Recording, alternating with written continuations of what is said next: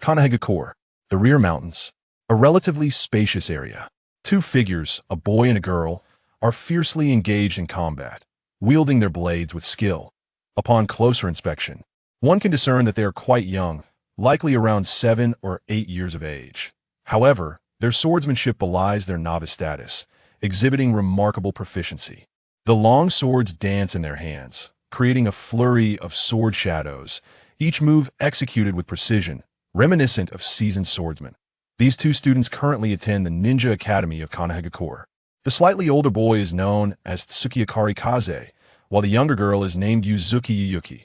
Not far from them, beneath a large tree, stands a young man clad in white and blue. With a sword in his left hand and his right hand covering his mouth, he occasionally bends down to cough, yet his gaze remains steadfastly focused on the duel unfolding before him, a hint of amusement flickering in his eyes. Thanks to his guidance, these two have made significant progress. Having traversed into the world of Naruto for some time now, Tsukiyakari Amano, the cousin of Tsukiyakari Kaze, has fully acclimated to this body, inheriting its bloodline limit, the Phantom Escape. However, this bloodline limit is far from perfect. The cost of awakening, it has drained the Bodhi's latent potential, resulting in a weakened constitution. Though he does not display the pronounced dark circles typical of the future Tsukiyakari Kaze, his appearance is still far from robust. Perhaps due to the awakening damaging his lungs, this body has developed a persistent cough. At this moment, a translucent screen materializes before Tsukiyakari Amano. Ultimate role-playing system, host, Tsukiyakari Amano character, Tachibana Ukyo style, Divine Dream sword style progress, 50.1 combat power, elite shinin. Daily task, swing the sword 1,000 times, increase role-playing progress by 0.1 completed long-term task.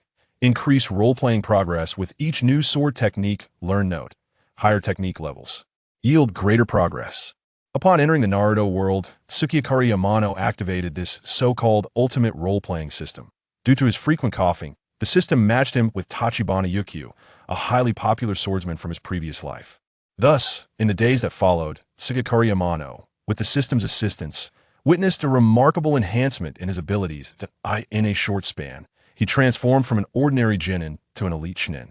Due to his low profile, Tsukiyakari Amano currently bears the title of genin. This is a necessary precaution. Exceeding expectations could easily attract the attention of Danzo, the nefarious leader of the Roots, potentially leading to coercion into their ranks. The Roots represent the darkest side of Konoha. Members are subjected to collective brainwashing by Danzo, becoming his private armed force, often branded with curses that seal their fates. The mere thought is enough to deter him. He would never willingly join such an organization. Thus, for the sake of his safety, it is prudent to lay low until he attains formidable strength. At that moment, the combat in the clearing shifted noticeably. Tsukiyakari Kaze swept aside Yuzuki Yuki's long sword with a powerful strike, advancing directly towards her face. At this juncture, it was evident that he could not retract his sword in time. Yuki, get out of the way. Yuzuki Yuki momentarily froze, unsure of how to respond. A sigh echoed faintly, and as they regained their senses, a brilliant flash of sword light erupted before them. In the next instant, Tsukiyakari Kaze felt an overwhelming force, causing his sword to slip from his grasp, ultimately embedding itself at an angle in the ground nearby. The impending crisis was thus averted in its infancy. As they came to their senses, they noticed Tsukiyakari Amano standing before them, having appeared seemingly out of nowhere, leaving behind a trail of afterimages. Each afterimage mirrored Tsukiyakari Amano's form, lingering for a spell before vanishing entirely. Tsukiyakari Kaze and Yuzuki Yuki exchanged eager glances, their eyes filled with enthusiasm. Cousin, what was that move just now? Can you teach it to me? Brother Amano, I want to learn that technique. Observing their eager expressions, Tsukiyakari Amano gently ruffled their hair and chuckled softly. That move is called the Phantom Step Slash, a new technique I've recently developed. Mastering it requires significant physical capability, which you two currently lack. Therefore, to learn this technique, you must strive to strengthen yourselves. With that, Tsukiyakari Amano affectionately tousled their hair once more. Though Tsukiyakari Kaze and Yuzuki Yuki attempted to evade his touch, they ultimately succumbed to his playful affection. accepting their fate with resigned smiles. Yet, their eyes sparkled with determination. Don't worry, cousin. I will work hard to become stronger. Brother Amano, I will also strive to improve. Excellent. Tsukikuri Amano nodded in satisfaction, then continued. All right, that concludes today's training. You two should head back now. Brother Amano, aren't you coming back with us?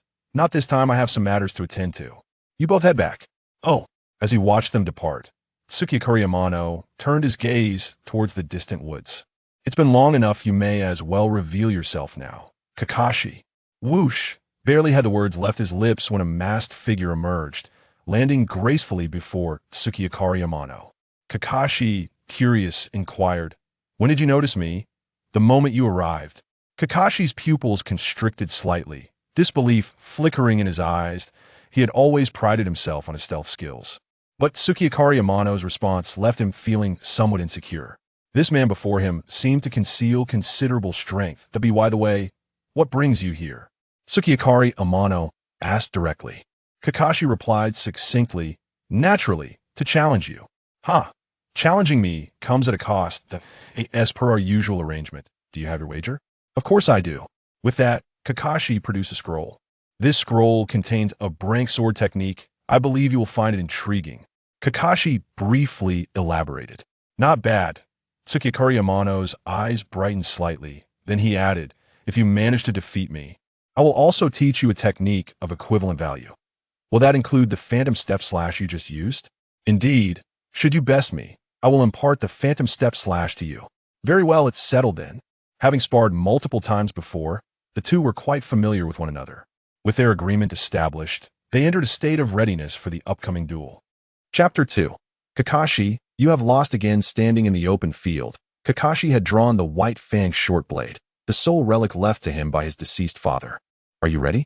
Kakashi's gaze shifted from the blade to the moonlit Yutano, his body leaning slightly forward, poised for an attack.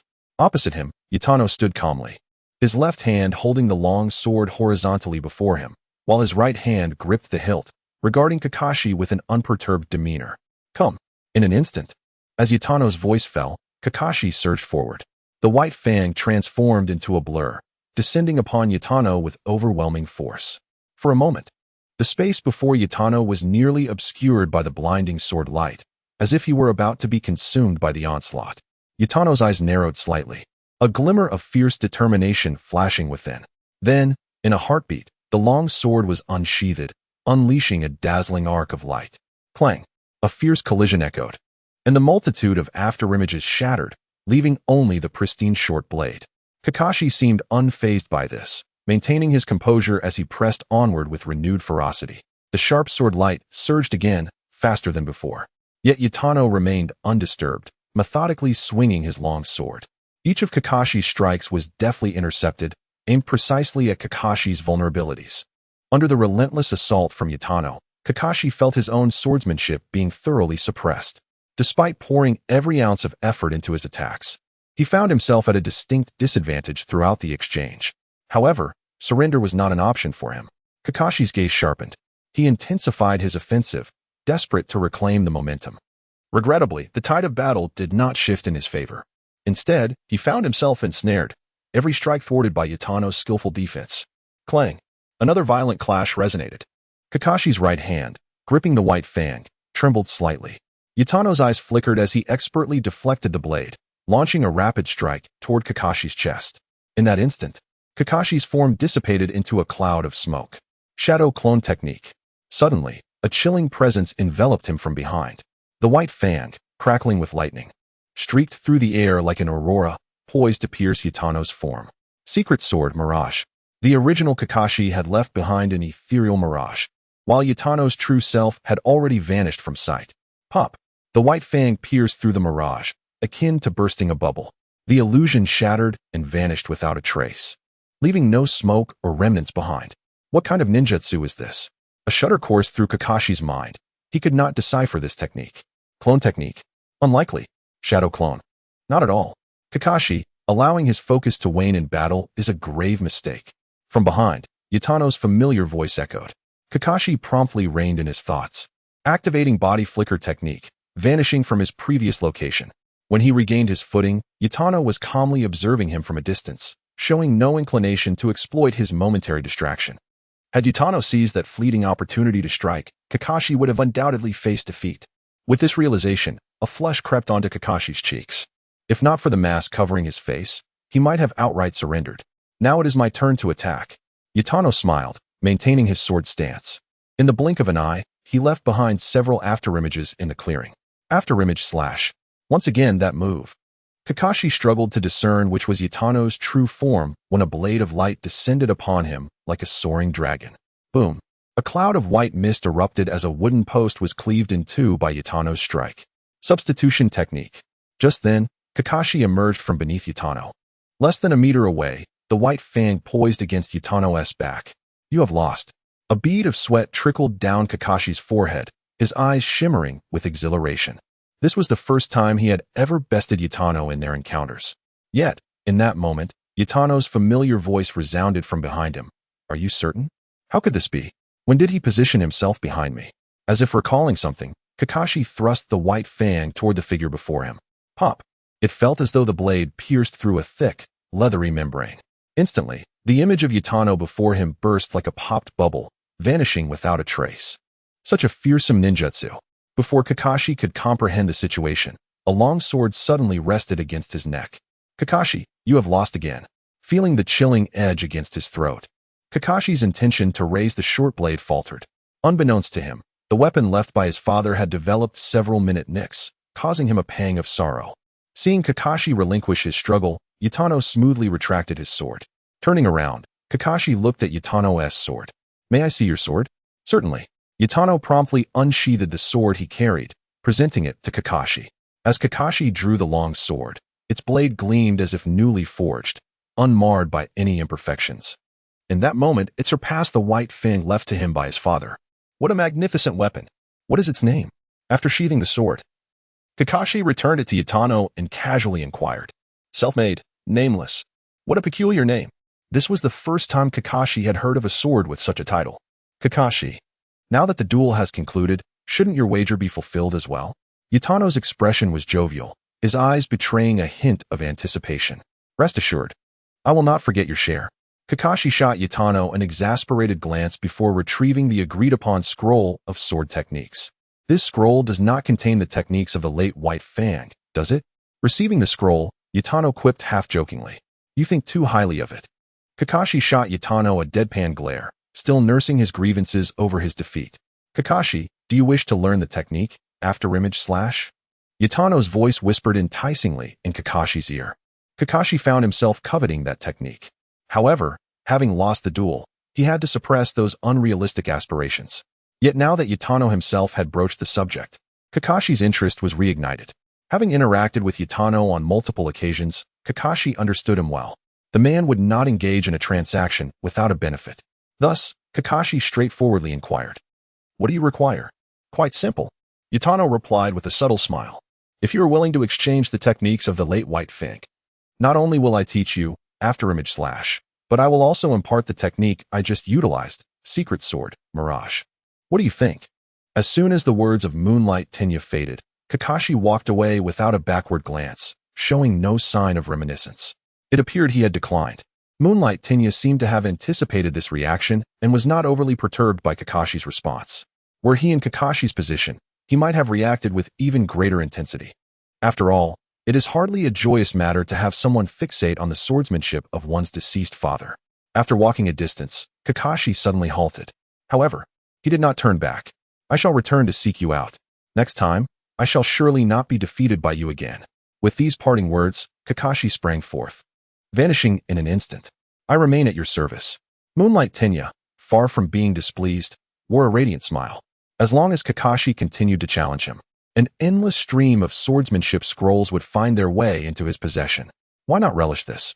Moonlight Tenya held a measure of confidence in his own abilities. Chapter 3. Am I being targeted? Upon returning to the village, a vibrant voice suddenly echoed from a distance. Ah, Kakashi, you can't escape. Come. Let us settle this once and for all. Following the direction of the voice, a youthful figure clad in a green jumpsuit was relentlessly pursuing Kakashi. The distinctive attire made it immediately clear who he was. Might Guy. the future Azure Beast of Konoha. It appeared that Kakashi had been cornered. Observing Kakashi's exasperated demeanor, Amano found the scene rather amusing. With a graceful leap, he positioned himself atop a nearby rooftop, watching the unfolding drama with detached interest. Take this, Kakashi. Konoha whirlwind.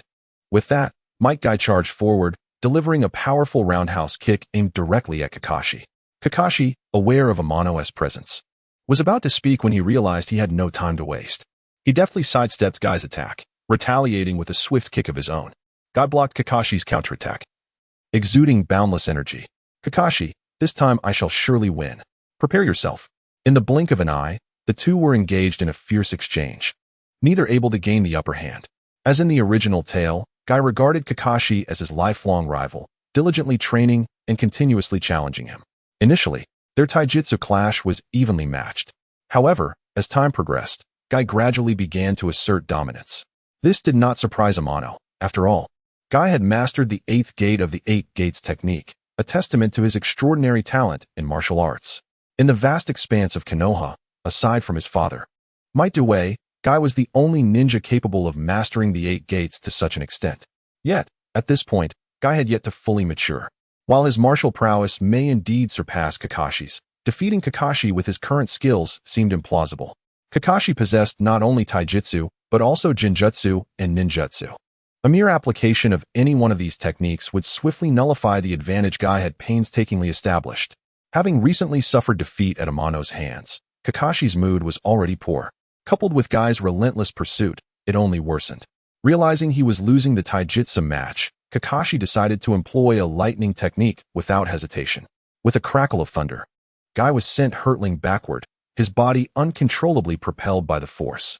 His face charred and hair standing on end, a hint of burnt odor wafted through the air. Fortunately, he had sustained only superficial injuries. How infuriating!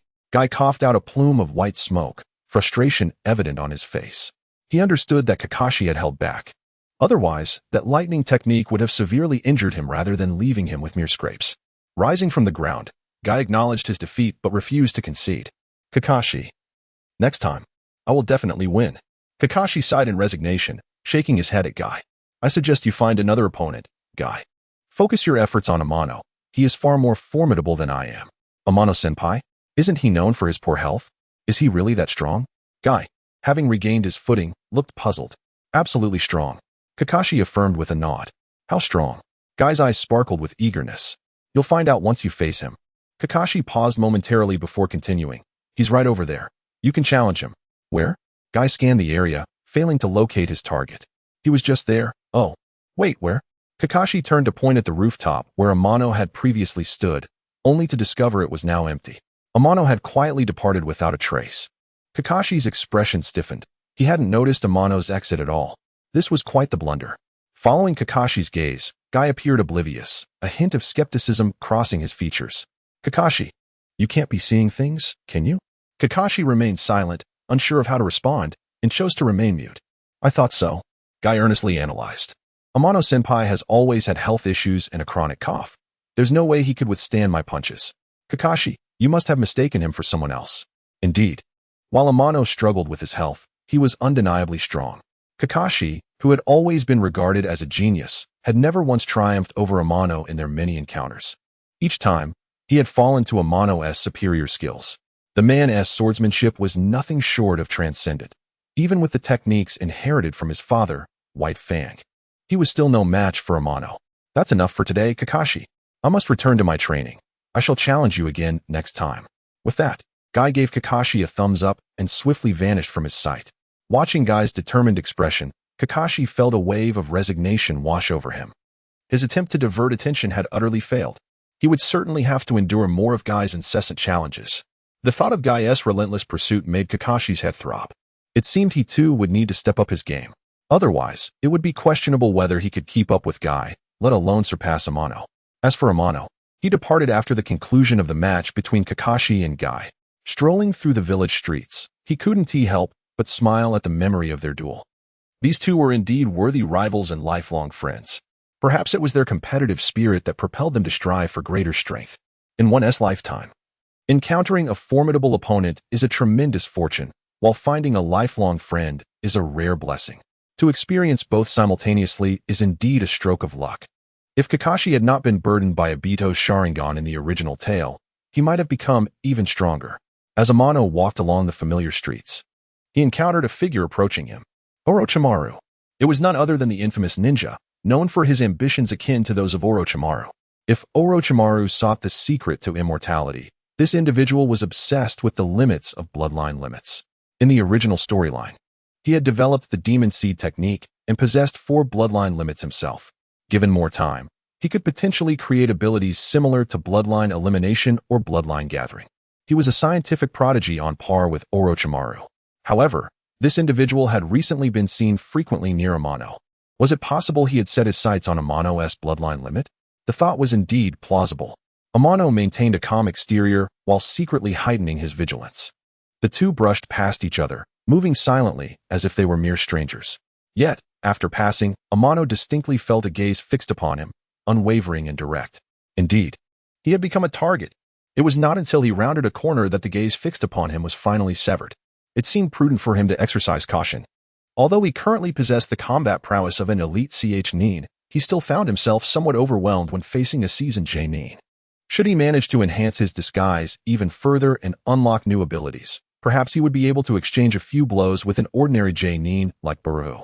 While defeating such an adversary might be a daunting task, ensuring his own safety would be well within reach. Oh, and had he not just triumphed over Kakashi to acquire a B-rank sword technique scroll? One could only wonder how much this new skill would elevate his disguise. With this thought, Amano felt a surge of anticipation within his heart. Chapter 4, A Bittersweet Birthday. Oh, what brings them here? At his doorstep, 2 familiar figures appeared, seemingly out of nowhere. One of the girls, adorned in a pastel blue gown, sat gracefully in a wheelchair. Her long, dark hair cascaded like a waterfall over her shoulders, and a faint blush tinted her pale cheeks, creating an impression of someone recovering from a serious illness. The other girl, slightly younger, had a fair complexion with a healthy glow, and her eyes sparkled like autumn waters, exuding a charming innocence. They conversed in hushed tones, their faces occasionally illuminated by radiant smiles, clearly enjoying each other's company. These 2 young ladies were well known to Amano. They could be considered old acquaintances. The one in the wheelchair, a bit older, was Arima Nanase, the princess of the Arima clan and Amano's former teammate. He recalled that shortly after their graduation, he, Nanase, and Hinata Chiaki had become disciples of their teacher, Uchiha Akane. Under her guidance, the trio diligently honed their skills while tackling various missions. However, during one such mission, due to a failure in intelligence, Hinata tragically lost his life, leaving Amano and Nanase to narrowly escape the calamity. This event profoundly impacted Nanase, leading her to awaken her bloodline limit shortly after, which rendered her unable to move without the aid of a wheelchair. Thus, the once vibrant trio dwindled down to Amano as the only one capable of normal movement, resulting in the dissolution of their newly formed team. It had been quite some time since Amano had last seen Nanase. As for the girl standing beside her, she was none other than Uchiha Akane's daughter, Yuhi Kurenai. The two had come together for an unknown purpose. Nanase, Kurenai, what brings you here? Amano greeted them with a smile. Are we not welcome? Kurenai turned to Amano, pouting slightly. Where have you been? The house was empty, and we waited here for quite a while. It was rare to see Kurenai, known for her gentle demeanor, displaying such a spoiled attitude. However, being a young girl, a touch of mischief and capriciousness only added to her youthful vitality. Seeing Kurenai looking slightly wronged, Amano couldn't help but ruffle her hair, eliciting a playful complaint from her. After a brief bout of teasing, Amano took hold of the wheelchair's armrest and gently pushed Nanase inside the house. Kurenai, stop daydreaming. Let us go. Baka Amano. When I get back, I'll definitely tell father how you've been bullying me. Once the two girls settled down, Amano chuckled and asked, So, did you come here for a specific reason? Nanase and Kurenai exchanged glances, both appearing somewhat resigned. Do you not know what day it is today? Nanase asked tentatively. Amano shook his head in confusion. You don't even know your own birthday? Truly remarkable. Kurenai chided, still somewhat irked. Today is my birthday? Amano looked incredulously at himself, pointing to his own face. Indeed. Both girls nodded in unison. Then, is there a birthday gift for me? Amano rubbed his hands together, casting an eager glance at them. Nanase smiled brightly, of course. But you'll have to wait a bit. Not everyone has arrived yet. Knock, knock, knock. Hardly had Nanase's words left her lips when a series of cheerful knocks echoed from outside. "Cousin, open the door. It's Shippo. Amano-kun, it's Yuin. Hurry and open the door." Could it be that Nanase was waiting for them? Amano looked at her, and she simply smiled and nodded. What a lively gathering. Upon opening the door, Amano was taken aback. There stood Tsukikage Shippo and Yuzuki Yuin, each carrying numerous bags filled with an array of items, fruits, vegetables, fish, meat, and an abundance of provisions. They had truly come well prepared. Amano glanced around, only to realize that there was, conspicuously, no birthday cake in sight. This was decidedly odd. "Shippo, Yuin, come in." Once they were seated, Nanase produced the carefully prepared gifts. "Amano, happy birthday. This is a gift I prepared for you. I hope you enjoy it." "Thank you." As Amano accepted the gift box from Nanase, a smile crept across his face. He adored receiving gifts. "Happy birthday, senpai." "Cousin, happy birthday." "Amano-kun, happy birthday."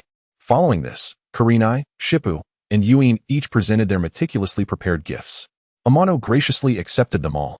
However, after receiving the gifts, Amano sensed a shift in the atmosphere. Nanase and the others were all looking at him expectantly. "Amano, I want to eat your mapo tofu."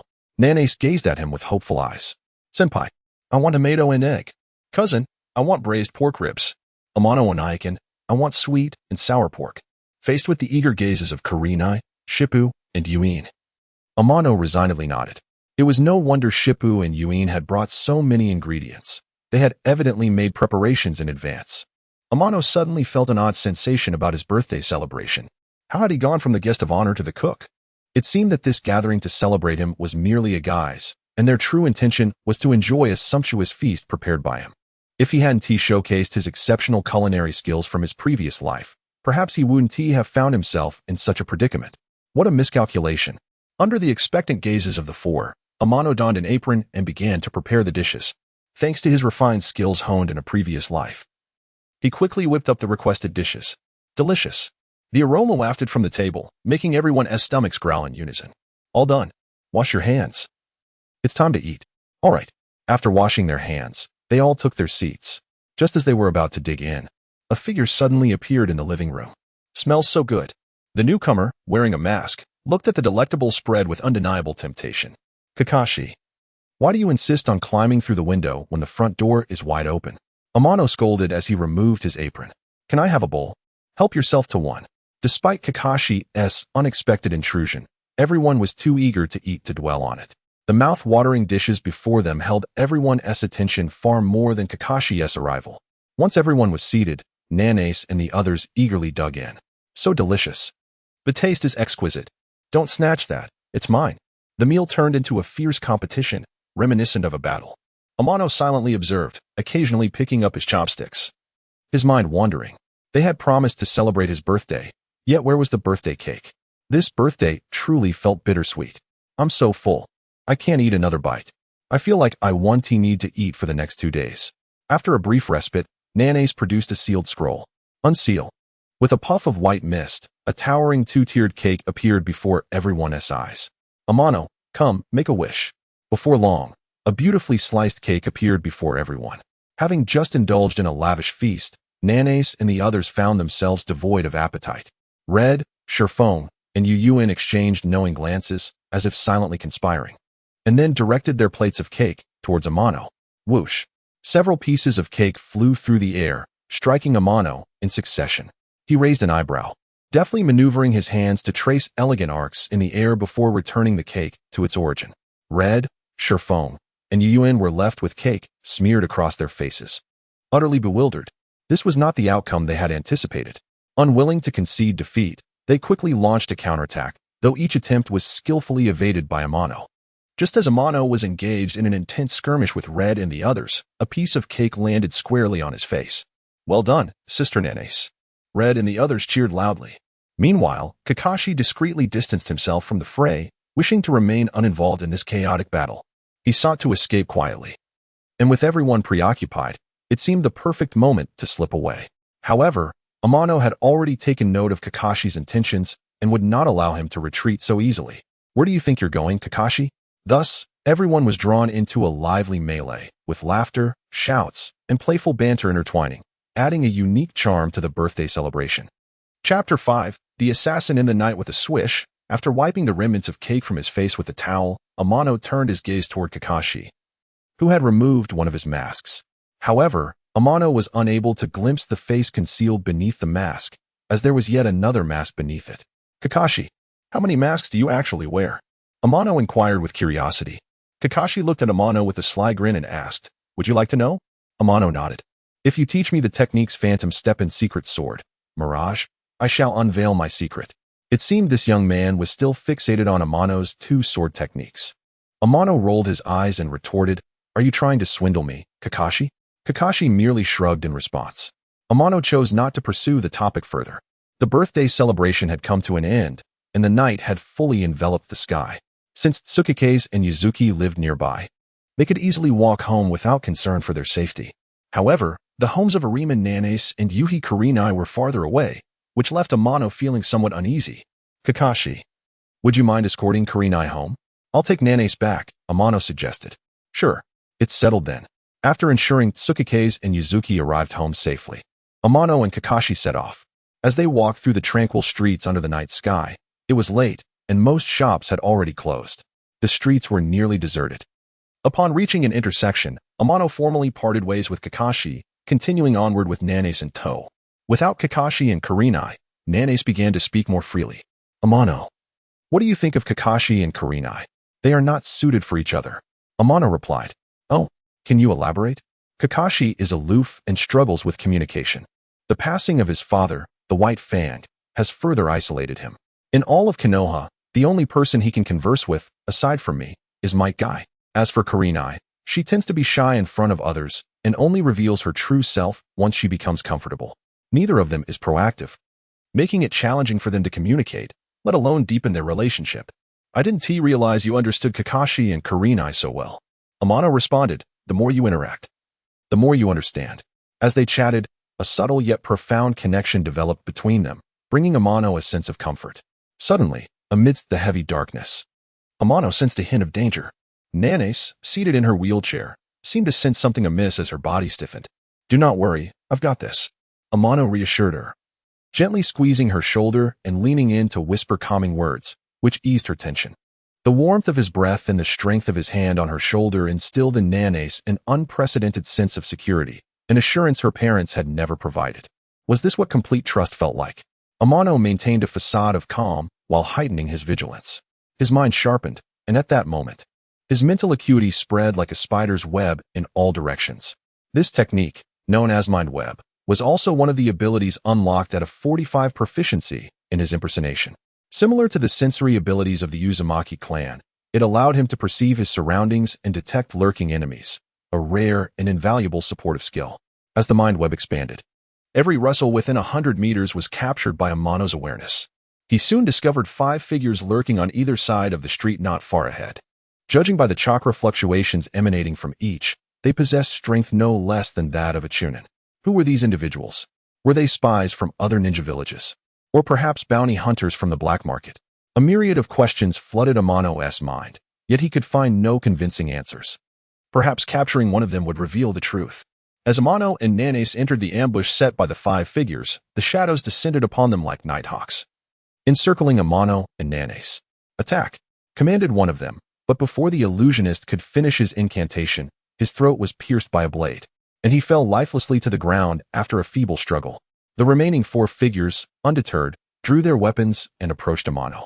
They showed no intent to utilize ninjutsu, likely fearing detection by Konoha Zumbu. Amano quickly discerned their reasoning. If they had chosen to attack with ninjutsu, he might have hesitated. But now that they had opted for swordplay, he felt no trepidation. Amano was confident that, in terms of swordsmanship, these 4 would not pose a challenge to him. The 4 figures surrounded Amano as 2 advanced toward him, while the other 2 targeted Nanase in her wheelchair. In an instant, Amano sprang into action. Secret sword, illusory blade. The 4 assailants found their vision clouded, unable to discern their target. Before they could react, a sharp pain shot through their wrists, and their weapons flew from their hands. Who sent you? Amano demanded, but no one responded.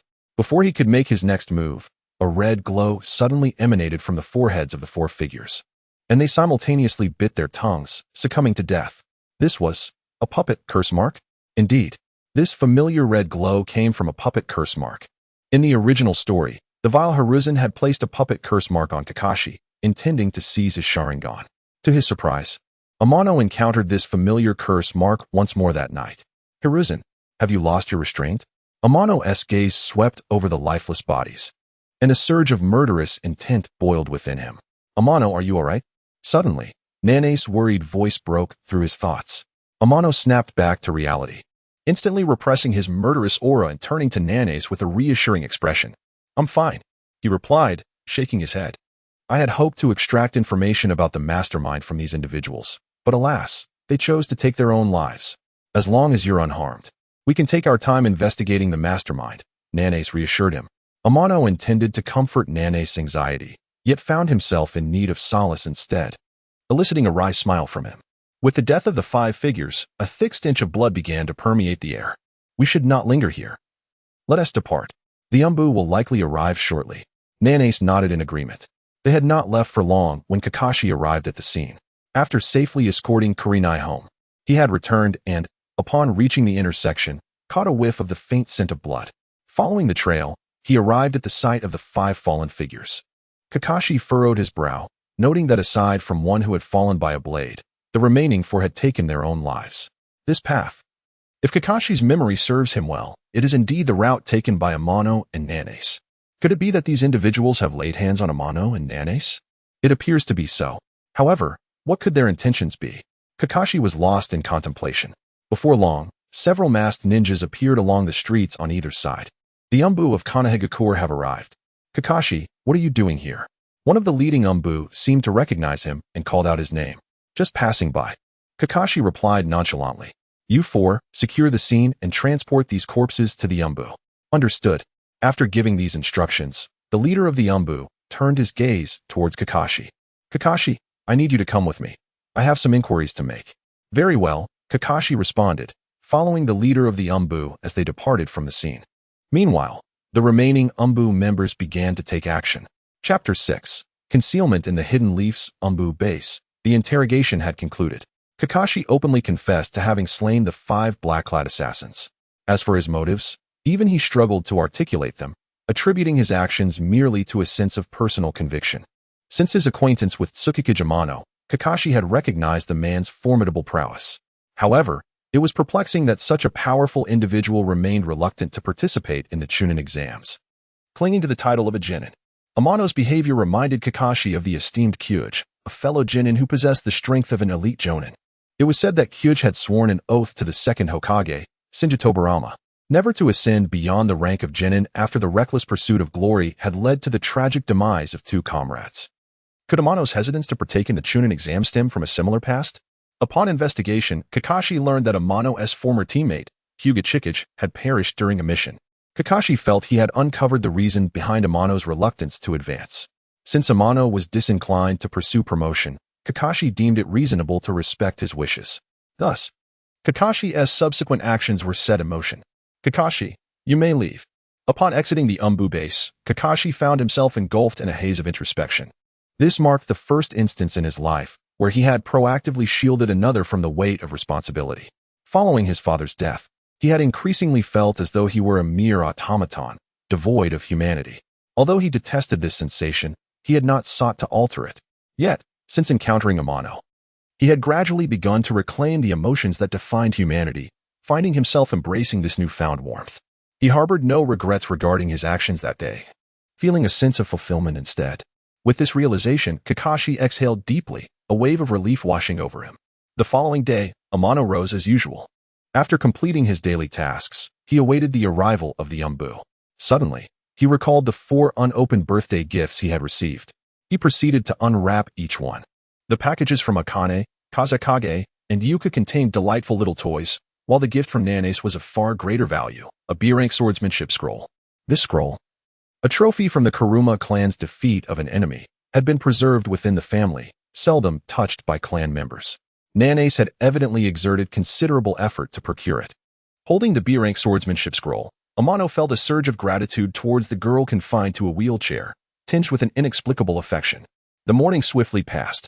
Instead of the Umbu, Kakashi unexpectedly arrived. Have you had lunch yet? He casually inquired. Not yet. Amano responded, casting a puzzled glance at Kakashi. Was he here to mooch a meal? Perfect timing. I'm rather hungry. How about we share a meal at your place? After a brief pause, Kakashi added, I do have some matters I wish to discuss with you. Amano sighed in resignation. Is he truly accustomed to this? This time, he chose to overlook it, as he had plenty of ingredients at home, sparing him the need to shop. After finishing their meal, Kakashi let out a contented belch. Amano, if you ever decide to stop being a ninja, opening a restaurant would surely thrive. Enough joking, can we get to the serious matters now? Amano replied. Kakashi nodded solemnly, his demeanor shifting to one of seriousness as he recounted the events of the previous night. As Amano listened, he regarded Kakashi with newfound significance. He had braced himself for an inquiry from the Umbu, only to discover that they had not come because Kakashi had taken full responsibility for the incident. After all, Kakashi was recognized as a prodigious ninja, capable of eliminating 5 chunin of equal rank. Since Kakashi had confessed to the slaying of the black-clad assassins, there was no need for further investigation into others. It was evident that the Hidden Leaf had concluded that Kakashi was the perpetrator, and thus would not seek out Amano for questioning. In other words, Kakashi had shielded him from all potential trouble, a gesture Amano deeply appreciated. Thank you, he expressed earnestly. Then, Amano shifted the conversation. As a token of my gratitude for shouldering this burden, I shall teach you a sword technique. Would you prefer Phantom Step Slash or Secret Sword, Illusion? Kakashi's eyes lit up at the mention of the techniques. After a moment of reflection, he replied, I choose Phantom Step Slash. Very well. Amano proceeded to instruct Kakashi in the technique. Upon grasping the essential principles, Kakashi was astonished by the brilliance of Amano's creation. This technique surpassed many instantaneous movement techniques in speed, rivaled only by the most advanced of such jutsu. Perhaps only the Flying Thunder God technique of the village or the lightning release of the Cloud Shinobi could match its velocity. Additionally, the speed at which this technique could unleash a strike would undoubtedly overwhelm most ninjas. Even the samurai of the Land of Iron, renowned for their mastery of Aido, might struggle to reach such rapidity. Kakashi's inner thoughts echoed, what a tremendous gain. After a moment of hesitation, Kakashi produced a scroll from his belongings and tossed it to Amano. This is for you. For me? Amano caught the scroll, curiosity piqued. What does it contain? You'll find out once you look inside, Kakashi replied, departing without a backward glance. Upon opening the scroll, Amano discovered it contained the sword techniques of the White Fang. Astonished that the technique he had long sought had come to him in such a manner, he found himself at a loss for words. Perhaps this was the essence of karma, a reciprocal exchange. The scroll he held was classified as a B-rank technique. When considering his current possessions, he realized he now had 3 unlearned B-rank sword techniques, one earned through defeating Kakashi in battle, another from Nane's as a birthday gift, and the last presented by Kakashi. He pondered how mastering these 3 B-rank techniques would enhance his proficiency. With anticipation, Amano looked forward to the possibilities. With matters reaching a conclusion and the Umbu's visit unlikely, Amano saw no reason to linger. Given that Bairu had chosen to target him, it was almost certain he coveted Amano's bloodline limit, intangibility. As a nominal genin, Amano had unwittingly become a subject of experimentation in Bairu's eyes. He wondered when Bairu might strike again. To ensure his own survival, he recognized the necessity of cultivating formidable strength. In his current state, he felt rather vulnerable. Turning his gaze to the 3 B-rank sword techniques in his possession, Amano selected one named Flash. Ding! B-rank sword technique Flash discovered. Would you like to learn it? Yes. Immediately, the cultivation principles of Flash materialized in his mind. Sword technique, Flash, B-rank, current progress, 0 as Amano thoroughly absorbed the cultivation principles of Flash. He noted its similarities to the technique he had just learned, Phantom Step Slash. If one were to make a comparison, the technique known as Flash bears a striking resemblance to a less refined version of Phantom Step Slash. Having already mastered Phantom Step Slash, Amano found himself effortlessly immersed in the practice of Flash, encountering no difficulties whatsoever. Observing the rapid advancement of his swordsmanship, Amano felt confident that it would not be long before he completely mastered this skill. Swordsmanship, Flash, B rank, current progress, 100 an hour later. The training progress for Flash soared to a full 100. This signified that Amano had thoroughly mastered this technique. Ding! Congratulations, host, you have successfully mastered the sword technique Flash. And as a reward, you receive a 3 increase in role-playing progress. After a brief respite, Amano turned his attention to the remaining 2 scrolls. The training continued. In the courtyard, the gleam of swords ignited once more. Chapter 7. Special Care in the Hokage's Office. Sarutobi Hiruzen furrowed his brow as he perused the urgent documents delivered by the Umbu. The report detailed the ambush on Kakashi that had occurred the previous night. It specifically noted that Kakashi had successfully slain 5 Nin assassins, whose identities had been uncovered. They were not ninjas from other villages, but rather rogue shinobi. The reasons behind their attempt on Kakashi's life remained a mystery. Who could it be? Sarutobi pondered deeply. Kakashi, a well-known prodigy of Konoha, had always drawn the attention of various ninja villages. Was this ambush orchestrated by another village? Were they employing rogue ninjas as a means of obfuscation? The more Sarutobi contemplated, the more plausible this theory seemed. Kakashi's exceptional talent, coupled with his lineage as the son of the White Fang, would undoubtedly incite jealousy among other villages. The mere existence of the White Fang had already instilled fear in them. If Kakashi were to mature into another formidable force, it would be in the best interest of those villages to eliminate such a threat in its infancy. They would not hesitate to resort to assassination to protect their own interests. He felt a wave of unease wash over him. If only the White Fang were still alive. The thought of his demise brought a deep sigh from Sarutobi. He bore some responsibility for the White Fang's death, which had cost Konoha a key asset, significantly diminishing its deterrent power. Now, with the other ninja villages poised to act, a new war might soon erupt. This realization weighed heavily on his heart. Determined to foster the growth of the new generation, Sarutobi resolved to take action. Setting aside the documents, he retrieved Kakashi's profile, which detailed his recent missions and actions. The file frequently mentioned conflicts between Kakashi and his teammates, which hindered their ability to execute tasks effectively. How many times had Kakashi clashed with his comrades? Sarutobi rubbed his temples in exasperation.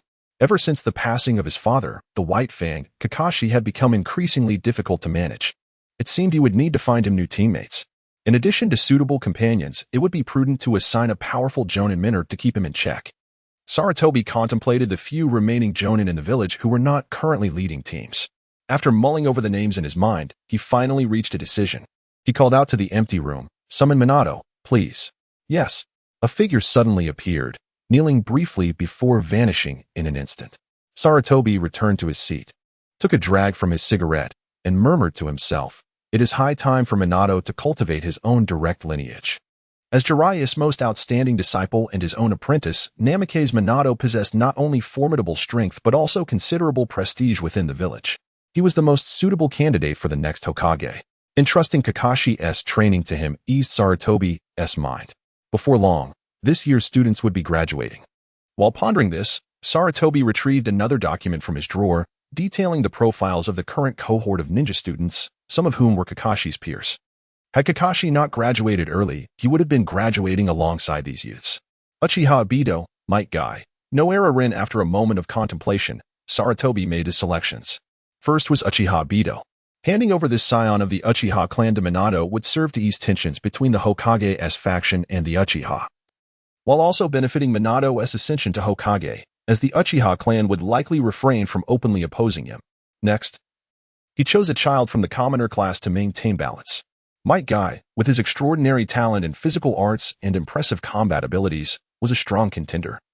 Though his theoretical knowledge remained abysmal, whether he could pass the theoretical exam at the Ninja Academy was uncertain and would require observation. Then there was Noera Rin, another commoner ninja, whose abilities were relatively well-rounded. She would do. Having made his choices, Sarutobi took another puff from his cigarette. With Kakashi's placement settled, his mood lightened considerably. For Kakashi, the esteemed Hokage had expended considerable effort. Such special care was a privilege not afforded to ordinary ninjas. Only a talent like Kakashi could elicit such repeated exceptions from him. This was not merely due to Kakashi's prodigious abilities, but also stemmed from Sarutobi's sense of guilt over the White Fang's death. It was understandable that he would seek to compensate Kakashi in this manner. He hoped that after this reshuffling, Kakashi would exhibit some growth and refrain from causing further trouble. Leaning back in his chair, Sarutobi gazed up at the ceiling, slowly exhaling a plume of smoke. At that moment, Danzo entered, leaning on his cane. "Hiruzen, you seem rather relaxed," he mocked. "What brings you here?" Sarutobi replied, ignoring the jibe as he straightened in his seat. "Have you finalized the list for the Nin exams?" Without waiting for a response, Danzo continued, "If not, make sure to include a few from my rude organization." Sarutobi did not respond immediately. He regarded the impending Nin exams with great seriousness. The situation in the ninja world had grown increasingly dire, with ongoing tensions between the major villages, particularly centered around Konoha, the Land of Fire, being the most resource-rich nation. And Konoha's victory in the Second Shinobi World War had secured immense benefits for the village. Consequently, other ninja villages had set their sights on Konoha, eager to carve out their share of the spoils. However, Konoha was not to be trifled with, nor would it compromise on matters of interest. In the world of ninjas, yielding once would only invite further demands. Thus, it was imperative to confront external threats with strength to maintain the facade of peace. Sarutobi understood this all too well. Coincidentally, it was now Konoha's turn to host the Nin exams. If they could utilize this platform to showcase their formidable reserves, it might serve to intimidate those restless factions. In terms of elite strength, Konoha stood on par with the 4 major ninja villages, perhaps even surpassing them slightly. Even if the 4 villages allied, Konoha would remain unfazed. If they could further bolster their reserves, Konoha would undoubtedly secure an invulnerable position. As for the 4 major villages, their capacity to withstand a war remained uncertain. Due to various reservations, they would not easily initiate conflict, thereby allowing peace to persist. However, showcasing Konoha's formidable reserves during the Nin exams would not be a simple task.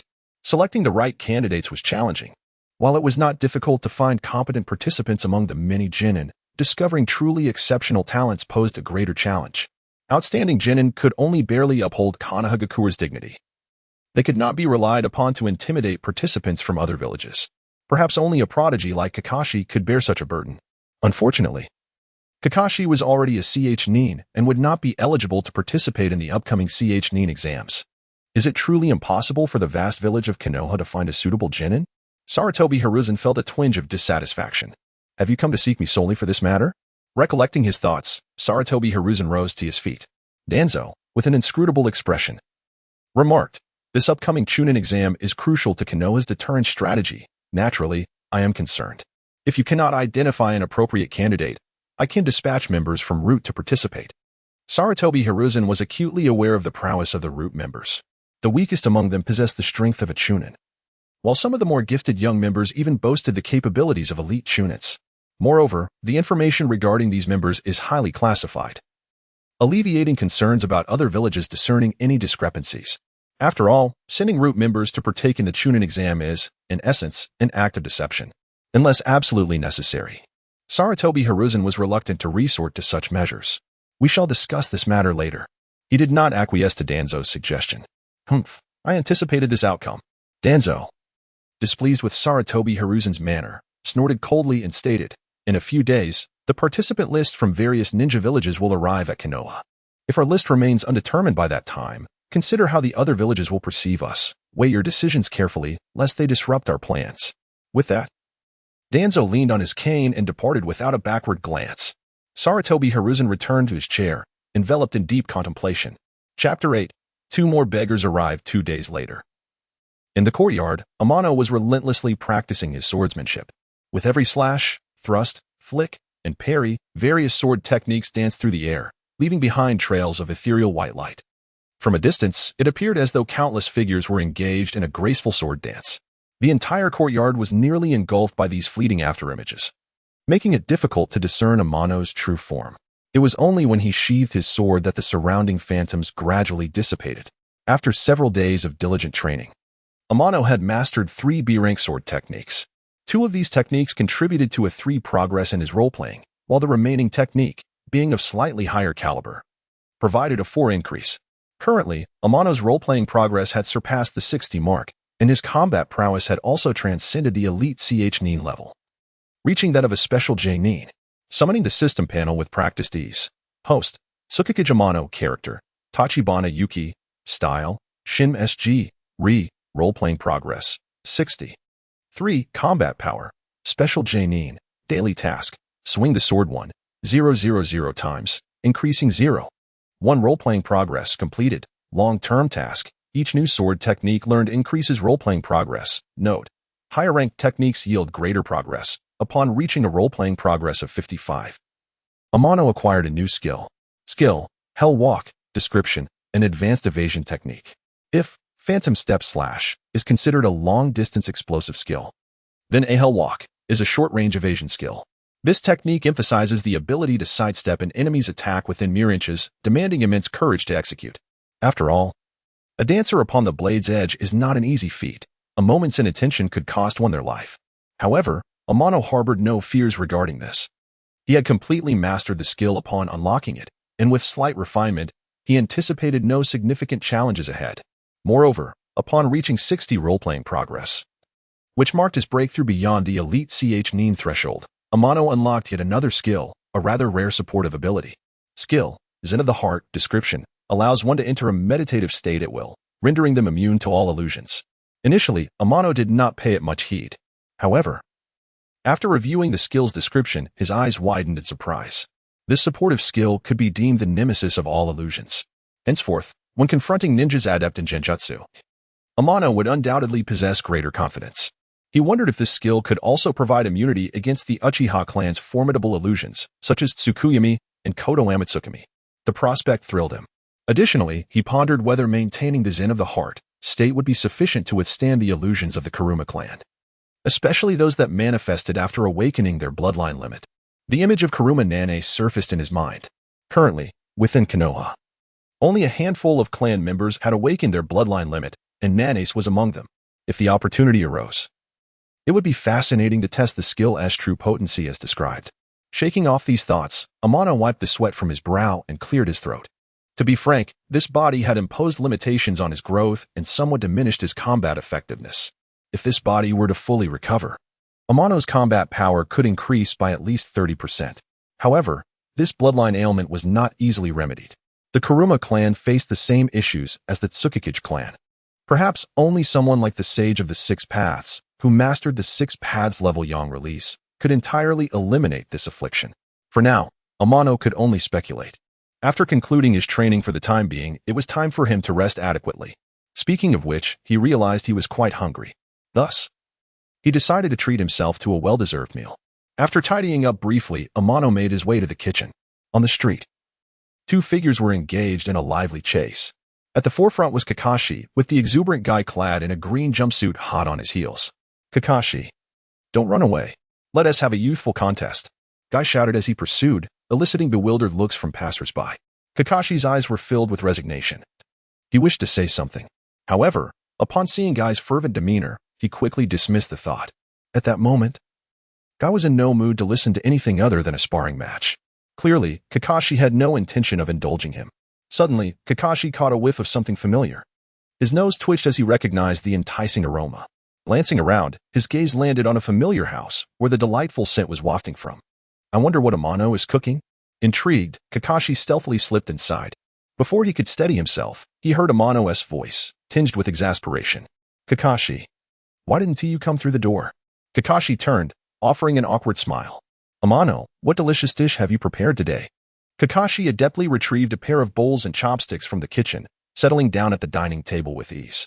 Amano, observing Kakashi's familiarity, momentarily found himself at a loss for words. Had he grown so accustomed to mooching off him? Amano shook his head, choosing not to comment further. After placing the final dish on the table, a series of crisp knocks echoed from outside. Amano glanced at Kakashi before shifting his gaze toward the door. Who could it be at this hour? Upon opening the door, he found a young boy clad in a green jumpsuit standing before him. "Amano-senpai, I apologize for the intrusion. Is Kakashi here?" Guy politely greeted Amano, his eyes landing on Kakashi, whom he then pointed at, exclaiming, "Kakashi, you actually came to hide here with Amano-senpai." Kakashi shot a sideways glance at Guy, choosing not to respond. His attention was predominantly focused on the delectable spread before him, leaving little room for distractions from the exuberant youth. Noticing Kakashi's indifference, Guy felt a wave of urgency. He was about to speak when Amano interjected. "Guy, come in." "Oh, have you eaten?" Amano casually inquired. Eaten. Guy, having noticed the aromatic dishes on the table, quickly shifted his response. "Not yet. I just came over to eat together." "Excellent." Guy took a seat at the table, eyes gleaming at the spread before him, his throat involuntarily swallowing in anticipation. After preparing a bowl and chopsticks for Guy, Amano cast a glance at the eager Kakashi and said calmly, "Dig in." As soon as the words left his mouth, both Guy and Kakashi dove into the food with fervor, leaving Amano momentarily at a loss, still yet to take his own chopsticks. These two, delicious, so good. Observing the two devouring their meal, one would think they were famished souls returned to life. At this moment, Amano suddenly felt a pang of regret for inviting the two to dinner. This meal was originally intended as a reward for himself. However, to his surprise, most of it ended up in the stomachs of Kakashi and Guy. Alas, Chapter 9, Chunin Exam Registration. Ah, how satisfying. Thank you for the hospitality, Amano-senpai. Kakashi and Guy set down their bowls, both wearing expressions of contentment. After a brief respite, Kakashi turned his gaze toward Amano. Amano, are you aware that today marks the final day for registration for the Chunin exam? Oh. Amano raised an eyebrow slightly, surprised by the news. In recent days, he had been engrossed in training, dedicating himself to mastering the newly acquired B-rank swordsmanship in the confines of his home, scarcely venturing outside. Thus, he was oblivious to the happenings in the village. The Chunin exam had indeed become the most talked-about event in the village, with numerous genin signing up for this grand occasion. Indeed, Amano-senpai, this is common knowledge throughout the village. Guy interjected, if only I could graduate sooner. I might have participated in this Chunin exam. Upon saying this, Guy turned his head to glance at Kakashi, his eyes revealing a hint of competitive spirit. Kakashi smirked, retorting, fortunately, you are not qualified to participate in this Chunin exam. Otherwise, you wouldn't even pass the first round. What do you mean by that, Kakashi? Guy's temper flared instantly. The first round of the Chunin exam tests the fundamental abilities of a ninja, with a significant emphasis on theoretical knowledge. Given your level of understanding, the odds are stacked against you passing this round, Kakashi replied nonchalantly. You. Kakashi, Guy initially intended to retort, but the thought of his dismal theoretical scores deflated his spirit like a punctured balloon. However, Kakashi's tone shifted at the last moment. The previously dejected Guy suddenly perked up, his eyes wide with curiosity. Yet, lacking solid theoretical knowledge is not insurmountable, as long as you can evade the proctor's gaze. Cheating is permissible. Cheating? Yes, precisely. Kakashi paused for effect before continuing. Each classroom will have a Chunin proctor stationed within. If you can cleverly identify that Chunin and discreetly copy the answers without being caught by the proctor, you will likely pass this round. I see. Observing the realization dawn on Guy, Kakashi shook his head once more. Guy, you must abandon such thoughts. With your reckless demeanor, the moment you attempt to cheat, you would be apprehended in an instant. Thus, you would still fail this round. Kakashi delivered another blow. Stop underestimating me, Kakashi, Guy proclaimed defiantly. I will surely pass this round when I participate in the Chunin exam. Let us not get ahead of ourselves. By the way, it seems you haven't graduated yet. Have you? Upon hearing this, Guy's earlier enthusiasm waned once more, as if struck by a harsh reality. Watching Kakashi and Guy bicker was quite amusing to Amano. He had never noticed before that Kakashi possessed a talent for sharp wit. In such a short span, he managed to bring the exuberant Guy down a notch. Seeing Guy quiet down, Kakashi turned his attention back to Amano. Amano, will you be participating in this Chunin exam? That depends on the circumstances. Amano did not give a direct answer. Kakashi earnestly implored, I hope you will participate in this Chunin exam. Why is that? Because this Chunin exam is extraordinary. Various powerful teams from different villages are participating, and while many genin from our hidden leaf are competing, I hold little confidence in their abilities. This Chunin exam could very well turn into a one-sided massacre. Oh? Amano's eyes flickered. Are you so doubtful about our village as participants? Under normal circumstances, I might not be concerned, but given the deteriorating relations between the Land of Fire and other nations, war is looming on the horizon. Holding the Chunin exam at such a critical juncture, each village will undoubtedly seek to assess our village's strengths and weaknesses. If we fail to demonstrate our prowess in this Chunin exam, or even show a hint of weakness, the militant factions from other villages will surely instigate war against the Land of Fire. Our situation in the Hidden Leaf will become dire. Indeed, as Kakashi stated, the Third Great Ninja War is drawing closer. This Chunin exam is evidently different from previous ones, seemingly impacting the future dynamics of the entire ninja world. Should the Hidden Leaf falter in this exam, an earlier outbreak of the Third Great Ninja War is not out of the question. Kakashi, since you perceive this, I trust the higher-ups in the village are equally aware. They may already have a strategy in place. Do you really believe it is necessary to involve me? It is absolutely necessary, Kakashi affirmed. I trust that the third Hokage will have appropriate measures prepared, but I have greater faith in your abilities. Ding. You have a new mission. Please check. At that moment, the familiar notification from the system echoed in his mind.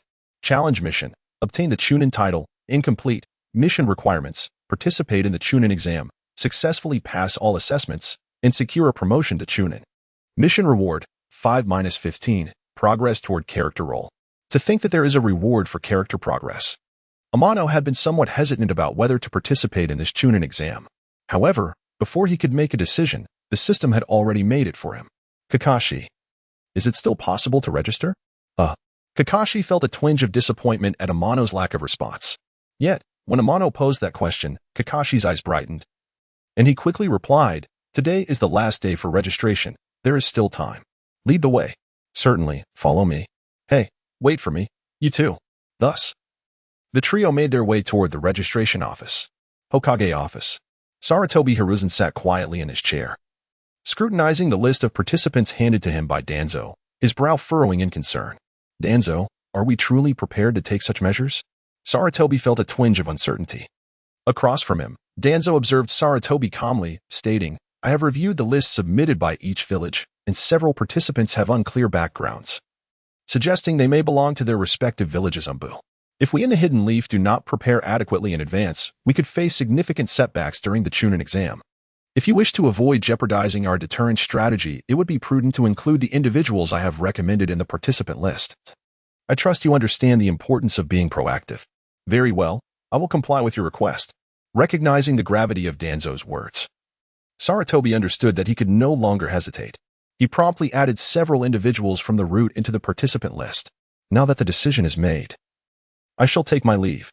With that, Danzo leaned on his cane and departed. Sarutobi took a drag from his cigarette, his eyes narrowing gradually. This Chunin exam indeed harbors an air of intrigue. Should the other villages not adhere to the rules, the Hidden Leaf need not extend them any courtesy. At that point, a bloody conflict may be unavoidable. The current situation of the Hidden Leaf leaves no room for retreat. They must carve a path forward through sheer strength. Only in this manner can they instill fear in the lurking wolves, deterring them from acting recklessly. I hope the individuals Danzo recommended prove to be of great use. The success of our deterrent strategy will largely depend on them. Chapter 10, Contestants from each village 7 days later. The ninjas participating in the Nin exam from various villages entered Konoha one after another, quickly infusing the village with a lively atmosphere. Concurrently, the intensity of security in the village noticeably heightened, with patrols visible in every corner and the Uchiha clan's figures occasionally spotted. Is this truly Konoha? Indeed. It is vastly different from the Hidden Mist. I wonder what formidable talents Konoha has to offer this time. Leading the way from the Hidden Mist was the Jonin Suigetsu H-Suki, as they officially entered Konoha. The Hidden Mist dispatched 3 teams, comprising a total of 9 participants for this Nin exam. Shortly after the arrival of the Mist Ninjas, the Cloud Ninja teams followed suit. In stark contrast to the 9 from the Mist, the Cloud's contingent was significantly larger, consisting of 5 squads totaling 15 members. Oh, how rare. I didn't expect those arrogant Cloud Ninjas to show up. It's quite unusual, given that they have always looked down on the so-called Nin exam. Who knows? It seems we are in for an exciting show. I wonder if they can withstand the assassination techniques of the Hidden Mist. The leading Jonin from the Cloud quickly spotted the Hidden Mist group, but chose to ignore them. This dismissive attitude undoubtedly provoked the Mist Ninjas, including Suigetsu, who felt a surge of displeasure. These arrogant individuals truly lack respect. Perhaps we should take down a couple of them to liven things up? That could be entertaining. The Cloud Ninjas sensed the malice emanating from the mist, yet they exhibited no fear. Instead, they appeared eager for a confrontation. A group of mere rats, always hiding, come out and let us spar. Indeed, those who rely solely on tricks, one-on-one, you won't even withstand a single strike from me. Let it be known, whoever flinches is a coward. Thus, the Mist and Cloud began to bicker, the tension escalating dangerously close to an outbreak of conflict. The Jonin leaders, Suigetsu from the Mist and Furoi from the Cloud, showed no intention of intervening. Rather, they seemed to relish the unfolding drama. Although their gazes were primarily fixed on each other, they remained vigilant of the surrounding situation. If this continued, it would not be long before Konoha intervened. However, much to their disappointment, Konoha showed no inclination to intervene at the moment. With many Konoha ninjas merely observing from a distance. Watching a circus, perhaps? This thought irked both Jonin leaders. Oh, how lively it is. At that moment, the Rock Ninjas entered. Leading them, the Jonin K re-observed the escalating conflict between the Mist and Cloud with a smile. The accompanying contestants shared his enthusiasm, frequently cheering on the unfolding spectacle.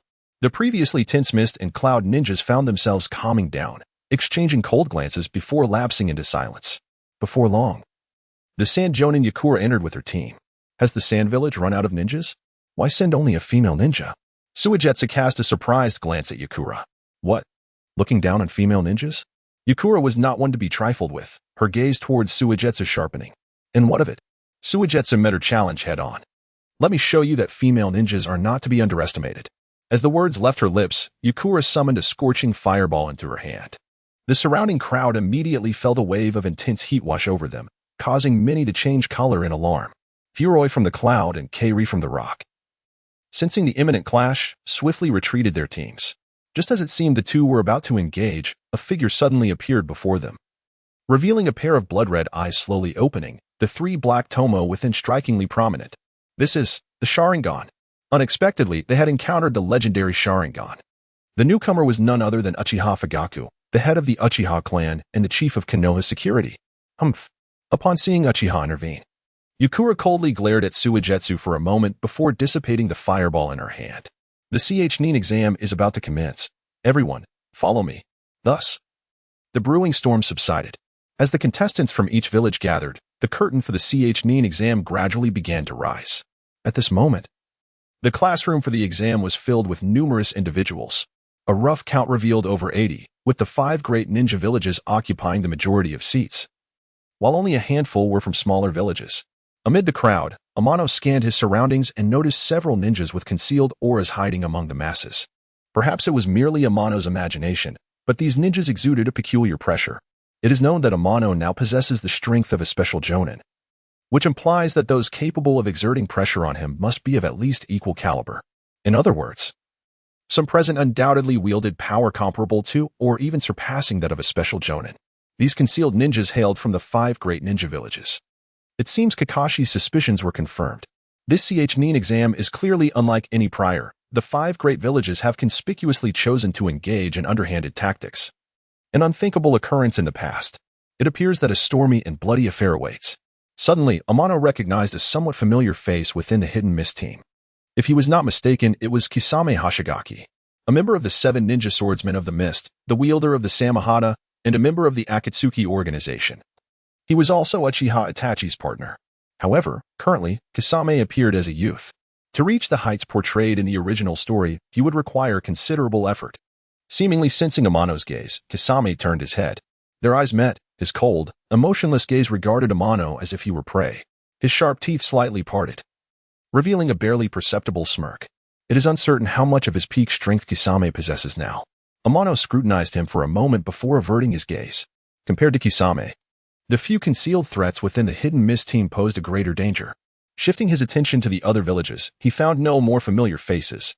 While Amano was observing the other ninjas, the participants from various villages focused their attention on Konoha's competitors, most regarding them with ill intent. Amano even sensed no fewer than 10 hidden murderous auras. Clearly, Konoha had become the target of everyone's disdain. It appears there is much to be done ahead. Just as the crowd was abuzz with chatter, a ninja entered the room. The leader was a jonin from Konoha and also Amano's former team leader, Saratobi Asuma.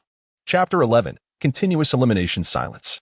The imposing figure of Yuhi Kurenai cast a penetrating gaze over the gathered ninjas, a palpable aura of authority enveloping the classroom. The sudden wave of pressure caused a collective unease among the participants, compelling them to instinctively seal their lips. In an instant, the classroom fell into a profound hush.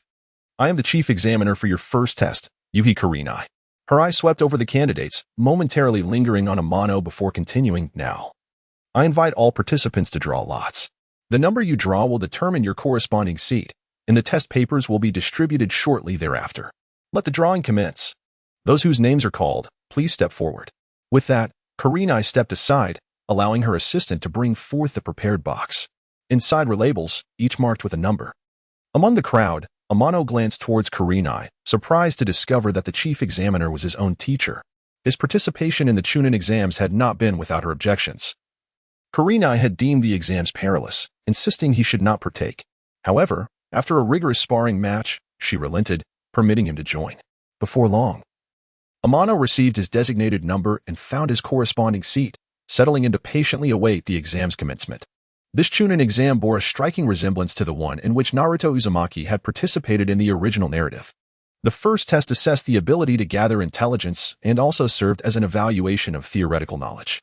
The second segment involved a struggle for the Heaven and Earth Scrolls within the Forest of Death, culminating in one-on-one combat in the final round. Success in all three phases would earn a candidate the recognition of the elite jonin and promotion to chunin. Shortly after the drawing concluded, the test papers were distributed. Kurenai reiterated the rules, which were consistent with those relayed by Kakashi. Cheating was permitted, provided one did not get caught. Detection would result in immediate disqualification. However, upon examining the questions, many participants found their heads spinning, as the topics were exceedingly challenging, leaving numerous candidates at a loss for where to begin. This was especially evident among those hailing from smaller nations, their faces reflecting confusion and beads of sweat forming on their foreheads. After a brief silence, restlessness began to ripple through the classroom, with several candidates unable to contain themselves, leading to immediate disqualifications. Within half an hour, over a dozen participants had been eliminated, the majority of whom were ninjas from smaller nations, though a few from the 5 great hidden villages also faced expulsion. Amano, having observed the classroom dynamics, noted that Konoha had stationed 2 chunin to answer the questions, one tackling the initial questions and the other addressing the final queries. Realizing the presence of answering chunin, Amano wasted no time in activating his skill, heart network, and began to covertly transcribe their answers. The remaining candidates soon caught on, prompting a flurry of activity. Learning from previous mistakes, participants from various villages adopted more discreet tactics. Almost everyone in the room utilized their unique skills to fill in what they believed to be the correct answers. As the classroom buzzed with activity, Kurenai surveyed the scene, her brow furrowing. Too many candidates remained, necessitating further eliminations. With this thought, she discreetly formed a hand sign, casting a large-scale illusion that enveloped nearly all present participants. Amano was the first to sense the anomaly. Under the effects of heart network, he noticed his vision blurring, accompanied by inexplicable hallucinations. Realizing the severity of the situation, he promptly entered the state of heart zen. In that moment, his vision regained clarity, rendering Kurenai's illusion ineffective against him. The illusion, however, wreaked havoc on the other participants, many losing their composure, their reactions revealing their inner turmoil. Those who succumbed to emotional instability promptly forfeited their chance to continue, escorted out by Konoha's ninjas. The once crowded classroom saw the elimination of over 20 candidates, leaving primarily ninjas from the 5 great villages as the remaining competitors. The participants from smaller countries had been entirely ousted. This was merely the first round of the exam. One could only speculate the tempest that awaited in the second. After completing his paper, Amano reviewed it once more for any errors before standing and walking towards the front. Turning in your paper early? Kurenai noticed her student immediately, her gaze flickering, yet she refrained from further comment. The first round did not prohibit early submissions, only those with exceptional confidence would dare to do so. Kurenai felt assured in her student's ability, recognizing that his willingness to submit early indicated his remarkable growth.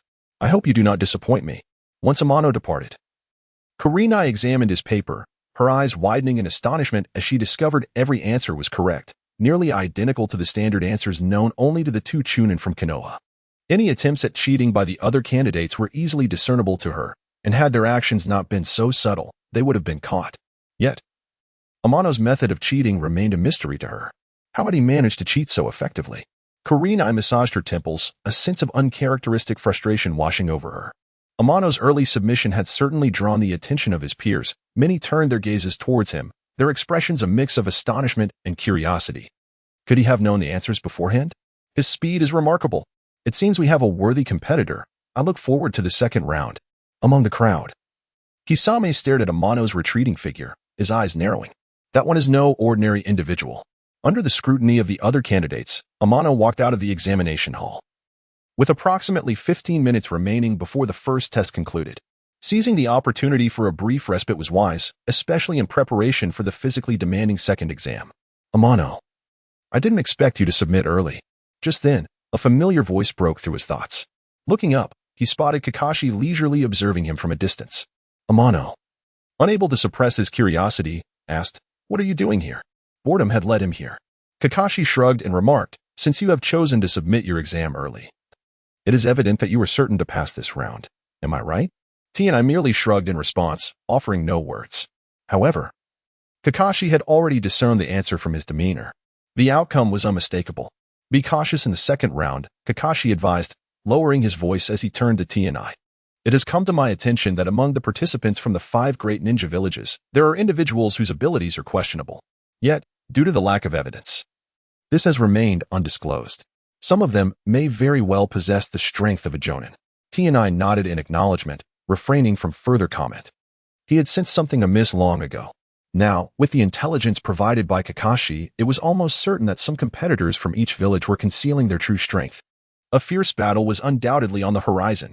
Chapter 12. The second round of examiners, by Ruhu not long after the conclusion of the first examination. The name list of successful candidates was announced by the Crimson Evening Sun, prominently featuring Amano's name. Guided by the staff, Amano and his companions made their way to the venue for the second round of the examination, the Forest of Death. This forest is designated as Training Ground No. 44 of Konoha, encircled by more than 44 locked entrances, within which lie rivers and woodlands, at the center of which stands a towering spire. As far as the eye can see, the surroundings are enveloped in green foliage, ensnared by barbed wire. Faintly, one can discern the towering structure at the heart of the Forest of Death. Let us take a moment to rest.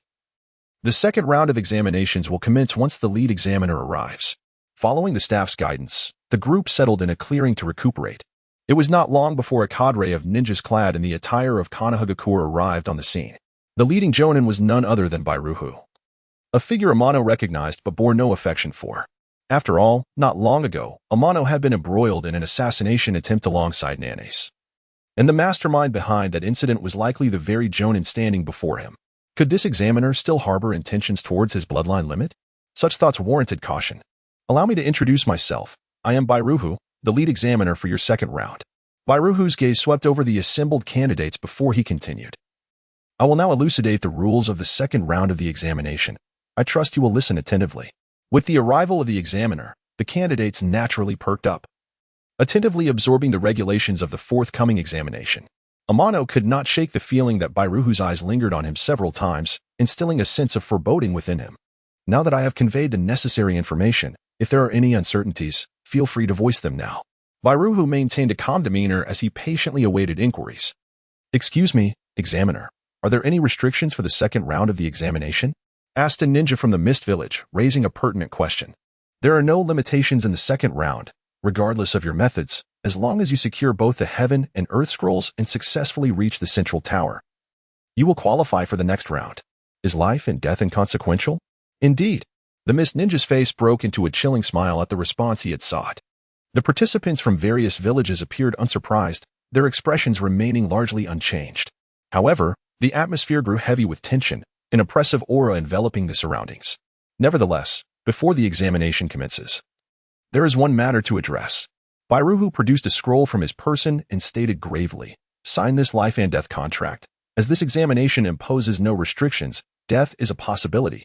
Those willing to sign may proceed to the second round. Those unwilling may depart now."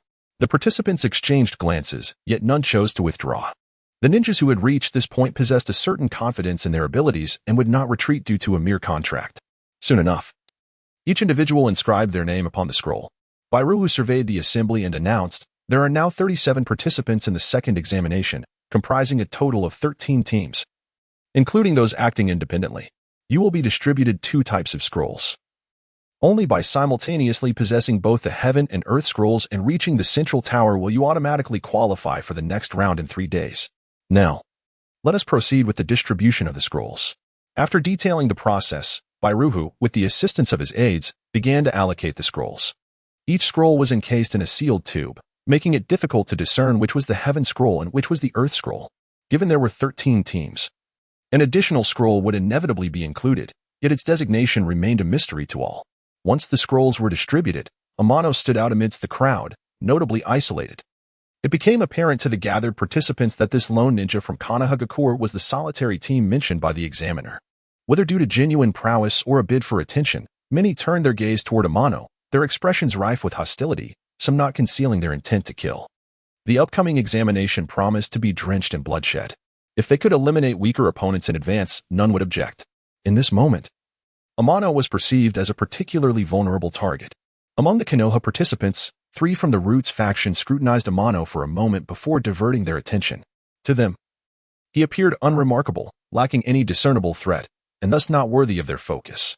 Their sights remained fixed on the more formidable figures from the 4 great ninja villages. The success of Konoha's intimidation strategy hinged upon their capabilities. As for the other Konoha participants, they were of little concern and hardly deserving of their energy. In the crowd, the gaze of Kisame Hashigaki fell upon Amano, contemplating. This ninja, undeterred by the malice directed at him, displayed an unyielding calmness. Kisame sensed that Amano was no ordinary adversary. His animalistic instincts warned him that this individual posed a significant danger. Should he confront Amano, the odds would be slim. It would be prudent to avoid antagonizing him. The consequences could be dire. Silently, Kisame retracted his gaze, resolving to remain in the background during this Chunin exam, as the spotlight was not meant for him. Surviving until the end would be the ultimate triumph. Now that everyone has received their scrolls, I hereby declare the second examination officially commenced. 15 minutes later, the teams entered the Forest of Death. Under the guidance of the Konoha staff, they proceeded to the designated entrance. As the time arrived, they entered the perilous woods. Watching the participants vanish from view, Bairuhu's eyes flickered momentarily, and a subtle, imperceptible smirk graced his lips. This time, each of the major ninja villages had dispatched formidable teams, not least of which included those possessing bloodline limits. The Moonlight Clan's young member was merely one among many. If he could acquire their bloodline abilities, his research could continue. A thought that filled him with exhilaration. Otherwise, he would not have taken the initiative to serve as the examiner for this Chunin exam. As the lead examiner, he wielded certain privileges, such as easier access to the Forest of Death, which undeniably facilitated his plans. In the monitoring room of the Chunin exam venue, the Jonin leaders from the Cloud, Rock, Sand, and Mist villages stood vigilantly before the screens, closely observing their respective teams. Not far from them, Orochimaru watched the unfolding events with keen interest. Shortly thereafter, the door to the monitoring room swung open, revealing the first round's examiner, the Crimson Evening Sun, who entered with a measured pace. "Oh, Jinhu, I did not expect to see you here," Orochimaru greeted with a sly smile. The Jonin leaders from the 4 great villages cast a glance at Jinhu before redirecting their attention to the monitors. Jinhu nodded towards Orochimaru and replied, "One of my students is participating in the second round. I thought I would come to see how they fare." "Your student?" A glimmer of intrigue danced across Orochimaru's face as he glanced at the personnel list in his hand. To his surprise, the lone participant was indeed your pupil, displaying quite a bit of audacity. "How amusing. Let us observe together." Orochimaru waved his hand and remarked, "To dare to participate in the second round of the examination alone, one must possess some skill. As the teacher, you should be more aware of this than I am. Indeed, my student possesses considerable prowess. Otherwise, I would not have permitted him to partake in this Chunin exam independently." "Oh, your words pique my interest even further." Orochimaru chuckled and continued, "I am eager to see how far your student can progress." Chapter 13, The Forest of Death. A bloody battlefield in the Forest of Death. T&I unfurled the sealed scroll. A colossal character for heaven dominated its surface. It turned out to be the Heaven Scroll. With this in hand, obtaining the Earth Scroll was the only remaining task. He tucked the scroll away and, after taking only a few steps, heard hurried footsteps behind him. "Are you certain that Leaf Village boy is in this direction?" "Absolutely." "Then let's hasten our pace. We mustn't let that Leaf boy escape." Before long, the buzzing of bees reached Tenya's ears, followed closely by 3 ninjas from Iwagakure. Among them, one IWA ninja was accompanied by several bees, the source of the earlier buzzing. They were ninjas from the Kamizura clan, known for their mastery of insects. Much like the Aburame clan of the Leaf Village, it was no wonder they managed to locate him so swiftly. At last, Weave found that boy. The leader, Akabane, commanded the swarm of bees with a wild grin. "This Konoha ninja, T&I, dares to participate alone in the second round of the Chunin exams. He must possess some skill. However, compared to our trio, he appears to be nothing more than an easy target. Hand over that scroll, and perhaps we shall spare your life." "What if I refuse?" T&I replied calmly, meeting the gazes of the 3 IWA ninjas without a trace of fear. The IWA ninjas exchanged glances and unsheathed their weapons, their murderous intent glaringly evident. "You have guts, or perhaps you are simply foolish. Do you think you stand a chance against us? Stop wasting time with him. Just eliminate him." The 3 IWA ninjas dismissed T&I as if he were inconsequential. Beehive technique. Suddenly, a swarm of bees surged towards T&I, spewing a copious amount of dark red honey that adhered to his feet like a potent glue. The other 2 IWA ninjas swiftly executed their prepared ninjutsu. Earth Release, Rock Pillar Spear. Earth Release, Rock Fist Technique. Their combined attack struck T&I, raising a cloud of dust that obscured the vision of the 3 IWA ninjas. Surely he must be dead, they pondered uncertainly. As the dust settled, they found no trace of T&I. Not good. Just as the realization struck, Akabane felt a surge of blood erupt from his throat before collapsing lifelessly. The remaining 2 IWA ninjas barely registered the pain in their necks before losing consciousness. Too slow. And far too weak. T&I wiped the blood from his blade and sheathed self-made, nameless. After rummaging through the bodies of the fallen IWA ninjas, he obtained the Earth Scroll, perfectly complementing the Heaven Scroll he possessed. This meant he had secured his qualification for the next round, provided he could reach the central tower and endure until the examination's conclusion. Realizing the urgency of his situation, he decided it was best to leave swiftly. Before departing, he cast a glance towards a corner of the forest, where he spotted a camera.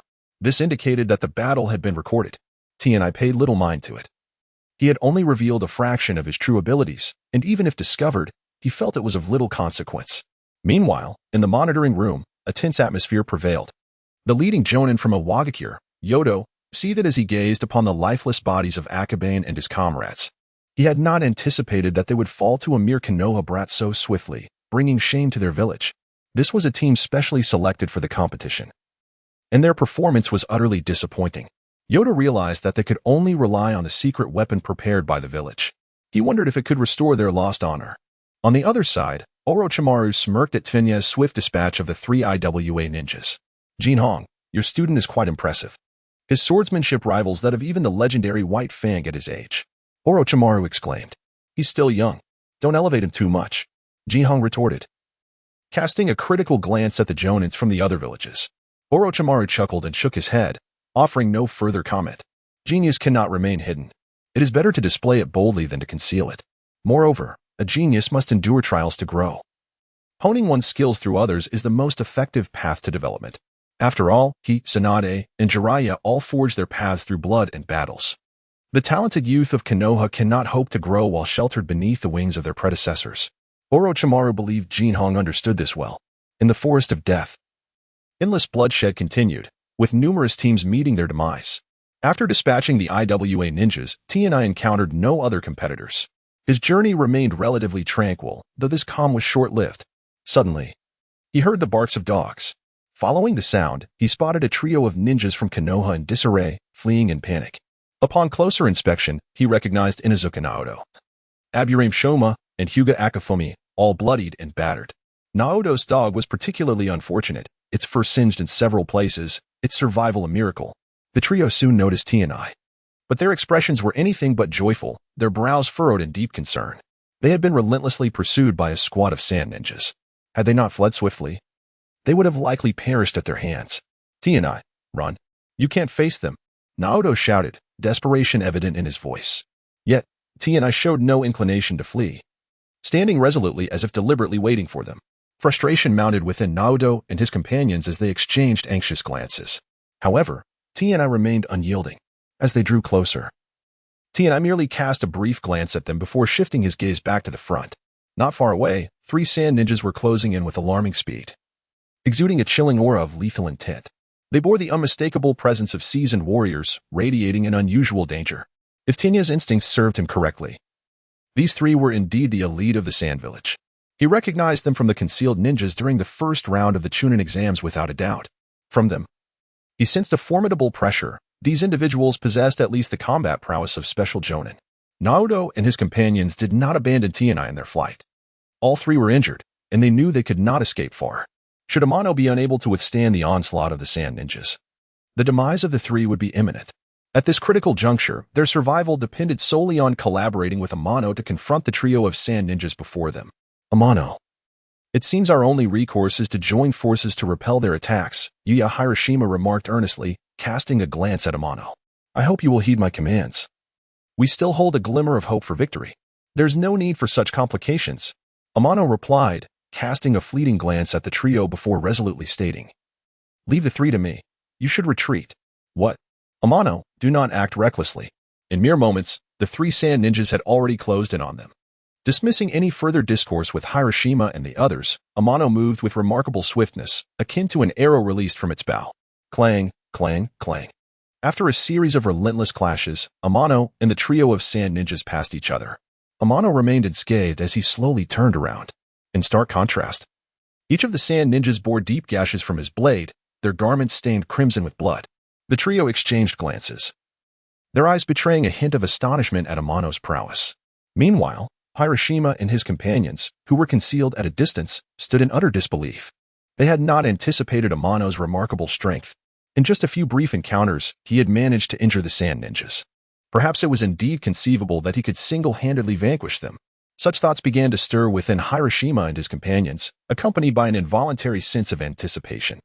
Chapter 14. Surrender the scroll. The three sand shinobi paid no heed to their wounds as they once again encircled Amano. This time, however, they approached with considerable caution. The Amano before them was far more formidable than the previous trio of leaf ninjas. Moreover, his youth was striking. Such prowess at such a tender age was undoubtedly unexpected. When had the Leaf Village produced another such prodigy? A sense of confusion permeated the minds of the sand shinobi. Their knowledge of Amano was limited to scant information divulged by the Leaf, leaving them in the dark about his true capabilities. Only through combat would they uncover the extent of his hidden strength. The three sand shinobi harbored a degree of trepidation towards Amano. The brief skirmish had showcased his formidable abilities, thus they understood that they could not afford to be careless. A single misstep could lead to their demise at his hands. Engage. A low command was issued, and the sand shinobi launched their assault. This time, their attacks were markedly more ferocious, devoid of any semblance of leniency. It appeared they were intent on overwhelming Amano in one decisive strike. Earth Release, Sand Swamp Technique. Earth Release, Binding Chains. Wind Release, Gale Blade. They first aimed to restrict Amano's movements with the Sand Swamp Technique, then ensnare him with the Binding Chains, before delivering a fatal blow with the Gale Blade. The three techniques flowed seamlessly into one another, effectively immobilizing Amano and allowing the final strike to land. Not far away, the trio of observers, Shoma and his companions, paled in horror. They had not anticipated that in the blink of an eye, Amano could be defeated. Were they destined to follow in his footsteps? A wave of despair washed over them as they contemplated their fate. As they turned their gaze back to the battlefield, they were astonished to see Amano's figure slowly dissipating like a mirage. No, that figure was not the real Amano. It was not only Shoma and his companions who sensed something amiss. The three sand shinobi also recognized the inconsistency. Despite the formidable power of their techniques, they had not reduced Amano to ashes. It was evident that the young warrior still lived. Just as the sand shinobi grasped the gravity of the situation, Amano's counterattack descended upon them. Swish. The blade flashed. One of the closest sand shinobi was pierced through by the sharp edge, falling lifelessly to the ground. The remaining two sand shinobi were taken aback, their expression shifting dramatically as they heightened their vigilance. Fear flickered in their eyes as they regarded the leaf boy before them. His speed was simply astonishing. Drawing his long sword, Amano fixed his gaze upon the two remaining sand shinobi. This time, they did not wait for him to strike first. One of the sand shinobi, wielding a sharp blade, felt his chakra surge within him, boiling like water in a cauldron. In an instant, he was enveloped in azure blue chakra, appearing as though cloaked in a cerulean mantle. Was he preparing to unleash a powerful technique? Ninjutsu, Stormfang Dance. Accompanied by a series of afterimages, brilliant white blades descended upon Amano like a torrential waterfall. Amano's expression remained unchanged as a fierce light glimmered in his eyes. In his unique perception, the sword strikes of the sand shinobi transformed entirely. The gaps between each blade became vividly apparent before him. Without the slightest hesitation, Amano raised his sword and struck. Secret sword, fine snow. Countless beams of light erupted forth like a sudden downpour, each one targeting the gaps between the opponent's strikes and effectively shattering their grand technique. How was this possible? The sand shinobi stood dumbfounded. His ultimate move so easily dismantled by Amano. Amano cast a blank stare at him, ready to strike again. Behind him, another sand shinobi surged towards Amano at an incredible speed. Wind release, instantaneous movement. Wind release, vacuum blade. In the next moment, the sand shinobi vanished without a trace, his speed surpassing that of most body flicker techniques. When he reappeared, he was already upon Amano, his blade slicing through the air with blinding swiftness. Once again, Amano's figure dissipated like a bubble. What kind of technique was this? Suddenly, numerous afterimages of Amano materialized around him, each one lifelike and indistinguishable from the real thing. Upon closer inspection, however, they were vastly different from mere shadow clones. Not shadow clones, but rather something more enigmatic. Before the sand shinobi could comprehend the situation, a sharp pain surged through his neck, and he soon lost consciousness. Simultaneously, another companion nearby succumbed to the loss of life. In the span of a heartbeat, the remaining two sand shinobi fell one after the other beneath Amano's blade. As the afterimages slowly faded, only the true Amano remained. After rifling through the bodies of the three sand shinobi, Amano unearthed a heaven scroll. At that moment, Shoma and his companions, who had been watching from a distance, were left utterly speechless. They had not anticipated Amano's strength to reach such heights. The trio of sand shinobi that had driven them to the brink had been vanquished by Amano alone. Was this truly the same boy from the Moonlight Clan they had come to know? Could it be that he was an imposter? Shoma and his companions exchanged glances, their minds racing as they regarded the Heaven Scroll in Amano's possession. Amano, I wonder if the initial scroll you obtained is the Heaven Scroll or the Earth Scroll. The exuberant Inuzuka Naruto stepped forward, a glimmer of hope in his eyes. The Heaven Scroll, Amano replied nonchalantly. Wonderful, Naruto exclaimed, clapping his hands in delight. Amano, could you possibly part with the Heaven Scroll and give it to us? We implore you, since you desire the Heaven Scroll so fervently. Does that imply you possess the Earth Scroll that I require? Amano's gaze scrutinized the three, a hint of interest flickering within. Naruto and his companions stiffened, a wry smile spreading across their faces. They had miscalculated. In their moment of excitement, they had entirely forgotten that they themselves possessed the Earth Scroll Amano sought. Was this not the very definition of joy turning to sorrow? The trio felt a wave of despair wash over them. Hand over your Earth Scroll, Amano commanded. His expression icy as he surveyed the trio, disregarding their despondent faces. Amano, this. Naruto attempted to voice a protest, but was abruptly cut off by Amano. Submit it. Given your current state, continuing in this exam is unlikely. Rather than perish at the hands of others, you would be wiser to surrender the scroll to me and withdraw from this Chunin exam. The trio hesitated, aware that their present condition was ill-suited for remaining in the deadly forest. Surrendering the Earth Scroll to Amano was not out of the question. After a moment of silence, Naruto and his companions reached a consensus. Ultimately, they relinquished the Earth Scroll they held. By surrendering the Earth Scroll, they forfeited their eligibility for the exam. After contacting the proctor, Naruto and his companions departed from the deadly forest. Clutching the Heaven Scroll and the Earth Scroll, Amano sank into contemplation, as if having made a significant resolution. In a swift motion, the glint of the sword danced as the heavenly and earthly scrolls in his hands shattered into fragments. Astonishingly, he had utterly obliterated these two scrolls. This Chunin exam was evidently extraordinary. Eager to expedite the fulfillment of his mission, Amano resolved not to adhere to the village's examination procedures. A bold idea took root within him, to decisively conclude this Chunin exam within the Death Forest. To achieve this, he would have to eliminate all the participants. Although it sounded somewhat far-fetched, Amano was determined to give it a try. At the Chunin exam venue, in the central observation tower, Orochimaru and his companions witnessed the annihilation of the Sand Ninja trio. Through surveillance, it was evident that the strength displayed by the Sand Ninja team surpassed the typical Chunin level, possibly even reaching the ranks of elite Jonin or beyond. Yet, this formidable sand squad had fallen entirely beneath Amano's blade. One could only wonder whether Amano was exceptionally strong or the Sand Ninja too weak. How intriguing. Orochimaru cast a contemplative glance at the leading Jonin, Yakura, of the Sand Ninja team. He had long heard that this Chunin exam was different from previous ones, with each village dispatching formidable teams. Little did he expect to encounter such powerful ninjas hidden among them. It seemed the ensuing battles would only intensify. One could not help but ponder how far that young man named Amano would progress. As the chief examiner for the first round of the Chunin exam, Hinata Akane was privy to certain insider information regarding the examination. Truth be told, this Chunin exam was essentially a gladiatorial contest for the reserve forces of the major ninja villages. Each sought to outdo the others. Konoha aimed to showcase its strength through this Chunin exam, thereby intimidating the restless militant factions of the other villages. The other villages, too, aspired to leverage this examination to overturn Konoha's dominance and bolster their morale for future assaults. No one intended to yield ground. Consequently, the forthcoming battles would undoubtedly grow more ferocious.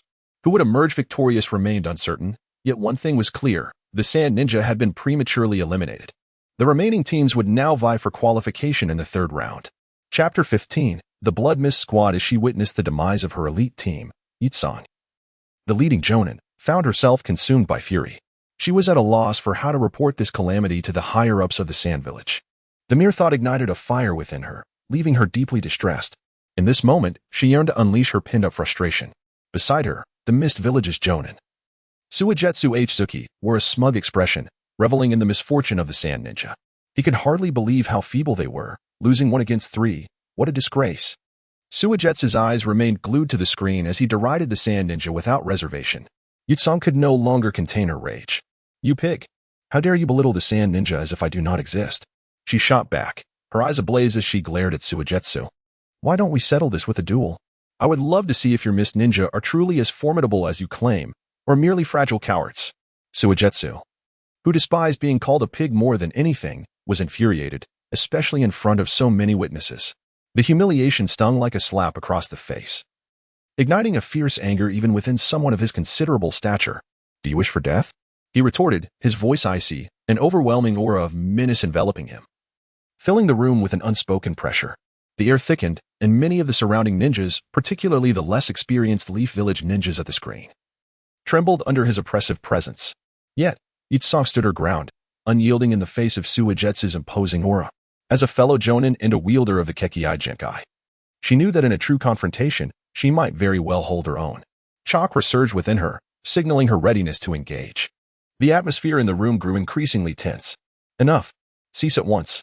Suddenly, Orochimaru, who had remained silent until now, intervened. His commanding presence loomed like a mountain, abruptly halting the clash of their energies. The stifling tension dissipated instantly.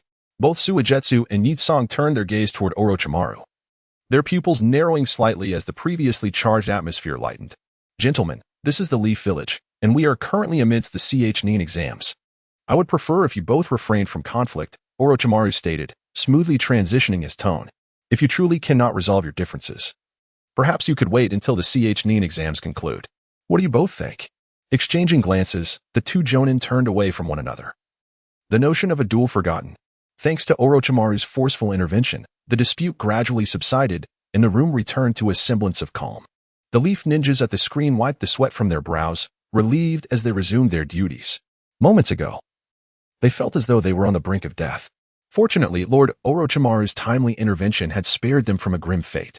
The scene shifted to the Forest of Death, where Amano found himself facing new adversaries. 3 ninjas from the mist surrounded him, each exuding a palpable aura of menace. These 3 were among the elusive ninjas Amano had previously marked, indicating their strength was at least that of elite jonin. Currently, the Mist Village was engulfed in the era of Blood Mist, with their Mizukage manipulated from the shadows by Obito. The village had transformed into a veritable training ground for assassins, where bloodshed was a constant occurrence. The ninjas emerging from this time were anything but ordinary, and these 3 were certainly among the elite, surpassing even the current Kisame in skill. "Little leaf brat, how do you plan to meet your end?" One of the Mist ninjas sneered at Amano, a cruel smile playing on his lips. Amano merely glanced at the trio, offering no response, standing there in silence. "Is he ignoring us?" The faces of the 3 Mist ninjas darkened. They had intended to toy with this young Leaf ninja, but his indifference caught them off guard. "How dare you disregard us? It seems you do not comprehend the terror of the Blood Mist ninjas. Prepare to witness true horror. Wail in despair. You will behold your own death." They taunted, their laughter sending chills down the spine. As the laughter faded, Amano noticed his vision becoming gradually obscured, thick white mist enveloping the surroundings. Soon, the 3 Mist ninjas vanished from sight. "Is this the mist technique?" Amano surmised, unperturbed. While the mist may obscure vision, it could not hinder his perception. He deftly activated his sensing ability, extending it outward. Quickly, he pinpointed the movements of the 3 ninjas, now dispersed in 3 different directions. One of them stood not far behind him, poised to strike. In an instant, the ninja lunged forward, brandishing a blade aimed at Amano's neck. Clang! Amano pivoted sharply, drawing his sword to deflect the attack. Swiftly, he transitioned from a defensive stance to an offensive thrust, and before long, his blade pierced the ninja's throat. Yet, no blood flowed. The Mist ninja's form dissolved into water, revealing that his true self had retreated to a distance unbeknownst to Amano. A water clone? It was evident that these ninjas, forged in the crucible of the Blood Mist, possessed combat experience far superior to that of the Sand ninjas. The surviving Mist ninja, having narrowly escaped, wore an expression of dread. Had he not sensed the impending danger and utilized the water clone to escape, he would likely be a corpse now. This leaf brat possesses formidable strength. The remaining 2 Mist ninjas ceased their nonchalance, their expressions growing serious. Silent assassination technique. After a fleeting moment of calm, the Mist ninjas attacked once more. This time, all 3 launched their assault simultaneously. Utilizing the cover of mist, they swiftly approached Amano, their blades aiming for his vital points. However, under the influence of his sensing ability, the 3 ninjas found themselves exposed. Their so-called mist technique held no sway over Amano, and even their silent assassination technique appeared as nothing more than common ninjutsu to him. Before their blades could reach their target, Amano made his move. Secret Sword, Bubble Shadow. 3 strikes landed on Amano, and the Mist ninjas' faces lit up with triumph. Yet, the sensation of their blades did not connect with flesh. It felt more akin to striking some form of leather. In their view, Amano's form began to dissipate like a mirage. Not good. The three ninjas realized too late, as several silhouettes suddenly appeared before them.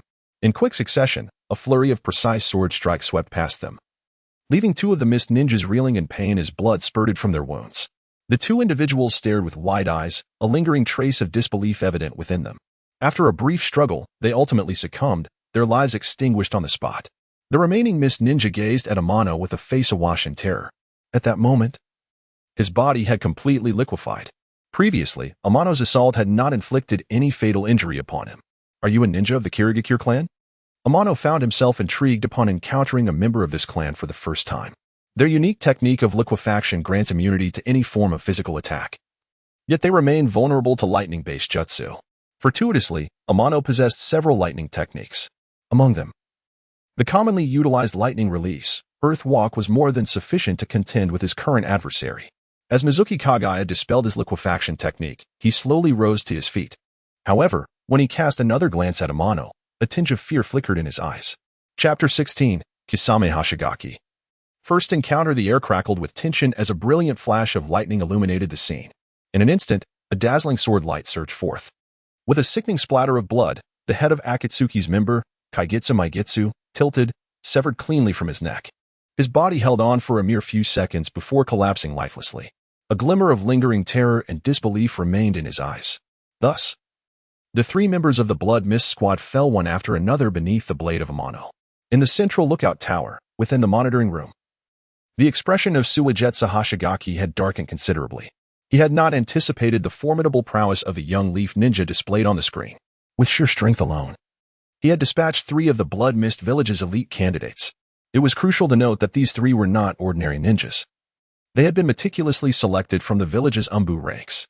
Their abilities surpassed that of elite Chunin, each possessing at least special Jonin-level strength, even nearing the level of Jonin.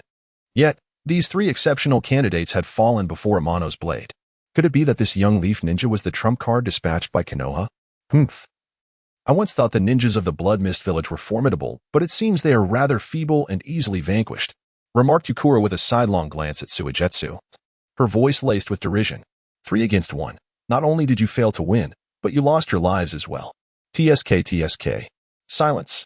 Suigetsu roared, his anger boiling over as he could no longer contain his ire. What?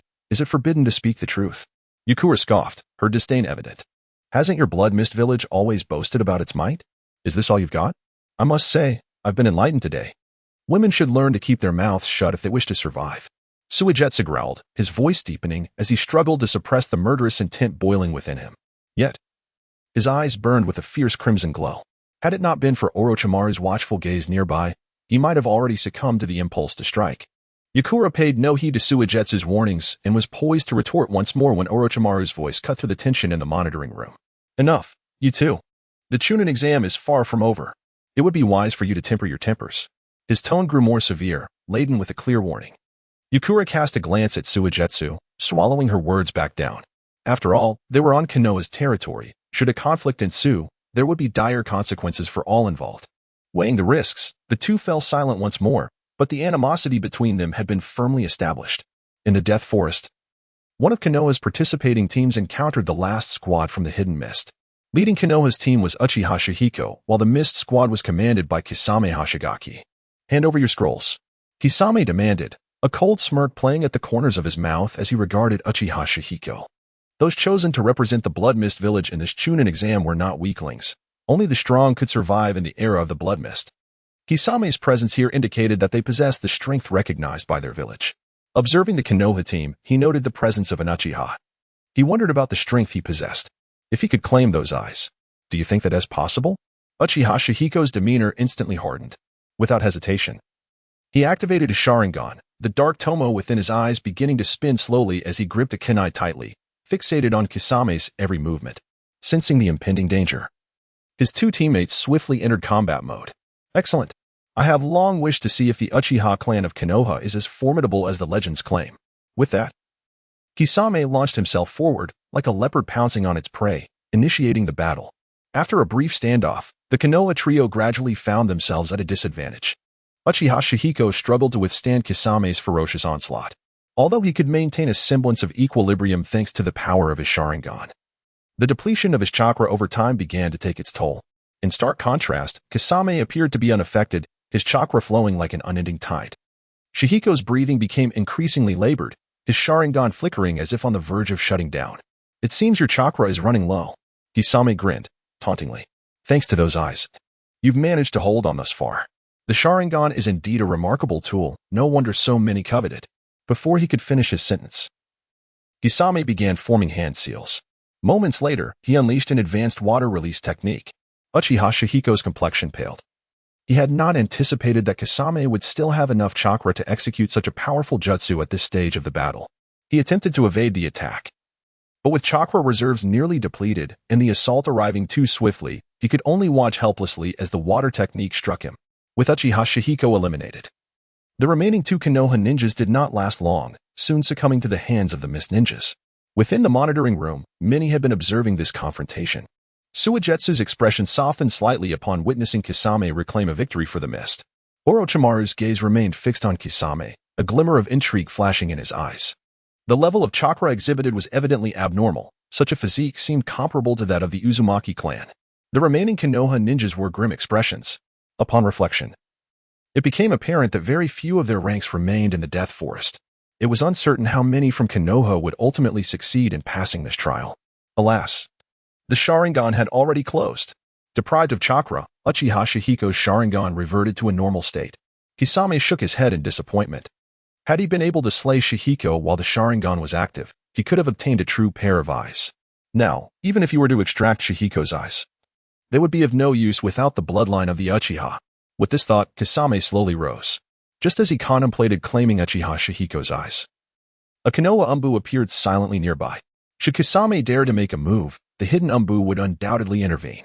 Let us depart. Before leaving, Kisame cast a glance toward the Umbu's concealed position. As he and his companions retreated, the Umbu exhaled a sigh. The strength of the ninjas participating in this Chunin exam from each village was formidable, marking it as one of the strongest in years. Konoha had not gained any significant advantage against the other four great ninja villages, suffering considerable losses among their young ninjas. It remained uncertain whether Konoha could ultimately surpass the other four villages. At that moment, Amano was making his way toward the central tower. Having not ventured far, he suddenly glanced to his right, a spark of intrigue igniting in his eyes. Who could it be? With a graceful leap, Amano concealed himself within the branches of a nearby tree. Not far away, the figure of Kisame Hashigaki, accompanied by two companions, was hastening towards the central tower. The trio advanced in a triangular formation, with Kisame leading the charge at the forefront. T and I caught sight of the three immediately. Kisame Hashigaki, I wonder how much of your former prowess remains. As the trio approached, T and I sprang into action. Numerous phantoms abruptly appeared within the line of sight of Kisame and his companions, and a flurry of razor-sharp sword light flashed with blinding speed, sweeping past the three figures. In a heartbeat, blood erupted. Two figures collapsed to the ground, their faces etched with shock and disbelief. Kisame's two companions. As for the spot where Kisame once stood, only a dissipating water clone remained. Tinya's gaze swept across the scene, finally resting on an open space not far away.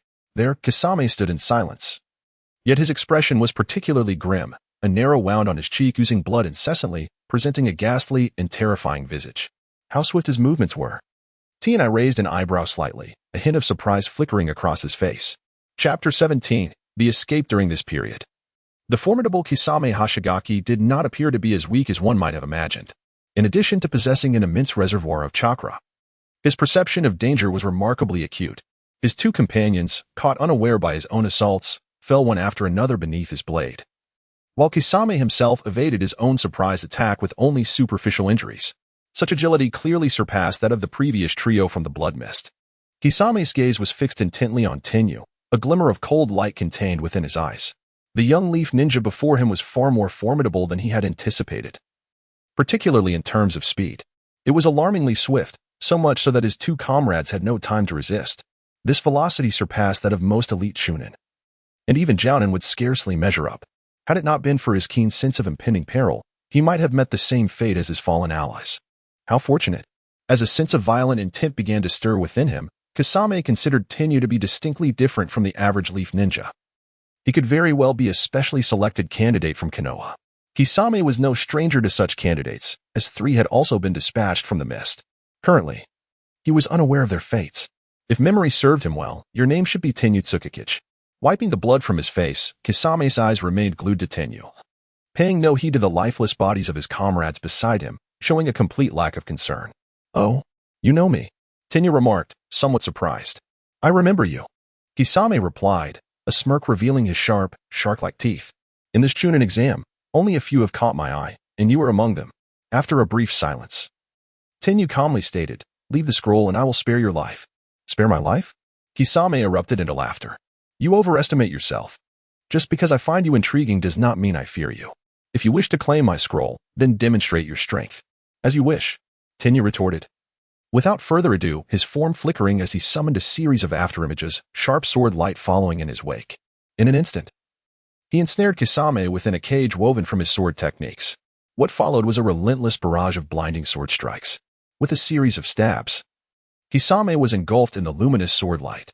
Yet when the brilliance faded, the anticipated corpse of Kisame was nowhere to be found, aside from a conspicuous puddle of water. There was no trace of him. "Is this a water clone?" Just then, a thunderous voice erupted from behind him, accompanied by an overwhelming surge of chakra. Water release, exploding water shockwave. A torrential wave of water surged forth, rising like a tsunami, cascading towards Tenyu. Tenyu's expression shifted as he deftly evaded, leaping like lightning to perch upon a nearby giant tree, expertly avoiding the B-rank water jutsu. Once the assault concluded, the land within a mile radius had transformed into a swamp. Kisame did not relent, however. Water release, water dragon bullet. Several water dragons erupted from the mire, charging toward Tenyu. Each dragon was composed of highly pressurized water, and with their swiftness, their power was undeniably formidable. Boom, boom, boom. Under the continuous assault of the water dragons, the giant tree Tenyu had just occupied was shattered to pieces. As Kisame unleashed this jutsu, Tenyu had already locked on to his opponent. Before Kisame could catch his breath, Tenyu appeared to his left. Yet Kisame, far from panicking, bore a peculiar smile. "You've fallen for it, Tenyu Tsukikage. Water release, water prison jutsu." Kisame's left hand shot out, conjuring a water prison that enveloped Tenyu entirely. "Farewell, talented leaf boy." With his words, Kisame swiftly formed hand seals. Water release, water spear. A spear of water, highly compressed and formed within the prison, rapidly materialized and pierced Tenyu's body with blinding speed. However, the figure ensnared in the water prison emitted no blood. Instead, it vanished like a bubble. "This is bad." Kisame realized the peril too late as a brilliant sword light approached. Thud. With a spray of blood, Kisame's entire left arm was severed. Had he not instinctively shifted his body at the critical moment, he would have been cleaved in two by that sword light. A miscalculation. Enduring the excruciating pain, disbelief flickered in Kisame's gaze. He had believed himself to be in control, only to find that his grasp on the situation was merely an illusion. Having lost an arm, achieving victory in the ensuing battle would be exceedingly arduous. If things went awry, he could very well meet his end here. "I can't confront him head-on." With this thought, Kisame produced 3 scrolls and tossed them to Tenyu. "Here are the scrolls you desire, all yours." Tenyu did not accept them, instead retreating a few paces. Bang, bang, bang. 3 successive explosions obliterated the scrolls, and Kisame seized the moment to flee. It turned out that the 3 scrolls he had thrown contained explosive tags. Had Tenyu not possessed sharp senses and detected the anomaly in time, he might have fallen victim to the trap. Ninja from the hidden mist cannot be underestimated. One moment of carelessness can lead to disaster. He runs quite swiftly. With the activation of his mind net, Tenyu's mental energy spread like a spider's web in all directions. Soon, he detected Kisame's trail. Without hesitation, Tenyu dashed after the fleeing Kisame. In the monitoring room, the battle between Tenyu and Kisame captivated the attention of the majority. Through this confrontation, Orochimaru's admiration for Tenyu only deepened. "After this Chunin exam, let Tenyu work under me," Orochimaru proposed to the astonished Hinata Akiheim, his eyes betraying his appreciation for Tenyu. "That depends on him. As his teacher, I respect his decision." Hinata did not refuse. "Very well, it is settled then." Meanwhile, the leading jounin from the mist, Kisame Hashigaki, wore a grim expression. As it stood, only Kisame remained from the mist participants, with the rest having perished in the forest of death. Furthermore, it was uncertain whether the remaining Kisame could endure until the end. The hidden mist had suffered a considerable setback in this Chunin exam. Fortunately, the Sand Village was not faring any better, having been eliminated early. This offered some solace. At least the mist would not be the lowest ranked. At that moment, Kisame Hoshigaki narrowed his eyes, fixating intently on Tenyu on the screen. A glimmer of cold malice flickering in his depths. The emergence of such a talent from Konoha was not welcome news for the other villages. Given the potential he displayed, he could very well evolve into a top-tier force comparable to the legendary White Fang of Konoha. Caution is warranted. Casting a fleeting glance at the several leading jonin present, the watermelon mountain black pig demon discerned that each countenance bore a peculiar expression. It seemed that the attention directed towards this prodigy from Konoha was not solely the concern of their own hidden mist village. The other three villages were equally intrigued. This development rendered the situation all the more fascinating. Chapter 18. The Root Trio's demise. At this moment, not far from the central tower, the Root Trio encountered formidable adversaries. The seed teams from IWA and Kumo stood before them, seemingly intent on joining forces to confront this Konoha representative team. Among the IWA team, the leader, Kuroyama, fixed a piercing gaze upon the Root Trio, a cold smirk playing at the corners of his mouth. He then addressed the Kumo team, Simo. We agreed to eliminate these Konoha scoundrels first, and then we can settle our scores. Do not go back on your word, or else. Rest assured, we of Kumo are always true to our word. Simo retorted with a sidelong glance at the IWA trio, continuing, let us commence. With those words, the Kumo trio surged forward, pressuring the Root Trio. The IWA trio, undeterred, swiftly joined the fray. The Root Trio wore solemn expressions, each prepared for the worst. In a one-on-one confrontation, they might not stand a chance against their foes. Now, with 6 ninjas from IWA and Kumo attacking in unison, their probabilities of survival dwindled further. Whether they could emerge unscathed was a grave question. In the monitoring room, the Konoha ninjas, including Orochimaru, held no illusions about the outcome of this battle. The demise of this Konoha team was merely a matter of time. Teacher, Danzo, it appears your plans are destined for failure, Orochimaru remarked, his gaze lingering on the Root Trio before shifting to Amano. It seemed that the last flicker of hope lay with this young man. Nearby, the leading J-nin from IWA, Kate Sichi, exchanged glances with his Kumo counterpart, Furoi, both revealing the faintest hint of a smile. Their participation in the CH-nin exam was not solely to gauge the strength of Konoha's new generation, but also to undertake an additional mission, to eliminate any rising genius from Konoha. As one of the 5 great shinobi villages, Konoha had maintained its dominance in the shinobi world for years. They possessed the most fertile lands and an abundance of talented ninjas, inciting envy and apprehension among other villages. Talents like Kakashi had not appeared in other villages for years. Yet Konoha seemed to produce 1 or 2 from time to time. Such gifted ninjas had the potential to become top-tier powerhouses. The emergence of another prodigy, just as Kakashi had yet to be dealt with, posed a significant threat to all villages. Consequently, the 4 great shinobi villages consistently sought to eradicate these nascent talents while they were still vulnerable. This CH-nin exam presented a rare opportunity for them to extinguish Konoha's budding geniuses. Boom, boom, boom. Various jutsu were unleashed, accompanied by thunderous explosions. The intensity of the battle was palpable. Such commotion naturally drew the attention of Kisame and Amano. Particularly for Kisame, the relentless pursuit by Amano filled him with anxiety. Having lost an arm, engaging Amano in a direct confrontation was tantamount to courting death. Kisame had no desire to perish here. Shifting his gaze toward the source of the explosions, he then glanced back at the relentless Amano. Without hesitation, he redirected his path, heading toward the sound of battle. There were undoubtedly fighters engaged, which could provide him with an advantageous opportunity to shake off his pursuer. Though it was risky, he was willing to take that chance to escape Amano's chase. Seeing Kisame change direction, Amano followed suit. The two moved toward the explosions, one chasing, the other fleeing. The battle between the Root Trio and the forces of IWA and Kumo had reached a critical juncture, with neither side showing signs of retreat. Faced with the onslaught from both IWA and Kumo, the Root Trio found themselves gradually cornered. Despite their desperate efforts, hope for a reversal began to fade. A resounding crash echoed as one member of the Root Trio self-destructed, taking down several assailants from IWA and Kumo in the process. Kuroyama and Simo exchanged a brief, grave glance, and without hesitation, intensified their assault, denying the remaining Root Ninja any opportunity to breathe. Under the relentless pressure from their combined might, the remaining ninja from Root, unable to unleash his own self-destructive technique, was swiftly dispatched. As the last remaining Root Ninja perceived the dire situation, a glint of resolve flashed across his face. Without hesitation, he activated the explosive tag strapped to his body. The expressions of the IWA and Kumo ninjas shifted dramatically as they hastily retreated. Just in time. At that moment, Kisame arrived on the scene, witnessing the unfolding chaos. He wasted no time and initiated a jutsu, hoping to use the ensuing explosion to completely shed his pursuers. Doton, Dori Taiga. With that, Kisame's body plunged rapidly underground, vanishing in an instant.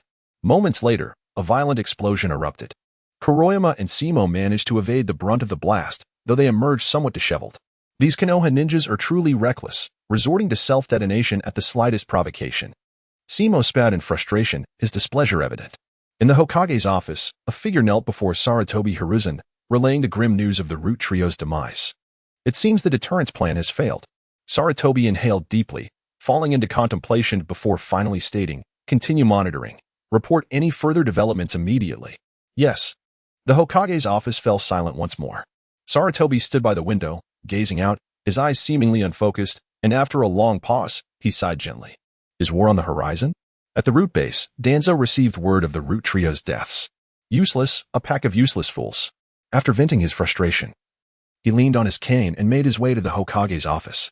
The demise of the Root Trio signified the failure of the deterrence plan. War was imminent, and he needed to confer with Sarutobi on strategies. In the Forest of Death, the battle raged on. Thud. Amano landed gracefully atop a massive tree, scanning his surroundings. But Kisame had vanished from sight. That rogue likely escaped amidst the recent explosion. Unexpectedly, another opportunity presents itself? Kuroyama was the first to spot Amano. And upon recognizing him, a sinister grin spread across his face. Amano's gaze swept over the IWA and Kumo ninjas, noting that among the 6 present, 3 were severely injured. 1 lightly wounded, while only Simo and Kuroyama appeared unscathed. Glancing at the fallen Konoha ninjas, Amano fell silent. It was astonishing that IWA and Kumo, typically at odds, had united against Konoha. Boy, encountering us is your misfortune. Simo brandished his longsword, a wicked smile forming. Fear not, my strikes are swift, you shall feel no pain. With that, Simo lunged forward, his sword slicing through the air, releasing a dazzling bolt of lightning that fell upon Amano like thunder from the sky. Swoosh. As the lightning flashed, Amano's figure dissipated like a burst bubble, vanishing from sight. No blood spilled forth, nor was there the sensation of striking flesh. Alas! Seymour had just realized the peril when the figure of Amano, like a specter, materialized within their ranks. Immediately, countless afterimages surged forth, and a myriad of sword lights cascaded like a torrential rain, with a series of muffled thuds, accompanied by splattering blood. 3 severely wounded comrades collapsed beneath the relentless onslaught of the fine sword beams, unable to react in time. In the blink of an eye, 3 had perished at Amano's hands. This sudden turn of events greatly surpassed Seymour's expectations. What he had believed to be a near-certain victory had unraveled into a grave error. Their united team had, in an instant, lost 3 members. This leaf ninja possesses astonishing speed. The scornful smile that once adorned Seymour's face had vanished, replaced by a heavy gravity. The remaining 2 from Kuroyama fared little better, their faces darkening as flickers of apprehension danced in their eyes. When had such a figure emerged from the leaf? Such prowess rivaled their own elite candidates, perhaps even eclipsing them. In silence, Seymour and his companions exchanged glances, discreetly encircling Amano. In a one-on-one confrontation, they held no guarantee of victory. Only through collaboration could they hope for triumph. The atmosphere in the arena grew tense once more. In a relatively secluded area of the Death Forest, one that lay beyond the reach of surveillance cameras, Bairuha sealed a corpse within a scroll, a satisfied smile gracing his lips. Nearby, several bodies of Umbu lay strewn about. The time had come, the plan was ready to commence. Bairuhu licked his lips, and in a few swift movements, he vanished from sight. Chapter 19 Annihilation Move. A low voice rang out from one of the 3. In unison, they sprang into action. Seymour from cloud concealment was the swiftest. In less than a breath, he completed the hand seals and thrust his right hand forcefully toward the ground. Lightning release, earth walk. Instantly, several bolts of lightning surged along the ground toward Tainai. With a leap, Tainai evaded backward. The remaining 2 rock ninjas were not far behind. Earth release, yellow spring swamp. Before Tainai could land, the solid ground beneath him suddenly transformed into a quagmire, akin to a flowing swamp.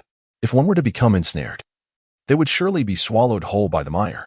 Seeing this, Heishan formed hand seals, his chest swelling as if gathering a tremendous force. Earth release, ironstone cannon.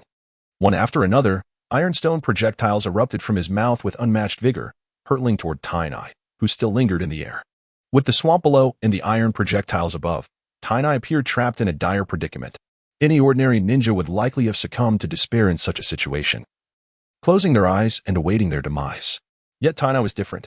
There was no trace of panic on his face. His eyes still sparkled with confidence. The attacks before him began to shift in his perception. He grasped the trajectory of the iron projectiles entirely. In the next moment, Tainai moved. His longsword sliced through the air with remarkable speed. Each strike accurately intercepted the incoming projectiles while his body swayed gracefully. Using the force of the iron projectiles to retreat calmly. Only after exiting the yellow spring swamp did he finally come to a halt, landing with poise. How can this be? Heishan was incredulous as he witnessed his decisive strike effortlessly countered by Tainai, who had not only thwarted his assault but had also escaped their encirclement. This Konoha boy was not merely breaking through their attacks but utilizing them to his advantage. The trio's coordinated assaults were meticulously orchestrated, especially the final blow that seemed unavoidable.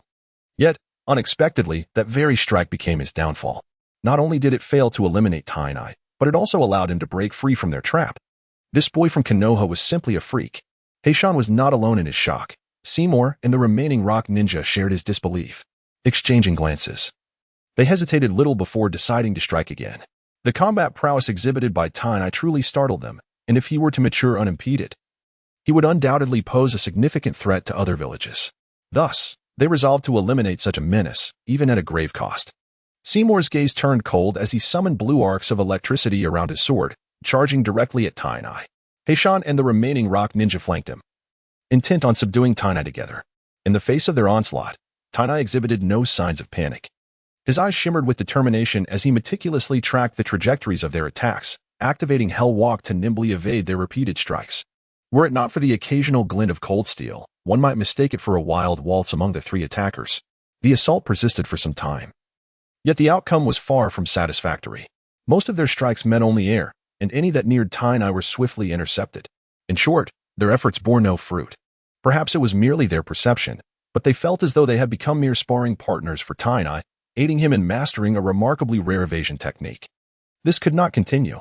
Flames of anger ignited in Seymour's eyes as he coldly snorted, forming hand seals with one hand. In an instant, arcs of lightning crackled across the blade of his sword, which now shimmered with a profound blue hue, sharp arcs of electricity leaping from the tip. Even from a distance, one could feel the piercing aura emanating from it. Ninjutsu, Thunder Slash. As his voice fell, a dazzling bolt of lightning cleaved through the air, aimed directly at Tainai. The speed of this attack far surpassed their previous strikes. It seemed inevitable that Tainai would be cleaved in two. In that fleeting moment, a glimmer of insight flashed in Taney's eyes. Suddenly, several phantoms of him appeared around, as if he had split into multiple clones. Seymour found himself unable to discern the real Tainai amidst the illusions, causing his strike to falter momentarily. As it fell, it passed through an ephemeral afterimage. Indeed, there was no sensation of striking a solid object. Was that a technique of substitution? Unlikely. Before he could ponder further, a sharp light of the sword flashed from his side. Seymour hastily raised his sword to defend, but the blade bypassed him, targeting Heishan and the other rock ninja. Watch out. The two rock ninjas barely realized the impending danger when Taney's attack was upon them. Secret sword, Hei's blade. They felt disoriented, as if enveloped in thick fog, unable to discern their surroundings or grasp their situation. In that brief moment of confusion, two arcs of light sliced through their necks.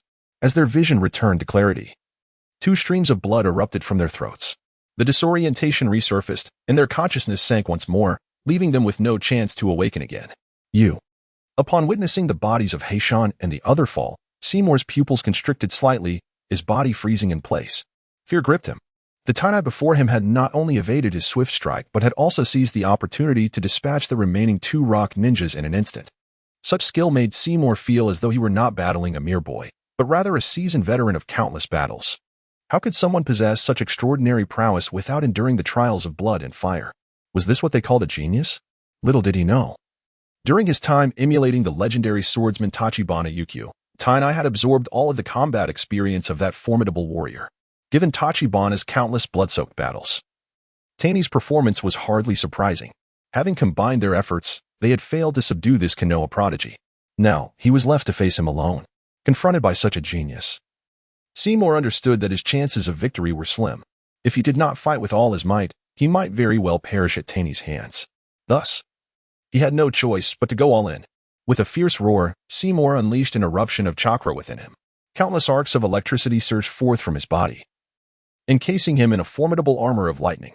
He appeared extraordinarily imposing and powerful. This is the first time someone has pushed me to this extent. Seymour coldly regarded Tainai, reveling in the newfound strength coursing through him, feeling a surge of confidence. Prepare to meet your end. Before his words could finish, Seymour sprang into action. The crackling arcs of lightning followed his movement, emitting a piercing shriek. Ninjutsu, lightning slash. With the dancing arcs of electricity, the blade effortlessly tore through the air toward the unsuspecting Tainai. However, Seymour did not experience the sensation of striking solid matter. The figure of Amano before him dissipated like a bubble once more. Again with this maneuver, how vexing. Before he could act again, a sharp beam of sword light pierced from behind his head. Seymour hurriedly turned around, sweeping his long sword behind him. Thud. The figure before him once again vanished into thin air like a bubble. Once more, he felt no tangible impact. Frustration began to mount within Seymour after 2 failed attempts. He could not maintain this state for much longer. If he failed to subdue his opponent while in the lightning release state, he would inevitably fall victim to an assault when he could no longer sustain it. What should he do? The test was over. It was time to conclude this battle. Amano gently shook his head, a trace of regret crossing his face. Just moments ago, he had deliberately assessed Seymour's speed and explosive power. The results revealed that, while in the lightning release state, Seymour had indeed significantly enhanced both his speed and power, yet he still fell short of Amano. It seemed that Seymour's secret technique of lightning release had not reached the level of the 4th Raikage, let alone rival the speed of the Flying Thunder God technique. The two stood opposite each other, silently observing one another. Whoosh. At a certain moment, both moved simultaneously. Seymour, wielding his longsword, seemed to transform into lightning, dashing straight towards Amano. Amano split into countless figures. Numerous sword-wielding phantoms surged towards him. In an instant, their forms intersected. Seymour's figure suddenly froze, the lightning surrounding him dissipating simultaneously, a fine line of blood appearing at his neck. Then, his head slowly detached from his body, crashing heavily to the ground. This is my... Seymour gazed at his headless body, the last flicker of light in his eyes gradually dimming. Thus, the 6-member team composed of Cloud and Rock ninjas met their demise. Amano flicked the blood from his sword before sheathing it. At this moment, apart from his pale complexion, he bore no other visible injuries. Cough, cough. Amano coughed several times, a few droplets of blood escaping from the corner of his mouth. It seemed his body had reached its limit. A moment of respite was necessary. The affliction stemming from the awakening of his bloodline limit had begun to resurface. Meanwhile, within the central observation tower, screen after screen abruptly lost signal. In a matter of moments, the entire monitoring room was devoid of images. What is happening? Orochimaru inquired. Report, Lord Orochimaru, it appears the cameras have malfunctioned. Immediately send someone to investigate. Yes. Akatsuki, could you please take a team inside to check? Orochimaru, still uneasy, instructed Tsukuyami Akatsuki to lead a small squad of Umbu into the Forest of Death. Chapter 20 Farewell. By Ruhu in the Hokage office, an Umbu ninja knelt before Sarutobi Hiruzen, reporting on the situation of the second round of the Chunin exams. Not far away, Danzo stood quietly, listening attentively. The focus of the report was on the young Moonlight ninja, Amano. Moonlight Amano? Sarutobi Hiruzen took a puff of his cigarette, a glimmer of light flashing in his eyes as he thought. I never expected that the Rouge trio would fail in their mission, only for this young man to succeed. It appears the deterrence plan has not failed. The examination in the Death Forest not only preserved Konoha's dignity but also dealt a significant blow to the arrogance of other ninja villages. Undoubtedly, due to Amano's outstanding performance, Konoha unintentionally achieved its goal of deterring the other villages. This was indeed an unexpected delight. While Sarutobi felt joy, he could not help but breathe a sigh of relief. With this grand victory, the remaining ninja villages should settle down a bit. Hokage-sama, there is another matter to report. The Umbu ninja informed Sarutobi about the destruction of the surveillance camera. Upon hearing this, Sarutobi's expression darkened, and his gaze shifted slightly. Have you discovered the cause? He inquired. Not yet. The Umbu replied honestly. Lord Orochimaru has already dispatched someone to investigate, and soon, Senior Yuhi Kurenai has also taken an Umbu team to provide support. We should receive news shortly. Keep a close watch. Report to me immediately upon any updates. Understood. Once the Umbu departed, Danzo finally spoke. Hiruzen, the route has lost 3 elite ninjas. We urgently need to replenish our combat strength. I think that young man, Amano, would be a good fit. Why not let him join the route? Sarutobi shot Danzo a glance, remaining silent for a moment before responding. Let us discuss this matter later. The Moonlight clan is, after all, a direct lineage of the Hokage.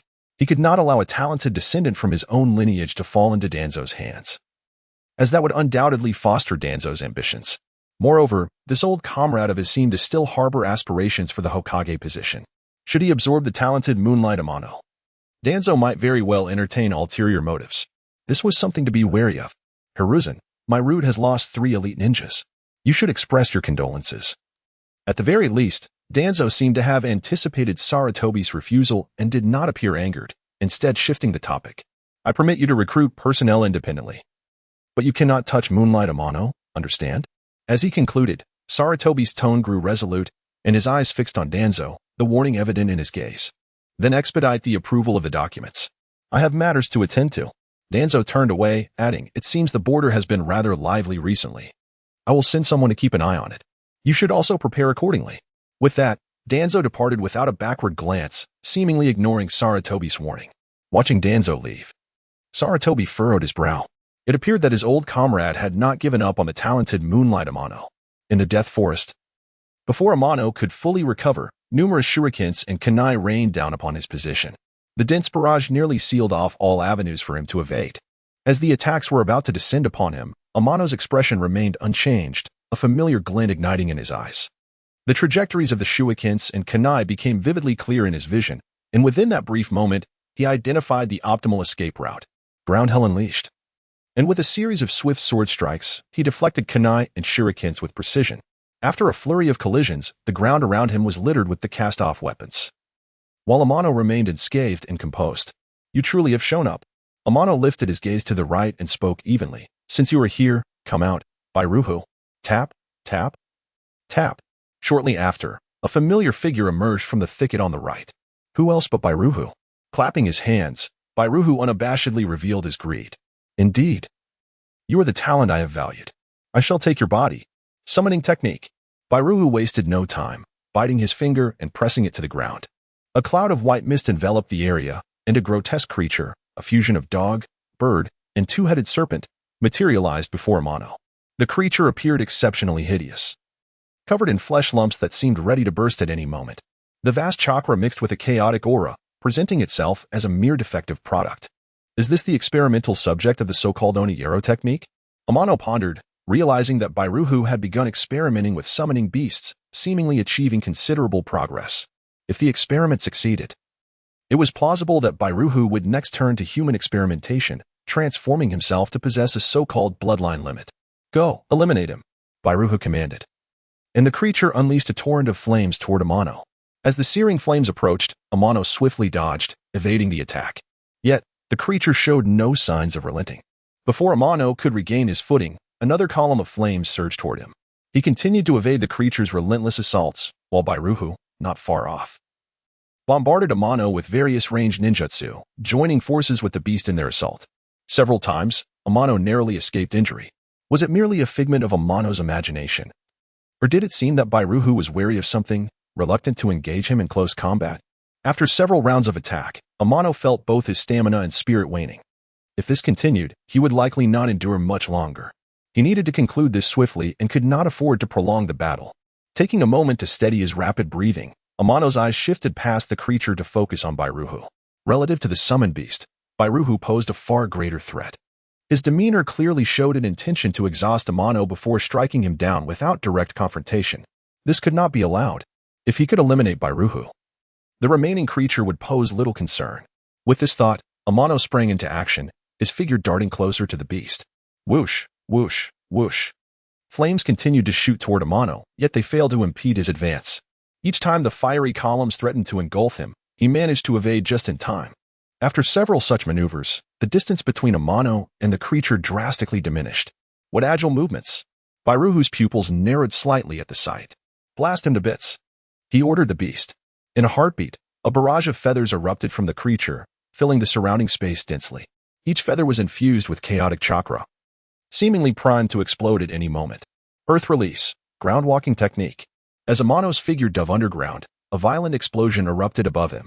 The blast persisted for some time before gradually ceasing. When the dust settled, the spot where Amano had stood was now a massive crater, covering a 10-meter radius. Bairuhu, filled with anticipation, gazed at the center of the explosion, only to find no trace of Amano's body amidst the debris of rocks and soil. The brat is not dead. Bairuhu's alarm set in just as a sharp blade of light shot up from beneath the ground, slicing past him with deadly precision. Suddenly, the figure of Amano materialized before Baruku's eyes.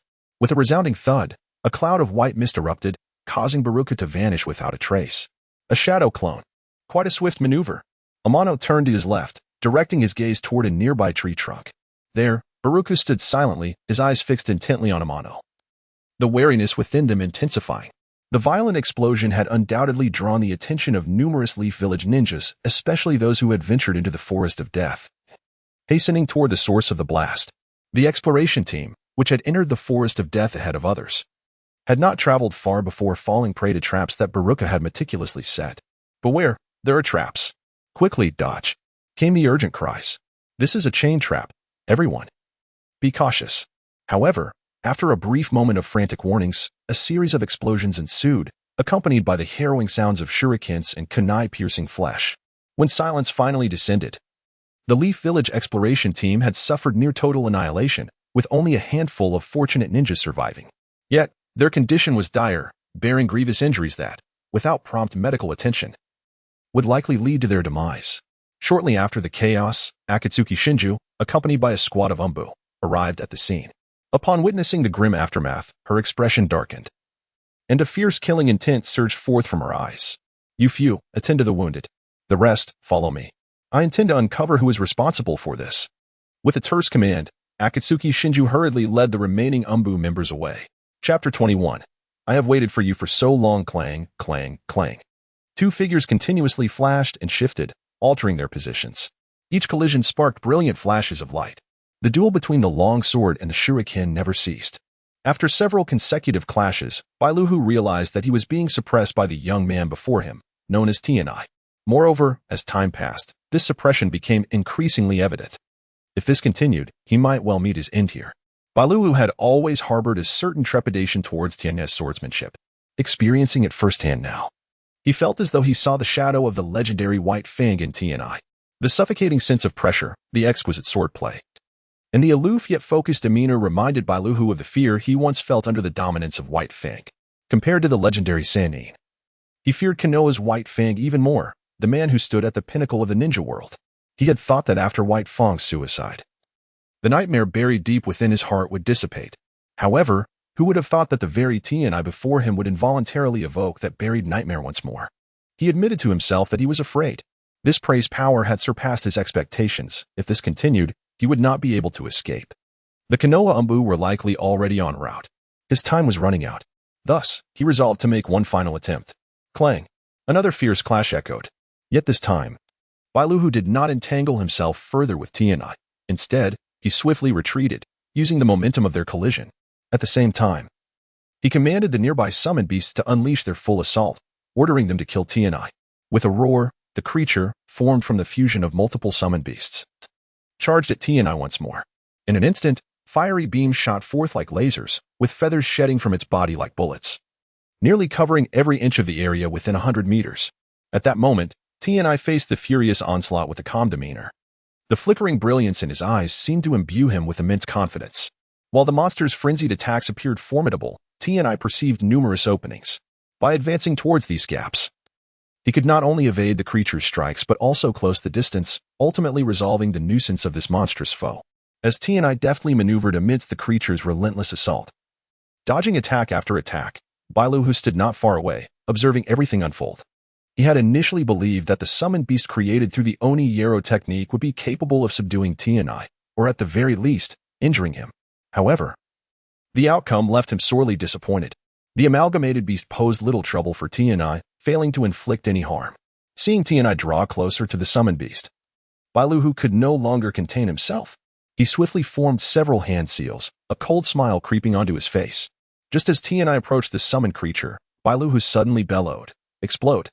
The creature, which had been losing momentum, suddenly swelled as if invigorated, its surface tumors rapidly expanding like an inflated balloon. In the blink of an eye, its size tripled. Boom! With a deafening explosion, the creature was instantly obliterated, leaving a massive crater roughly 50 meters wide. Bailuhu cautiously approached the crater, only to find no trace of Tianai's corpse. Had he truly been reduced to nothing? Bailuhu sighed inwardly. What a pity. Just as he turned to leave, he froze in place, eyes fixed in disbelief at the figure that had abruptly appeared before him. You're not dead. Tianai dusted off his clothes. Speaking nonchalantly, you seem quite disappointed. In that critical moment, Tianai had employed the earth release technique to burrow underground, narrowly escaping disaster. Had he delayed even a moment longer, he would have surely sustained grave injuries, if not death. Moreover, he made an unexpected discovery. Deep within the earth, another observer lurked. He did not know how long that individual had been concealed. Seeing Tianai appear at ease not far away, Bailuhu decided against further conflict and attempted to depart. Yet, he had lost the optimal opportunity to escape. Had he fled during the explosion, perhaps he would have successfully eluded capture. However, in his eagerness to confirm Tianai's demise, Bailuhu wasted his chance for a swift retreat. Swish, swish, swish. He hurled several shurikens embedded with explosive tags towards Tianai and turned to flee. After a series of swift movements, Tianai not only evaded all the shurikens but also closed the distance to Bailuhu. Bailuhu, you cannot escape. Ride the wind.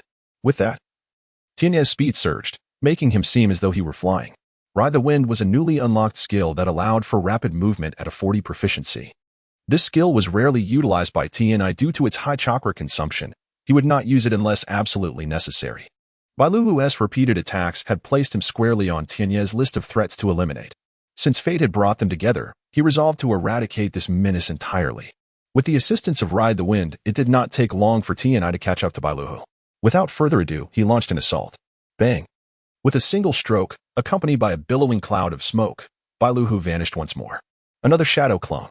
Tianai continued his pursuit. Utilizing shadow clones repeatedly took a toll on Bailuhu. He yearned for close combat but was quickly daunted by Tianai's formidable swordsmanship. As his chakra dwindled, he began to feel increasingly overwhelmed. Before he could even lament his predicament, a sudden, excruciating pain shot through his chest as a long sword pierced through his back and emerged from his front. Only then did Bailuhu realize that his heart had been directly impaled. After a feeble struggle, he quickly succumbed to the loss of life. Withdrawing the long sword, Tianai could not help but kneel on the ground, gasping for breath. The consecutive attacks had drained him significantly. Both his physical strength and chakra were nearly depleted. He could barely muster the energy for another strike.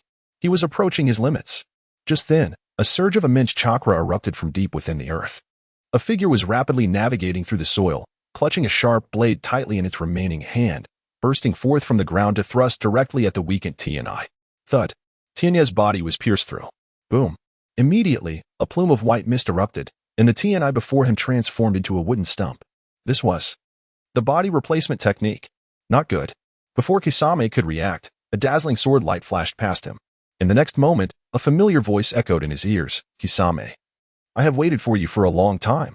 Kisame felt a wave of dizziness as he recognized the headless corpse before him. It was his own. Struggling to lift his eyes to glimpse his own body, he ultimately succumbed to the absence of life. Thud. Tianai could no longer endure, collapsing entirely onto the ground. Having dispatched Kisame, he had expended the last vestiges of his strength. Even an ordinary beast could easily take his life now. Everyone, gather here. A few masked members of the Konoha Umbu appeared within Amano's line of sight. Subsequently, numerous Konoha ninjas arrived. Among the crowd, Amano spotted a familiar figure. It was none other than his former mentor, Waihai-Ka. Teacher, you have come, Amano exclaimed. Waihai-Ka gazed at Amano lying on the ground, then surveyed the surrounding area, which resembled a battlefield ravaged by an explosion. For a moment, she found herself at a loss for words. The extent of the destruction suggested that a fierce battle had indeed taken place here, yet it seemed that Amano was the only survivor. Just how powerful has this boy become? Keika was genuinely curious. Amano, what exactly transpired here? Waihai-Ka slowly approached him, unable to restrain her inquiries. Teacher. For now, please help me find a doctor. If we delay any longer, your student may not survive. Amano replied, a hint of desperation in his voice. Waihai-Ka crouched down to assess Amano's condition. After a moment, she calmly stated, it's merely exhaustion. You should rest for a while. With that, she and the accompanying Umbu began to investigate the surroundings. Given the magnitude of the commotion, they needed to uncover the truth quickly, or they would all face dire consequences. During the CH-9 exam, having caused such a significant incident left them uncertain about how to resolve the situation. As Keika contemplated this, her pace quickened slightly. Keika-senpai, we have made a discovery. A voice called out, and following the sound, an Umbu seemed to have found something. As they approached, Keiko could hardly believe her eyes. This is Bairu. She turned her gaze back to Amano, her heart unsettled. What on earth has occurred here? Chapter 22, The Incomplete Technique of Ghost Buddha's Konoha Hospital. Amano lay leisurely on his hospital bed, idly flipping through a book. Beside him, Kuruma Nanes was peeling fruit for him. In truth, Amano was not seriously injured. He merely felt slightly fatigued and did not require hospitalization. However, under the directives of Konoha's higher-ups, he was treated as a critically injured patient and admitted to the hospital. To quote his teacher, the late Hinata Akane, he was to feign the role of a severely wounded individual for a time in order to mislead the leading jonin from other shinobi villages, particularly from the wind, lightning, earth, and water countries. During the recent Chunin exam, the elite candidates from these four nations had almost all met their demise at the hands of Amano. Consequently, Amano had become a thorn in the side of the jonin leading these nations. Should an opportunity arise, it would not be surprising if these jonin sought to take underhanded actions against him. Konoha's higher-ups had him feigning illness, perhaps with the intention of protecting him. After all, in the second phase of the Chunin exam, Amano was the only participant remaining. The others had either been eliminated or killed. This meant that, at this juncture, there was no longer a need to proceed with the third phase of the exam, as it involved one-on-one battles, and with only Amano left. There was no competition to be had. In reality, Amano was the sole candidate eligible for promotion to Chunin. It remained uncertain when the village would bestow upon him the title of Chunin. Turning to the mission panel, challenge task, attain the Chunin title, incomplete. Task requirements, participate in the Chunin exam, successfully pass all assessments, and secure a promotion to Chunin. Task rewards, 5-15, progress towards completion. The challenge task still displayed an incomplete status. It seemed he would have to wait a while longer. The commotion stirred by Bairu was indeed tremendous. The entire village had entered a heightened state of alert, and even the leading jonin from various villages were stirred. As of now, some of the competitors' bodies had yet to be recovered. In light of this, the leading jonin from each village were clamoring for Konoha to provide an explanation. The third Hokage was currently troubled by this matter. If mishandled, it could inadvertently ignite the flames of war. Hokage's office. Sarutobi Hiruzen had just seen off the leading jonin from the four major shinobi villages, rubbing his temples and inhaling deeply from a cigarette. He had just assured the jonin that Konoha would do everything possible to assist in recovering the bodies of their fallen competitors.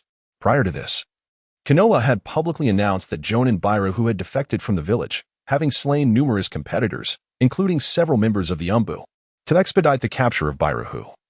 Konoha had even issued a bounty of 10 million ryo for his capture, informing all major shinobi villages that anyone who apprehended Bairu would receive the reward. Once this news spread, not only Konoha's own ninjas but also some from the other four major shinobi villages began to feel the lure of the bounty. Had they not been bound by their duties, they would likely have eagerly joined the hunt for Bairu. Konoha Umbu Base. Yamashiro Kaichi had successfully extracted vital memories from Bairu's mind. Coupled with Amano's testimony, it could be roughly ascertained that what Amano had claimed was indeed factual. It was astonishing just how deeply Bairu had concealed his true nature. Had he not been slain by Amano, who could say how many more Konoha ninjas would have fallen victim to him? In his pursuit of the bloodline limit, he had even developed the forbidden technique known as Ghost Buddhas. One could not deny that Bairu was indeed a genius in research. However, he had strayed down a perilous path. The unfortunate fate he faced today was entirely of his own making. Root-based laboratory. Orochimaru gazed at the unfinished Ghost Buddha's technique in his hands, his eyes gleaming with intrigue. The concepts recorded within the scroll regarding the Ghost Buddha's technique were nothing short of eye-opening for Orochimaru. Particularly, some of the experimental data was like a treasure to him. If he were to continue researching according to Bairu's designs, the Ghost Buddha's technique might advance even further. It was conceivable that he could develop abilities akin to those of the third Tsuchikage's bloodline elimination. This possibility was indeed tantalizing. How fascinating. How delightful. Observing the incomplete Ghost Buddha's technique in his hands, Orochimaru was filled with mirth. This unexpected gain had inspired him with new ideas for his future experiments. Not far away, Danzo suddenly interjected, "Orochimaru, is it possible to utilize this forbidden technique scroll left behind by Bairu?" Orochimaru replied with a smile, "It is indeed possible. But this forbidden technique is not yet complete. The failure rate would be excessively high if forced into use." He then shifted the conversation, continuing, "If only I had a bit more time to refine this forbidden technique, it could potentially reduce the risk of failure. At that point, we could proceed with the initial cell fusion experiments, and the success rate would increase by at least 30%. Is that true?" Upon hearing this, Danzo's eyes sparkled with hope. Absolutely. Orochimaru nodded affirmatively. Ever since the first Hokage's passing, the village had harbored aspirations of recreating a would-release user. Initially, Konoha had gathered numerous volunteers for the purpose of conducting initial cell fusion experiments under the pretense of safeguarding the village. Among them were many volunteers from the Senju clan. Yet, even those of the Senju lineage, being descendants of the first Hokage, had not survived the experiments. The first cells were overwhelmingly dominant, and few ninjas could withstand them. As many of the Senju descendants perished during the trials, the initial cell fusion experiments had to be halted. Nonetheless, Danzo had never ceased his endeavors. With Orochimaru's assistance and the Third's tacit approval, Danzo continued to pursue the initial cell fusion experiments, though progress had been less than satisfactory. The prospect of Orochimaru enhancing the success rate of the initial cell fusion experiments stirred excitement within Danzo. If he could create a ninja endowed with would-release, he would be one step closer to the position of Hokage. As the technology matured, the possession of would-release would no longer be a distant dream. The more he contemplated, the more the light in Danzo's eyes intensified. He envisioned a future where he supplanted Sarutobi Hiruzen and ascended as Konoha's new Hokage. This was his ambition. It was a goal he had tirelessly pursued. Never before had Danzo felt so close to the position of Hokage, as if it were within his grasp. Struggling to suppress his overwhelming emotions, Danzo inquired once more, "How long do you estimate it will take to perfect this forbidden technique?" After a moment of contemplation, Orochimaru confidently replied, "The time frame ranges from 3 months at the least to 6 months at the most. But what? But I will require a substantial amount of experimental materials, specifically active corpses. Of course, living subjects would be even better." Danzo pondered for a moment before nodding.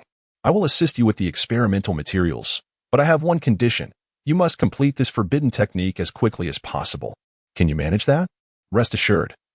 As long as the experimental materials are sufficient, perfecting the Ghost Buddha's technique will not pose a challenge." Orochimaru seemed to recall something, producing a sealing scroll and grinning at Danzo. Speaking of which, this sealing scroll contains several corpses with bloodline limits. These will serve as invaluable experimental materials. Since they are experimental materials, feel free to use them. Danzo waved dismissively. Orochimaru tucked away the sealing scroll and, with a knowing glance, remarked, "During this time, the leading jonin from the 4 major shinobi villages have been persistently requesting the bodies of their fallen competitors from the old man. Several of the corpses contained within the scroll originate from the 4 major shinobi villages.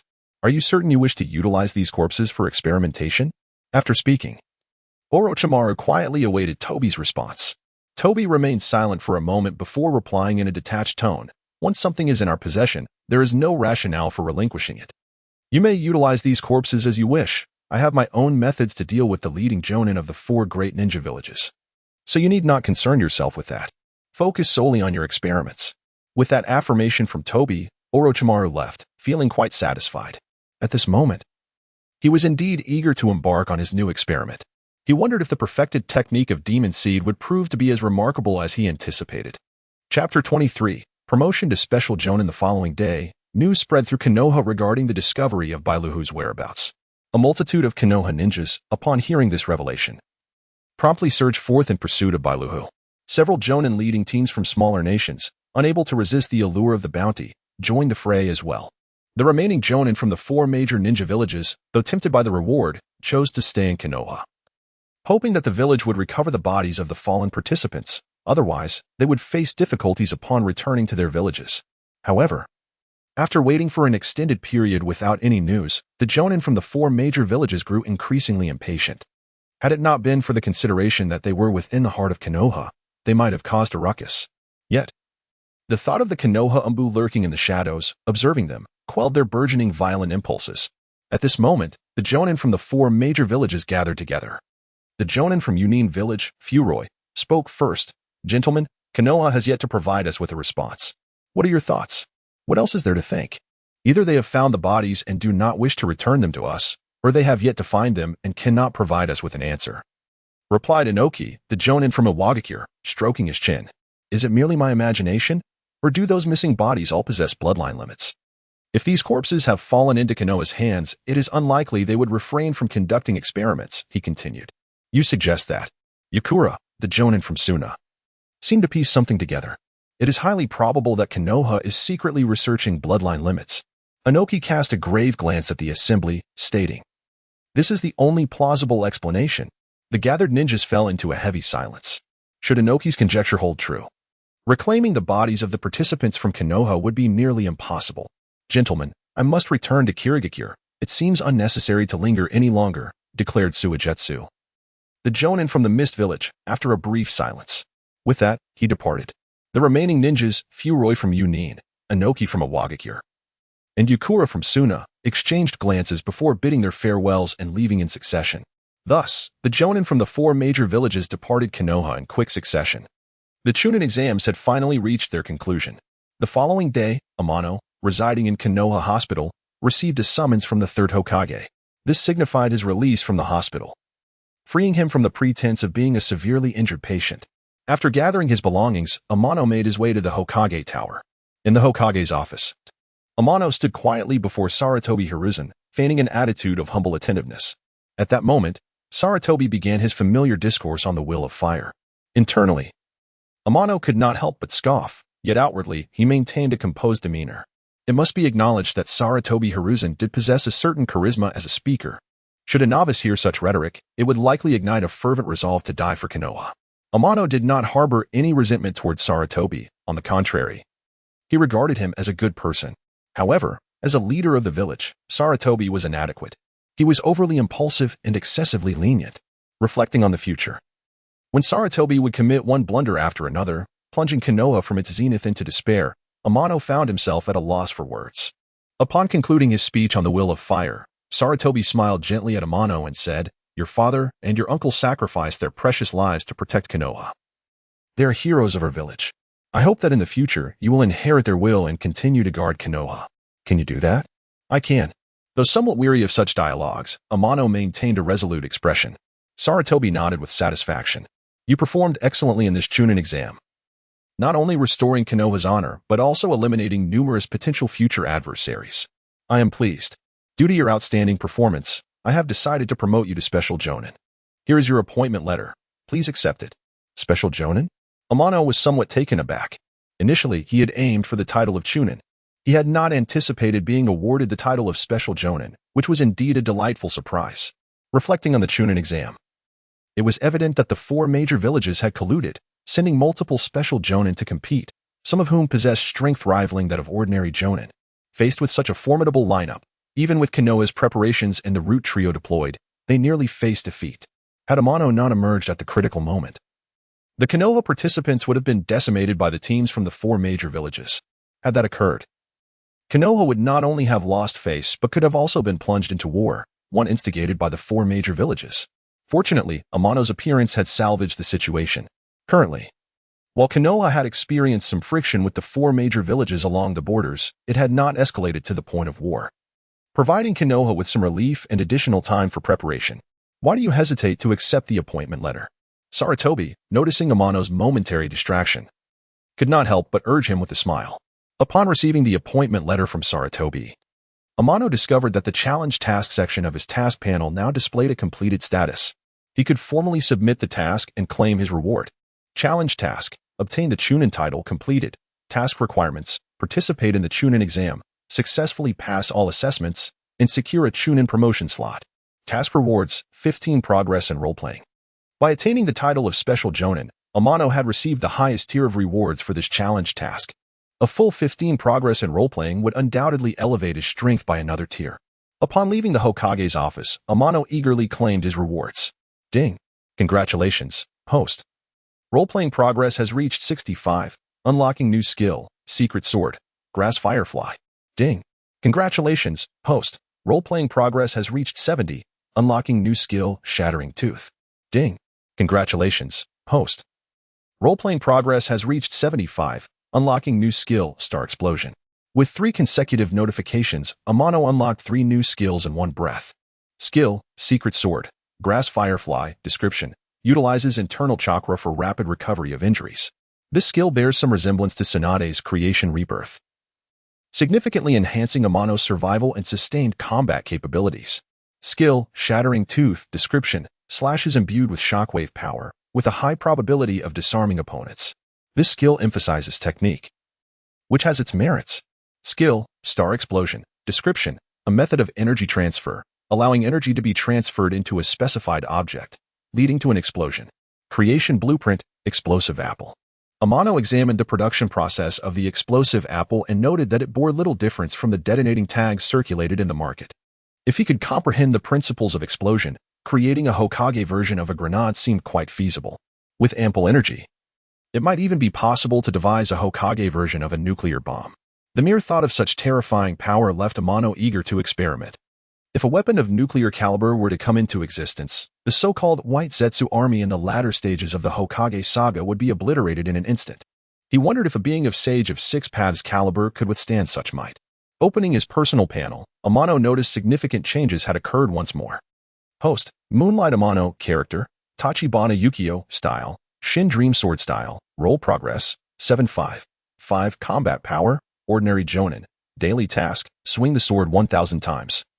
Increase role progress by 0. 0-1, incomplete, long-term task. Learning a new sword technique increases a certain amount of role progress. Note, the higher the sword technique level, the more role progress is provided. The combat power has ascended from the previous special Jonin to an ordinary Jonin. Consequently, the rewards for daily tasks have significantly diminished. Previously, swinging the sword 1,000 times yielded a 0. 1 increase in role progress. Now, the same effort results in a mere 0. 0-1 increase. Accumulating role progress through daily tasks has become undeniably more arduous than before. It appears that to swiftly enhance role progress in the future, one must resort to long-term tasks, which should prove to be more reliable than daily ones. It would be even better if triggering tasks were available. The upcoming Chunin exam serves as a prime example. By completing this triggering task, Amano garnered a substantial 15 increase in role progress. However, encountering such tasks again may not be so effortless. Upon stepping out of the Hokage building, Amano immediately spotted a somewhat familiar figure. Orochimaru? Indeed, it was him. At that moment, Orochimaru was observing Amano with keen interest, a subtle smile lingering at the corners of his mouth. Whether it was merely Amano's impression or not, he felt as though Orochimaru was awaiting him. Could this be possible? Chapter 24.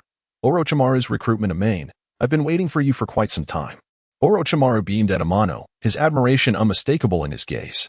Noticing Orochimaru's keen interest, Amano felt no surprise. He had prepared himself mentally during the Chunin exams, fully aware that his astonishing display of combat prowess would inevitably draw attention.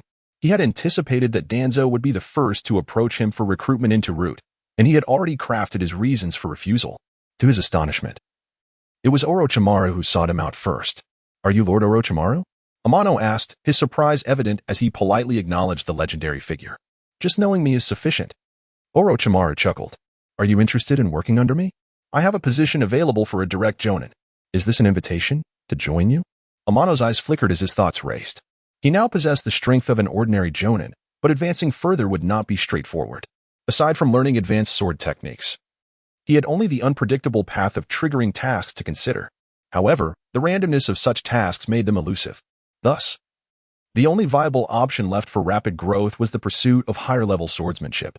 In the entirety of Konoha, aside from Danzo, Orochimaru possessed the most extensive collection of knowledge, including forbidden techniques recorded on sealed scrolls, as well as an abundance of ninjutsu, genjutsu, taijutsu, and kenjutsu. By becoming Orochimaru's direct Jonin, Amano would gain access to superior sword techniques. This thought crossed his mind, and he had made his decision. Compared to Danzo, he was undoubtedly more inclined toward Orochimaru. Though serving under Orochimaru bore risks, it was still more suited to him than Danzo's route. What benefits would I receive as your direct Jonin? Amano did not conceal his intentions, directly expressing his stance to Orochimaru.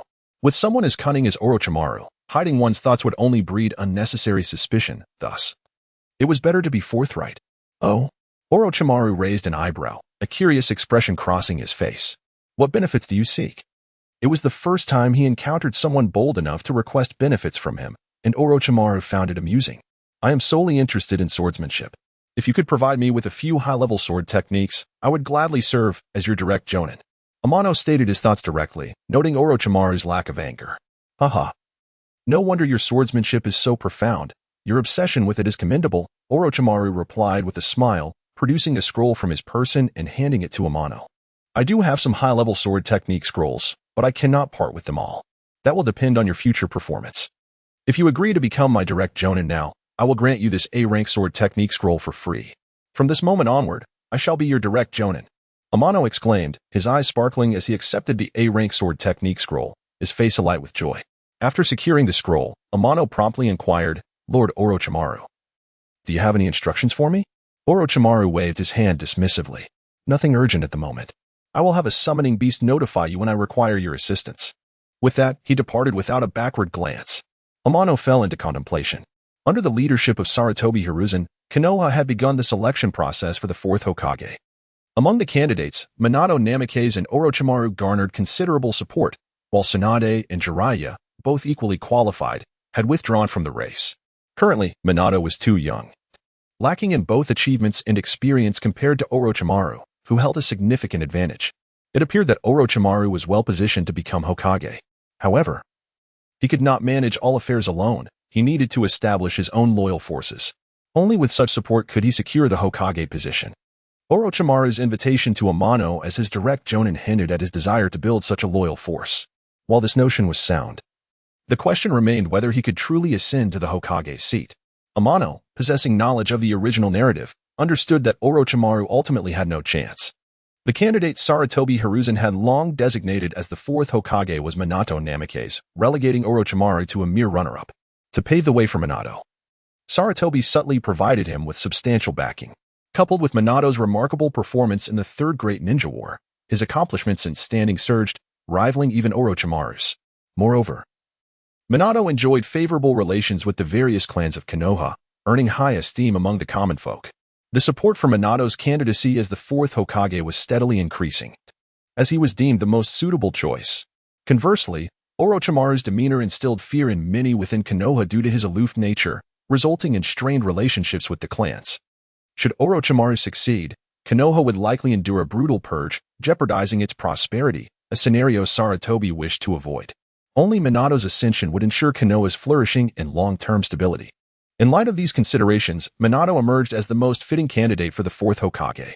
Following Orochimaru's failure to secure the position, he drifted further from Sarutobi. Perhaps he was slow to realize the truth.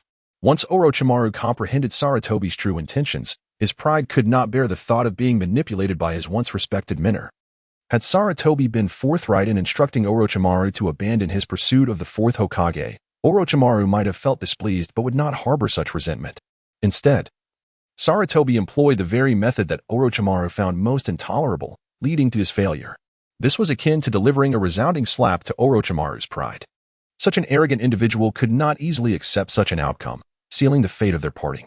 Subsequently, Orochimaru became increasingly indifferent to Konoha's affairs, dedicating himself to human experimentation, even resorting to violence against fellow villagers.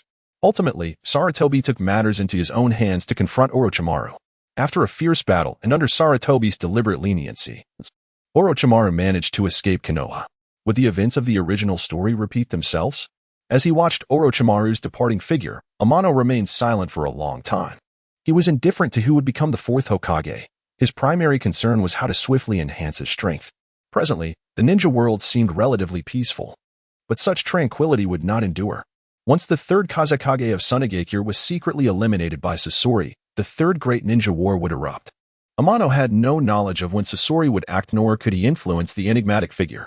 All he could do was strive to augment his own power, ensuring his survival amid the impending turmoil of the ninja world. Chapter 25. Is that all? Upon returning home, before T and I could fully unwind, a shadow suddenly appeared by the window. The newcomer wore a fox mask and was entirely shrouded in a black trench coat, embodying the quintessential attire of the Umbu. Why had the Konoha Umbu sought him out? T and I pondered quietly. He had just returned from the third Hokage's presence. It was unlikely that the third would dispatch the Umbu to find him. The identity of this unexpected Umbu member was evident. He most likely hailed from Danzo's root organization. As for the purpose of this root member's visit, T and I had already surmised the answer, even without asking. It was nothing more than an invitation to join the roots.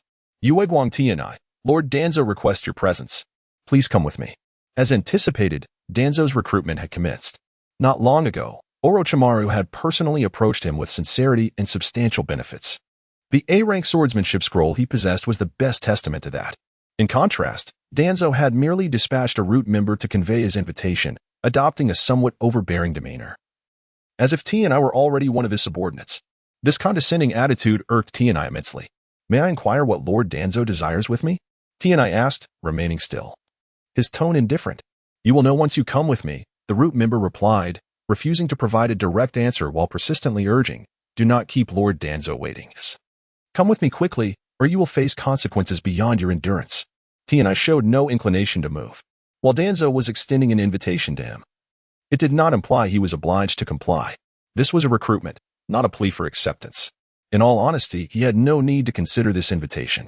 Moreover, he was now a direct subordinate of Orochimaru, making it even more improbable for him to join Danzo's roots. The roots could be seen as a force under the Hokage's command, but in reality, they had devolved into Danzo's private military. The darkness within was not something an ordinary person could withstand, and life and death were at Danzo's whim. This was intolerable for Tianai. He instinctively rejected the idea of joining such an organization. In the past, he might have worried about the repercussions of refusing Danzo's overture. However, now, with his strength as a typical jonin, he possessed the means to protect himself. Coupled with his current status as Orochimaru's direct subordinate, Tianai felt emboldened. Even if he declined Danzo's invitation, it would be of little consequence. You may leave, I have no time for this. Tianai contemplated for a moment before outright rejecting the root member's invitation. What did you say? The fox-masked root member stared at Tianai incredulously. You dare refuse Lord Danzo's invitation? Before Tianai could respond, the root member continued, do you have any idea what consequences await those who rebuff Lord Danzo? Tianai remained silent for a moment before calmly stating, I am uncertain of the consequences of refusing Lord Danzo. But I am certain of one thing, there is no subordinate relationship between us. He cannot command me, and I have the right to decline his invitation. Finally, Tianai added. Furthermore, I am now a direct subordinate of Lord Orochimaru. I shall not join the roots. If there is nothing else, you may leave. Humph. The root member scoffed, his tone becoming more hostile. What if I insist on taking you to see Lord Danzo? Then we shall see if you possess the capability to do so. Tianai's gaze remained calm, though he tightened his grip on the sword sheath. The atmosphere between them grew tense. At a moment, they both moved simultaneously. Bang! Tianai was slightly quicker, delivering a powerful kick that sent the root member sprawling backward. It took several meters for the root member to regain his footing. They stood in the courtyard, eyeing each other, neither willing to speak. Having reached this point, there was no need for further words. Everyone has been saying that you performed exceptionally in the recent Chunin exams. I wish to see just how capable you truly are. As he spoke, the root member unsheathed a blade from his back, his voice icy, should you lose any parts, do not blame me for not warning you. Before the words had fully left his mouth, he transformed into a blur, launching directly at Tianai while his blade traced a lethal arc aimed at Tianai's vital points. Thud. The sword light flashed, piercing through the afterimage left by Tianai. Clang. A fierce clash followed, causing the root member to stagger backward, unable to withstand the force. His sword hand trembled, as if he had suffered considerable impact. That strike had utilized the newly unlocked skill, Shattered Tooth, and the results were unexpectedly satisfactory. Observing the root member struggling to maintain his grip on the sword, Tianai chuckled softly, shall we continue? Finally regaining his composure, the root member regarded Tianai with newfound caution. The young man's prowess was indeed formidable. It was no wonder he had bested elite ninjas dispatched from the 4 great ninja villages. However, returning empty-handed was unacceptable. How could he report back to Lord Danzo? Gritting his teeth, the root member launched another attack. This time, his assault was even more ferocious. His techniques laced with a hint of murderous intent. Yet Tianai remained unfazed, exuding an air of calmness. Regardless of the ferocity of the root member's strikes, they failed to breach Tianai's defenses. Each attack was either deftly intercepted by Tianai or effortlessly evaded. As the battle progressed, they exchanged blows countless times.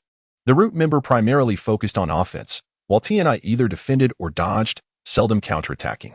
Yet, despite this, the root member had not even grazed Tianai's clothing, let alone inflicted any injury. Is this all? Tianai felt a tinge of disappointment. The disparity in their swordsmanship was too vast. He hadn't even exerted himself seriously. The root member seemed aware of his inferior sword skills and promptly altered his strategy. Nirvana technique. Suddenly, Tianai felt his vision shift dramatically as countless white feathers drifted down from above, accompanied by an overwhelming drowsiness. His eyelids felt heavy, urging him to succumb to slumber. Jinjutsu? Mind Zen, activate. Tianai immediately entered a state of mental clarity, causing the white feathers to vanish, restoring his vision. You're unscathed? The root member's voice was filled with astonishment. What could possibly affect me? Just a trivial illusion, Tianai replied with a relaxed smile. Care to try again? The root member fell silent. The brief exchanges of combat had revealed that this young man was even more formidable than he had anticipated. Continuing the fight would only serve to humiliate him further. No wonder Lord Danzo valued him. Regrettably, it was too late. Now, Yue Guangti and I was already in the service of Lord Orochimaru. It seemed the task assigned by Lord Danzo today was destined to remain unfulfilled. The root member cast a deep glance at T&I before vanishing from sight after a series of flickering movements. What would Danzo do after this failed recruitment? Tianyi found himself lost in contemplation. Regardless of the intentions or schemes of others, he remained indifferent to all but one matter, his own strength. It was this singular focus that defined him. As long as he possessed formidable power, any intrigue or machination would crumble before him. Yet, he acknowledged that his current prowess still fell short. He needed to attain at least the strength of a shadow to be untroubled by Danzo's cunning plans. There was much more effort required on his part. In the root base, a member donned in a fox mask knelt before Danzo. Everything that had transpired was already known to Danzo. However, he chose to remain reticent. Regrettably, it was too late. A sigh escaped Danzo's lips, though a flicker of intensity danced in his eyes. Did you think that simply becoming Orochimaru's direct subordinate would render you invulnerable to my influence? Ha ha ha ha. Chapter 26. The illusion of manipulating the five senses in a relatively spacious area. Amano was diligently practicing. Not far from him, Kuruma Nane sat in her wheelchair, continuously sketching on her easel. Both were engrossed in their respective activities while simultaneously being aware of each other. This unspoken understanding between them eased the tension in their interaction, fostering a sense of comfort. They seemed to have grown accustomed to this mode of companionship. It had been several days since Amano had declined Danzo's invitation, and during this time, all remained quiet. The anticipated retaliation from Danzo had not materialized. While maintaining his vigilance, Amano resumed his training. For several consecutive days, he devoted himself entirely to mastering the three newly unlocked skills. He had completely grasped Secret Sword, Grass Firefly, and Shattered Tooth, while Exploding Apple presented more of a challenge. Understanding the principles behind this technique had consumed considerable time. Only now had he comprehended all its crucial aspects. With a bit of experimentation, he should be able to produce the Exploding Apple without difficulty.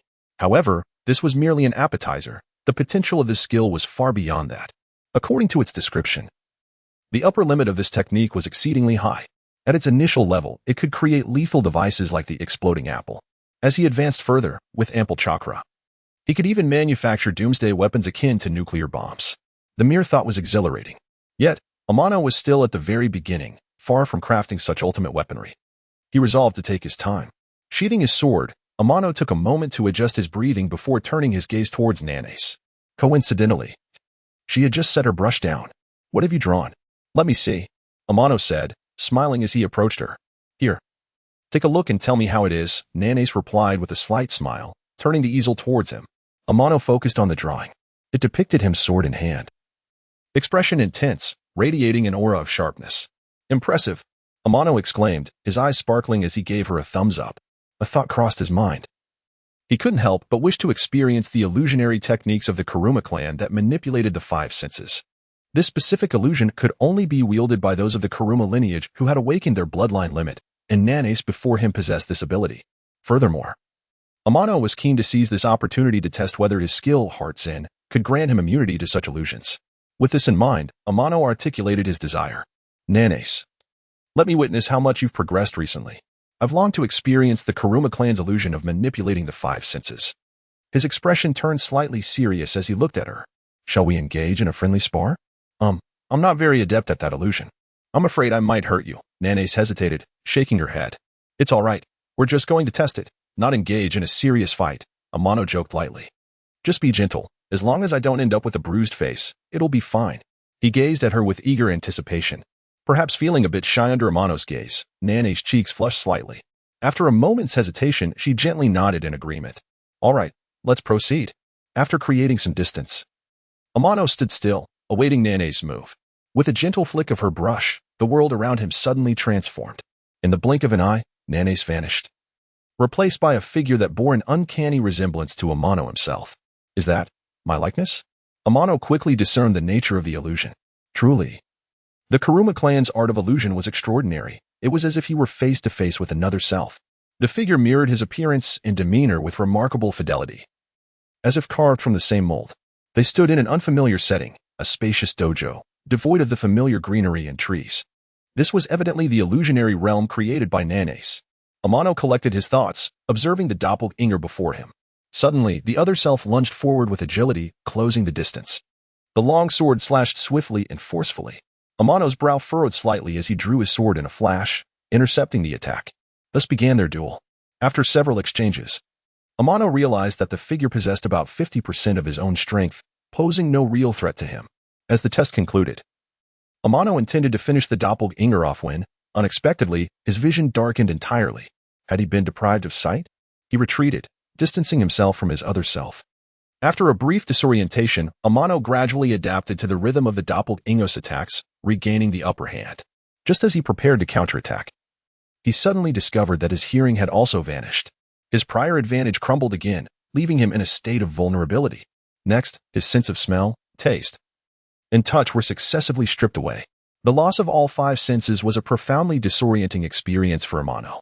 Yet, he refused to concede defeat. With the aid of his skill, Heart Web, he was still capable of fighting. With his prowess, he could easily conclude this battle. However, Amano chose not to do so. He found that the deprivation of his senses led to newfound insights into his swordsmanship, a surprising boon. Moreover, upon attempting to activate Heart Zen, he discovered that he had indeed escaped the illusionary realm, with his senses returning to him. As expected, Heart Zen had not let him down, successfully granting him immunity to the illusion. Amano, I can't believe you managed to break free from the illusion. That's remarkable, Nanace exclaimed, her eyes wide with disbelief. It was well known that the Kuruma clan's illusion techniques were formidable, and to extricate oneself from such an illusion through sheer will was an exceptionally rare feat. Yet here was another instance. A surge of excitement coursed through Nanace as she regarded Amano, her cheeks flushed with a rosy hue, rendering her utterly charming. In truth, the true prowess lies with your Kuruma clan's illusions. I have certainly gained a new perspective today. Amano smiled, expressing his gratitude sincerely. Nanace smiled back, saying nothing further. Are you all right? Amano inquired, noticing her pale complexion as the flush faded. I'm fine, just a bit fatigued, she replied, shaking her head, her smile still intact. Very well. Let me escort you back, Amano offered. Okay. As he pushed her wheelchair, they engaged in light-hearted conversation, the atmosphere pleasant and harmonious.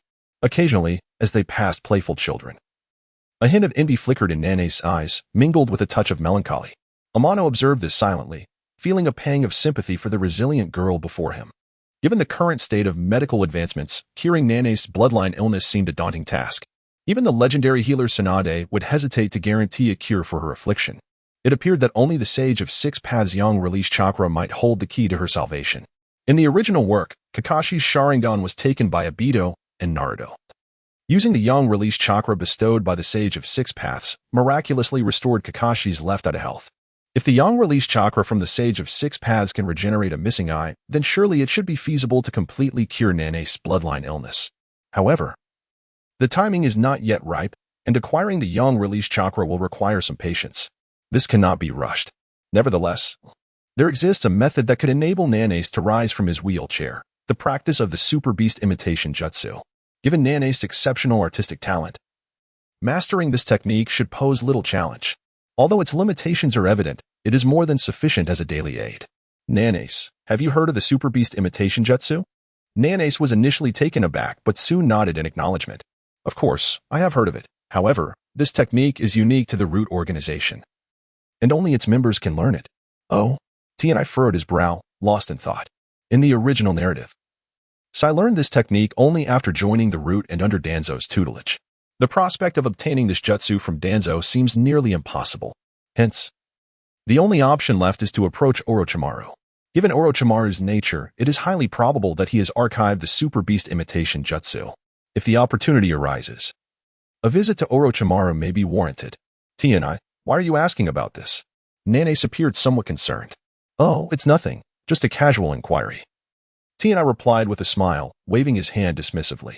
Is it truly nothing? Nanace remained apprehensive. Indeed, it is nothing. After much effort, T&I finally assuaged the suspicious Nanace, while inwardly devising a plan to acquire the Super Beast Imitation Jutsu. Chapter 27, A Rank Mission, the Back Mountains of Konoha by the Riverbank. Intermittent rumblings startled countless birds into flight. The commotion naturally caught the attention of Konoha Esambu. However, upon discovering that it was Tsukikage Amano blasting fish by the riverside. They were momentarily speechless.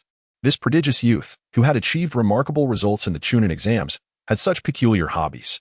After observing for a while, they noted that Amano was tossing explosive devices resembling apples into the water, seemingly calculating something as he did so. The Umbu member concealed in the shadows was left utterly bewildered. After a prolonged observation with little to glean, the Umbu member departed. Not long after their exit, Amano ceased his activities. He had effectively exhausted the supply of explosive apples he had crafted over the past few days. Nonetheless, the results had been substantial. Through several rounds of experimentation, he had discovered the optimal manufacturing process. Henceforth, the explosive apples would reach their peak potential, boasting explosive power rivaling that of detonation tags, and even surpassing them by approximately 30%. Furthermore, the production costs had been significantly reduced. Should the explosive apples enter the market, detonation tags would find themselves utterly obsolete. However, Amano harbored no intentions of introducing the explosive apples to the market just yet. Primarily, he wished to avoid unwanted attention, and secondly, he preferred not to invest excessive time in this endeavor.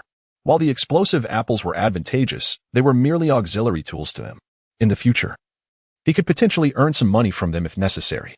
For now, his focus remained on enhancing his own abilities.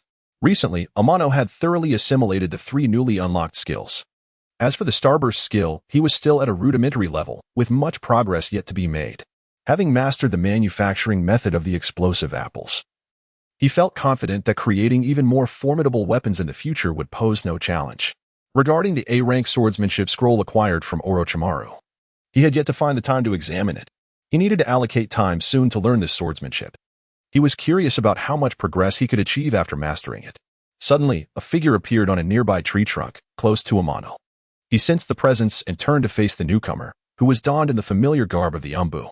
Just moments after one had departed, another arrived. Was this an endless cycle? Amano was puzzled. Was Konoha's Umbu truly this idle? Tsukikage Amano, the Hokage requests your presence. Please follow me. The third Hokage sought him out? Amano pondered the purpose but did not dwell on it, swiftly trailing behind the Umbu towards the Hokage's office. Upon entering, he was surprised to find another person already standing before the Hokage. The individual, wearing a familiar mask, was none other than Kakashi. Kakashi, what brings you here? Amano inquired curiously. Mission, Kakashi replied succinctly, offering no further explanation. Amano turned his gaze to Sarutobi Hiruzen, seeking clarity. All right, since both of you are here, I shall be brief, Sarutobi began, cutting to the chase. Recently, we received a request from the ruler of the Land of Snow. Here are the details of the mission. You may examine them. The Land of Snow, with its gentle flurries and serene landscapes. After reading, Amano perceived the employer's demands as straightforward. They were to escort a certain Fubuki Shuka safely out of the Land of Snow. In response to the ruler's request, the village intended to dispatch a team of elite ninjas for this task. However, due to recent instability at the borders, the village's elite forces were somewhat strained. Hence his summoning of the 2 of them. After a brief pause, Sarutobi continued, currently, this mission is classified as A rank.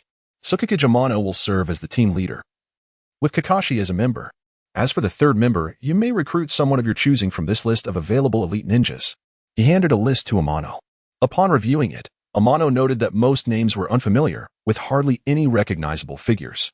This list comprised mere passers-by, hardly suitable for significant responsibility. Amano grimaced slightly, feeling disdainful. Hokage-sama, may I recruit a ninja not on this list? Amano's mind briefly flickered to Might Dai. As the father of Guy, Might Dai was a fervent practitioner of taijutsu, having even mastered the 8 gates to their fullest extent. However, he was currently an unremarkable genin in Konoha, largely overlooked by others. Presently, only a few knew of his true capabilities. He was a severely underestimated powerhouse. With Might Dai's participation, Amano believed the mission would be effortlessly accomplished. He recalled the original storyline where Kakashi had previously ventured to the Land of Snow on a mission and had nearly failed to return. It was during that mission that he successfully escorted Fubuki Shuka out of the country. With both himself and Might Dai on this mission, Kakashi would not endure the same hardships as in the original tale. Overcoming their adversaries would be a trivial matter. Oh, you have a suitable candidate in mind? Sarutobi raised an eyebrow, displaying intrigue. Indeed, Amano affirmed with a nod. Kakashi, standing nearby, became interested as well. A ninja who could catch Amano's attention was likely no ordinary individual. When it came to missions, the stronger the teammates, the better. No one wished to carry a deadweight.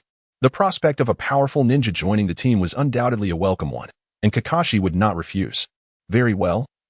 The decision is yours, Sarutobi concluded, emphasizing. Once you have found your teammate, you shall depart immediately. Is that clear? Understood. They replied in unison. All right, you may go now. Just after exiting the Hokage building, Kakashi could not restrain his curiosity. Amano, who is the teammate you wish to recruit? Want to know? Amano teased, withholding the information. Kakashi fell silent. Follow me. Once we arrive, you will discover who I have in mind. With that, Amano strode away confidently. Kakashi paused for a moment before hastily following behind. The two made their way to their destination, Konoha's Ninja Affairs Office, also known as the Mission Assignment Hall. Here, a plethora of tasks awaited, predominantly of lower rank, while higher-level missions usually required confidentiality and were seldom posted here, often handled directly by the Hokage. Consequently, this was where the majority of Konoha's genin congregated. Kakashi was puzzled as to why Amano had come to this place. Was it possible that he sought someone here? Just as that thought crossed his mind, he dismissed it. They had just received an A-rank mission. Typically, genin were not qualified to undertake such tasks. Even if they managed to take one on, they would likely be ineffective, often serving merely as a burden. He could not fathom Amano engaging in such folly. Yet, uncertainty lingered regarding Amano's true purpose for being there. Chapter 28. Might Daisuke joins the team at the entrance of the mission hall. A middle-aged man clad in a green tracksuit was apologizing to two fellow lower-ranked ninjas. This man was none other than Might Daisuke, the father of Kai. I'm so sorry. It was my mistake last time. I assure you, I won't repeat the same error again. Please let me join this mission. Daisuke's expression was fraught with anxiety, his words brimming with remorse as he repeatedly sought their forgiveness. One of the lower-ranked ninjas stepped forward, rubbing his forehead in exasperation. Daisuke, it's not that we don't want to give you a chance. But you make mistakes every time. Even if you've changed this time, you'll inevitably err again. Because of you, we've received multiple complaints from our employer. If this continues, it will become difficult for us to take on missions in the future. I'm sorry, but we can't include you anymore. Please don't say that. Daisuke was not ready to give up. He slightly bowed to the two lower-ranked ninjas, firmly assuring them, I, Might Daisuke, got to give my utmost to complete the mission. I promise I won't make mistakes again. Please trust me one more time. The two lower-ranked ninjas exchanged glances. Their eyes filled with helplessness. After a moment of hesitation, the one who had spoken earlier replied, I'm sorry, Daisuke. You should find another team. We are not suitable for you. With that, the two ninjas strode away. Daisuke longed to say something, yet the words eluded him, leaving him to watch his former teammates depart. Tsunami and Kakashi happened to witness this scene. Tsunami was already aware of Daisuke's predicament, and this unfolding drama was merely a part of Daisuke's routine. Following this rejection, it would not be long before Daisuke, with his indomitable spirit, would seek another temporary team. Is that Kai's father? Kakashi asked uncertainly, glancing at Tsunami. Tsunami nodded, half-jokingly remarking, surprised, are you? A bit. Kakashi fell silent for a moment before continuing, Kai sometimes shares stories about his father. His taijutsu was taught by him. I've always been curious about the man who could raise such a martial arts expert. He must not be weak. Yet seeing him now, perhaps it was a significant disappointment. Kakashi found himself at a loss for words. Although Daisuke was a lower-ranked ninja, his true strength could rival that of elite genin, perhaps even shadow-level shinobi. That's impossible. Kakashi was skeptical. Tsunami chuckled and inquired, Kakashi, have you heard of the 8 Gates technique? The 8 Gates? Kakashi's expression shifted as he pondered. Are you suggesting that Daisuke knows this forbidden technique? Not only does Daisuke know the 8 Gates, but he has also mastered it to the point of opening all 8 gates. How could he possibly be weak? Tsunami lamented. Although this forbidden technique has severe side effects, as long as one does not open the final gate, the power of the 7 gates is sufficient to stand toe-to-toe with elite genin. After a brief pause, Tsunami continued. If we were to recruit such a figure into our team, the risk factor of this mission would undoubtedly decrease significantly. Even if we encounter unexpected circumstances, our lineup would be able to handle it with composure. Retreat would not be an issue, even if we face defeat. What do you think, Kakashi? With that, Tsunami turned his gaze toward Kakashi. At this point, Kakashi could hardly miss Tsunami's intentions. He aimed to recruit Daisuke into their team to undertake this mission together. If Daisuke was indeed as formidable as Tsunami claimed, he would be an invaluable ally. With his inclusion, their team would undoubtedly gain a greater sense of security in the face of danger. If Daisuke truly possesses such strength, I have no objections. Kakashi made his stance clear, recognizing the value Daisuke could bring. That's all I needed to hear. Tsunami clapped Kakashi on the shoulder. You will witness Daisuke's true abilities firsthand. You can verify for yourself whether he is as formidable as I say. With Kakashi persuaded, Tsunami approached Daisuke. After being rejected by the previous team, Daisuke did not lose heart and continued to seek a new team to join. Yet, the responses he received were consistently negative. Following a brief moment of disappointment, he rallied his spirits, ready to search for the next potential team. Suddenly, a figure blocked his path, and Tsunami's voice rang in his ears. Daisuke. It seems you're facing some trouble. Daisuke looked at Tsunami, feeling a sense of familiarity, yet struggling to place him. You were Daisuke tried to recall. But he still could not recognize Tsunami. However, the surrounding lower-ranked ninjas immediately recognized him. Isn't that the remarkable Tsukuyami Tsunami from the CH9 exams? Yes. I know him. I can't believe I've encountered him here. I heard that recently, the Hokage promoted him to Special J9. Really? Absolutely. You can verify it yourself. Listening to the discussions around him, Daisuke finally remembered that the young man blocking his path was indeed Tsukuyami Tsunami. His son, Kai, had mentioned this individual and seemed to have a good rapport with him. Ah, it's you. Kai has spoken of you. Daisuke regarded Tsunami with a genuine smile. Daisuke. This isn't the place for a conversation. Shall we find somewhere quieter? Tsunami surveyed the bustling crowd and sighed. Being too famous isn't always a blessing. The confidentiality of this mission was relatively high, and Tsunami preferred not to discuss it in such a lively setting. Sure. Daisuke readily agreed without further thought. Following Tsunami away from the crowd, the three of them, along with Kakashi, made their way to a relatively secluded area. Tsunami then spoke, Daisuke. I have a mission that requires one more team member. I'd like to invite you to join us, if you're willing. Absolutely. I'd be honored. Upon hearing the invitation to participate in a mission, Daisuke's eyes lit up, and without hesitation, he accepted. Daisuke. Please let me explain the details before you make your decision. Tsunami briefly outlined the mission, clarifying its dangers while also mentioning the rewards involved. Expecting Daisuke to hesitate due to the inherent risks, Tsunami was surprised when Daisuke's eyes gleamed with excitement upon hearing about the A-rank mission as reward. Without a moment's pause, Daisuke decisively declared, I'll take this mission. In Daisuke's eyes, Tsunami could almost see symbols of wealth dancing. He had anticipated some obstacles in inviting Daisuke, yet the man accepted without a second thought, saving Tsunami considerable effort. Perhaps it was the pressures of life that motivated him. Daisuke currently had a son to support, and expenses were undoubtedly significant. As a lower-rank ninja, he was limited to D-rank and C-rank missions. D-rank missions were trivial matters with meager rewards. As for C-rank missions, they required a team, and finding a group willing to accept him was no easy feat. In the present day, a lucrative A-level mission lies before him, and his two companions appear to be formidable allies. Among them, Raikage Amano shone brightly during the previous Chunin exams and now possesses the esteemed title of Special Jonin, a testament to his notable prowess. The other, Kakashi, is also one of Konoha's rare prodigies, currently boasting the strength of an elite Chunin. With these two talents leading the way, Might Guy believes that even if risks arise during the mission, they should not pose a significant problem. Should they encounter a dire crisis?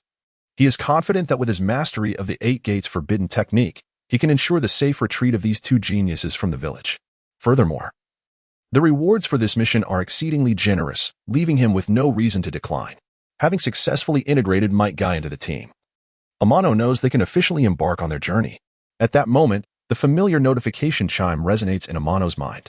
Ding. Conditions met. Congratulations to the host for successfully triggering a new mission. Escort mission. Safeguard the princess. Incomplete. Mission requirements. Ensure the safe passage of Princess Koyuki of the Land of Snow out of her homeland. Activation conditions. 3-person team. Satisfied. Mission rewards. 1-5. Progress towards role-playing unexpectedly. A new mission has been activated. If he successfully completes this escort task, Amano will not only earn the deserved rewards but may also acquire system bonuses and potentially unlock new skills. Truly a multifaceted opportunity. This mission arrives at the most opportune moment. Kakashi, Gai-senpai, you have 1 hour to prepare your gear. We shall convene at the entrance of Konoha in 1 hour, Amano declared. Casting a pointed glance at Kakashi with an added reminder, do not be late. Afterward, Amano exchanged meaningful looks with Kakashi, who is well known for his habitual tardiness. It remains to be seen whether Kakashi's old habits will resurface this time. Kakashi, aware of this trait, rolled his eyes in resignation and assured, don't worry. I will be on time this time. With that, he vanished in a flash. Bidding farewell to Might Guy, Amano prepared to return home. However, along the way, he encountered a small snake blocking his path. The serpent expelled a scroll from its mouth before dissipating into a cloud of smoke. This was Orochimaru's summoning beast. Witnessing this unfold, Amano's mind began to form conclusions. It remains uncertain what business Orochimaru has with him this time. After reading the message inscribed on the scroll, Amano hesitated no longer and, following its directions, hastened towards Orochimaru's laboratory. Chapter 29, Additional Mission. With a soft thud, I halted before a colossal tree. If the information inscribed on the scroll was accurate, beneath this magnificent tree lay Orochimaru's laboratory. As anticipated, the scenery abruptly transformed. A square aperture manifested in the once intact trunk, revealing a dark entrance that led into the unknown depths. Faintly, I perceived the echo of approaching footsteps. Step by step, they drew nearer until they reached the threshold. You've arrived. A figure emerged slowly from the shadows. It was none other than Orochimaru himself. Follow me, he instructed, casting a fleeting glance my way before turning to re-enter the darkness. Without hesitation, I trailed closely behind, pondering the purpose of this unexpected summons. Not long after, we paused before a stone door. Enter, he commanded, and as he spoke, a thick white mist suddenly enveloped the area. Orochimaru, who had been standing beside me, vanished in an instant. A shadow clone? My pupils contracted slightly at the realization. However, I did not linger. I pushed open the stone door and stepped inside. The fact that Orochimaru would send a shadow clone to fetch me indicated his regard for me as a direct subordinate. Upon entering the stone chamber, my gaze was immediately drawn to an operating table upon which lay a somewhat familiar corpse. It was indeed the body of Kisame Hashigaki. I had not anticipated that his remains would end up in Orochimaru's possession, serving as a subject for experimentation. As I crossed the threshold, Orochimaru ceased his activities. Ah, Tenyakuin. You've arrived. Removing his gloves and mask, he turned to face me, a trace of amusement glimmering in his eyes. This corpse is a rare specimen. Were it not for you, I would not have acquired such an exceptional material. His tone shifted as he continued, I have a favor to ask of you. There is no need for such formalities, Lord Orochimaru. As your direct subordinate, I am at your service. Please, state your request. And I shall fulfill it to the best of my ability, I replied, maintaining my composure. I understand you are tasked with a mission in the land of snow. I have a specific assignment for you, Orochimaru stated, his smile unwavering. I need you to gather the corpses of shinobi possessing unique bloodline limits. Here is a list I have prepared. Should you have the opportunity, please retrieve a few for me. He handed me a scroll, and as I unfurled it, I recognized many names, some belonging to renowned figures from other villages. This scroll encompassed nearly all known bloodline limit wielders in the shinobi world.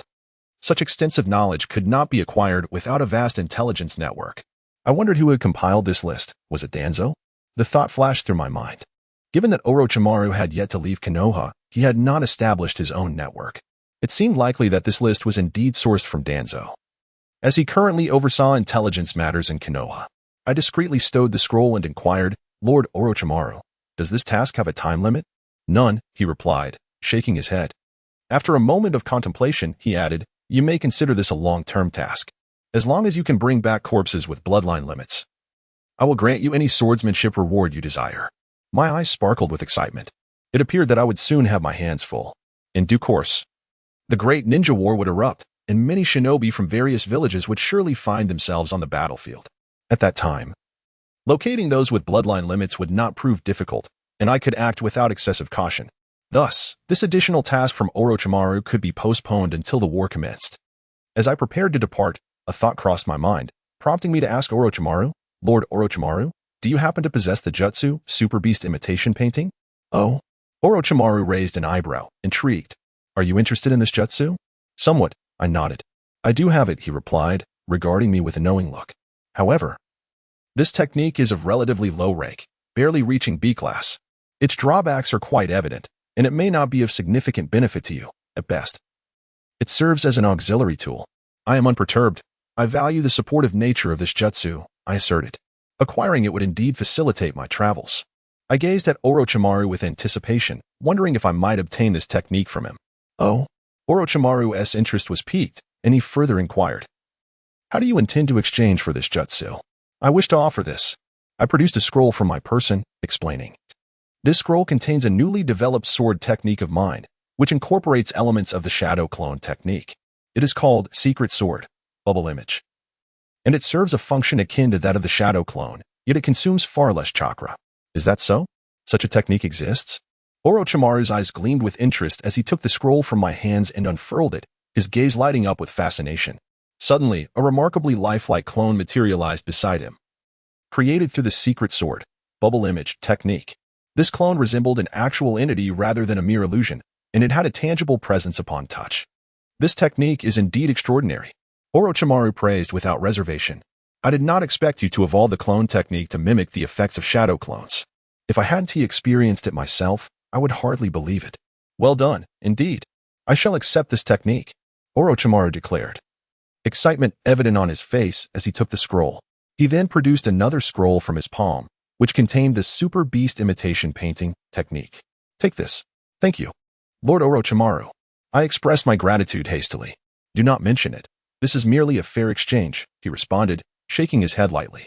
After a moment of contemplation, I asked, Lord Orochimaru, may I teach this technique to others? The scroll is yours. Whom you teach is entirely your discretion. It is merely a B-class technique, Orochimaru waved dismissively. His collection of techniques far exceeded 1,000, and he regarded a single B-class technique with indifference. Relieved by Orochimaru's response, I felt a weight lift from my shoulders. Now, I could openly impart this technique to Nanace without hesitation. After bidding farewell to Orochimaru, I made my way directly to the residence of the Urima clan. At the entrance of Konoha, two figures had been waiting for quite some time. Hey, Dai-senpai, ISNT at nearly an hour now? Kakashi remarked, visibly impatient. It is indeed time, Might Dai replied earnestly. We agreed to meet at the gate after an hour, yet Tenya has yet to make an appearance. Kakashi let out a resigned sigh. I arrived punctually this time, only to be met with his tardiness. Had I known, I would have delayed my arrival. 10 minutes elapsed before they finally spotted a familiar figure making his way over, none other than Amano. Amano, you are late. Kakashi cast a sidelong glance at him. Recalling how Amano had previously admonished him against tardiness, yet seemed to have forgotten his own counsel. This time, I assure you it was not intentional. Amano replied with an awkward smile. I encountered an elderly woman who had been struck by a vehicle and kindly took her to the Konoha hospital, which caused my delay. TCH. Kakashi rolled his eyes, clearly skeptical. Ahem. Amano cleared his throat and continued. Now that everyone is present, let us proceed. Chapter 30. An unpleasant encounter in the Land of Fire, a border town. Amano and his companions paused their journey. To maintain secrecy, the trio had removed their forehead protectors in advance, rendering them indistinguishable from ordinary travelers. They planned to rest here for the night and set off early the next day. Arriving at an inn, Amano exchanged brief words with Kakashi and Might Guy, who nodded in agreement. You two rest first. I shall meet with the client for this mission. With that, Amano turned and departed the inn. The town was bustling with activity, filled with itinerant merchants, perhaps due to the abundance of resources in the Land of Fire. Many traders from distant lands came here to procure goods at low prices, only to sell them elsewhere at a premium. As Amano walked, he was surrounded by the sound of merchants bargaining. Currently, relations between the Land of Fire and other nations were growing increasingly tense, with border skirmishes becoming more frequent. One could only wonder when a spark might ignite into full-blown conflict. Should war break out, border cities would bear the brunt of it. The town's vibrancy and prosperity might not last much longer. With a soft sigh, Amano continued on his way. He soon arrived at the Sunshine Hot Spring Inn. Upon entering, a sweet-faced attendant approached him. Good day, sir. Welcome. I am here to see Mr. Junichi. May I ask where he is? Amano stated his purpose directly. Ah, you seek Mr. Junichi. Please follow me. The attendant led him to a traditional Japanese-style room. Please enter. Mr. Junichi has been waiting for you for quite some time. Upon entering, Amano observed a corpulent middle-aged man kneeling on the floor, savoring fine wine. Nearby, a vigilant swordsman fixed his intense gaze upon him, radiating wariness. Amano cast a quick glance at the swordsman before turning his attention back to the rotund man. Seeing Amano's youth, the man felt a twinge of disdain. Was Konoha so indifferent to assign such a young ninja for this mission? He mused silently, though his face wore a beaming smile. May I ask where you hail from? How should I address you? Konoha, Tsukikage-amano, Amano replied coolly. Tsukikage-amano? Is there such a figure among Konoha's renowned ninjas? The man pondered and found no mention of this name in his records. It seemed this young ninja was likely an insignificant rookie. He couldn't fathom Konoha's cavalier attitude toward an A-rank mission, sending merely a youth to meet him. without a seasoned jonin to oversee the task. The likelihood of success appeared grim. He doubted this young man possessed jonin-level strength. He was probably just a novice on a training expedition. With this thought, the man's frustration grew. Perhaps the true leader of this mission was someone else. He looked at Amano with a glimmer of hope and inquired, Amano-kun, where is the captain responsible for this escort mission? Could you introduce me? I am the captain in charge of this escort mission. If you have any questions, feel free to ask me directly. The man's remaining hope shattered instantly, leaving him feeling utterly deflated. Mustering his spirit, he continued. Might I inquire about the strength of your team members, so I know what to expect? Currently, I am a special jonin from Konoha. The other two members are a chunin and a genin. Amano answered candidly, aware that this was no secret. However, these were merely their outward ranks. In truth, Amano, along with Kakashi and Might Guy, possessed abilities that far surpassed their titles. Particularly, Might Guy, who had mastered the 8 gates, could even contend with elite jonin when he unleashed his full potential. Amano himself was not entirely confident in surpassing him. A special jonin, a chunin, and a genin dared to take on an A-rank escort mission. He could hardly comprehend Konoha's reasoning. If it weren't for the task being entrusted to Konoha, he would have sought to recruit additional personnel, finding them utterly unreliable. At that moment, the man appeared thoroughly defeated, his spirit waning further as anxiety etched deeper upon his face. He yearned to say something but swallowed his words. Amano, uninterested in his internal musings, was eager to know when they would set off. Thus, he directly asked, when does Mr. Junichi plan to depart? Tomorrow morning. We'll set off as soon as I gather the team, the man replied weakly. Oh, how many individuals and how much cargo is Mr. Junichi bringing? Amano pressed on. Approximately over 50 people, along with 5 carts of goods, the man answered without much thought. Amano-kun, I must inform you that our team is only responsible for ensuring the princess's safe passage out of the land of snow. We will not be accountable for the safety of your convoy. Amano paused before continuing. However, if Mr. Junichi wishes, we can assist in escorting the convoy. But sufficient remuneration would be required. This would also be considered an escort mission. What are your thoughts, Mr. Junichi? Upon hearing this, the man immediately declined. No need. We have our own guards, and we won't trouble Konoha.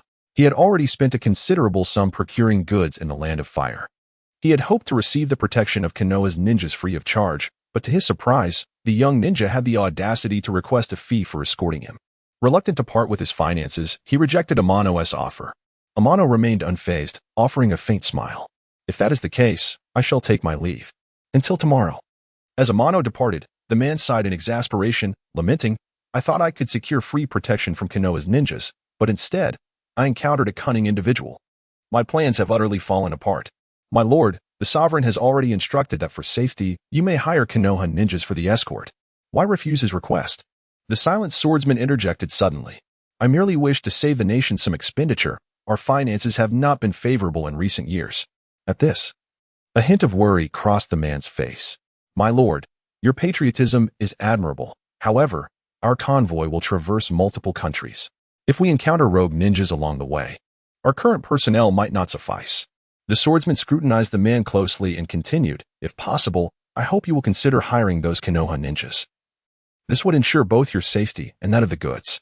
Ryuji, I shall take your words into serious consideration. The man nodded, opting not to elaborate further.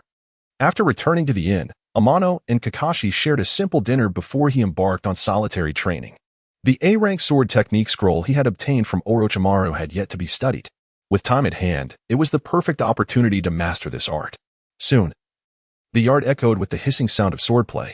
Not far away, Kakashi observed the sword practice of Amano, murmuring to himself, no wonder your swordsmanship is so formidable. After watching for a while, Kakashi turned and departed, choosing not to disturb Amano any further. Amano merely cast a fleeting glance in Kakashi's direction and said nothing more, immersing himself once again in his sword training. Progress 1, 2, 1, 5, 2. As he watched the completion percentage gradually rise on the panel, Amano's anticipation grew ever more intense. He pondered how much progress he would achieve upon mastering this A-rank sword technique. With such hopes in his heart, Amano trained with renewed vigor. The longsword in his hand seemed to dance with unprecedented speed, almost obscuring its original form. At that moment, the longsword appeared to transform into a nebulous light, swirling around Amano in a continuous motion. Wherever it passed, a glimmering brilliance followed. The air itself seemed to be etched with silver lines.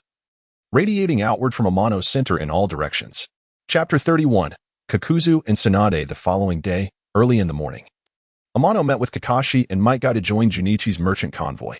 The trio accompanied the caravan on their journey to the Land of Snow, with their next destination being the Land of Grass. After a day of arduous travel, they arrived at Kusagakure. The journey had been relatively uneventful, much to the relief of the anxious Junichi and Shuji, who finally breathed a sigh of relief as the convoy had not faced any attacks. "We shall rest here for the night and set off again tomorrow," Junichi declared, glancing at Amano and the others, seemingly seeking their approval. Amano nodded in agreement, offering no further remarks. Once settled, he summoned Kakashi and Might Guy, lowering his voice as he instructed, "Since entering the city, we have been closely observed by several individuals. The place we are currently lodging is riddled with spies, so exercise caution. If anyone approaches without attacking, refrain from engaging and simply observe." "Why?" Might Guy inquired, somewhat puzzled.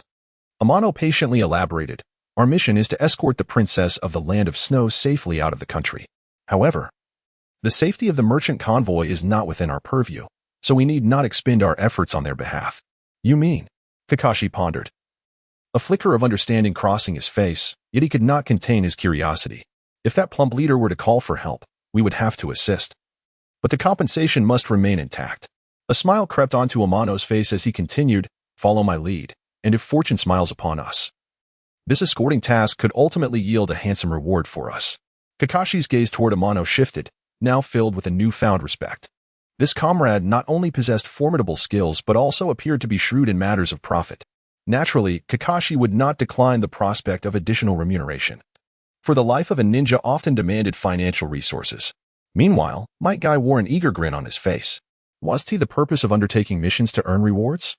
The unexpected opportunity for extra income alongside Amano was something he had not anticipated. Grateful for his earlier decision, he resolved to heed Amano's directives, fully embracing the prospect of substantial compensation. Having convinced Kakashi and Might Guy, Amano continued, "I will venture out to scout ahead. You two remain here and keep a watchful eye. Remember, only engage if absolutely necessary." "Understood." Kakashi and Might Guy nodded, resuming their nonchalant facade. Amano quietly exited the inn, activating his skill mind network as he began to stroll through the streets. After wandering for a while, he made several noteworthy observations. This city was teeming with ninjas, though their abilities appeared relatively modest, resembling scouts from various villages. Suddenly, Amano detected two immense surges of chakra. One was approaching at an alarming speed. Who could it be?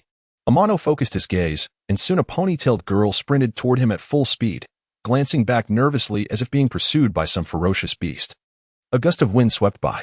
The girl merely cast a fleeting glance at Amano before continuing onward, disappearing around a corner.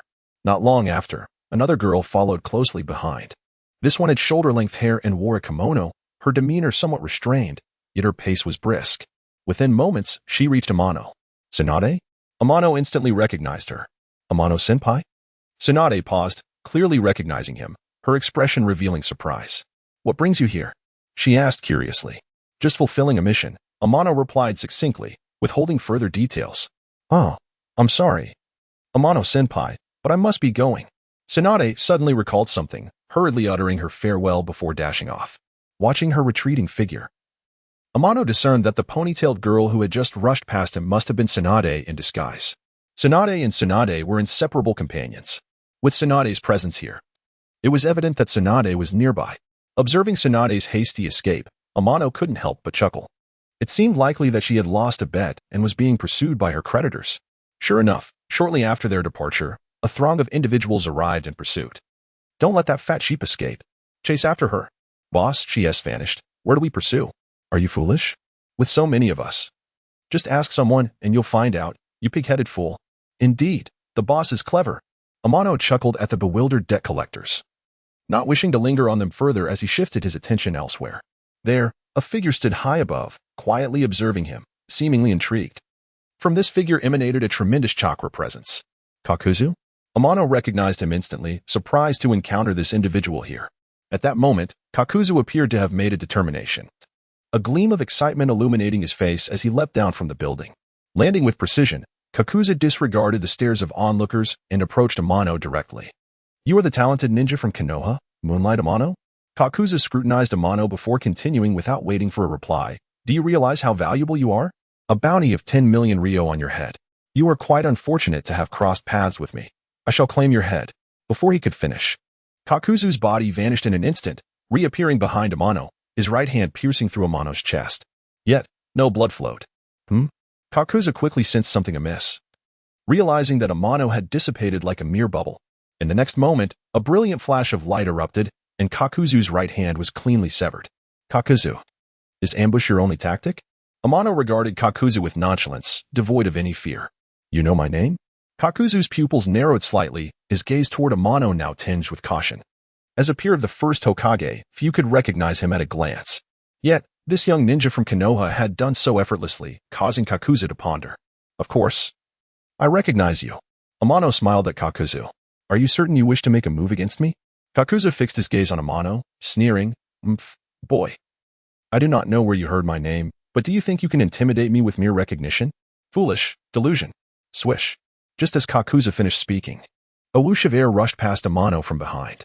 The severed hand, now animated, shot toward Amano once more. Amano's smile remained unbroken as he subtly shifted his body, evading the treacherous assault as if foreseeing it. Simultaneously, numerous black tendrils erupted from Kakuzu's severed arm, swiftly capturing the dismembered hand and reattaching it. The space here is too confined, and one cannot truly express oneself. Those with courage, follow me. With this proclamation, Amano cast a sidelong glance at Kakuzu before charging straight towards the city gates. Kakuzu scoffed, showing no hesitation as he pursued after him. Not far off, Tsunade and Shizen, hidden in a corner, witnessed this unfolding scene. "Shizen, is that the boy you mentioned, Tsukiakari Amano?" Tsunade inquired, her face adorned with an intrigued expression as she observed Amano and Kakuzu gradually distance themselves. "Indeed, it is him," Shizen affirmed with a nod. During the recent Chunin exams held in the village, he single-handedly subdued numerous participants. His strength is undeniable. "Is that so? He truly is a prodigious talent." Tsunade mused for a moment before urging, "Let us follow and see." "Lady Tsunade, those individuals are still searching for you. Are you not concerned about being caught?" Shizen timely reminded her.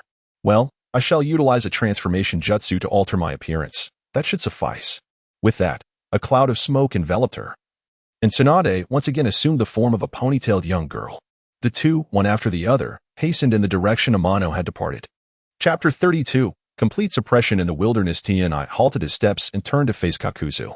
"Kakuzu, sometimes the roles of hunter and prey can reverse. Are you not afraid of becoming my quarry?" Tni observed Kakuzu leisurely, his tone unruffled. That depends on whether you possess the capability." Kakuzu scoffed, a disdainful curl of his lips revealing the murderous intent within his dark green gaze. With a low growl, Kakuzu transformed dramatically. Countless black tendrils erupted from his body. Almost instantly, masked monstrosities broke free from his back, forming a protective circle around him like elite guards. It appeared that Kakuzu was serious now, employing the secret technique, Earth Grudge Fear, right from the outset. "Die, brat." Kakuzu glared coldly at Tni, his movement swift. Numerous black tendrils surged forth, morphing into a barrage of dark spears that charged toward Tni. In the blink of an eye, they pierced through his body. Yet again, there was no sensation of hitting a solid form. The image of Tni dissipated like a fleeting illusion. Kakuzu seemed to have anticipated this outcome, and his attack speed escalated once more. The multitude of black tendrils transformed into rapid streaks of black light, puncturing every remnant of Tni's shadow until they caught up with him. "I've got you now. Let us see how you escape this time." The black tendrils lunged again, aiming to ensnare Tni completely. At that moment, Tni made his move. With a sharp sound of a sword being drawn, a myriad of fine sword lights erupted into being. As they danced through the air, each black tendril was cleaved in 2, then 4, then 8, until they were reduced to mere fragments that fell to the ground.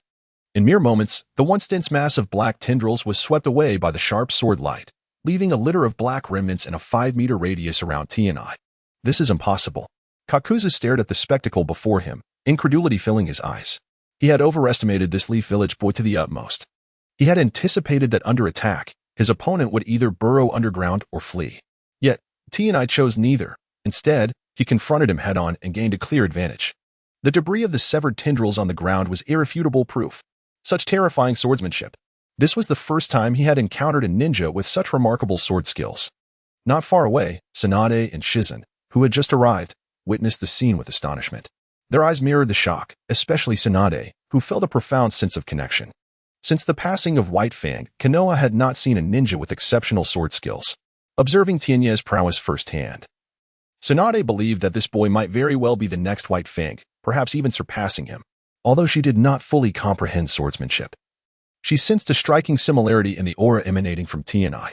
Such a genius must not fall here. Tsunade had already made up her mind. After a brief moment of shock, Kakuza gradually regained his composure. However, his gaze towards Tienai now bore a weight of seriousness. With such profound skill in swordsmanship, engaging in close combat would undoubtedly be self-destructive. He even began to question whether the few remaining secret technique clones could withstand Tienya's sword attacks. Since close combat was no longer an option, he resolved to conclude the battle with ranged attacks. With that thought, Kakuzu initiated a new strategy. The 4 secret technique clones scattered in different directions. The first to act was his true self, Doton, before Kakuzu could execute his move. An apple shot toward him like a cannonball. Danger! Although it was merely an ordinary apple, Kakuzu sensed a tremendous threat emanating from it. At that moment, evasion was no longer an option. Reluctantly, he braced himself for impact. Doton, Doriheki. A wall of earth rose just in time. But a thunderous explosion reverberated across the battlefield. The hastily erected wall shattered entirely, though it managed to block the incoming strike. An exploding apple? This was the first time Kakuzu had encountered such a contraption. When did Konoha acquire such a secret weapon? Kakuzu pondered in confusion. Before he could contemplate further, several more apples whizzed through the air. This is bad. In a moment of distraction, Tienai hurled more explosive apples. Kakuzu, wishing to escape using ninjutsu, realized time was against him. In desperation, he used the water-using masked monster as a shield, narrowly avoiding disaster. However, the water-using clone left behind as a decoy was obliterated by the explosion, leaving Kakuzu with only 3 masked monsters. Before Kakuzu could catch his breath, Tienya's assault resumed. His long sword sliced through the air, nearly severing all possible retreat routes for Kakuzu. Soon, he found himself at a disadvantage, having gained nothing from the battle thus far. Continuously suppressed by Tienai, this ignited a fury within Kakuzu. He had never felt so cornered. It was time to retaliate, though he was reluctant to engage in close combat. The current situation left him no choice. The 3 masked monsters that had been on standby began to move. Countless black tendrils surged toward Tienai once more. Secret sword, snowflake. With a flick of his wrist, countless fine sword lights converged like a flowing galaxy, shattering every black tendril in their wake. With a swift motion, the long sword unleashed a strike imbued with unparalleled sharpness, piercing through the wind-using masked monster's body. The creature quickly dissolved into a pool of black water. Losing another secret technique clone infuriated Kakuzu. The dark green of his eyes became tainted with a deep crimson hue. You will die, brat. Doton, Yomikubo. The ground beneath Tienai began to writhe, transforming from solid earth into a quagmire. His legs sank into the mire, rendering him temporarily immobile. Not far away, the remaining 2 masked monsters stirred to life. The lightning-using masked monster acted first, gathering massive chakra in its mouth. Right-un, Gidge. A spear of condensed lightning erupted from the lightning-using monster's mouth, swiftly piercing through Tienai's form. But that was not the end. On the other side, the fire-using masked monster also opened its mouth wide. Katon, HKK. A torrent of flames erupted from the masked monster's mouth, instantly engulfing the area in a sea of fire, consuming Tienya's entire being in an instant. When everything settled, the soft mire was mostly evaporated. Yet nothing remained where Tienai had stood moments before. Huh? Kakuzu suddenly sensed something was amiss. Swoosh. 2 streaks of sword light flashed unexpectedly. Almost immediately, the remaining lightning-using and fire-using masked monsters were pierced through, quickly dissolving into pools of black water, completely eliminated. Not far away, Tienya's figure reappeared once more. You did not perish? How is this possible? Kakuzu gazed at Tienya's reemergence with a mix of fear and disbelief. He had seen his attacks land squarely on Tienai. Yet here he stood before him again. What you witnessed just now was merely a part of what I wished for you to see. Now do you understand? Tienai approached Kakuzu step by step. What Kakuzu had seen earlier was merely a fragment of the ability of Secret Sword, HR.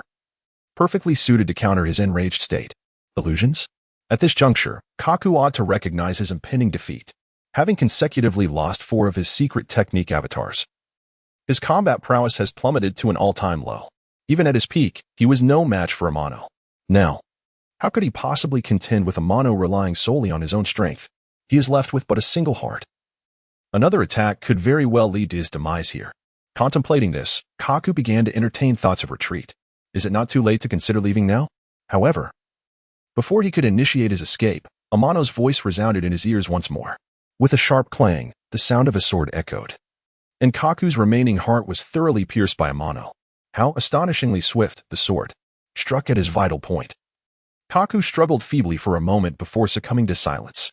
Amano produced a sealing scroll from his person and promptly sealed Kaku's corpse. Upon returning to Konoha, this body might be exchanged with Orochimaru for something of value. Securing the scroll, Amano lifted his gaze toward the right front, where two graceful figures were slowly approaching. Chapter 33. Unease and Rejection. Senpai Amano, you are truly remarkable. As soon as she approached, Shizen couldn't help but give Amano a thumbs up, her large eyes wide with admiration. By the way, Senpai Amano, who was that person who attacked you? Why did they attempt to assault you? Before Amano could respond, Shizen eagerly posed her question. Her gaze fixed on him in anticipation of a clear answer. On the sidelines, Tsunade remained silent, yet her attention was wholly directed at Amano, equally eager for his reply. The intelligence regarding Kakuzu was unknown to Konoha at this stage. Revealing information to Tsunade would necessitate a convoluted explanation. Since clarification was impractical, Amano decided to keep it concealed, thus avoiding unnecessary complications. With a wave of his hand, he began to explain, I am uncertain of that person's identity, however. I can assert that they are a bounty hunter. Their ambush was motivated by the prospect of a reward. A bounty hunter? Shizen seemed to have anticipated this. Pondering for a moment before inquiring, what is your bounty amount? It must be substantial to attract such a formidable hunter. 10 million. 10 million? Shizen's eyes widened in disbelief. She had not expected Senpai Amano to be valued at such an exorbitant sum. Amano smiled faintly, choosing not to elaborate further and instead directing his gaze towards Tsunade. Lady Tsunade, I did not expect to encounter you here. Amano greeted her with a smile. You know me? Tsunade asked, puzzled. I have heard of you. And with some introductions from the village, I naturally recognize you. It is a privilege to meet you, Lady Tsunade. Amano continued, expressing his admiration for her. A fellow ninja from his village, especially one with such notable talent. He wondered if his own indiscretions in the land of grass had been exposed. The thought made Tsunade feel somewhat embarrassed. Ahem. Tsunade cleared her throat, striving to mask her discomfort before continuing. What brings you to the land of grass? For a mission, Amano reiterated his earlier response to Shizen. Tsunade, aware that some missions were shrouded in secrecy, wisely refrained from probing further. Is your mission perilous? Not particularly. I am fortunate to have two capable teammates, so even if there are dangers, I believe I can protect myself adequately. Amano spoke with confidence. Are you returning to the village now, Lady Tsunade? Why don't we return together? Amano cheerfully suggested. Together? No. Tsunade subtly shook her head. The thought of returning in her current state, with those individuals still searching for her in the city, could easily lead to her capture. It was wiser to delay her return. No, you should go back first. Shizen and I have some matters to attend to and will return later. Tsunade firmly declined Amano's proposal. Very well, I shall take my leave then. Indeed. Once Amano had walked away, Shizen looked at Tsunade, puzzled. Lady Tsunade. Why aren't we returning with Senpai Amano? Tsunade gently tapped Shizen's forehead, exasperated. If I return in my current state, I would be walking into a trap. Those people are still searching for me. With Amano, I cannot even use transformation techniques. If he discovers I have gambling debts, well, what would he think of me? So, it's best to wait a while. Oh. As they entered the city, the people along the streets were abuzz with chatter. The recent battle outside the city had left its mark, and the residents felt the tremors of the earth-shattering roars, instilling fear, particularly among the merchants, whose faces displayed evident trepidation. Ignoring the crowd, Amano headed straight back to the inn. No sooner had he stepped inside than Kakashi and Might Guy approached him. Amano, did something happen outside the city? Kakashi asked, his curiosity piqued. He had been aware that Amano had been out for a while and hoped he had gleaned information about the events beyond the city walls. Yes, Amano nodded, then added. A battle occurred outside, but it has since concluded. Oh? Kakashi pressed on. The intensity of that battle was palpable even within the city. It suggests that neither side was weak. They were likely jonin or even elite jonin. I wonder if they might take an interest in our team. Kakashi's expression grew serious as he contemplated the implications. Fear not. Those of such caliber would hardly concern themselves with a group like ours, Amano reassured him, patting Kakashi on the shoulder. Rest easy. Even if an elite jonin were to confront us, the three of us possess sufficient strength to hold our ground. By the way, Did those hidden eyes in the shadows show any signs of action while I was out? Amano suddenly recalled and inquired. No, Kakashi shook his head. Perhaps the battle outside frightened them away. Those lurking in the shadows have all withdrawn. Is that so? What a pity. Amano sighed, a hint of disappointment in his voice. What do you mean by pity? Kakashi asked, puzzled. With them around, at least they could intimidate that fatso, Chuichi. Our chances of securing private jobs would have increased significantly. Amano lamented. It seems we must await the next opportunity. At the Snow Country merchant camp, Chuichi and Shuji were huddled together, their eyes reflecting their shared terror. The commotion outside the city had left them considerably shaken. As the steward of the merchant caravan, Chuichi was filled with trepidation about the uncertain journey ahead. He was unsure if Shuji, the captain of the guards, could adequately protect their caravan. Shuji noticed Chuichi's unease and suggested once more, Master Steward. The journey back will surely be fraught with peril. We should hire Konoha ninjas for protection. It would ensure our safety, especially yours. Which is of utmost importance as per His Majesty's explicit instructions. Chuichi hesitated, reluctant to agree. Let us discuss this later. Upon hearing this, Shuji shook his head, choosing not to press further. Though he was a capable captain under the king, he felt ill-equipped to face a jonin, especially a formidable one. Merely surviving would be a victory in itself. The notorious miser, Chuichi, known for his avarice, had indeed saved the kingdom considerable funds as the chief steward. Yet he had also embezzled a significant amount of wealth. If it weren't for his usefulness to the king, he likely wouldn't have made it this far. Now, this greedy man was willing to jeopardize his own safety to preserve his riches, steadfastly refusing to hire the accompanying Konoha ninjas. Sigh. For money, he would forsake his life. Shuji remarked, shaking his head, choosing silence thereafter. This glutton would only relent in the face of actual danger. He wondered what challenges lay ahead on their journey and whether they would survive to return to the Snow Country. Alas, they could only take it one step at a time. Shuji sighed in resignation, his eyes filled with helplessness. Chapter 34. The ambush the following day, early in the morning. After breakfast, Amano and his companions set forth again with Chuchi's merchant caravan. Upon exiting the city, they passed the site of the previous day's fierce battle. The ground was riddled with craters, and the surrounding earth appeared as if scorched by fierce flames, bearing the marks of destruction everywhere. Hurry, do not linger. Chuchi's face paled at the sight before him, urging the caravan to hasten. Clearly, the battle from yesterday had been intense. Kakashi surveyed the vicinity and whispered, This place has evidently suffered from fire, earth, and even lightning techniques, and each jutsu is formidable. Otherwise, it would not have caused such extensive damage. Indeed, having personally experienced the chaos, Amano could not help but admire Kakashi's keen perception. Just a mere glance around revealed such insights, a testament to Kakashi's extraordinary observational skills. It was no wonder he had emerged unscathed from numerous battles. After continuing their journey for a while, they soon approached the border of the Land of Grass. Crossing this boundary would lead them into the Land of Rain. As they entered the Land of Rain, Amano noticed several pairs of watchful eyes lurking around them. Secretly alerting Kakashi and Might Guy, he maintained an air of nonchalance. The caravan proceeded without incident, yet the guards, in their moment of relaxation, became oblivious to the hidden threats. Even the commander, a man named Shuji, remained unaware of the impending danger. As for the corpulent Chuchi, his earlier fear had dissipated, and he had since dozed off, drooling contentedly, lost in some pleasant dream. Suddenly, a flurry of shurikens struck the entire caravan without warning. Amano and his companions exchanged glances, instinctively retreating from the battlefield. Ambush! Someone in the caravan shouted, and immediately, the entire group sprang into a defensive stance.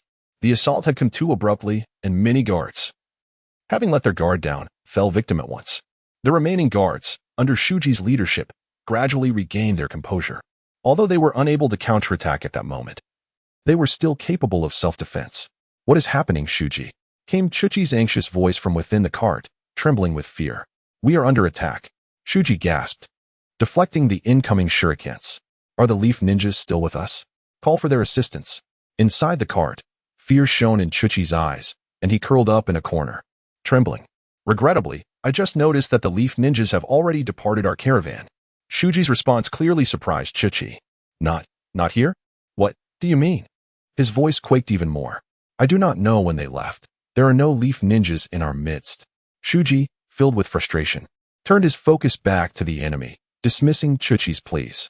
He had previously urged Chuchi to hire accompanying Leaf Ninjas, yet the miserly fat man had consistently refused. Now, faced with peril, he lamented the absence of those ninjas.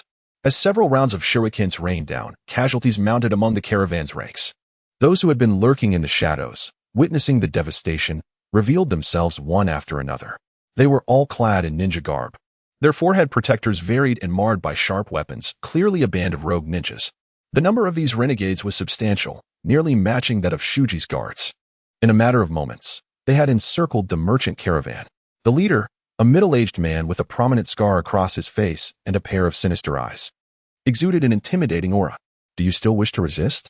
The scarred man fixed his gaze upon Shuji, speaking in a calm yet menacing tone. You are surrounded by my men. Surrender your weapons, and perhaps I shall spare you.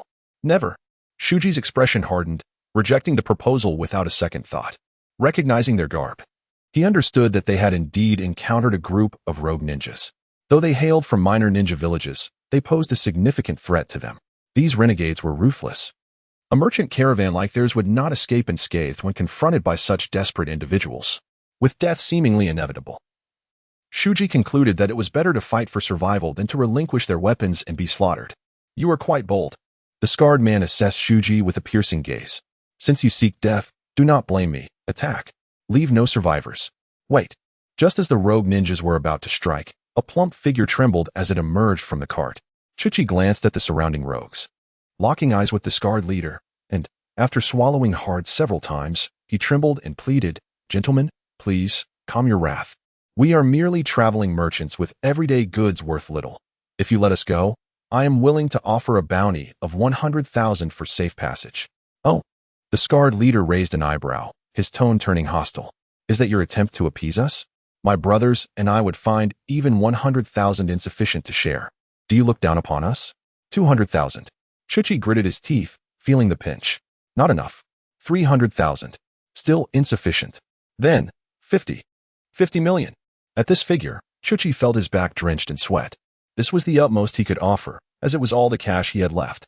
Had he anticipated the ambush, he would have hired those leaf ninjas beforehand, avoiding this predicament. Regret washed over him. 50 million? Upon hearing this amount, the initially disinterested scarred man suddenly wore a peculiar smile. Shuji, who had been watching him, felt a wave of dread wash over him. I underestimated your wealth. It seems a mere merchant caravan can indeed offer 50 million for safe passage. However, the scarred man continued with a sinister grin. I have decided that I shall take not only your goods, but also all your wealth.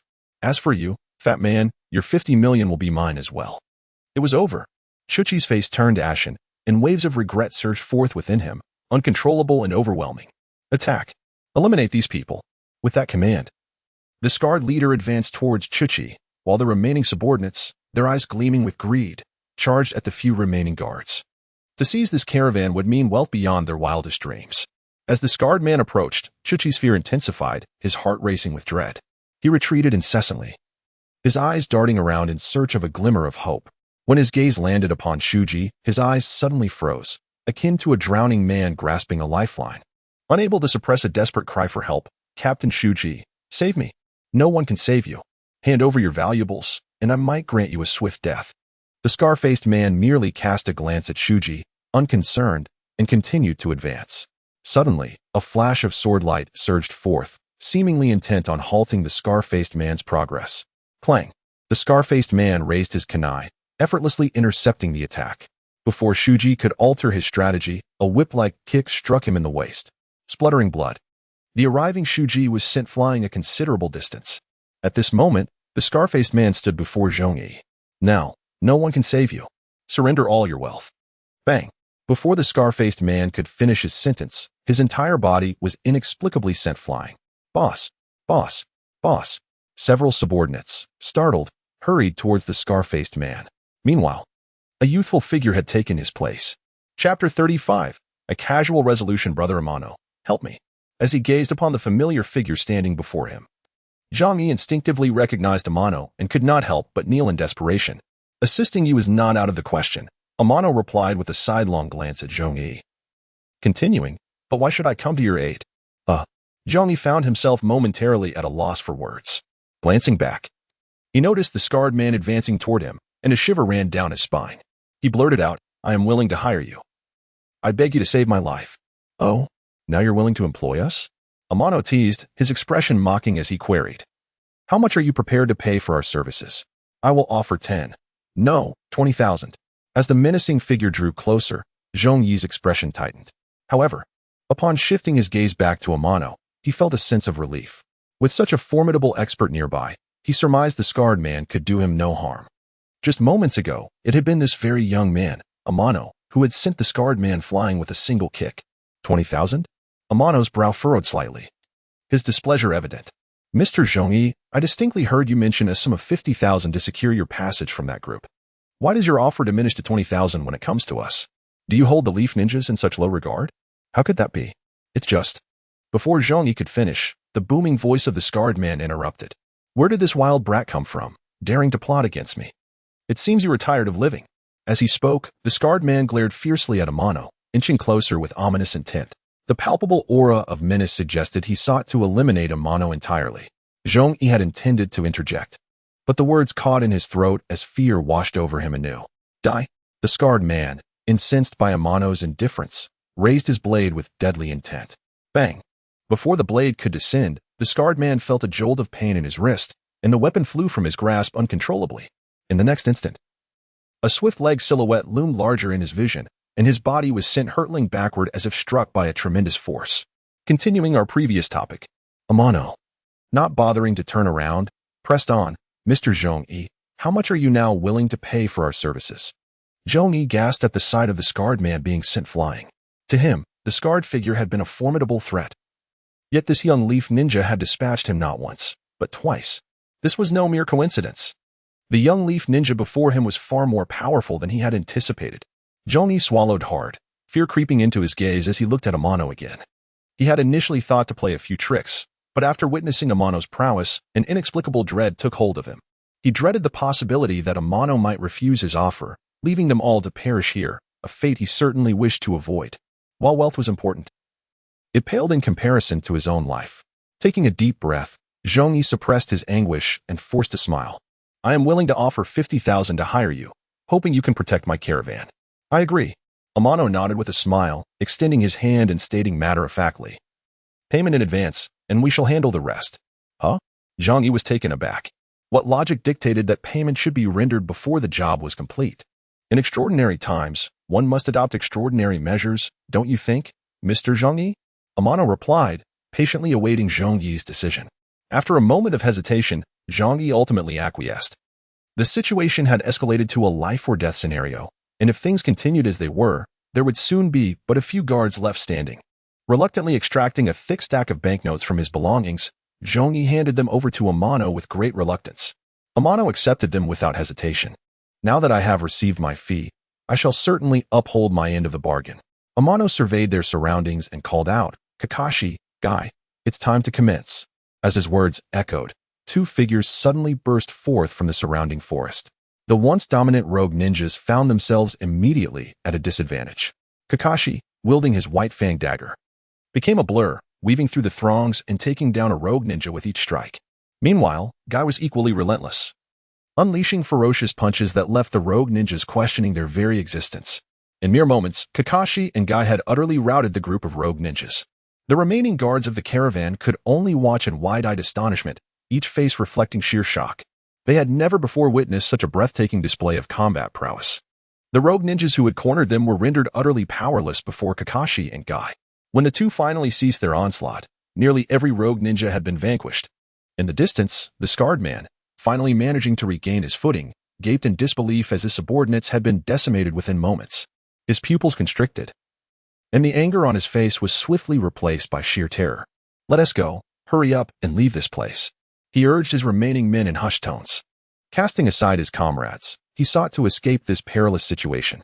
He had initially thought the caravan an easy target, only to discover the presence of such formidable individuals. He was no match for them. Remaining here would be tantamount to seeking death. Where are you so hastily off to? A youthful figure suddenly appeared before him, blocking his path. It was none other than the young man who had kicked him twice. If his two companions were so formidable, then this young man before him could not be of much lesser caliber. The scarred man regarded Amano with trepidation, his voice trembling. My friend, I sincerely apologize for my earlier transgressions. I hope you can forgive me. Amano remained silent, merely gazing steadily at the scarred man. As the scarred man noted Amano's unyielding demeanor, anxiety crept in. suddenly recalling how Amano had demanded payment from Zhongyi. A glimmer of hope sparked in the scarred man's eyes. "My friend, I have some wealth at my disposal. I will offer it all to you, hoping you might grant me mercy." With that, he produced a sealed scroll and tossed it toward Amano. Amano raised an eyebrow but did not refuse. Just as he was about to unseal the scroll, an unsettling sensation coursed through him. Without a moment's hesitation, he vanished, leaving behind only an afterimage. In the next instant, a series of explosions erupted. The ground where Amano had stood moments before was transformed into a crater roughly 5 meters wide. Nearby, the scarred man exhaled a sigh of relief as he witnessed the chaos. The scroll he had given Amano was filled with explosive tags. Once unsealed, they would ignite immediately. He had withheld such a deadly weapon until now, but it had fortuitously saved his life. The few subordinates accompanying him gazed at the scarred man in awe, their earlier fears dissipating as they admired his cleverness. Just moments ago, they had believed their escape impossible. Enough of the delays. Let us hasten our departure. The commotion here is far too loud, and if we attract the remaining two, our fate will be sealed. Come, let us move swiftly. The scarred man, still somewhat lucid, urged his companions to leave. However, before they could set off, that familiar voice echoed once more. Where do you intend to go? Following the direction of the voice, they beheld Tianyi, leisurely observing them from a nearby tree trunk. You're not dead? The scarred man's eyes widened in disbelief, his expression mirroring that of his startled subordinates. Enough games. I must take my leave. Before his words could fully dissipate, Tianyi sprang into action. With a sharp, resonant sound of a sword unsheathing, several beams of light flashed like the aurora, and Tianyi's figure vanished into the distance. Left behind, the scarred man and his companions stood in stunned silence, as if their very souls had been extracted. Moments later, several jets of crimson erupted from their necks, extinguishing their life forces in an instant. Subsequently, like tattered straw men, they fell one after another to the ground. Chapter 36, Ominous Aura. 3 days later, Amano and his companions arrived in the Land of Demons. Beyond this realm lay the territory of the Land of Snow, the ultimate destination of their mission. After enduring a prior attack, the merchant caravan had traveled quite peacefully, encountering no so-called bandits, much to the relief of Juchi and the others. Throughout the journey, Amano seized every opportunity to devote himself to training, never allowing a moment of idleness. The A-rank swordsmanship bestowed upon him by Orochimaru was now fully mastered through his relentless efforts, and simultaneously, his role-playing progress had increased by an additional 5. He opened his personal panel. Host, Tsukikage Amano. Character, Tachibana Ukyo. Style, Divine Dream One Sword Style. Role-playing progress, 80. 5. Combat power, Elite Jonin. Daily task, swing sword 1,000 times, increases role-playing progress by 0.01. Completed. Long-term task, each time a new sword technique is learned, a certain amount of role-playing progress is gained. Note, higher sword technique levels yield more progress upon reaching an 80 role-playing progress. Amano's combat prowess had ascended from an ordinary Jonin to an elite Jonin. Though still at the beginning of this new rank, he was significantly stronger than before. Additionally, a new skill had been unlocked. Skill, Killing Intent Wave. Description, a momentum-based skill that can intimidate foes. The potency of this skill is related to one's mental strength. Greater mental fortitude results in a more formidable intimidation factor, and vice versa. This skill bears a striking resemblance to the Conqueror's Haki found within the world of pirates. It is indeed a commendable ability, one that Amano would be eager to test when the opportunity arises. There is a small town ahead. We shall rest there tonight, Juchi declared, shifting his gaze towards Amano and the others. Amano nodded in agreement. As they entered the town, Amano sensed an unsettling aura permeating the air, an ominous presence that seemed to have no discernible source, yet enveloped the entire town. It felt as though they had stepped into the lair of a monstrous entity, with danger lurking at every corner. Scanning the surroundings, Amano found nothing amiss. And when he glanced at Kakashi and Might Guy, their expressions remained unchanged, oblivious to the peculiar atmosphere. The remaining members of Juchi's group were similarly undisturbed. Deliberately slowing his pace, Amano activated his mind net to explore the town, hoping to uncover the source of the malevolence. However, after thorough investigation, he found no evidence of anything amiss. Could it be that he was being overly cautious? Shaking his head, he trusted his instincts. Ever since his promotion to Elite Jonin, his perception had sharpened, making it improbable for him to be mistaken. This was not the right time for inquiry. Once they settled in, he would thoroughly investigate the town to unveil its hidden malevolence. The group arrived at the largest inn in the town, and after completing the check-in procedures, Amano called Kakashi and Might Guy to his side. Kakashi, Guy, we must remain vigilant tonight. Rest assured, I will ensure the safety of the caravan. Guy interjected eagerly, thumping his chest with pride before Kakashi could respond. What have you discovered? Kakashi, more sober than Guy, recognized Amano's seriousness and knew he had sensed something. Nothing yet. But that may change soon, Amano mused. We must be on high alert. I have a feeling something will occur. You and Guy should take turns keeping watch while I scout the area. Be careful, Kakashi replied, offering no further words. After bidding farewell to Kakashi and Guy, Amano departed the inn. As he traversed the streets, he found no new revelations. Just as he was about to turn back, a commotion erupted from a nearby tavern. Approaching, he beheld a middle-aged man brandishing a short knife, locked in confrontation. Yet, the man's demeanor was unsettling. A look of inner turmoil flickered across his face, as if he were under some form of control. From this man, Amano sensed a familiar ominous aura, identical to the one he had felt upon entering the town, albeit more potent. Alas, another person has gone mad? Who knows? This has become a frequent occurrence in the town. This marks the umpteenth incident. I wonder what terrifying entity they have provoked. Surely not a demon? Nonsense. It's likely a monster. I've seen people from the shrine here investigating something. The shrine? I didn't realize the events here had drawn their attention. Listening to the murmurs around him, Amano pieced together the situation. Several cases of madness had been reported, and with the shrine's involvement, he suspected they had uncovered something significant. Could it truly be a monster at work? The thought of monsters reminded him of the spirit known as Wraith, sealed by generations of priestesses in the land of demons. Could this disturbance be the result of that very entity? As he pondered, a group of heavily armed guards stormed in without a word, swiftly binding the deranged man and escorting him out of the town. Amano trailed them at a distance, eager to see if his suspicions were correct. Before long, they halted before a massive altar.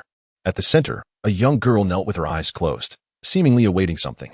Lady Priestess, the subject has been brought forth. We may commence. The girl slowly opened her eyes, fixing her gaze upon the restrained middle-aged man. His expression remained that of madness, emitting guttural sounds that questioned his humanity. With a gentle sigh, the girl began to form hand seals, murmuring incantations as if reciting a spell. Instantly, the restrained man thrashed violently, his eyes bloodshot, as if they might burst. Simultaneously, tendrils of purple energy emerged from him, guided by the priestess into a prepared wooden coffin. This state persisted for some time, until no more purple energy escaped from the man, prompting the girl to cease her actions. Having gathered these malevolent thoughts, luring Wraith's manifestation should be feasible. After muttering to herself for a moment, she began to form seals again. Hidden in the shadows, Amano realized that the ominous aura was indeed that of malevolent thoughts, the very sustenance that Wraith craved. Before long, a cloud of purple drifted in from the horizon. Foolish girl, you dare tempt my true form with these malevolent thoughts. The face of Wraith emerged from the cloud, glaring fiercely at the priestess, threateningly proclaiming, hand over the malevolence now, and I may spare you. Otherwise, humph. Spare me your empty threats. My purpose here is to seal you away. Do you think I will cower? The girl coldly fixed her gaze upon Wraith's manifestation, her hands rapidly forming seals. Seal. In an instant, Wraith's manifestation was struck as if by lightning, plummeting from the sky. Then, drawn by the altar's power, it began to move towards the wooden coffin. It would not be long before it was completely engulfed and sealed away. Humph, little girl. Do you think I have no contingency plans? As soon as the words were spoken, a brilliant light emanated from the doppelganger. Shortly thereafter, the air was filled with piercing cries, accompanied by an influx of ominous purple energy. Within the confines of the inn, a bewildering frenzy erupted among the townsfolk, as they began to attack indiscriminately. Although Kakashi and Might Guy were also affected to some extent, their resolute wills allowed them to swiftly break free from the enchantment. Exchanging a glance, they employed both hands and feet to subdue the frenzied individuals, quickly binding them with ropes. At this moment, the entire town was in chaos, with deranged individuals visible in every direction. What on earth was transpiring? Kakashi and Might Guy gazed at the unfolding scene, their expressions a mix of confusion and disbelief. Near the altar, the guards assigned to protect the priestess seemed to be similarly influenced, their bodies gradually losing control as they inched closer to her. Chapter 37. The confrontation. Observing the scene before him, Tienye's pupils involuntarily constricted. He had not anticipated that the so-called Wraith avatar possessed such formidable power, capable of stirring the darkest desires within others and controlling their actions through malevolence. This ability was indeed beyond his expectations. Around him, a purple mist began to rise, quickly engulfing his hiding place. Suddenly, Tianai sensed a flicker of malevolence surging from within his heart. Before he could even acknowledge it, this dark impulse rapidly grew stronger. In mere moments, it occupied a significant portion of his psyche. If this continued, his mind would be entirely overrun by these sinister thoughts, rendering him a mere puppet under their control. With a cold snort, Tianai activated the skill, Heart Zen, swiftly entering a unique state. His mind, which had been largely overtaken by malevolence, rapidly returned to normalcy. At that moment, he was devoid of distractions, his consciousness seemingly transformed into a forbidden realm against dark thoughts, unable to birth even a trace of malevolence. Turning his gaze back towards the ritual platform, he noted that, perhaps due to absorbing a vast amount of dark desires, the Wraith avatar appeared more solid and fiercely resisted the magical array. The priestess was gradually losing ground, with the guards, now under the influence of dark thoughts, closing in on her. The priestess, Myler, showed no signs of surrender, tirelessly manipulating the array, exerting every ounce of her strength to seal the Wraith avatar, completely disregarding the imminent danger.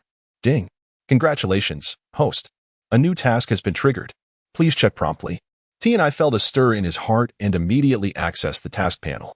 Emergency task, seal the demon, incomplete. Task requirement, assist the priestess in successfully sealing the Wraith avatar. Task reward, 3 progress towards transformation. To his surprise, a task had been triggered. It seemed that this was a responsibility he could not evade. With a flicker, Tianai vanished from his position. Bang, bang, bang. One after another, he sent the controlled guards flying, rendering them unable to rise. However, at that moment, the priestess appeared to be exhausted. In this tug-of-war, she was gradually losing her strength. Suddenly, she coughed up a mouthful of blood, breaking the operation of the magical array. Seizing this rare opportunity, the Wraith avatar broke free from the array's constraints and regained its freedom. Ha ha ha. Little girl, you still wish to seal me? I shall devour you now. Submit and merge with me. With this declaration, the Wraith avatar lunged eagerly towards the priestess, disregarding Tianai entirely as if he were inconsequential. Stop. Tianai leaped forward, positioning himself directly in front of the priestess, blocking the Wraith avatar's path. This route is closed. You shall remain there. Upon hearing this, not only was the priestess taken aback, but even the Wraith avatar seemed incredulous. Myler, initially filled with despair, felt a flicker of hope rise within her at Tianai's appearance. Yet, his words were audacious, seemingly dismissing the Wraith avatar entirely. Could such an arrogant youth truly aid her in sealing the Wraith avatar? Doubt began to creep into Myler's confidence. Meanwhile, the Wraith avatar was already incensed, glaring viciously at Tianai, its purple aura roiling intensely. Human boy, you have angered me. I shall consume you.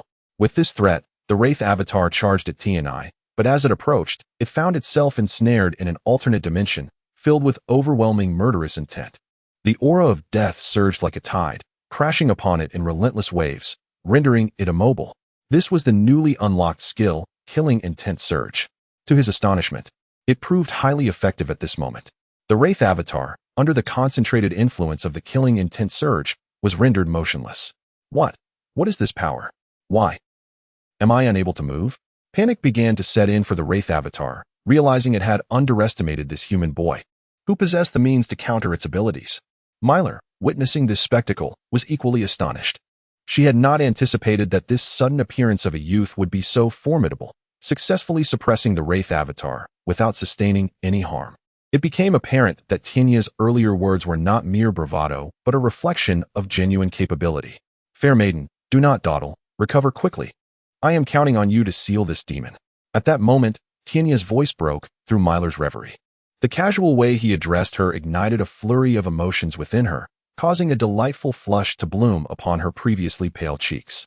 Oh, Myler nodded softly, retrieving a pill from her possession and swallowing it, beginning to meditate in an effort to restore her strength. Meanwhile, Tianai took the opportunity to scrutinize the Wraith avatar before him. At first glance, the demon resembled a mass of purple clouds, lacking any distinct features, yet it could transform into various forms. Apart from aura-based skills that could affect this creature, he wondered whether ninjutsu, physical techniques, swordsmanship, and illusions would inflict any damage upon it. With this thought, Tianai promptly began his experiments, starting with ninjutsu, then physical techniques and swordsmanship, and finally illusions. The results were disappointing. Ninjutsu inflicted minimal damage, allowing the Wraith avatar to recover swiftly. Physical techniques and swordsmanship proved nearly ineffective, while illusions could influence the Wraith Avatar, but failed to cause any harm. The power of malevolence was indeed terrifying. The Wraith Avatar, feeding on dark thoughts, could easily break free from most illusions. It seemed that only high-level illusions could pose a threat to it. Was the priestess's power the only means of inflicting damage upon it, leaving no other recourse? T and I felt a surge of frustration. Human, I am immortal and indestructible. Your ordinary methods are utterly ineffective against me. The Wraith Avatar, having observed Tinya's futile attempts, suddenly regained its composure. Human boy, while your tactics may influence my actions, they cannot harm me. I do not believe you can sustain this. I shall relish in your downfall. The Wraith Avatar glared at T and I. Its face twisted with a mocking grin. Ignoring the creature's taunts, T and I continued to contemplate his strategy. There is still one method I have yet to try. Suddenly, he recalled how he had previously activated the skill Heart Zen, which had expelled all malevolence from his mind, preventing him from succumbing to its control. Since the Wraith Avatar thrived on dark thoughts, Heart Zen would likely counter it as well. With this realization, T and I maintained the Heart Zen state and slowly extended his hand toward the Wraith Avatar. Human, you still harbor hope? This time I shall, The Wraith Avatar's words were abruptly cut off by a piercing shriek as T and I pressed his palm against it, producing a sizzling sound akin to hot oil hitting fish, accompanied by a steady release of white smoke. Stop, human. Please stop. I am on the verge of melting. This experiment has proven to be successful. I never expected that in a state of Heart Zen, I could inflict such severe damage upon the Wraith's doppelganger. Although Amano's hand has already left the doppelganger, the imprint of his palm remains indelibly marked upon it. Despite the doppelganger's rapid regenerative abilities, it is powerless against that seemingly branded handprint. The anguished cries of the doppelganger attracted the attention of the meditating Mithria. She opened her eyes and gazed at the doppelganger, which now exuded none of its former arrogance. Instead, it appeared pitiful and bullied. Especially in its fearful glances towards Amano, one could not help but wonder what the youth had done to instill such terror in the doppelganger. As her gaze fell upon the handprint on the doppelganger, a realization dawned upon her. It became clear that this young man possessed the ability to harm the doppelganger, a notion Mithria had never anticipated. At that moment, curiosity began to stir within her as she looked at Amano, eager to uncover the secret behind his extraordinary prowess. Having suffered such a significant defeat, the doppelganger dared not provoke Amano any further, fearing that a mere misstep could lead to its annihilation. Even being sealed away seemed preferable to being obliterated by this young human. With this thought, the doppelganger turned its gaze towards Mithria. Little girl, I implore you to seal me away. I do not wish to perish here. As it spoke, it cast furtive glances towards Amano, terrified of receiving another blow. The previous strike had left an indelible mark on its memory, and it was unwilling to endure such an experience again. Amano stood there quietly, showing no intent to strike, which allowed the doppelganger to breathe a quiet sigh of relief. Mithria observed the doppelganger's impatient demeanor with a mix of bemusement. Just moments ago, it had resisted being sealed, yet now it was urging her to expedite the process. Clearly, this young man had frightened it considerably. Given the doppelganger's urgency and Mithria's purpose for being there, to seal it, she had no reason to refuse. Rising once more, she activated the sealing array. The doppelganger complied eagerly, diving into the wooden coffin before Mithria could even complete her incantation, instantly falling silent. Watching this unfold, Mithria could only shake her head in disbelief. Nevertheless, she continued her motions swiftly, forming seals until the binding was thoroughly reinforced, before finally halting. Having completed the task, Mithria approached Amano and extended her small hand towards him. I am Mithria, the priestess of the demon realm. Thank you. Had it not been for you, I might have been consumed by that creature. May I ask how to address you? I am Tsukikage Amano. Amano gently grasped Mithria's small hand before letting it go. Priestess, are you all right? Priestess, are you well? Several guards, whom Amano had sent sprawling, struggled to rise from the ground and rush towards Mithria. Their anxious demeanor clearly indicated her esteemed position in their eyes. I must take my leave. Amano cast a brief glance at the guards and, after exchanging a simple farewell with Mithria, departed. Tsukikage Amano, I shall remember you. I hope we will meet again. Watching Amano's retreating figure, a flicker of reluctance appeared in Mithria's eyes. Chapter 38. The Temptation. Opening the mission panel.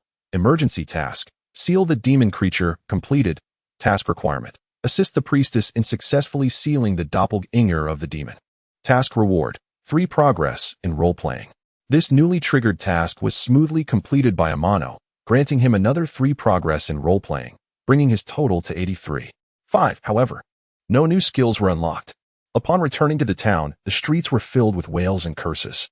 Many people trembled as they stood, their bodies marred with dirt, as if they had just weathered a fierce battle. What had transpired? Wasn't I just asleep at home? How did I end up here? Ouch, my eyes. Who ambushed me? Step forward. Who tore my clothes? They were just newly purchased. As Amano navigated through the tumultuous crowd, he returned to the inn, only to discover that both the receptionist and the guest were bound with ropes, vociferously cursing their predicament. Upon entering the premises, he found a group of people sprawled on the ground. The familiar Chief Junichi and Commander Shuji were both tied up, and the remaining guards shared a similar fate. Not far off, Kakashi and Might Guy stood on high alert, seemingly anticipating something. Upon seeing Amano return, they finally breathed a sigh of relief. Release them. The situation has been resolved. Kakashi and Might Guy quickly set to work, unbinding everyone. Mr. Amano, what exactly happened? Junichi inquired, confusion evident in his eyes. There was a small issue, but it's all fine now. Do not delve further into this. Amano waved his hand dismissively, not intending to elaborate to Junichi and the others. They were ordinary people, and it was unnecessary for them to know too much. After dismissing Junichi and the others, Kakashi and Might Guy approached Amano, their expressions filled with curiosity, eager to learn what had transpired. The tale of the priestess from the land of demons and the demon creature, Morokai, was known among the ninjas of the great village, and Konoha was no exception. Amano, with no intention of concealing the truth, recounted the events succinctly to the two. I did not expect that the demon Morokai had a doppelganger that escaped. Kakashi gasped, unable to suppress his surprise. Fortunately, we acted in time. Otherwise, the entire ninja world could have faced catastrophe. The ghost army under Morokai is a formidable force. If they were to be resurrected, peace in the ninja world would be an unattainable dream. Might Guy, seemingly well acquainted with the demon Morokai, nodded gravely. We owe a debt of gratitude to that priestess from the land of demons. Had the doppelganger escaped, who knows how many more would have suffered. Only this time, the entire town's residents were affected. Had the doppelganger not been sealed in time, countless lives could have been lost. Kakashi sighed lightly, continuing. My father once told me that this demon fears neither ninjutsu, taijutsu, nor kinjutsu. Only high-level genjutsu can inflict damage, albeit limited. It can hardly be killed, only sealed. I never anticipated encountering such a matter during this mission. Thankfully, it did not escalate into chaos. In conclusion, Might Guy quietly exhaled, relieved. Following this, Amano engaged in light conversation with Kakashi and Might Guy before they all parted ways. The next day, after breakfast, Amano and his companions set forth once again. Along the journey, they encountered no further unexpected events. Crossing the border into the land of snow, the group arrived at their desired destination. Upon reaching familiar territory, Junichi and the others finally relaxed their tense demeanor. As the guide of the land of snow, Junichi was well versed in all its intricacies, continuously sharing insights with Amano and his companions, effectively embodying the role of a true guide. Junichi harbored his own ulterior motives, having witnessed the strength of the Konoha ninjas. He no longer dared to underestimate Amano and his companions. Strengthening their relationship under the guise of a guide was beneficial for him. Upon reaching the entrance of the royal castle, Amano noticed a group of individuals waiting there. The leader, a tall man with a short beard, exuded an imposing presence. Flanking him were 6 snow ninjas, each possessing considerable strength. As Amano scrutinized the 6, they too assessed him and his companions, their gazes rife with provocation. At this point, Amano understood that they had encountered Fuguana Erasure and his entourage. The tall man with the short beard was undoubtedly Fuguana Erasure, the brother of the Snow Country's ruler, Fuguana Sayuki. This man was now plotting a coup. Presenting such an imposing front to welcome them was not without the intention of intimidating Amano and his companions. Among the snow ninjas, Amano recognized only the formidable RGA Yuki, while the other 5 were unfamiliar to him. Collectively, these ninjas exhibited the strength of elite J-nin, which was indeed formidable. Kakashi and Might Guy watched the 6 snow ninjas warily, their expressions gradually turning serious. Amano remained unfazed, casting a calm glance at the 6 before shifting his focus to the leader, Fuguana Erasure, curious about his intentions. Junichi, noticing Fuguana Erasure and his group, felt his expression shift. Prince Erasure, to what do we owe the honor of your presence? May we proceed into the city? Junichi hurriedly approached, his rotund belly wobbling, and bowed deeply before Fuguana Erasure, his voice dripping with flattery. Humph. Fuguana Erasure scoffed, offering no further comment, slightly turning aside to gesture behind him. The 6 snow ninjas shifted their stance, clearing the entrance to the castle. Thank you, Prince Erasure. Junichi bowed again in gratitude before organizing the group to enter the city. The atmosphere among the entire convoy was tense. Neither Junichi nor Shuji dared to breathe, and the remaining guards were even more subdued, heads bowed, too intimidated to look up. Amano and his companions followed the group at a steady pace. Amano remained composed, his demeanor unchanged. However, Kakashi and Might Guy were on edge, their nerves taut, ever vigilant against a sudden attack from the 6 snow ninjas. As the trio passed by Fuguana Erasure and his entourage, Amano suddenly felt a disorienting shift.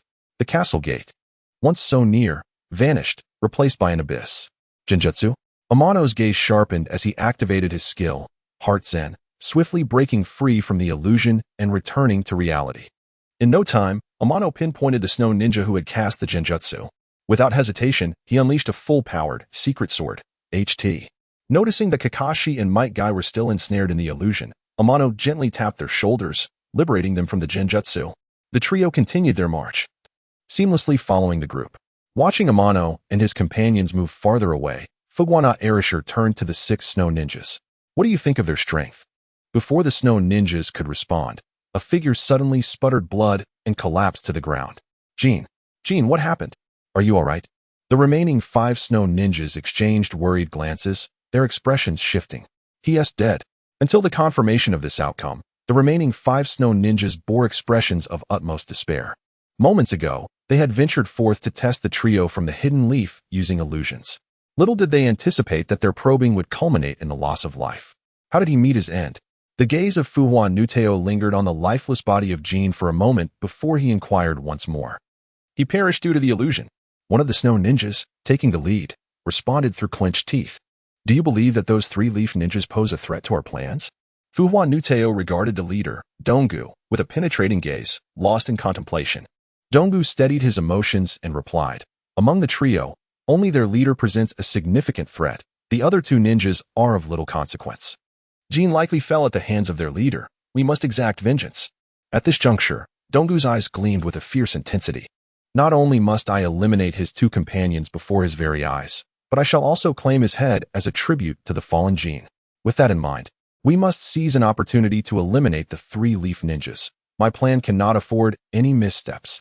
Upon concluding, Fuguana Ukyo cast a glance at the remaining 5 snow ninjas, his eyes flickering with cold determination. Yes, we shall dutifully obey your command. Chapter 39. Betrayal through the city gates. Amano and his companions, under the guidance of Chuani, entered the inner city, prepared to confer with the true client, Kazahana Sayaki, the sovereign of the land of snow, regarding the details of their mission. Upon arriving at the royal palace, Amano finally laid eyes on the ruler of the land of snow. This sovereign was a kind-faced middle-aged man, in stark contrast to his sinister brother, Kazahana Nato, embodying 2 extremes. Those unaware of the circumstances would hardly suspect that these 2 were siblings.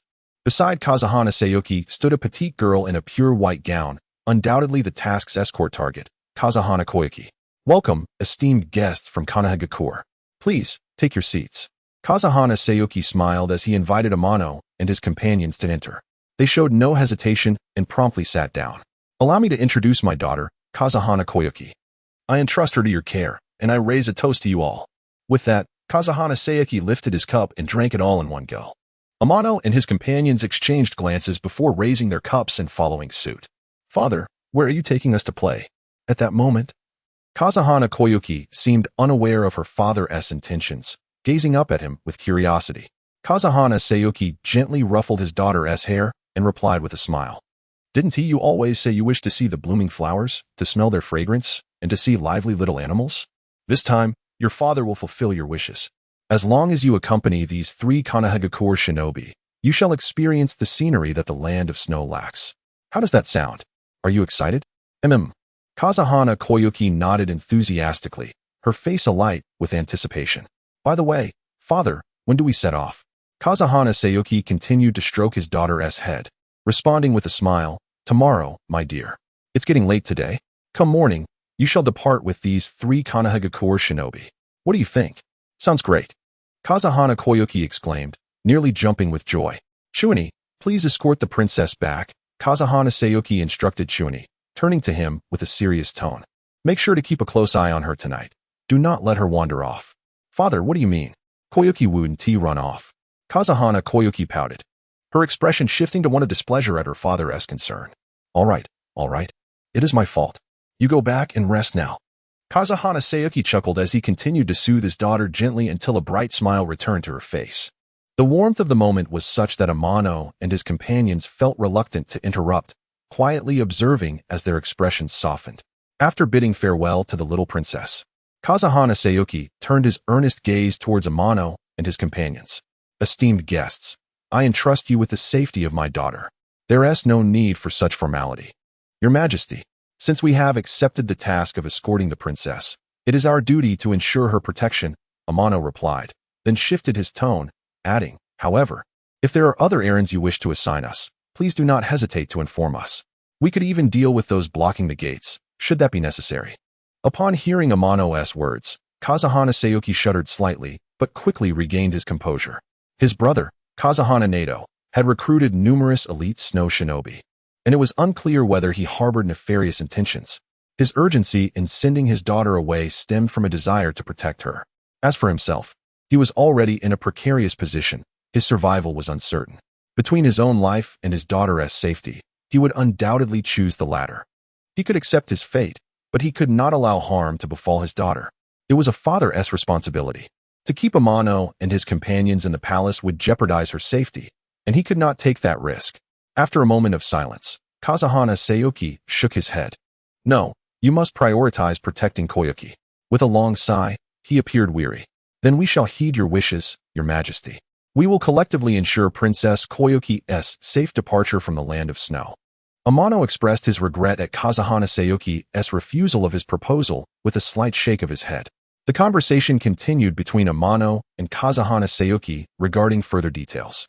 Meanwhile, Chuani escorted the princess back to her residence before turning to leave. On the way, he was confronted by Kazahana Nato and his entourage. Nato, what brings you here? Chuani asked, nearly trembling at the sight of Kazahana Nato's malicious grin. Chief Steward, I have a matter to discuss with you. Come with me. With that, Kazahana Nato turned and walked away. Chuani, feeling a mix of fear and apprehension, hesitated to follow, his legs rooted in place. Especially with several snow shinobi watching him with expressions as cold as death. Why are you dawdling? Hurry up. Kazahana Nato turned back, his tone impatient. Why yes, I'm coming. Chuani stammered, following after him. They entered a room together, and Kazahana Nato observed Chuani's trembling form, noting the fear that rendered him nearly paralyzed. Chief Steward, I have a request, Kazahana Nato said with a grin. Of course, Your Highness. Whatever you need, I will do my utmost to assist, Chuani promised, his courage bolstered by Nato's apparent good mood. Excellent. If you do as I say, you shall remain the chief steward of the land of snow, and I shall ensure you are well compensated, Kazahana Nato declared, pushing an open wooden chest filled with rare treasures towards Chuani, dazzled by the sight of gold and jewels. Chuani's face betrayed his greed as he stammered, Thank you, Your Highness. What is it you require of me? It is quite simple, Kazahana Nato replied, his demeanor nonchalant. Just bring the princess to the sovereign. Chuani was taken aback, unable to fathom that the task could be so straightforward. Stop daydreaming and get to it. Kazahana Nato snapped, clearly irritated by Chuani's hesitation. Yes, I will do it at once. Chuani hurriedly retreated, rushing towards the princess's quarters. As Chuani departed, Kazahana Nato turned his attention back to his snow shinobi. It's time for us to move. I trust you will not disappoint me. Rest assured, Your Highness, we will not let you down. Just watch our performance. The leading snow shinobi, Dongu, assured confidently, with the others echoing his sentiments, their eyes glinting with a predatory gleam. Faces adorned with bloodthirsty smiles.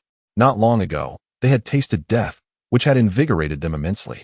Their mission, aside from fulfilling Kazahana Nato's orders, held a more important purpose: vengeance. They would not rest until they had vanquished the 3 Konoha shinobi. Then let us proceed to meet my dear brother. I wonder if he will reveal the hidden treasures, Kazahana Nato mused, his intentions darkening as they set forth.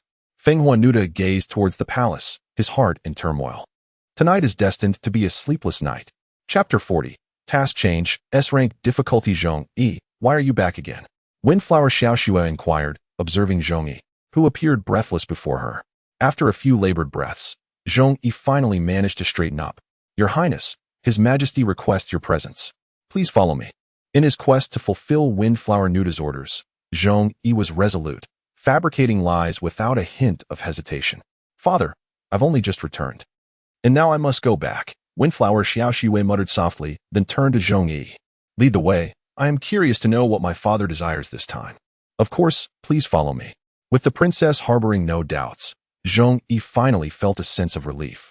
At this moment, the conversation among Windflower Xiaoxue, Tianai, and the others had reached its conclusion in the reception hall. Before anyone could disperse, Windflower Xiaoxue re-entered their line of sight. Why is this little princess back again?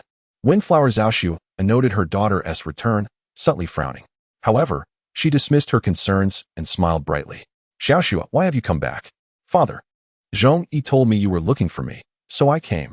Xiaoxue replied with a cheerful smile, entirely oblivious to any underlying issues. Upon hearing Xiaoxue's words, both Windflower Xiaoxue and Tianai realized something was amiss. The four of them turned their gazes towards Zhong-yi, hoping for an explanation. Under the weight of their stern stares, Zhong-yi froze, his complexion shifting as he struggled to find words. Who instructed you to do this? Windflower Xiaoxue demanded, fixating on Zhong-yi. Standing nearby, Windflower Xiaoxue seemed to sense the tension, her expression fraught with concern as she looked at her father. Zhong-yi stood frozen, his head bowed, unable to utter a single word. Ha ha ha. Brother, why be so harsh on your subordinate? Zhong-yi acted merely at my behest. At that moment, a raucous laughter resonated from outside. Shortly after, Windflower Nuda strode in, flanked by 5 elite snow ninjas. Upon entering the hall, Windflower Nuda cast a glance at Tianai and the others before turning to Windflower Xiaoxue. Nuda, what on earth do you intend to do? Windflower Xiaoxue queried. His face contorted with anger. Although he had always been wary of his brother, he had not anticipated such a bold intrusion. He had long since accepted his own fate. Yet he could not bear to witness his daughter's peril. With a grin, Windflower Nuda declared, My dear brother, my purpose here is simple. I seek the treasures of the Snow Kingdom, the very treasures you have personally concealed. Hand them over, and I shall allow you to die with dignity. Treasure? Windflower Xiaoxue looked at his brother in confusion. What hidden treasure does the Snow Kingdom possess? Nuda. Who told you such a thing? Humph, still pretending ignorance. I knew you wouldn't easily admit it. Windflower Nuda turned his gaze towards his niece, Windflower Xiaoxue. Which is more valuable, the treasure or your daughter? Seeing Windflower Nuda target his daughter, Windflower Xiaoxue's expression shifted dramatically. Nuda. Whatever grievances we share should be resolved between us brothers. Do not harm Xiaoxue, otherwise, I shall never forgive you. Huh, and at this moment, you still wish to threaten me? Windflower Nuda scoffed, casting a dismissive glance at his elder brother. What gives you the right to threaten me? You. Windflower Xiaoxue, incensed, pointed a trembling finger at Windflower Nuda, clearly agitated. Father, I'm scared. Windflower Xiaoxue clutched her father's garment tightly, her face awash with fear. She could not comprehend why her uncle was treating them in such a manner. Seize my niece. Windflower Nuda commanded the 5 elite snow ninjas behind him. Almost immediately, one of them, a female ninja named Shui Ling, disregarded Tianai and the others, charging directly at Windflower Xiaoxue to abduct her. However, before she could reach out to Windflower Xiaoxue, a powerful force struck her, sending her flying uncontrollably. She landed awkwardly and slid back several paces before finally coming to a stop. When she turned her gaze back to Windflower Xiaoxue, she was astonished to see a young man standing protectively beside her, none other than Tianai. Tianai had been silently observing the unfolding events until Windflower Nuda could no longer contain himself, at which point he stepped forward. Simultaneously, Tianai's escort mission had undergone a transformation. Rescue mission. Save the Snow Kingdom, incomplete. Mission requirements. Completely thwart Windflower Nuda's schemes while ensuring the safety of Windflower Xiaoxue and Windflower Xiaoxue. Activation conditions. 3-person team. Satisfied. Mission rewards. 5-10. Progress towards role with the mission change. The original A-rank escort task had transitioned into this new rescue mission. The requirements of the task were undoubtedly far more challenging than simply escorting Windflower Xiaoxue safely out of the Snow Kingdom, now reaching S-rank difficulty. Naturally, the rewards had also been significantly enhanced. Your Majesty, given the current situation, our A-rank escort mission has undeniably encountered unexpected complications. and the task difficulty has clearly escalated beyond A rank to S rank, Tianai stated, turning his gaze to Windflower Zhaoxue. If you wish to continue employing us, the pricing will need to reflect the S rank standards. What do you think, Your Majesty?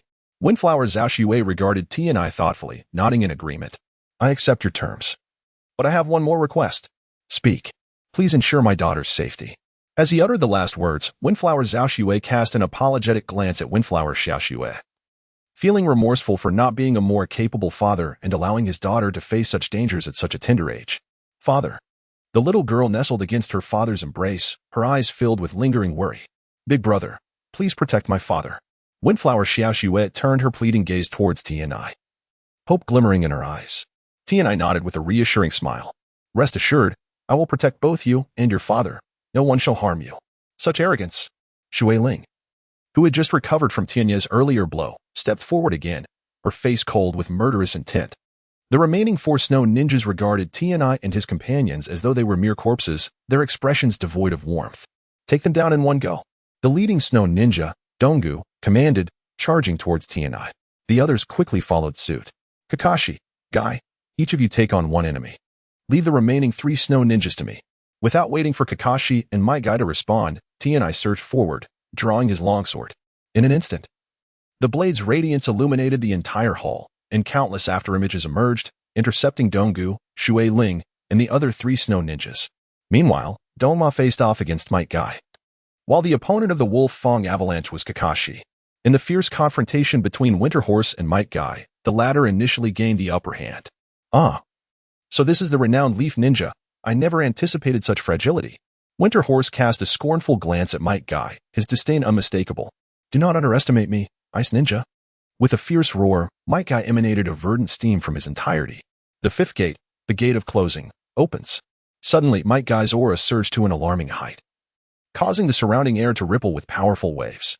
Dynamic entry. In an instant, Might Guy appeared before Winter Horse as if teleporting, delivering a devastating kick that struck with great force. The shadow clone left by Winter Horse was obliterated in an explosive manner. Intriguing. At that moment, the derision on Winter Horse's face vanished, replaced by a grave expression tinged with caution. Meanwhile, Kakashi and the Wolf Fang avalanche were locked in an intense battle, with neither side gaining a definitive advantage. In another area of the battlefield, Amano firmly held the initiative. Neither Winter Valley, Waterling, nor the remaining Dark Executioners could breach Amano's defenses, posing a genuine threat to the father-daughter duo of Kazuhana and Sayaki. From a distance, Kazuhana saw the unfolding conflict and felt an inexplicable wave of unease wash over her. Chapter 41. The Snow Giant. The 6th gate, the View Gate, is now open. Might Guy, having failed to subdue Winter Horse even after unlocking the 5th gate, no longer hesitated and immediately activated the 6th gate. His previously wild momentum escalated to an even more terrifying level. The ground beneath Might Guy seemed to buckle under immense pressure, suddenly caving in with a loud crash, sending countless fragments flying. At that moment, Might Guy's body abruptly surged forward. The ground beneath him suffered another violent jolt, creating a significant indentation, while he appeared to vanish into thin air. When he re-emerged, he stood directly in front of Winter Horse, his speed this time markedly superior to before. Before Winter Horse could react, Might Guy's fist struck with tremendous force against his chest. With a sickening thud, Winter Horse was sent reeling, violently expelling a mouthful of blood, and his body was propelled like a cannonball into the nearby wall, crashing through it and leaving a gaping hole. Thud. As his body fell to the ground, he was barely clinging to life. Might Guy, following the path of destruction, rushed out without uttering a word, delivering a final, crushing blow until the opponent was completely vanquished. As he released the 8 gates, Might Guy could not help but exhale a breath of fatigue. Although his body, honed through years of rigorous training, was far more robust than that of an ordinary ninja, it could not entirely counteract the side effects of opening the 8 gates. Fortunately, the strain did not last long. Otherwise, his body would not have withstood it. After stretching his limbs, Might Guy turned his attention to the remaining 2 battlegrounds. Kakashi and Wolf Fang Avalanche had yet to determine a victor, while Amano maintained absolute control over the 3 snow ninjas, preventing them from escaping the battlefield. Nearby, the snow ninja leader, Winter Valley, who had been entangled with Amano, was enraged upon witnessing his brother's demise at the hands of Might Guy. Damn it! I will kill you, he roared, ignoring Amano's attempts to block him, intent on confronting Might Guy directly.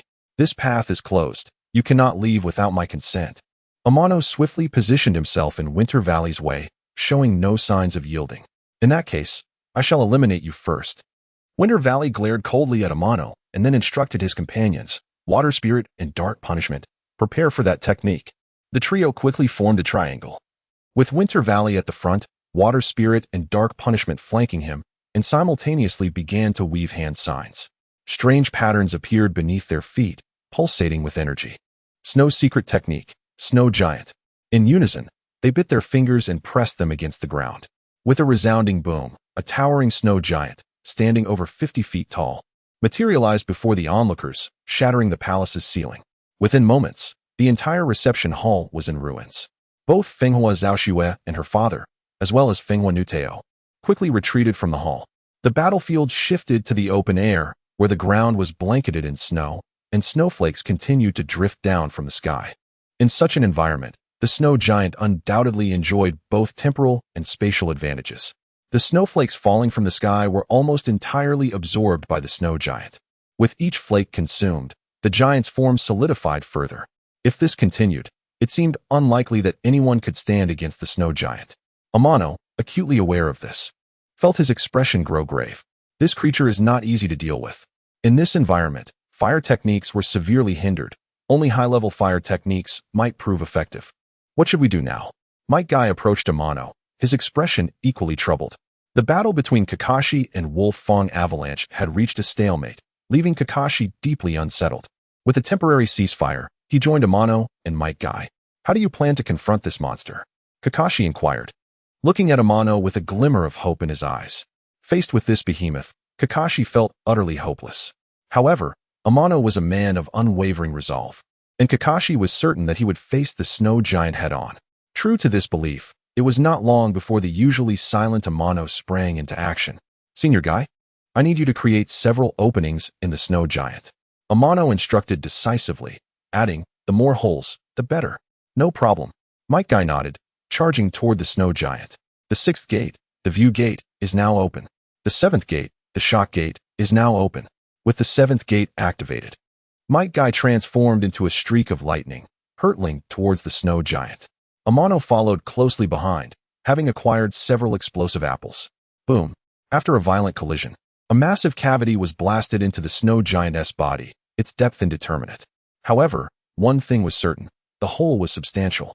Even with the force of the 7th gate, Might Guy's punch had not completely penetrated the snow giant's formidable form, indicating the creature's strength was beyond human limits. Seizing the moment, Amano quickly stuffed several explosive apples into the breach before retreating. Due to Might Guy's incredible speed, the snow giant was unable to react in time. After Might Guy unleashed a flurry of punches, the interior of the snow giant was filled with an unknown number of explosive apples. Despite the relentless assault, the snow giant could muster no effective counterattack, infuriating Winter Valley and his companions. Determined to reclaim their standing, the trio resolved to take action. Freezing wind. The snow giant swung its arms, quickly encasing the ground nearby in a thick layer of ice. It became nearly impossible to stand, let alone move swiftly. Indeed, as Might Guy landed, he lost his balance and fell. Senior Guy, you should withdraw. I'll handle things from here. Amano declared. Be careful. Might Guy complied, deactivating the 8 gates. Those numerous punches had drained considerable energy, and he now felt intense pain throughout his body. It seemed he would require ample time to recuperate, or he risked lasting injuries. Meanwhile, Amano stood resolutely atop the slick ice surface, unaffected by its smoothness, moving as if on solid ground. Although he had already inserted many explosive apples into the snow giant, it was still insufficient to guarantee its complete destruction. If he could amplify his firepower, perhaps he could vanquish this monstrosity outright. Alas, he felt he had fallen just short of that goal. With a slight shake of his head, Amano acknowledged the reality. Yet, even if those explosive apples could not annihilate the snow giant, they would undoubtedly inflict severe damage. If he could seize the right moment for a precise follow-up strike, he could eliminate this creature once and for all. With this thought in mind, Amano gradually advanced toward the snow giant. Kid, you must be tired of living. Prepare to die, came Winter Valley's icy voice from within the snow giant, laced with a palpable murderous intent. Frost Fist. The snow giant raised its dual fists, preparing to strike once more. However, this time, Amano acted first, opting to detonate the explosive apples concealed within the snow giant's body. Boom. Bang, bang, bang. Instantly, a series of thunderous roars erupted from within the snow giant.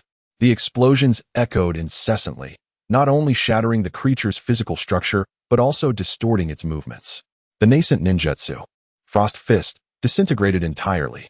Simultaneously, the trio hidden within the snow giant's form revealed themselves. At that moment, the three appeared dazed, bewildered by the turn of events. Before they could comprehend what had transpired, Amano stood before them. With a swift motion, 3 blades of light flashed, jolting the trio back to reality. Yet it was too late. As the trio from Donggu fell, the snow giant, deprived of its chakra support, crumbled before their eyes, dissolving into ice and snow, returning to the embrace of nature. Witnessing the demise of the Donggu trio, the avalanche wolf, hiding not far away, was instantly struck with fear and chose to flee the scene. The leading Leaf Village ninja was simply too terrifying, having effortlessly vanquished the snow giant. Remaining here would be tantamount to courting death. Kakashi, your opponent has fled. Will you not pursue? Amano regarded Kakashi with a playful expression. He was already terrified. Even if he caught up and won, it would hardly be a glorious victory. Kakashi seemed to have resolved himself regarding this adversary, thinking that when they next crossed paths, he would surely settle the score. This time, he would let it go. Suit yourself. Seeing Kakashi show no intent to pursue, Amano dismissed the matter. In the original narrative, Kakashi had suffered considerable setbacks at the hands of that avalanche wolf. Initially, it seemed he might redeem himself, but unexpectedly, it ended in a draw. However, this outcome could be beneficial, as it would certainly illuminate Kakashi's shortcomings. After this mission, it was likely that Kakashi would dedicate himself to more rigorous training. Chapter 42. The curtain falls in the distance. Fenghua Nuteo gazed at the scene before him, disbelief etched across his features. He could hardly fathom that the elite snow shinobi he had hired at great expense had been defeated so thoroughly. Out of the 6 elite snow shinobi, 5 had perished, and the remaining 1 had fled to an unknown location. Now, he was left as the sole commander. Roaring in frustration, Fenghua Nuteo gradually gathered his composure. Fixing his gaze on Tianai and his companions, an icy murderous intent emanating from him. Still unwilling to concede, Tianai regarded Fenghua with indifference, certain that the prince would make one final stand. As expected, Fenghua Nuteo tore off his outer garment, revealing a fitted armor embedded with a gem-like device at its center. Is this chakra armor? Tianai's brow arched slightly, curiosity flickering in his eyes. At this juncture, the chakra armor developed by the Land of Snow should still be in a prototype state. How was Fenghua Nuteo able to don it now? This perplexed Tianai. Such incomplete equipment was prone to malfunction. He found it hard to believe that Fenghua Nuteo was unaware of this. Now that he had donned the unfinished chakra armor, it indicated that he was ready to fight to the death. He pondered how much the chakra armor might enhance Fenghua Nuteo's strength. Intent on testing the power of the chakra armor, Tianai flickered and appeared before Fenghua Nuteo. At this stage, do you still refuse to surrender? Tianai did not strike immediately, but coldly stared at Fenghua Nuteo. You have thwarted my plans. Do you think this is the end? A delusion. I will ensure your demise. With a final, desperate roar, Fenghua Nuteo unleashed his fury, embodying a raging lion, radiating an overwhelming aura. His once normalized transformed into a blood-red hue, while dark chakra swirled chaotically around his body, gradually converging into his hands. Ice release, Black Dragon Blizzard. A black dragon soared into the air, lunging towards Tianai with blinding speed. The dragon engulfed Tianai, its momentum unyielding, continuing forward for a distance before dissipating.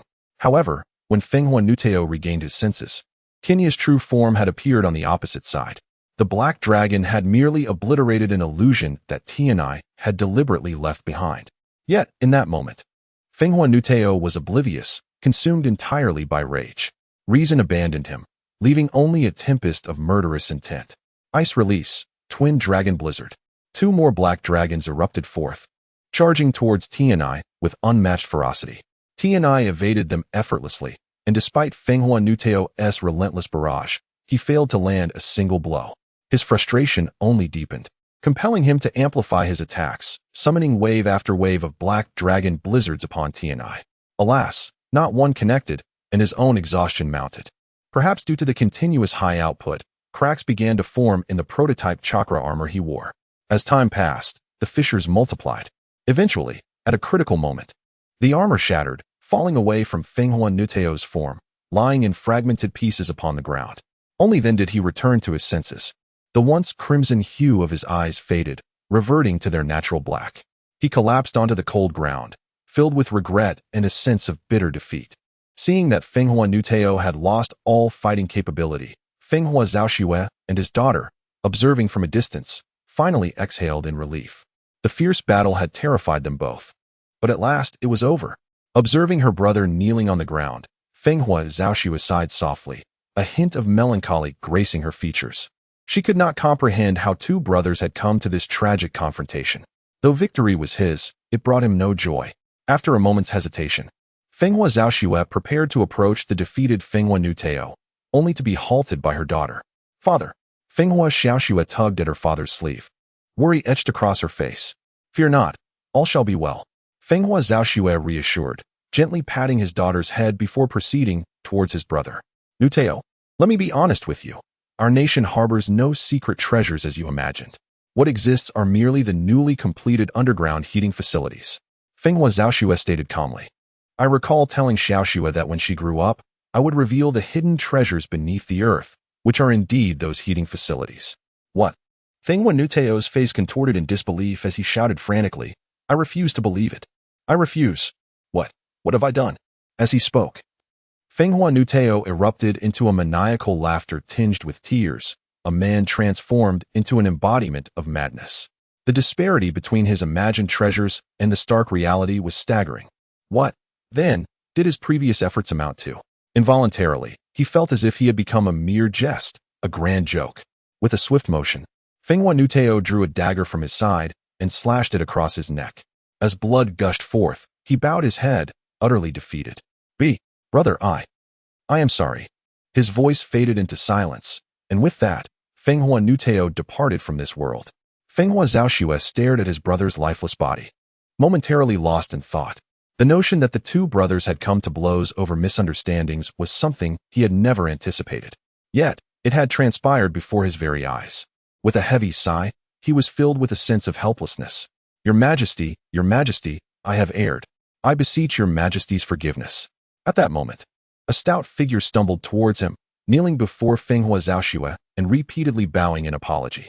Fenghua Zhaoxue peered closely, recognizing the man as the former chief steward, Zhongyi.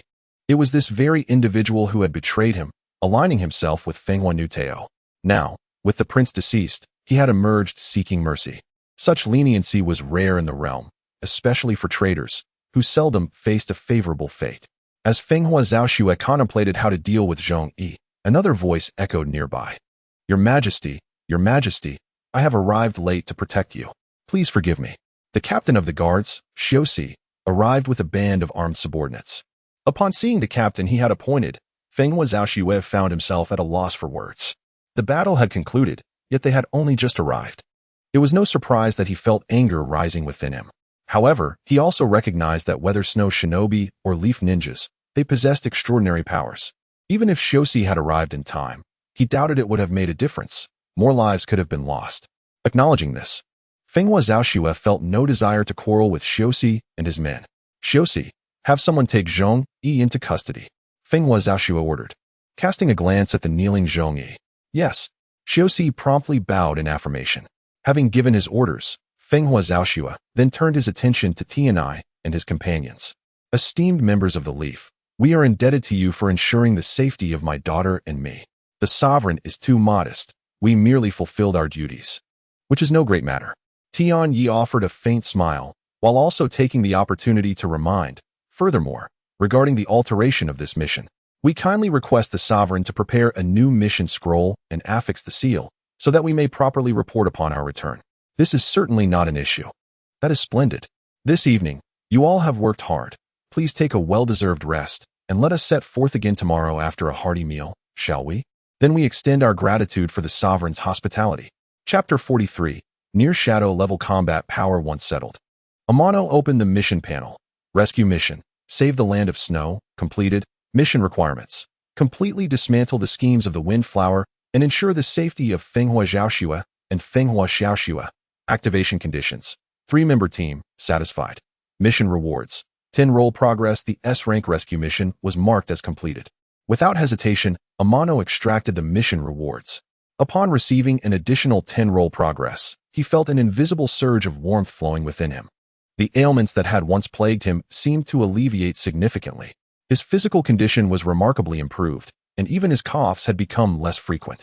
Furthermore, his mental state appeared to have undergone a substantial enhancement, akin to having just emerged from a rejuvenating hot spring, with the fatigue from battle dissipating almost entirely. He felt as if he had regained his peak combat prowess, both physically and mentally in an absolute state of prime. As the warmth within him subsided, Amano turned his gaze back to his personal panel. Host, Tsukikage Amano. Character, Tachibana Ukyo. Style, Divine Dream 1 Sword Style. Role Progress, 93. 5 Combat Power. Near Shadow, Daily Mission. Swing Sword 1000 times, Increase 0. 01 Role Progress, Completed. Long-term mission. Each time a new sword technique is learned, increase a certain amount of role progress. Note, the higher the sword technique level, the more role progress provided. His role progress had surpassed 90, and his combat power had exceeded the limits of elite jonin, edging closer to the shadow level. Near shadow level combat power. This was his current level of strength. Although he had yet to reach the shadow level, it was evidently within reach. With such power, he would undoubtedly possess a stable ability for self-preservation in the impending Third Shinobi World War. As long as he did not court disaster, Amano could venture into nearly any battlefield. Of course, with the enhancement of role progress, Amano had also unlocked 2 new skills. The first new skill, Secret Sword, Shadow Dance, was unlocked upon reaching 85 role progress. Skill, Secret Sword, Shadow Dance. Description, an advanced skill of Phantom Step Slash, capable of transforming phantoms into physical shadows for attack. This skill caught Amano's attention. The original Phantom Step Slash was already quite practical, and he was pleasantly surprised to have unlocked an even higher level advanced skill. This undoubtedly provided him with an additional choice for future battles. The second new skill, Secret Sword, Return to Origin, was unlocked at 90 role progress. Skill, Secret Sword, Return to Origin. Description, stimulate cells for rapid chakra recovery. This skill bore similarities to Secret Sword, Grass Firefly, serving as a rare auxiliary skill. While Secret Sword, Grass Firefly, could accelerate injury recovery using internal chakra, Secret Sword, Return to Origin, could quickly restore chakra by stimulating cells. The combination of these 2 skills was undoubtedly on par with Tsunade's Creation Rebirth. As more skills were unlocked, Amano felt increasingly versatile, with a noticeable enhancement in his stamina. One more thing drew Amano's attention. Upon reaching near shadow level combat power, a promotion task was activated. This task did not offer rewards based on role progress. It was purely a promotion task aimed at becoming a shadow level powerhouse. Promotion task, ascend to shadow level powerhouse, incomplete. Promotion conditions, 1. Solo defeat a shadow level powerhouse. 2. Role progress reaches 100. 3. Hashirama's original cells promotion reward, perfect body. A perfect body? Upon seeing the reward for the promotion task, Amano fell into contemplation. If this reward meant a complete cure for his bloodline disease, it would signify the removal of a hidden affliction from his body, allowing him to restore normalcy. Although his combat power was formidable, he often felt restricted in battle, as if bound by invisible shackles, severely limiting his movements. If he could eradicate the bloodline disease and attain a perfect body, Amano believed his combat power could increase by at least 30%. This was precisely what he had always hoped for. Now that he had the opportunity to eliminate his bloodline disease, Amano would undoubtedly seize it. He was determined to pursue this promotion reward. However, he had yet to fulfill any of the 3 promotion conditions. Aside from the second condition, the remaining 2 were not easily achievable. Whether it was to solo defeat a shadow-level powerhouse or obtain Hashirama's original cells, accomplishing these tasks required favorable circumstances. There was no forcing it. He could only take things one step at a time. Nevertheless, Amano had already conceived a few nascent ideas, the specifics of which would depend on the situation. At present, with the Third Shinobi World War yet to erupt, encountering a manageable shadow-level powerhouse would prove difficult. Only with the onset of war would he have the opportunity to hunt a shadow-level powerhouse solo. As for Hashirama's original cells, it was likely that only Danzo and Orochimaru possessed any within Konoha. Given his current estrangement from Danzo, obtaining Hashirama's original cells from him was no longer a possibility. Thus, He would need to devise a strategy to acquire them from Orochimaru. Now that he was a direct subordinate of Orochimaru, holding this status could potentially afford him leverage to procure Hashirama's original cells if he offered something of value to Orochimaru. Clarity washed over Amano, and he understood his next course of action. Taking a deep breath, he began to familiarize himself with the two newly unlocked skills under the cover of night. Energized, sleep eluded him, and he opted for training instead. Why aren't you asleep yet? Kakashi appeared in the distance, looking lethargic and evidently roused from slumber. Can't sleep, just practicing. Amano glanced at Kakashi without sheathing his sword. Shadows that seemed almost tangible danced before Kakashi's eyes, illuminated by the surrounding firelight. Each shadow bore a striking resemblance to a real person. Amano, why does your phantom step / look different from before? Kakashi, visibly intrigued, turned to Amano. Curious to know? Amano replied with a teasing expression. Yes. Kakashi nodded, seemingly oblivious to the jest. Then let us trade for a sword technique scroll, Amano suggested with a smile. If the scroll you offer is of higher quality, I could even teach you this move in return. What do you think? Not interested. Kakashi shook his head in exasperation. We're setting off early tomorrow.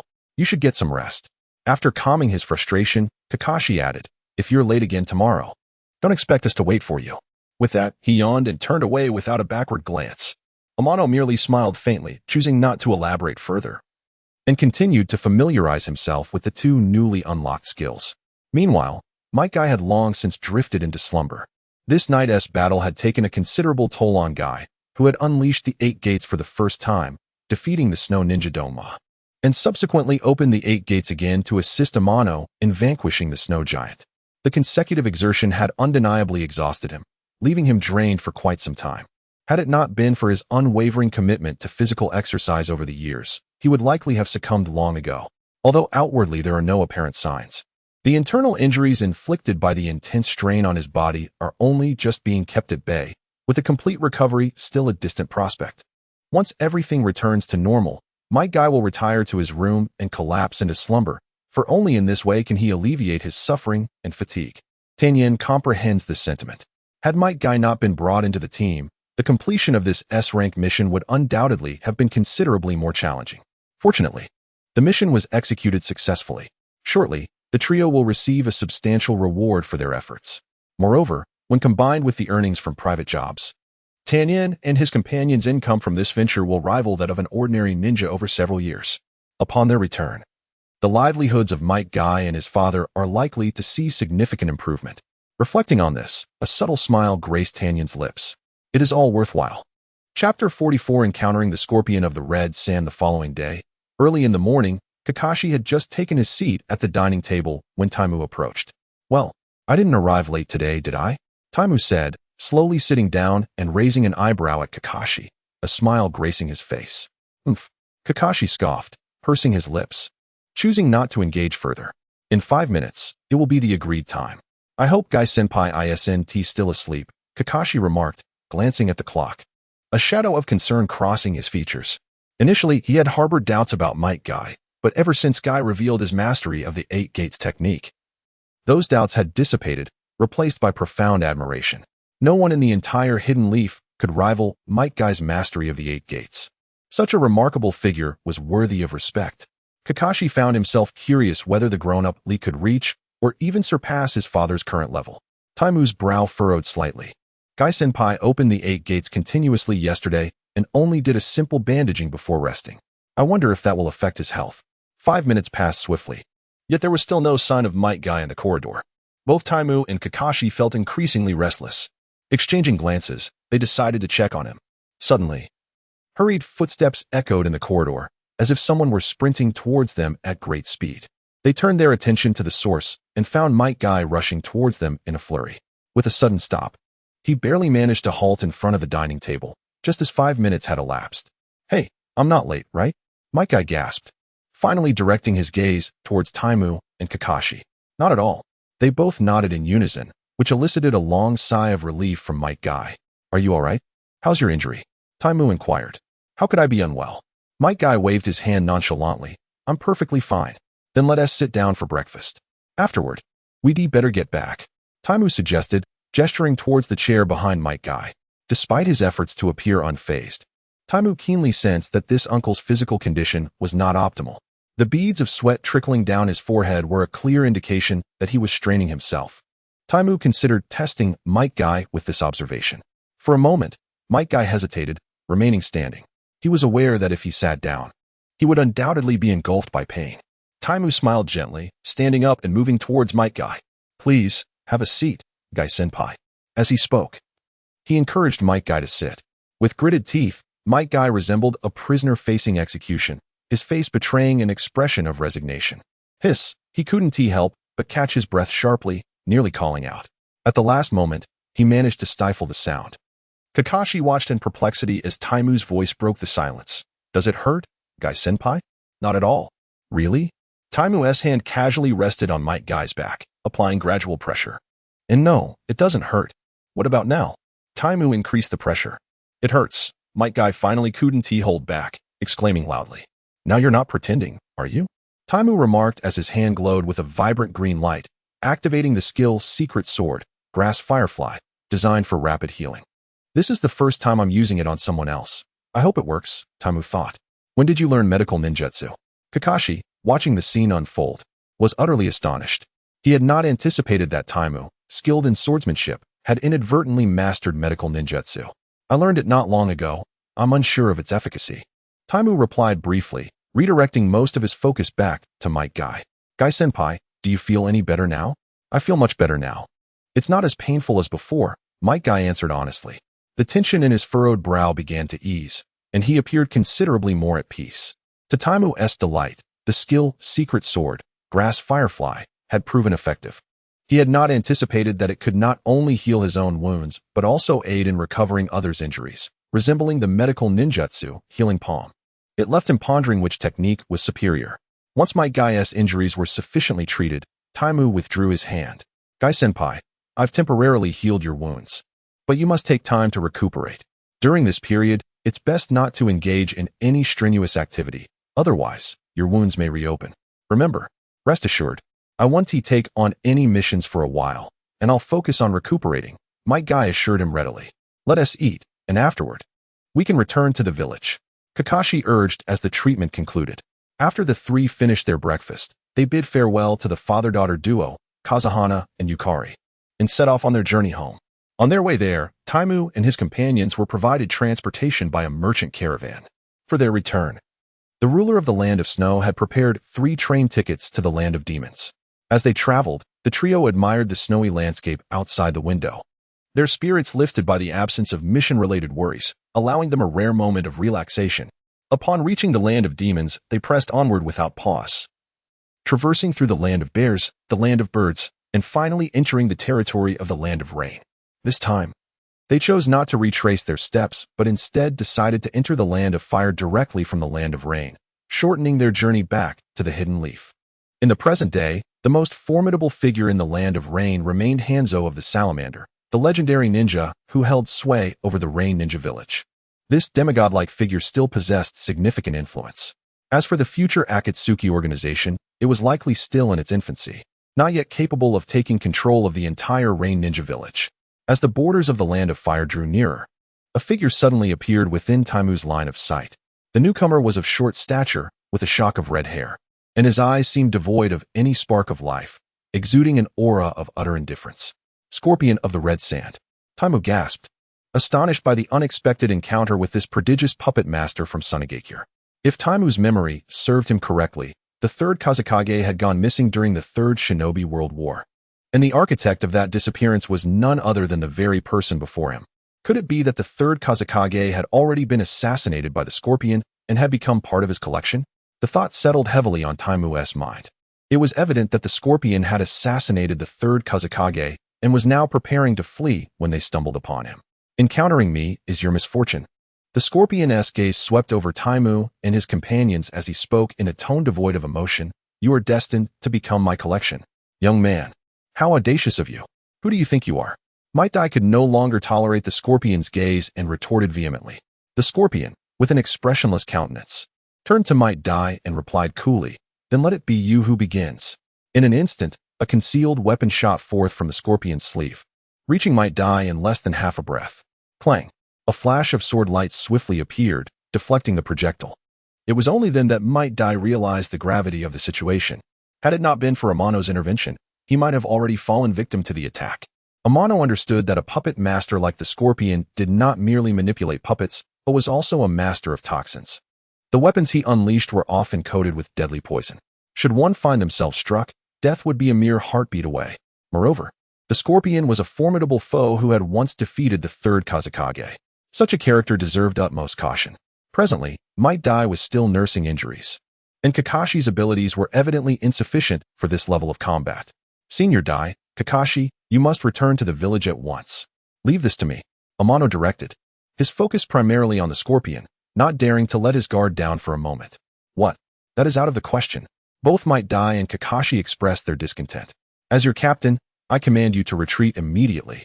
Amano insisted, adding with urgency, this battle is beyond your capabilities. You must withdraw swiftly. Upon hearing Amano's resolute command, Might Dai and Kakashi ceased their objections and began to withdraw. Thinking of escaping? Have you consulted me first? The Scorpion spread his arms wide, and several sealing scrolls unfurled before him, with a series of billowing smoke clouds. Numerous puppets positioned themselves to block the retreat of Might Dai and Kakashi. None of you shall escape. The Scorpion's gaze shifted back to Amano and his companions, now laced with palpable malice. Do you truly believe you can vanquish us with these mere scraps of metal? You underestimate me, Amano declared as he executed his technique. Secret sword, shadow dance. His form vanished in an instant. Moments later, multiple solid shadows materialized like assassins, their swords igniting with brilliance. A cascade of sword light surged forth, raining down upon the puppets. Puff, puff, puff. Before the puppets could even mobilize, they were reduced to mere fragments by the relentless barrage of sword light. With the path now clear, Might Dai and Kakashi wasted no time in their retreat. The Scorpion, witnessing the annihilation of his puppets, transformed from indifference to a terrifying intensity. Young man, since you have destroyed my puppets, I shall make you my new puppet. Chapter 45, A Desperate Retreat, The Art of Manipulation, Human Puppetry. Several strands of chakra emanated from the fingertips of Scorpion, directly ensnaring Amano. Yet, feeling unsettled, Scorpion summoned 3 puppets. The crow puppet was designated for offense, the salamander puppet for defense, while the remaining black ant puppet was tasked with capturing the enemy and delivering a fatal blow, with clearly defined roles. These puppets represented Scorpion's current pride and joy. Come forth. With the puppets arranged, Scorpion pulled the chakra strings, intent on delivering a lethal strike to Amano. However, he was abruptly struck by the realization that the Amano he was manipulating felt utterly weightless, as if he were merely tugging at a wisp of air. Go. To validate his suspicion, Scorpion commanded the crow puppet to attack. Thud. A powerful punch easily pierced through Amano's form, which instantly dissipated like a burst bubble. This is. Observing the sudden disappearance of Amano, Scorpion comprehended that he had been deceived. The Amano he had controlled with chakra strings was merely a clone, a mere shadow of the true self. How Amano had fooled his eyes remained a mystery. Is this really all you can do, Scorpion? Amano's voice rang out mockingly from behind him. You know me? Scorpion turned to face Amano, his gaze icy and devoid of emotion. The renowned genius puppeteer of Sunigakure. Who wouldn't know you? It should hardly come as a surprise, Amano replied, a hint of provocation glimmering in his eyes. You can't possibly be this limited. You seek your demise. Scorpion seemed incensed by Amano's taunt. The 3 puppets surged forward, seemingly poised to overwhelm Amano in one decisive strike. Amano remained calm. Before the puppets could close the distance, he struck first. Phantom Slash. Amidst a flurry of afterimages, the blade shimmered like liquid mercury, crashing down upon the foremost salamander puppet. Thud. This once promising defensive shield was cleaved in 2 by Amano's strike.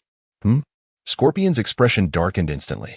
His fingers danced rapidly, commanding the remaining crow and black ant puppets to launch a death charge against Amano. Various weapons glimmered ominously, each poised for a fatal assault. Die. A torrent of hidden weapons rained down, embodying a spirit of mutual destruction. Amano showed no intention of withstanding the onslaught, transforming into afterimages. He evaded wave after wave of attacks from the puppets. Only when the puppets ceased their assault did Amano pause, before Scorpion could plan his next move. Amano was already in motion again. With swift flashes, like a streak of aurora, he swiftly shattered the remaining crow and black ant puppets. Damn it! Scorpion's frustration was palpable as he glared at Amano, his voice dripping with determination. You forced my hand. He then produced a circular stone, biting his finger. He pressed it firmly against the stone. Arise, my puppet army. Boom, boom, boom. Soon, the sky was filled with countless puppets clad in red robes. This army numbered in the hundreds, each wielding a unique weapon. This is the 100 machine manipulation. Recognizing the familiar array of puppets, Amano realized that Scorpion had resorted to his ultimate technique. In the original tale, Scorpion had transformed himself into a humanoid puppet, embedding a regeneration core within to command these hundreds of puppets with ease. Yet now, it appeared he remained flesh and blood, unable to fully metamorphose into a puppet, thus relying on the stone to control this multitude. His true self stood nearly defenseless. Defeating his true form or destroying the stone was the only way to conclude this battle. However, reaching the ranks of hundreds of puppets to reach Scorpion would not be an easy feat. Moreover, Scorpion would not remain idle while under attack. Cough, cough. You should feel honored to force me into using this technique. Scorpion coughed lightly before continuing, though this secret technique is not yet perfected. It will suffice to deal with you. Prepare for your demise. Scarlet's secret technique, 100 machine manipulation. As soon as Scorpion's words fell, the hundreds of puppets that had been still in the sky sprang to life. Creak, creak. A dozen puppets leaped into the air, brandishing their weapons and charging fearlessly toward Amano. A deep breath taken, Amano's eyes sharpened, and an overwhelming aura of murderous intent surged forth like a raging tide. As the puppets entered the realm of this killing intent, their movement slowed dramatically, resembling rusted machinery, creaking ominously as if about to fall apart. What is happening? Scorpion, controlling the puppets, quickly sensed something was amiss. The puppets appeared to be under the influence of a mysterious aura, their actions severely restricted. And the source of this aura was none other than Amano, standing not far away. What has this boy done? Scorpion remained perplexed. At that moment, Amano surged forward again. Countless afterimages darted about, and a series of sword lights erupted. Within moments, the puppets he had dispatched crumbled into a pile of fragments. Such speed. Though it was not his first encounter with Amano's swordplay, Scorpion was still taken aback by the swiftness of Amano's strikes. I refuse to believe I cannot kill you. Scorpion vowed fiercely, sending forth another wave of puppets to attack Amano. This time, nearly 100 puppets surged forth, approaching the limits of his control. In the face of this overwhelming assault, Amano remained unperturbed, maintaining the activation of his killing intent wave skill. With this support, Amano fought as if within his own domain. Within the sphere enveloped by his killing intent, the puppets' actions were undeniably affected. As the puppets re-entered the realm of killing intent, Amano moved once more. The sword light, appearing slow yet fast, swiftly wove a net of blades in the air. Any puppet that ventured into this net was instantly obliterated, as if subjected to 1,000 torturous slashes. Within mere breaths, the 100 puppets were rendered useless. This is impossible. Seeing his prized technique dismantled effortlessly by Amano, Scorpion's face twisted in disbelief. Before he could react further, Amano struck again. With a series of rapid flashes, Amano appeared before Scorpion, his sword descending with lethal intent, crashing down upon the circular stone. Crack! The stone shattered instantly. The remaining red-robed puppets, now devoid of their energy source, began to tumble one after another. Amano did not relent. He launched a fierce strike toward Scorpion. This blow bore no hint of mercy. Thud. Blood spattered as Scorpion transformed into a wisp of smoke, leaving behind a scroll. Kid, wait for me. I shall return. With that ominous proclamation, Scorpion's presence vanished completely. It seemed he had fled. Amano sheathed his sword and carefully picked up the scroll. It appeared to be a sealing scroll, the contents of which remained a mystery. Recognizing its significance, Amano wasted no time in unsealing it. Bang! A corpse suddenly materialized before T&I. Hiss, this is indeed the body of the third Kazekage. A flicker of emotion crossed Tinya's face. It appears that by mere chance, he has intercepted the spoils of Scorpion. If Tinya's memory serves him right, the third Kazekage possessed the magnet-release Kekkei Genkai. If he were to present this body to Orochimaru, who knows what he might obtain in exchange for the original cells of Hashirama. With this thought, a fervent excitement surged within T&I. It is no wonder Scorpion had left in such a frantic state. Unbeknownst to him, T&I had seized his prize. After reclaiming the body of the third Kazekage, T&I did not linger and promptly resumed his journey home. Not long after Tinya's departure, Scorpion returned to the battlefield. He collected the remaining intact red-cloaked puppets and scoured the surroundings. However, he could not locate the sealing scroll he had inadvertently left behind. It was likely that the young man had picked it up. How infuriating. Scorpion let out a resigned sigh and paused for a moment, gazing in the direction T&I had taken before departing, filled with a sense of bitter determination. This humiliation would not be forgotten. He vowed to reclaim it next time. This was the goal he set for himself, a goal that he would accomplish at all costs. Chapter 46. Commendation. Crossing the borders of the Land of Fire and the Land of Rain, Amano made his direct entrance into the Land of Fire. Without pausing, he hastened towards Konoha. This mission had been fraught with challenges, yet ultimately, it was accomplished successfully. However, he did not anticipate encountering the Scorpion of the Red Sand on his return journey, leading to a fierce battle. Although Amano emerged victorious and retrieved the corpse of the third Kazekage from Scorpion's grasp, the situation in the ninja world was destined to deteriorate due to the Kazekage's disappearance. The Third Great Ninja War was on the verge of commencing. It was likely that soon, significant movements would arise from Sunagakure. Upon Amano's return to the village, he discovered that Kakashi and Might Guy had been waiting at the village entrance for quite some time. "What brings you here?" Amano inquired, somewhat surprised. "We're here to wait for you," Kakashi replied, scrutinizing Amano closely and noticing that he bore no visible signs of injury, which allowed him to breathe a sigh of relief. However, he maintained a nonchalant demeanor, responding coolly, "Shall we report the mission?" Amano showed no concern, and with that remark, he led Kakashi and Might Guy towards the Hokage building. Hokage-sama. Under Amano's guidance, Kakashi and Might Guy entered the Hokage's office in succession. Sarutobi Hiruzen, who had been engrossed in his work, lifted his gaze to the trio. Their expressions appeared favorable, and there were no indications of injury. Realizing this, Sarutobi Hiruzen already had an inkling of the outcome. "It seems your mission went quite smoothly. Are you here to report on the matters regarding the Land of Snow?" he inquired with a smile. "Indeed," Amano affirmed with a nod, continuing, "During our mission in the Land of Snow, unexpected circumstances arose. However, we ultimately completed it successfully." "Oh? Pray, enlighten me." "Initially, we were assigned an A-rank escort mission, but due to a sudden upheaval in the Land of Snow, the nature of our task was altered. After seeking the consent of the ruler of the Land of Snow, we elevated the mission to an S-rank task. Subsequently, Amano detailed the events that transpired in the Land of Snow. After listening, Sarutobi Hiruzen fell silent for a prolonged moment. He had not anticipated that an A-rank escort mission would escalate in difficulty to an S-rank due to the betrayal of the Prince of the Land of Snow. The opponents faced by Amano's team were formidable, with each of them at least of special Jonin caliber, amounting to 6 elite snow ninjas. Nevertheless, all 6 ultimately fell to Amano's team. Their prowess evidently exceeded his expectations. Had another team encountered such a predicament, survival alone would have been questionable, let alone the mission's completion. Yet, the temporary team formed by Amano not only accomplished the S-rank mission with distinction, but seemed to have sustained no irreparable injuries. Such a record was likely unparalleled in all of Konoha. It is worth noting that Amano's team composition was not top tier. It consisted merely of 1 special Jonin, 1 elite Shunin, and 1 ordinary Genin. This combination had managed to surpass the S-rank mission's challenges.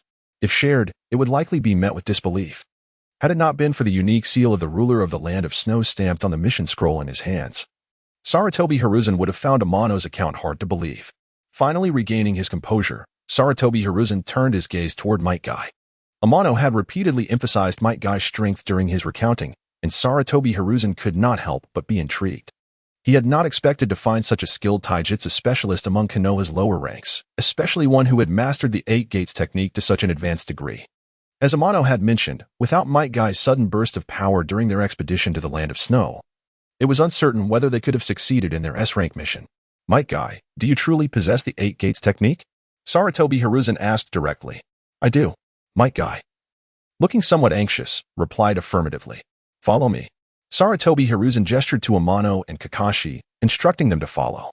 The 3 ascended to the top floor of the Hokage building, an expansive area devoid of any superfluous structures, resembling an open-air platform. "Show me." Sarutobi Hiruzen's gaze fell squarely upon Might Guy. "Understood." Might Guy nodded, preparing to activate the 8 Gates technique when Amano's voice suddenly interrupted. "Hokage-sama, Guy-senpai has already opened the 8 Gates multiple times in the Land of Snow and is in a severely weakened state. If he opens it again, he may require an extended recovery period at Konoha Hospital. No worries, I can handle it." Might Guy remained undeterred, exuding vitality and determination. "How about this? The expenses for your recovery at the hospital will be covered by the village. What do you think?" Sarutobi Hiruzen smiled at Amano as he spoke. For a ninja genuinely concerned about his comrades, Sarutobi Hiruzen was always generous and would not hold grudges. As long as Guy-senpai agrees. With Sarutobi Hiruzen's words, Amano felt it unnecessary to say more. Sarutobi Hiruzen's gaze shifted back to Might Guy. "I agree. With that, Might Guy slightly bent his body. Fifth gate. The gate of opening. Open. Might Guy bypassed the first 4 gates and activated the 5th gate. But that's not all. 6th gate. The gate of view. Open. 7th gate. The gate of wonder. Open.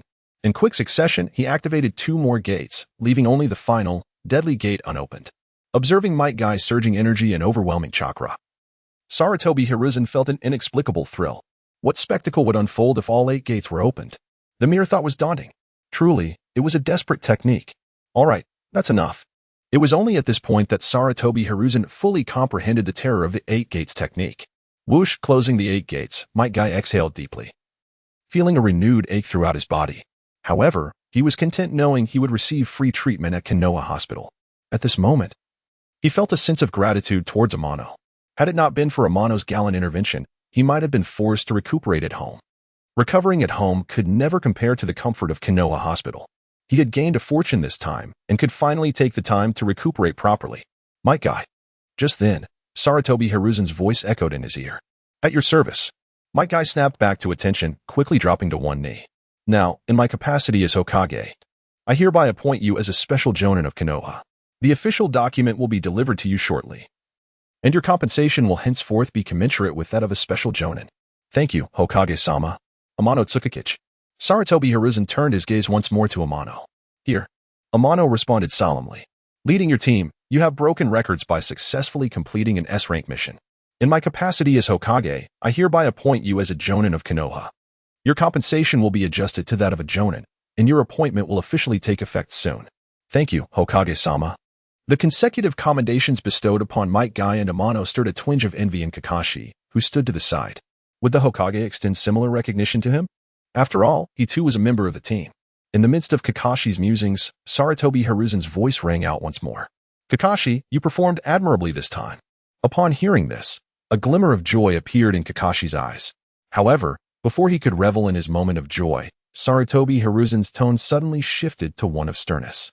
Yet, this was far from sufficient. Had it not been for the combined efforts of Amano and Dai, whether you could have escaped this calamity remains a question.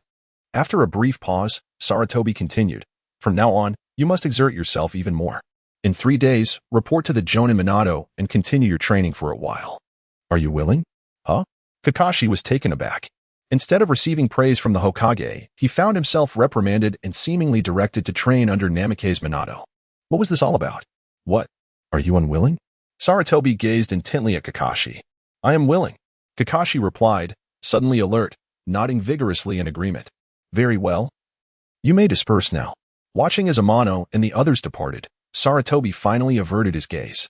Come forth. Present. An Umbu suddenly materialized before Sarutobi, kneeling on the ground, awaiting his orders. Send someone to the land of snow to investigate if there has been any recent outbreak of war. I require a detailed account of the conflict. Do you understand? Understood. I will arrange this immediately.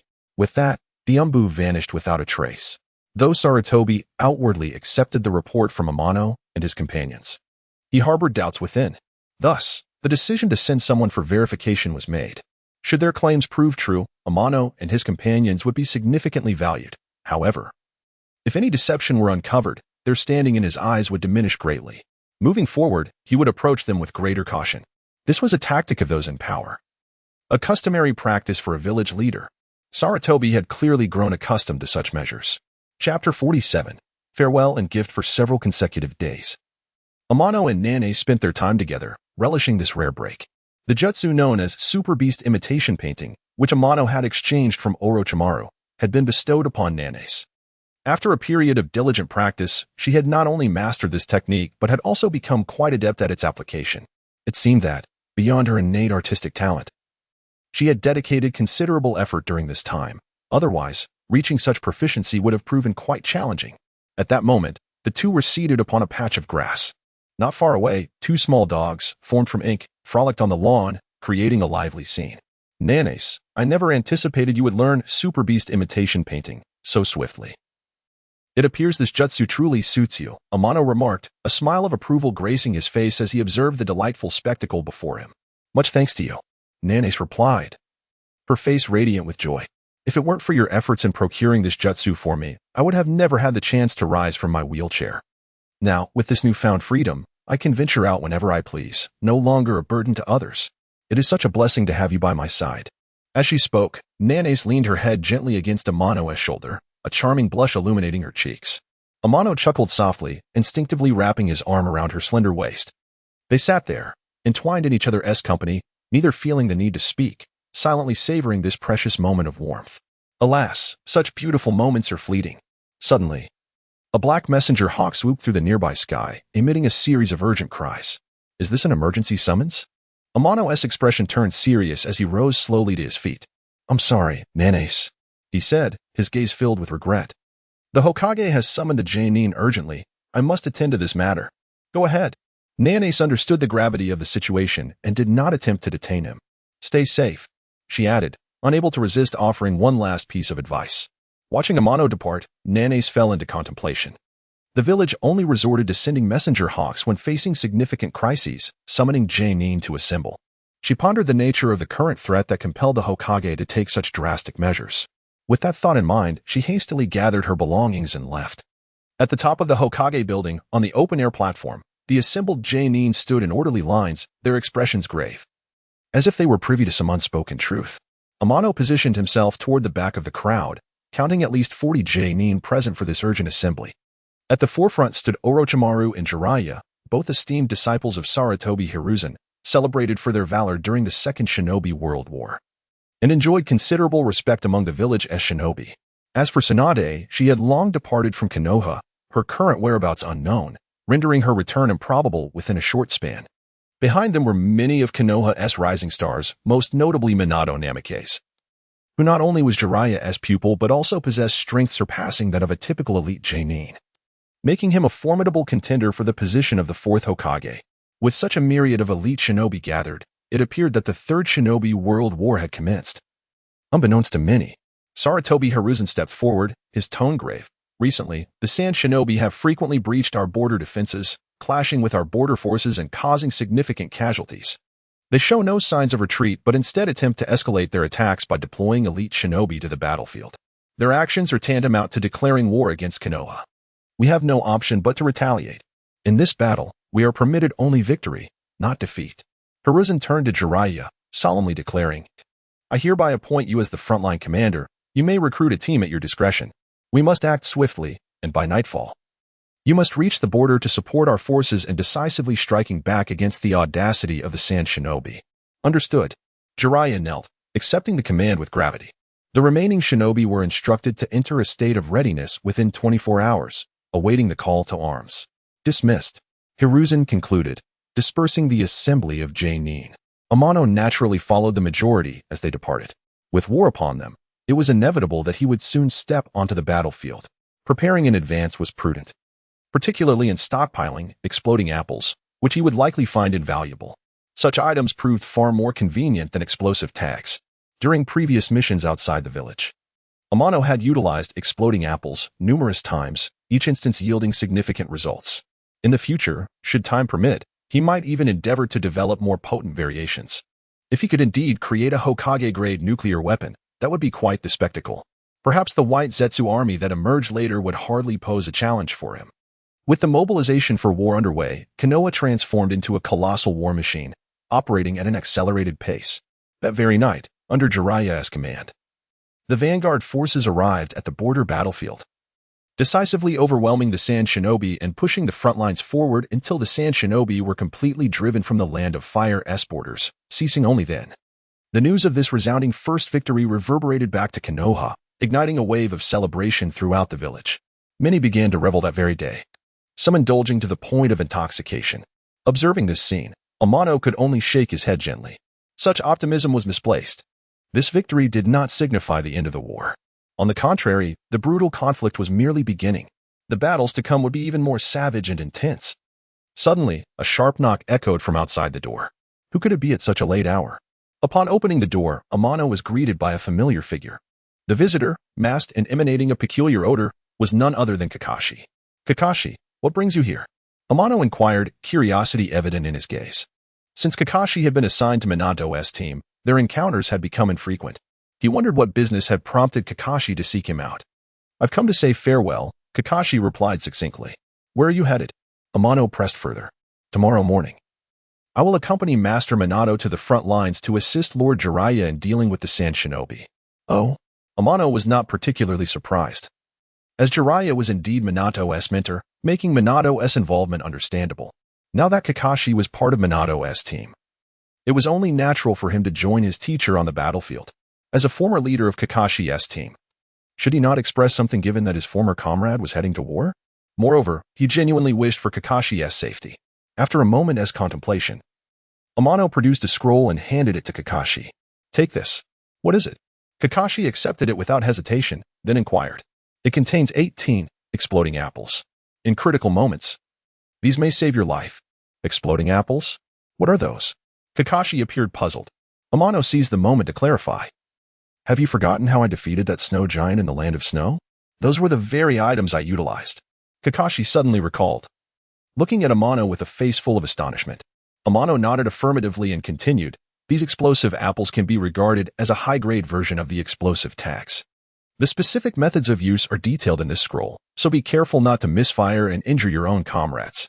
By the end of his statement, Amano's tone had grown considerably serious. Given the current power of the explosive apples, they pose a threat even to Jonin, including elite Jonin. Kakashi carefully stored the scroll, not lingering for long before bidding farewell. Amano made no effort to retain him, watching Kakashi depart. It seemed that soon, he too would have to head to the battlefield. What strategy the Sand Shinobi would adopt next remained uncertain. Would they attempt to embroil their neighbor, the Rock Shinobi, in conflict? Or would they choose to engage in a fierce confrontation with Konoha? Amano could only await the unfolding of events with bated breath. Chapter 48. The cells of Hashirama in the Hokage's office. Sarutobi Hiruzen gazed at the intelligence reports from the borders of the Land of Grass, his expression darkening. He had not anticipated the cunning of the Sand Shinobi. After masquerading as Rock Shinobi to ambush the Konoha border troops, they had turned around and posed as Konoha ninjas to attack the Rock Shinobi's forces. Their intention was evidently to undermine the Rock Shinobi and unite against Konoha. Currently, both Konoha's border forces and the Rock Shinobi believed that the other had struck first, leading to mounting tensions that could inevitably culminate in conflict. Just as Sarutobi pondered his next move, new intelligence arrived. Upon unfurling the scroll, his countenance shifted dramatically. Summon Orochimaru. He commanded urgently. Yes, Orochimaru soon arrived. You summoned me, sensei. At this moment, he expressed considerable respect for Sarutobi. Orochimaru, I have a crucial mission for you. Please go on. Orochimaru's demeanor remained calm, as if he had anticipated this request. Recently, the Rock Shinobi had launched an attack on our station troops at the borders of the Land of Grass, resulting in significant casualties. I need you to lead our forces to halt their advance, Sarutobi stated gravely. Our troops at the border are in dire straits, with food supplies destroyed and weaponry severely depleted. I need you to expedite your journey to the borders of the Land of Grass for reinforcement. Understood. I accept. Orochimaru did not hesitate to agree. He was still quite interested in the position of the fourth Hokage. If he could command the front lines and vanquish the Rock Shinobi, he would undoubtedly be closer to that goal. Please inform me of your needs at once. Sarutobi nodded appreciatively. Just prepare the supplies for me. I will select my own personnel for the mission. Orochimaru replied after a moment of contemplation. Very well. Sarutobi nodded again. I shall take my leave now. With that, Orochimaru's form dissipated into smoke, revealing it to be merely a shadow clone. In his underground laboratory, Orochimaru paused his work, realizing he would soon be quite busy. He removed his gloves, his gaze sharp as he summoned a small snake, instructing, have Tsukiyakari come to me. In an instant, the small snake vanished in a puff of white mist, reappearing at Tsukiyakari's residence. Tsukiyakari noticed the snake immediately. Is Orochimaru looking for me? He hastily tidied up and rushed to the underground laboratory. For days, Tsukiyakari had been contemplating whether to approach Orochimaru with the two corpses in his possession in exchange for the cells of Hashirama. Before he could make a decision, Orochimaru preemptively sought him out. It appeared there was trouble at the borders requiring Orochimaru's intervention, and as his direct subordinate, Tsukiyakari could not escape involvement. Participation in the conflict was inevitable. Entering the underground laboratory with familiarity, Tsukiyakari found Orochimaru waiting. Tsukiyakari-kun, you've arrived. Why haven't you come to see me sooner? My lord, you have been engrossed in your research. I did not wish to disturb you without cause.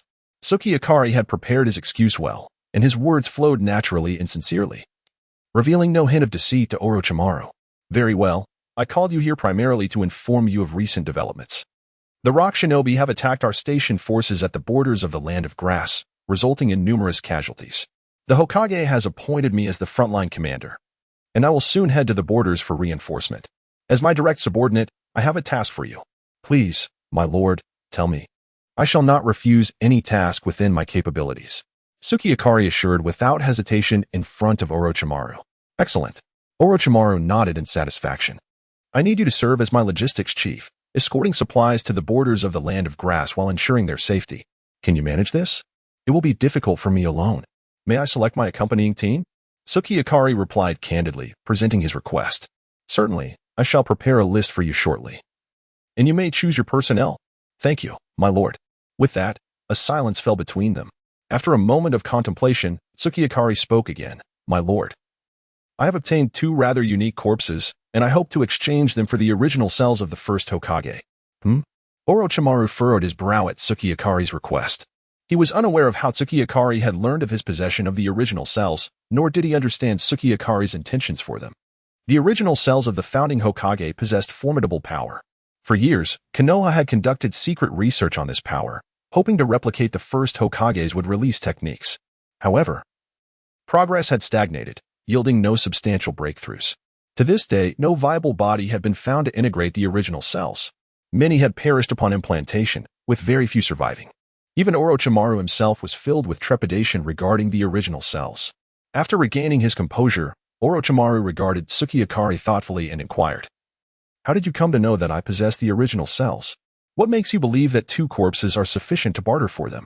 Anticipating such inquiries, Suki Akari maintained his calm demeanor. Firstly, I am now a jonin in the village, having recently been promoted. I have access to certain records. And my family has had ancestors involved in experiments with the original cells, so it is not difficult for me to be aware of them. He paused briefly before continuing. Moreover, you have participated in numerous experiments over the years and are thus the most likely individual to have encountered the original cells, which is why I approached you. Partly as a test. Seeing Suki Akari's reasoning, Orochimaru's expression softened considerably. And how can you be certain that 2 corpses will suffice for an exchange? Please observe. Suki Akari began by producing the body of Kakuzu. This is. Orochimaru furrowed his brow at the tattered remains of Kakuzu. Suki Akari patiently elaborated. This individual is named Kakuzu, a rogue ninja from Takigakure. He once attempted to assassinate the first Hokage. Having learned the forbidden technique of Doton, Kaijin no Jutsu, he became like this. He can extract the hearts of others to extend his life, allowing him to harbor 5 hearts within his body, which means he possesses 5 lives. Only by destroying all 5 hearts can he be truly killed. Upon hearing Amano's introduction, Orochimaru's interest was immediately piqued. He cast a lingering gaze upon the corpse of Kakuzu, which now appeared to him in a different light. Indeed, this was a rare specimen for experimentation. As he spoke, Orochimaru's tone shifted. However, he remarked that in exchange for this body, he would require something more substantial than the original cells of the first Hokage. If it were the diluted version of those cells, he might consider it. What if we added this corpse? With that, Amano produced the body of the third Kazekage. This. Is this? Orochimaru seemed to recognize the origin of the corpse, his eyes betraying a hint of astonishment. Indeed, this is the third Kazekage of Sunagakure, which I acquired by chance. You killed him? Orochimaru circled the body of the third Kazekage, looking at Amano with a face full of surprise. No. I obtained it from Chiyo's grandson, Sasori. Amano had no intention of concealing the truth and recounted the events in full. Fascinating. Orochimaru gazed upon the corpse of the third Kazekage as if it were a priceless treasure, his eyes occasionally glinting with excitement. During this time, Orochimaru had been deeply engrossed in researching bloodline limits. Now, with a readily available corpse possessing a bloodline limit before him, how could he not feel elated? Moreover, this particular body was no ordinary specimen. It was the former leader of Sunagakure. The mere title sent shivers of exhilaration through him. To utilize the shadow of a major village as his experimental material was an opportunity Orochimaru had never experienced before and likely would not encounter again.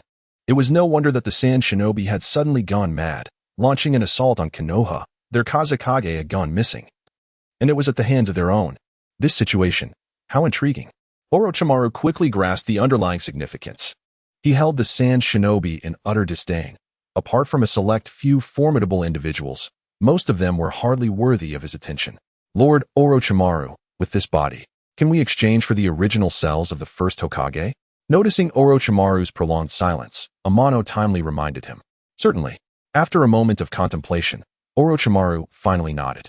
He handed a test tube containing the original cells of Hashirama to Amano, cautioning, "The original cells possess extraordinary power. If you intend to use them, please exercise caution." "Thank you for the warning, Lord Orochimaru. I shall be careful. By the way, I hope that everything that has transpired here today remains between the two of us." As Orochimaru spoke, he maintained a serene smile. Yet, Amano sensed a chilling intent lurking beneath the surface. Were it not for certain reservations, it seemed likely that Orochimaru might have already turned against him. A shiver ran down Amano's spine, and he promptly assured, "Rest assured, Lord Orochimaru. No one else shall know of today's events." "That is satisfactory. You may return now."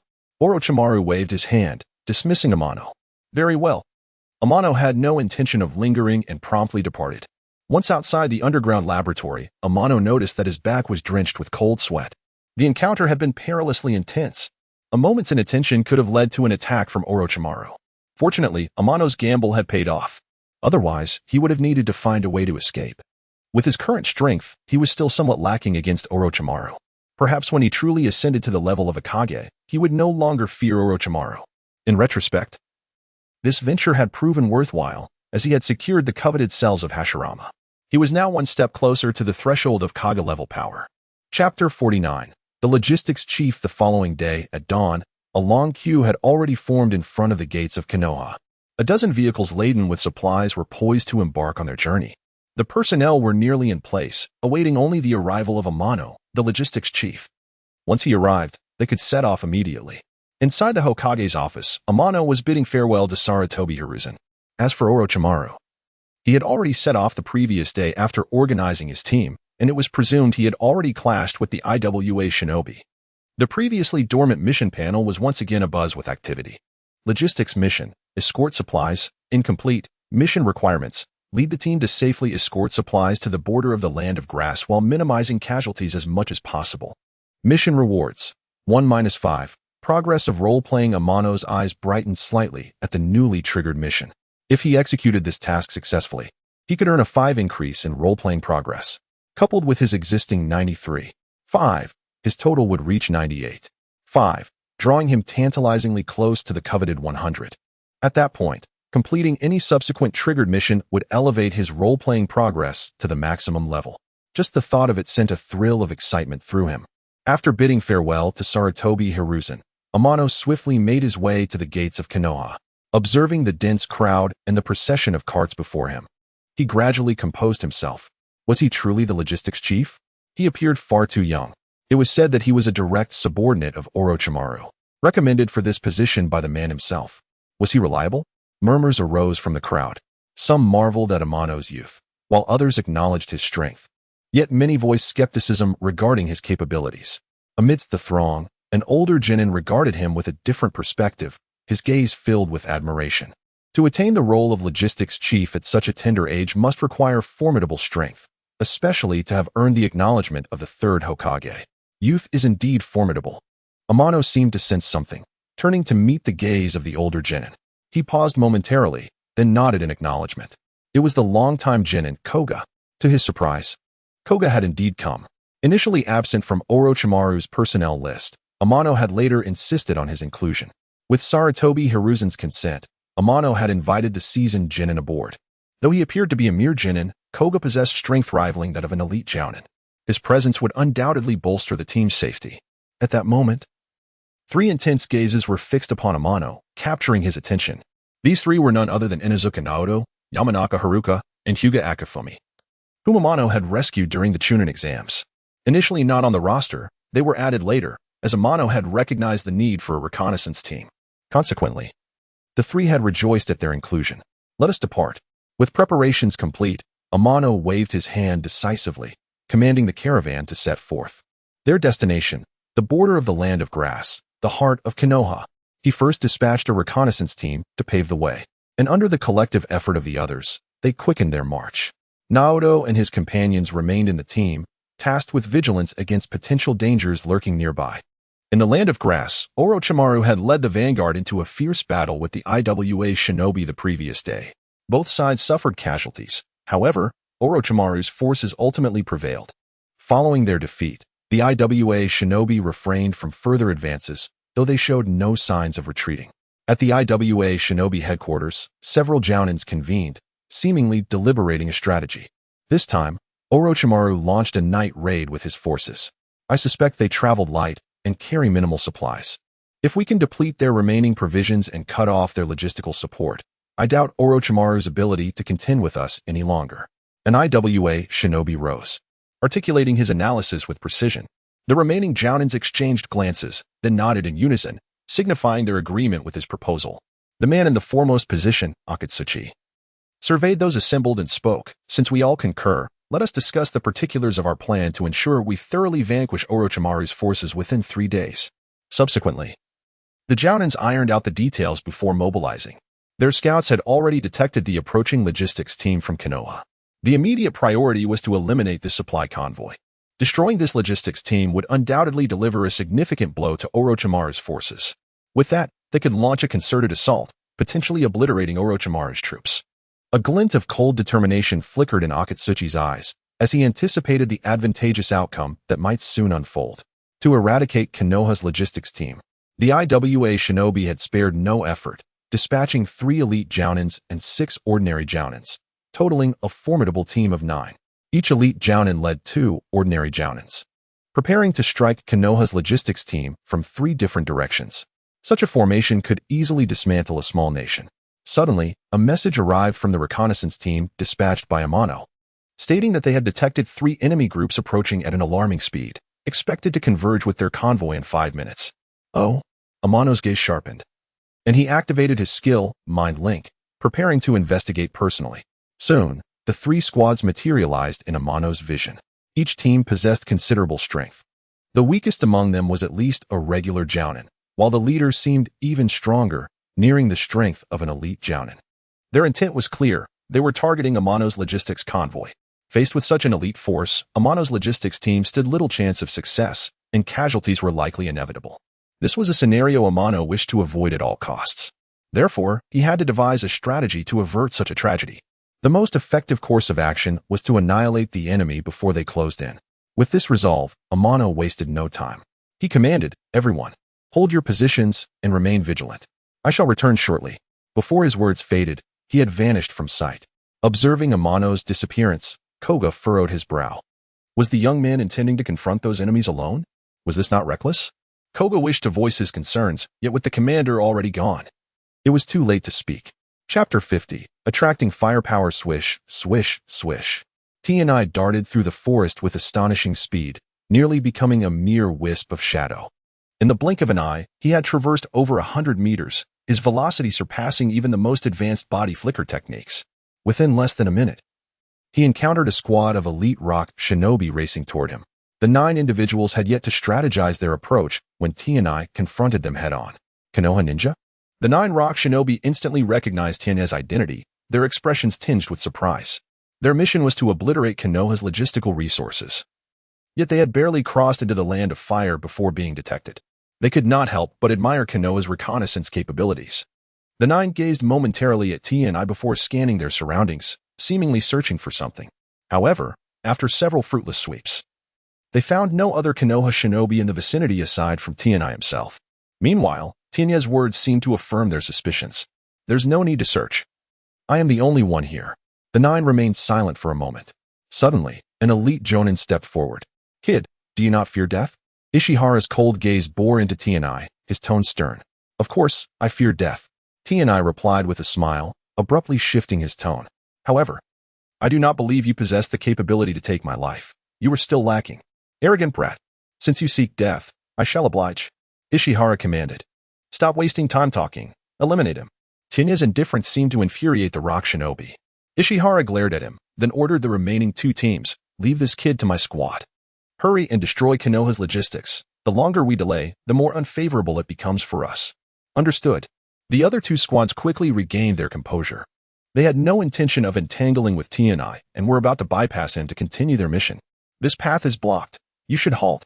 T&I tossed several explosive apples, which landed directly in their path. This is an apple? The 6 elite rock shinobi stared at the fruits, momentarily perplexed. Was this a gesture of goodwill? Or boom, boom, boom, boom.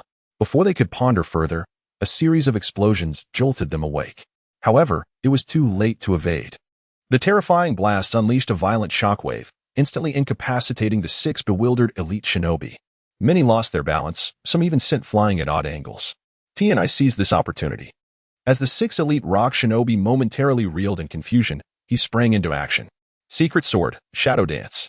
Dozens of figures transformed into a whirlwind, dancing gracefully and leaving behind dazzling trails of sword light in the air. When everything settled, for ordinary Jonin lay lifeless. The remaining 2 elite Jonin survived but were severely injured, significantly diminishing their threat to TNI. Not far away, Ishihara's squad watched in disbelief. Everything had transpired far too quickly. In an instant, 4 of the 6 elite shinobi had perished. The 2 remaining elite Jonin, though fortunate to be alive, were now rendered ineffective. What had seemed like a surefire ambush had turned disastrous before it even commenced. Ishihara shuddered at the thought of reporting this to the rock shinobi headquarters, unsure of the dire consequences they would face. Yet, there remained a chance for redemption. As long as they eliminated this Konoha brat and destroyed the logistics, they could return without disgrace. Earlier, this Konoha child had used explosives resembling apples, catching the other 2 teams off guard. This time, he would not make the same mistake. You 2, support the captains. I will deal with this Konoha brat.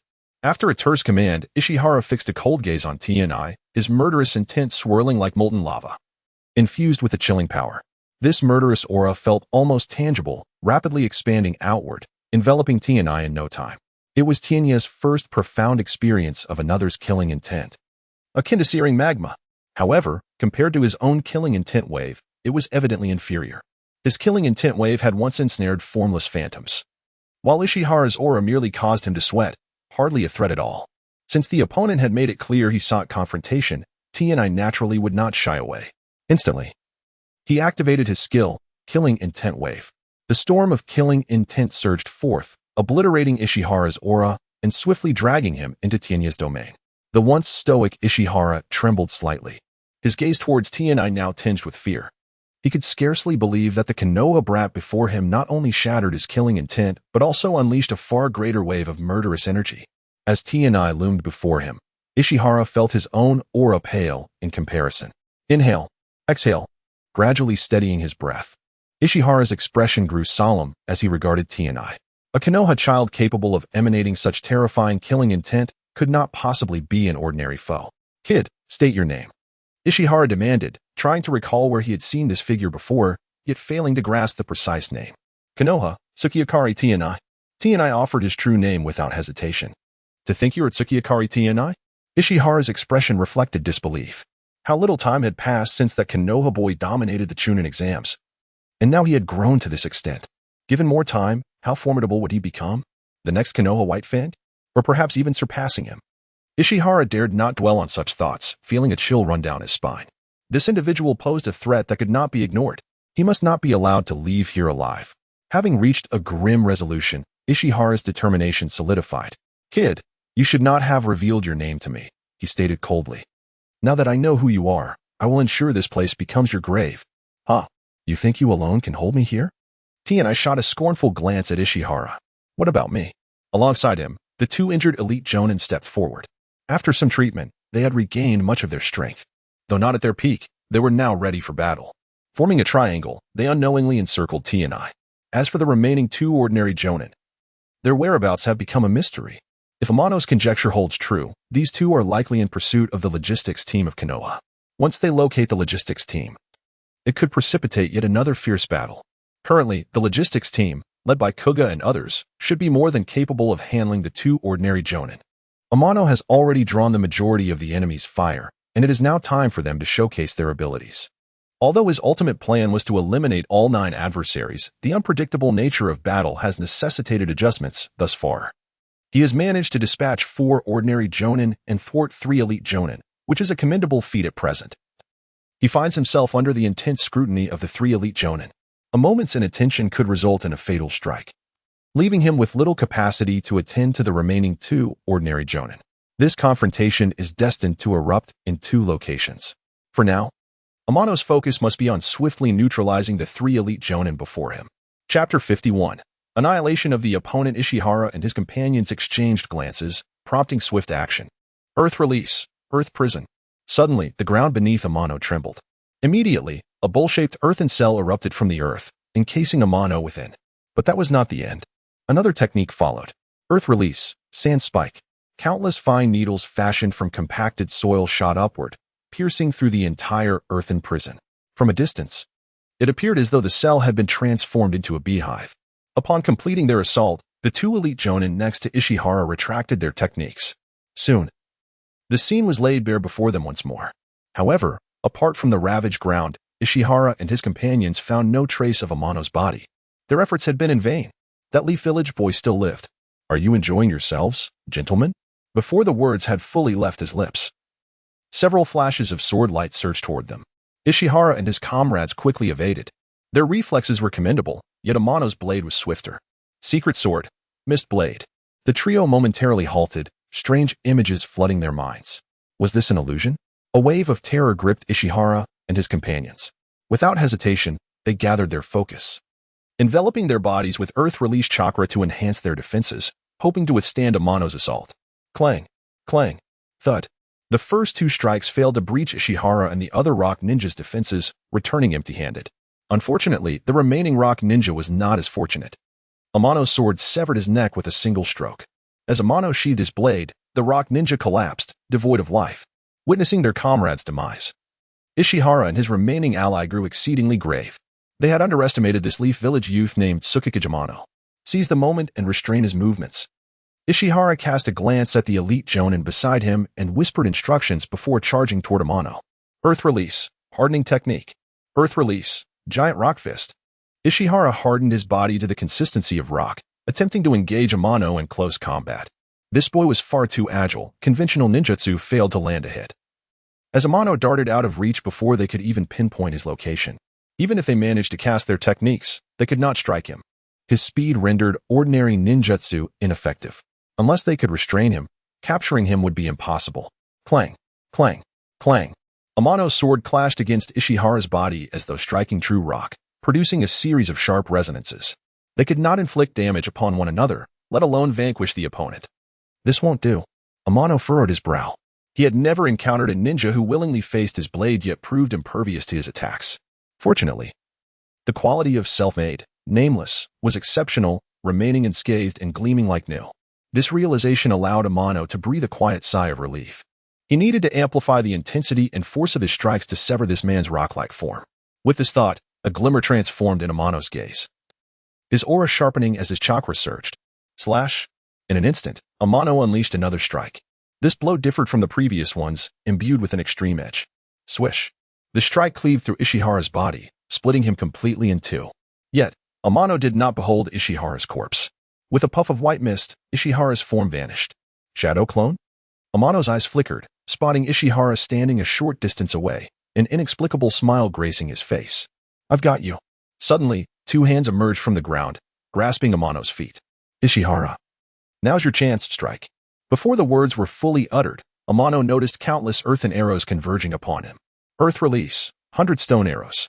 Thud, thud, thud. A barrage of arrows rained down upon Amano, leaving his body riddled with holes. Is he dead? The rock ninja, hidden beneath the earth, cautiously emerged. Uncertainty etched upon his face. "Be careful." Ishihara, not far off, seemed to sense something, shouting a warning. Yet, it was too late. Swish. A brilliant flash of light sliced through the air, and the rock ninja, who had just surfaced, collapsed to the ground. Simultaneously, the body of Amano, pierced by the stone arrows, suddenly dissipated into white mist. Amano cast a glance at the fallen rock ninja before shifting his attention to the remaining Ishihara. This rock ninja was the strongest among the trio, possessing exceptional skill and acute combat awareness. Amano had narrowly avoided defeat at his hands earlier. He was a formidable adversary. "You were stronger than I anticipated," Ishihara remarked, unhurriedly regarding Amano. "You warrant my full effort." As he spoke, a wave of searing energy emanated from Ishihara. This aura, this familiar heat reminded Amano of the intense murderous intent Ishihara had earlier unleashed. The two seemed to originate from the same source. Lava release, meteor fire ray. Suddenly, Countless fiery orbs erupted from Ishihara's mouth, transforming into scorching flames that surged toward Amano. As they traversed their path, the surrounding temperature soared, as if the very air were being consumed by flames. In that moment, Amano found his breathing impacted, the searing air rendering him uncomfortable. What a terrifying ninjutsu! Not only did it possess formidable power, but it could also subtly alter the surrounding environment. If this battle continued in such conditions, an ordinary individual could not endure for long. Amano moved like a specter, skillfully evading wave after wave of attacks. The meteor fire rain failed to harm him. Yet the environment surrounding him deteriorated further under Ishihara's lava techniques. Ishihara paid no heed to this, beginning to form hand seals once more. Lava release, lava hell. The already ravaged ground began to tremble violently. Scalding magma surged from beneath, spreading in all directions. Soon, a radius of several hundred meters was nearly engulfed by lava. At this moment, Amano stood in a relatively safe area, silently observing the unfolding chaos, his brow furrowing slightly as he contemplated his strategy. In such an environment, apart from the small patch he occupied, Amano found no other foothold. How to mount a counterattack? Turning his gaze toward Ishihara, Amano noticed that he had set his sights on the very spot he occupied. Lava release, lava tsunami. The flowing magma erupted violently, raising towering waves that surged toward Amano. Amano's expression turned grave, as a rich blue light enveloped his body. This was the color of chakra, with no other option. Amano enveloped himself in a chakra cloak to shield against the oncoming magma onslaught. Instant, return to heaven sword dance. Amano's form flickered, propelling himself through the flowing magma, spinning rapidly and forming a spherical barrier from his chakra as he charged toward Ishihara. In just a few breaths, Taniyama emerged from the magma-infested region, once again setting foot on solid ground. This time, he intended to deny Ishihara any opportunity to strike. In an instant, he vanished, only to reappear right before Ishihara, his sword slicing through the air with fierce precision, forcing Ishihara into a relentless retreat. Though Taniyama pressed the attack, he was not unscathed. His body bore numerous burn marks from the intense heat. Ishihara, in that moment, appeared as though enveloped in a layer of lava. Any contact with him would result in severe burns. Taniyama's choice to engage in close combat played directly into Ishihara's hands.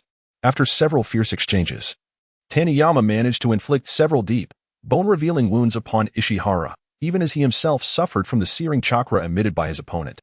Nevertheless, Taniyama paid little heed to his injuries, maintaining a strategy of relentless pressure against Ishihara. Engaging in combat while in the magma release state proved to be a significant burden for Ishihara. After struggling to withstand Taniyama's successive assaults, he gradually found himself unable to continue, ultimately retreating from the magma state. How about we call it a truce, kid? You're not exactly unscathed either, Ishihara suggested. His breath labored after yet another clash. A truce? Taniyama raised an eyebrow, responding with deliberate calmness. If you wish for it to end, all you need to do is let me eliminate you. That would effectively conclude our battle, would it not? Ishihara found himself momentarily at a loss for words. The battle raged on. Taniyama intensified his attacks. After a series of rapid strikes, he seized the moment and plunged his sword through Ishihara's throat. At last, this fierce confrontation reached its definitive conclusion. The high-intensity battle had taken a toll on Taniyama as well. Having remained in a constant state of tension, he had neglected his wounds during the fight. Now that his adversary lay defeated, he relaxed, only to be overwhelmed by discomfort throughout his body. Without hesitation, Taniyama activated his skill, Secret Sword, Grass Firefly, to begin healing his injuries. Soon, a tingling sensation coursed through the wounded areas of his body. After a considerable duration, once the discomfort subsided, he deactivated the skill. He appeared as if he had sustained no injuries at all. However, the repeated battles had significantly drained his chakra reserves. Now, less than 30% remained within him, necessitating urgent recovery. It was time to return and assess the situation with the Konoha logistics team. He wondered how they had fared against the attacks of the two ordinary jonin. With that thought, Taniyama quickened his pace. Chapter 52. The shocked crowd at the logistics base of Konoha. The battle had commenced. Two ordinary jonin from Iwagakure had arrived without any intention of concealing their presence, and thus were swiftly detected by the accompanying reconnaissance team from Konoha. Immediately, a jonin stepped forward from the ranks to confront them directly. Gujia, serving as the hidden trump card of the team, refrained from engaging, instead keeping a vigilant watch on the unfolding combat. Should any signs of defeat arise from Konoha's side, he would undoubtedly intervene without hesitation. Fortunately, the contingent included 3 jonin to counter the 2 ordinary IWA ninjas, which posed little challenge. With Gujia's hidden elite strength, Konoha clearly held an overwhelming advantage, and the annihilation of the 2 intruding jonin was virtually guaranteed. Indeed, events transpired as the sage Amano had anticipated. The 2 invading IWA ninjas did not last long before being dispatched by Konoha's 3 accompanying jonin. Uchiha never even had the opportunity to reveal himself. By the time Amano reached the logistics base, the skirmish had concluded. "Lord Amano, you have finally returned." Many Konoha ninjas breathed a sigh of relief upon seeing Amano safe. The 2 Iwagakure jonin posed minimal trouble for this logistics team. A quick assessment revealed that only a few unfortunate souls had sustained minor injuries, and there were no fatalities. The strategic materials being escorted remained intact. With this realization, Amano's anxiety was finally alleviated. Following this engagement, it would be difficult for IWA to deploy elite forces in the near future, given their significant losses. A total of 9 jonin had perished here, including 3 elite jonin. Even for the affluent Iwagakure, such a defeat would surely weigh heavily on their hearts. Furthermore, with Orochimaru's elite forces occupying the border of the Land of Grass, IWA could not afford to withdraw too many of their elite troops, lest they falter against the impending assault from Orochimaru's forces. In the subsequent journey, the likelihood of the logistics team facing another attack remained exceedingly low. However, vigilance could not be relaxed. Appropriate caution was still necessary. In times of war, one could not guarantee that other villages would not take desperate measures, particularly Sunagakure, which was currently embroiled in fierce conflict with Konoha. After a brief cleanup, Amano led the team onward. Along the way, he seized the opportunity to recover his chakra while remaining vigilant of his surroundings. Despite the presence of several reconnaissance teams, oversight was always a possibility. Not long after, the team traversed the site where Amano had battled the IWA ninjas. The area was a scene of utter devastation, as if the ground had been scorched by molten lava, riddled with craters and emitting residual heat. What on earth transpired here? Many Konoha ninjas gazed at the scene in horror, unable to fathom the magnitude of the battle that had transformed the landscape so drastically. The lingering heat alone was enough to make several of them uncomfortable. Had they truly entered the heart of such a battlefield, only a handful would likely endure. While the rest would be swiftly eliminated, those fortunate might merely sustain injuries, while others could be reduced to ash. This thought sent shivers down the spines of many, their eyes betraying a flicker of fear. However, as they turned their gaze toward Amano, their expressions shifted entirely. Previous doubts dissipated, replaced by profound admiration. It was precisely due to the presence of such a formidable leader that they, mere ninjas, were spared from confronting such a terrifying spectacle of battle. The 3 accompanying jonin exchanged glances filled with newfound respect, no longer daring to underestimate the youth before them. Among the crowd, Gujiya observed Amano silently, his eyes reflecting approval. In the young man, he perceived a shadow of the legendary White Fang, a similar aura that perhaps even surpassed it.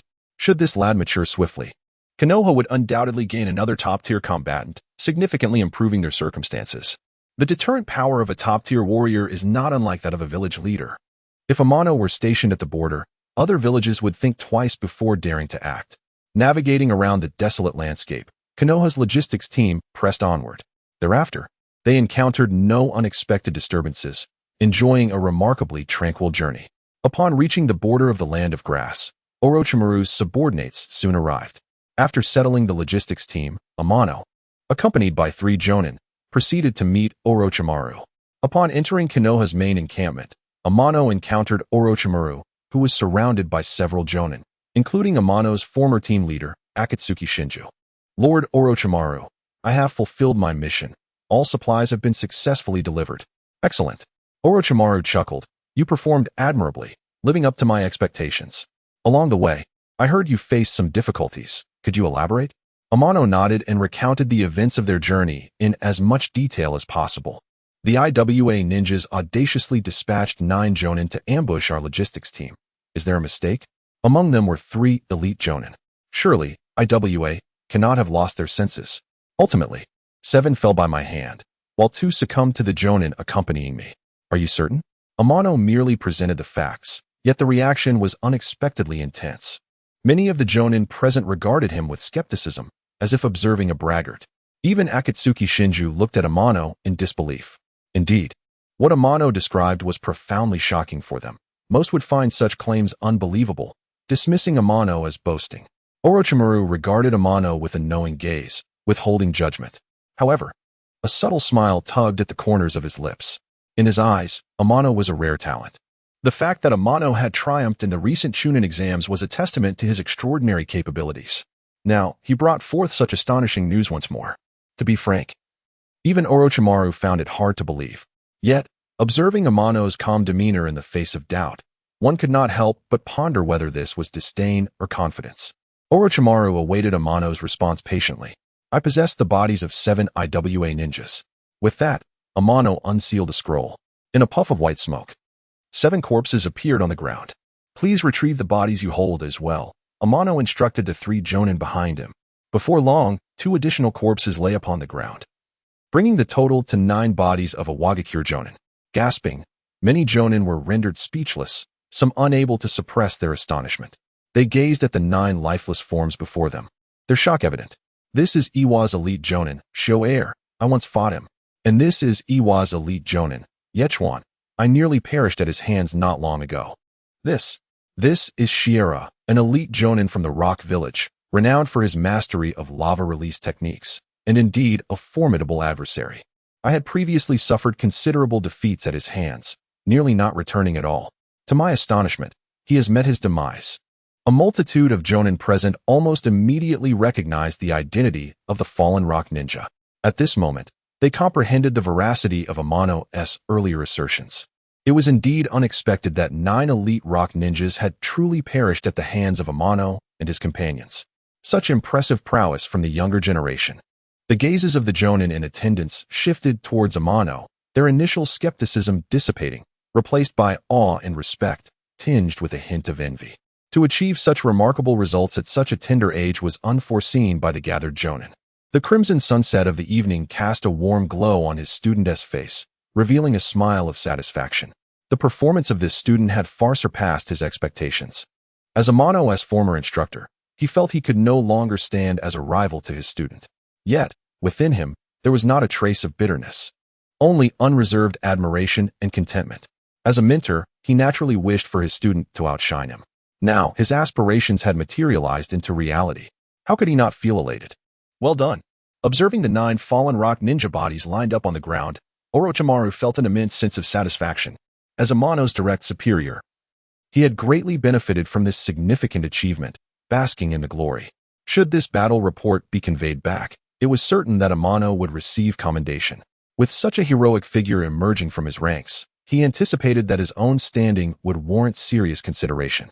The position of the 4th Hokage was now within his grasp. I shall dispatch a battle report to the village, and surely, the rewards will soon follow. Orochimaru smiled at Amano, continuing, You must be weary from your long journey. Please take some time to rest. Yes. Chapter 53. Read in Asuma. Upon departing the grand tent, Amano was assigned to a relatively spacious camp tent, mere steps away from Orochimaru's quarters, a testament to the latter's regard for him. Once he confirmed the vicinity was unoccupied, Amano turned his attention to the task panel. Logistics task. Escort supplies. Completed. Task requirements. Lead the team to safely escort supplies to the border of the land of grass, while minimizing casualties as much as possible. Task rewards. 5 progress in role-playing. To his surprise, he had received the highest tier of rewards, totaling 5 progress in his role-playing. Upon careful reflection, it was evident that he had executed the task commendably. Of course, beyond his own efforts, the 3 jonin teammates had significantly aided him. Without their intervention, allowing 2 ordinary jonin to breach the logistics team's defenses would have resulted in catastrophic consequences. The loss of numerous ninja lives was a distinct possibility, along with the potential devastation of the supplies they were transporting. Fortunately, Amano had prepared for such contingencies. In addition to the 3 visible jonin, the discreet yet formidable elite jonin, Kyuj, was stationed within the team. This dual-layered defense, both overt and covert, safeguarded the logistics unit's security. Should the 3 jonin falter, Kyuj would intervene, and even if he could not eliminate the adversaries, he could at least impede them. By the time Amano returned, their combined efforts would enable them to secure victory. However, this was merely Amano's worst-case scenario. The logistics task had not yet reached its most arduous phase. Due to Amano's prior diversion of most of the IWA ninja's firepower, Only 2 ordinary jonin had rushed towards them. Hence, before Kyuj even needed to make an appearance, the 3 jonin of the logistics team swiftly vanquished the 2 IWA village jonin, concluding the skirmish in a remarkably short span of time. The battle incurred minimal casualties, with nearly everyone in the logistics team emerging unscathed. This outcome allowed Amano to successfully claim the highest tier of rewards. Currently, his role-playing progress had reached 98.5, and he had also unlocked a new skill. Spiritual awareness, description, an advanced skill of the mind network, enabling passive perception of danger. This skill not only sharpened Amano's awareness, but also granted him a permanent buff, subtly enhancing his overall capabilities. Now, he was a mere 1.5 away from achieving 100 role-playing progress. Completing one more task to attain this milestone seemed an uncomplicated endeavor. Following that, he could attempt to hunt down shadow-level adversaries. Success in slaying a shadow-level opponent would allow him to officially transcend the limits of a quasi-shadow and ascend to the ranks of a true shadow-level ninja. The mere thought of this exhilarated Amano immensely. Just then, a familiar voice resonated from outside the tent. "Amano-senpai, are you there?" Amano paused momentarily, quickly regaining his composure. The voice was unmistakable. It belonged to his junior, Yugal. Stepping out of the tent, he spotted Red, clad in the attire of a genin, eagerly awaiting at the entrance. Beside her stood a boy, who, despite his youth, bore an air of maturity, frequently displaying a haughty demeanor. This boy, could it be Asuma Saratobi? In the original narrative, a young Asuma was known for his rebellious nature, often clashing with his father, Hiruzen Saratobi. Eventually, he joined the 12th Guardian Ninja alone, and after a period of tempering, began to channel his potential positively. "Red, who is this?" Amano greeted her briefly, then turned his gaze towards Asuma. "This is my teammate, Asuma Saratobi." "Oh." Amano merely nodded in acknowledgement. "Come in." Asuma had intended to introduce himself, but to his dismay, Amano's curt response dismissed him.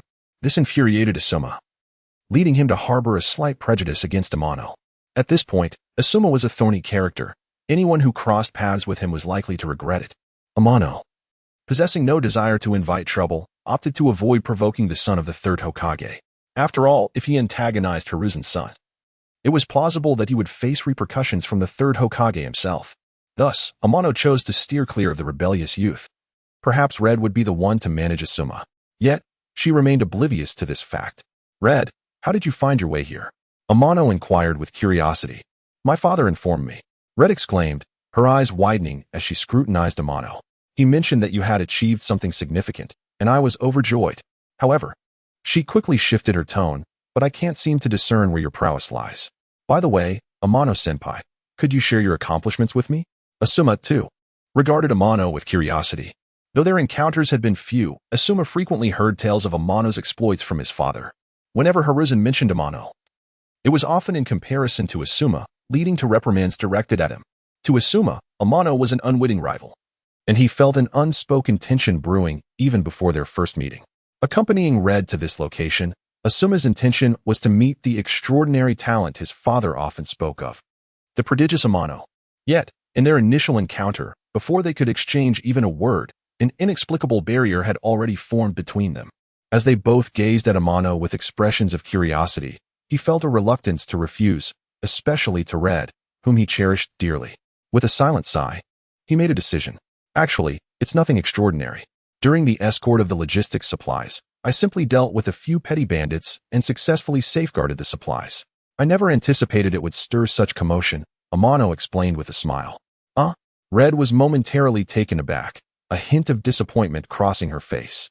"I thought you had accomplished something remarkable, but it turns out it was merely a few bandits." On the other side, Asuma's expression mirrored disappointment as he absorbed Amano's account. He had already approached Amano's legendary status with skepticism, and hearing Amano recount his deeds only fueled his doubts further. What he had imagined to be a formidable figure now seemed to be nothing more than a product of exaggeration. For years, his father had frequently mentioned Amano to spur him on, yet it seemed that Amano was merely a talented individual embellished by rumors, lacking any substantial prowess. Just dispatching a few petty bandits hardly warranted such fanfare. Naive. If he were present at the scene, he could have single-handedly dealt with those bandits. Initially, Asuma had considered engaging in casual conversation with Amano, but after witnessing Amano's capabilities firsthand, his interest waned. Thus, the conversation proceeded with only Red and Amano exchanging pleasantries. As for Asuma, he would only occasionally engage in casual conversation with Hong, and beyond that, he scarcely acknowledged T&I. Naturally, T&I sensed the peculiar behavior of Asuma. However, he remained indifferent to it. Gradually, Hong became aware that the atmosphere was amiss, and without lingering further, he hastily bid farewell to T&I. After they had walked a short distance, Hong halted, looking at Asuma with a face full of confusion. "Asuma, why did you treat my senior in such a manner?" After a brief pause, he inquired again, "Do you and my senior have some sort of conflict? I noticed you both seemed to be enjoying your conversation, and I didn't want to intrude. It is certainly not as you might think." Asuma shook his head and clarified, "I have no conflict with your senior. I am merely envious of his good fortune. He effortlessly gains everyone's acknowledgement and receives extensive publicity just for dispatching a few minor ruffians. If it were me, I could accomplish the same. This fellow, could he truly believe that I merely dealt with a handful of minor ruffians?"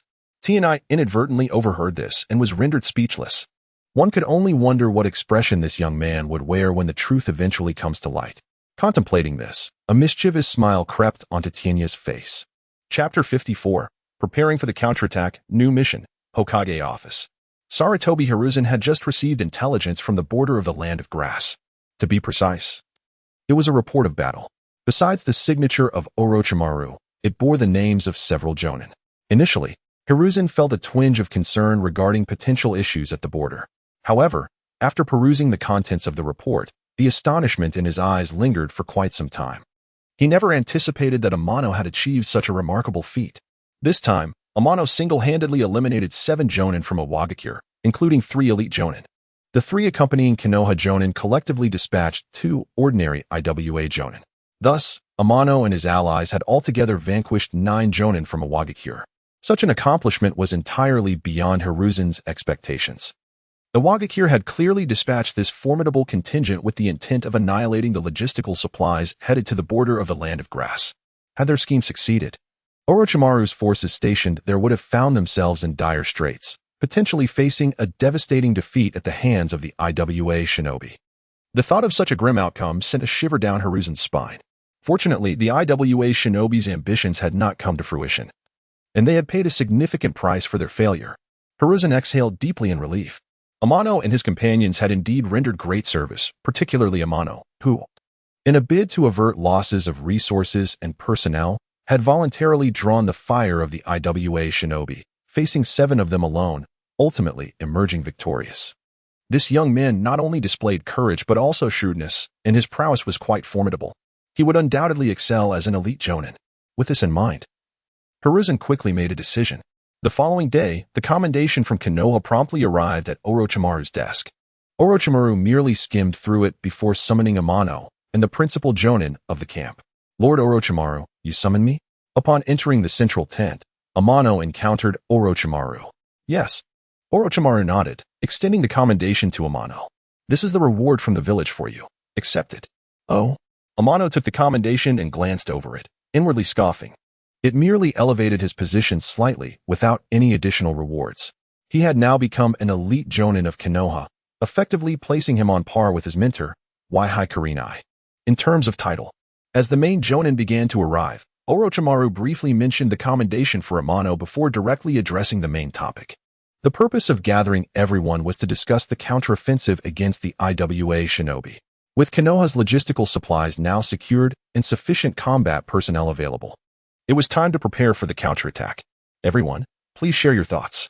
Orochimaru looked at the assembled jonin, hoping to hear some valuable insights. Although numerous suggestions were presented, Orochimaru remained dissatisfied. Ultimately, he turned his gaze toward Amano. "Amano-kun, what is your perspective?" Amano had no intention of seeking the spotlight. However, Orochimaru seemed determined to assess him.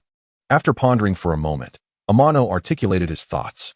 Currently, Konoha has engaged in consecutive battles with Sunagakure and Iwagakure. It is prudent to anticipate that Kumogakure and Kirigakure may also enter the fray. We should strive to conserve our fighting strength. If Kumogakure and Kirigakure join the conflict, Konoha must have sufficient personnel to respond and cannot afford to sacrifice too many lives here. What do you suggest? Orochimaru pressed further. "We could emulate the tactics of Sunagakure." Amano paused before continuing. "Not long ago, the Sand Shinobi disguised themselves as IWA shinobi and Konoha shinobi to create conflict at the border. We might as well learn from them, impersonating the Sand Shinobi and IWA Shinobi to instigate discord at their border, thereby sowing distrust between the two hidden villages. This would compel them to divide their forces to guard against one another, consequently weakening the IWA Shinobi's strength. On this foundation, we can launch a counteroffensive against Iwagakure, which may yield remarkable results. Excellent.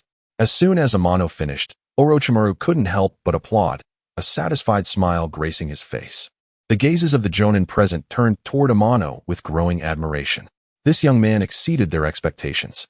Not only did he possess formidable strength, but his strategic acumen rivaled that of even the most seasoned Jonin.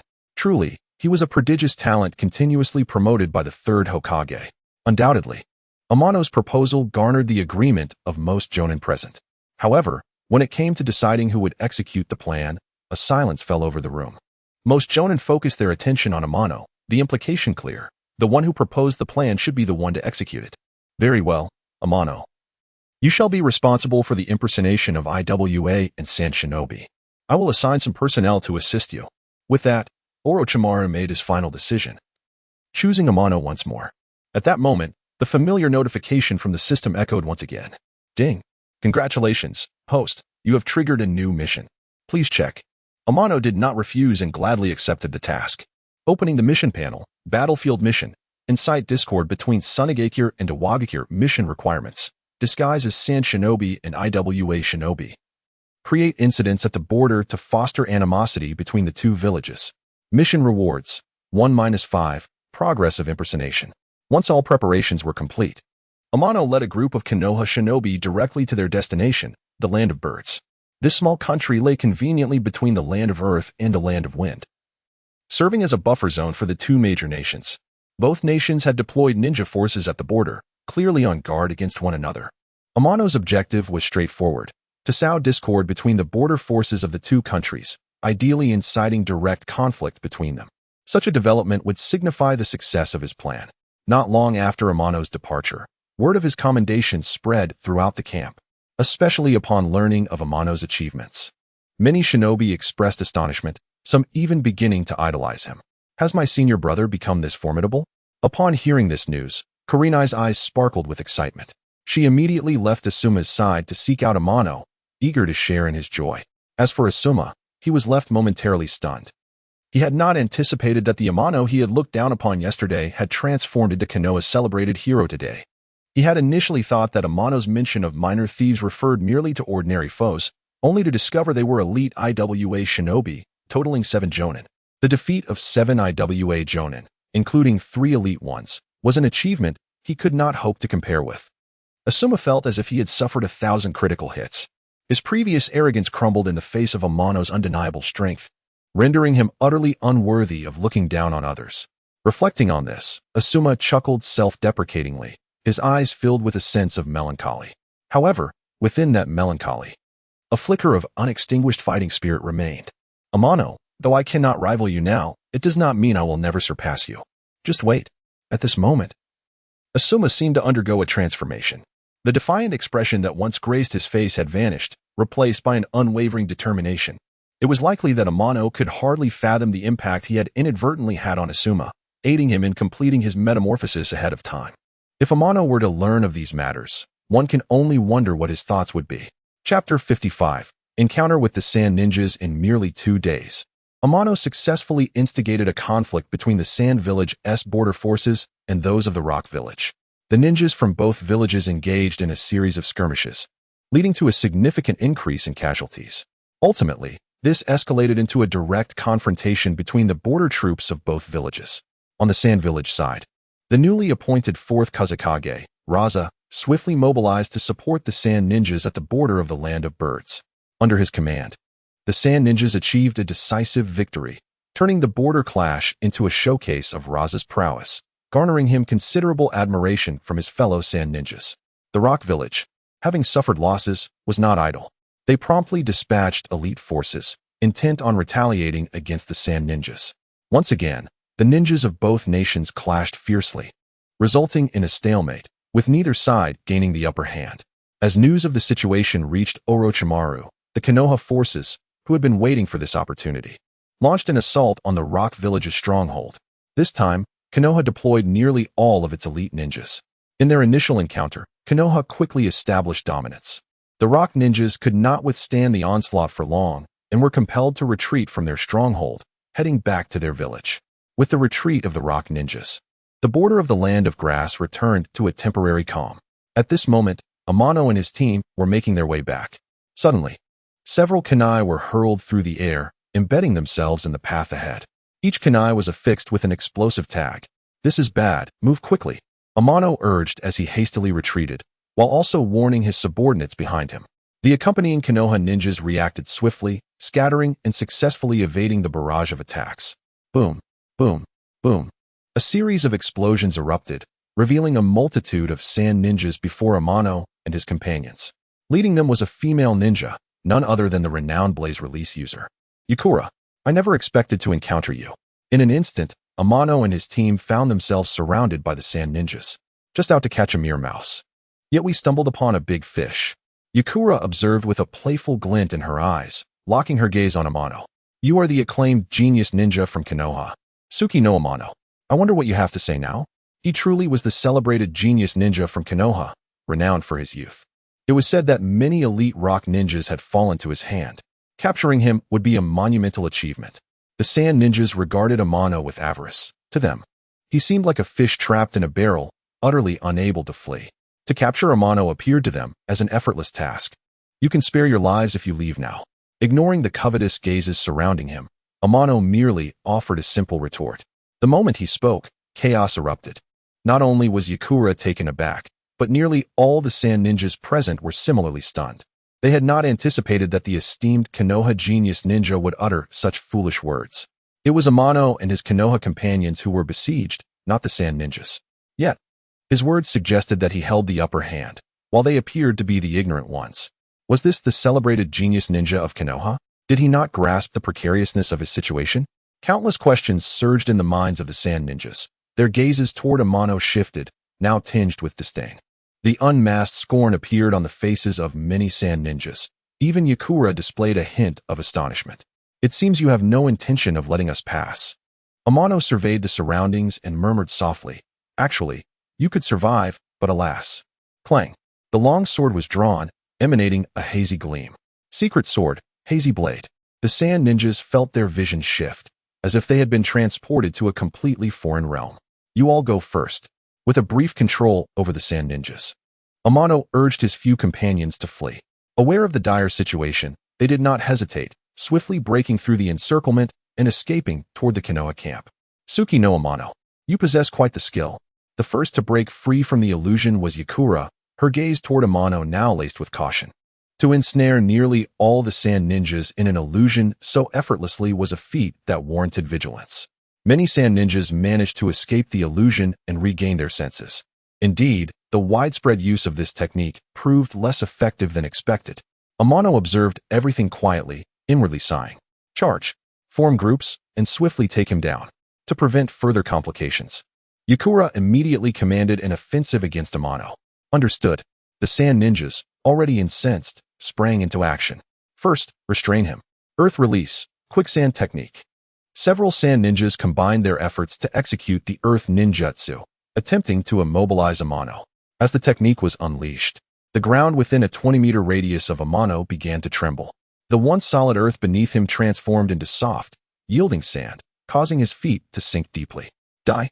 Nearby, the sand ninjas, who had long awaited this moment, hurled their kunai and shuriken with reckless abandon toward Amano. Yet, neither the kunai nor the shuriken seemed to strike with any tangible impact, akin to being thrown into water. When all settled, their thrown weapons completely vanished into the illusionary form left by Amano. Bang!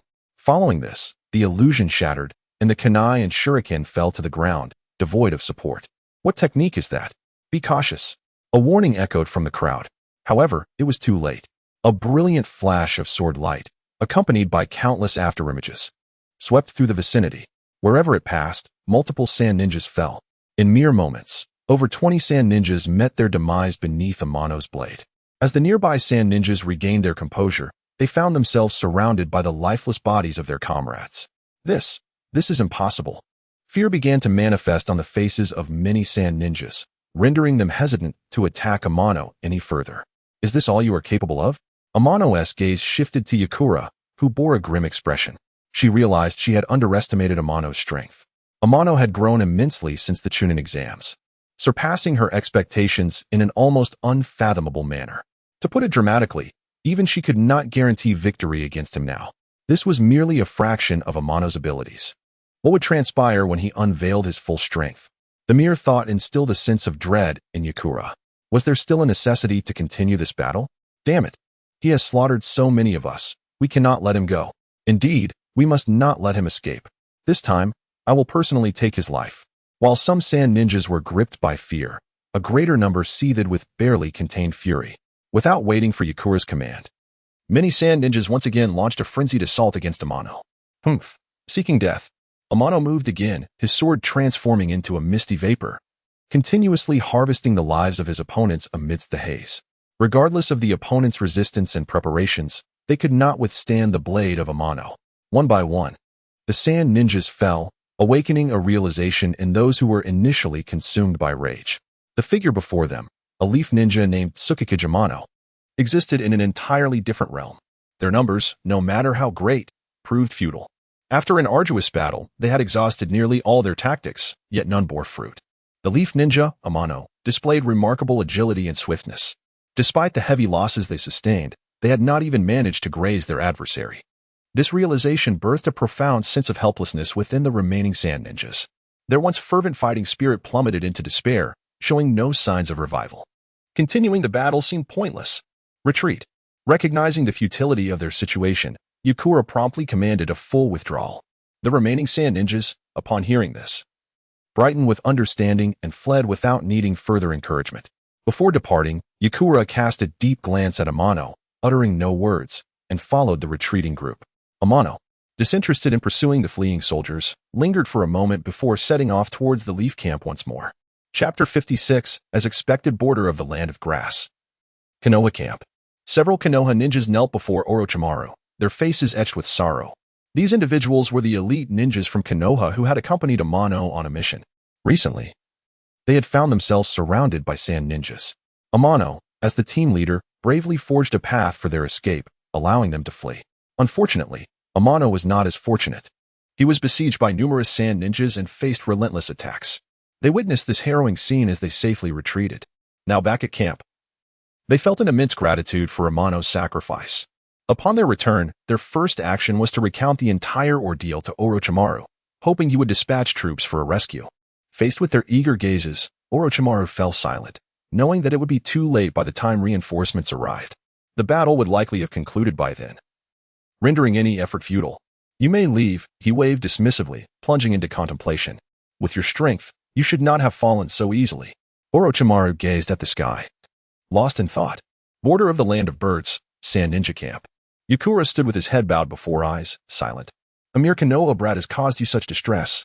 I scolded him harshly. As his anger subsided, he inquired again, is that Konoha brat, Tsukikage Amano, truly as formidable as you claim? Indeed. Yakura nodded affirmatively. That youth displayed only a fraction of his power, yet he decimated our ranks. No one could stand against him. If this continues, he might annihilate our entire force. At this point, Yakura's face paled as if recalling a dreadful memory. Not even you could contend with him? Ai's voice dripped with disbelief. Yes. Yakura suppressed his fear. His tone grave. Even if I were to join the fray, it would change little. Ultimately, it would merely result in a few more corpses.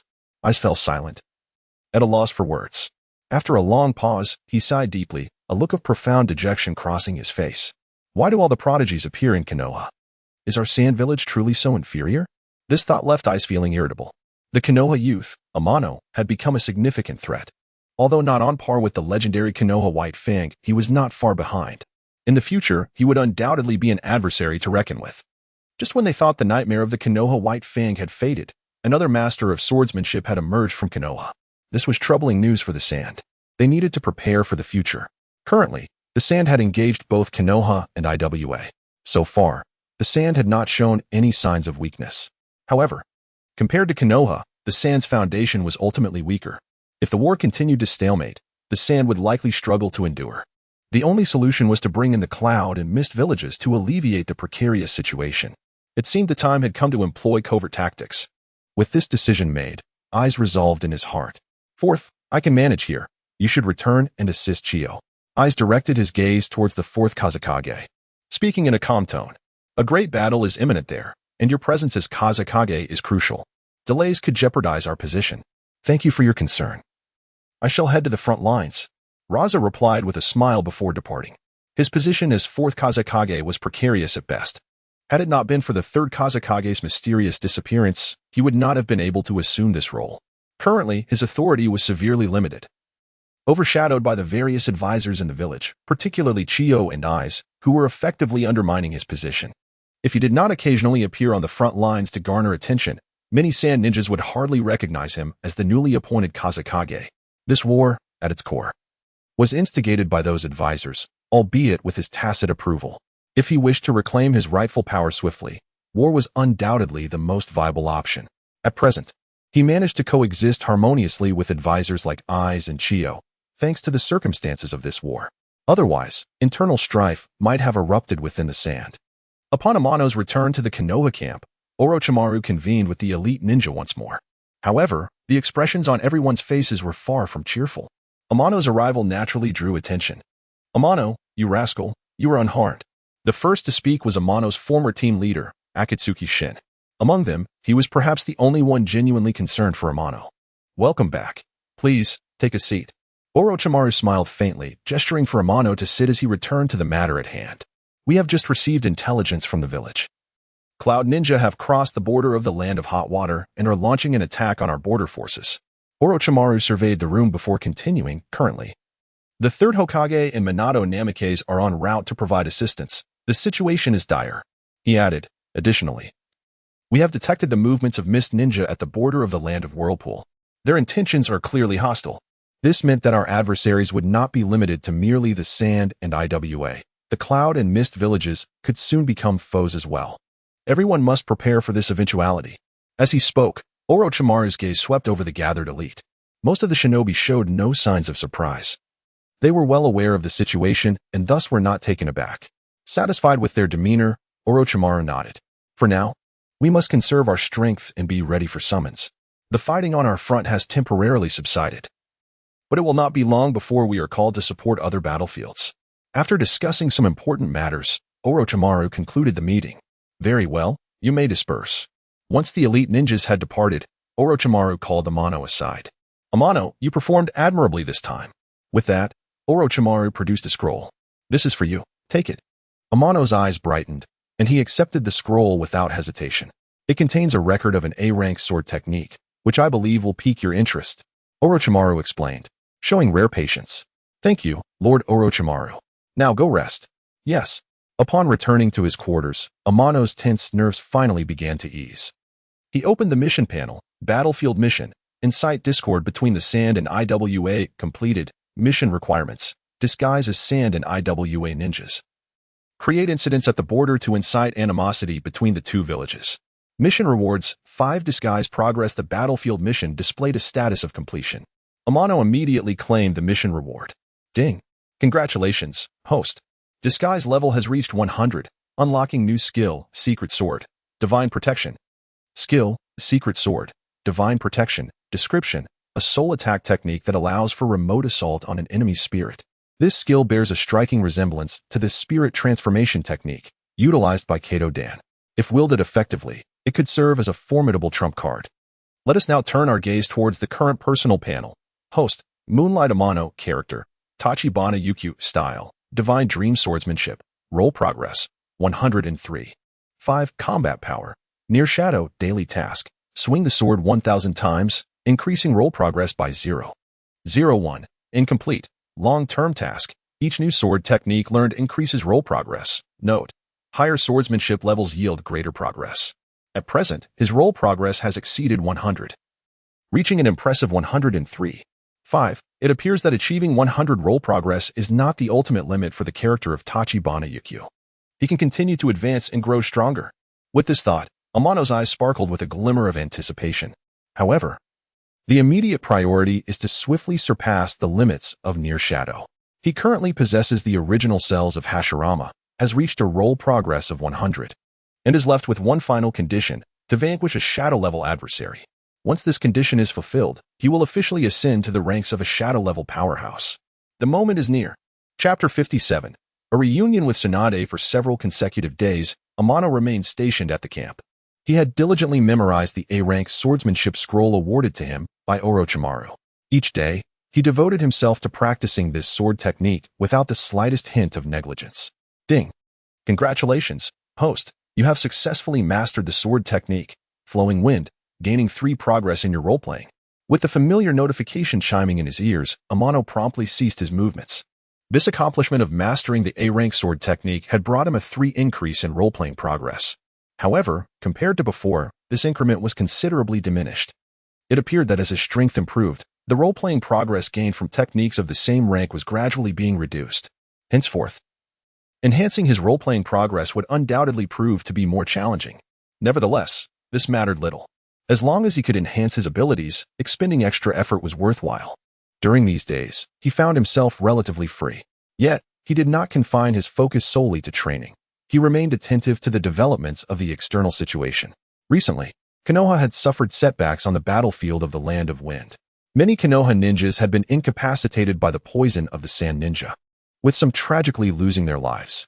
To reverse the tide, Konoha decided to dispatch reinforcements to the battlefield. At present, Orochimaru had received orders from the village to send out an elite team for support in the Land of Wind. However, the final selection of personnel had yet to be determined.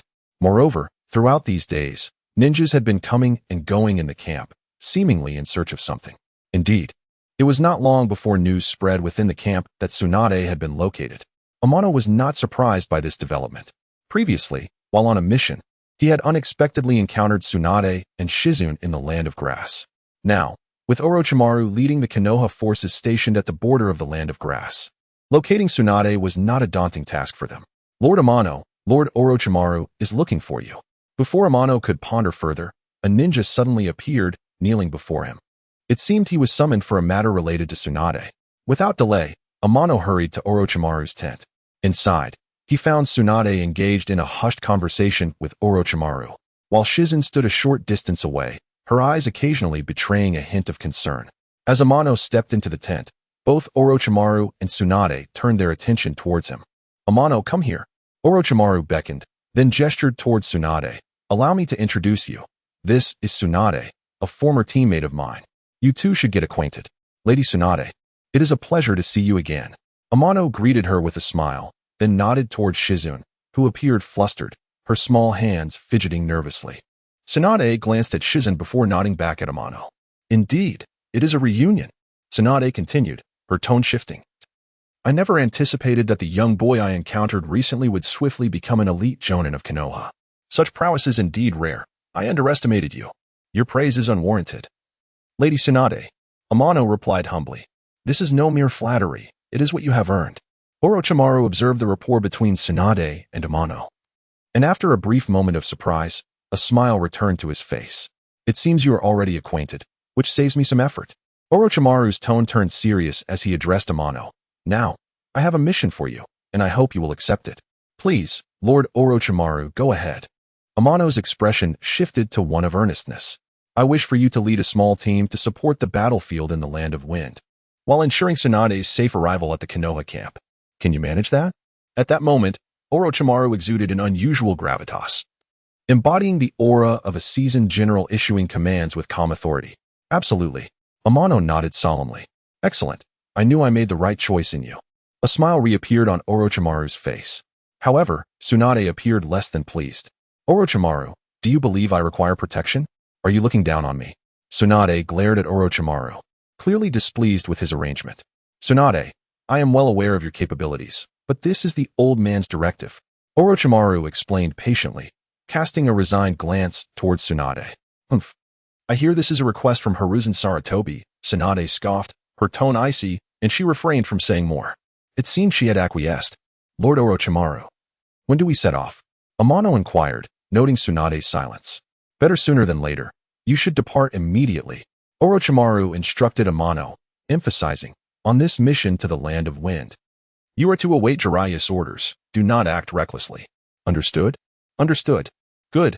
You are all set to depart. I have already prepared your team. Yes, Lord Orochimaru. Before long, Amano led an elite team from Konoha, escorting Tsunade and Shizune directly to the battlefield in the Land of Wind. At the battlefield in the Land of Wind, Konoha's camp was in disarray.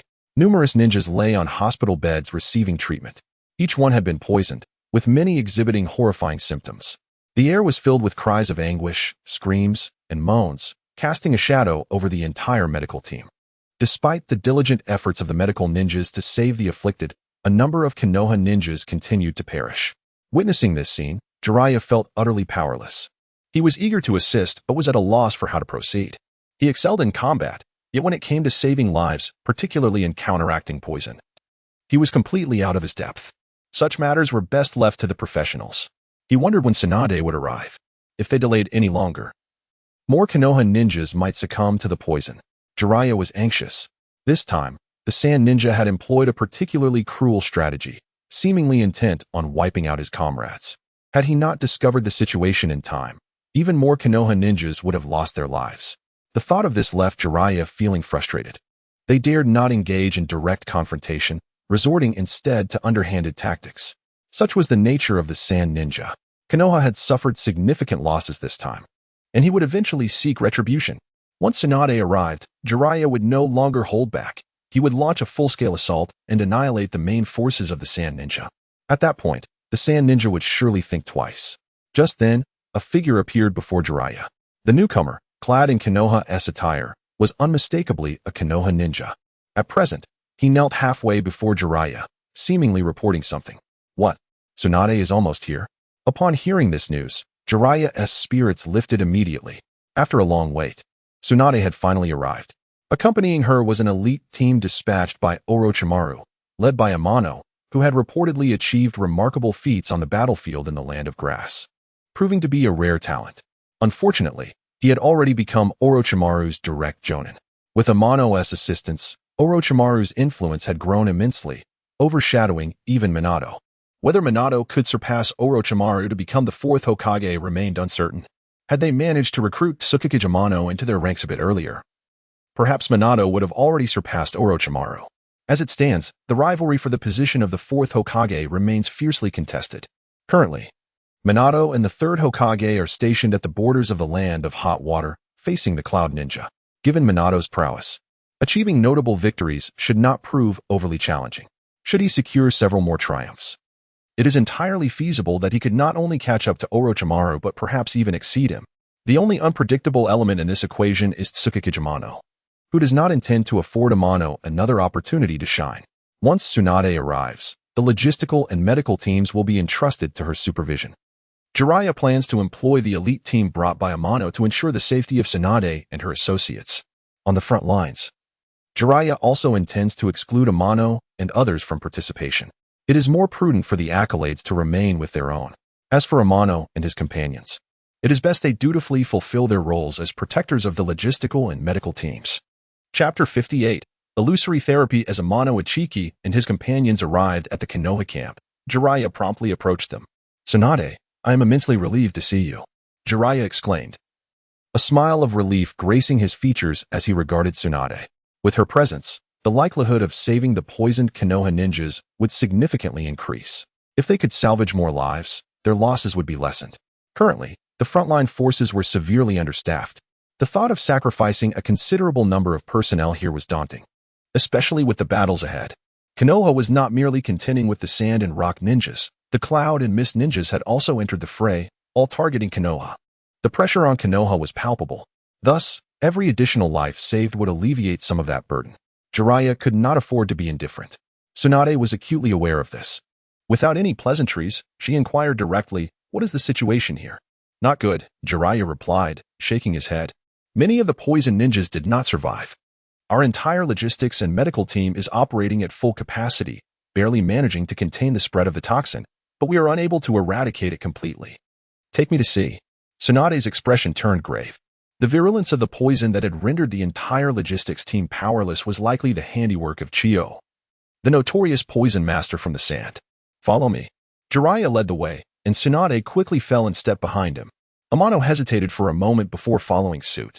Although Amano had successfully escorted Tsunade to the Konoha camp, He was uncertain where they would be stationed next and would likely need to consult with Jiraiya, who was leading them. This is the place. Jiraiya halted in front of a temporarily erected medical tent. Shizune and I will go inside to assess the situation. You all stay here. With that, Tsunade and Shizune entered the tent. Lord Jiraiya, I told you not to come in and cause trouble. Why do you never listen? A voice suddenly erupted from within the tent, causing Jiraiya to feel a wave of frustration. Tsunade, Lady Tsunade, you have finally arrived. Please come in. The owner of the voice soon recognized Tsunade, and their demeanor shifted dramatically, radiating enthusiasm mixed with admiration. The atmosphere in the tent brightened instantly. Many of the poisoned Konoha ninjas, who had previously displayed despondent expressions, now showed glimmers of hope. Their eyes sparkled with a desire for life, coupled with an unspoken trust in Tsunade, the renowned healer. All right, everyone, please calm down. Tsunade observed everything keenly and felt compelled to soothe the crowd. Medical ninjas, each of you focus on your responsibilities. Those who are poisoned, do not move recklessly. Lie still. I will do my utmost to help you recover swiftly. After managing to calm the crowd, Tsunade entered the medical department with Shizune to gain a thorough understanding of the current situation. Outside the tent, Jiraiya turned to Amano and the others, eventually fixing his gaze on Amano. You are Tsukikage Amano? Jiraiya scrutinized Amano intently, smiling as he remarked, a true prodigy indeed. I have heard of your deeds. You are even younger than I had imagined. Lord Jiraiya, you flatter me.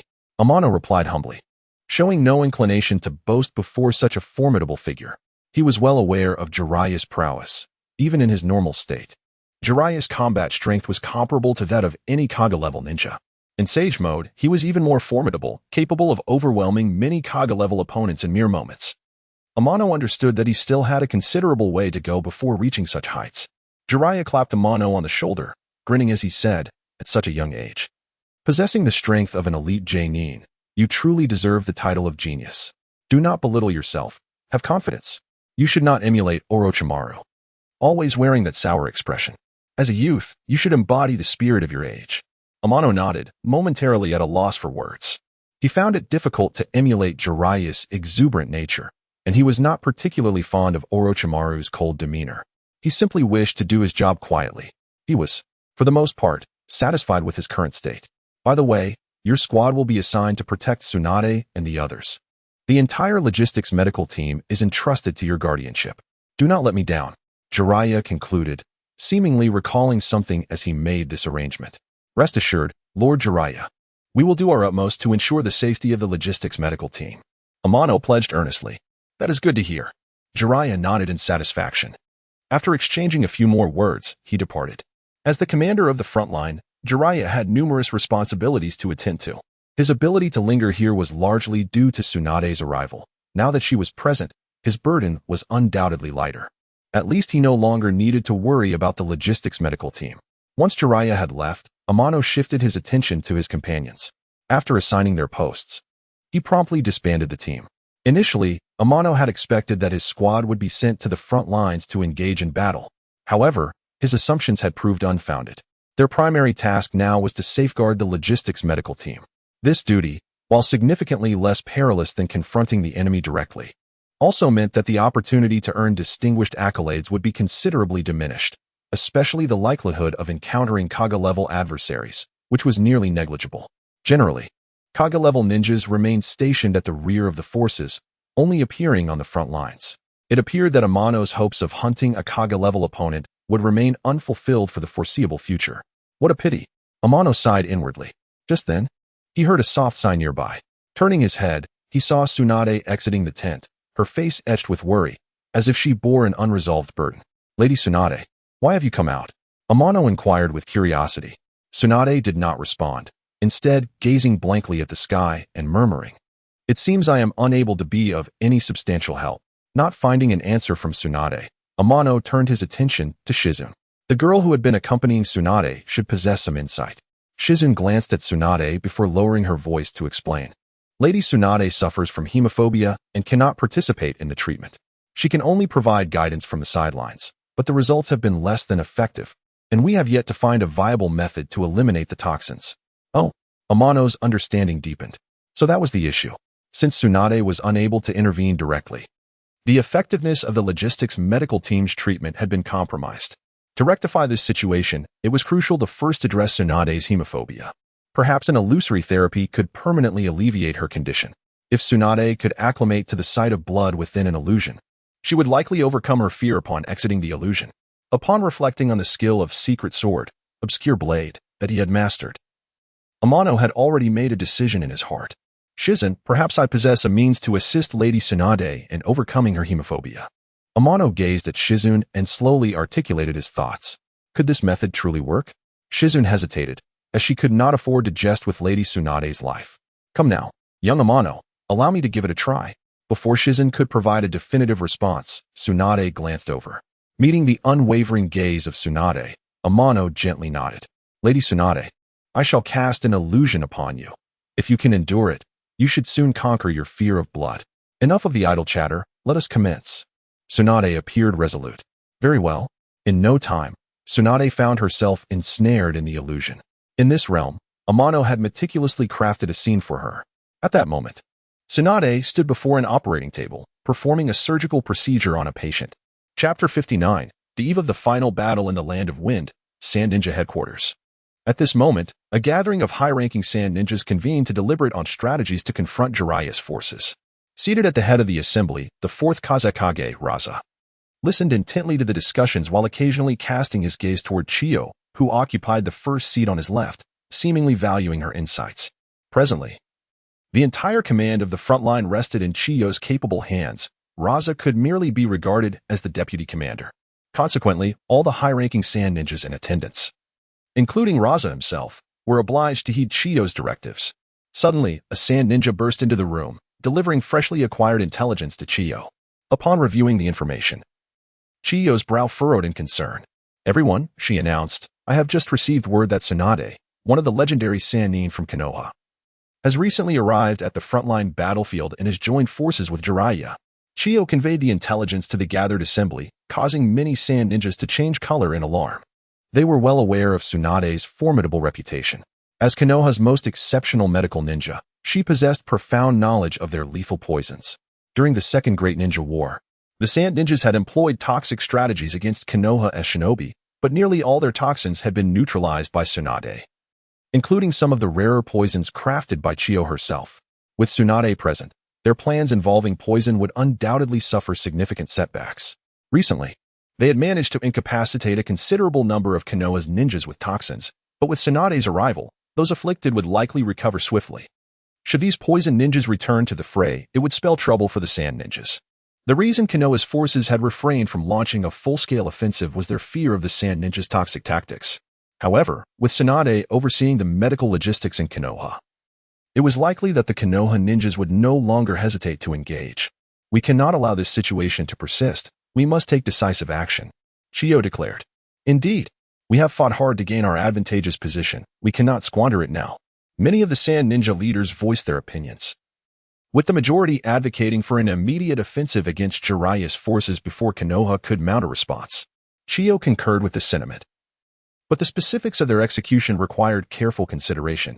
After all, confronting Jiraiya alone was challenging enough. Adding Tsunade, a master of healing, into the equation would inevitably erode the advantages they had painstakingly accumulated. The Sand Ninjas were not equipped for a war of attrition and could not afford to wait any longer. Doing so would only lead to their downfall. Their only recourse was to deliver a decisive blow to Konoha's main force to secure victory. Time is of the essence. I shall refrain from further unnecessary discourse, Chiyo continued, her gaze sweeping across the assembled figures. Prolonging this war would be exceedingly detrimental to us Sand Ninjas, so I have decided to commence mobilization for war immediately. After you depart, gather your troops swiftly. We shall engage Konoha in a deathmatch tonight. Yes. The high-ranking Sand Ninjas responded, promptly taking their leave. Soon, only Chiyo and the fourth Kazekage, Raza, remained in the conference room. Chiyo turned to Raza, her tone grave. Kazekage, the responsibility for commanding the front line now falls to you. Raza felt a flicker of joy within, yet confusion lingered. He did not comprehend why Chiyo would suddenly entrust him with battlefield command. Did she have an ulterior motive? Pondering this, he inquired, Chiyo, what do you mean by this?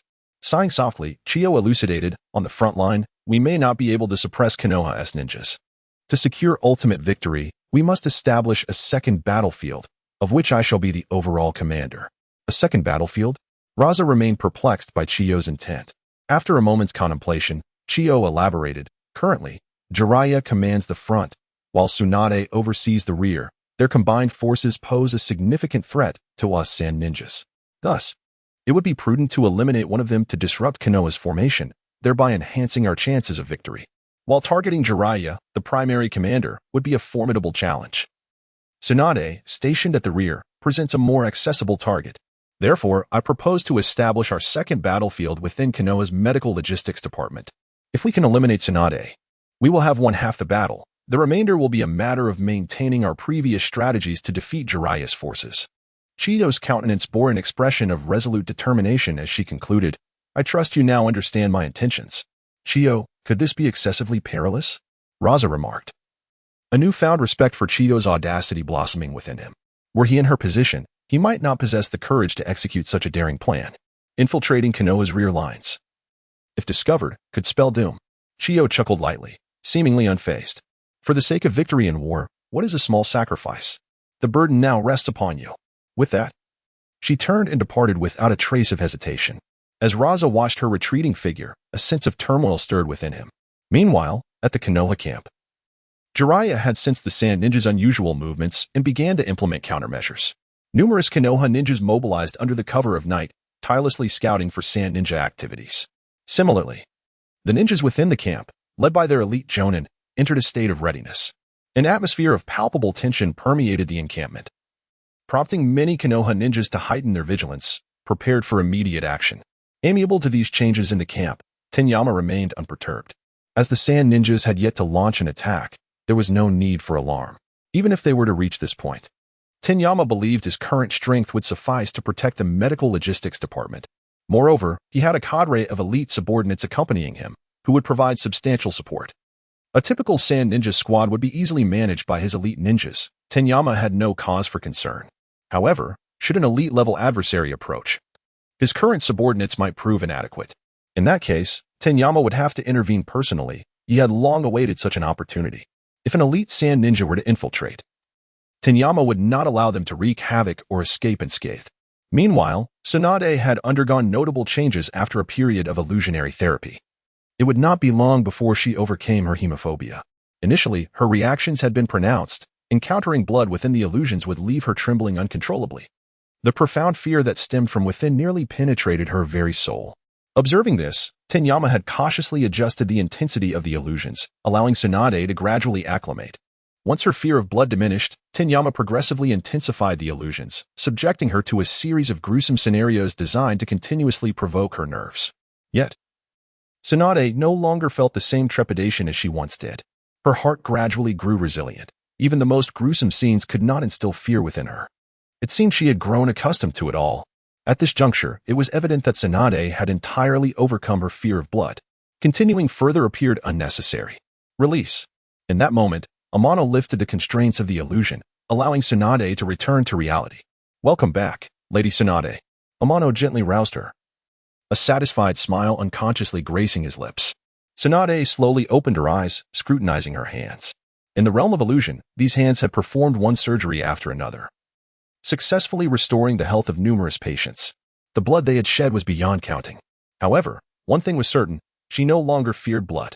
Casting a deep glance at Amano, Tsunade then turned her gaze to the serene Shizen beside her.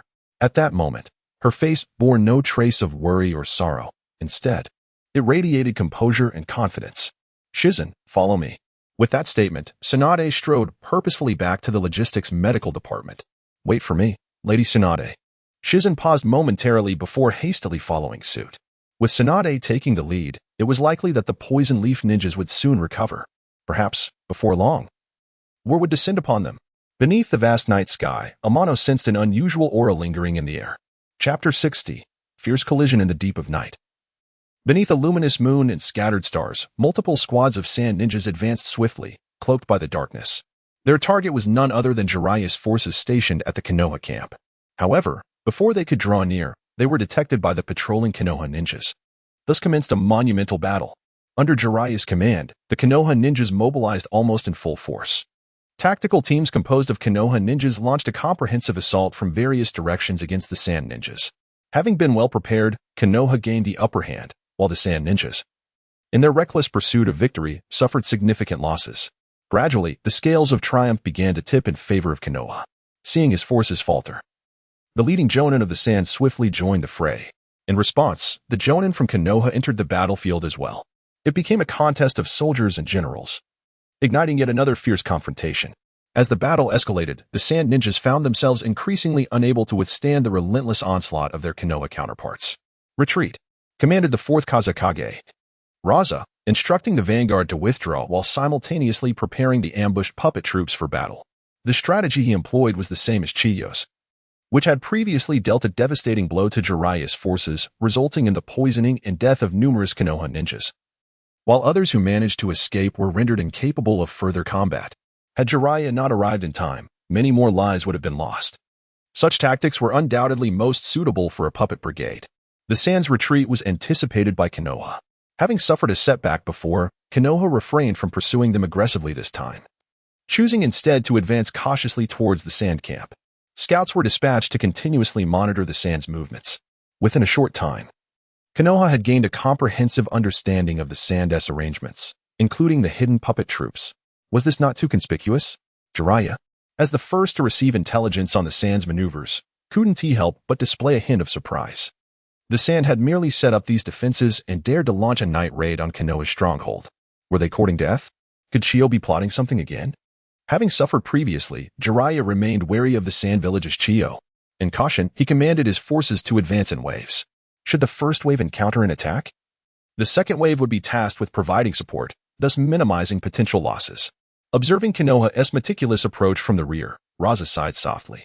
Indeed, the same strategy would only prove effective the first time. Its efficacy would diminish upon reuse. Currently, the front line was drawing most of Konoha's strength. If they pushed harder, Konoha might focus all their attention on the frontal battle, creating the perfect opportunity for Chiyo to establish a secondary battlefield. With this thought, Raza quickly made a decision. Relay my orders. The entire army shall advance. The ambushed puppet troops received the command and swiftly formed ranks with the returning Sand Ninjas.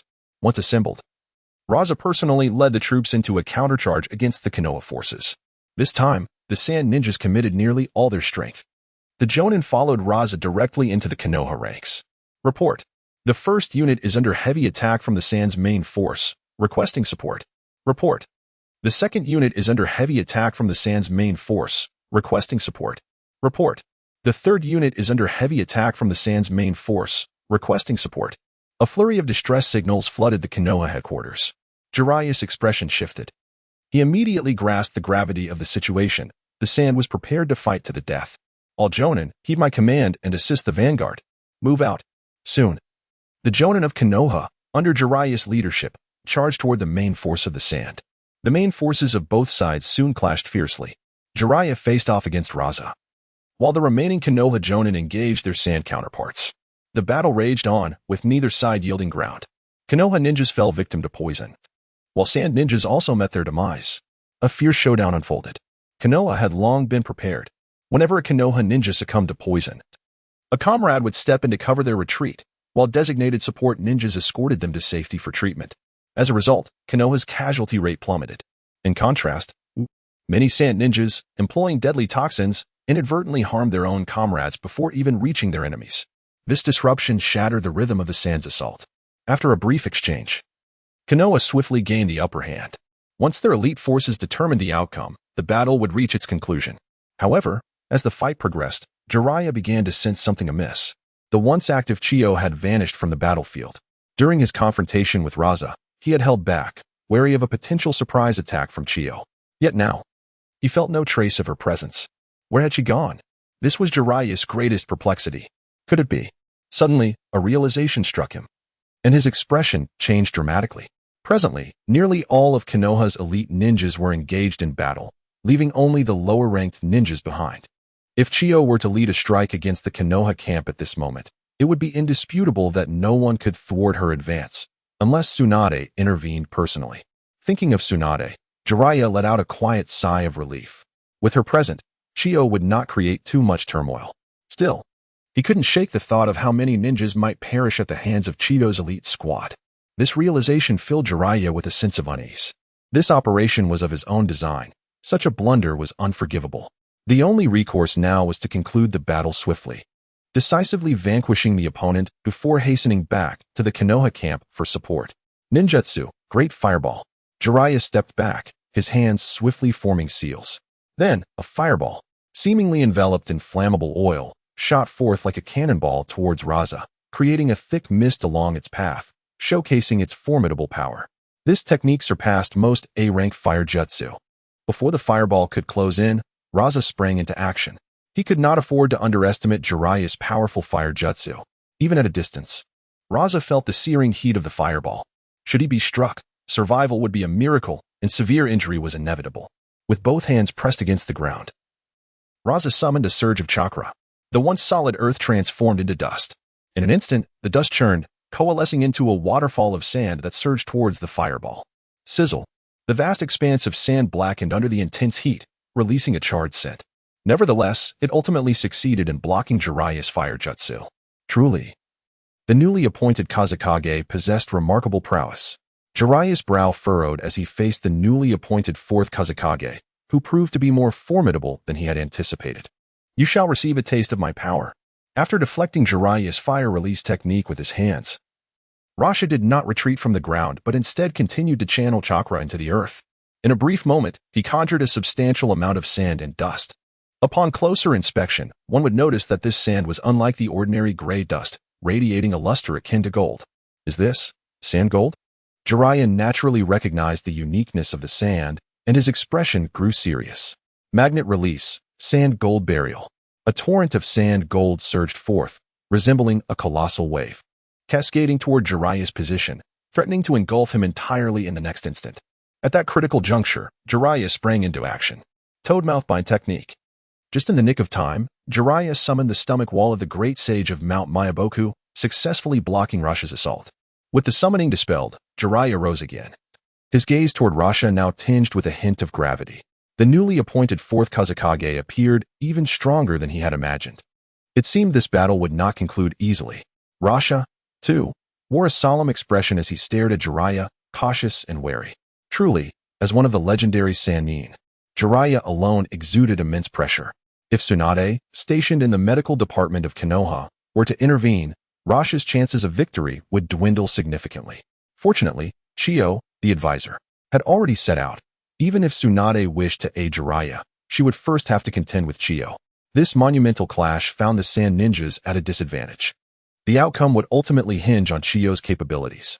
Rasha could only hope to restrain Jiraiya for now, as securing victory seemed a daunting task. At this juncture, Rasha could only anticipate Chiyo's triumphant return. Otherwise, retreat would be their only option. Continuing in this manner would deplete the elite forces of the Sand Shinobi. How then would they confront other impending threats? It must be noted that the Rock, Cloud, and Mist ninjas were closely observing this confrontation. As the fourth Kazekage of Sunagakure, Rasha could not afford to exhaust all his elite forces here. He must remain vigilant against potential ambushes from the Rock, Cloud, and Mist ninjas, for they were not to be underestimated. They might seize the opportunity to strike while the Sand ninjas were weakened. This was a danger that could not be ignored. For now, his only course of action was to impede Jiraiya's advance, thereby alleviating some pressure on Chiyo. Beyond that, Rasha found himself powerless. Chapter 61. Chiyo's killing intent in the Konoha camp. Ninjas entered and exited frequently. The wounded Konoha ninjas from the front lines were being continuously transported to the medical department with the assistance of logistical ninjas. In a brief period, the entire medical department became overcrowded with injured Konoha ninjas. At this moment, nearly all of the medical ninjas present were mobilized. However, due to the overwhelming number of casualties, even with the full deployment of medical personnel, it was impossible to attend to every patient. Priority was given to those with severe injuries, followed by those with lighter wounds. As for Tsunade, she had spent most of her time in the operating room, primarily attending to critically injured patients. Many of these ninjas, who were on the brink of death, managed to pull through under her care. With careful subsequent nurturing, they were expected to recover. Thanks to the united efforts of Tsunade and her colleagues, the mortality rate among Konoha ninjas remained relatively low. It would not be an exaggeration to say that Tsunade had become a deity in the hearts of all patients. Her presence instilled a sense of security in both the medical ninjas and the injured Konoha ninjas. No matter how severe the injuries were, it seemed that as long as Tsunade intervened, She could pull them back from the clutches of death. As an outsider, Amano observed everything with keen interest. Perhaps the medical department was truly where Tsunade ought to be. Her role here was far more significant than on the front lines. Firstly, she stabilized the morale of the rear. Secondly, she preserved more of Konoha's combat strength. Currently, the 4 great ninja villages had all turned their attention toward Konoha. The upcoming battles would only become increasingly arduous. In every war, the competition is fundamentally a contest of manpower and resources. The Land of Fire, being the most resource-rich nation, lacked for material but was always in dire need of manpower. If Konoha suffered significant losses in personnel against the Sand Ninjas, it would not bode well for them. Future confrontations with the remaining Rock, Cloud, and Mist Ninjas would not be so easily managed. Tsunade's presence undoubtedly mitigated many unnecessary casualties for Konoha. If Amano were the enemy's commander, he would undoubtedly devise ways to eliminate a threat like Tsunade to reverse the tide. One could only wonder if the Sand Ninjas would send someone to assassinate her. If they did, ordinary Sand Ninjas would not suffice. Even elite Jonin would likely fall short against Tsunade, unless they were willing to dispatch a shadow-level powerhouse. Only such an individual could pose a lethal threat to Tsunade. But did the Sand Ninjas possess the audacity for such a gamble? Amano mused quietly, a flicker of inexplicable anticipation stirring within him. Opening the task panel. Promotion task. Ascend to shadow-level power. Incomplete. Promotion conditions. 1. Independently slay a shadow-level powerhouse. Not met. 2. Progression reaches 100. Met. 3. Hashirama's original cells. Met. Promotion reward. Perfect body. Shadow-level combat power currently. Amano had fulfilled 2 of the 3 conditions necessary to ascend to a shadow-level powerhouse, with only the last condition remaining unmet. As soon as he successfully slayed a shadow-level opponent, he would shatter the limits of a quasi-shadow and directly ascend to become a shadow-level powerhouse. Concurrently, he would receive a perfect body. In other words, upon his ascension, the body ravaged by bloodline illness would be restored to complete health. At that time, Amano would possess a wholly healthy physique. Attaining such health had long been Amano's fervent pursuit. Now, with this goal so tantalizingly close, how could he not feel exhilarated? Just then, he sensed an unusual presence in the air. It seemed a strange scent wafted through the atmosphere. Upon taking a slight inhale, a wave of dizziness washed over him. Was this poison? Amano's heart tightened as he immediately held his breath and quietly activated his skill, Secret Sword, Grass Firefly, to expel the toxins from his body. In a short while, he returned to normal. However, the other Konoha ninjas in the camp were not so fortunate. One after another, they collapsed to the ground. Even the few subordinates who accompanied him fell victim. Fortunately, their quick reflexes allowed them to swallow antidote pills in time, preventing them from succumbing to the poison. Be cautious. The air is laced with deadly toxins. Quickly consume antidote pills. An elite ninja stationed in the camp sensed the danger and immediately shouted a warning. Many of the alert Konoha ninjas managed to take the antidote in time, averting disaster. All personnel, remain on guard. The remaining Konoha ninjas drew their weapons, entering a state of heightened vigilance. Suddenly, a somewhat deep female voice reached the ears of the Konoha ninjas, causing many to turn pale. Almost immediately, a group of Sand Ninjas appeared before them. The leading female ninja had a cold, piercing gaze, devoid of any emotion. Behind her, a contingent of Sand Ninjas exuded a strong, bloodthirsty aura, as if each were seasoned warriors. Clearly, they were the elite of the Sand. Chio of the Sand. I did not expect to encounter you here. Quickly, some ninjas in the Konoha camp recognized Chio. Her reputation was well known among the Konoha ninjas present. Who would have thought this formidable Sand Ninja would bypass the front lines and appear behind their camp? The distance to the medical department was not far. At this moment, the defenses of the Konoha camp were alarmingly weak. Even though elite ninjas were stationed, they stood little chance against Chio, especially with her formidable entourage of elite Sand Ninjas. Those Konoha ninjas left behind were unlikely to be her match. Currently, only Lady Tsunade could confront Chio head-on. However, Tsunade was still within the medical department attending to the wounded, and it was uncertain whether she could arrive in time. Chio surveyed the Konoha ninjas with her icy demeanor and then commanded her group of Sand Ninjas, kill them all, leave not a single one alive. Understood. The elite Sand Ninjas instantly scattered like unleashed tigers, pouncing upon the Konoha ninjas. A massacre seemed imminent. Stop them. Just then, a clear voice rang out unexpectedly within the camp. Following that, several figures shot forth from the shadows, directly intercepting the path of the Sand Ninjas. These sudden arrivals were clad in Konoha ninja attire, yet their strength vastly surpassed that of the remaining ninjas in the camp. In confronting the elite sand ninjas, these newly appeared Konoha ninjas showed no signs of faltering. When had such formidable figures emerged in the Konoha camp, the remaining ninjas were filled with confusion. However, they had no time to ponder, as these elite Konoha ninjas had effectively saved their lives. Looking at Chiyo, her previously calm expression had noticeably shifted.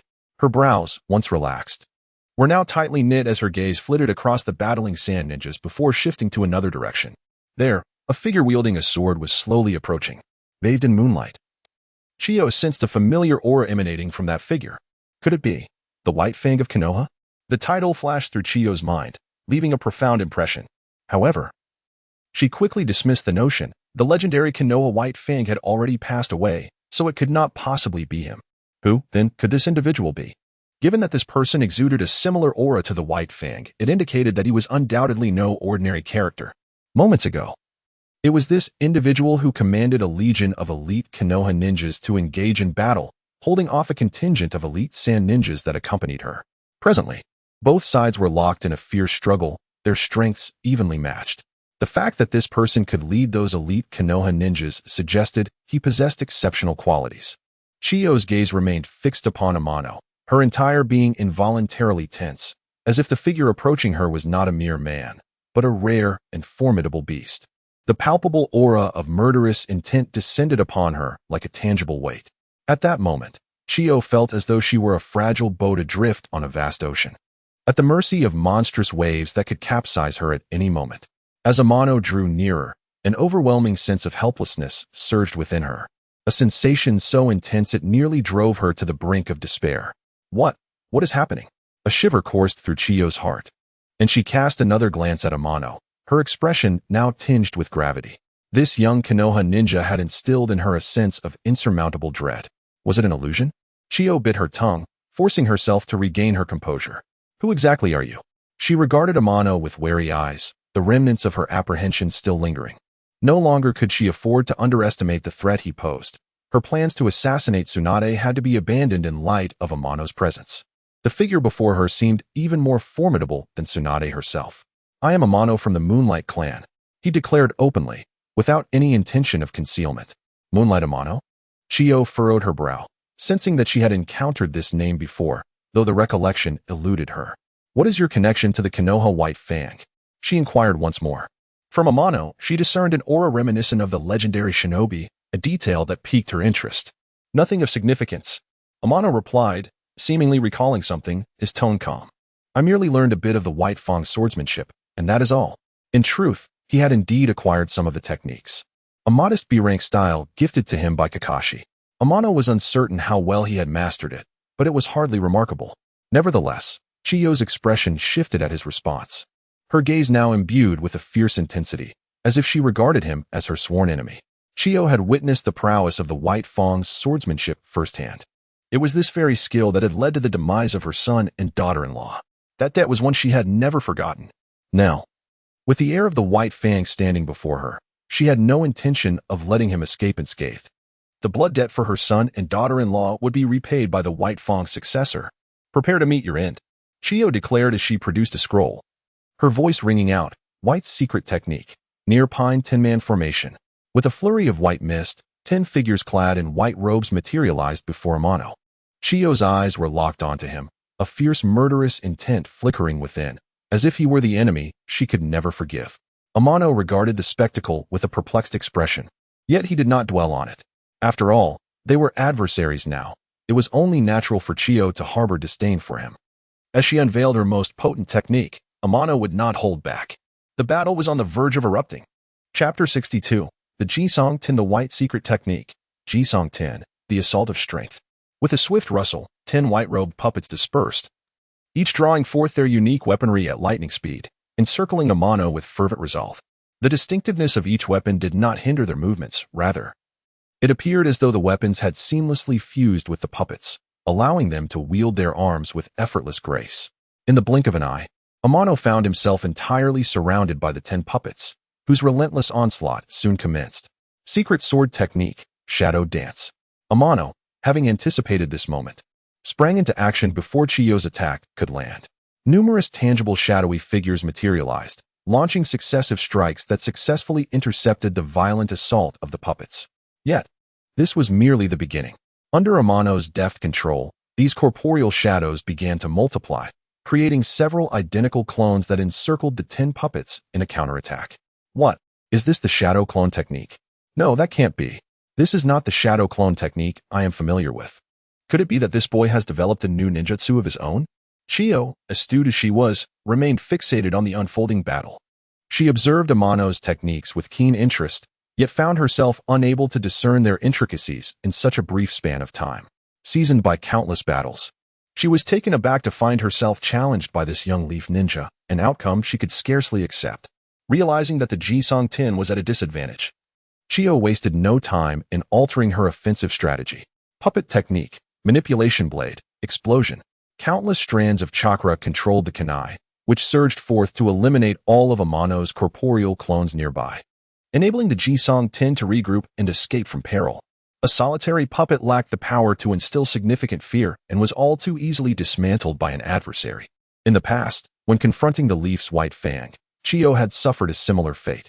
At that time, the White Fang's unparalleled swordsmanship had utterly dismantled her prized puppets, including the original Jisong Tin, crafted by the legendary puppet master, Wen Zuowei-min. Had she not promptly retrieved the damaged Jisong Tin, it is unlikely that they would have had the chance to reappear in the world. Now, the opponent before her seemed to inherit the swordsmanship of the White Fang. One brief exchange had already revealed to Chiyo that this young leaf ninja named Amano possessed remarkable skill with the sword. Against such a master, she could not afford to repeat her past mistakes. Leaving a lone puppet to confront Amano would be tantamount to self-sabotage. Their battle had only just begun, and Chiyo was determined not to lose even a single puppet. Since the 10 puppets were known as the Jisong Tin, their true power could only be unleashed when they assembled and coordinated as one. Understanding this principle, Chiyo once more gathered the 10 puppets together. After a moment's pause, Chiyo unleashed her assault. White's secret technique, Jisong Tin, Earth Assault. This time, the 10 puppets approached Amano with the speed of teleportation. The first puppet launched an attack, and as Amano prepared to counter, the second puppet struck. Forced to abandon his counterattack, Amano redirected his focus to the oncoming assault of the second puppet, only to be met by the third puppet's attack shortly thereafter. On the surface, the relentless barrage from the 10 puppets seemed to completely suppress Amano. However, a closer examination of his expression revealed an unyielding calm, as though he had foreseen the entire confrontation. The assault of the puppets was far less perilous than it appeared. Amano had thoroughly deciphered their patterns of attack. In an instant, he unleashed the returning Heaven Sword dance. Before Chiyo could react, Amano's counterattack arrived. His body spun at a dizzying pace, dispersing all 10 puppets with a single motion. The advantage Chiyo had painstakingly established was swiftly dismantled by Amano's prowess. Chiyo's pupils narrowed, her expression growing considerably more grave. Yet, she did not relent. With a flick of her fingers, the 10 puppets surged into action once more. White's secret technique, Jisong Tin, Heaven Assault. This time, the rhythm of the 10 puppets' attacks escalated to an entirely new level. They transformed into a series of afterimages, swirling endlessly around Amano. Countless strikes rained down upon him from all directions. Amano remained unperturbed, his sword once again dancing in response. Secret sword technique, Flurry of Snow. Brilliant beams of sword light erupted around Amano, weaving an impenetrable net of blades that intercepted every incoming attack. What incredible speed! Chiyo's brow furrowed tighter.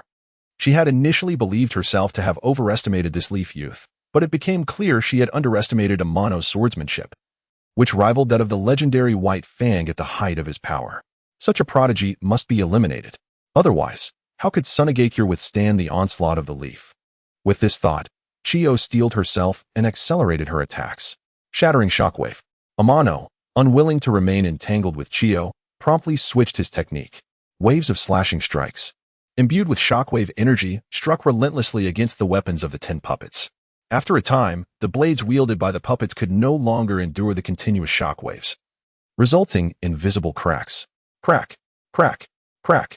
One by one, the weapons shattered, causing varying degrees of damage to the puppets' arms that held them. What?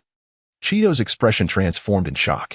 She had never anticipated that the weapons of the Jisong Tin could be so utterly destroyed by Amano. This was a first for her.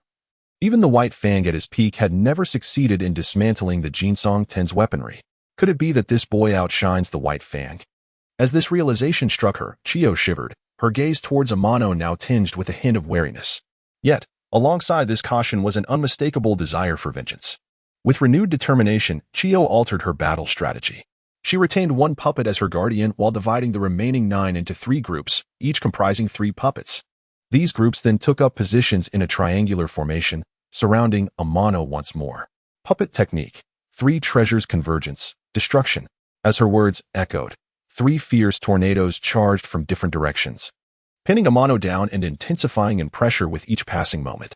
In an instant, Amano, positioned at the center of the formation, vanished as though he had popped like a bubble, without a trace or remnant. Is he dead? Chiyo observed from afar, sensing something amiss. The 3 treasures convergence, as an upgraded form of the 3 treasures technique, was undeniably powerful, capable of shredding a ninja into pieces, an outcome she had anticipated. However, upon successfully annihilating Amano, she found no remnants of him left behind. It was as if he had simply vanished into thin air. Something is wrong. That leaf boy is not dead. As Chiyo finally grasped the situation, Amano's figure materialized suddenly like a specter. The afterimages darted in succession, akin to ethereal sprites in the darkness, agile yet graceful. Accompanied by a multitude of dazzling sword lights, the 9 puppets before Chiyo instantaneously shattered into an array of useless fragments. Witnessing the utter destruction of her cherished puppets, Chiyo felt a surge of fury rising within her. Before she could contemplate her next move, Amano struck again. The silver sword light swept forth like the aurora, reaching Chiyo in an instant. She sensed the chilling and sharp aura, causing her expression to tighten as she hastily positioned her remaining puppet defensively before her. In a flash, this puppet was cleaved in 2 by Amano's strike. Seizing this fleeting opportunity, Chiyo once more distanced herself from Amano. In a brief moment, the tide of battle had turned. Not only had Chiyo lost her 10 exquisite puppets from the Kusan group, but she had narrowly escaped with her life. The magnitude of her defeat threatened to unravel her composure. Fortunately, years of combat experience steadied her resolve, allowing her to regain her composure and avoid losing her poise. You have truly provoked my wrath. Chiyo glared coldly at Amano, then retrieved a scroll from her person. With a resounding pop, a cloud of white mist enveloped her, revealing a unique puppet before her. This puppet was cloaked in dark brown, its chest adorned with a gem-like core, emanating an unusual magnetic field. Originally, I intended to use this against White Fang, but to my surprise, he took his own life. I thought it would never see the light of day until I encountered you. Chiyo's gaze was piercing as she regarded Amano, her voice calm yet firm. This puppet does not hunt nameless individuals, yet you possess the qualification to become its prey. Amano regarded the peculiar puppet, then glanced at the sword in his hand, suddenly understanding. This puppet likely possessed the ability to manipulate magnetic forces, explaining why his sword had been incessantly vibrating since its appearance, drawn in by the magnetic pull. Amano's strength lay predominantly in his swordsmanship. If he could not control his sword, he would be at a disadvantage. The ensuing battle should not be prolonged. It would be best to conclude it with a single decisive strike, thus freeing himself from the magnetic constraints. Prepare to meet your end. Chiyo's eyes glinted coldly as she unleashed her chakra to its utmost limit, channeling a vast amount towards the puppet's core. Instantly, the puppet, with its gem at the center, began to emanate a terrifying magnetic force. Nearby, the fragments of the puppets Amano had destroyed began to tremble, converging towards the direction of the puppet's stance one after another. Chapter 63, Magnetic Puppetry. In just a few blinks, the scattered fragments of puppets swiftly converged, forming a spherical mass of iron before the brown puppet. Suddenly, the iron mass, suspended before the brown puppet, quivered as if affected by an unseen force. In an instant, it disintegrated into a pile of iron shavings. Yet it continued to float serenely in midair. At that moment, the ever-impatient Chiyo made her move. Magnet release, true 1,000 blades. Whoosh. The once motionless iron shavings transformed into countless slender blades, surging towards Amano like an unstoppable tide, as if they were poised to engulf him entirely. Instant, heavenly sword dance. Amano's gaze sharpened, and with his sword whirling rapidly in hand, his entire body began to rotate at high speed, creating a formidable protective barrier. Every incoming blade met an impenetrable spherical fortress. None could pierce through this shield. All were deflected by Amano's sword. However, Amano soon detected a troubling change. The more blades he struck away, the more unruly his sword became, showing signs of slipping from his grasp, as if something distant was drawing it in. A glance at the brown puppet and the relentless onslaught of blades made it clear to Amano. These flying blades possessed an inherent magnetic force. Each time his sword struck them, it inevitably absorbed their magnetic properties. Could this be the renowned magnetization technique within magnet release ninjutsu? The thought furrowed Amano's brow. As a swordsman, encountering such magnetic ninjutsu left him somewhat constrained. Should he lose his sword, a significant portion of his power would vanish. Nevertheless, he was not without recourse. Amano expanded his senses and discovered that his sword, self-made, nameless, was tainted with numerous anomalous substances. These materials were nearly imperceptible to the naked eye. Yet they were unmistakable under Amano's perception. If he was not mistaken, these anomalies were the very magnetic forces he sought to eliminate. Next, if he could rid himself of this magnetic influence, the threat posed by the magnetic puppet would diminish significantly. Crushing Tremor Fang. Without hesitation, Amano unleashed this technique. With swift slashes, he struck away blade after blade. Concurrently, waves of tremor energy surged forth, expelling the anomalous materials clinging to his sword. After a brief interval, Amano noticed a marked reduction in the magnetic influence on his sword. Although he had not completely eradicated the pull of magnetism, he had undeniably weakened its grip. Chiyo had been fixated on Amano, and naturally, his sword became her primary target of interest.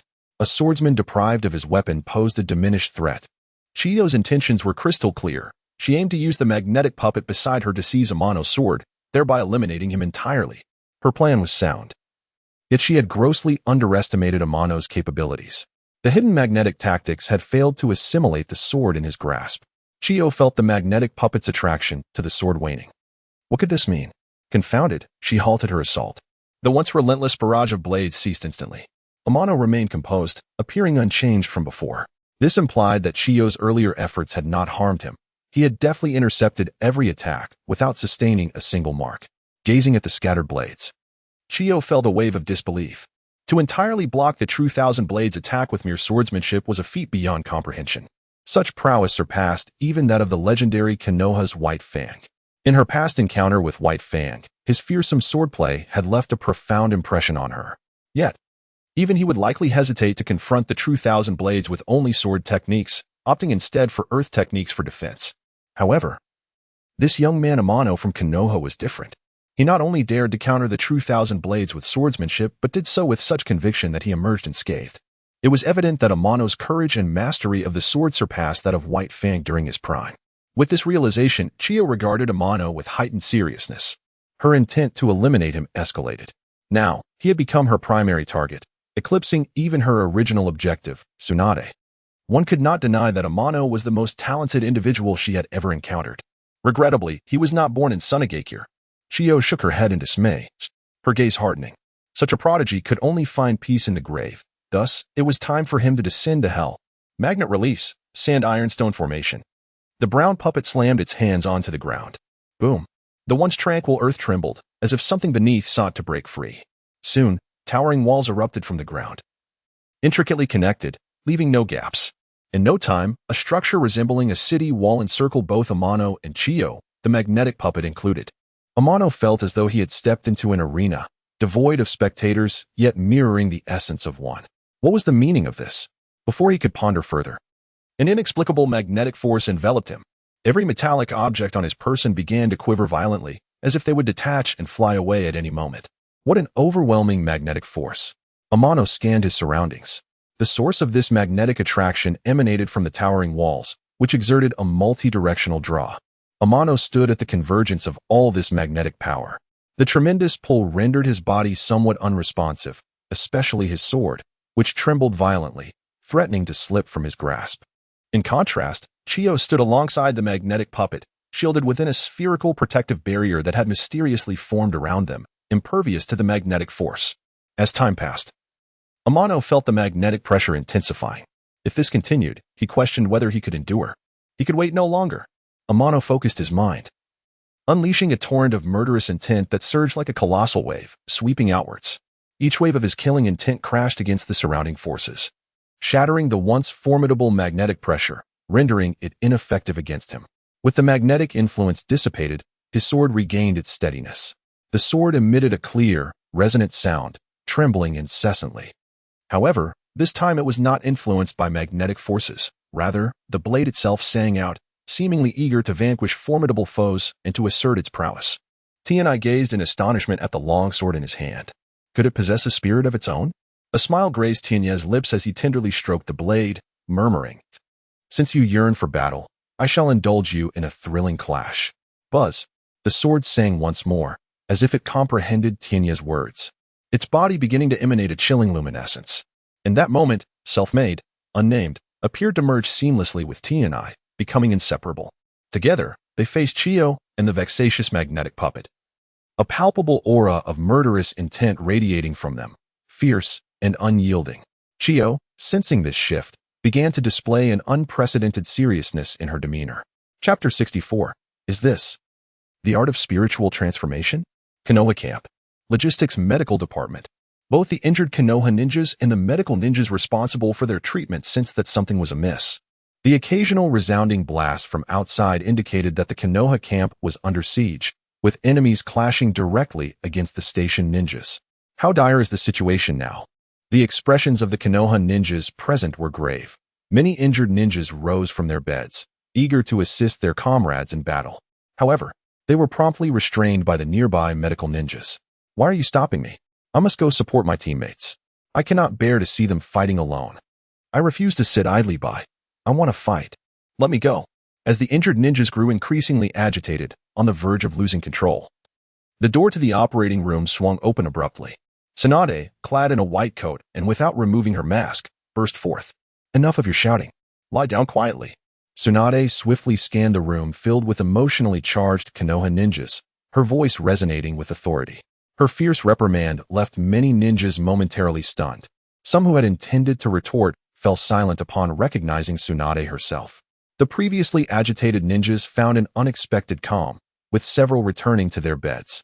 After all, with Tsunade personally intervening, they felt their efforts were unnecessary. This sentiment echoed in the hearts of nearly all the Konoha ninjas present. Their unwavering trust in Tsunade stemmed from her proven capabilities, a trust forged through years of her unmatched strength, devoid of any facade. Such a Tsunade was not only the pride of the village, but also a hero in the eyes of these ordinary ninjas. They were willing to believe in a hero like her. Seeing the injured soldiers settle down, Tsunade released a quiet sigh of relief. She had feared they might recklessly rush into battle. While their intentions were noble, such actions were ill-advised. Engaging in combat, while wounded, would not alter the tide of war. Rather, it risked burdening their comrades further. Battles among the great ninja villages have always been determined by the quality of ninjas rather than their sheer numbers. In simple terms, high-ranking ninjas are the pivotal factors in determining victory or defeat in warfare. As long as one side successfully eliminates the opposing high-ranking ninjas, the scales of battle would naturally tilt in their favor. No matter how many ordinary ninjas the enemy deployed, it would merely result in a few more casualties, and the overall outcome would remain unchanged. During her time in the operating room, Tsunade had sensed the unusual disturbances outside. Had it not been for the urgent surgery underway, she would have likely rushed out to investigate. Now that the procedure was complete, she felt no need to linger. What is the situation outside? With this thought, Tsunade addressed Shizune beside her. "Shizune, I leave this to you. I am going out to see." "Yes, Lady Tsunade." Shizune understood the gravity of the situation and promptly agreed. After giving her instructions, Tsunade swiftly exited the tent. At this moment, within the Sand Iron Stone formation, the battle between Amano and Chiyo had intensified. Boom, boom, boom. The sound of explosions echoed continuously, affecting even many ninjas outside the formation. Both Konoha and Sand Elite ninjas instinctively chose to distance themselves from the chaos, their eyes occasionally revealing traces of fear. They could hardly fathom the ferocity of the clash occurring within the Sand Iron Stone formation, amidst the powerful magnetic field. Amano's murderous intent surged fiercely, showing no signs of abating. The relentless waves of killing intent countered the magnetic field's effects on his body, allowing him to deftly evade Chiyo's attacks time and again. With each dodge, Amano drew closer to Chiyo. After several evasions, the distance between them had significantly diminished. Phantom Slash. Amano's gaze flickered as he wielded his longsword, moving like a specter, leaving countless afterimages in his wake. When he reached Chiyo, he unleashed a swift upward strike with his sword, the blade slicing through the air in a crescent arc, aimed directly at her. Chiyo seemed to anticipate his move. aligning herself almost perfectly with her magnetic puppet. Magnet release, magnetic light shield. A pale blue defensive barrier swiftly materialized before Chiyo. Clang. The previously unstoppable sword light collided with the barrier, producing a crisp sound akin to striking divine metal. Ultimately, the blade failed to penetrate Chiyo's defense. Amano's expression remained unchanged as a hazy white light radiated from his sword. Secret sword, mist blade. Suddenly, Chiyo felt her surroundings shift as if transported to a strange realm. There, she glimpsed the figures of her deceased son and daughter-in-law. This is an illusion? Oh no.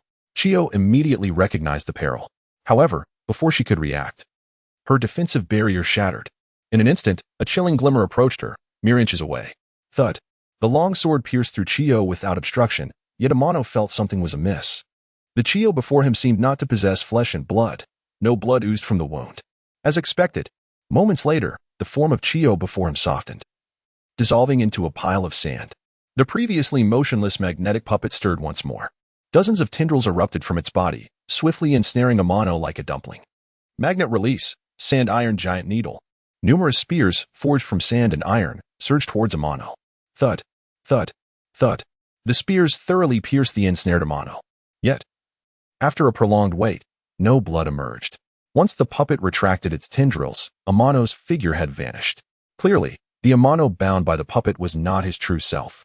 Not far away, Chiyo realized the precariousness of her situation just as Amano's actual body appeared behind the magnetic puppet. Secret sword, fine snow. Countless brilliant white sword lights erupted, instantly shattering the magnetic puppet into fragments, leaving scarcely a whole piece. Having eliminated this hindrance, Amano redirected his focus towards Chiyo. With the loss of the puppet, Chiyo had forfeited her last line of defense. Suddenly, Amano sensed danger, instinctively leaping backward. Boom. At that moment, several spears formed from sand erupted from the ground, aimed directly at the spot where Amano had stood moments before. Had Amano reacted a moment later, he would have been impaled by these spears. Evidently, Chiyo had not relinquished her fight. Manipulation, human body binding technique. Before Amano could land, Chiyo's assault surged once more. 10 chakra threads shot from another Chiyo's fingertips, latching onto various parts of Amano's body. Amano suddenly felt a loss of control over his own body. Under the manipulation of the chakra threads, his body, which was suspended in midair, suddenly descended. Awaiting him was Chiyo, who had just emerged from the depths of the earth. Shadow clone? Instant Heaven-S return sword dance. The murderous intent within Amano surged abruptly, momentarily reclaiming control over his body. Subsequently, his entire form began to rotate rapidly, using the long sword in his hand to sever all 10 chakra threads that had latched onto him. Without losing momentum, he charged towards Chiyo below. The flash of the sword illuminated the air. The Chiyo before him instantly transformed into a wisp of smoke and vanished. Amano's figure flickered, closing in on another Chiyo nearby. A silver gleam swept through, and this Chiyo was also pierced by Amano's sword. Bang! Another cloud of white mist erupted. It was yet another shadow clone. Manipulation, human body manipulation technique, extreme. Suddenly, Chiyo's voice echoed from behind him once more. Immediately, dozens of chakra threads reattached themselves to Amano, this time focusing on his sword-wielding right hand. His body lost control again, and despite Amano pushing the skill murderous intent surge to its limit, he could not break free from the threads binding him. This must come to an end, leaf brat. Chiyo's voice carried a hint of fatigue. Yet the underlying harshness remained unmistakable. Amano distinctly sensed a wave of peril approaching at an alarming speed. At this juncture, he had no further options left. It was either the enemy's demise or his own. Secret sword, divine protection. Slash. Suddenly, a phantom white light enveloped Amano. At that moment, his soul detached from his body, transforming into the form of the long sword, self-created, nameless, and struck down fiercely at Chiyo. This sword did not attack the physical form but targeted the enemy's soul. The ethereal blade flashed, and Chiyo's once fierce gaze dimmed. This is the soul. Soul transformation technique? In her dying moments, she beheld Amano's returning soul, her face etched with disbelief. In the past, to deal with that leaf jonin named Kato-dan, the Sand Shinobi had lost numerous elite members. These fallen Sand Shinobi had mostly perished under the assassination of the soul transformation technique.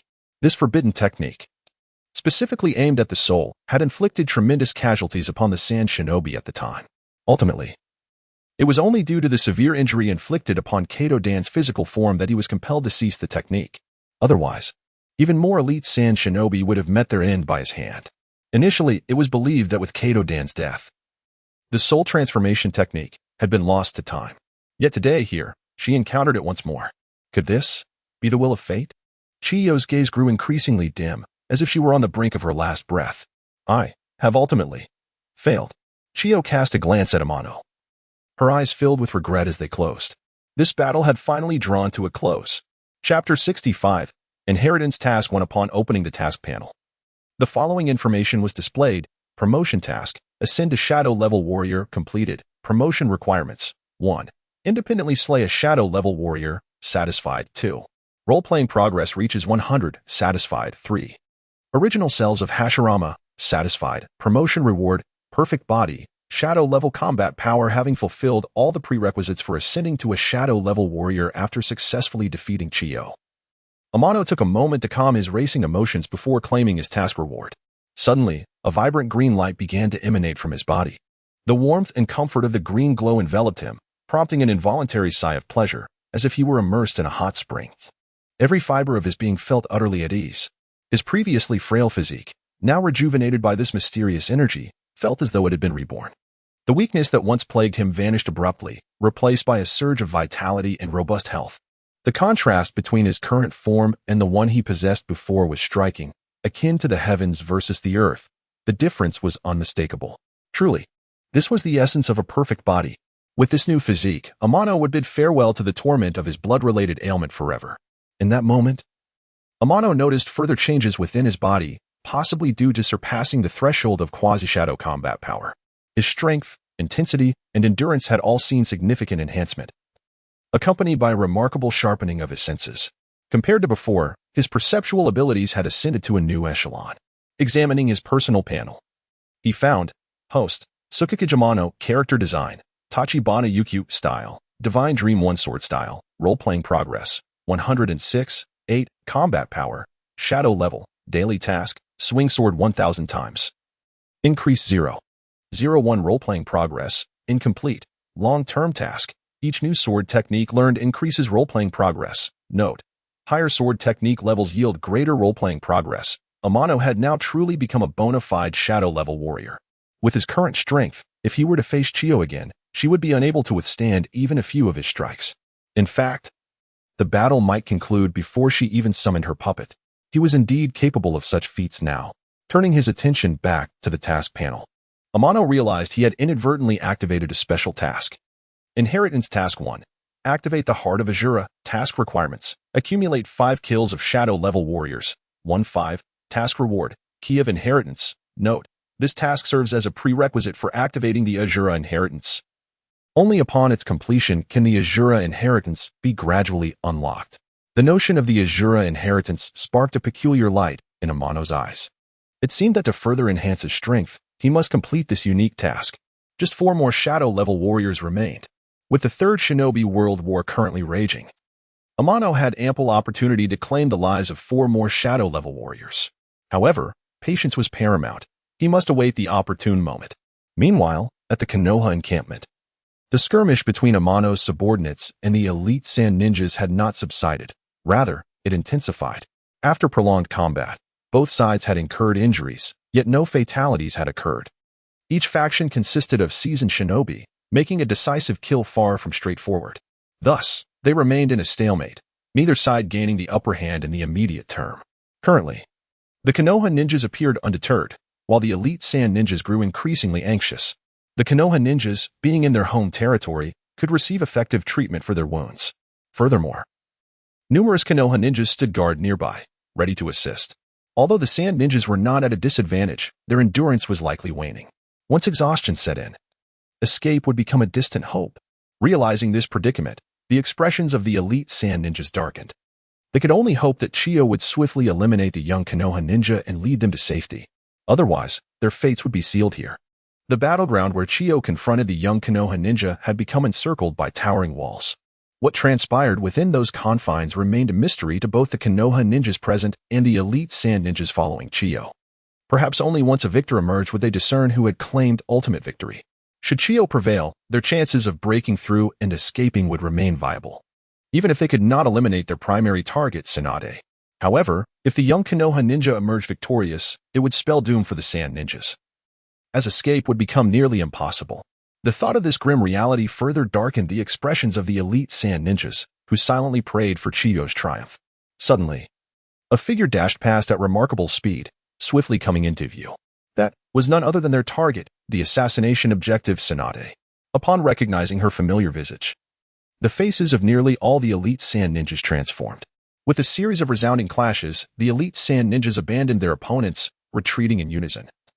Their vigilance heightened as they fixated on the suddenly arrived Tsunade. Her gaze swept across the Konoha ninjas present, yet she did not spot Amano. Where had that boy gone? This perplexity caused her brow to furrow. Casting a brief glance at the wary elite Sand Ninjas, her attention ultimately settled on the towering walls that had abruptly risen nearby. Surely, that boy hadn't been trapped inside? Before Tsunade could take action, two dazzling beams of white light flashed past the nearest wall. With a swift motion, the once mighty wall was cleaved open, revealing a square aperture. With a thunderous crash, a massive stone door collapsed, sending a cloud of dust into the air. The edges of the broken wall stood as if meticulously measured, straight as an arrow without a hint of deviation. At that moment, a sword-wielding figure stepped through the stone doorway, emerging from the opening. Clad in the attire of a Konoha ninja, the individual appeared to have sustained no significant injuries. Amano, are you unharmed?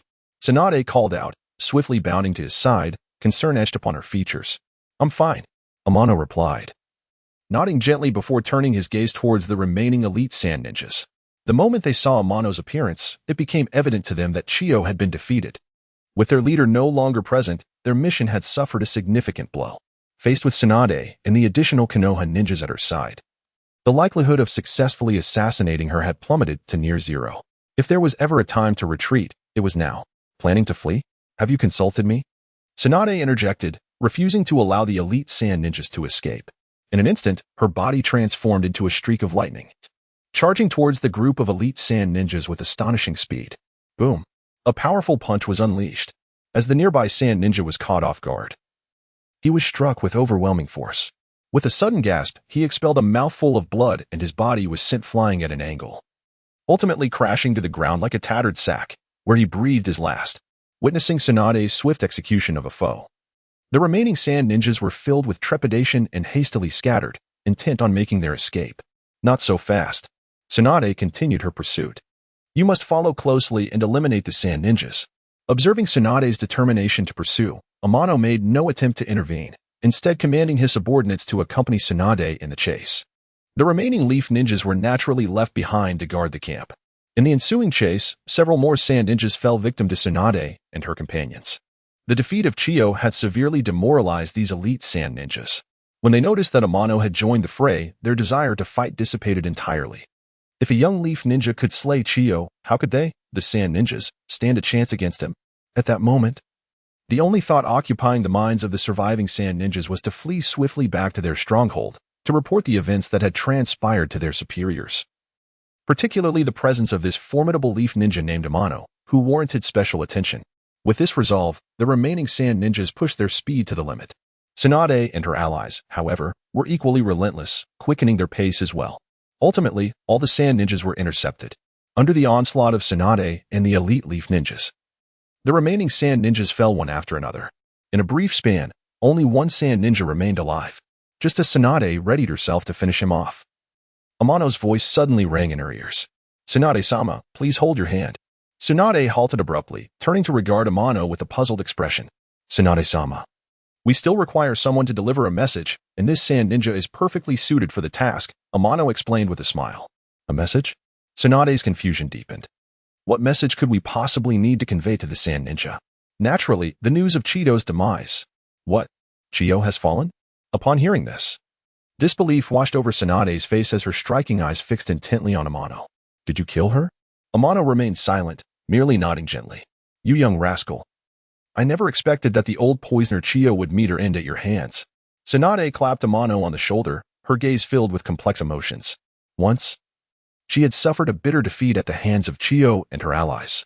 Now, before she could avenge herself, Chiyo had already fallen before Amano's blade.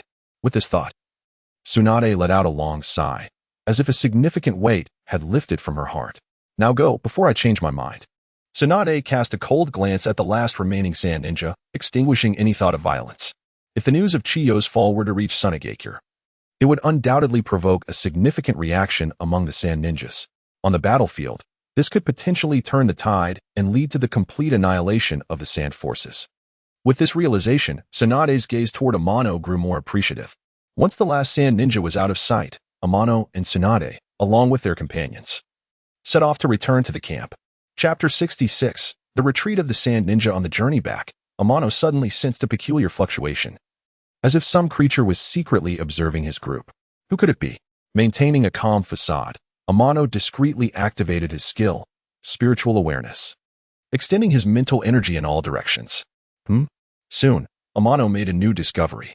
Within a dense thicket, a figure emerged stealthily from the ground, silently watching them. This figure was half black and half white, its upper body almost entirely enveloped by a pitcher plant. Without careful observation, one might not notice it at all.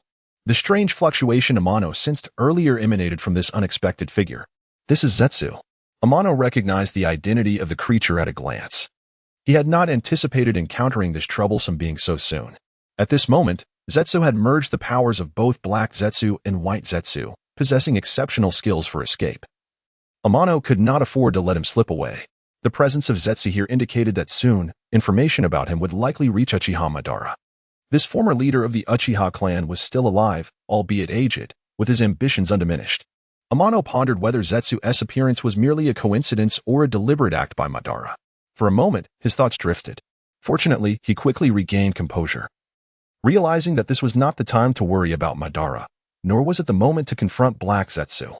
Everything could be addressed in due time. Withdrawing his mental energy, Amano maintained a serene expression, as if nothing had transpired. Tsunade, who was traveling with the group, seemed to sense something amiss. She cast a suspicious glance at Amano. However, upon seeing his lack of reaction, she turned her gaze away. The group continued their journey without pause, and soon they would return to the Konoha camp. Hidden in the grass, Black Zetsu and White Zetsu began to converse. "Do you think that kid just now discovered us?" Black Zetsu asked uncertainly. "How could that be? My mayfly technique completely nullifies all presence during its activation. That kid could not have possibly detected us. You are overthinking it." White Zetsu replied, shaking his head vigorously. "That is reassuring," Black Zetsu said, feeling relieved, and chose not to press further. "Unexpectedly, we have made a fortuitous discovery." White Zetsu smiled. "That boy, Amano, will surely pique Madara's interest." "Enough chatter, let us hurry back," Black Zetsu urged with impatience. "Hee, off we go." With that, White Zetsu swiftly maneuvered their bodies downward, and they soon vanished into the earth, leaving no trace behind. The surroundings once again returned to tranquility. And the place where Black Zetsu and White Zetsu had appeared showed no signs of disturbance, as if no one had ever passed through. Everything appeared as it did before, without the slightest change. When Black Zetsu and White Zetsu re-emerged, their merged form had arrived in a deep cave. "You're back." "Not far away." The aged Uchiha Madara quietly observed them. His eyes, resembling rippling waves, were none other than the legendary Rinnegan. "What news have you brought this time?" Madara inquired, his expression unfazed, as if nothing could capture his attention. "We discovered a formidable young man," White Zetsu answered eagerly. "Oh?" Madara raised an eyebrow slightly. "Do elaborate." The young man named Tsukikage Amano directly defeated the strongest puppet master of the Sand Village, Chiyo, and emerged virtually unscathed. White Zetsu paused before continuing. "First, there was that golden flash, Namake's Minato, and now this genius, Tsukikage Amano. Truly, Konoha lives up to its reputation as the cradle of talented ninjas." He couldn't help but exclaim in admiration. Madara remained silent for a moment before speaking. "Both of these individuals possess considerable potential. They might influence my plans in the future. Continue to observe them covertly. If they interfere with my plans, do not hesitate to eliminate them." "Understood?" "Understood." Black Zetsu and White Zetsu replied in unison. "Now, what about that boy named Obito whom I asked you to keep an eye on?" Madara seemed to recall something and asked again. "Everything is proceeding according to plan. Given the right opportunity, we will introduce him to you. And then your Moon Eye plan can truly commence." Black Zetsu seemed particularly invested in this matter, providing an immediate answer to Madara's inquiry. "Good. Keep monitoring that boy. My time is running short." Madara coughed lightly after finishing his sentence. On the front lines, the battle between the Konoha ninjas and the Sand ninjas had reached a fever pitch. Both sides were unwilling to relent, and casualties continued to mount. Overall, Konoha appeared to have the upper hand. Shortly after Amano and Tsunade returned to the Konoha camp, they selected an elite team to support the front lines. With the threat of Uchiha eliminated, they undoubtedly had a greater advantage against the Sand Ninja forces. The fourth Kazekage, Raza, had clashed with Jiraiya multiple times, gaining no ground whatsoever. In fact, he found himself in peril several times, almost losing his life. Had it not been for Raza's quick reflexes, he might have already perished. This legendary Sannin, Jiraiya, was even more formidable than he had imagined. His endless array of jutsu and various summoning techniques provided Raza with an exceedingly unpleasant experience. For the first time, Raza felt utterly powerless against such a troublesome opponent. Jiraiya possessed too many skills and was too well-rounded. He could scarcely identify a weakness. How could they continue fighting like this? The battle had already been ongoing for quite some time. Raza wondered whether Chiyo's team, which had infiltrated the Konoha medical division, had succeeded in eliminating Tsunade. If Tsunade were dead, they would have a chance to turn the tide of battle. However, thus far, there had been no word from Konoha's logistics. Could it be that Chiyo's assassination plan had failed? The thought of failure stirred a wave of agitation within Raza. Jiraiya, I am coming to assist you. Just then, Tsunade charged towards Raza with her team. This is Tsunade? She is alive? Raza's pupils narrowed slightly, and his unease grew exponentially, threatening to engulf him entirely. Never had he felt such helplessness. If Chiyo had truly failed, then the Sand Village would lose all hope of victory in this battle. The situation would become exceedingly dire, and many more Sand Ninjas would lose their lives. Subsequently, the circumstances for the Sand Village would become even more precarious. Contemplating such outcomes, Raza's emotions fluctuated, and his expression changed dramatically. Before Tsunade could close the distance, he distanced himself from Jiraiya. At the same time, an elite team from the Sand Village headquarters raced towards Raza with great urgency, seemingly bearing particularly important news for the fourth Kazekage. Raza naturally noticed this elite team. He disregarded Jiraiya and Tsunade, and with a few quick flashes, he appeared before the elite team. Lord Wind Shadow, I have just received intelligence that Lady Chiyo has fallen, and more than half of the elite ninjas accompanying her have perished. Only one managed to break through and return. The leading Sand Ninja hastily conveyed the information he had gathered to the fourth Wind Shadow, Raza. What? Chiyo has fallen? Although Raza had sensed the impending doom long before, the revelation of Chiyo's demise was still difficult for him to accept. Lord Wind Shadow, what shall we do now? He glanced at the elite team before him and then at the Sand Ninja forces, which had already fallen into a position of absolute disadvantage. Raza understood that this battle could no longer continue. If they pressed on, the elite forces of the Sand Ninja would be exhausted. The future would undoubtedly be bleak against the impending assaults from the Rock, Cloud, and Mist Ninja villages. This battle must come to an end. Retreat. Raza gritted his teeth and, with great reluctance, issued the command, notify all units to withdraw immediately. Upon receiving the retreat order, the Sand Ninja, who had been at a disadvantage, swiftly distanced themselves from the Leaf Ninjas. Without needing further prompting, each began to retreat towards the Sand-Hidden Village's main base. Jiraiya's gaze remained fixed upon Raza. Noticing Raza's hurried departure, he understood that there must be an issue with the Sand Ninjas. While he was not entirely clear on the specifics, one thing was certain. Some unknown upheaval had occurred within the Sand Ninja ranks, which was significantly influencing the current battle. As he had anticipated, Raza soon issued the order to retreat. Having finally gained the upper hand, and with the Sand Ninjas retreating in haste, Jiraiya seized the opportunity to strike at the fleeing adversaries. He commanded the Leaf forces to pursue relentlessly, resulting in the elimination of numerous retreating Sand Ninjas. Raza observed everything unfold. In an effort to preserve the remaining combat strength of the Sand Ninjas, he felt compelled to take action himself and cover the retreat of his comrades. At that moment, he fought with abandon, unleashing several powerful magnetic techniques that forced Jiraiya to take him seriously. By the time Jiraiya regained his composure, Raza had vanished without a trace. Subsequently, Jiraiya dispatched a multitude of sensory ninjas to search for Raza. However, they ultimately found nothing. Raza had unknowingly slipped beyond the perception range of the Leaf Ninjas. After several fruitless searches, Jiraiya had no choice but to abandon the pursuit of Raza. Once the Sand Ninja forces had fully retreated, the ninjas on the Leaf side finally breathed a sigh of relief. This battle had, at last, drawn to a close. Chapter 67 Concerns from all sides. Hey, Tsunade. What brings you to the front lines? As soon as the battle concluded, Jiraiya sought out Tsunade. What's wrong? Am I not allowed at the front? Tsunade retorted, hands on her hips, her tone irritable. Ah, of course, of course.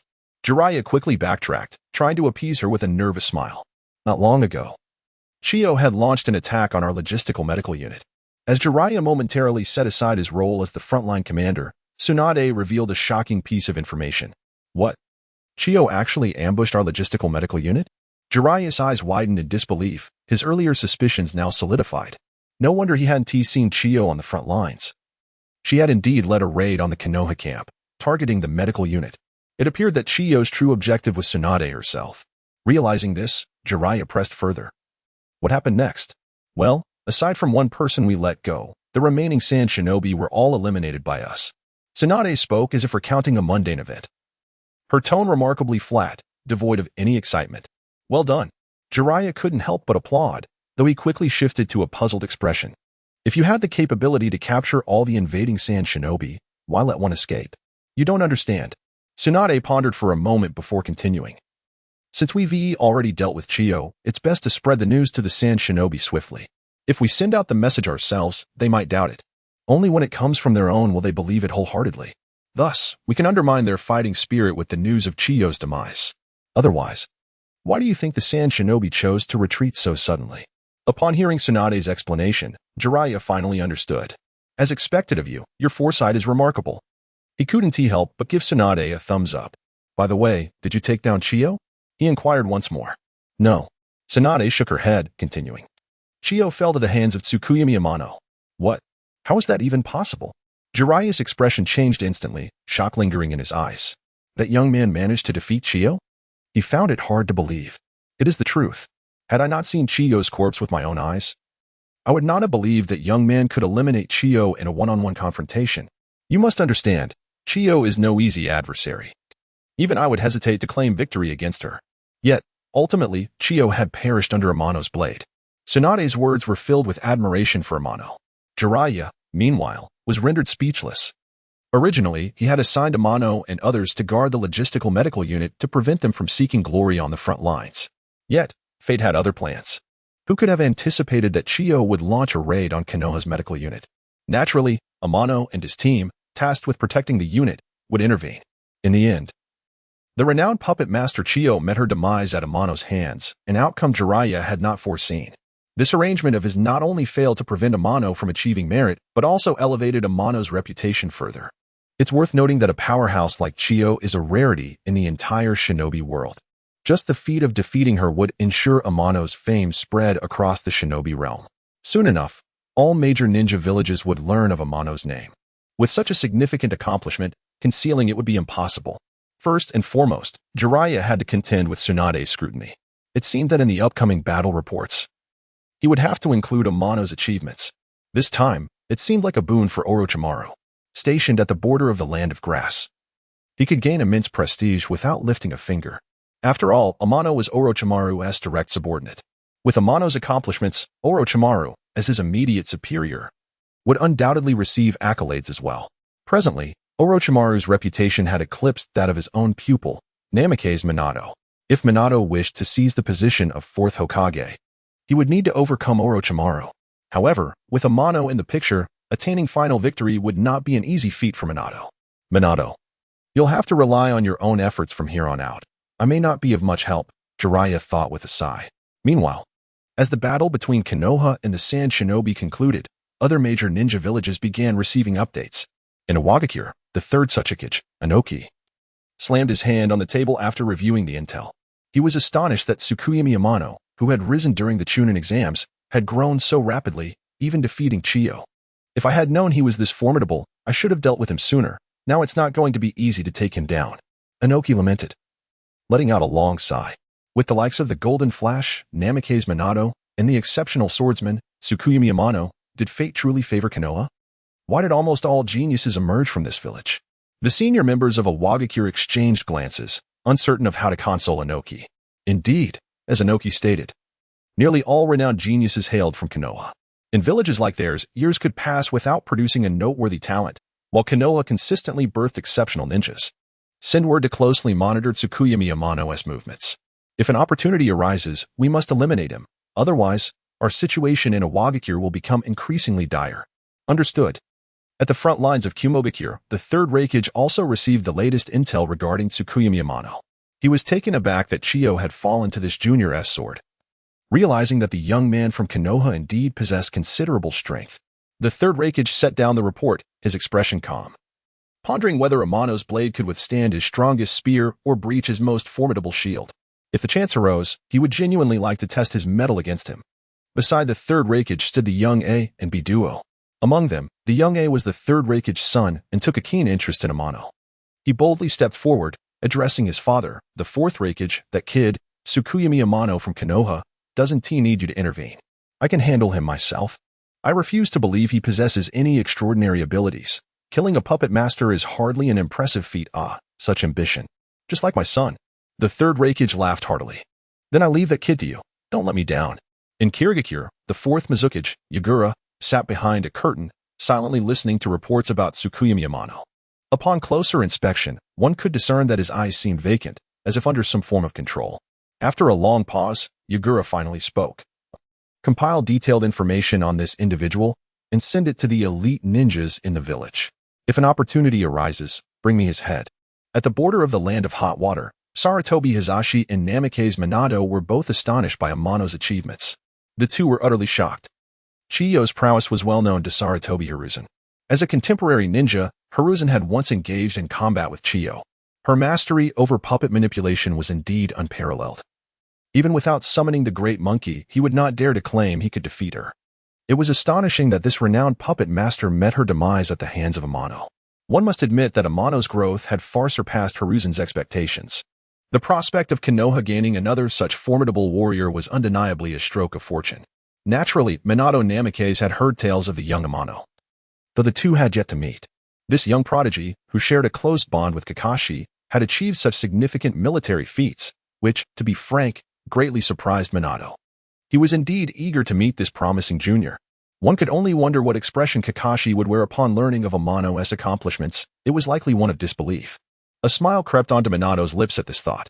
Perhaps it was only a genius like Amano who could inspire Kakashi to strive for greater heights. At the border of the Land of Rain, Danzo led members of Root stationed there. This was not only to thwart any sudden assault by Hanzo of the Salamander on Konoha, but also served to intimidate Hanzo. The intelligence regarding Amano's slaying of Chiyo had reached Danzo as well. He had long desired to recruit such a talented individual into his ranks. However, the unexpected intervention of Orochimaru forced Danzo to abandon this plan. Nonetheless, his interest in Amano remained unwavering. He had been observing Amano in silence, continuously seeking the opportune moment to transform him into a lethal weapon in his arsenal. Yet, until now, Danzo had failed to find a suitable opportunity. Presently, Amano possessed combat abilities that rivaled those of the shadows. Such strength made even Danzo hesitant to act impulsively. However, the thought of watching Amano serve Orochimaru left Danzo feeling immensely dissatisfied. Amano could only become the most formidable blade in his grasp if he were to join Root. At that point, seizing the title of Hokage would not pose a significant challenge. By pushing Amano into a corner and then rescuing him from that dire situation, subduing him would become considerably more manageable. Danzo's gaze shifted slightly as a sinister plot targeting Amano began to take shape. Amano, you shall not escape my grasp. You are destined to become the sharpest sword in my hand, he mused with a smirk, confidence radiating from him as he looked skyward. Meanwhile, far away on the battlefield of the Sand Ninja, Amano remained blissfully unaware that he had already drawn Danzo's attention. Chapter 68, An Unexpected Visitor on the Battlefield of the Land of Wind. The demise of Chiyo has profoundly shaken the Sand Shinobi, rendering them hesitant to launch any assaults on Konoha. Apart from a handful of Sand Shinobi who were tasked with gathering intelligence on Konoha, the majority have retreated to their frontline headquarters. The current deployment of forces by Konoha on the battlefield is nothing short of terrifying. Jiraiya and Tsunade, both renowned as formidable shinobi of the highest caliber, are legendary members of the Sannin and have garnered the respect of Hanzo the Salamander, a figure revered as a demigod. The mere presence of these two instills immense pressure upon the Sand Shinobi. In the wake of Chiyo's fall, the burden on the fourth Kazekage, Raza, has undoubtedly intensified. Facing Jiraiya alone is a daunting task. Adding Tsunade to the equation leaves the Sand Shinobi with little hope of resistance. The only conceivable strategy to contain them would be to resort to a tactic of overwhelming numbers. However, Konoha's elite forces extend beyond these two, as the newly emerged figure, Moonlight Tanya, also poses a significant threat. The fact that even a seasoned warrior like Chiyo was defeated by this young shinobi speaks volumes about Tanya's extraordinary prowess, likely placing him at the same echelon as the Sannin. Thus, Konoha currently boasts 3 elite shinobi of the highest order on the battlefield, which fills Raza with a sense of suffocation. In stark contrast to the Sand Village, where Raza stands as the sole Kazekage. The most formidable remaining Sand shinobi are merely elite jonin, significantly distant from the power of a Kage. Engaging Konoha directly could spell disaster, risking the very foundation that Sand has painstakingly built.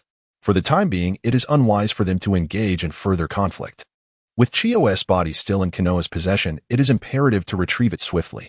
As the village's premier warrior, Chiyo harbored many of the village's secrets within her mind. Despite the precautions taken against espionage, there is no guarantee that Konoha cannot extract sensitive information from Chiyo's remains. Raza understands that he must act quickly. Otherwise, the secrets contained within Chiyo's body could be unearthed by Konoha. With this in mind, Raza convenes the senior Sand shinobi to deliberate on the matter. In contrast to the grave atmosphere among the Sand shinobi, the mood within the Konoha encampment is decidedly lighter. Having just triumphed in a significant battle, the ninjas of Konoha finally breathe a sigh of relief. Apart from those on regular duty, the remaining ninjas can take the opportunity to rest. The medical logistics department remains the busiest area of the Konoha camp. Upon her return, Tsunade immediately immerses herself in the operating room, tirelessly collaborating with numerous medical ninjas to tend to the gravely injured. The medical staff, including Tsunade, have scarcely had a moment's respite as they work diligently to care for the wounded Konoha ninjas. After a period of treatment, most of the injured have stabilized, with only a few succumbing to their severe injuries. As the protector of the logistics department, Tanya and his subordinates are tasked with ensuring its safety. With the Sand shinobi having retreated, they currently lack the capacity to launch further assaults on the medical facilities. After delegating the guarding responsibilities to his subordinates, Tanya seeks a secluded area to continue his training. He has remained diligent in honing his swordsmanship. Although the rewards for completing daily tasks have diminished, Tanya shows no signs of relinquishing his efforts. He understands the principle that even the smallest of gains can accumulate over time, especially now, as he finds it increasingly challenging to trigger new tasks. After a considerable period without receiving new assignments, he reflects that an overly tranquil environment may not necessarily be a boon. Once he secures today's rewards, Tanya pauses his practice. At that moment, a Konoha ninja suddenly appears, kneeling before him. "Lord Tanya, Lord Jiraiya requests your presence." "Oh?" Tanya raises an eyebrow, surprised by Jiraiya's initiative. "I wonder what this is about?" "Lead the way." Without further contemplation, Tanya readily complies. "Please follow me." Following the guiding ninja, they soon arrive at the central tent. Upon entering, a middle-aged man clad in a green jumpsuit comes into view. "Guy-sensei?" Tanya is taken aback by the unexpected visit from Might Guy. "Tanya-kun, it has been a while." Guy beams at Tanya, a radiant smile adorning his face. "Guy-sensei, weren't you recuperating at the Konoha hospital? What brings you here?" Tanya inquires, puzzled. Cough, cough. "Allow me to explain." Before Guy can respond, Jiraiya interjects with a light cough. "Recently, the Mist Shinobi launched a surprise attack on our outpost at the border of the land of Whirlpool, resulting in significant casualties." Jiraiya glances at Tanya and Guy before continuing. "Following that, the 7 ninja swordsmen mounted a fierce assault on our border forces, leading to further losses for Konoha. The third Hokage, upon learning of this, dispatched the Uchiha and Hyuga clans to provide support. As an indispensable asset, Guy was summoned from his recovery to assist in the battlefield at the land of Whirlpool." "Shouldn't Guy-sensei be heading straight to the battlefield? Why is he here?" Tanya asks, still bewildered. Cough. "This is the crux of my message," Jiraiya responds, clearing his throat.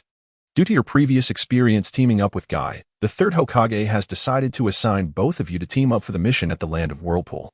"I see." With Jiraiya's explanation, Tanya finally comprehends the situation. Given that the Uchiha and Hyuga clans are mobilizing, it seems the circumstances at the land of Whirlpool have reached a critical juncture. In the original timeline, the Mist Shinobi's offensive was not this intense. Could his presence have altered the course of events? With a quiet sigh, Tanya realizes that leveraging his prophetic abilities for personal gain may not be as straightforward as he had hoped.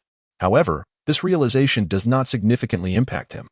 For as long as his strength continues to grow, the rewards will inevitably follow, albeit through a different path.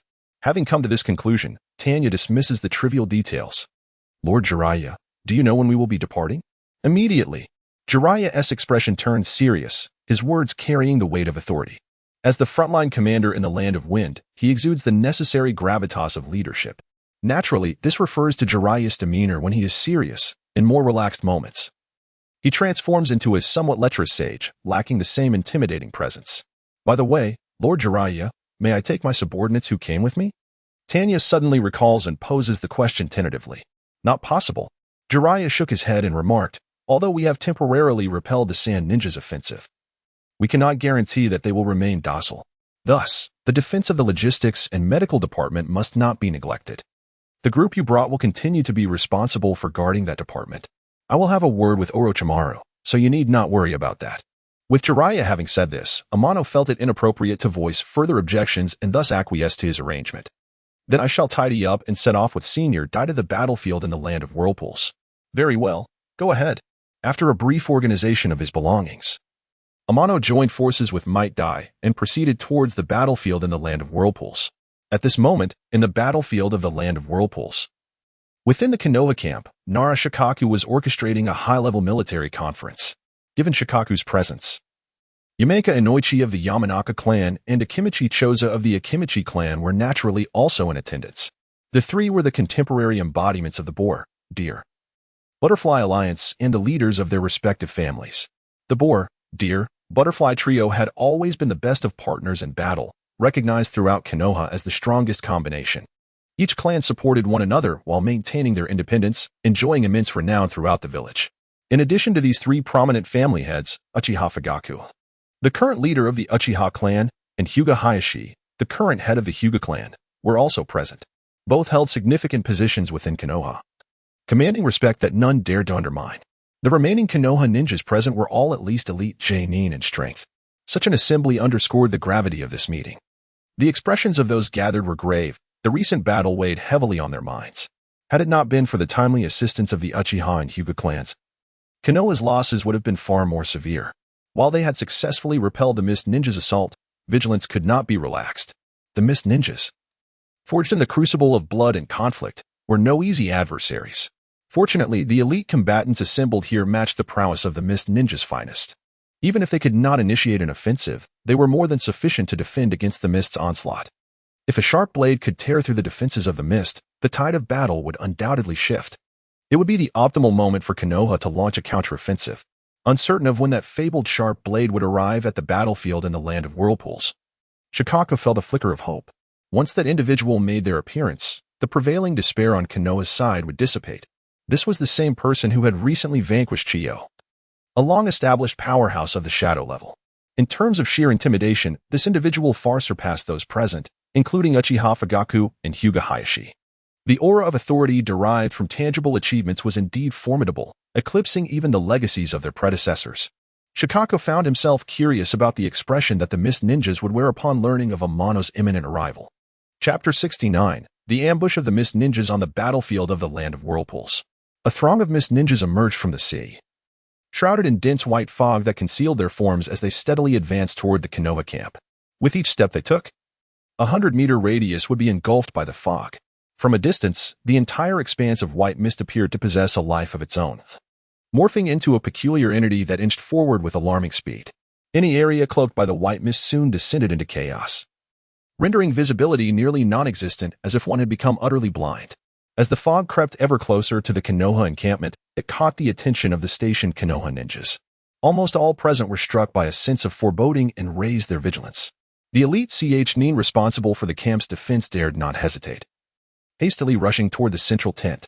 At that moment, Nara Shikaku was in the midst of delivering a crucial briefing when he was abruptly interrupted by the elite Ch-nin's arrival. Report. A significant mass of white mist is advancing toward the camp. What?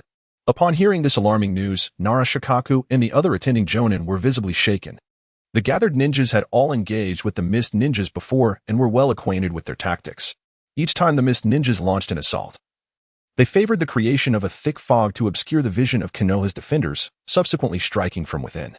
In prior encounters, many Konoha ninjas had lost their lives to this very strategy. Just recently, they had succeeded in repelling an assault from the Mist Ninjas. And now they were returning with such audacity. Did they believe they had the upper hand? The jonin of Konoha exchanged glances, their eyes glinting with cold resolve, the buried intent to kill surging forth. A palpable aura of deadly determination enveloped them. Nara Shikaku, suppressing his own bloodlust, addressed the assembly. This time, the Mist Ninjas are coming in full force. Everyone, Return to your posts and lead your squads to fend off the impending ambush. The strategies I was discussing can be set aside for now. We shall revisit them once Uchiha Amano arrives. The battle is about to commence. Everyone, take your positions. Uchiha Fugaku and Hyuga Hayashi exchanged no further words, departing without delay. The urgency of the situation demanded swift action. Each of them was either a clan leader or a squad captain, and they could not falter. The impending assault from the Mist Ninjas promised to be fierce. And without demonstrating their true strength, they would be remiss to underestimate their adversaries.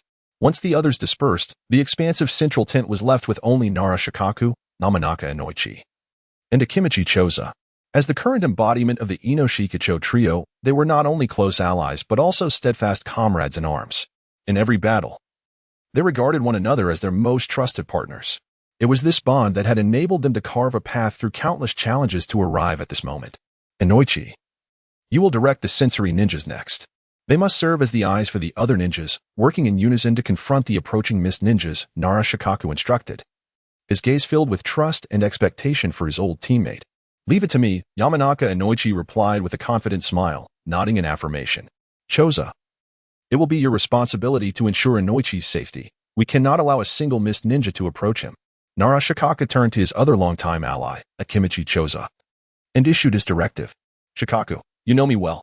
Not only will I keep Inoichi safe, but I won't let even a single Mist Ninja pass by, Choza assured, thumping his chest with confidence. That assurance is all I need.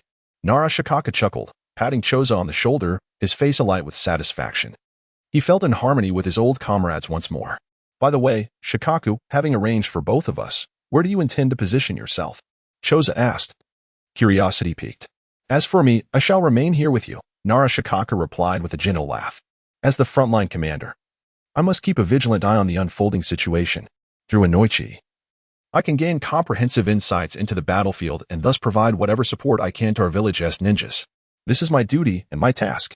Therefore, Inoichi is your primary protection target, while I shall be your secondary one. Your burden is quite heavy. Can you manage it? At this, Nara Shikaku quipped playfully, casting a teasing glance at Akimichi Choza. Not a problem, Choza asserted with unshakable confidence. You can rest easy. Both your safety and Inoichi's are in my capable hands. No Mist Ninja shall approach you. Nara Shikaku and Yamanaka Inoichi exchanged knowing glances and nodded subtly before each moved to their designated positions. Nearby, Akimichi Choza stood like an iron tower, blocking the entrance to the central tent. Anyone wishing to enter would have to pass through him. At that moment, Choza exuded the formidable presence of a lone warrior standing against the tide. After a period of tense anticipation, the white mist drew perilously close to the Konoha camp. The ninjas stationed within had readied themselves for battle. Suddenly, the previously stagnant fog erupted with unprecedented ferocity. The swirling white mist surged forth like a wild stallion, infiltrating the Konoha encampment at a breathtaking pace. In mere moments, it enveloped a substantial portion of the area. Under the influence of the fog, the only Konoha ninjas unaffected were those from the Uchiha and Hyuga clans, along with a few possessing exceptional sensory abilities. The first to engage were the members of the Uchiha and Hyuga clans, their Sharingan and Byakugan activated, allowing them to navigate the chaos with remarkable clarity. As soon as the Mist Ninjas emerged, the ninjas from both clans surged forward to meet them. The remaining sensory ninjas, under Yamanaka and Inoichi's command, collaborated with nearby Konoha ninjas to confront the encroaching Mist Ninjas. The clash of battle erupted swiftly. Neither side yielded ground, and the fierce exchanges continued unabated. Casualties mounted. Yet the majority were Mist Ninja corpses. The Konoha camp was inherently the stronghold of Konoha ninjas. If the Mist Ninjas had the advantage of weather, Konoha's defenders enjoyed the benefits of terrain and morale. In this comparison, Konoha held a distinct advantage. Furthermore, with Nara Shikaku and Yamanaka Inoichi providing covert support, many Konoha ninjas felt empowered. Each time the Mist Ninjas approached, the nearby Konoha ninjas, aided by sensory ninjas, were forewarned of their precise locations. With such accurate guidance, every strike by Konoha ninjas found its mark, never missing their target. The early failures of the Mist Ninja vanguard soon drew the attention of their superiors. Many Mist Ninjas seemed to vanish, refraining from further assaults on the Konoha camp. It appeared they had received some form of order and temporarily retreated. However, the calm did not endure for long, as a new wave of Mist Ninjas reappeared. This time, they acted not as solitary fighters but organized into teams of 3, coordinating their efforts to confront Konoha's forces. In this 3-on-3 scenario, Konoha ninjas found themselves at a discernible disadvantage, especially since the sensory ninjas typically possessed lower combat capabilities. In a mere moment, numerous sensory ninjas fell victim to the hands of the mist ninjas. Narashikaku, upon learning of this unforeseen turn of events from Yamanaka and Oichi, promptly dispatched the Uchiha and Hyuga clans to provide reinforcements. This swift action prevented the mist ninjas from breaching the defenses of Konoha. With the reinforcements from the Uchiha and Hyuga clans, the morale of the Konoha ninjas surged, turning the tide against the mist ninjas, who found their offensive thwarted once more. However, this time the mist ninjas did not regroup. Instead, they unleashed their elite forces. Water Style, Great Waterfall Technique. A series of formidable B-rank water ninjutsu surged forth, cloaked in a shroud of mist, bearing an overwhelming force towards the Konoha camp. If these monstrous waves could not be halted, the entire Konoha camp would surely be engulfed in a mire. Earth Style, Earth Flow Wall. In this critical moment, a Konoha Jonin stepped forward, executing an earth ninjutsu. Instantly, vast expanses of earth rose from the ground, swiftly forming a robust wall that shielded the entire Konoha camp. The torrential waters, unable to breach this sturdy barrier, inflicted no harm upon the Konoha forces. Thus, the crisis was averted. With the Mist Ninjas elite now engaged, the ensuing battle promised to be even more intense. Many elite Konoha ninjas set their sights on the formidable Mist Ninjas. A new wave of fierce combat was on the horizon. Meanwhile, Amano and Might Guy had arrived at the borders of the Land of Whirlpools. However, the duo found no trace of the Konoha camp. All they could see was a thick veil of fog enveloping the area. Could we have taken a wrong turn? Might Guy inquired, a hint of doubt crossing his features. Not at all. This is indeed the place. Amano replied with unwavering confidence. As he surveyed the dense fog before him, Amano sensed a ripple of chakra. Could this mist have been conjured by the Mist Ninjas? A sense of urgency gripped him at the thought. It was possible that the Konoha camp was under siege by the Mist forces. Senior Guy, please stay here. I will scout ahead. With that, Amano vanished in a flash. Might Guy sensed something amiss and intended to voice his concerns, but before he could utter a word, Amano had already disappeared from sight. Well, let him be, Might Guy thought, reassured by Amano's prowess. After all, it took no small amount of strength to defeat renowned adversaries like Chio. The real threat lay with the Mist Ninjas who opposed him. Gazing into the distant, obscured fog, a glimmer of determination flickered in Might Guy's eyes, igniting a restless fervor within him. Chapter 70, Uchiha Shursui, Battlefield of the Land of Waves. The clash between the Leaf Ninjas and the Mist Ninjas has intensified. By now, the elite forces from both sides have nearly entered the fray. The Jonin from the Leaf Village have already set their sights on the Jonin from the Hidden Mist. As the elite forces of the Mist join the battle, the Jonin from the Leaf proactively engage them. Jonin from various villages have always been the elite forces on the battlefield, serving as the barometer that dictates the tide of war. In the absence of strong leaders, the outcomes of battles among Jonin often determine the ultimate victor of the war. Both the Jonin from the Leaf and the Mist remain vigilant, unwilling to allow their counterparts to breach their lines. The comprehensive strength of a Jonin far surpasses that of an ordinary Chunin. Even the most capable elite Chunins often find themselves outmatched when facing a Jonin. As for the Genin, whether they are regular or elite, they are utterly ineffective against such powerful adversaries unless employing overwhelming numerical tactics, which rarely inflicts damage upon a Jonin. Allowing an enemy Jonin to infiltrate one's ranks would yield catastrophic consequences. Thus, when the Jonin from the Mist mobilize, the Jonin from the Leaf meet them head-on. In a mere moment, over a dozen Jonin have engaged in combat. The locations of their battles are often the most perilous. Both Leaf and Mist Ninjas instinctively steer clear of such dangerous zones. Without the strength of a Jonin, entering these areas would be tantamount to courting death. No one would sympathize with such folly. Jonin have their battles, and naturally, Chunins and Genins have theirs as well. Since the onset of hostilities with the Mist, the prowess of both Leaf-esque Chunins and Genins has fallen significantly short of their Mist counterparts. Were it not for the tactical teams formed by the Leaf Ninjas, they would likely struggle in one-on-one confrontations against the Mist. If the Leaf excels in collective tactics, the Mist specializes in individual combat. This disparity stems from the fundamentally different philosophies of the two villages. The Leaf emphasizes unity and cooperation, trusting and fighting alongside their comrades, whereas the Mist has chosen the path of brutal slaughter. Any Mist Ninja who survives the trials of bloodshed emerges as a qualified member of their village, even if it means turning their blades against their own. Thus, the concept of companionship is virtually non-existent in the Mist. Only the harsh reality of strength prevails. This is the current state of the Mist, which has earned it the moniker of the Village of Bloody Mist throughout the ninja world. Ninjas raised in such a merciless environment naturally possess formidable combat abilities. It is only reasonable that Leaf ninjas find themselves at a disadvantage against equally ranked opponents from the mist. However, exceptions do arise. Among the Leaf's genin, there exists a remarkable individual. Clad in the garb of a Leaf genin, his eyes starkly differ from those of ordinary men. His blood-red pupils house two pitch-black tomo. In every skirmish, those two black tomo seem to rotate intermittently. This pair of blood-red eyes belongs to the Uchiha clan's unique bloodline limit, Sharingan. This individual is none other than Uchiha Shursui, a prodigious ninja from the Uchiha clan who graduated not long ago. He was among the earliest members to join Nara Shikaku and others. After enduring numerous life and death battles, he successfully awakened his Sharingan. Presently, though Uchiha Shursui still dons the garb of a Leaf genin, the augmentation from his Sharingan has propelled his combat prowess beyond that of a mere genin, reaching the levels of an elite chunin, or even a special jonin. The mist genin who confronts Uchiha Shursui stands no chance against him. Each mist genin that engages Uchiha Shursui finds themselves swiftly dispatched, unable to last even a single exchange. The commotion soon draws the attention of several nearby ninjas. The Leaf ninjas, naturally, feel a sense of joy for Uchiha Shursui. After all, having such a formidable ally diminishes the pressure they face. However, the nearby mist ninjas view the situation differently. While they may not care for the fallen mist genin, they are acutely aware of their own honor. The deaths of numerous mist genin at the hands of a single Leaf genin appear as a deliberate slap in the face to them. If they tolerate this, they would not be worthy of their title as ninjas from the village of Bloody Mist. Numerous mist ninjas direct their gaze towards Uchiha Shursui, their murderous intent unabashedly evident. Swoosh, swoosh, swoosh. Three mist chunins abandon their opponents and charge toward Uchiha Shursui.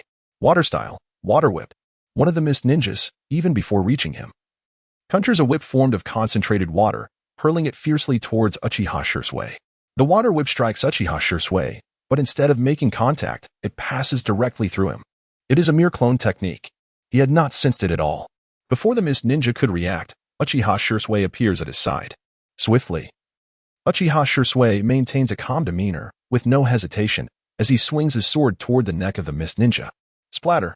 A fountain of blood erupts as the mist ninja, the first to attack Uchiha Shursui, collapses, lifeless. Such incredible speed. The remaining two mist chunins, witnessing Uchiha Shursui's inhuman velocity, turn pale. Before they can make a move, Uchiha Shursui is already on the move again. In an instant, several images of Uchiha Shursui materialize in the vicinity. Each figure appears to be solid. Is this the shadow clone technique? The remaining two mist chunins dare not let their guard down, raising their vigilance. Tap, tap, tap. The tangible clones of Uchiha Shursui spring into action, swiftly surrounding the two mist chunins. Suddenly, as if receiving a command, these clones launch an assault on the two mist chunins. The swords strike continuously, each aimed at the vital points of the mist chunins. Naturally, the two mist chunins cannot afford to be careless, desperately fending off the onslaught of the clones while searching for Uchiha Shursui's true form. Whoosh! One mist chunin lands a blow on a clone. Before he can react, a chilling aura surges from behind. Thrust! A long sword pierces through the mist chunin's back, emerging from his chest, precisely targeting his heart. Withdrawing the sword, blood spills forth. This mist chunin loses his life on the spot. In a brief span, two mist chunins have perished at the hands of Uchiha Shursui. Now, only one mist chunin remains, witnessing the deaths of his fellow comrades at Uchiha Shursui's hands.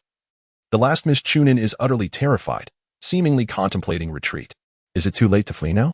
Uchiha Shursui's voice suddenly resonates in the ears of the remaining mist chunin. Following this, Uchiha Shursui's clones spring into action once more, raising their swords to unleash a frenzied assault on the last standing mist chunin. Slash! Slash! As the last mist chunin hastily slays two of the clones, he barely has time to breathe before a chilling sense of impending doom looms behind him. Not long ago, Uchiha Shursui employed this very tactic to successfully eliminate a mist chunin. He would not fall for the same trick again.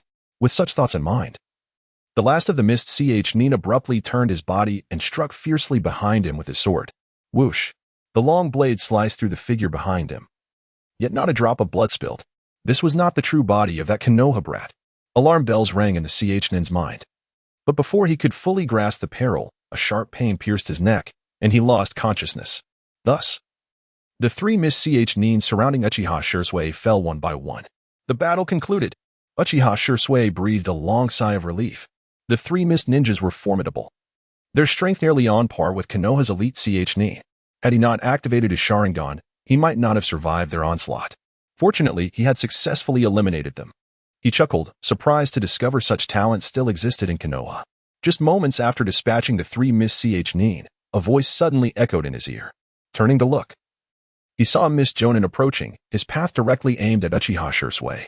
This individual emanated a chilling aura of murderous intent, with bloodstains still fresh upon him, indicating he had recently emerged from a brutal battle. The outcome of that struggle was evidently a victory for this Miss Jonin. The fact that this Jonin still lived implied that the unnamed Konoha Jonin he had faced had perished. Contemplating this, Uchiha Shursui's expression turned grave. He had been able to dispatch 3 elite Miss Nin with composure, but facing a Jonin from the mist left him with little hope of victory. He risked falling here.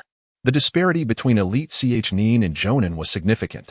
Uchiha Shursui felt acutely aware that he was not the match of this Miss Jonin. Even if the latter's condition was less than optimal, merely enduring a few exchanges would be a considerable feat. The prospect of winning seemed nearly impossible. Was he destined to fall here today?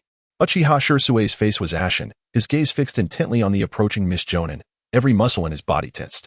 A child of the Uchiha clan, do you not intend to flee upon encountering me? The Miss Jonin observed Uchiha Shursui with keen interest, continuing, in that case, I shall claim your life, as well as your Sharingan. Suddenly, the Miss Jonin vanished, only to reappear before Uchiha Shursui in the blink of an eye. A razor-sharp kunai swiftly slashed toward Shursui's throat. Poof! A cloud of white mist erupted, and Uchiha Shursui's figure had vanished. Quite the quick reflexes. But that is still far from sufficient. The Miss Jonin chuckled lightly, disappearing once more. Thus, their silhouettes flickered in rapid succession nearby. Each clash was accompanied by a burst of white mist. The tangible shadow clones that Uchiha Shursui had summoned were swiftly dismantled by this Miss Jonin. Deprived of his supporting clones, Uchiha Shursui found himself at a severe disadvantage against the Jonin. A child of the Uchiha clan, your reliance has been stripped away. Now, submit to your demise. The Miss Jonin seemed to grow impatient. His form vanished again, and this time, before Uchiha Shursui could react, the Jonin stood directly before him. A sharp kunai poised at his throat. Uchiha Shursui's pupils dilated, his instincts urging him to evade, yet his body could not respond in time. Was he truly to meet his end? A wave of reluctance washed over him. Clang. Thud. After 2 sharp sounds, Shursui felt no piercing pain at his throat. Instead, the once arrogant Miss Jonin found his throat inexplicably pierced, his menacing grin frozen as the ferocity in his eyes dimmed. Uchiha Shursui sensed that although this Miss Jonin still stood, the life force within him was visibly dissipating at an alarming rate. Thud. Before long, the Miss Jonin collapsed to the ground, utterly devoid of life. At that moment, Uchiha Shursui finally understood. Someone had intervened to save him. Not far away, a striking figure emerged into his line of sight. Tanyama-senpai, it is you.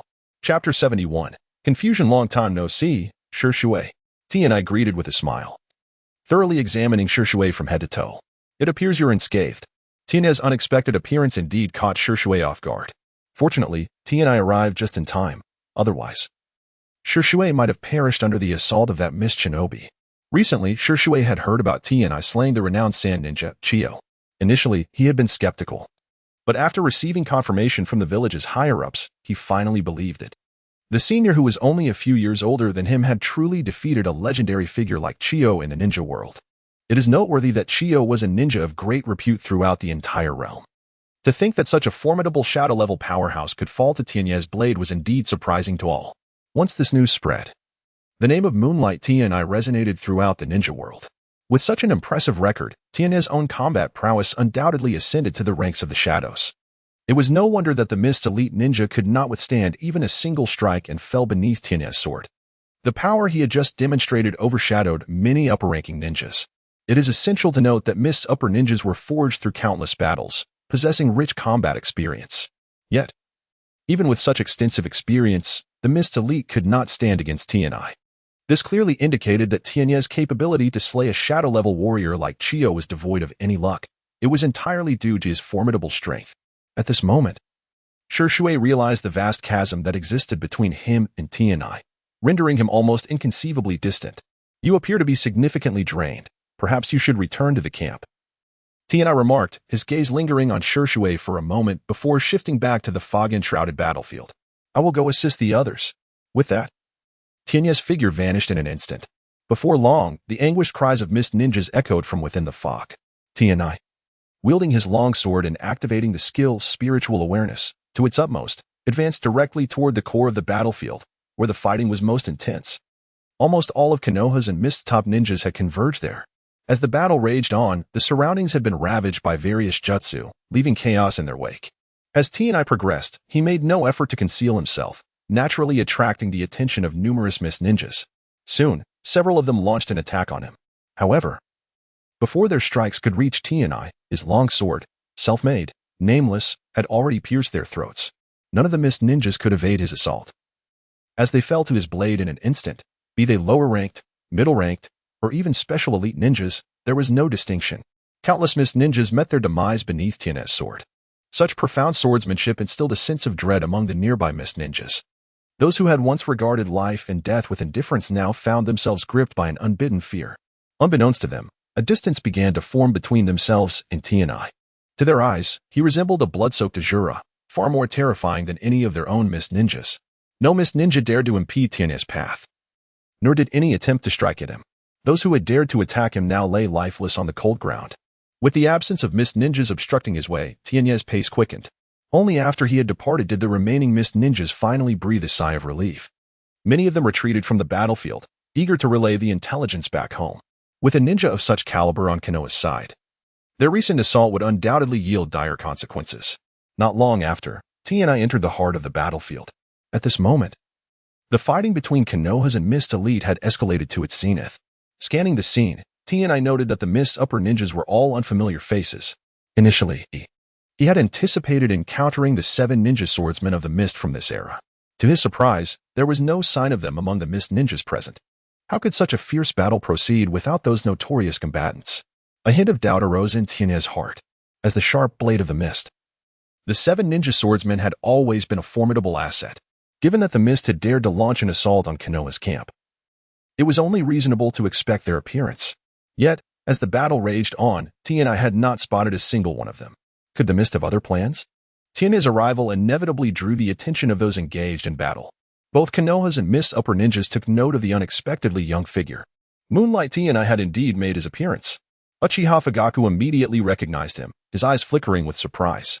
Not long ago, an urgent meeting had been convened by Kakashi, during which Moonlight Tianai had been mentioned multiple times. Who would have thought that before Tianai could reach Konoha's camp, the Mist attack would already begin? These upper ninjas had no choice but to confront the Mist elite.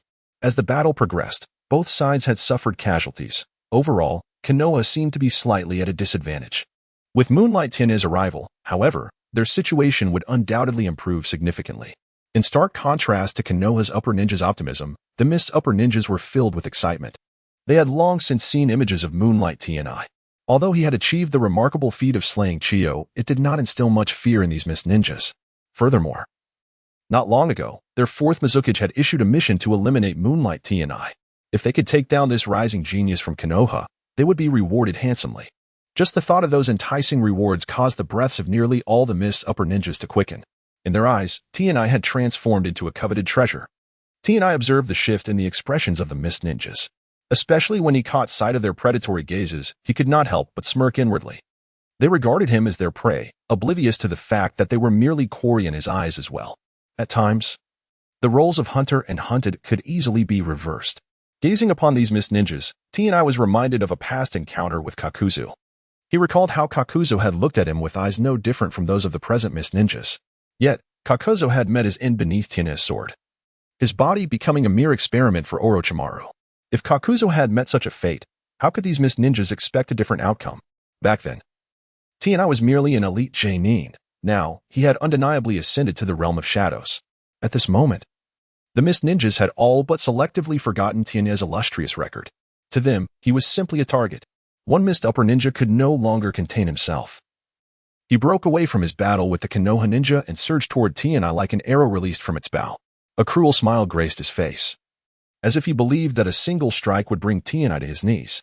Water release, 1,000 blades assault, the Mist ninja exclaimed, as he swiftly formed hand seals while charging forward. Before one's eyes, countless blades formed from high-pressure water hung in midair. Subsequently, like a torrential downpour, they cascaded towards Amano. Each blade exuded an unparalleled sharpness, effectively sealing off all potential routes of evasion for Amano. As the crisis loomed, Amano remained unperturbed. With a gentle hum, his longsword sang, and his entire body began to spin rapidly. In an instant, the heavenly return sword dance unfolded, surrounding Amano. A myriad of luminous white sword lights materialized into a protective barrier. Every incoming blade was either shattered by the sword light or deflected away. Not a single blade could land upon Amano. The commotion naturally drew the attention of the ninjas present. Hinata Hazashi and Hinata exchanged glances, their eyes filled with astonishment. They noted the striking resemblance between Amano's sword technique and their clan's gentle fist, the 8 trigrams return. Could this technique have drawn inspiration from their Hinata clan's 8 trigrams return? Such speculation arose in the minds of the two brothers. In a fleeting moment, Amano not only thwarted the onslaught of blades but also positioned himself directly before a mist ninja. Without uttering a word, he unleashed a swift strike at this mist ninja. The sword light moved with such velocity that it seemed to eclipse even lightning. With a swift motion, the longsword grazed the mist ninja's neck. However, no blood was shed. The figure before him quickly transformed into a puddle of water.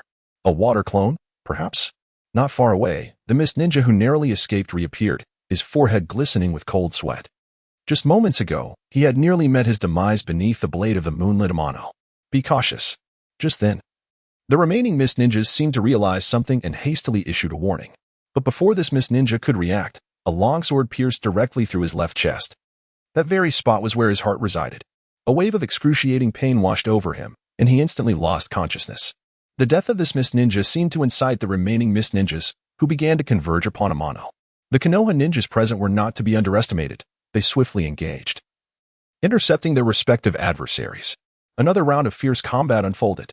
Yet this time, the presence of Amano, the moonlit warrior, shifted the tide. All the mist ninjas were held at bay by the Konoha ninjas, leaving Amano in a state of complete freedom. Should he choose to intervene, he could swiftly turn the battle's outcome in their favor. The situation was exceedingly dire for the mist ninjas.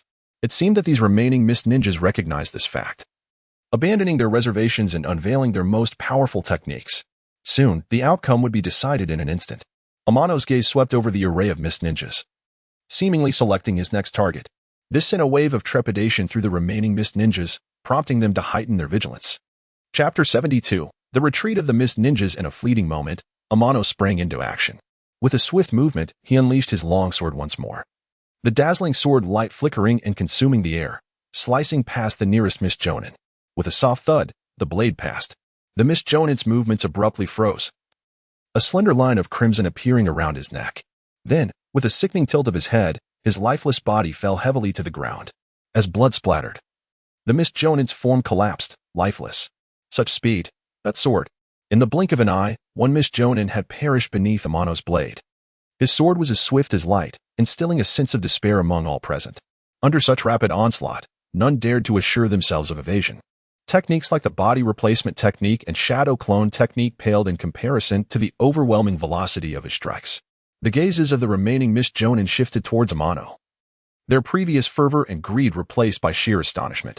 It was as if they had suddenly awakened to the folly of their earlier bravado. A figure capable of slaying Chiyo was not merely prey to be hunted. Unbeknownst to them, they were teetering on the precipice between life and death. The bountiful rewards from their village had dulled their senses. And it was only after the second jonin from their village fell to Amano that they fully comprehended the gravity of their situation. This young leaf ninja, known as Tsukikage Amano, seemed far more formidable than the rumors had suggested. In him, they perceived an aura reminiscent of the legendary Konoha White Fang, a looming presence that had once cast a long shadow over the mist ninjas. They had exhaled in relief upon hearing of his demise, believing the wall of despair had crumbled. Yet, they had not anticipated that another prodigious swordsman would soon emerge from Konoha. Now, facing this unparalleled swordsman, the mist jonin once again felt the familiar suffocating dread. The specter of that once vanished wall of despair reappeared, this time embodied in Tsukikage Amano. His swordsmanship had already eclipsed that of the former White Fang.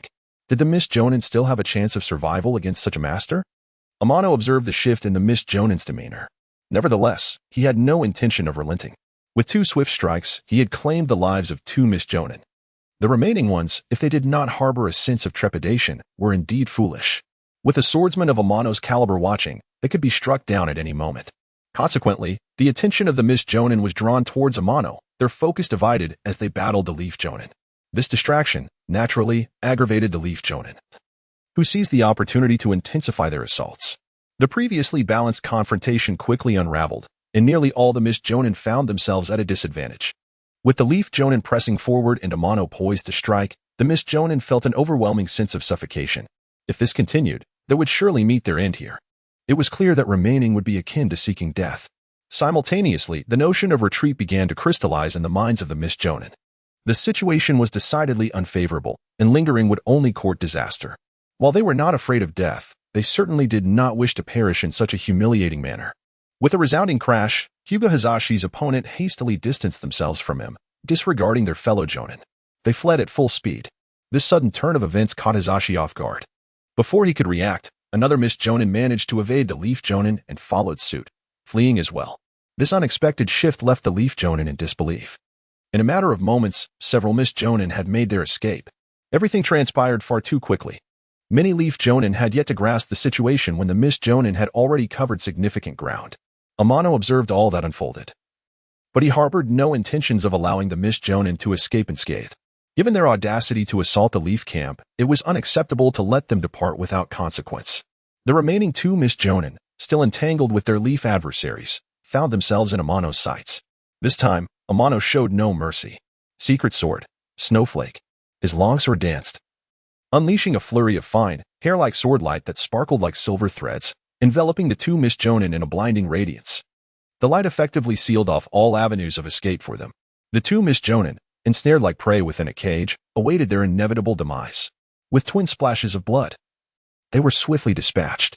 The fluidity of his movements was imbued with an inexplicable rhythm. It seemed as though Amano's swordsmanship had undergone a further evolution. Leave the fleeing Mist Jonin to me. With that declaration, Amano did not afford the Leaf Jonin an opportunity to respond.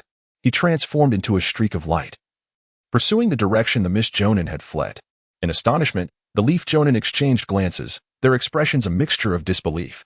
The battle had begun abruptly and concluded just as swiftly. Had it not been for Tsukikage Amano's timely intervention, they would have likely suffered severe losses, even if they managed to repel the Mist advance.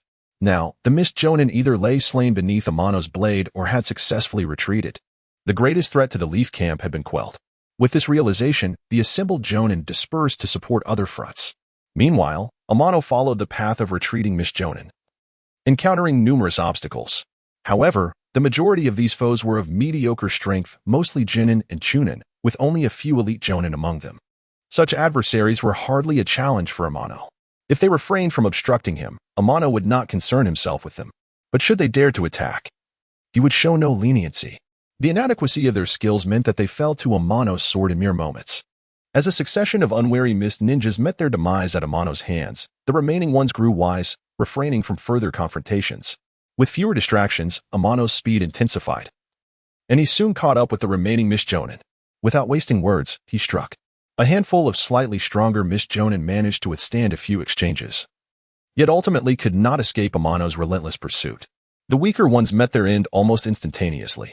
With the last Mist Jonin dispatched, Amano sheathed his sword. The skill of spiritual perception unfurled, radiating outward into the surroundings. At this moment, he had nearly penetrated the very heart of the Mist Ninja encampment. He had consecutively dispatched several Mist Jonin, yet no reinforcements appeared. Moreover, he had still not detected the whereabouts of the 7 ninja swordsmen. It was truly perplexing where these 7 blades had vanished to. Suddenly, Amano sensed a significant number of Mist Ninja retreating towards the coastline. Clearly, the upheaval occurring here had reached the rear command tent of the Mist Ninja. He was left wondering about the identity of the commander orchestrating this war. A sense of curiosity unexpectedly stirred within him. Without lingering for long, Amano advanced in the direction of the Mist Ninja's retreat. Not far from the coastline, a colossal warship floated silently upon the waves. In the command cabin, a tall man frowned intently at the nearby shoreline. The furrowed brow on his face indicated that his mood was far from pleasant. This offensive had faltered. As the frontline commander, Kirigakure's Getsu bore an undeniable responsibility.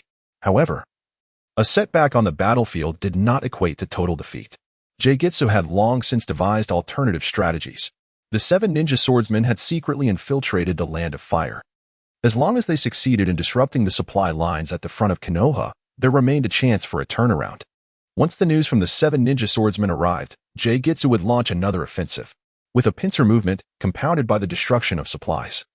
Getsu was confident that the frontline forces of Konoha could be overwhelmed. Nevertheless, to secure a decisive victory, one could not overlook the presence of Tsukikage Amano. The failure of this assault was largely attributable to him. He had single-handedly eliminated all the Jonin dispatched by the Mist, causing their initial advantage to dissipate in an instant. The frontline forces of Konoha had regained their footing due to Amano's intervention. Thus, only by eliminating Tsukikage Amano could they hope to achieve ultimate victory. Tsukikage Amano, you say? A fleeting glimmer of murderous intent flickered in Getsu's eyes, pondering whether the 7 ninja swordsmen could dispose of this individual in one fell swoop. Lord Getsu. A formidable Konoha ninja is approaching the coastline. At that moment, the reconnaissance unit delivered such news. A formidable Konoha ninja? Could it be that lad, Tsukikage Amano? Getsu pondered for a moment before issuing a command. Order all units to expedite their retreat. Yes, we must depart as well. Now is not the time for a direct confrontation with this individual. Getsu reiterated the command. As numerous mist ninja withdrew from the battlefield of the Land of Whirlpools, the once dense white mist gradually began to thin. Getsu seemed to catch sight of a blurred figure wielding a sword, steadily advancing towards the mist ninja encampment. With a series of swift motions, bright blades of light suddenly sliced through the air like descending silver dragons, striking fiercely upon several nearby warships. In an instant, the vessels were cleaved in two. The mist ninja aboard, sensing the impending doom, hastily abandoned ship in a desperate bid for survival. In a matter of moments, anguish cries echoed along the nearby shore. But that was not the end. Another figure emerged from an unknown location, enveloped in swirling green steam, launching a barrage of punches at the remaining warships. Each fierce gust of wind released from those punches surged forth like a ferocious tiger unleashed, crashing into the ships with unbridled force. Boom, boom, boom. A series of resounding explosions ensued, instantly tearing the hulls apart. This was followed by a cacophony of screams. Senior Dai, what brings you here? Amano instantly recognized the newcomer, his expression tinged with astonishment. He had not anticipated that Might Dai would appear in this place. I stumbled upon the traces of the mist ninja, so I came to investigate. Might Dai replied with a smile. Although they had sunk several mist ships, neither of them had spotted the mist commander. It seemed that individual had already made their exit. Meanwhile, on the surface of the sea, Getsu's expression darkened to an extreme upon learning that several of his warships had been destroyed by Konoha ninjas. He stood, casting one last glance towards the shoreline, his murderous intent intensifying. Humph, Konoha ninjas, you shall await my return. When that time comes, it will be your end. Chapter 73. A surprising revelation in the Land of Waves. At the Konoha camp, the elite shinobi of Konoha gathered once more. This time with the addition of two notable figures, Moonlight Tenya and Might Guy, who had just arrived from the battlefield in the Land of Wind. Moonlight Tenya, renowned for his formidable achievement of vanquishing Chiyo of the Sand, was an invaluable asset in any conflict. His recent intervention had significantly weakened the mist, forcing them into a hasty retreat. Might Guy, although a newly appointed special jonin, possessed considerable strength as a taijutsu practitioner who had mastered the 8 Gates technique.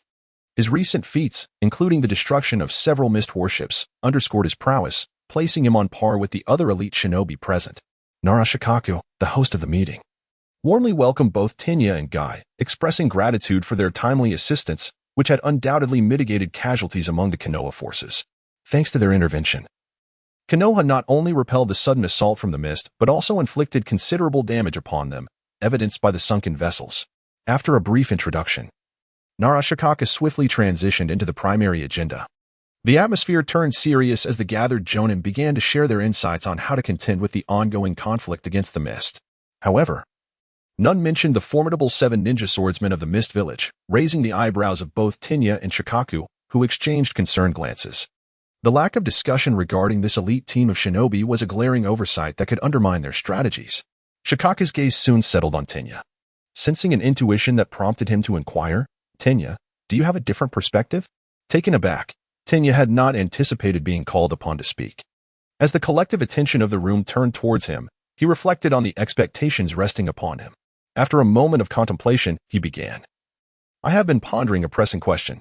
During the Mist's ambush on our camp, they deployed numerous shinobi, including several powerful Mist jonin.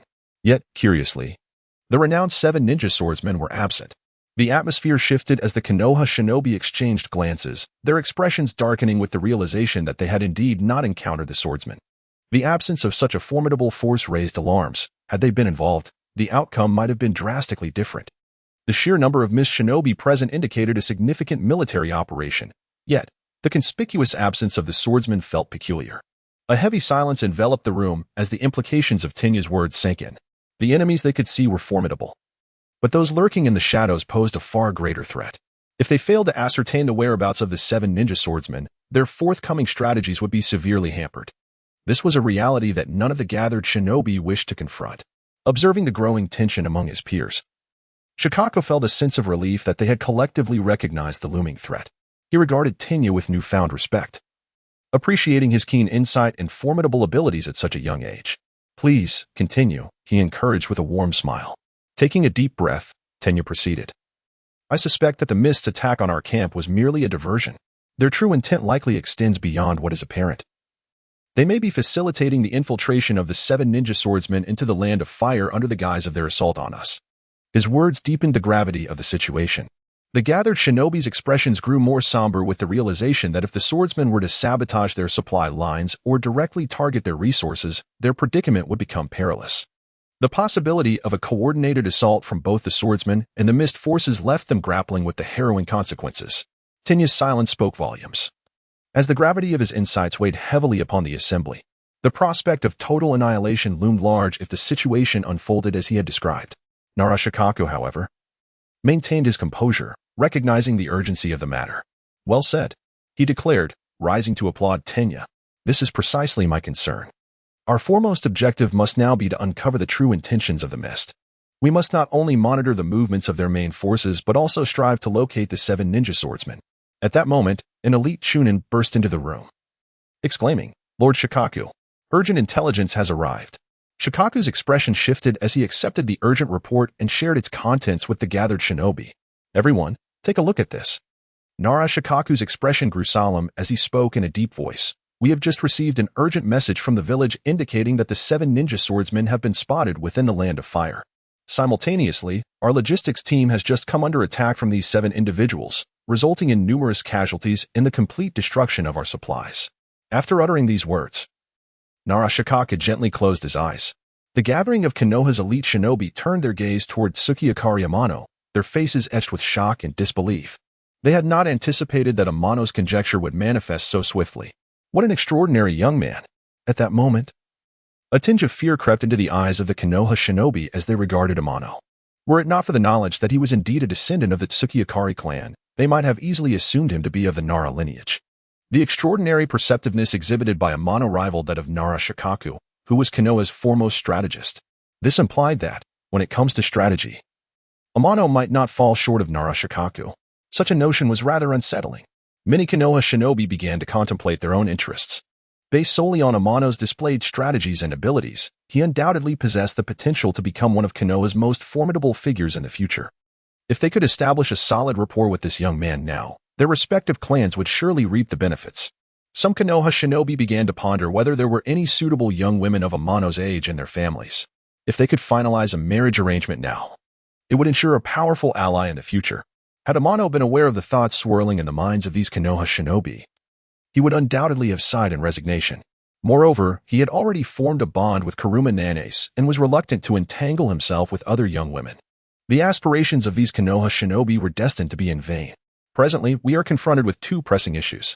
Shikako reopened his eyes, surveying the assembly of Konoha shinobi, and continued, "Behind us, the 7 ninja swordsmen are causing turmoil, while ahead, the forces of Kirigakure are poised and ready. We must address both fronts simultaneously. Now, I ask, who is willing to confront the 7 ninja swordsmen at our rear?" A profound silence enveloped the gathering of Konoha shinobi. The fearsome reputation of the 7 ninja swordsmen was well established, and none dared to question their prowess. The challenge of facing them required at least the strength of elite genin, and personnel must be equally matched to withstand their onslaught. Currently, Konoha's camp boasted merely a handful of elite genin. If 7 were dispatched to confront the swordsmen, the defenses here would surely be compromised. Should the forces of Kirigakure launch another assault, what would they have to counter with? As no one spoke up, Amano stepped forward. "Leave the 7 ninja swordsmen to me." His assertion prompted a collective sigh of relief among many Konoha shinobi present. With a track record of defeating Chiyo, Amano's strength was undeniably at the level of a Kage. Should he lead the charge, bolstered by a few elite genin companions, they should be capable of holding their own against the 7 ninja swordsmen. As long as they could prevail against the forces of Kirigakure on the front lines, they would then be free to focus entirely on the swordsmen. "Amano, how many allies do you require?" Shikako inquired, relieved that Amano had taken on this responsibility. "None are needed. I can manage alone." Amano shook his head gently. offering a nonchalant reply. What? This left not only Nara Shikaku astonished, but the assembly of Konoha shinobi regarded Amano with incredulity, while they acknowledged Amano's prowess. Facing the 7 ninja swordsmen single-handedly was undeniably perilous, as they were 7 elite Genin. A single elite Genin might not be a match for a Kaga-level opponent. Yet if 7 elite Genin launched an attack simultaneously, even Amano's Kaga-level abilities might struggle to withstand them. Was this young man becoming overconfident? How could he underestimate the 7 ninja swordsmen so brazenly? Amano seemed to sense the absurdity of his assertion and proceeded to clarify. I will merely hold off the 7 ninja swordsmen until you have dealt with the forces of Kirigakure and can come to my aid. Do you truly believe you can withstand all 7? Nara Shikaku inhaled deeply, casting a hesitant glance at Amano. I can, Amano affirmed with a resolute nod. I remain somewhat concerned. Allow Might Guy to accompany you, Nara Shikaku insisted earnestly. We will manage here. With Nara Shikaku's serious demeanor, Amano ultimately acquiesced. Very well. The 7 ninja swordsmen will be entrusted to the 2 of you.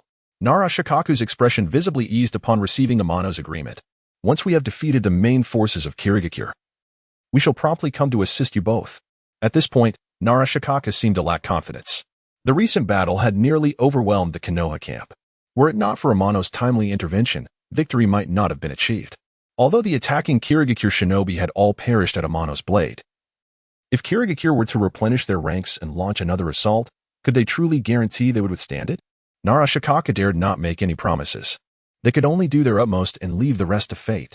Kirigakure was a step ahead, every move calculated. It was already a considerable effort to lead a shinobi in ensuring they would not falter. Should they falter on the front lines? A strategic retreat would be the only option. Engaging in a futile struggle would yield no benefit for Konoha. Eventually regrouping with Amano and addressing the threat behind them before launching an offensive against the main forces of Kirigakure was also a viable strategy. At this moment, Nara Shikaku had conceived a new plan. However, it was not prudent to reveal it now, as it might undermine the fighting spirit of the camp shinobi. It would be more strategic to execute the plan when they were at a disadvantage, as resistance would then be considerably less. Without further hesitation, I shall depart with Guy now. Amano expressed his intent to leave, bidding farewell to Shikaku. Very well, go. After parting ways with Nara Shikaku and the others, Amano and Might Guy swiftly made their way toward the location of the logistics team. Chapter 74. Eliminate one on the journey. TNI opened the task panel. At this moment, new tasks had refreshed on the panel. Battlefield task. Eliminate the threat. Task requirement. Independently eliminate a member of the 7 ninja swordsmen. Task reward. 1-7. Role progression. It appears that for each member of the 7 ninja swordsmen that is slain, TNI will gain 1 of role progression. If he manages to eliminate all 7, he will receive the highest reward, amounting to 7 of role progression. Shifting his gaze to the personal panel. Host. Moonlight TNI. Character role. Tachibana Ukyo. Style. God Dream 1 sword style. Role progression. 106. 8. Combat power. Shadow level. Daily task. Swing the sword 1,000 times. Increase 0.01 role progression. Incomplete. Long-term task. Each time a new sword art is learned, increase a certain amount of role progression. Note, the higher the sword art level, the more role progression provided. Currently, Tianye's role progression has reached 106. 8. However, the increase from 100 to 106. 8 has not unlocked any new skills. It is noteworthy that previously, every 5 increase in role progression allowed Tianyi to unlock a new skill. Yet, since his ascension to shadow level strength, this pattern seems to have undergone a transformation. The former rules no longer apply. It remains uncertain how much role progression is needed to unlock new skills. Perhaps, after receiving the reward from this task, Tianyi will uncover the answer. The members of the 7 ninja swordsmen are well-known elite jonin. Unfortunately, none of them possess shadow level strength. Tianyi's gaze inadvertently drifted to the inheritance task on the task panel. Inheritance task 1. Activate the Heart of Azura. Task requirement. Cumulatively eliminate 5 shadow level strong opponents. 1-5. Task reward. Key of inheritance. Note. This task is a prerequisite for activating the Azura inheritance. Only upon completion can the Azura inheritance be gradually unlocked. So far, only Chiyo has perished at his hands among shadow-level opponents. To complete the inheritance task, which involves activating the Heart of Azura, Tianyi must eliminate 4 more shadow-level opponents. Such top-tier combatants are not so easily encountered. Although the 7 ninja swordsmen possess formidable strength, they still fall short of true shadow-level prowess. If one among them is closest to shadow-level strength, it would undoubtedly be the control of the Sword of the Mist, Suigetsu. Should he merge with the Sword of the Mist, it is highly probable that he could shatter the barrier to shadow-level strength and temporarily attain such power. If T and I were to eliminate Suigetsu in this state, it would be intriguing to ascertain whether it counts as defeating a shadow-level opponent. Contemplating this, T and I felt a flicker of thought. Perhaps it is worth a try. He then turned to the accompanying Might Guy. This battlefield task requires T and I to complete it alone. He did not wish for Might Guy to intervene. However, this needed to be clarified beforehand. After a moment of contemplation, T and I spoke. Senior Guy, if we happen to encounter the 7 ninja swordsmen from the mist, please refrain from intervening. Allow me to handle them. Huh? Might Guy was momentarily taken aback upon hearing this. After a brief moment of shock, he kindly advised, T and I, you must not let your emotions dictate your actions. The 7 ninja swordsmen are not simple adversaries. Facing all 7 of them alone is perilous. Before T and I could respond, Might Guy continued to urge, even though you possess shadow-level combat power now, taking on all 7 alone remains an extremely risky endeavor. Do not take such risks lightly. Senior Guy, you may have misunderstood my intention. Not surprised by Might Guy's disapproval, T and I had already prepared himself mentally and devised his own strategy. I am merely suggesting that you refrain from intervening in my battle with the 7 ninja swordsmen, not rejecting your support. T and I smiled. Continuing, I would never just with my life. Should I show any signs of being outmatched, I will certainly require your assistance. And if the 7 ninja swordsmen attempt to flee, I will also need your help in intercepting them. I intend to leave none of them behind. Huh? While Tian's earlier remarks were relatively normal, Might Guy's expression turned astonished at the latter part. He did not expect this young man to wish to capture all the 7 ninja swordsmen. Could they accomplish this with just the 2 of them? Might Guy expressed doubt. However, if T and I truly could succeed, he would not mind lending a hand. The threat posed by the 7 ninja swordsmen to Konoha was too significant. If they could be entirely eliminated, Might Guy would certainly not refuse. Although skeptical of Tian's capability to achieve this, he ultimately agreed to Tian's proposal. Very well, I consent. But you must exercise caution. Finally, Might Guy did not forget to remind T and I. Rest assured, I will proceed with caution. Once he had persuaded Might Guy, T and I refrained from further discussion. The two continued on their way. Along the route, blood stained the ground. Numerous patches of land and trees bore the scars of destruction, with the bodies of fallen Konoha ninjas scattered about.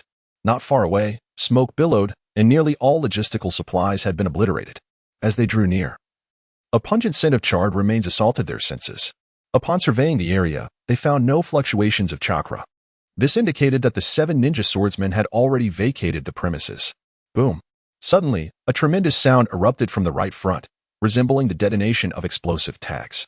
T and I and Might Guy exchanged glances and hurried towards the source of the explosion. At this moment, a few Konoha ninjas were still engaged in combat against the 7 ninja swordsmen. However, only one member of the 7 was currently active. That individual wielded a heavy longsword adorned with explosive tags, intermittently launching attacks against the remaining Konoha ninjas. Each strike of the longsword summoned explosive scrolls. The earlier deafening boom was the sound of an explosive scroll detonating. After the explosion, one Konoha ninja lay lifeless on the ground, clearly devoid of any signs of life. The formidable longsword capable of summoning explosive scrolls was none other than the infamous explosive blade, Flying Foam. The wielder of this blade, a mist ninja, was one of the 7 ninja swordsmen, named Wuji Shinbaki. This individual was cold and brutal, seemingly relishing the thrill of the hunt. In this brief moment, several Konoha ninjas had already fallen to his hands. Only a few Konoha ninjas remained, clearly outmatched by Wuji Shinbaki. If this continued, it was likely that most would meet their demise at his hands. Not far off, another cold figure, Kurosame Tsukimaru, appeared to grow impatient. Stop toying around, eliminate them quickly. We have tasks to fulfill. Kurosame, donning a mask of the mist umbu, chided with irritation. Sigh, such rare and entertaining prey, what a pity. Wuji Shinbaki sighed, raising his heavy longsword once more to deliver a decisive blow to the remaining Konoha ninjas. A cold smile graced his face, as if he had no regard for the Konoha ninjas before him. Perhaps he truly viewed them merely as game. The remaining Konoha ninjas had not lacked the will to resist, nor had they refrained from attempting to flee. However, all efforts ended in failure. Clearly, they were no match for the 7 ninja swordsmen. As they attempted to escape, they were almost invariably intercepted by Kurosame Tsukimaru nearby. Subsequently, one after another, they fell beneath his long blade, the needle of the gods. None were spared. The 2 merciless mist ninjas, akin to cold-blooded assassins, unleashed lethal strikes that left no room for mercy, only an endless indifference emanated from them. As the remaining leaf ninjas teetered on the brink of demise under the blade of Worishinpachi, at that moment, the two from Amano arrived. With a swift dash, Amano's figure glided past, leaving a series of spectral sword-wielding apparitions in its wake. In the blink of an eye, he was upon Worishinpachi. A dazzling silver flash surged forth, manifesting as a crescent-shaped arc of sword light. Clang! The long sword was raised to intercept the explosive blade, Hishizume, halting Worishinpachi's offensive. The sheer force propelled Worishinpachi backward. Yet, Amano's onslaught did not cease there. Countless tangible figures suddenly emerged around Worishinpachi, encircling him entirely. Then, a multitude of sword lights surged forth once again, all aimed at Worishinpachi. Be it slashing, cutting, or thrusting, a torrent of sword techniques cascaded towards him, nearly overwhelming him beneath the surging wave of luminous blades. Everything transpired at an astonishing pace. Worishinpachi could scarcely discern who was attacking him, only feeling the relentless onslaught of sword lights cascading towards him like a torrential river. At that moment, his entire being tensed involuntarily. A never-before-felt sense of impending death closing in on him. It seemed that in the next instant, he would perish beneath this ferocious assault. With no time for contemplation, Worishinpachi instinctively raised his explosive blade, Hishizume, and struck fiercely towards the ground. Simultaneously, a series of explosive scrolls were summoned, hurled with lightning speed in all directions. Boom. Boom. Boom. A cacophony of explosions erupted, thick black smoke once again enveloping the surroundings. Before the smoke could dissipate, Amano's assault descended anew. Just as Worishinpachi had yet to catch his breath, he felt a sudden sting in both hands. His arms, along with the explosive blade, were sent flying askew. Thud. Before Worishinpachi could even react, another sword light pierced through the black smoke, striking him like a silver lightning bolt, directly through his throat. Ugh! Worishinpachi's eyes widened in bewilderment, confusion etched across his face, as his life force ebbed away like a punctured balloon, vanishing in an instant. Until his last breath. He could not discern the visage of his assailant. Unaware of who they were, or their identity, he succumbed to the ground, burdened with confusion and resentment. As the black smoke cleared, Amano's figure finally materialized before the 7 ninja swordsmen. However, Worishinpachi had already met his end beneath Amano's blade. The once formidable 7 ninja swordsmen were now reduced to merely 6. These 6 would be Amano's subsequent targets, the threats he must eradicate. Chapter 75. Another strike at Kurosame Kuramaru as the lifeless body of Wooly Shimba lay before them. The remaining 6 members of the 7 ninja swordsmen of the mist exchanged glances, their expressions darkening with apprehension. They had not anticipated that Wooly Shimba would perish at the hands of this unexpected young leaf ninja. Wait, this boy. He seems somewhat familiar. Is he not the rising prodigy from Konoha, Moonlight Amano? Suigetsu Hozuki recognized Amano almost instantly. After all, he had led a team to Konoha not long ago for the Chunin exams and had witnessed this young man's prowess firsthand. At that time, he had deemed Amano a significant threat and had contemplated eliminating him several times. However, with Konoha's Umbu constantly surveilling him, he had refrained from taking action. To his astonishment, the prodigious youth had grown to a level that even he feared.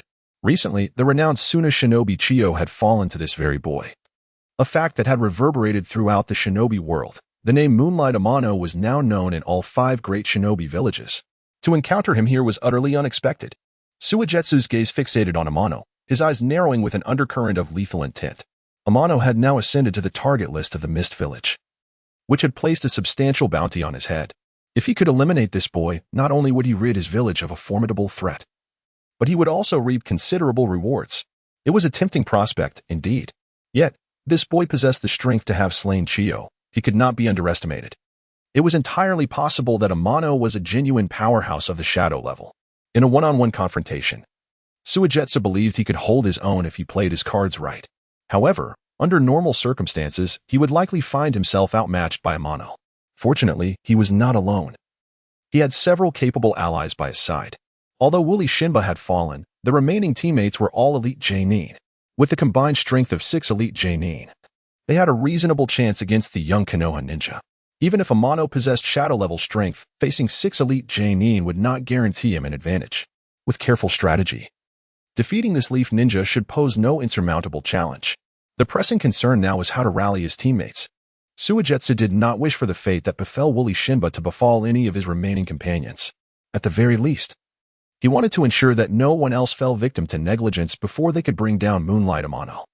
The other 5 members of the 7 ninja swordsmen had also recognized Amano, their gazes now tinged with caution.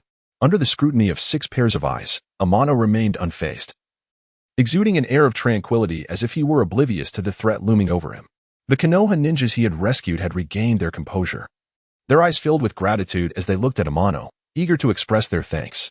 However, before they could voice their sentiments, Amano interrupted them. "All right. You all should head over there. My teammates are waiting for me." He gestured towards Might Guy, then turned his attention back to Suigetsu and the others. The 6 did not hinder the departure of the Konoha ninjas. Their focus was entirely on Amano. The recent demise of Wooly Shinba had left them deeply shaken, compelling them to heighten their vigilance against a potential sudden strike from Amano. They were unclear on the exact circumstances surrounding Wooly Shinba's death, obscured as it had been by smoke that clouded their vision. Nevertheless, they could ascertain from the wounds on Wooly Shinba's body that Moonlight Amano was a formidable swordsman. He had severed Wooly Shinba's arms before delivering a fatal blow to his throat, ending the fight in the blink of an eye. It was evident that Wooly Shinba had attempted to resist, yet he had been unable to withstand Amano's onslaught. This demonstrated that Amano's strength had surpassed their own, with no doubt remaining that he was indeed a powerhouse of the shadow level. In the upcoming battle, they could not afford to be distracted in the slightest, otherwise they too might meet the same fate as Wooly Shinba, a scenario they were keen to avoid. Their objective was to eliminate the Konoha ninja known as Moonlight Amano without fail. After a moment of silence, Kurasame Kuramaru was the first to step forward. Among the 7 ninja swordsmen, he had been the closest to Wooly Shinba. Witnessing his comrade's death demanded action from him. Holding his slender sewing needle, he fixed his gaze on Amano, a palpable aura of malice emanating from him, despite the mask obscuring his face.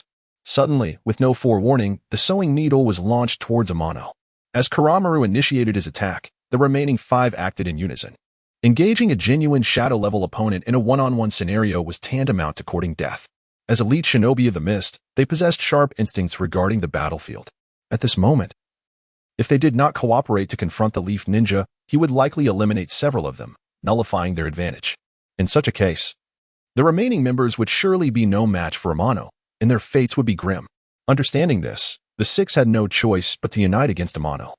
In a matter of moments, they encircled him, each launching an assault. The Konoha ninjas, who had just been rescued, watched in horror as Amano found himself under siege. They exchanged worried glances towards Might Guy, confusion etched on their faces. They could not fathom why he did not rush to aid Amano. One curious Konoha ninja finally asked, "Guy-senpai, why aren't you helping?" Might Guy sighed softly, recalling his recent agreement with Amano. A sense of helplessness washed over him, according to their prior arrangement. This was not his moment to intervene. He would step in only when Amano exhibited signs of distress. Of course, Guy could not divulge this to the nearby Konoha ninjas. "Amano is strong. He does not require my assistance at this time," he replied coolly, redirecting his focus to the unfolding battle. At that moment, Amano clashed with the 6 members of the 7 ninja swordsmen. Clang! After deflecting Kuramaru's needle, Amano sprang into action. Secret sword, shadow dance. Illusory figures wielding long swords materialized around Kuramaru and his comrades. In an instant, a torrent of shimmering blades surged forth, cascading down upon the 6 like a torrential waterfall. Relentless and overwhelming, a tide of violence crashing upon them. Led by Kurasaki Maru, the 6 from the hidden mist found themselves unable to withstand the ferocious onslaught of Amano, involuntarily retreating one by one. With a light tap of his toes, Amano's entire form suddenly transformed into countless fleeting afterimages. In the blink of an eye, he stood before Kurasaki Maru, his longsword sweeping with a swift arc that released a blade of light as fine as silk, crystalline, and yet imbued with devastating cutting power. Before Kurasaki Maru could react, this silken sword light slashed across his neck. His previously taut body relaxed instantly, and then, astonishingly, his head fell away from his shoulders. In that same moment, his life force dissipated entirely. With a thud, the headless corpse remained upright for a brief moment before collapsing heavily to the ground. A renowned member of the 7 ninja swordsmen had thus fallen beneath Amano's blade, mirroring the fate of the earlier slain Nashi Shinhachi. Neither could evade Amano's lightning-fast assault, both succumbing to his lethal edge. What a swift sword! The remaining 5 members of the 7 ninja swordsmen were filled with shock, having witnessed Kurasaki Maru's demise firsthand. Yet, they found themselves utterly incapable of providing timely aid. For Amano's physical clones possessed extraordinary swordsmanship, and to withstand the assaults of these manifestations had already stretched their capabilities to the limit. There was no spare energy left to assist Kurasaki Maru. They could not be blamed. It was merely the overwhelming strength of this boy from Konoha, Amano, that had exceeded their expectations. Especially notable was Amano's speed of movement and sword strikes, which approached a level imperceptible to the naked eye. They could not guarantee their own survival against such rapid onslaughts. The five inhaled deeply, exchanging solemn glances, their faces etched with gravity. In the ensuing battle, a single misstep could cost them their lives. No one dared to let their focus waver. Their eyes remained fixated on Amano, unblinking, prepared for any sudden attack. With a whoosh, Amano moved again. His sights set on the remaining five from the hidden mist. Today might very well mark the end of the 7 ninja swordsmen's legacy. They had been placed on Amano's blacklist, targets that must be eliminated. He would not allow them to escape, no matter who intervened. Not far away. Might Guy and others watched with wide eyes. The power Amano displayed was truly formidable.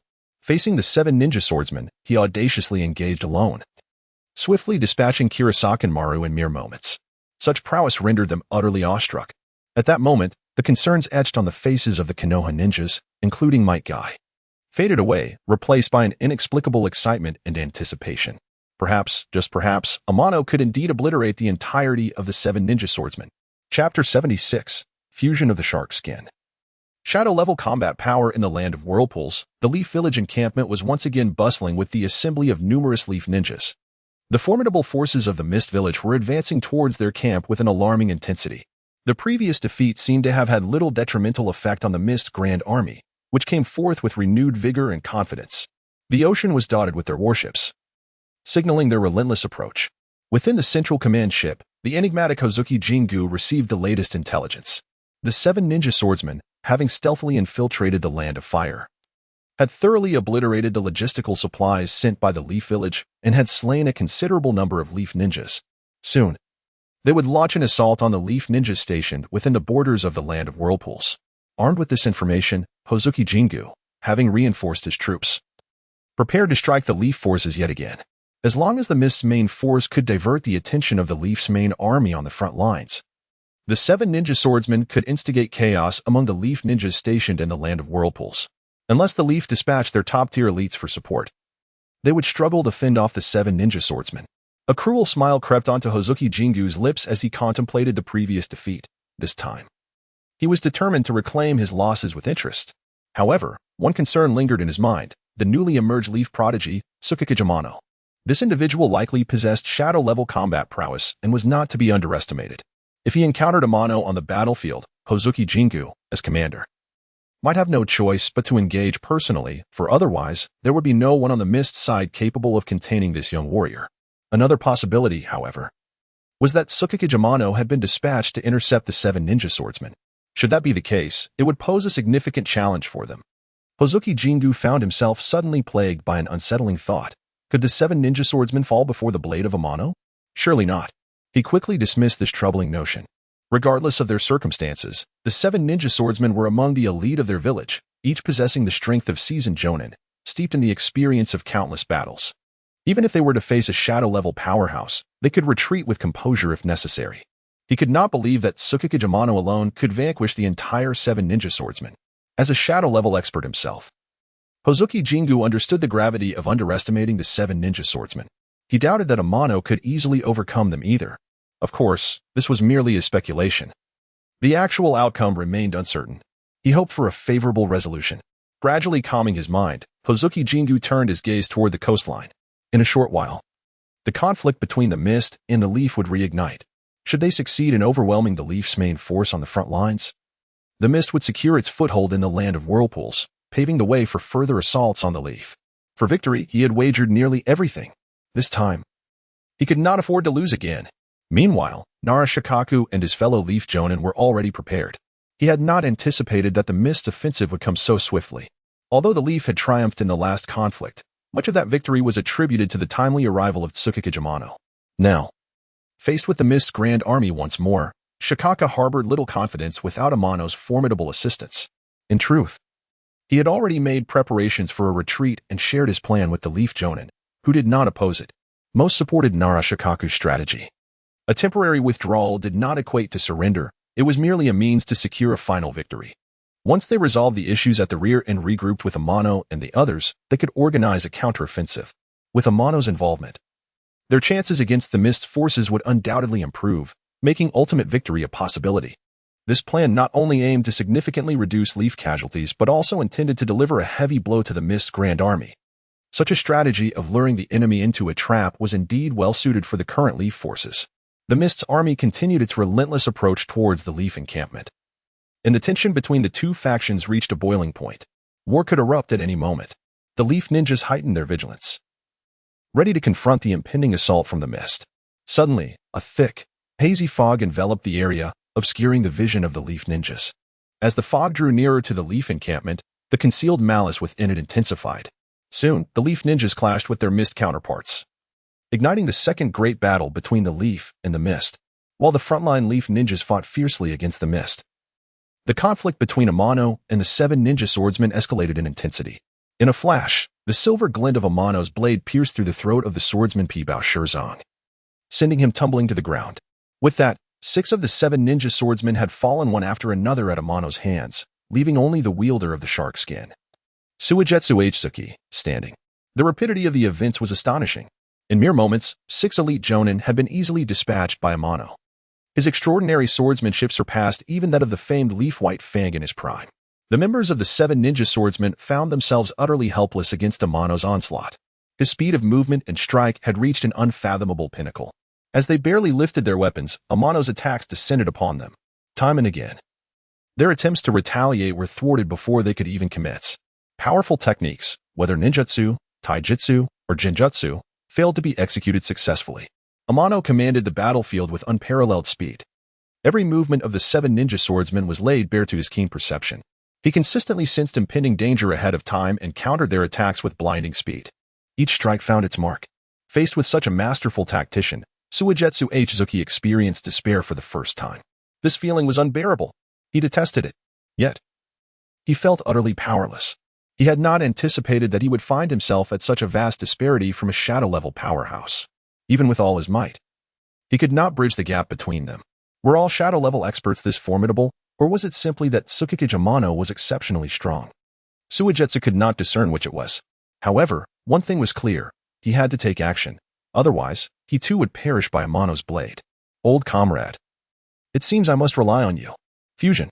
As Suigetsu's words echoed, a colossal sphere of light enveloped him in the blade shark skin.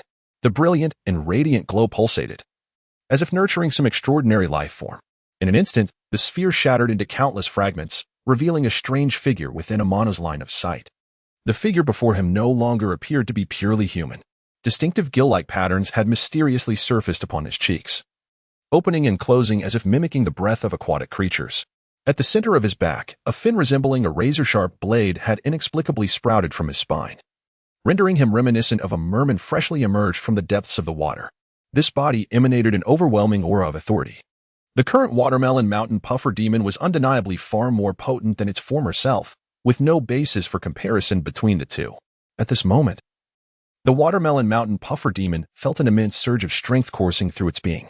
Its gaze directed at Amano was tinged with a hint of menacing intent. Amano scrutinized the Watermelon Mountain Puffer Demon from head to toe, and to his surprise, a faint smile crept upon his lips. The Watermelon Mountain Puffer Demon, now infused with the flesh of the shark, had unmistakably ascended to the realm of shadows. Should he succeed in vanquishing it, the progress of the inheritance task would undoubtedly increase by 1/5. The mere thought of this ignited a spark of exhilaration within Amano. Chapter 77. Divine Slaughter of Enemies Boy. What is that look in your eyes?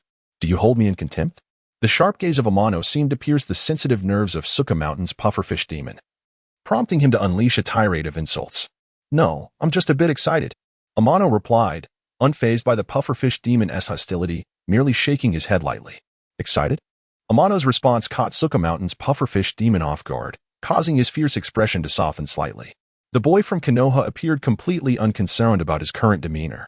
In Amano's eyes, the pufferfish demon perceived a sense of thrill and elation, as if the Konoha boy had long awaited this moment. This sensation made the pufferfish demon distinctly uncomfortable, stirring a faint heartbeat of anxiety within him.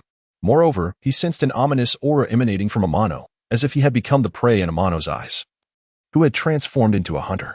Before merging with the shark skin, the pufferfish demon had only known that Amano was formidable, but lacked a clear understanding of the extent of his strength.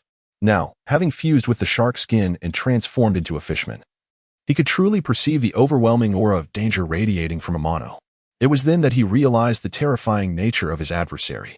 Faced with such a formidable opponent, even the pufferfish demon, now fused with the shark skin, felt uncertain about securing victory. It seemed he had no choice but to fight with all his might. Otherwise, returning alive was questionable. With that thought, the fishman pufferfish demon began to stir. Water style, great explosive wave. The pufferfish demon clasped his hands together, causing his chakra to surge violently within him. Instantly, torrents of water erupted from his mouth, forming a massive oval water prison that enveloped him while simultaneously advancing towards Amano. What a tricky ninjutsu. Such a water-style technique is typically employed to imprison enemies. Unexpectedly, the pufferfish demon had turned the tables by imprisoning himself within, showcasing his cunning. With such a colossal defensive barrier, Amano would find it considerably more challenging to eliminate him. To harm the pufferfish demon, Amano would need to enter this vast oval water sphere. Within this sphere, Amano would struggle to breathe properly, severely limiting both his speed and the swiftness of his strikes. However, for the fishman pufferfish demon, there was no obstacle. In this environment, he could breathe freely and harness the currents to move at high speeds. The water here would not hinder him, but rather provide him with added strength. Perhaps this was the greatest advantage of being transformed into a fishman. For Amano to defeat the pufferfish demon confined within the water sphere using conventional methods was nearly impossible. If Amano were to enter the sphere willingly, his advantages would vanish in an instant. Was there truly no way to contend with this monster? Amano pondered. Indeed, he found a solution.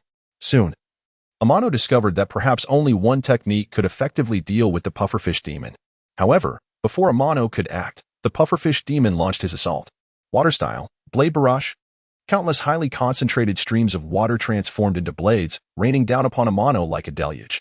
At that moment, the enormous oval water prison morphed into the pufferfish demon's arsenal. This water-style ninjutsu, based on the massive oval water prison before him, unleashed a relentless barrage upon Amano. Such a combination of ninjutsu was unprecedented for Amano. He had to admit that the pufferfish demon was indeed quite skilled. This combination encompassed the three fundamental elements of attack, defense, and control, making it exceedingly difficult to counter with conventional means. However, Amano had already conceived a countermeasure. Given the right opportunity, he could strike down the pufferfish demon in one fell swoop. For now, let him revel in his arrogance. As the water blades descended, Amano gently raised his longsword, his entire body spinning at high speed. Instant, heavenly sword dance. As his sword accompanied the rapid rotation of his body, he unleashed a multitude of heart-stopping sword lights. Bang, bang, bang. Countless incoming blades were either shattered by the piercing sword lights or deflected by the surrounding defensive barriers. Not a single water blade landed upon Amano. As the assault waned and before the pufferfish demon could react, Amano took the initiative. Countless tangible shadows swirled around the massive oval water prison, surrounding it halfway. Yet, these tangible figures showed no immediate intent to strike, standing quietly on the open ground nearby. So many shadow clones? What does that boy intend to do? The pufferfish demon, confined within the water prison, noticed them, his brows furrowing slightly. He was uncertain of Amano's intentions, but the sheer presence of these clones indicated something significant. Was the Konoha boy concocting another grand move? A surge of alarm coursed through the pufferfish demon's mind. Soon, he resolved to act. Previously, during their encounter, he had witnessed Amano's myriad of bizarre sword techniques, which had left a profound shadow on him. Although he was unaware of Amano's forthcoming actions, he dared not relax, preparing to engage Amano as shadow clones.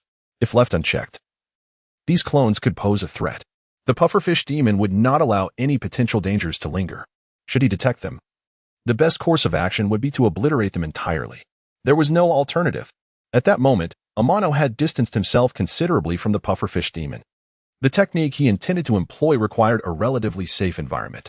If his true self were to be injured by the enemy, the technique could be forcibly interrupted. Thus, he had to prepare in advance. The tangible shadows he had dispatched, aside from a few remaining nearby, were mostly mere decoys.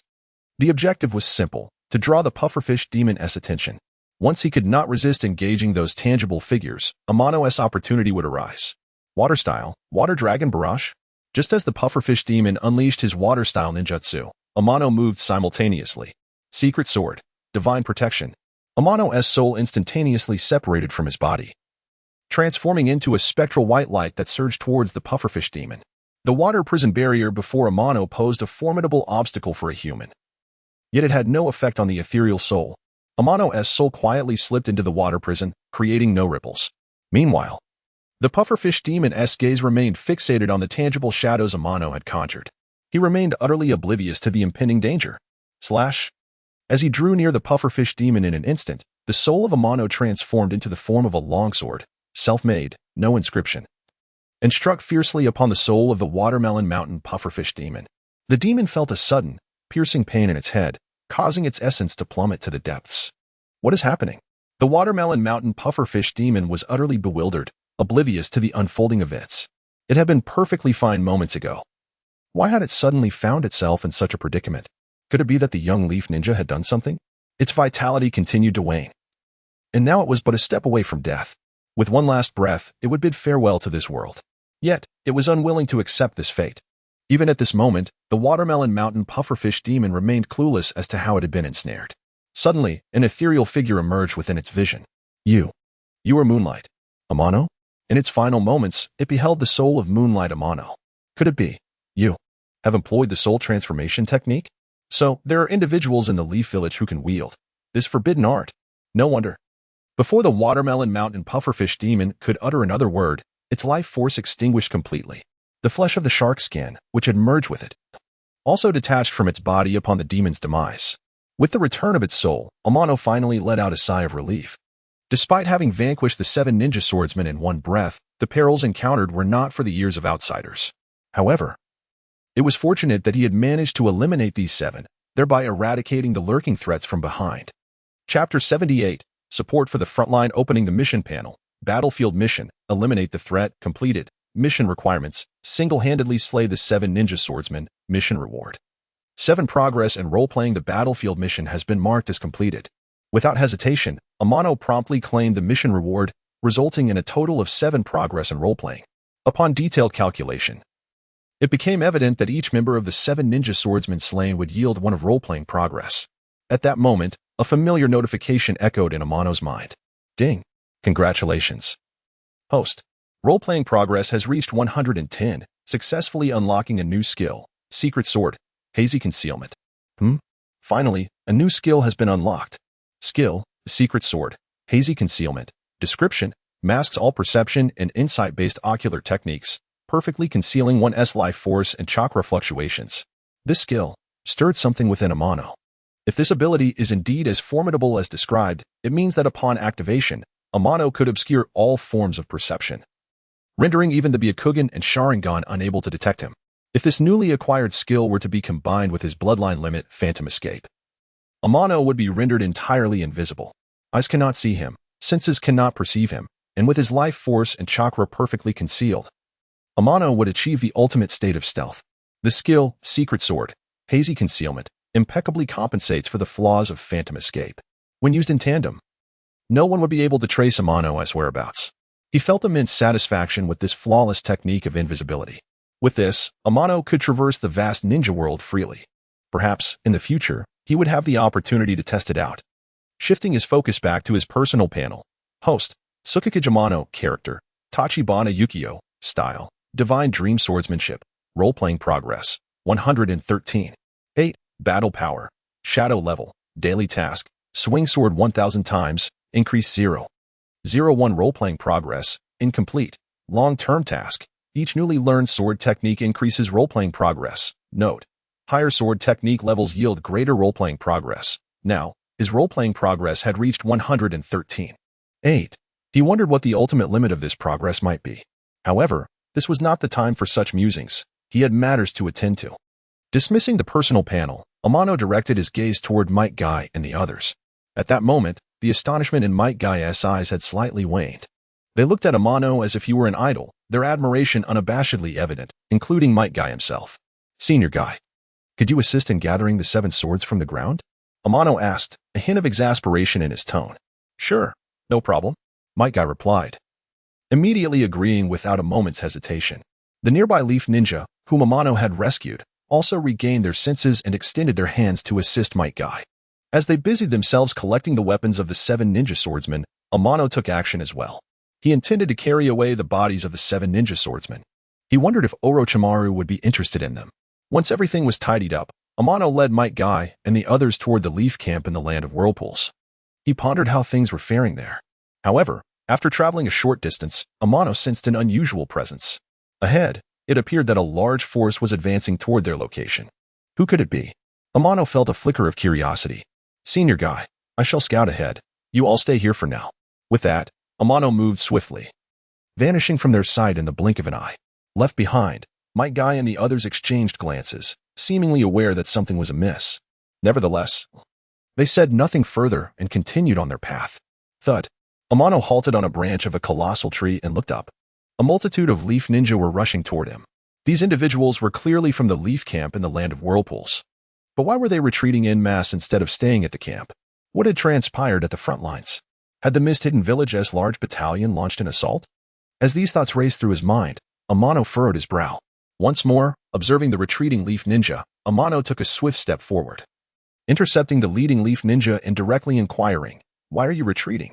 The leaf ninja, initially alarmed at being blocked, assumed he had encountered a mist ninja and immediately adopted a combat stance. However, upon recognizing Amano, he visibly relaxed. "Lord Amano, Lord Kikuchi ordered us to temporarily retreat, which is why we have fallen back here." Oh? Amano's brow furrowed once more, pondering what had occurred at the front lines. The mist-hidden village's large battalion has launched another assault, and we are struggling to hold them back, hence our retreat. His suspicions were confirmed. He had not anticipated the 7 ninja swordsmen's recent destruction of their logistical supplies would be followed so swiftly by an assault from the mist-hidden village's forces. It seemed there was indeed a coordinated effort between the 7 ninja swordsmen and the mist-hidden village's army. Nevertheless, the threat posed by the 7 ninja swordsmen had been completely eradicated by Amano. Now, the focus could shift to confronting the mist-hidden village's forces. Where are Kikuchi and the other elite leaf ninjas? Amano asked again. They remain at the front lines. Clearly, Kikuchi and the elite ninjas were tasked with providing rearguard support for the retreating leaf ninja. Otherwise, they would face calamity as the large battalion scattered, leading to untold casualties. Realizing the precarious situation at the front, Amano wasted no time, activating his full speed toward the leaf camp. He hoped it was not too late. Not long after Amano departed, Might Guy and the others caught up. Upon learning of Amano's destination, Might Guy did not linger either and hastily made his way toward the front lines of the leaf camp. The leaf ninjas rescued by Amano followed the main force, continuing their retreat. Regardless, Might Guy was a special Jonin personally promoted by the 3rd Hokage. His purpose in coming here alongside Amano was to support the front lines. Earlier, he had refrained from intervening against the 7 ninja swordsmen due to his agreement with Amano. Now that the front lines were under attack from the mist ninjas, it would be remiss of him not to act. The two raced forward with utmost urgency toward the leaf camp in the land of whirlpools. At the front lines, Kikuchi and the elite Jonin were determined to stay behind to cover the retreat of the main force. Now that the bulk of the main force had retreated, it was nearly time for them to withdraw as well. If they delayed any longer, they would be encircled by the mist-hidden village's army. Currently, those remaining were primarily the elite ninjas of the leaf camp. They cooperated seamlessly in the face of the mist-hidden village's relentless assault, managing to hold their ground. However, as the continuous onslaught wore on, they began to show signs of fatigue. Retreat. Seeing their position grow increasingly precarious, Nara Kikuchi immediately issued the order to fall back. Humph. Now you wish to flee? Don't you think it's too late? At that moment, the mist cleared, revealing a towering figure emerging from the rear of the mist-hidden village's battalion. The individual in question is none other than the commander of the mist, Kazuki Ketsuki. He had keenly observed the previous defeat, and upon his return, he is determined to reclaim his honor at the expense of Konoha. He is already aware of the intelligence regarding the mass retreat of Konoha's ninja. However, he holds no intention of intervening. To him, the lower and mid-ranking ninjas of Konoha are no different from mere fodder. Their escape is inconsequential to him. What truly concerns Kazuki Ketsuki is the elite ninjas of Konoha. Should he manage to capture these elite shinobi, the losses incurred from his last defeat could be rectified. Therefore, from the outset, his objective has been solely focused on the elite ninjas of Konoha who remain behind to cover the retreat. With the likes of Gekko wishing to flee, Kazuki Ketsuki is resolute in his refusal. He has strategically positioned ample forces around them, making it far from simple for Gekko and his companions to escape unscathed. As Kazuki Ketsuki approaches, the expressions of Gekko and his group begin to darken. Chapter 79, Pig Deer Butterfly vs. Ghost Lantern Ketsuki. To everyone's astonishment, Ghost Lantern Ketsuki chose to engage personally. Nara Shikaku fixed his gaze on the Mist Village commander before him, a hint of trepidation flickering in his eyes. As a direct descendant of the second-generation Mizukage, Ghost Lantern Katsuki represents the pinnacle of the Ghost Lantern clan's combat prowess. While he may not quite match the second-generation Mizukage in strength, his abilities are formidable and cannot be underestimated. He is undeniably a powerhouse of shadow-level capability. Currently, within the Konoha encampment, the only other ninja of comparable strength is Tsukiyakari Amano. However, Tsukiyakari Amano is not present at the moment.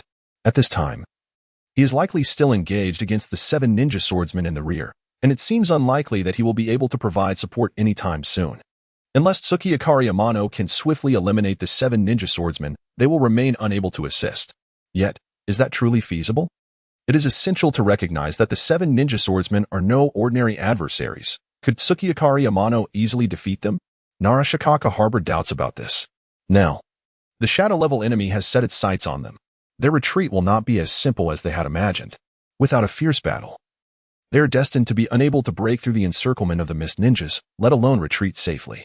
At this juncture, strategies and tactics have lost all efficacy. The only option left is to carve out a path to survival through sheer strength. There is no alternative. The assembled Konoha Jonin recognize this reality.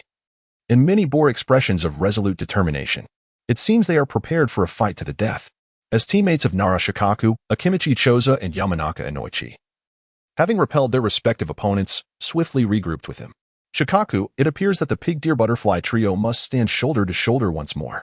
Akimichi Choza glanced at Narashikaku before shifting his gaze towards Ghost Lantern Katsuki. This unexpected Mist Commander would be their next adversary. Although a 3-on-1 scenario may seem unfair, confronting a shadow-level powerhouse necessitates the combined strength of the three. Otherwise, their chances of victory diminish significantly. Indeed, only their united front can hope to halt them. Meanwhile, Yamanaka Inoichi had already formed a hand seal, his gaze fixed intently on Ghost Lantern Katsuki, poised to strike at any moment. Seeing his 2 old comrades gather by his side, Narashikaka sighed with resolve. Well then, let us see whether the might of the Ghost Lantern clan or the synergy of the Pig Deer Butterfly excels. With that declaration, the trio maintained their battle formation and charged towards Ghost Lantern Katsuki. The remaining Konoha ninjas, witnessing this scene, intercepted the approaching mist ninjas prepared to assist. The Pig Deer Butterfly had their adversary, and the rest of the Konoha ninjas had their own foes to contend with. Battles erupted on both sides simultaneously. However, the ultimate outcome of the war would hinge upon the confrontation between the Pig Deer Butterfly trio and Ghost Lantern Katsuki. The victor of their clash would directly influence the war's result. Shadow Mimicry Technique. Taking the initiative, Narashikaku unleashed the Nara clan's secret technique. Slender shadows extended from the ground, ensnaring Ghost Lantern Katsuki. The Nara clan's secret art? Ghost Lantern Katsuki observed the shadows beneath him, a peculiar smile creeping onto his face. It seemed he had anticipated this development. Narashikaka sensed something amiss, his expression shifting as he altered his actions to deploy another secret technique. Shadow Neckbind Technique.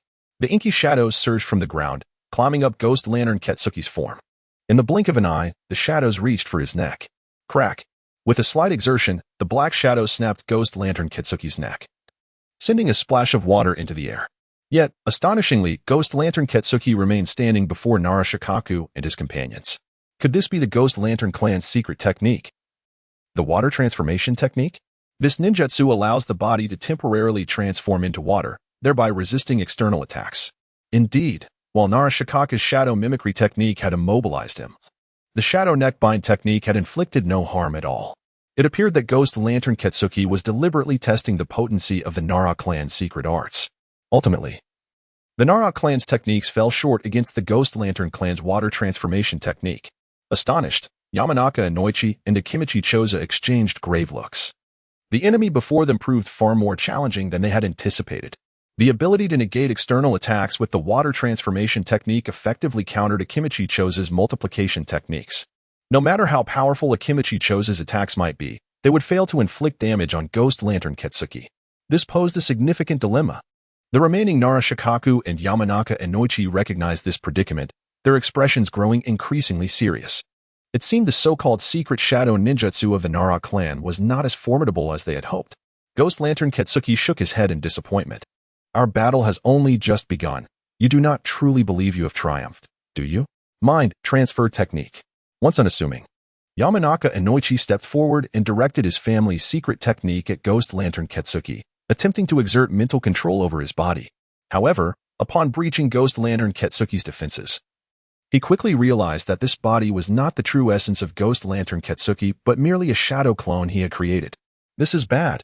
Just as he grasped the dire situation, Ghost Lantern Ketsuki appeared before Yamanaka Inoichi as if teleporting.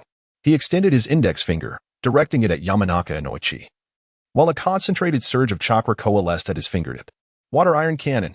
Suddenly, a highly condensed stream of water shot toward Yamanaka Inoichi like a bullet. In that moment, Yamanaka Inoichi was still recovering from his mental exertion, unable to react fully. If the Water Iron Cannon struck, even if he survived, serious injury would be inevitable.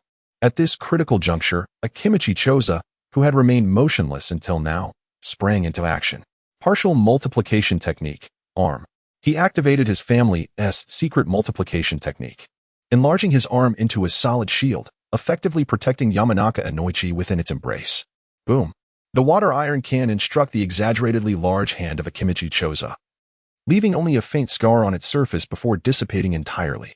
Enhanced by the multiplication technique, Akimichi Choza's arm possessed not only immense strength but also significantly bolstered defensive capabilities.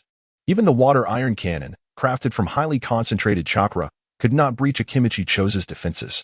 Under Akimichi Choza's protection, Yamanaka Inoichi emerged unscathed, quickly regaining his composure. Shikaku, Choza. We must change our formation. We need to first control Ghost Lantern Ketsuki's true self.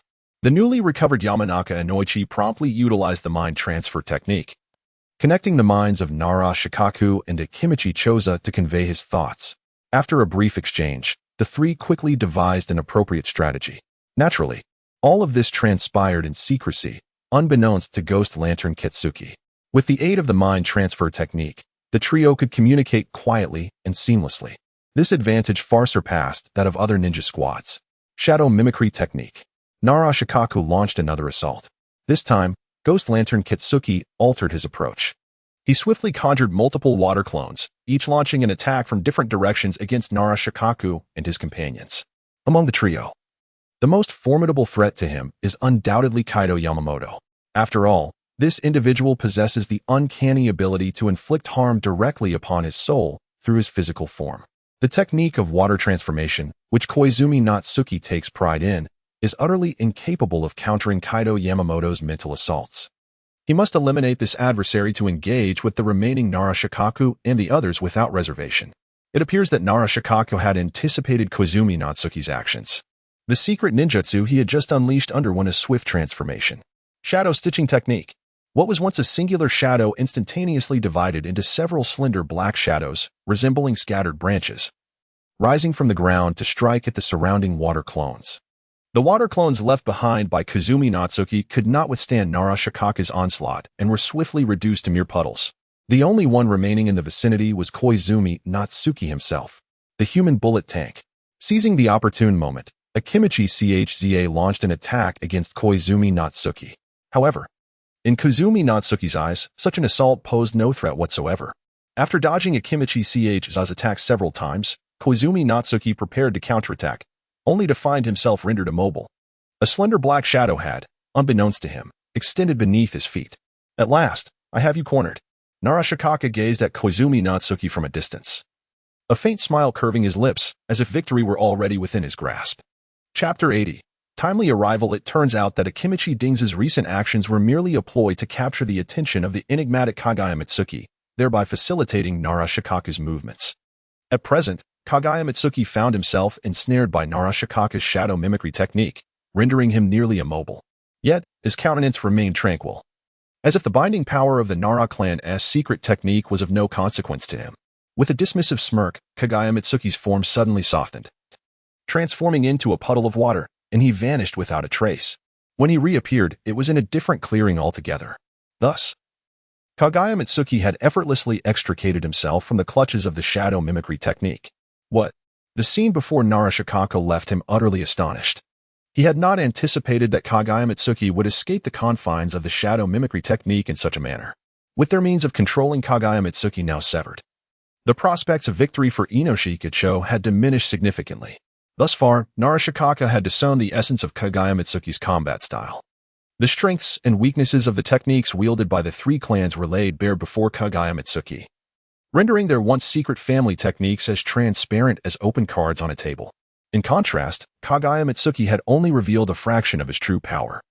Beyond the family secrets such as the water iron cannon and the water transformation technique, he predominantly employed conventional ninjutsu. The extent of his hidden capabilities remained an enigma to the trio. Engaging in battle without knowing the enemy's trump cards significantly heightened the perilousness of their situation. The ensuing skirmish would inevitably prove detrimental to Ino Shikacho. If they faltered, they might very well lose their lives. This was a reality that they must surely comprehend. Meanwhile, the remaining elite Leaf ninjas were embroiled in fierce combat against the Mist ninjas, where both sides unleashed their full might. A cessation of hostilities was unlikely unless one faction emerged victorious. In the current Leaf encampment, each Leaf ninja faced their own adversary, with some confronting multiple foes. Under such circumstances, Ino Shikacho struggled to summon suitable allies, compelled to rely solely on their combined strength to thwart Kagaya Mitsuki's assaults. Letting Kagaya Mitsuki go unchecked would only hasten their defeat. Confronted by such a formidable opponent, the trio felt overwhelming pressure as the tides of battle increasingly turned against them. Should they falter, the Leaf would certainly face defeat. This was not the outcome they desired. Even if they could not best Kagaya Mitsuki, they were determined to fight valiantly. The Leaf could not afford to lose, nor could they. At this juncture, Ino Shikacho resolved to face their grim fate with unwavering determination. Nearby, Uchiha Fugaku, the clan leader of the Uchiha clan, and Hyuga Hisashi, the leader of the Hyuga clan, sensed that the situation had turned dire. They wished to lend their support, but found themselves besieged by multiple opponents. In such a predicament, while they could defend themselves, breaking through the Mist Ninja's blockade proved exceedingly challenging. After several failed attempts, both leaders were compelled to concentrate their efforts on the battle at hand. Hoping to conclude it swiftly and assist Ino Shikacho, time was of the essence, as the trio could not withstand much longer. If they did not act quickly, Ino Shikacho would meet their demise, and the Leaf would consequently lose the war. This was a fate neither Fugaku nor Hisashi wished to witness. Thus, it was imperative that Ino Shikacho remained unharmed. The two clan leaders steeled themselves, channeling their energies. The Mist Ninja elite felt the pressure mount, as if they sensed their impending doom at the hands of Fugaku and Hisashi. The intensity of the conflict escalated further. Having discerned the weaknesses of Ino Shikacho, Kagaya Mitsuki's assaults grew even more ferocious. Shikaku and his companions exerted themselves to the utmost, fending off Kagaya Mitsuki's relentless attacks. Yet, each time they attempted to counterattack, Kagaya Mitsuki would deftly evade, ensuring that their strikes landed harmlessly in the void, inflicting no damage upon him. After several failed attempts, the trio found themselves utterly exhausted. In stark contrast, Kagaya Mitsuki remained composed and unperturbed. As the battle wore on, the trio's stamina and energy waned significantly, with their chakra reserves nearly depleted. Ino Shikacho had effectively lost their capacity to threaten Kagaya Mitsuki. Is this truly your limit? Kagaya Mitsuki observed them with a look of palpable disappointment. Initially, he had regarded Ino Shikacho with a degree of caution, particularly Shikaku, who was adept at mental manipulation techniques. A misstep could lead to dire consequences. Fortunately, the Kagaya clan's water transformation technique not only rendered him immune to the Nara clan's shadow techniques, but also to the physical assaults of the Akimichi clan. Without the support of the latter two, Shikaki would find it exceedingly difficult to strike Kagaya Mitsuki. At this juncture in the battle, the outcome was becoming increasingly apparent. Ino Shikacho was on the brink of defeat. Are we to lose? Shikaka gasped, his eyes locked onto Kagaya Mitsuki, filled with a sense of unwillingness. With their chakra dwindling, they barely possessed the strength for one final strike. If this last effort failed to vanquish Kagaya Mitsuki, their demise was all but certain. Let us make one last stand. The voice of Yamanaka Ino echoed in the minds of Nara Shikaku and Akimichi Dingza, laced with evident fatigue. The repeated use of their family techniques had taken a significant toll on him. He felt his mental fortitude waning. After this final strike, even if he miraculously survived, he would likely succumb to unconsciousness. As for Shikaku and Dingza, they would scarcely fare any better. The toll on the trio had been immense. Do you still not yield? Kagaya Mitsuki's gaze remained fixed on them, imbued with an unmistakable coldness. Very well, I shall grant you your final journey. Before Nara Shikaku and his companions could make their move, Kagaya Mitsuki surged forward. Water release, water dragon bullet technique. Multiple water dragons erupted from the ground, carrying an overwhelming force toward Shikaku and his comrades. Multiplication technique, super push. Akimichi Dingza leapt forward, positioning himself directly in front of Shikaku and Ino, his colossal hands striking rapidly to obliterate the incoming water dragons with precision. However, when Dingza turned his gaze in Kagaya Mitsuki's direction, he found that the figure had vanished. Ino, be cautious. Nara Shikaku sensed an impending danger and urgently warned. Yamanaka Ino likewise sensed the threat. His expression shifted as he began to sway, evading the onslaught of water attacks that flew at him like bullets. This was none other than the Kagaya clan's ancestral technique, the water iron cannon. To my astonishment, Keizuki Getsu has once again set his sights on Yamamoto Hachichi. This time, there is no escaping my grasp. Water release, body flicker technique. Before the words had fully escaped his lips, Keizuki Getsu's form abruptly vanished from sight. When he reappeared, he was already in close proximity to Yamamoto Hachichi. This time, his right hand once more pointed towards Yamamoto, employing the Keizuki clan's ancestral secret technique, water iron cannon. With such proximity, Yamamoto Hachichi found himself utterly powerless to evade the impending attack.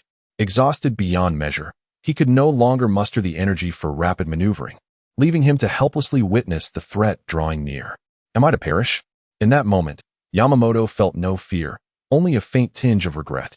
Unbeknownst to him, his eyes gently closed, as if awaiting the arrival of death. Suddenly, a flash of sword light surged forth, shattering the approaching water iron cannon. In its wake, a figure wielding a sword emerged into the view of Riku and the others. Yamamoto, who had been resigned to his fate, became aware of a presence and instinctively opened his eyes. Before him stood a youthful figure, sword in hand, confronting Keizuki Getsu. It is you, Amano. Chapter 81. Weakness. T&I nodded slightly towards Yamanaka Kaichi, acknowledging him with a subtle greeting. His gaze remained fixated on the figure of Kirigakura's Kazuki Ketsuki in the distance, from whom he sensed a palpable aura of danger. The mere ability to instill such a feeling of threat suggested that the opponent possessed at least a comparable level of strength. In other words, the mist ninja nearby was likely a formidable shadow-level warrior. It was unexpected that he encountered another shadow-level powerhouse. If he could eliminate this adversary, the progress of the inheritance mission would undoubtedly increase by 1/5. With this thought, a glimmer of determination flashed in Tienya's eyes. Kaichi appeared somewhat incredulous. He pondered whether the threat posed by the 7 ninja swordsmen had been neutralized. Finally, as if recalling something, he inquired once more. All resolved. T&I replied succinctly. All resolved? Kaichi's disbelief mirrored that of Nara Shikaku and Akimichi Choza, who looked at T&I in unison, hoping for an affirmation. T&I merely nodded lightly, refraining from elaborating further. Despite their lingering doubts, the three understood that it was not the time for inquiries, as the battle had yet to conclude. They remained wisely silent, aware that the opposing commander, Kazuki Ketsuki, was intently observing them, his intentions inscrutable. The trio had exhausted nearly all their mental and physical energy, as well as chakra, and were unable to continue the fight. Their only hope now rested upon T&I. If he could triumph over Kazuki Ketsuki, their chances of winning the war would be significantly bolstered. Tinya's sudden arrival had, of course, captured Kazuki Ketsuki's attention. The previous devastating defeat had largely been attributed to Tinya's intervention. Had he not entered the fray, Kirigakura would not have suffered such a catastrophic loss. The elite ninjas on the front lines had perished, and numerous transport vessels had also fallen to Tinya's blade. This defeat had engraved the name Uegwang T&I, a prodigious ninja from Konoha, into Kazuki Ketsuki's memory. As he returned to the battlefield, Kazuki Ketsuki sought not only victory, but also aimed to personally eliminate T&I. The young ninja's prowess was alarming. Such talent at a tender age posed a threat that could not be ignored. What heights would he reach in the future? No one could predict. The mere display of Tinya's strength had instilled trepidation in the major ninja villages, and the Mist Village was no exception. If allowed to continue his growth, it was conceivable that he could become a figure akin to the first Hokage, Senju Hashirama. In such a scenario, the other villages would live under Konoha's shadow for an extended period. Naturally, this was a preferable outcome compared to the alternative. If Konoha harbored ambitions of unifying the ninja world, Tinya's abilities alone would suffice to overpower all other villages. If that day came, Kirigakura would be powerless to resist, facing annihilation or subjugation with no other options. To avert such a tragic fate, Kazuki Ketsuki felt compelled to eliminate T&I. The latter, aware of the murderous intent emanating from Kazuki Ketsuki, remained unfazed. The two were inherently adversaries, and given the ongoing conflict between Konoha and Kirigakura, A resolution was unlikely without a decisive victor. If Kazuki Kitsuki sought to kill him, Tnai had no qualms about reciprocating, resolving to engage in an all-out battle. Kazuki Kitsuki did not shy away from the fight. Rather, he welcomed it, albeit with a tinge of doubt. The young Konoha ninja had claimed to have dispatched the 7 ninja swordsmen, a statement Kazuki found hard to believe. Each of those swordsmen possessed strength rivaling that of elite jonin. Such a formidable assembly should have been able to retreat safely, even in the face of a shadow-level opponent. As these thoughts swirled in his mind, Kazuki Kitsuki posed a direct question to Tnai. Did all of our 7 ninja swordsmen truly fall to your hand? Indeed. Tnai's response was crisp and devoid of hesitation, exuding confidence that suggested honesty. Kazuki Kitsuki fell silent. If the 7 ninja swordsmen had indeed perished at Tnai's hands, then the 7 blades they had painstakingly forged would undoubtedly have fallen into the possession of the Konoha ninja. The mere thought ignited Kazuki Kitsuki's fury, intensifying the murderous glare he cast upon Tnai. You have given me yet another reason to eliminate you, Konoha brat. Prepare to meet your end. Suetun, Mizu Tech, Water Iron Cannon, Rapid Fire. As his words fell, Kazuki Kitsuki unleashed a barrage of water projectiles, akin to bullets, hurtling toward Tnai in relentless succession.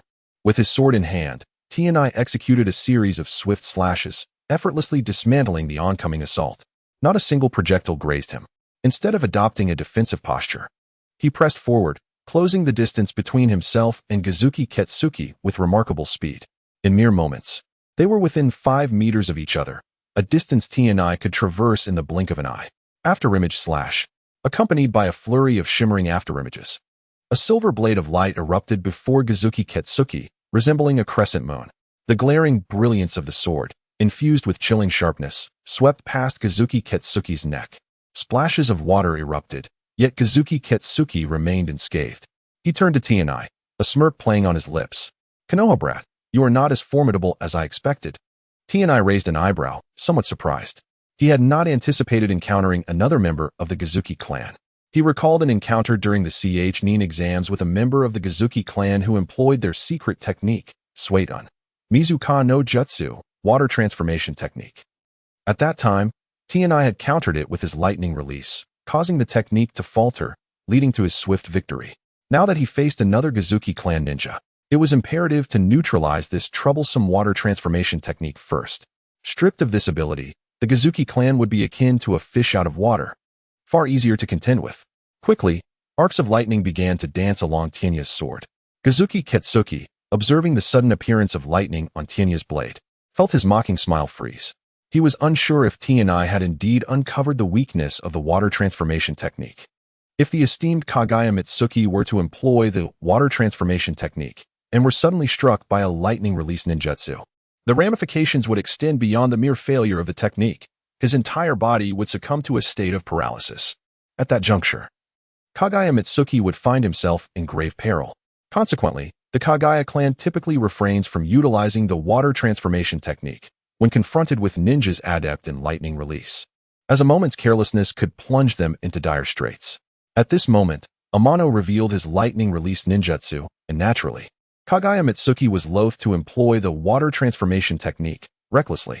With the loss of his last lifeline, the composure that had previously adorned Kagaya Mitsuki's countenance dissipated, and a flicker of trepidation crept into his eyes. The young ninja from the Leaf Village, known as Tsukikage Amano, proved to be exceptionally formidable. In a mere exchange of techniques, Amano had effortlessly discerned the vulnerabilities inherent in the Kagaya clan's water transformation technique. Such a terrifying acuity was enough to instill fear in Kagaya Mitsuki. Unbeknownst to him, he had begun to temper his disdain for Amano, finally recognizing him as an adversary of equal caliber. Thus, the battle between the two had merely commenced. Chapter 82. The Summoning Beast of the Second Generation Water Shadow Water Release. Great Waterfall Technique. A massive sphere of water erupted from the mouth of Hozuki Jingetsu, resembling a missile cloaked in liquid, relentlessly hurtling towards Amano. In a flash, a brilliant beam of sword light surged upward, transforming into a crescent moon shimmering with silvery brilliance, fiercely cleaving down upon the approaching water sphere. The air surrounding it seemed to shiver with a subtle tremor, as if the very fabric of space were on the verge of being torn apart. The sharpness of the blade invoked an irresistible sensation of invincibility. The sword light struck true. With a sharp, piercing sound, the enormous water sphere was instantly bisected. Without the slightest pause, it was cleaved in two, and the once coalesced water cascaded down, swiftly transforming the surroundings into a marshy expanse. The ground where Amano stood was soon engulfed by the flowing water. Water release, instant water. Suddenly, a figure materialized beneath Amano's feet, seizing his ankles and pulling him down into the depths. Amano's body quickly submerged, remaining eerily still. The figure that had appeared beneath the water was none other than Hozuki Jingetsu, who had anticipated that a mere water release technique would not suffice to subdue Amano. Even if this water release technique were classified as a rank, it might not inflict any harm upon Amano, so Hozuki Jingetsu had prepared his next offensive in advance. As he had expected, this A-rank water release technique not only failed to harm Amano, but was also shattered by his sword strike. Although Hozuki Jingetsu had foreseen this outcome, witnessing it unfold before his eyes evoked a sense of disbelief. To sever an A-rank water release technique with a single sword strike was a level of mastery that surpassed his imagination. The young shinobi from Konoha, Amano, appeared to possess swordsmanship that likely transcended the peak prowess of the legendary Konoha White Fang. Hozuki Jingetsu had previously encountered White Fang and had engaged him in battle. He held genuine admiration for White Fang's sword skills. However, while White Fang's prowess was formidable, it had never instilled in him a sense of dread. Yet, the luminous Amano was different. His swordsmanship was not only unfathomable, but each technique he unleashed sent shivers down Hozuki Jingetsu's spine, conjuring an overwhelming sense of impending doom. This was the first time Hozuki Jingetsu had encountered such a formidable swordsman. He was reluctant to let this remarkable Konoha youth escape. Ideally, he wished to eliminate Amano here and now. Beneath the surface, Hozuki Jingetsu continued to pull Amano down, seemingly intent on drowning him in this watery domain. Suddenly, he sensed something amiss. The Amano he had dragged underwater was not quite right. With a pop, the figure submerged in the water shattered like a bubble, vanishing without a trace. What?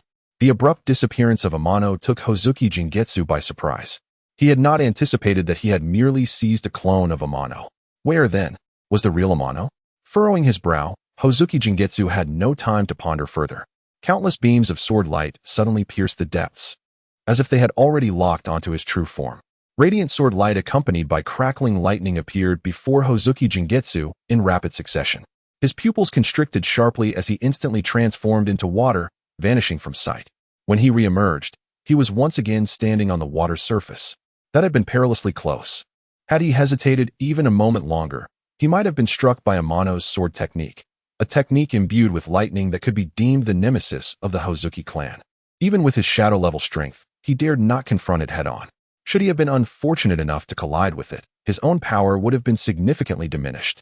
This was not a fate Hozuki Jingetsu wished to encounter. At that moment, he felt a surge of frustration. It seemed that eliminating the Konoha youth, Amano, would not be a simple task. If he were not careful, he might very well fall victim to this young man himself. With that thought, Hozuki Jingetsu's brow furrowed even tighter. Meanwhile, Might Guy had reached the front lines of the battlefield.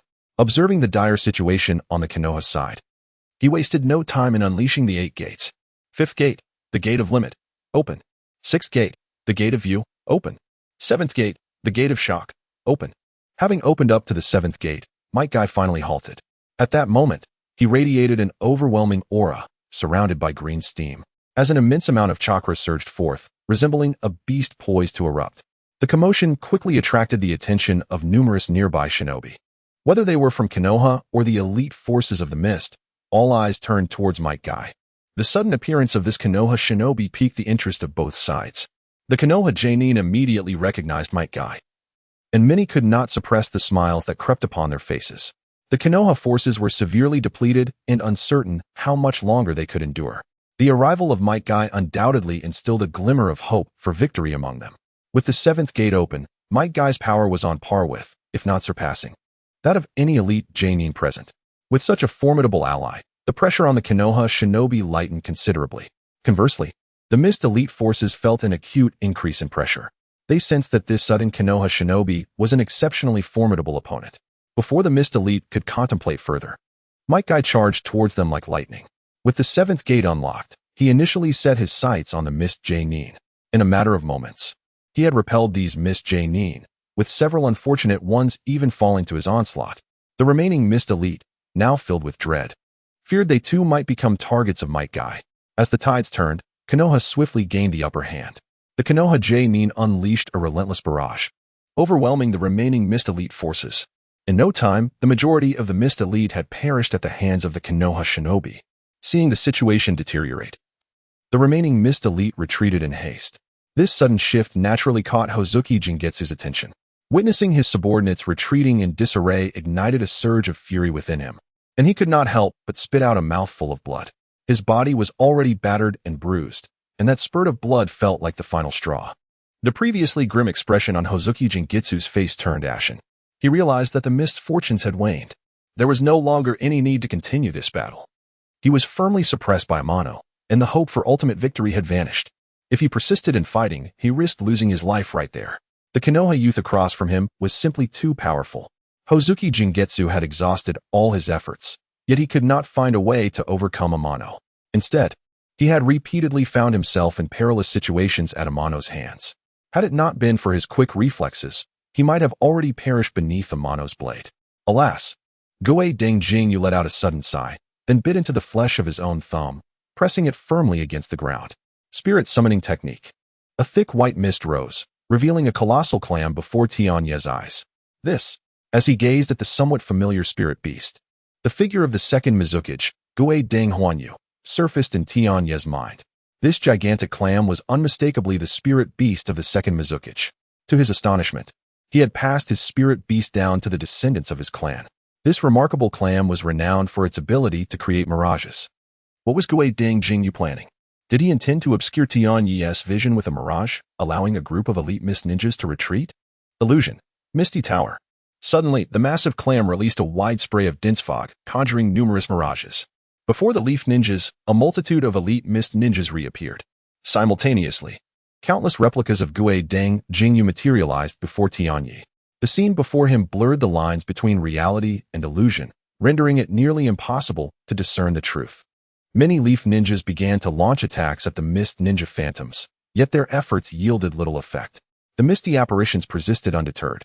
As the leaf ninjas were momentarily confounded by the myriad of illusions, the remaining elite mist ninjas swiftly withdrew from the battlefield under the cover of the thick fog. They hurried, fearing that the leaf ninjas would catch up to them. As for Guei Dengjingyu, after summoning the Great Clam, he made every effort to increase the distance between himself and Tianye. It was evident that he too wished to escape, although the fog obscured Tianye's vision. In the state of spiritual awareness, the movements of the remaining mist ninjas and Guei Dengjingyu were entirely within his perception. They were indeed preparing to retreat, just as Tianye had surmised. While Tianye could overlook the escape of the remaining mist ninjas, he would not allow Guei Dengjingyu to slip away. After all, encountering an opponent of such caliber from a hostile ninja village was a rare opportunity, and Tianye was unwilling to let him evade capture so easily. Capturing Guei Dengjingyu would not only significantly diminish the arrogance of the Mist Village, but also serve as a formidable deterrent.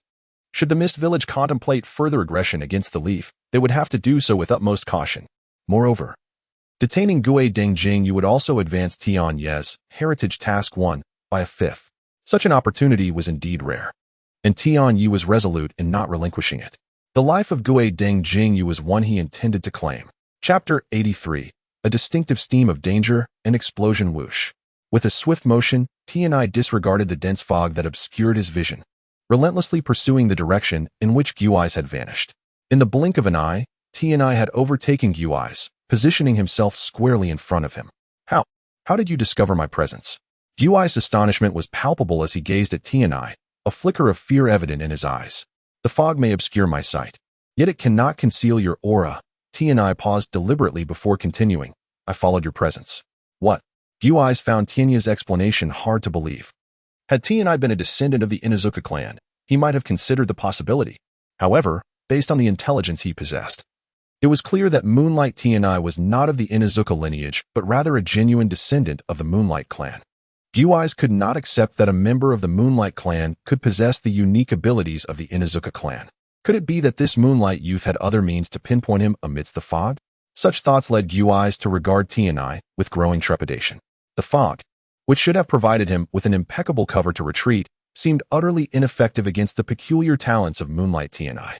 Just as he attempted to escape, he found himself caught by this young man.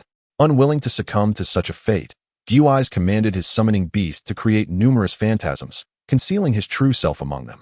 He was eager to discern whether Moonlight Tianai had truly located him through exceptional skill or merely by sheer luck. As Tianai surveyed the plethora of illusions before him, his expression remained unchanged, as if he had anticipated this maneuver. His gaze swept across the myriad phantoms before swiftly honing in on Guai's true form. Found you. The moment the words left his lips, Tianai was already standing before Guai's. It was at this instant that Guai's began to believe that Tianai indeed possessed a method to track him. Without hesitation, he retreated once more, disappearing into the thick white mist. Humph, do you think this will rid you of me? Tianai disregarded the fog's interference, once again pursuing Guai's true self. The two engaged in a relentless chase, splashing through the water as they moved. The battlefield had shifted from land to sea, with several warships setting sail nearby, preparing to depart. Stop. Guai's halted, turning to face Moonlight Tianai. I must admit, you are formidable. His expression was calm, yet beneath that facade simmered an undercurrent of rage. We could have coexisted peacefully. You could have returned to your Konoha, and I to my Kirigakure. Yet, you insist on pursuing me. Now that we are in my domain, your fate is no longer in your hands. As he spoke, a cruel smile crept upon Guai's lips, his eyes glinting with a deadly intent. At that moment, they stood upon the ocean, surrounded by water. The Mist Village ninja, adept in water techniques, undoubtedly held the advantage in this environment. The vast ocean would amplify the potency of his water-based jutsu. If previously it was Tianai's determination not to let Guai's escape, now Guai's was equally unwilling to let Tianai slip away. Their battle was far from over. Nearby, aboard a warship, a young mist ninja watched the duel with bated breath, his gaze predominantly fixed upon Guai's. Beside him stood several elite mist ninjas, likely his personal guards, indicating the young ninja's significant status. Do you think my father can defeat that Moonlight Tianai from Konoha? He inquired of his companions. Master Manuel, do not fret too much. Lord Guai's will surely triumph over that Konoha brat, one elite mist ninja reassured him. Indeed, in an environment saturated with water, Lord Guai's has the geographical advantage. Coupled with his own strength, vanquishing that Konoha youth should pose no challenge, another echoed. Is that so? Guai's Manuel's eyes narrowed as they fixated on Moonlight Tianai, flames of determination flickering within them. Despite being of similar age, that Konoha genius, Moonlight Tianai, had the audacity to confront his father directly. Guai's Manuel yearned for the opportunity to spar with Moonlight Tianai himself. Although he likely stood no chance at present, the desire to test himself burned brightly within him. Let the battle commence, someone exclaimed, prompting the renewed clash between Tianai and Guai's. With the advantage of the terrain, Guai's overall combat prowess surged by at least 30%. Each water jutsu he unleashed, whether in speed or power, was markedly stronger than before. In the face of such formidable techniques, Tianai had to expend considerably more energy. Yet, for Tianai, these challenges were hardly daunting. Guai's water techniques were either deftly evaded or shattered by Tianai's swift strikes. As before, none of Guai's attacks managed to land.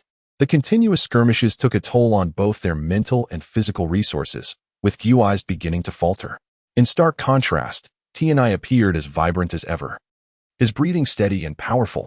The repeated encounters seemed to have negligible impact on him, a testament to the advantages of his impeccable physique.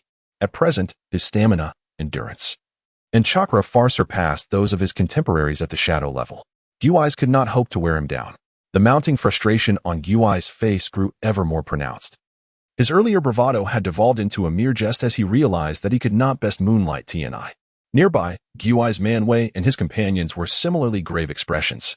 The unfolding scenario suggested that Guai's was struggling against Moonlight Tianai. Should the tide of battle remain unchanged, Guai's defeat seemed inevitable. Understanding this, Guai's demeanor shifted to one of utmost seriousness. With a flicker of determination, he surged forward once more. Midway through, he tossed a pill into his mouth. Water release, water body flicker. In an instant, Guai's was upon Tianai. Simultaneously, he formed seals. Water release, water clone. Splitting into 4 water clones, Guai's engaged Tianai once again. While battling, Tianai remained vigilant, keeping an eye on the 4 water clones, pondering Guai's next move. Heavy water barrier, seal. Suddenly, the 4 water clones acted in unison, pressing their hands against the water's surface. Instantly, blue water curtains rose, creating an enclosure that trapped both Tianai and Guai's true form within. The 4 barriers interlinked seamlessly, leaving not a single gap, and even the seawater beneath seemed to be influenced, transforming into a transparent, yet sturdy floor. With each step, it produced a crisp echo. At this moment, Amano, even without the support of chakra beneath his feet, could effortlessly stand atop the surface of the sea. By now, Amano comprehended that he was ensnared within a barrier. However, it was not just him who was trapped. Even the enigmatic Gezuki Ketsuki was confined within. Kid, I must admit, you are the most astonishing genius I have ever encountered. At that moment, Gezuki Ketsuki's chakra surged like boiling water, bubbling incessantly. A formidable and perilous aura enveloped him. I have made my decision. Even if it costs me my life, I will ensure your demise. So, let us meet our end together. Upon uttering these words, Gezuki Ketsuki's chakra escalated rapidly, and his body swelled like an inflating balloon, growing larger by the moment. Amano sensed a terrifying energy expanding rapidly within Gezuki Ketsuki, approaching the brink of explosion. Soon, the fully inflated Gezuki Ketsuki would erupt entirely. This familiar scene prompted Amano to recall the renowned technique of the second Mizukage, Gezuki Hanatsuki, the steam catastrophe. However, the second Mizukage executed this technique using a clone. It was unexpected that Gezuki Ketsuki would forego the clone, opting instead to cast steam catastrophe, using his true form. This was something Amano had never anticipated. The application of such a destructive jutsu by the original body was undoubtedly a move toward mutual destruction. No wonder Gezuki Ketsuki had summoned 4 water clones to encircle himself. He was evidently wary of evasion. Without the surrounding heavy water barrier, Amano might have already distanced himself from Gezuki Ketsuki. The threat posed by Gezuki Ketsuki's self-destructive jutsu to Amano would undoubtedly diminish significantly. Ultimately, whether it could even harm Amano remained uncertain. As thoughts raced, Amano grasped Gezuki Ketsuki's intentions. It was not in Amano's nature to sit idly by. He had to act. Otherwise, he might indeed be dragged down to the grave alongside Gezuki Ketsuki. Breaking through the surrounding barrier was evidently no simple task. And his feet were also restricted by the barrier. Now, to escape, he must shatter the barrier. The key to breaking the barrier lay within Gezuki Ketsuki's true form. With this realization, Amano resolved to act. Secret Sword, Guardian Deity. Flash. Just before Gezuki Ketsuki's self-detonation, Amano launched an attack on his soul. A piercing scream of agony erupted, and Gezuki Ketsuki's swelling aura abruptly halted, causing the surrounding barrier to waver. Seizing this fleeting moment, Amano raised his sword and struck fiercely at the barrier's weak point. With a tearing sound, the barrier was instantly rent asunder. Without a moment's hesitation, Amano moved swiftly, delivering several more strikes that carved out a massive breach. Without pausing, Amano surged forward, transforming into a streak of light as he raced away. Shortly after Amano's departure, Gezuki Ketsuki's body erupted violently. Boom! Accompanied by a deafening roar. The nearby seawater was rapidly vaporized, creating a vast cloud of white mist within a radius of several hundred meters. Nearby, Gezuki Mangetsu and others observing were unfortunate enough to be caught in the fallout. Those quick-witted mist ninjas managed to retreat into the ship's cabin in time, escaping significant harm. However, those who reacted slowly were not as fortunate. Most were scalded by the searing steam, writhing in agony upon the wooden deck. The entire vessel was in disarray. Gezuki Mangetsu, protected by his guards, suffered little consequence. Young Master Mangetsu, we must retreat. Indeed, young Master Mangetsu, that explosion will surely attract the attention of the Leaf Ninjas. Remaining here poses a danger, urged several elite mist ninjas accompanying Gezuki Mangetsu. Gezuki Mangetsu's gaze lingered for a moment on the site of the explosion before retracting. Let us retreat. With a single command, the ship set sail towards the direction of the hidden mist village. Moonlight Amano, are you still alive? Gezuki Mangetsu whispered to himself, his eyes burning with fierce intent. You had better be alive. I will come for you. Chapter 84. The disappearing 7 ninja blades with a sudden burst. A figure shot forth from the depths of the water like a spear, shortly after the departure of the mist ninja. Amano shook off the droplets clinging to him, inhaling deeply several times. Moments ago, he had broken through the heavy water barrier and immediately plunged into the sea, hastily creating distance from the explosive aftermath of the mist ninja's self-detonation. The resulting cloud of steam engulfed the surroundings, while a powerful shockwave churned the ocean's surface into towering waves. Fortunately, by having submerged himself beforehand, Amano was spared from the scalding steam. However, the force of the shockwave was immensely disconcerting, propelling him a considerable distance underwater. Had he not managed to steady himself and hold his breath, his survival upon surfacing would have been questionable. Fortunately, he prevailed and broke through the ocean's surface. At that moment, the nearby waters were devoid of any mist ninja vessels, indicating their swift departure. The conflict instigated by the mist had momentarily subsided, and the outcome was unmistakable. Konoha emerged victorious. However, this victory was not without its tribulations. Without Amano's timely intervention, countless elite shinobi from Konoha might have perished in this encounter. The explosion had evidently attracted the attention of Konoha's ninjas, many of whom hastened to the area, eager to uncover the events that had transpired. Amano was soon spotted. "Lord Amano, are you all right?" inquired a Konoha Chunin with genuine concern. "I'm fine." Amano waved dismissively, exchanging a few brief words with the Chunin before departing. Upon returning to the camp, he changed into fresh attire and was summoned to the central tent. Inside, a number of Konoha Jonin had gathered, though their ranks were noticeably diminished. It appeared that casualties had been significant during this engagement, with several Jonin having fallen. "Amano, you've arrived. Please, have a seat." Narashikaka greeted him warmly and gestured for him to sit. The gazes of the surrounding Jonin were laden with respect and gratitude. Had it not been for Amano's timely assistance, their presence here today might not have been assured. It would not be an exaggeration to claim that Amano had saved their lives. Once seated, Narashikaku spoke. "Our ability to repel the Mist Ninja's assault was largely thanks to the support from Amano and Guy. I extend my heartfelt gratitude to both of you." With that, Narashikaka stood and bowed to Amano and Might Guy. "This battle report will be submitted jointly to Lord Hokage," Narashikaku continued, turning his attention to Amano. "I've heard rumors that you eliminated all 7 members of the Ninja Blade. Is that true?" Amano nodded, shifting his gaze toward Might Guy, who stepped forward and unfastened a scroll from his person. "Release." With a puff of smoke, 7 uniquely designed ninja blades materialized before the assembly. "Ah. These 7 blades are unmistakably the weapons of the 7 ninja blades," a Jonin exclaimed. "With these blades in our possession, Konoha may well cultivate a new generation of formidable warriors." The assembled Jonin stared in astonishment at the 7 blades, disbelief evident in their expressions. 7 elite Jonin had fallen to Amano's prowess. This was, without a doubt, an extraordinary feat. Just how powerful was Amano? This question lingered in the minds of Konoha shinobi. The memory of his victory over Chiyo was still fresh, and now, the legendary 7 ninja blades had also succumbed to his might. Such an accomplishment was destined to reverberate throughout the shinobi world. Narashikaka regarded Amano, astonished by his achievements. This young man surpassed even Shikaku's expectations. Konoha was fortunate to have such a young hero among its ranks. Amano possessed the capability to stand alone against formidable foes and was even worthy of commanding a front line. His strategic acumen had already been demonstrated before their eyes, proving to be astute. Not only had he accurately deduced the mist plot, but he had also eradicated the threat posed by the 7 ninja blades through sheer strength. With such remarkable strategy combined with his formidable abilities, Amano was well on his way to meeting the criteria for a position within Konoha's upper echelons. However, he was still young and would undoubtedly face further trials ahead. Just as the assembly was engrossed in the spectacle of the 7 blades, a sudden flurry of white mist erupted.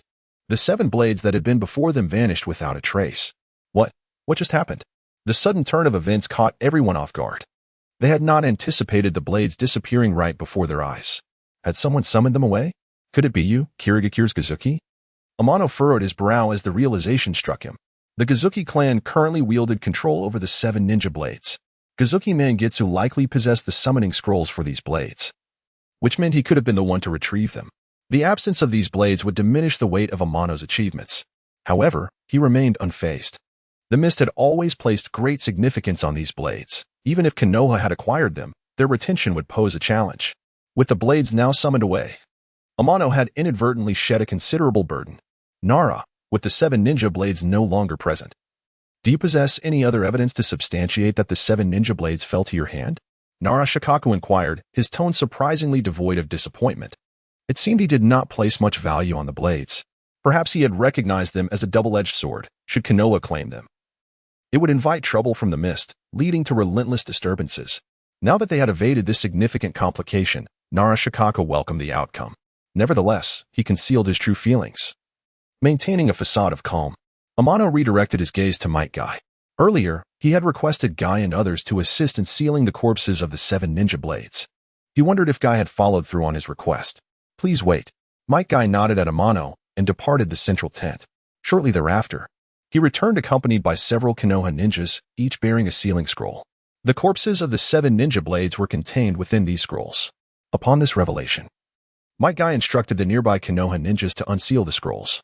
With another cascade of white mist, 7 corpses soon lay exposed on the ground. The assembled Jonin recognized the fallen forms of the 7 ninja blades. Gasping in unison, they were struck with a mix of dread and disbelief. Though they had mentally prepared themselves, the sight of the 7 familiar corpses was still jarring. Indeed, these were the true remains of the 7 ninja blades. With these 7 corpses, it is sufficient to substantiate the veracity of Amano's achievements. Undoubtedly, Amano's accolades extend beyond this. Even the commander of the Mist, Koizumi Kiyamizu, met his demise at Amano's hands. Although it was not Amano himself who delivered the fatal blow, Kiyamizu's death is undeniably linked to Amano. Had it not been for Amano's relentless pressure, Kiyamizu would never have resorted to self-detonation. Ultimately, Amano cannot escape responsibility for Kiyamizu's passing. However, Amano refrained from reporting such accomplishments. His intent is straightforward, to facilitate the future pursuit of more formidable shadow-level adversaries. If such feats were to be broadcasted, while they would enhance Amano's notoriety, they would simultaneously instill trepidation in other shadow-level entities. Consequently, Amano's future endeavors to hunt rival shadow-level warriors would likely become considerably more challenging. Of course, Amano is acutely aware that such accomplishments cannot remain concealed indefinitely, especially considering the numerous mist ninjas who witnessed the events. Perhaps, in the near future, they will be known across the major ninja villages. For now, he will conceal it for as long as possible, even if it is ultimately unveiled. It poses little concern for Amano. It merely signifies that he would need to exert more effort when confronting shadow-level foes in the future. At this moment, Koizumi Manyuki and others had yet to return to the Mist Village. Aboard a relatively large warship, Manyuki's hands rested upon a summoning scroll. Beads of sweat glistened on his forehead, and he gasped for breath. His once fair cheeks now bore a sickly pallor, as though he had just endured a fierce battle. Not far from him, on the deck, 7 ninja blades lay quietly. In this conflict, the Mist had suffered defeat.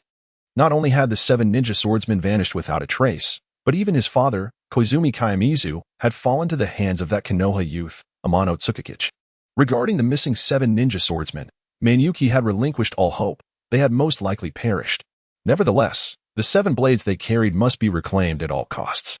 These 7 blades are the legacy weapons of the Mist, imbued with extraordinary significance for the entire village, and must not be lost.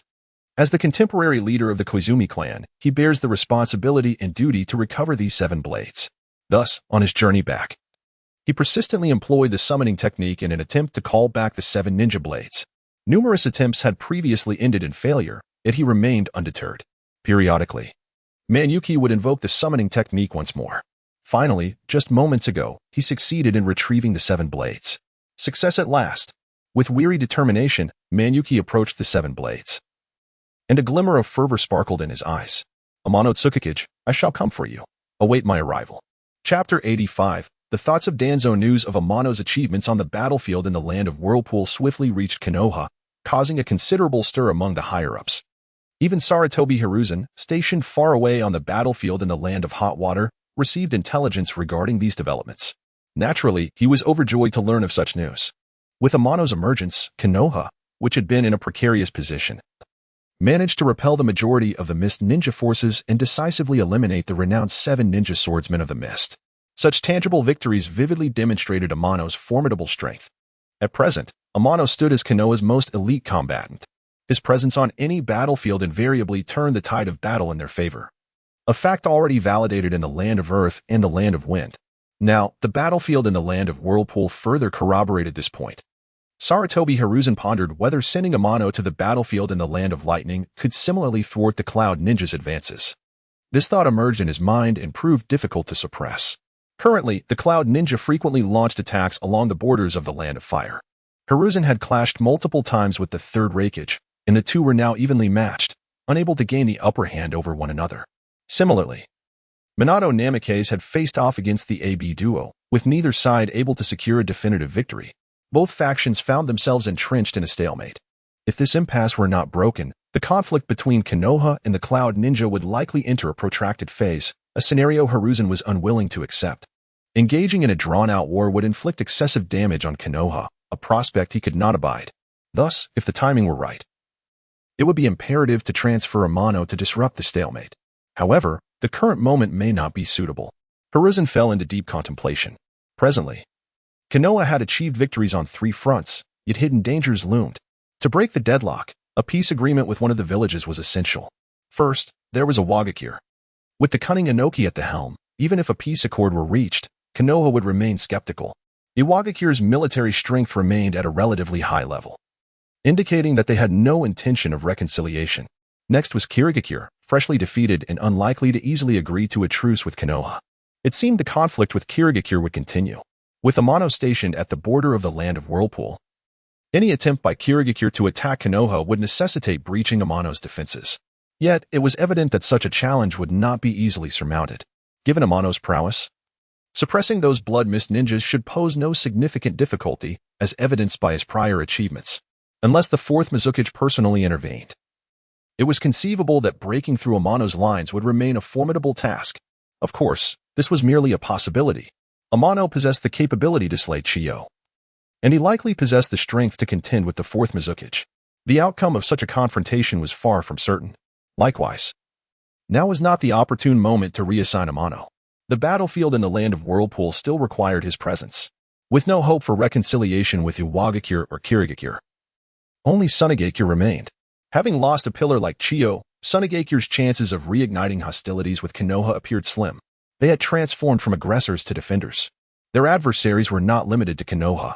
Iwagakure, Kumogakure, and Kirigakure might also have their sights set on Tsunegakure.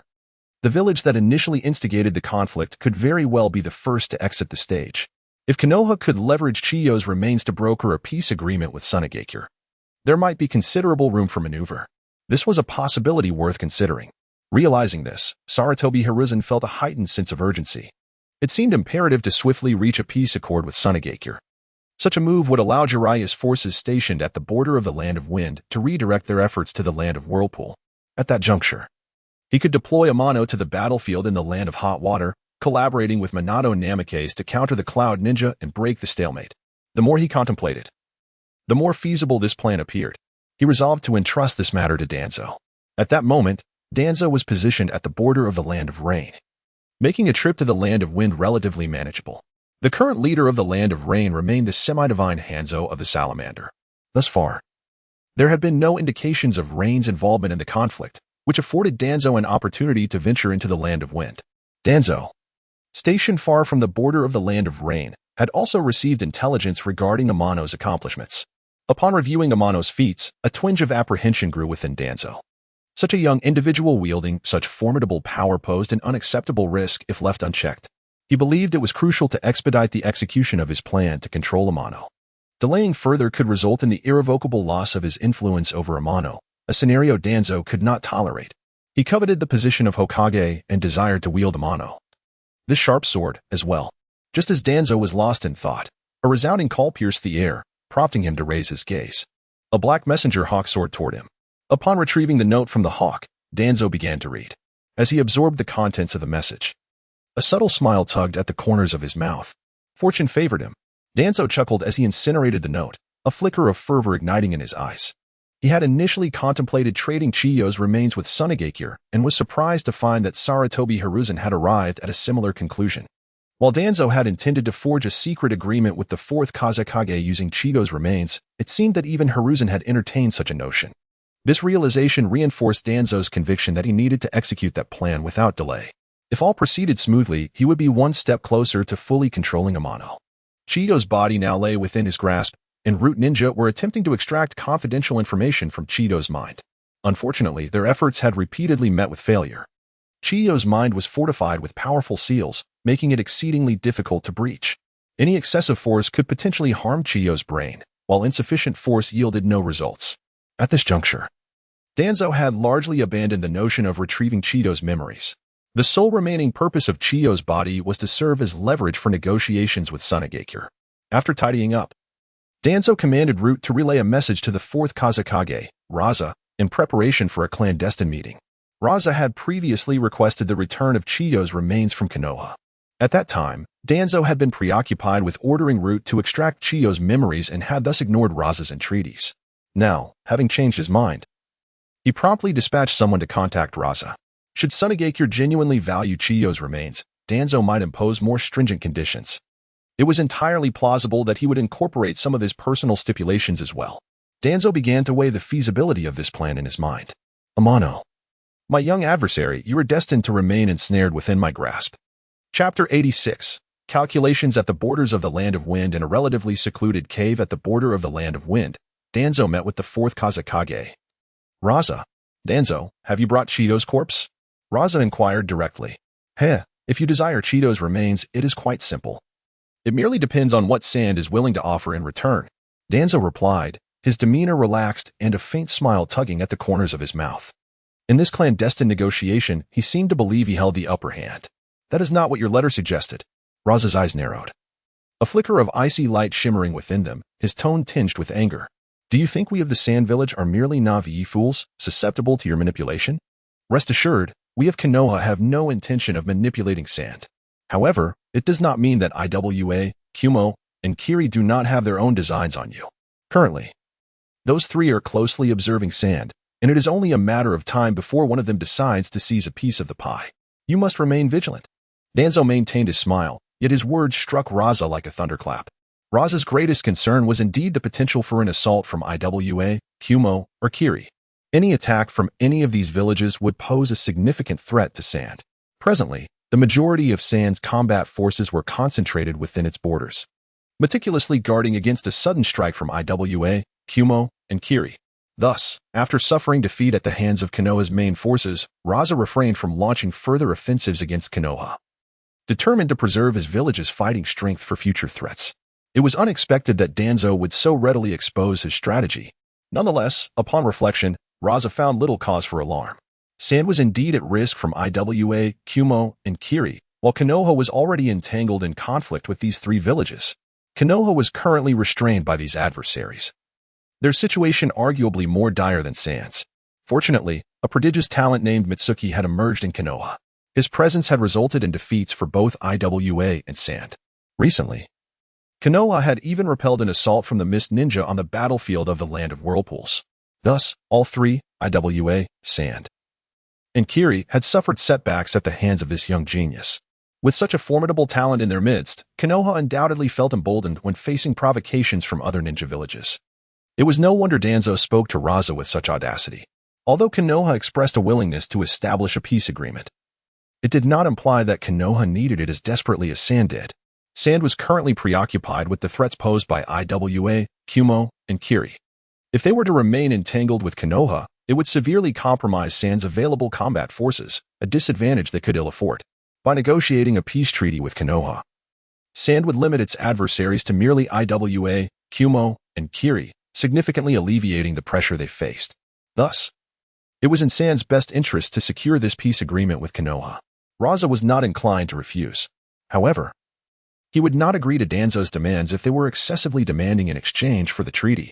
After a moment of silence, Raza inquired, "What do you wish for?"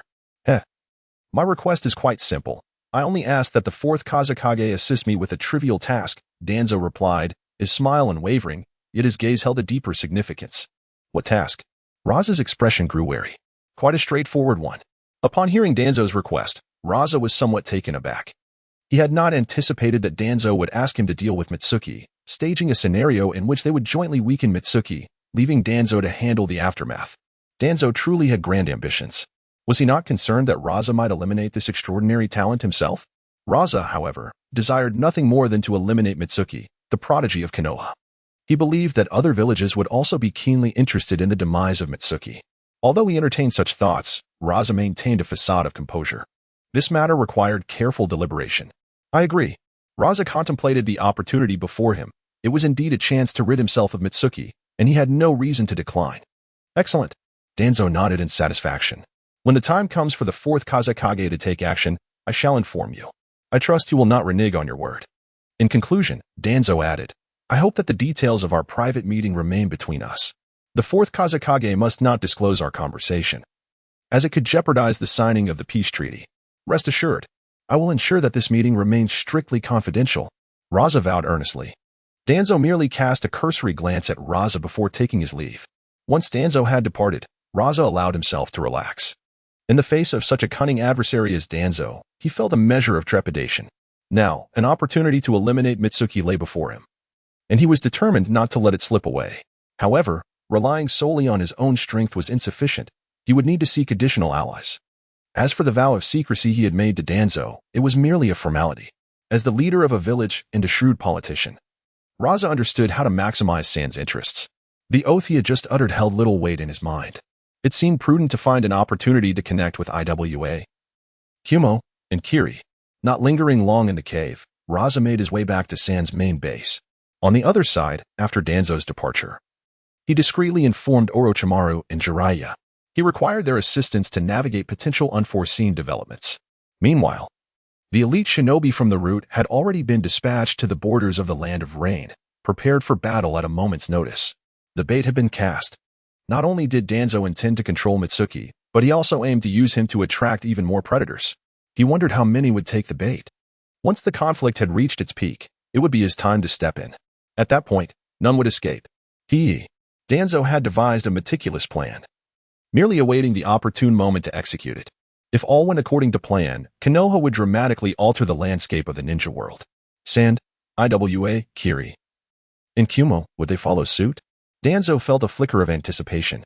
Chapter 87, The Black Apple. Since repelling the large forces of the Mist-Hidden Village, Amano has found himself in a state of leisure. Recently, the Mist-Hidden Village appears deceptively tranquil, seemingly lacking any intent to continue its assault on the Leaf Village. However, the forces stationed at the border of the Land of Whirlpools have not withdrawn. They remain vigilant in their watch. It is only when a peace treaty with the Mist-Hidden Village is achieved that the Leaf Village will consider withdrawing its troops. Evidently, the Mist-Hidden Village shows no inclination towards reconciliation. Although they seem to have calmed down, their clandestine preparations remain obscure to the Leaf Village. Thus, the ninjas stationed at the camp continue to maintain their vigilance, persistently patrolling the border to guard against any further incursions from the Mist Ninjas. As the pinnacle of strength within the camp, Amano has not received any orders for deployment. Instead, he has been given a new directive from Sarutobi Izashi to remain stationed at the border of the Land of Whirlpools. Amano harbors no objections to this. After enduring 3 consecutive battles, he finds himself somewhat fatigued. Thus, seizing this rare opportunity for respite to recalibrate is a commendable choice. Upon opening his personal panel, he finds Host, Tsukikijimano character, Tachibana Ukyo style, Divine Dream Sword style, Roll Progress, 113, 9, Combat Power, Shadow Level, Daily Task, Swing Sword 1000 times.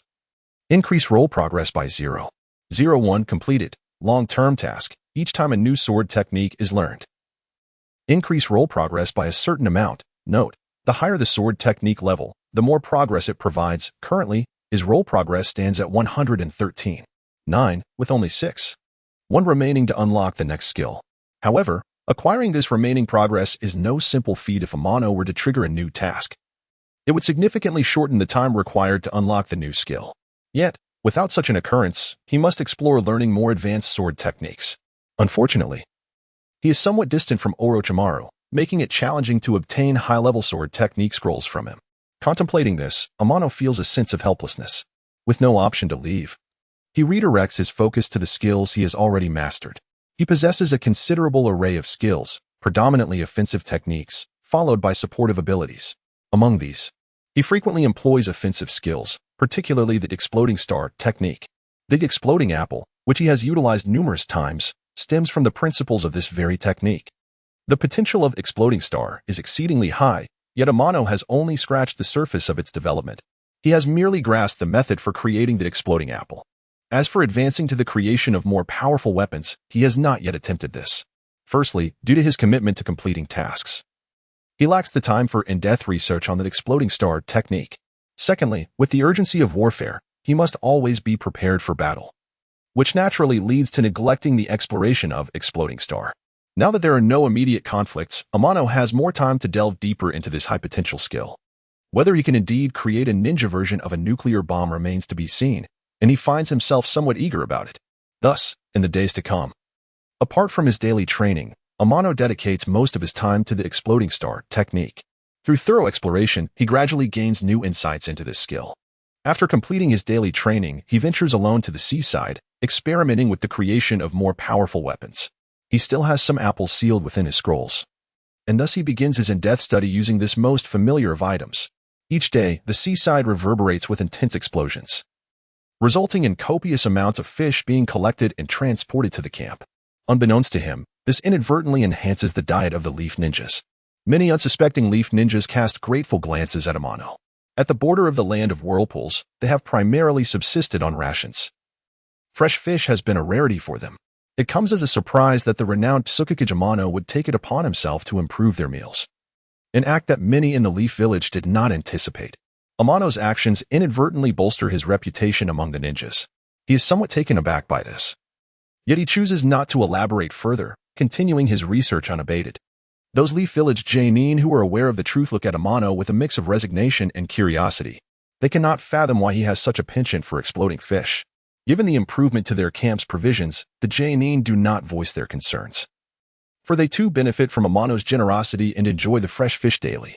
Nara Shikaku expresses interest in the exploding apple. Amano has created and requests one for further study. After a moment of contemplation, Amano ultimately agrees. He has now mastered the method of creating the exploding apple, a technique known only to him. Without his guidance, others would likely require considerable time to understand the underlying principles. Furthermore, the creation of the exploding apple demands a high level of chakra control, akin to performing 2 Raisengans with one hand, necessitating mastery in both directions. Given such requirements, it is unlikely that many could succeed without assistance. Should Nara Shikaku request the method for creating the exploding apple, Amano would undoubtedly refuse outright. No one would readily disclose their unique skills to unrelated parties. Much like the families within the Leaf Village that possess secret techniques, who would never casually share their core secrets with outsiders. As the head of a clan that possesses such secret techniques, Nara Shikaku understands this principle well. Thus, he does not press Amano for the method. Instead, he merely requests an exploding apple for research purposes. Amano sees no reason to decline this request, as it holds little significance. After all, not long ago, when Kakashi bid him farewell, Amano gifted him 18 exploding apples. If Kakashi has utilized them, they are likely now either in the possession of Namikaze Minato or have reached Sarutobi Azashi. Both of these individuals surely recognize the value of the exploding apple. It is likely they are contemplating how to request the creation method from him. Amano is well prepared for such eventualities. Should the Leaf Village approach him with sincerity, he would not mind collaborating for mutual benefit. However, if they attempt to take advantage of him, he will not hesitate to sever ties. He is acutely aware of the value of the exploding apple. Mastering its creation method is tantamount to unlocking the secrets to wealth. Such a remarkable item could easily replace explosive tags in the market. If the exploding apple were to be successfully commercialized, it would mean a substantial influx of riches into Amano's personal coffers. With such wealth at his disposal, he could effortlessly establish his own faction and still have ample resources to spare. Indeed, we have not yet reached that stage. There is no need for Amano to be overly concerned. A month will swiftly pass. Amano has made significant breakthroughs in his research. After expending a considerable amount of apples, he has created an entirely unique, exploding apple. This apple is enveloped in a deep, ebony hue, as if coated with a layer of black lacquer. From a distance, it resembles an ordinary lead ball, yet while a lead ball is frigid to the touch, the black apple in Amano's grasp emanates a gentle warmth, as though he is holding not an apple, but a pulsating heart. From this enigmatic black apple, Amano perceives an overwhelming aura of menace. This presence is intensely concentrated, seemingly more terrifying than the steam danger explosion unleashed by Gazai Jingwei, potentially rivaling the power of the tailed beast balls, if not surpassing them. Have I inadvertently crafted a miniature nuclear device? Amano could not help but feel a chill of apprehension. Chapter 88, The Strategy of Amano Recently. The previously tranquil situation at the border abruptly shifted. The Wagakure and Kumogakure, seemingly in collusion, simultaneously dispatched a substantial military force toward the borders of the Land of Fire. Without any surprise, war was reignited. However, this conflict bore a distinct difference from previous skirmishes. In the past, while Konoha was engaged in combat with both Iwagakure and Kumogakure, the two had mostly fought their own battles. Now, their synchronized efforts against Konoha marked a first. This clearly indicated an intention of collaboration between Iwagakure and Kumogakure. Faced with the dual assault, the pressure on Konoha was palpable. Fortunately, the presence of Orochimaru at the border of the Land of Grass meant that overcoming his forces would not be an easy task for Iwagakure. Hence, there was no immediate cause for alarm. On the other hand, with the third Hokage and Minato Namikaze stationed in the Land of Water, it would also prove challenging for Kumogakure to breach the defenses led by these two. The battle thus reached a stalemate. However, as time elapsed, Konoha's reserve forces began to show signs of fatigue. If this continued, it could jeopardize the situation. Sarutobi Hiruzen was compelled to reconsider his strategies. Soon, the name of Amano Tsukikage surfaced in his mind. It seemed the only viable option was to summon Amano for assistance. As for who would take his place at the border of the Land of Whirlpools, Hiruzen already had a suitable candidate in mind. Jiraiya. Although a formal peace treaty had not yet been established between Konoha and Sunagakure, the two were effectively in a state of ceasefire. With Tsunade overseeing the battlefield in the Land of Wind, transferring Jiraiya to the border of the Land of Whirlpools would not significantly impact the situation. With Tsunade's presence in the Land of Wind, Sunagakure would not dare to act recklessly. Having made this decision, Hiruzen promptly issued orders to both Jiraiya and Amano. Before long, Amano received the summons. It appeared that another battle was upon them, and he wondered if he might encounter another shadow-level powerhouse this time. With this thought, he glanced at the mission panel. Inheritance Task 1. Activate the Heart of Azura. Task Requirements. Accumulate the defeat of 5 shadow-level powerhouses. 3-5. Task Rewards. Key of Inheritance. Notes. This task is a prerequisite for activating the Azura Inheritance. Only upon completion can the inheritance be gradually unlocked. Amano had thus far defeated 3 shadow-level powerhouses: Chiyo, the puppet master of Kirigakure, the merged form of the pufferfish demon; Suigetsu, and the direct descendant of the Hozuki clan, Hozuki J-Gitsu. In order to successfully activate the Heart of Azura and receive the ultimate reward, the Key of Inheritance, he needed to hunt down 2 more shadow-level adversaries. Amano was curious about what the next inheritance would entail, and his heart brimmed with anticipation. As he prepared to head to the battlefield in the Land of Water, he wondered what arrangements Sarutobi Hiruzen had in store for him. The sudden movements of Iwagakure and Kumogakure had, of course, impacted Danzo's plans. He felt a certain dissatisfaction with the situation. Nevertheless, he was aware that there was little he could do against the 2 villages. In this wartime, Danzo was forced to postpone his own strategies. Once Amano Tsukikage achieved new accolades on the battlefield, his value would undoubtedly rise to a new level. By that time, Amano might attract the attention of various villages even more fervently. When Danzo executed his plans, the results could be even more favorable. Having reached this conclusion, Danzo's mood lifted significantly. At the border of the Land of Rain, his tasks involved not only keeping a close watch on Hanzo the Salamander, but also being prepared to support Orochimaru and Tsunade at a moment's notice. Currently, the battlefield in the Land of Wind, where Tsunade was stationed, remained calm and did not require his intervention. However, the situation in the Land of Grass was different. There, Iwagakure was launching an offensive against Orochimaru's forces, and it was uncertain whether Orochimaru could withstand the assault. It was rumored that Sarutobi Hiruzen had summoned that young Amano to the border of the Land of Water. The ensuing dynamics might alter the course of events. Danzo held a favorable view of Amano's capabilities. Otherwise, he wouldn't have gone to such lengths to control this formidable talent. For now, Danzo could only observe the situation and remain ready to provide support. Should Konoha achieve another victory, then his plans could commence. The longer he delayed, the less confident he felt about dealing with Amano Tsukikage. At the border of the Land of Water, in the Konoha encampment, Amano had finally arrived after a long journey. "Amano, you have finally come." Sarutobi Hiruzen greeted him with a discernible smile. Beside Hiruzen stood a young leaf ninja with golden hair. If Amano was not mistaken, this must be the Yellow Flash Minato Namikaze. It was their first encounter. After exchanging nods, Hiruzen proceeded to the matter at hand. "Amano, Konoha is currently engaged in simultaneous conflict with both Iwagakure and Kumogakure, and I suspect that these 2 villages have secretly allied." As he spoke, Hiruzen's expression turned serious. After a brief pause, he continued, "Facing the combined forces of both villages, Konoha is under considerable pressure. If this persists, our situation will undoubtedly become more dire. I would like to hear your thoughts." Not long ago, Amano had demonstrated exceptional strategic prowess on the battlefield of the Land of Whirlpools. Hiruzen had gleaned this information from the reports relayed by Kakashi, which had elevated his regard for Amano. With such abilities, Hiruzen was determined to utilize Amano's talents. Now was a critical moment in the war. A well-conceived strategy could inflict significant losses on the enemy while amplifying their own advantages, potentially reversing the tide and securing victory. Minato Namikaze, standing nearby, also regarded Amano with eager anticipation. Amano was considered his junior, and Minato was somewhat astonished at how this young talent had risen to such heights. Additionally, as Minato competed with Orochimaru for the position of Hokage, the stakes had reached a boiling point. Amano's performance undoubtedly bolstered Orochimaru's reputation. It would not be easy for Minato to successfully ascend to power over Orochimaru. Yet, he had not abandoned his hopes. He genuinely desired to compete with Amano openly and ascertain whether this young prodigy was as formidable as rumored. At that moment, a flame of determination ignited within Minato's gaze, awakened by Amano's presence. Amano glanced at Minato, puzzled, before providing his response.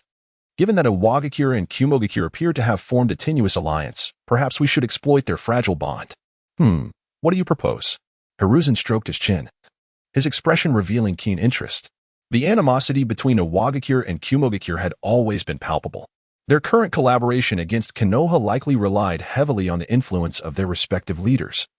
Whether it be the third Tsuchikage, Anoki, or the third Raikage, both held significant prestige within their villages, and their leadership naturally facilitated cooperation. However, the ninjas beneath the two clans do not possess such a grand perspective. They are likely to find it difficult to accept this joint operation. With appropriate intervention, it may even incite discord between the Rock and Cloud ninjas, potentially leading to an outright confrontation between the two clans. Should it reach this stage? While Konoha engages in battle with both, there is a possibility of large-scale conflict erupting between Iwagakure and Kumogakure. In such a scenario, the pressure faced by Konoha would undoubtedly be alleviated significantly, and with careful planning, we could indeed reap the benefits of other strife. Excellent. Well spoken. Upon hearing this from Amano, Sarutobi Hiruzen could not help but applaud, his eyes reflecting admiration. Beside him, Minato Namikaze gazed at Amano with astonishment, recognizing the remarkable acumen of this young subordinate. His strategic prowess is indeed commendable. One cannot help but wonder if, by implementing Amano's scheme, the relationship between Iwagakure and Kumogakure will collapse as envisioned, or if conflict will ensue between the clans. This thought filled Minato with anticipation. Since the strategy originates from you, it is only fitting that you execute it. Do you have any objections? Sarutobi Hiruzen's smile gradually faded, his tone acquiring an air of authority. None at all. Amano nodded affirmatively, accepting the task. As he prepares to execute this strategy, Amano is likely to encounter formidable opponents of the shadow rank.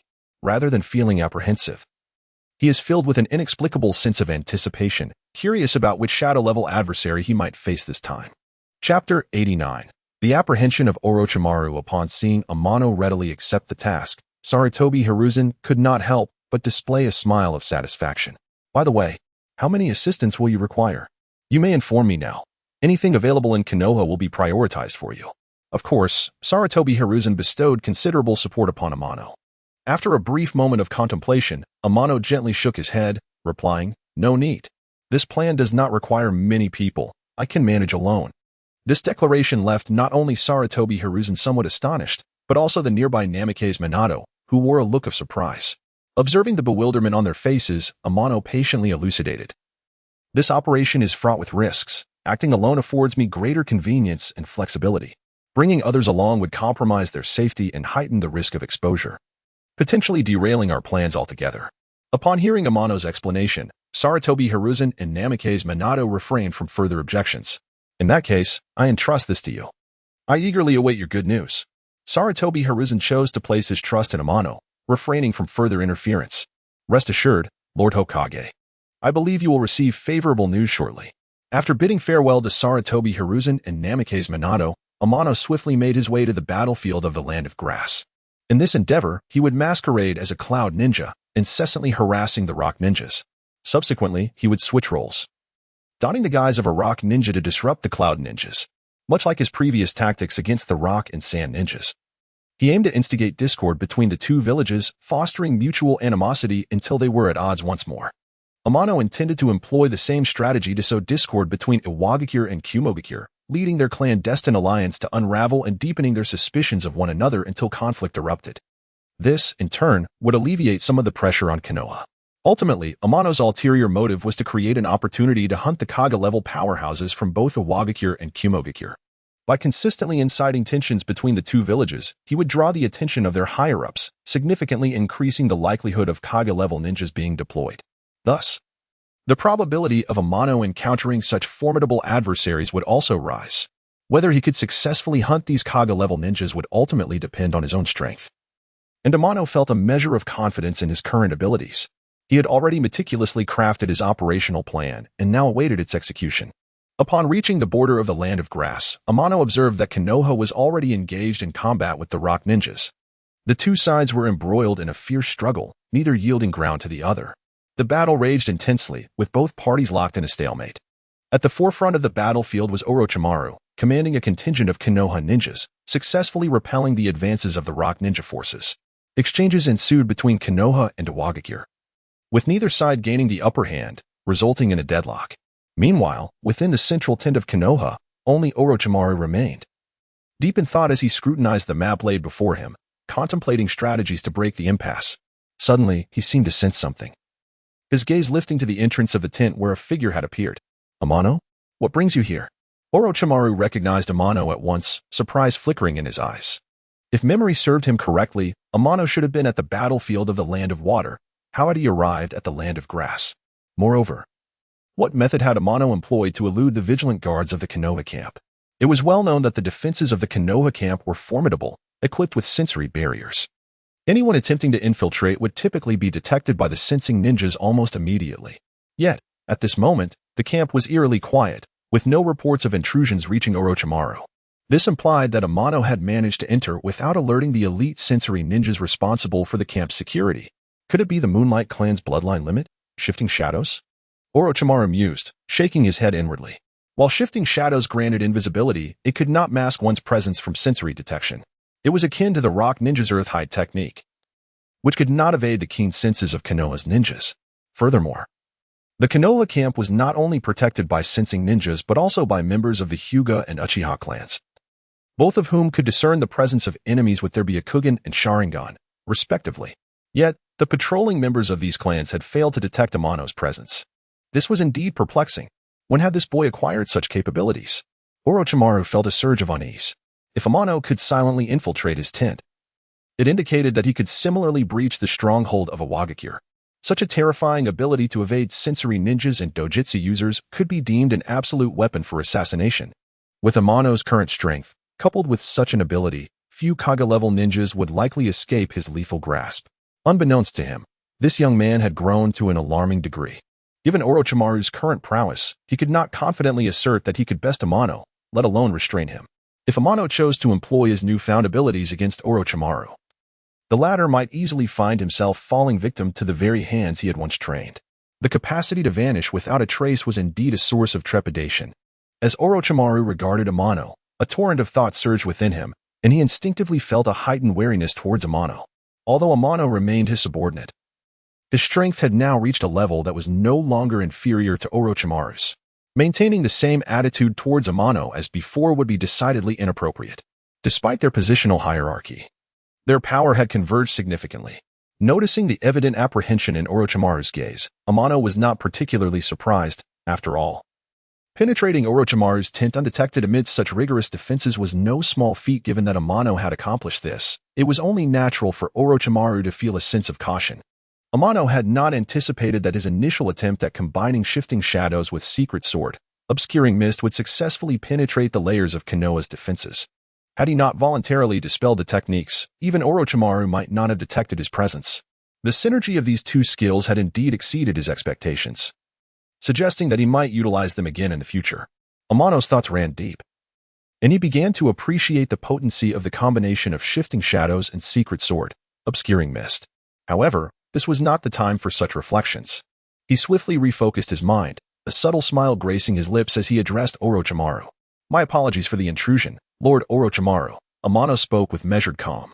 I have come to offer my assistance at the border of the Land of Grass. My approach was meant to ensure confidentiality. I hope for your understanding. Offer your assistance? Orochimaru regarded Amano with a contemplative expression. How do you intend to aid me? With an unwavering smile, Amano continued. If I infiltrate the rear of the rock ninja forces and wreak havoc, it will undoubtedly deliver a significant blow to them. In that chaos, should you lead our forces to take advantage of the confusion, the rock army may very well crumble, and victory will surely belong to you, Lord Orochimaru. Oh?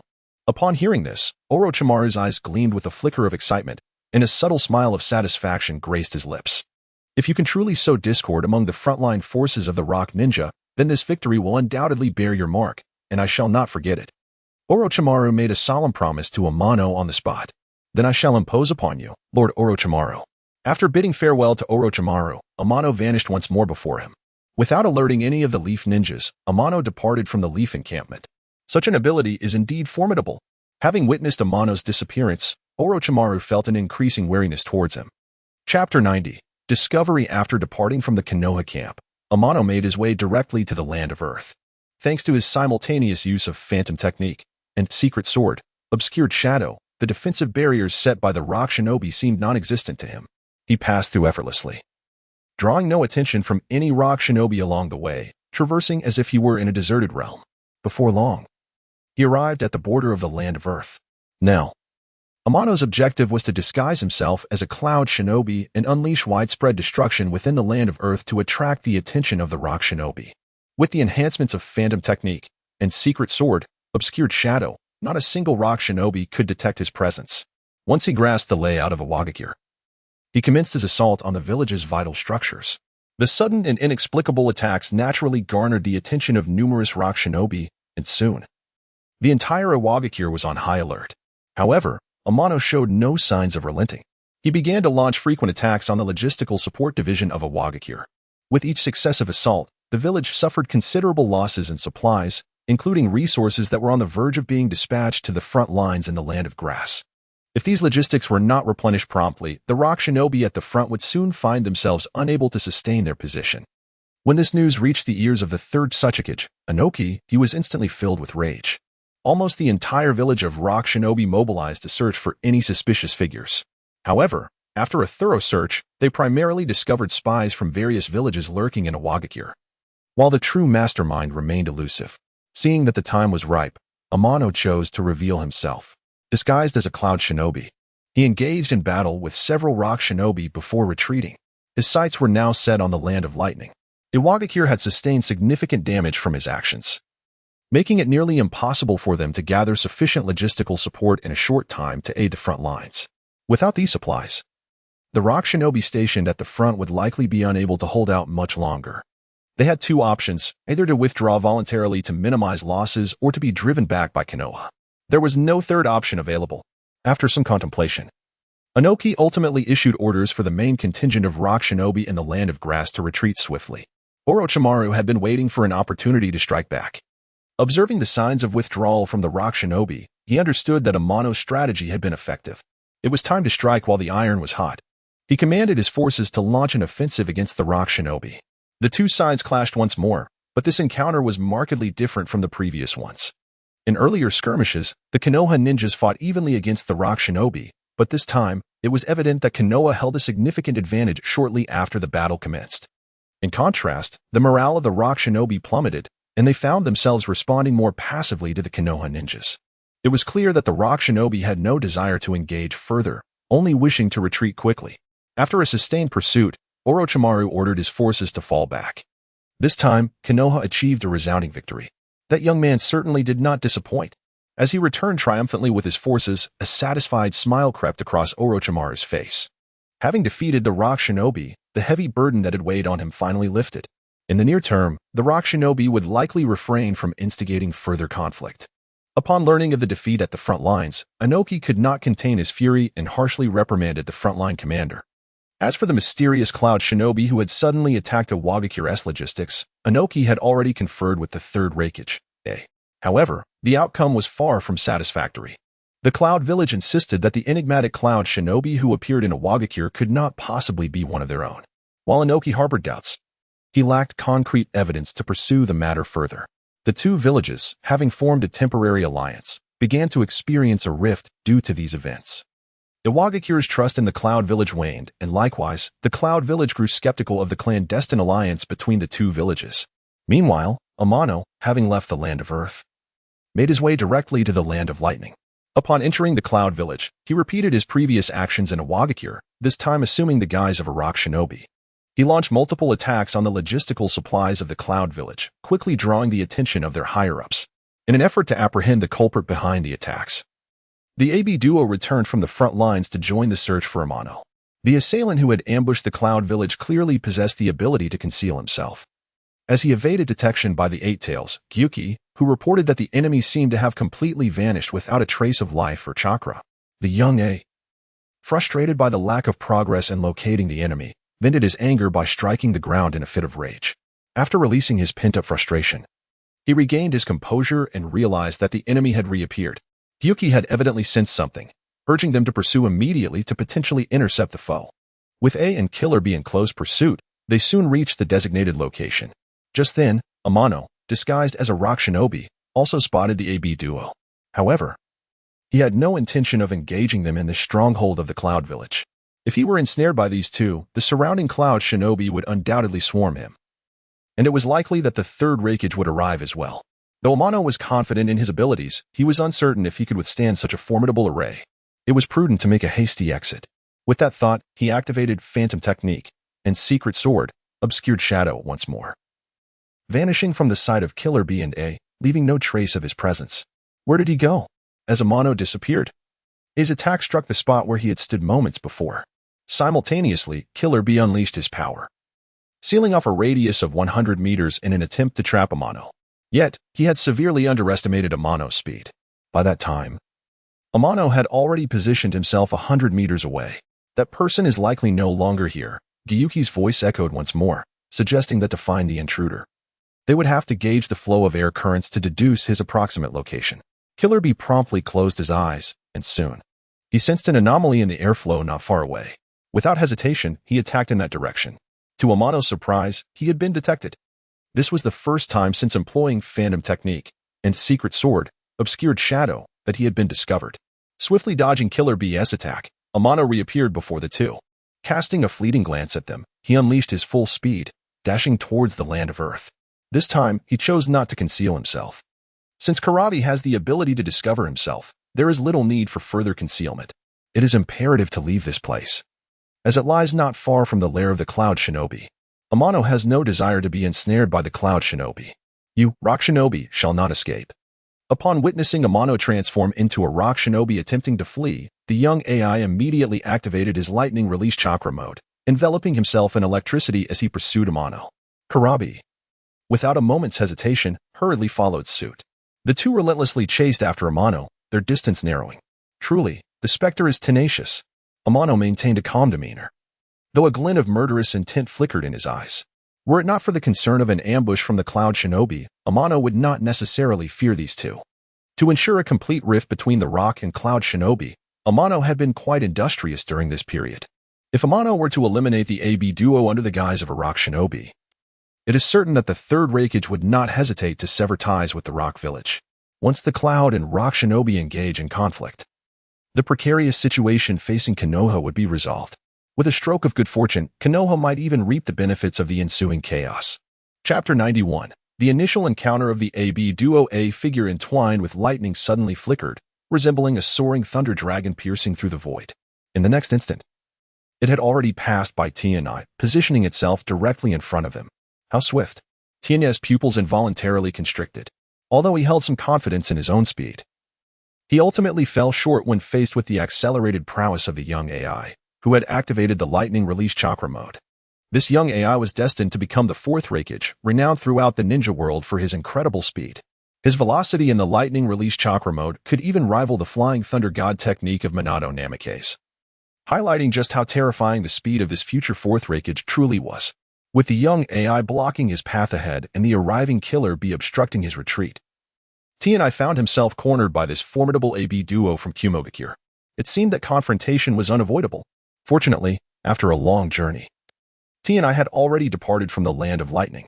They now stood on the territory of a small nation, where combat would not attract the immediate attention of Cloud Ninja. Before him, the young AI glared fiercely at Tianai, his body crackling with unrestrained lightning, showing no signs of restraint, but rather growing increasingly violent, as if poised to strike at any moment. Behind him, Killer Bee resembled a monstrous figure, his body enveloped in a thick layer of crimson chakra, accompanied by 8 chakra-formed tails swaying behind him, exuding an imposing presence. Indeed, he was the perfect host for the 8-tails beast. The two stood before Tianai, unreservedly unleashing their oppressive aura. In an instant, the air around them thickened, as if the atmosphere itself had become viscous. Tianai maintained a calm expression, quietly activating the skill Killing Intent wave. With overwhelming force, he shattered the oppressive aura emanating from the two. Unceremoniously, he enveloped both in his domain of Killing Intent. Under the shroud, both the young AI and the perfect Jinchuriki Killer Bee felt an unmistakable discomfort. Such heavy, killing intent. Their gazes toward Tianai were now laced with trepidation. A person capable of exuding such a profound killing intent was certainly no insignificant figure. Who are you, exactly? The young AI demanded, fixating on the transformed rock ninja before him. It was clear from his tone that the young AI held no belief that the rock ninja before him was a true inhabitant of a Wagakure. Tianai remained silent.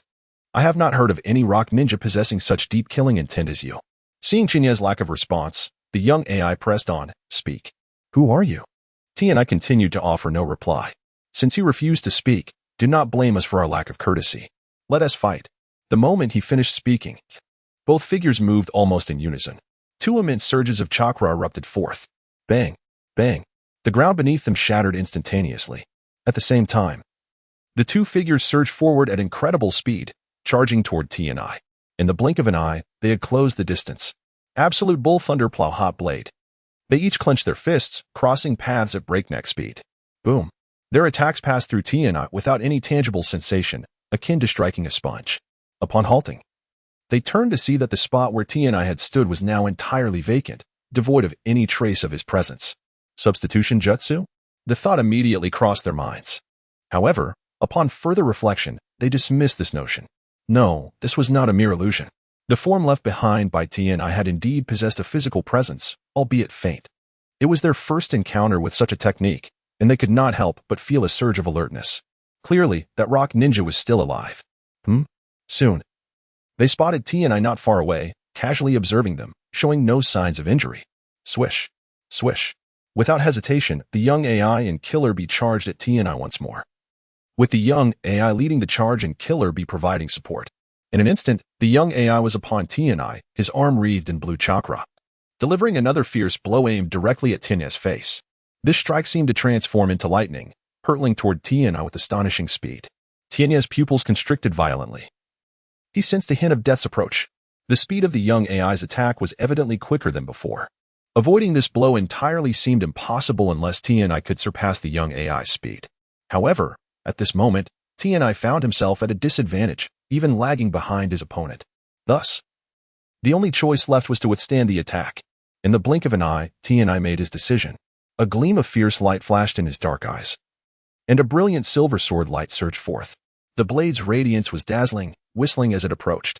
Before it descended, it carved a half-foot-long gash into the ground before him. The sharpness of this aura left the young AI in shock. He was uncertain whether his punch could land a hit. But one thing was clear. Should his arm collide with this razor-sharp sword light, it would undoubtedly be severed. Though the lightning-release chakra mode enhanced his physical defense, it still had its limits. The swift and sharp sword light before him could easily breach his defenses. The young AI had no desire to lose an arm so easily. Abruptly, he altered his forward momentum, evading a collision with the razor-sharp sword light. With the clash, Tianai successfully repelled the young AI. However, Tianai knew that the true battle between him and the young AI had only just begun. Moreover, Killer Bee, who had been waiting eagerly at the side, would surely re-enter the fray. Faced with the combined assault of both, even Tianai would find the situation rather challenging. Nevertheless, Tianai held no concern.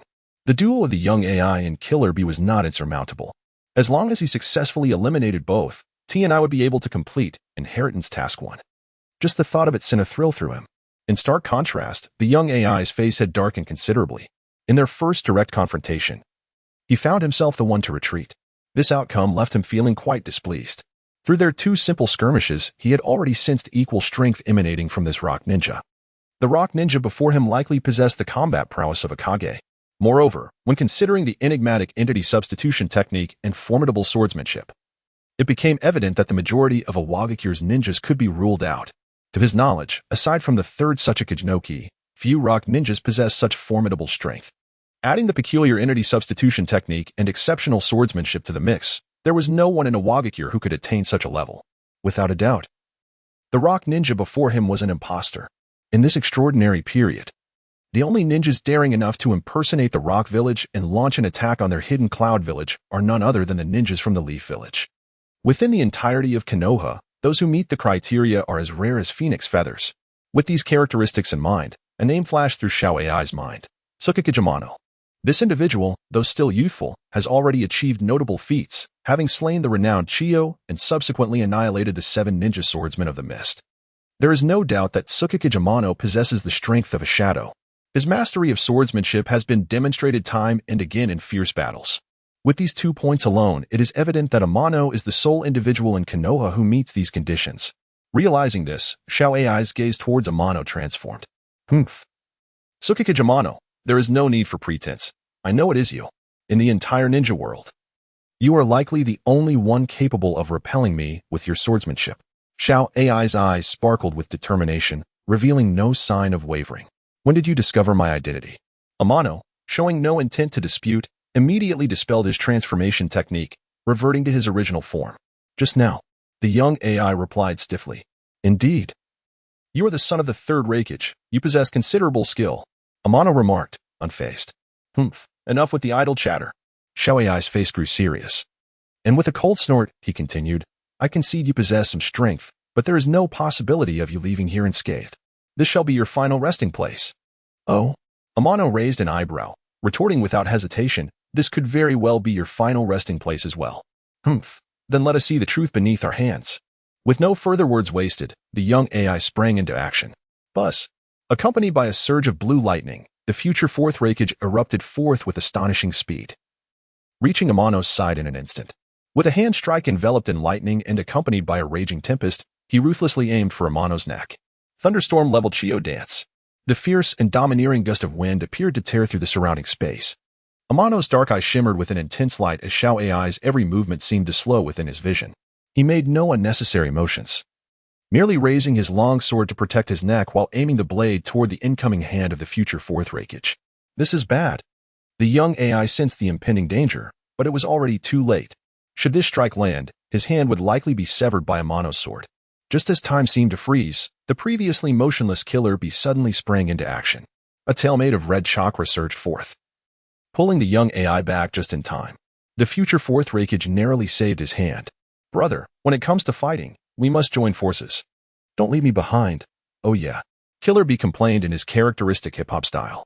Xiao Ai regained his composure, relieved to find his hand intact. He looked at Killer Bee, his eyes reflecting a hint of gratitude. All right, let us fight together as brothers. Oh yeah. Chapter 92, Complete Tailed Beast Transformation. A cacophony of breath echoed as the first to strike was Kurabi. Several tails, formed from crimson chakra, danced violently under his command, surging towards Amano with ferocious intent. Each tail emanated an extreme, untamed power, creating tempestuous waves with every movement.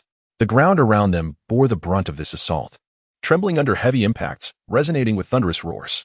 The earth fractured, dust ascended, and shattered stones scattered in every direction. Amidst this chaotic environment, Amano maintained an unwavering calm, his eyes glimmering with a fierce light that never faltered. Regardless of the ferocity of Kurabi's onslaught, Amano deftly evaded each strike. The trajectories of those tails, coalesced from tailed beast chakra, were laid bare before Amano's keen gaze. Before Kurabi's attacks could land, Amano would anticipate and effortlessly sidestep the incoming tails. Not a single strike from Kurabi found its mark. As the relentless offensive faltered, Kurabi's expression shifted to one of grave seriousness. Opting for a change in strategy, he unleashed his full might against Amano. All 8 crimson tails surged into action, yet this time, the approach was markedly different. Where previous attacks had been straightforward, now they were dominated by a constricting assault. Even under the continuous barrage of the 8 tails, Amano responded with remarkable composure. Every incoming tail was severed with precision, none ever landing a blow on him. However, the severed tails, formed from tailed beast chakra, rapidly regenerated, placing Amano at a distinct disadvantage. Continuing this battle would only deplete his chakra and stamina. Amano recognized this dire circumstance. Furthermore, he observed that the once spacious battlefield was steadily being constricted by Kurabi's deliberate control. It seemed Kurabi not only aimed to exhaust him but also sought to ensnare him. Truly, this hip-hop-styled perfect Jinchuriki should not be underestimated. Brother, make your move. Suddenly, Kurabi's voice rang in Amano's ears. Amano's expression shifted slightly, involuntarily directing his gaze towards the future fourth Raikage. In that fleeting moment of distraction, several tails breached Amano's defenses, ensnaring him entirely. You've fallen for it, Leaf Brat. Io. Kurabi struck a triumphant pose, urging the young EI, brother, you can begin now. All right, watch this. With a flash of lightning, young EI charged towards Amano once more. Lightning assault. 1,000 years dance. It was the same technique as before. Previously, young EI had been forced back by Amano's sharp sword light. This time, however, Amano found himself almost completely surrounded, unable to raise his sword. Against Ei's lightning-fast hand strike, evasion seemed futile. With a swift motion, Ei's hand struck, slicing through the air without impediment. Yet, the anticipated scene of decapitation did not materialize. Amano's form vanished as if it were a bubble popped, leaving no trace behind. As though he had never existed at all. That technique again. Young Ei's brow furrowed tightly. This was the second time he had been outwitted by this peculiar body replacement technique. Damn it, he roared, his eyes scanning for Amano's presence. Be careful. The future fourth Raikage seemed to sense something and urgently called out to Kurabi nearby, before his warning could fully escape his lips. A sword lunged forth like a silver dragon, hurtling towards Kurabi with astonishing speed. Clang! The sword met a resistance akin to striking solid metal, producing a sharp, fierce clash. Upon closer inspection, one could see the distinct outline of the eight tails, Gyki, manifesting on Kurabi's back, where a dense crimson chakra clung protectively. Though the sword pierced through the chakra's defense, it failed to inflict significant harm to Gyki's essence. Unfazed by the unsuccessful strike, Amano withdrew his sword without hesitation. Kurabi had indeed been caught off guard, yet Gyki had reacted swiftly, instinctively preparing a defense just in time, thus sparing Kurabi from injury. Truly, he was the perfect Jinchuriki. Not only did he share a profound bond with the Eight Tails, but Gyki also had the foresight to protect him. Such a connection was rare among Jinchuriki. Kurabi was well aware of the debt he owed to Gyki. Without the Eight Tails' intervention, he would have likely sustained grievous injuries. If not worse. You've angered me, Leaf Brat. Yeah. Kurabi pivoted, charging toward Amano once more. He shed his tailed beast form, unleashing massive octopus-like tentacles that struck relentlessly at Amano. Clang, clang, clang. Amano executed a series of slashes, each one connecting with the tentacles. Yet, he failed to inflict any real damage, unable to breach their formidable defense. At this moment, Kurabi had nearly transformed entirely into the Eight Tails. Was this the essence of complete tailed beast transformation? In this state, Kurabi was nearly indistinguishable from Gyki, his power and defense elevated to match that of the Eight Tails. The fully tailed beast transformed Kurabi began to exude a wild ferocity. He fixed his gaze on Amano, his massive form emitting a thunderous roar. The 8 tentacles retracted suddenly, then surged towards Amano with astonishing speed. The sheer force of the assault created a deafening explosion, causing the very air to shudder. To face such an onslaught head-on would be akin to courting death. Without a moment's hesitation, Amano swiftly evaded, distancing himself from Kurabi, having failed to land a hit. Kurabi was compelled to pause. While his formidable size granted him unmatched strength and defense, it hindered his agility. In terms of speed, he could no longer keep pace with Amano. As soon as Kurabi halted, Amano seized the opportunity, launching himself once more at Kurabi. Phantom Slash. Accompanied by a flurry of moving after images, Amano darted forward like a bolt of lightning. In the blink of an eye, he appeared before Kurabi, his sword poised to strike with lethal precision. Once again, the Eight Tails instinctively raised its tentacles to intercept Amano's attack. However, this time Amano's strike was not a mere slash, but a devastating technique imbued with terrifying power. Swoosh! The tentacle met the razor-sharp blade, slicing through it effortlessly as though it were mere tofu. The sudden surge of pain compelled Kurabi to emit a furious roar, his colossal form leaning forward as a tailed beast ball abruptly coalesced within his mouth. Simultaneously, the remaining tentacles of the octopus began to writhe, swiftly ensnaring Amano within a confined space. With Kurabi's vast body obstructing the forward path and the looming threat of the tailed beast ball, the remaining 3 directions were effectively sealed off by the octopus tentacles. At that moment, Amano resembled prey ensnared in a trap, perpetually facing the specter of death. Secret Sword, Shadow Dance. The words barely escaped his lips when an array of tangible figures surged forth, launching a frenzied assault in all directions, seemingly intent on shattering the confines that bound them. During this tumult, Amano refrained from direct confrontation. Instead, he stealthily maneuvered behind the cover of his tangible clones, appearing silently before Kurabi. With a resounding thud, before Kurabi could unleash the tailed beast ball from his mouth, Amano delivered a powerful kick to Kurabi's chin.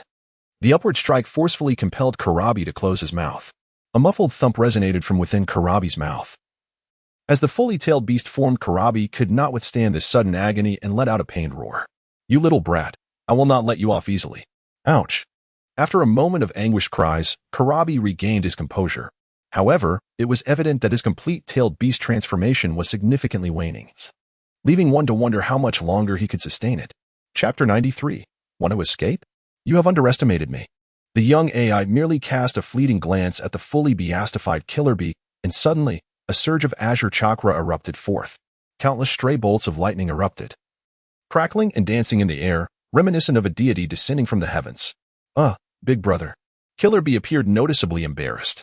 He intended to voice a thought. But before he could utter a word, the young AI interrupted him directly.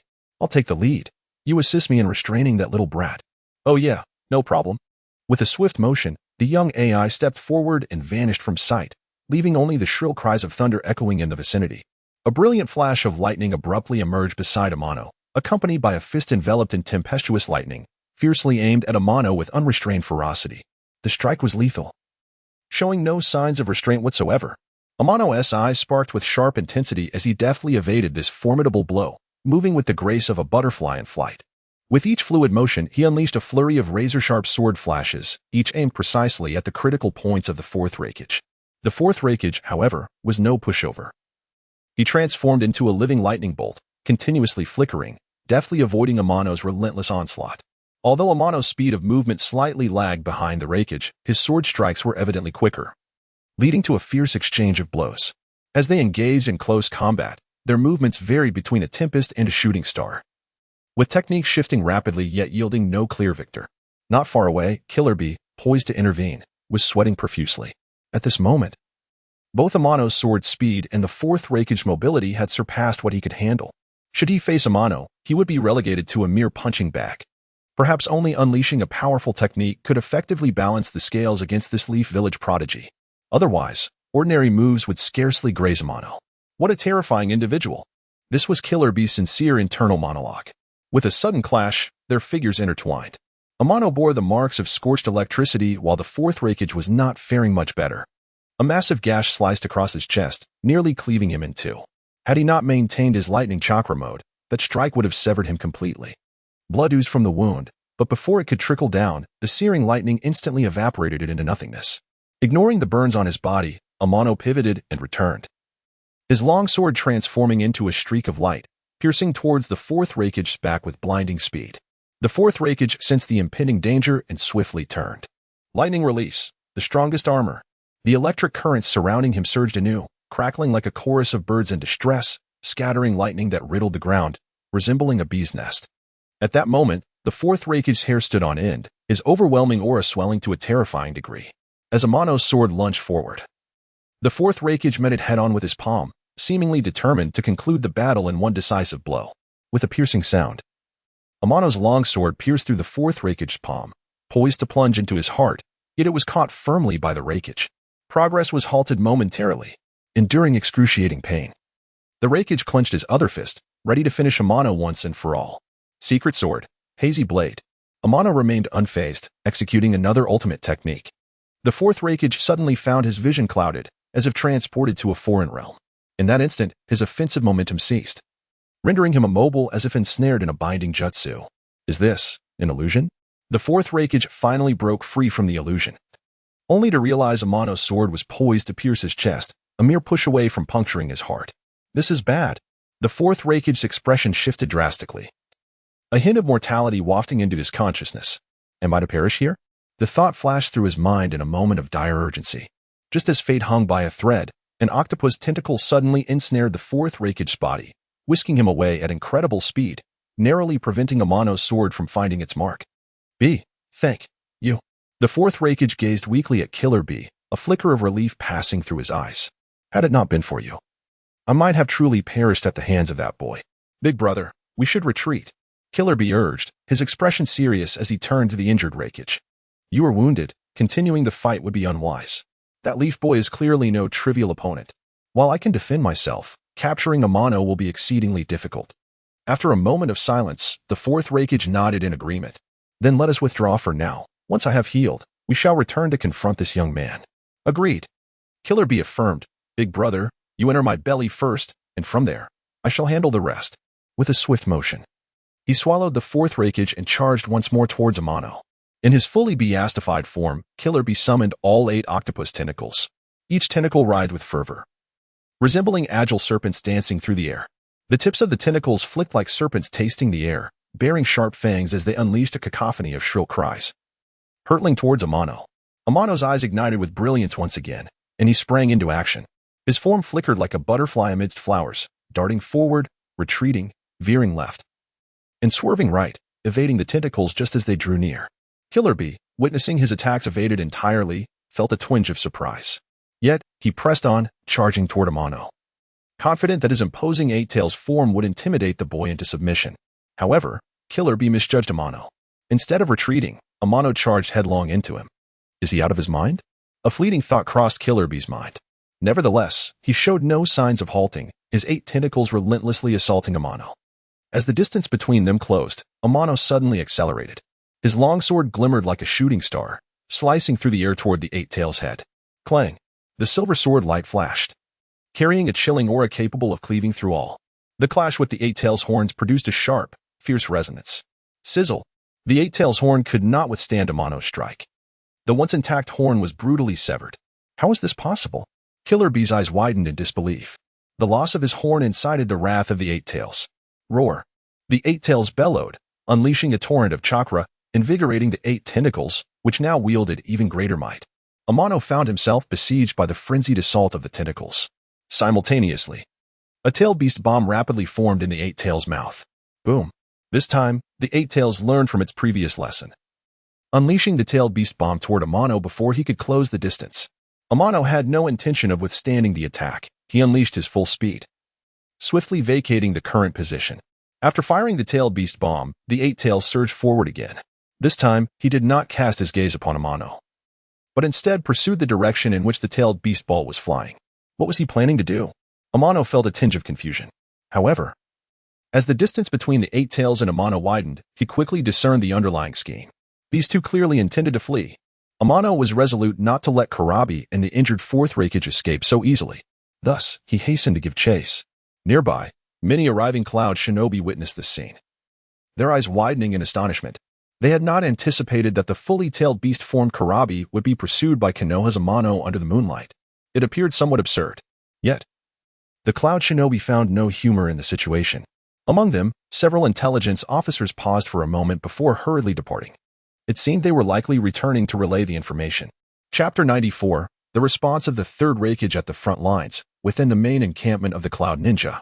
The 3rd Raikage sat attentively in the central tent, listening carefully to his subordinates' reports regarding the recent attack on the hidden Cloud Village. Upon concluding the report, a frown creased his brow. Not long ago, the Hidden Stone Village had suffered a devastating assault by a mysterious Cloud Ninja, leading to considerable dissatisfaction from the 3rd Suchikage. Inoki. Although the 3rd Raikage had clarified that the attack was not perpetrated by the ninjas of the Hidden Cloud, Inoki appeared to harbor doubts. Consequently, the relationship between the two villages deteriorated once more, and the fragile alliance that had been established was entirely shattered. Although both villages continued to engage in conflict against the Hidden Leaf, communication had dwindled to nearly nothing, with each side operating independently. What surprised the 3rd Raikage was that shortly after the attack on the Hidden Stone, the Hidden Cloud Village also fell victim to a similar assault, this time by a mysterious stone ninja. Initially, there was the enigmatic Cloud Ninja attacking the Hidden Stone, and then the Hidden Cloud faced an assault from the unknown Stone Ninja. This pattern suggested that someone was deliberately sowing discord between the Hidden Stone and Hidden Cloud villages. Who could it be? The 3rd Raikage's frown deepened.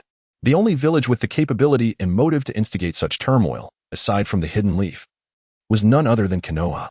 At that moment, Konoha was simultaneously engaged in battle with both the Hidden Stone and Hidden Cloud. It was entirely plausible that Konoha had dispatched formidable ninjas to create chaos in their rear, thereby influencing the frontline forces. This tactic was familiar to all villages. However, the 3rd Raikage found himself perplexed by the identity of the individual who could so effortlessly bypass the defenses of both the Hidden Stone and Hidden Cloud villages. Just as he was deep in thought, an anxious Cloud Ninja responsible for intelligence burst into the tent. Sir Raikage. Urgent intelligence. What is it? The 3rd Raikage looked up at the ninja, prompting him to speak swiftly. Sir Raikage, both Lord A and Lord B are currently engaged in combat with Moonlight Tanya. The situation appears rather dire. What? The 3rd Raikage's eyes widened in disbelief as he gazed at the intelligence ninja. Did I not instruct A and B to track down that mysterious stone ninja? How could they end up fighting Konoha's Moonlight Tanya? Indeed, Sir Raikage. Lord A and Lord B have been searching for that enigmatic stone ninja.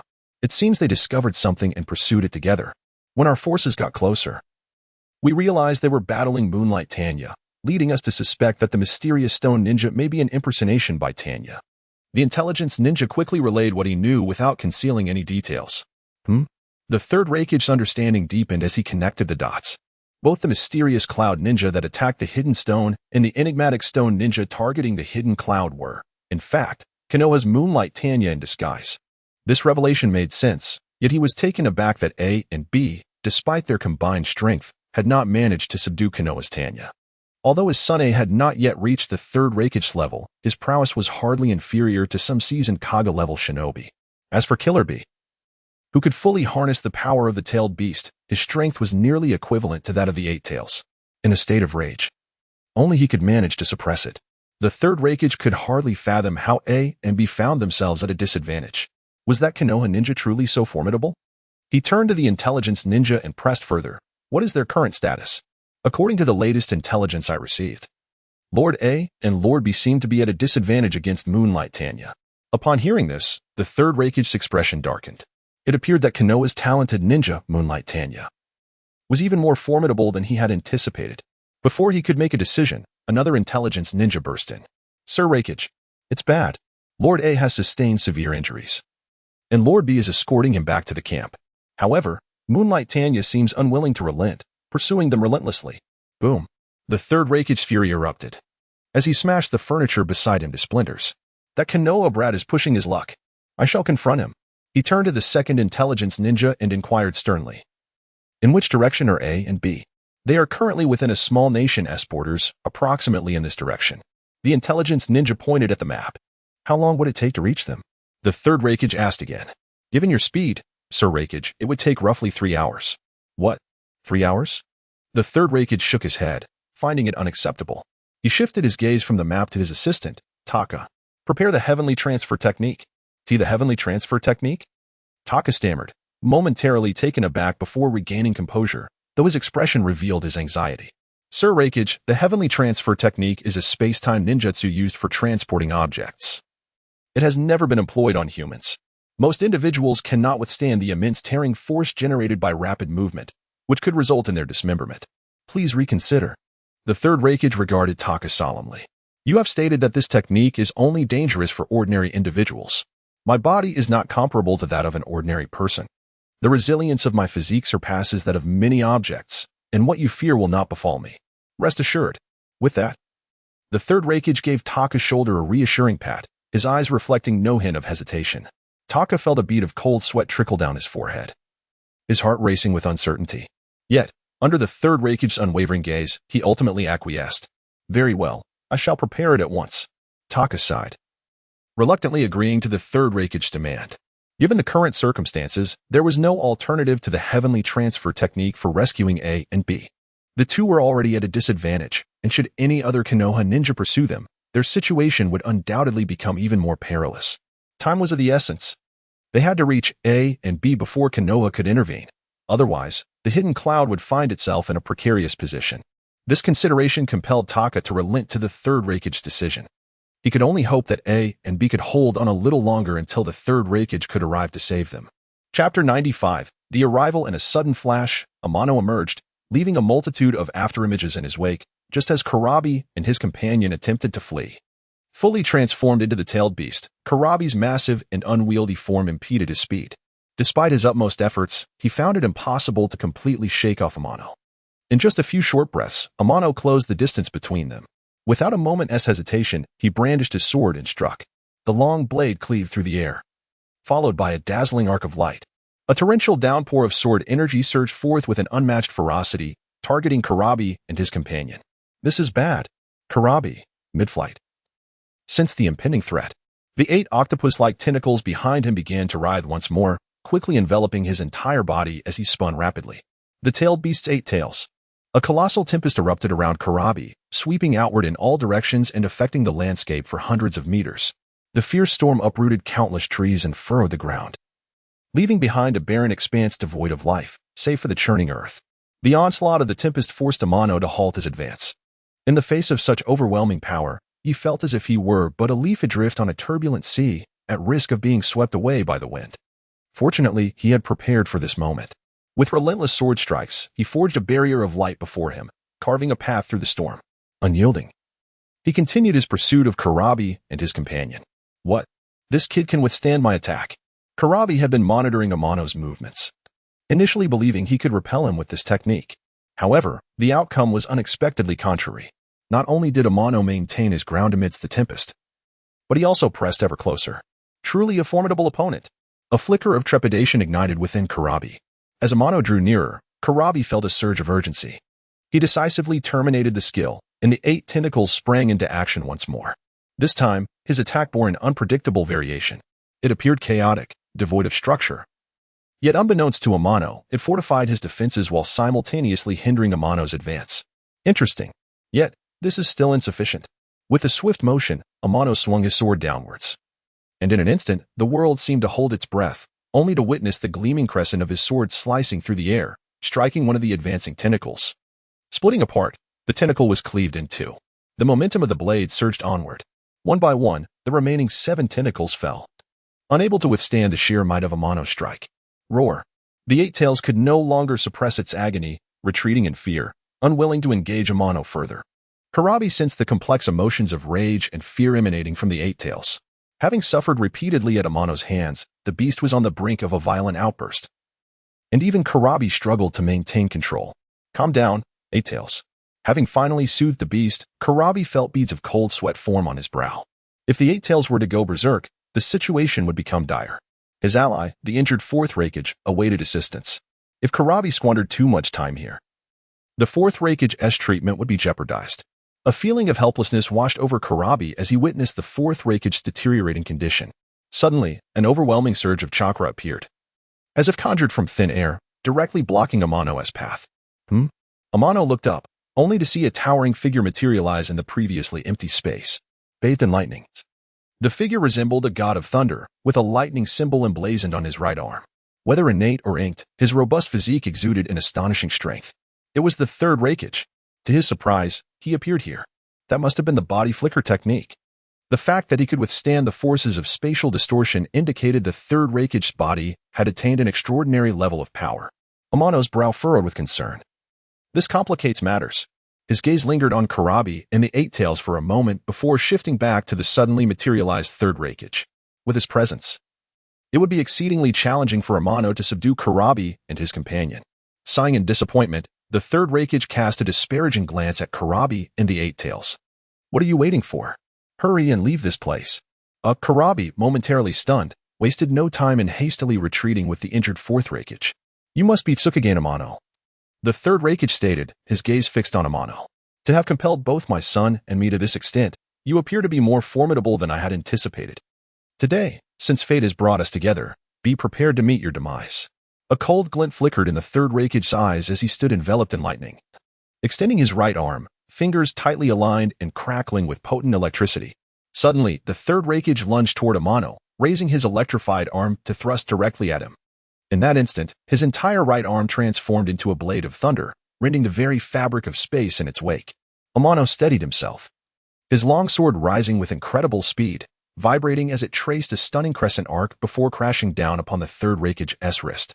Clang! The collision of the 3rd Raikage's electrified hand and Amano's sword produced a sound reminiscent of clashing metal, erupting sparks and arcs of stray electricity. After a brief stalemate, the 3rd Raikage suddenly vanished. When he reappeared, it was behind Amano, fingers converged, palm aimed at Amano's back in a swift thrust. Thud. The 3rd Raikage's arm pierced through Amano without resistance. Yet, he felt no tangible contact. The 3rd Raikage, puzzled, observed as Amano appeared to succumb to the overwhelming force. His body fracturing into nothingness in an instant, as if he had never existed. What is this? The 3rd Raikage regarded the vanishing figure of Amano with astonishment. Such an enigmatic technique. It has evaded my perception. Realizing something, the 3rd Raikage shifted his gaze to another direction. Not far away, Amano stood calmly, observing. In this brief exchange, Amano discerned that the 3rd Raikage, despite his imposing presence, was slightly slower than the 4th Raikage. If the 4th Raikage emphasized speed, then the 3rd Raikage undoubtedly prioritized raw physical strength. His body, enhanced by lightning, was clearly on a different tier than the 4th Raikage. The physical prowess of the 3rd Raikage far surpasses that of the 4th Raikage. It is noteworthy that during his previous confrontation with the fourth Raikage, Amano refrained from engaging in a direct clash with the latter's bare hands, fearing the edge of Amano's longsword. However, in the current battle against the third Raikage, the latter stands undaunted before Amano's longsword, relying solely on his own formidable physique, and dares to meet the blade head-on. Remarkably, his entire arm remains unscathed. Faced with such a formidable adversary, a serious expression finally graces Amano's face.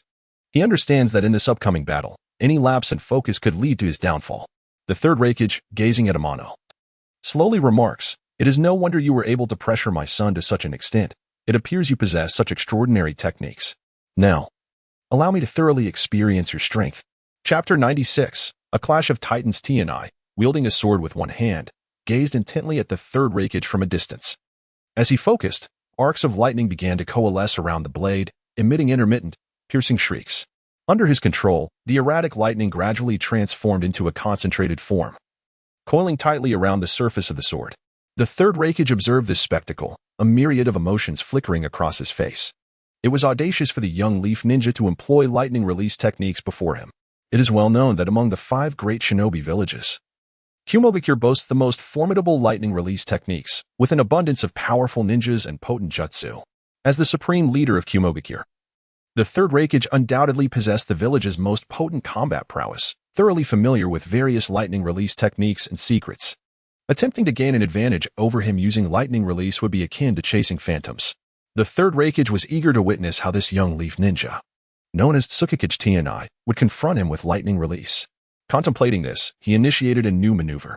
He angled his right arm in front of him, curling his pinky finger while pressing his thumb atop it, keeping the remaining 3 fingers straight and tightly together. As he did so, a dense surge of lightning began to coalesce at his fingertips, flickering with erratic arcs. Each flicker intensified the sharpness emanating from his fingertips. Once the lightning reached its zenith, the third Raikage sprang into action. Hellspike, 3-finger piercing.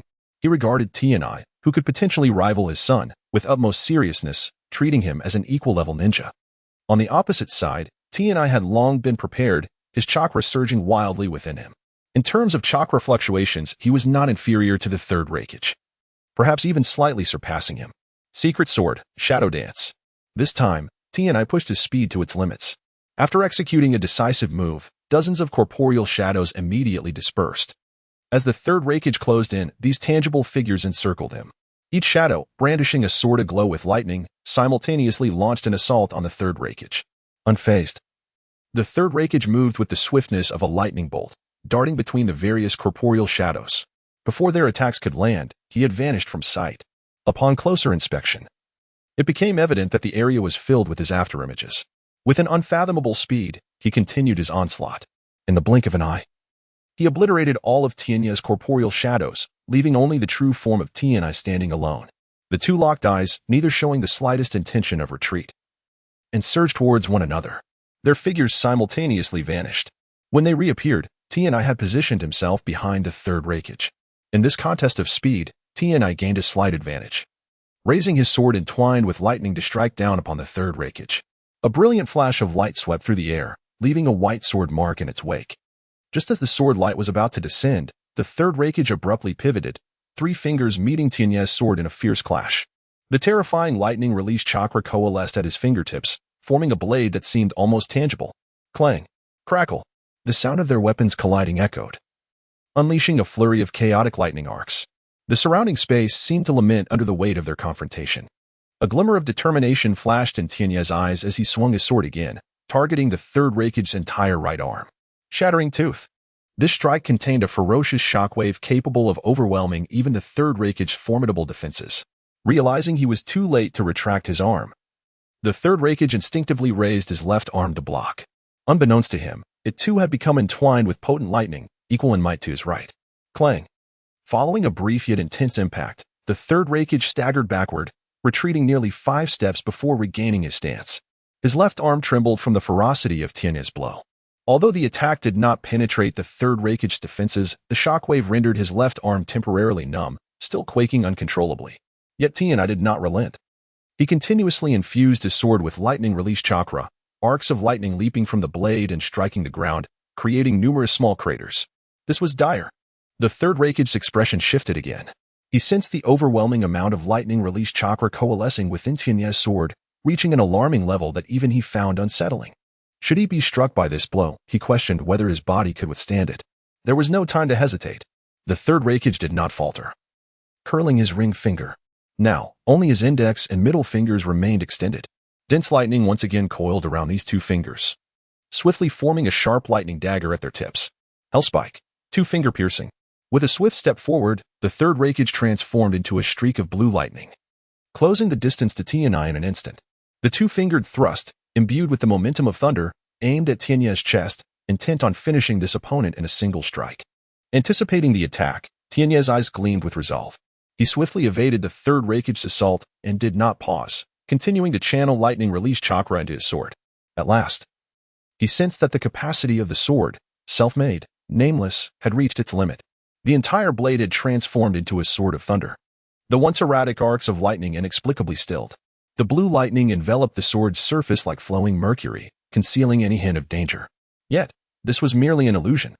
Through the perception of his skill spirit sense, Tenya discerned the terrifying power contained within the sword. Should this power be unleashed in its entirety, it could cleave Susanoo in two, or even flatten a mountain without difficulty. Tenya regarded the third Raikage, raising his sword-bearing right hand. He stepped forward and suddenly slashed. Charged, lightning slash. A torrent of blue light erupted from the blade, illuminating the sky and earth in an instant. Countless concentrated arcs of lightning cascaded forth alongside the sword light, bathing the battlefield in a blinding brilliance. Chapter 97. The Fall of the Third Raikage. Amidst the blinding azure light, a violent and domineering wave permeated the atmosphere. Before the blue lightsaber had even descended completely, the ground beneath the two was riddled with piercing sword aura, leaving it pockmarked and battered. The already devastated terrain bore the brunt of a relentless assault, marked by numerous sword scars extending several feet in length. Boom!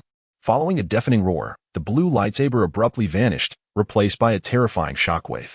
What could that be? The duo of Killer Bee and the fourth Raikage, having retreated to a considerable distance, instinctively turned their gaze towards the tumultuous sky behind them. At this moment, Killer Bee had reverted from his tailed beast transformation, carrying the fourth Raikage on his back. They both gazed at the distant horizon where a sudden flash of blue erupted, a flicker of fear evident in their eyes. Even from such a distance, the brilliance of that blue light was blinding. That does not resemble my father's technique. The fourth Raikage mused, his expression grave. It must be the work of that Konoha brat, Moonlight Tenya. The sheer ferocity of the residual wave is astonishing. It can be seen from such a distance. Brother. Killer Bee, sensing the gravity of the situation, felt a knot of anxiety tighten within him. He opened his mouth to speak, but was interrupted by the fourth Raikage. Do not worry, father will be fine, he asserted with unwavering conviction, clearly trusting in his father's resilience. Yet, Killer Bee remained uneasy. There is no but about it. Father has withstood the tailed beast bomb of the Eight Tails. If even that could not harm him, then surely this recent attack will not pose a threat either. The fourth Raikage spoke with calm assurance, instilling a sense of confidence. Seeing his brother's composed demeanor, Killer Bee held his tongue, merely nodding in agreement before hastily departing with the fourth Raikage on his back. Farther away, a contingent of Konoha ninjas hastened towards the battlefield. Leading them was the illustrious Minato Namikaze, the Yellow Flash, accompanied by a cadre of elite ninjas, all of whom possessed considerable strength. Ahead lay the battleground, recently the site of conflict between Tenya and the AB duo. However, it had now transformed into the arena for the third Raikage and Tenya. Konoha had received news of the unfolding events here not long ago, prompting the third Hokage to dispatch Minato, the most mobile of ninjas, to lead a team of elite Konoha shinobi in support of Tenya. From the moment they set out, Minato had not paused, focusing solely on reaching the battlefield. As they approached their destination, a terrifying blue light erupted in the distance, reminiscent of an explosion. What could that be? Minato halted abruptly, and the elite Konoha ninjas following suit. A collective uncertainty gripped them as they stared at the resplendent blue glow in the distance. Words were absent among the elite, including Minato, yet the shock in their eyes lingered. If I am not mistaken, this must be the residual wave of a fearsome technique. Given the distance, it cannot be far off. Until this moment, Minato had been unaware of the extent of the battle between Moonlight Tenya and the third Raikage.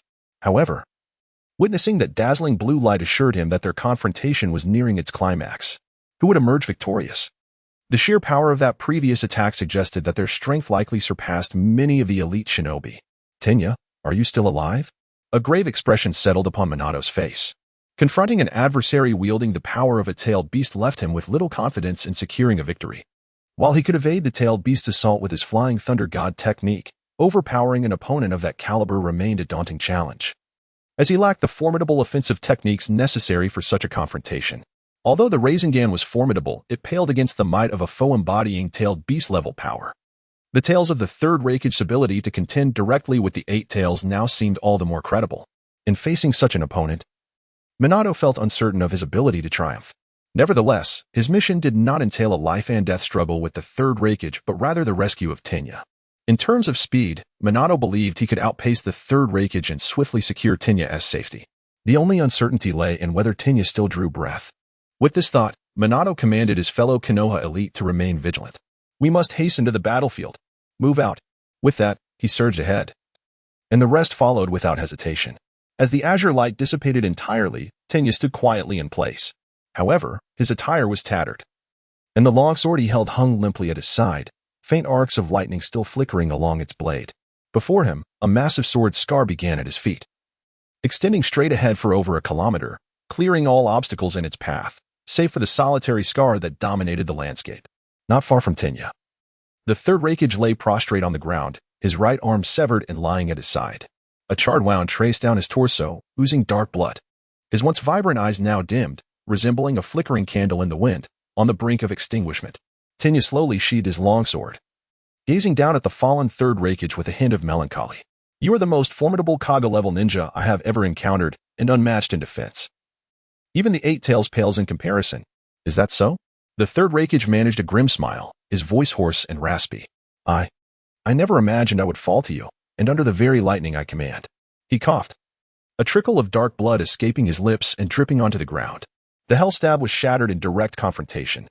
Even the tailed beast bomb could be obliterated by it, and he could withstand all residual waves thanks to his formidable physique and tenacity. Yet, against Tenya's recent strike, even his most powerful technique could not hold. The might of Tenya's blade evidently surpassed that of the Eight Tails bomb. His proudest spear was cleaved asunder by Tenya's strike. This boy is nothing short of a monster, to possess such formidable power at such a young age. The future of Kumogakure may be grim. Other villages will surely find him a formidable challenge. Had I known, I would have heeded the request of the Wind Shadow, Raza, to unite with other villages against this moonlight Tenya. Alas, the third Raikage let out a silent sigh as his consciousness began to wane, eventually succumbing entirely to darkness. The esteemed leader of a village had thus met his demise. At that moment, Minato Namikaze arrived with his team. "Tsunade, are you all right?" he inquired, astonished by the sight of Tsunade standing there quietly. He had prepared himself to retrieve her remains, but the outcome was rather unexpected. Aside from her tattered clothing, she appeared to have suffered no significant harm from the earlier formidable attack. Suddenly, Minato's gaze faltered, as if captivated by something. In a blink, he found himself beside the lifeless body of the third Raikage. "Is this the third Raikage?" He gazed in disbelief at the corpse before him. Chapter 98. United Pressure. Soon, the news of the third Raikage's demise at the hands of Tsukiyakari Amano was swiftly conveyed to the third Hokage by Minato Namikaze. Upon receiving this information while stationed at the border of the Land of Water, Sarutobi Hiruzen made an immediate decision to mobilize all military forces within his camp and launched a proactive assault against the Cloud Shinobi. As the Hokage of Konoha, although Sarutobi Hiruzen was sometimes perceived as lacking decisiveness in certain matters, he was an exceptionally resolute commander on the battlefield. The Konoha army surged towards the Cloud Shinobi encampment with unwavering momentum. At that moment, the Cloud Shinobi camp lacked top-tier combatants to defend, and facing the formidable forces led by Sarutobi Hiruzen, they opted for a strategic retreat rather than mounting significant resistance. The Konoha forces advanced with little to no opposition, ultimately capturing the Cloud Shinobi camp with ease. Following their withdrawal to the Land of Thunder, the Cloud Shinobi established a base at the border, primarily to monitor the movements of the Konoha forces and to prepare for the arrival of Killer Bee and the Fourth Raikage. On that very day, Killer Bee and the Fourth Raikage joined forces with the Cloud Shinobi army. Due to the absence of elite combat power, the Cloud Shinobi did not engage in fierce confrontations with the Konoha army. They retained a relatively intact troop configuration. After receiving treatment, both Killer Bee and the Fourth Raikage were not significantly harmed and required only a brief respite before they could return to the battlefield, fully aware of their conditions. They had no unexpected complications. However, their greatest concern at that moment was the fate of the Third Raikage. In a bid to assist them in evading the pursuit of Uchiha Amano, the third Raikage had bravely confronted the formidable adversary alone. The outcome of that encounter remained uncertain. The haunting blue light lingered in their minds, filling both Killer Bee and the fourth Raikage with apprehension. They feared that the third Raikage might have fallen to the hands of Uchiha Amano. With a sense of unease, they awaited news regarding the third Raikage. However, as time passed, neither received any word from him, causing them great distress. Amid their anxious wait, a Cloud Shinobi scout finally returned with information. Though it was far from favorable. Through extensive inquiries, the scout had ascertained that the third Raikage had indeed perished, slain by Konoha's Uchiha Amano. This revelation struck Killer Bee and the fourth Raikage like a thunderbolt, leaving them momentarily stunned, unable to accept such a grim reality. The notion that such a powerful figure as the third Raikage had succumbed to the blade of a mere youth from Konoha was an outcome none could have anticipated. Yet, this was the stark truth. Regardless of belief, the third Raikage was no longer among the living. After a brief period of sorrow, the son of the third Raikage ascended to the Raikage's throne, becoming the fourth Raikage of the Cloud Village. Though the transition was not without its challenges. The young A was recognized for his undeniable strength by the higher echelons of the Cloud Shinobi. Thus, it was only fitting that he claimed the title of Raikage. Once he completed the formalities with the Land of Thunder's daimyo, he would officially be recognized as the new fourth Raikage. As the newly appointed fourth Raikage, A took on the role of the frontline commander, repeatedly applying pressure on Konoha to surrender Uchiha Amano. However, each demand fell on deaf ears, with Konoha providing no response. The fourth Raikage, however, harbored no resentment. He had anticipated this outcome, having prepared himself for such a scenario. Within the frontline command tent, the fourth Raikage, Killer Bee, and Kaguya gathered, engaged in earnest discussion. During the tenure of the third Raikage, Kaguya had been held in high regard and served as a trusted aide. Now, with the son of the third Raikage in power, he continued to value Kaguya's counsel. Their meeting was convened to strategize a method to deal with Konoha's Uchiha Amano. Kaguya, what strategies can we employ to decisively eliminate that young man from Konoha? The fourth Raikage looked toward Kaguya, his eyes reflecting a glimmer of hope.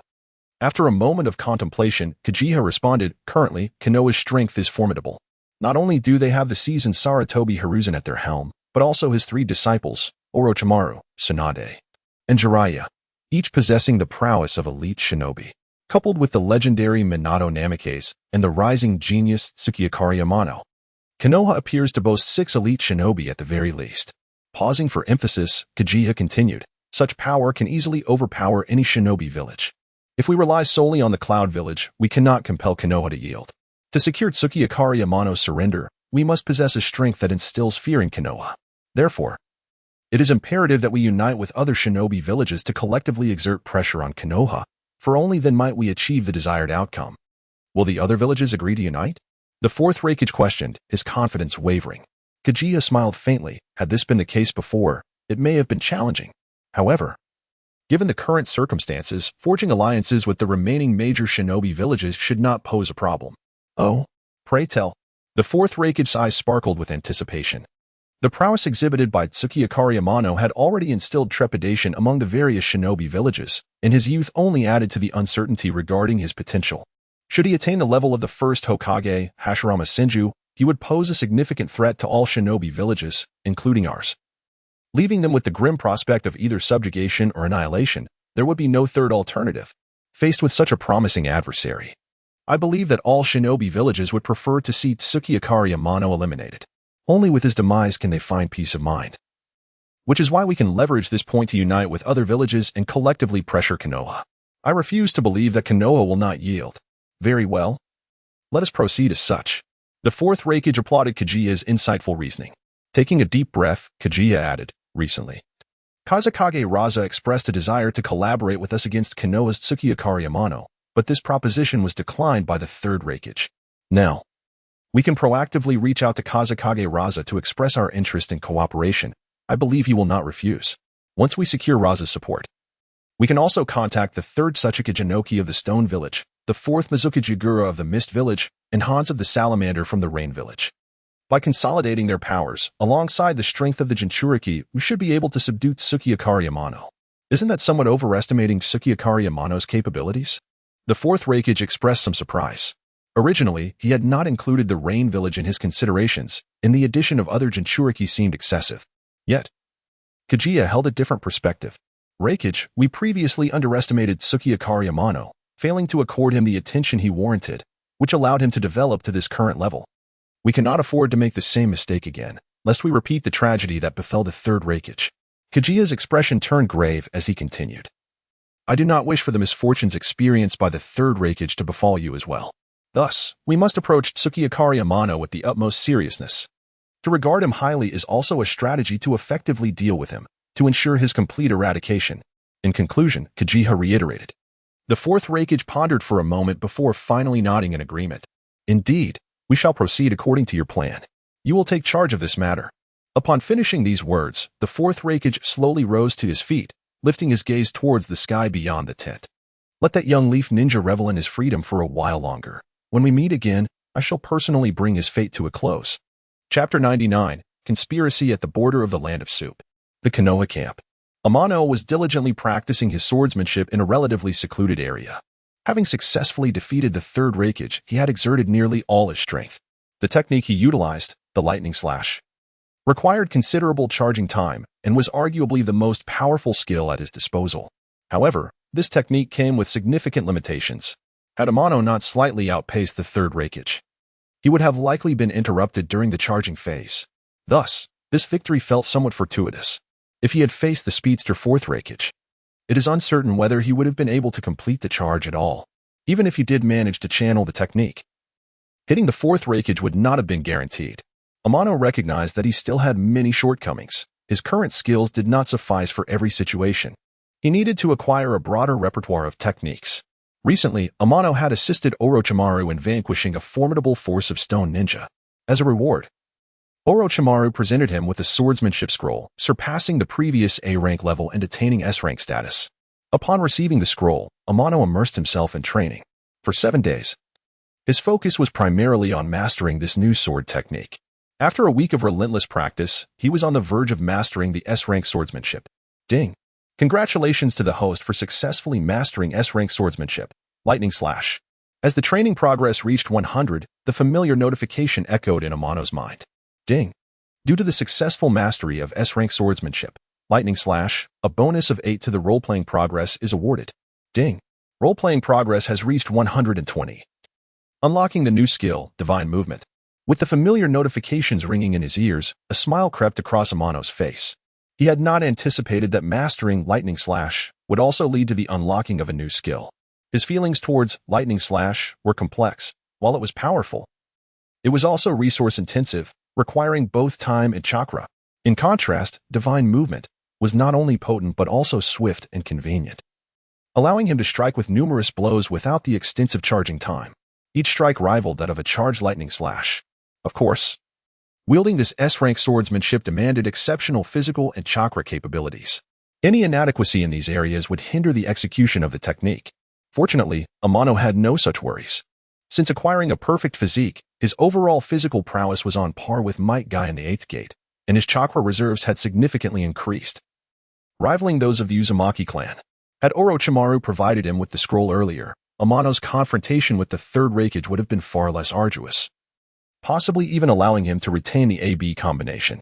Alas, time was not on his side. Shifting his gaze to the newly unlocked skill, Divine Movement. Skill, Divine Movement. Description: a high-speed movement skill that can enhance the user's base speed by a factor of 1 to 10. Note: this skill is contingent on physical strength. The stronger the body, the higher the speed enhancement limit. Reading the description of Divine Movement, a look of joy filled Amano's eyes. With this skill, he no longer needed to worry about keeping pace with the fourth Raikage's speed. The concern would instead shift to the Raikage himself. Having acquired 2 skills, Amano's spirits lifted considerably. He opened his personal panel once more. Host: Ukyo Amano. Character design: Tachibana Ukyo style. Divine Dream 1 sword style. Role-playing progress: 122. 3. Combat power: Shadow level. Daily task: strike the sword 1,000 times, increasing role-playing progress by 0.01. Incomplete. Long-term task: learning a new sword technique increases role-playing progress. Note: higher-ranked sword techniques provide more progress. Now, his role-playing progress had reached 122. 3. But he was still some distance from unlocking a new skill. He opened the task panel. Inheritance Task 1. Activate the Heart of Azura task requirement. Accumulate 5 kills of shadow-level powerhouses for 5. Task reward, key to inheritance. Note: this task is a prerequisite for activating the Azura inheritance. Only upon completion can the Azura inheritance be gradually unlocked. Currently, the progress of Inheritance Task 1 stood at 4/5. He needed only to eliminate one more shadow-level powerhouse to complete the task. He was curious about what further inheritance tasks would unlock upon receiving the reward. The key to inheritance. The prospect of the ultimate Azura inheritance intrigued Amano. He wondered when he would next have the opportunity to make his mark. During this period, the major ninja villages remained unusually quiet. The Sand Ninja were currently stationed within the borders of the Land of Wind, refraining from launching further assaults on the Land of Fire, seemingly recuperating. Meanwhile, the Mist, Rock, and Cloud villages, having suffered defeats, had fallen into a state of silence, showing no signs of mobilization or reconciliation with Konoha. It appeared that these villages were secretly plotting something. This calm before the storm left the station Konoha forces feeling uneasy, and many scouts were dispatched daily to gather intelligence, yet the results were scant.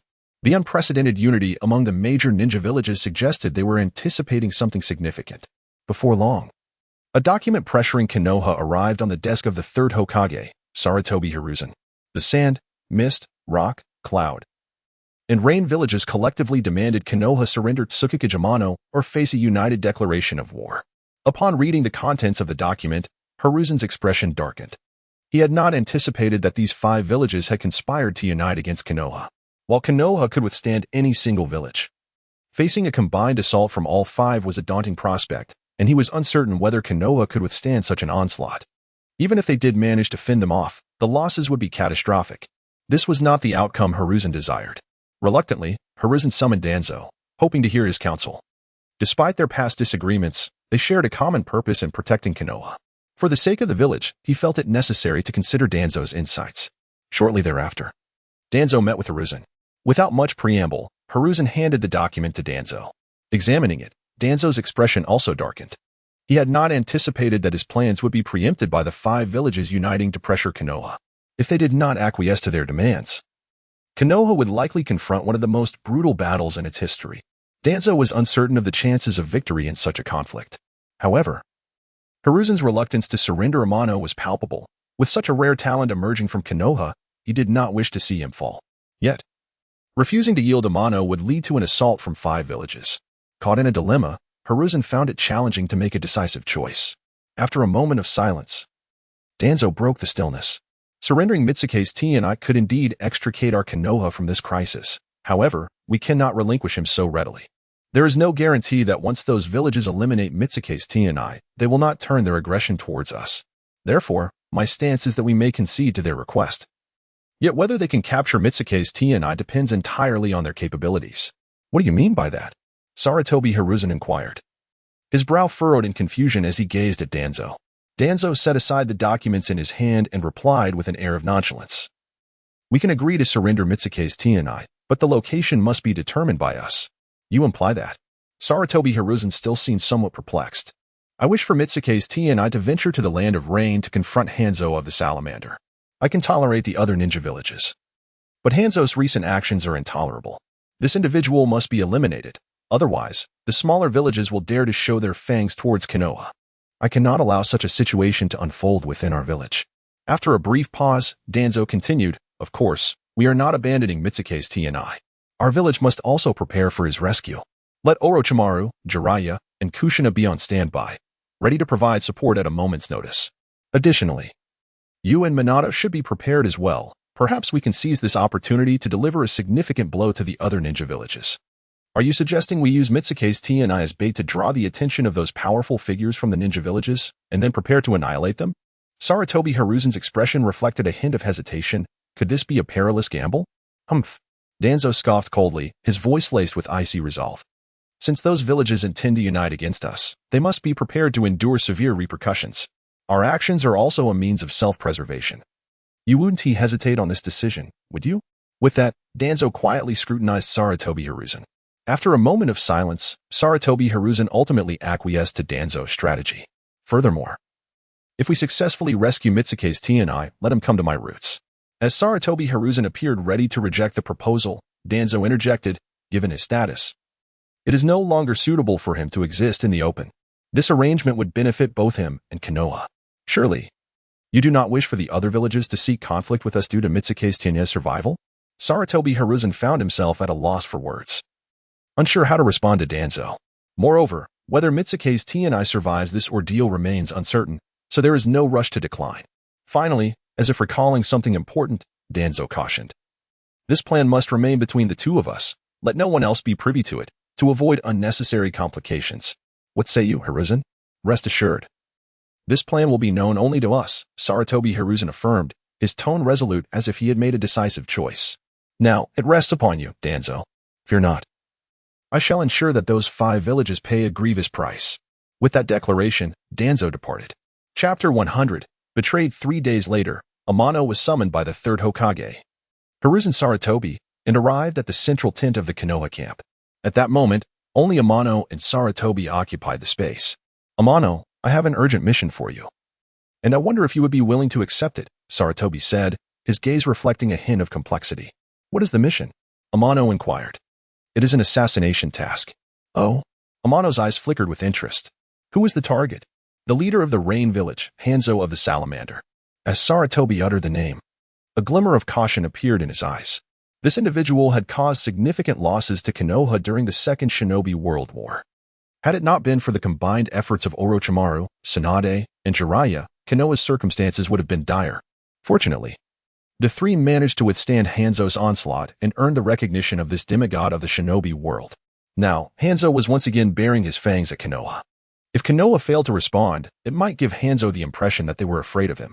This time, Konoha aimed to eliminate this thorn in their side, ensuring that the Rain Village would sink into oblivion, afraid to threaten Konoha again. So it's him. Amano had certainly heard of Hanzo's notorious reputation, and he was surprised that this assassination target was indeed him. Hanzo's prowess was indeed formidable. However, he had aged considerably and was no longer at his peak. For Amano, eliminating him would not pose a significant challenge. The only potential issue was Hanzo's inherent toxic attributes. Having had the poison sac of a salamander implanted since childhood, his very breath carried venom.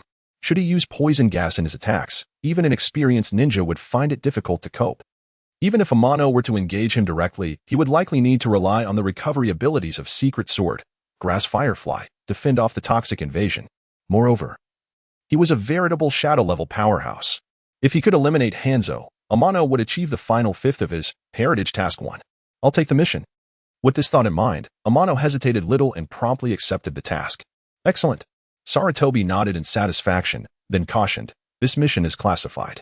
Apart from you, myself, and Danzo, no one else should be aware of it to avoid alerting our target. Rest assured, I understand. Amano replied, before asking, when do we depart? The sooner, the better. Very well, I shall take my leave. With that, Amano exited the central tent. As he watched Amano's retreating figure, a flicker of obscure light danced in Sarutobi's eyes. After leaving the central tent, Amano did not linger and proceeded directly to the Land of Rain. During his journey, he employed his bloodline ability, Phantom Escape, in conjunction with the skill, Secret Sword, Hazy Veil, to achieve perfect invisibility. Then, in this fully concealed state, he activated the skill, Divine Movement, striding boldly toward the location of the Rain Village. Along the way, Amano encountered numerous individuals, both ninjas and ordinary citizens. Even as he brushed past them, they remained completely unaware of his presence, merely attributing the sensation to a passing breeze, never suspecting that someone had traversed their vicinity. Without pausing, Amano swiftly entered the Rain Village. Inside the Rain Village, Hanzo of the Salamander, clad in armor, sat with his eyes closed in his chamber, seemingly awaiting something. The moment Amano entered the Rain Village, he activated the skill Spiritual Awareness to detect the movements of the Rain Ninjas. However, he noticed a peculiar phenomenon. Apart from the Rain Ninjas, there were hardly any signs of civilian presence. Where had all the civilians gone? Amano felt a twinge of confusion. Before he could ponder further, he detected a gathering of Rain Ninjas not far ahead. He had heard that Hanzo was a cautious individual, wherever he was. He would typically station a substantial number of Rain Ninjas for round-the-clock vigilance. The arrangement he observed aligned closely with the rumors. It seemed highly probable that Hanzo was indeed concealed there. Silently, Amano materialized before a relatively grand structure, surrounded by numerous Rain Ninjas, all fully armed and displaying heightened alertness. Scanning his surroundings, Amano noted that the perimeter was primarily comprised of CH-9 level ninjas, with few elite J-9 present. It was questionable whether these rain ninjas could even detect Amano. Disregarding the vigilant ninjas, Amano activated spiritual awareness, again, meticulously searching the imposing building before him. I found you. Hanzo. Before long, Amano made a discovery. However, at that moment, Hanzo appeared somewhat unusual. Rather than resting, he was fully armored, seemingly prepared for combat at a moment's notice. Indeed, he is quite cautious. Ignoring the guarding rain ninjas, Amano deftly maneuvered past one after another, swiftly reaching the door of Hanzo's chamber. Suddenly, Hanzo opened his eyes, which had been closed, and directed his gaze toward the door, softly stating, "Since you are here, come in." Amano, standing outside, was taken aback.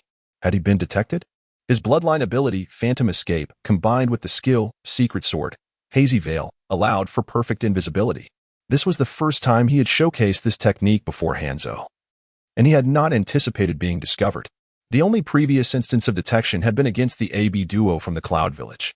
However, this was the Rain Village, and Amano had not sensed the presence of the AB duo. Could it merely be coincidence? Amano felt a surge of disbelief. Moonlight Amano, I knew you would come. It was only when Hanzo's voice rang out again, clearly uttering Amano's name, that he was certain he had indeed been discovered. With a swift motion, he pushed open the door and dispelled his invisibility, stepping boldly into Hanzo's chamber. How did you discover me? Amano coldly fixed his gaze on Hanzo, directly voicing his inner confusion.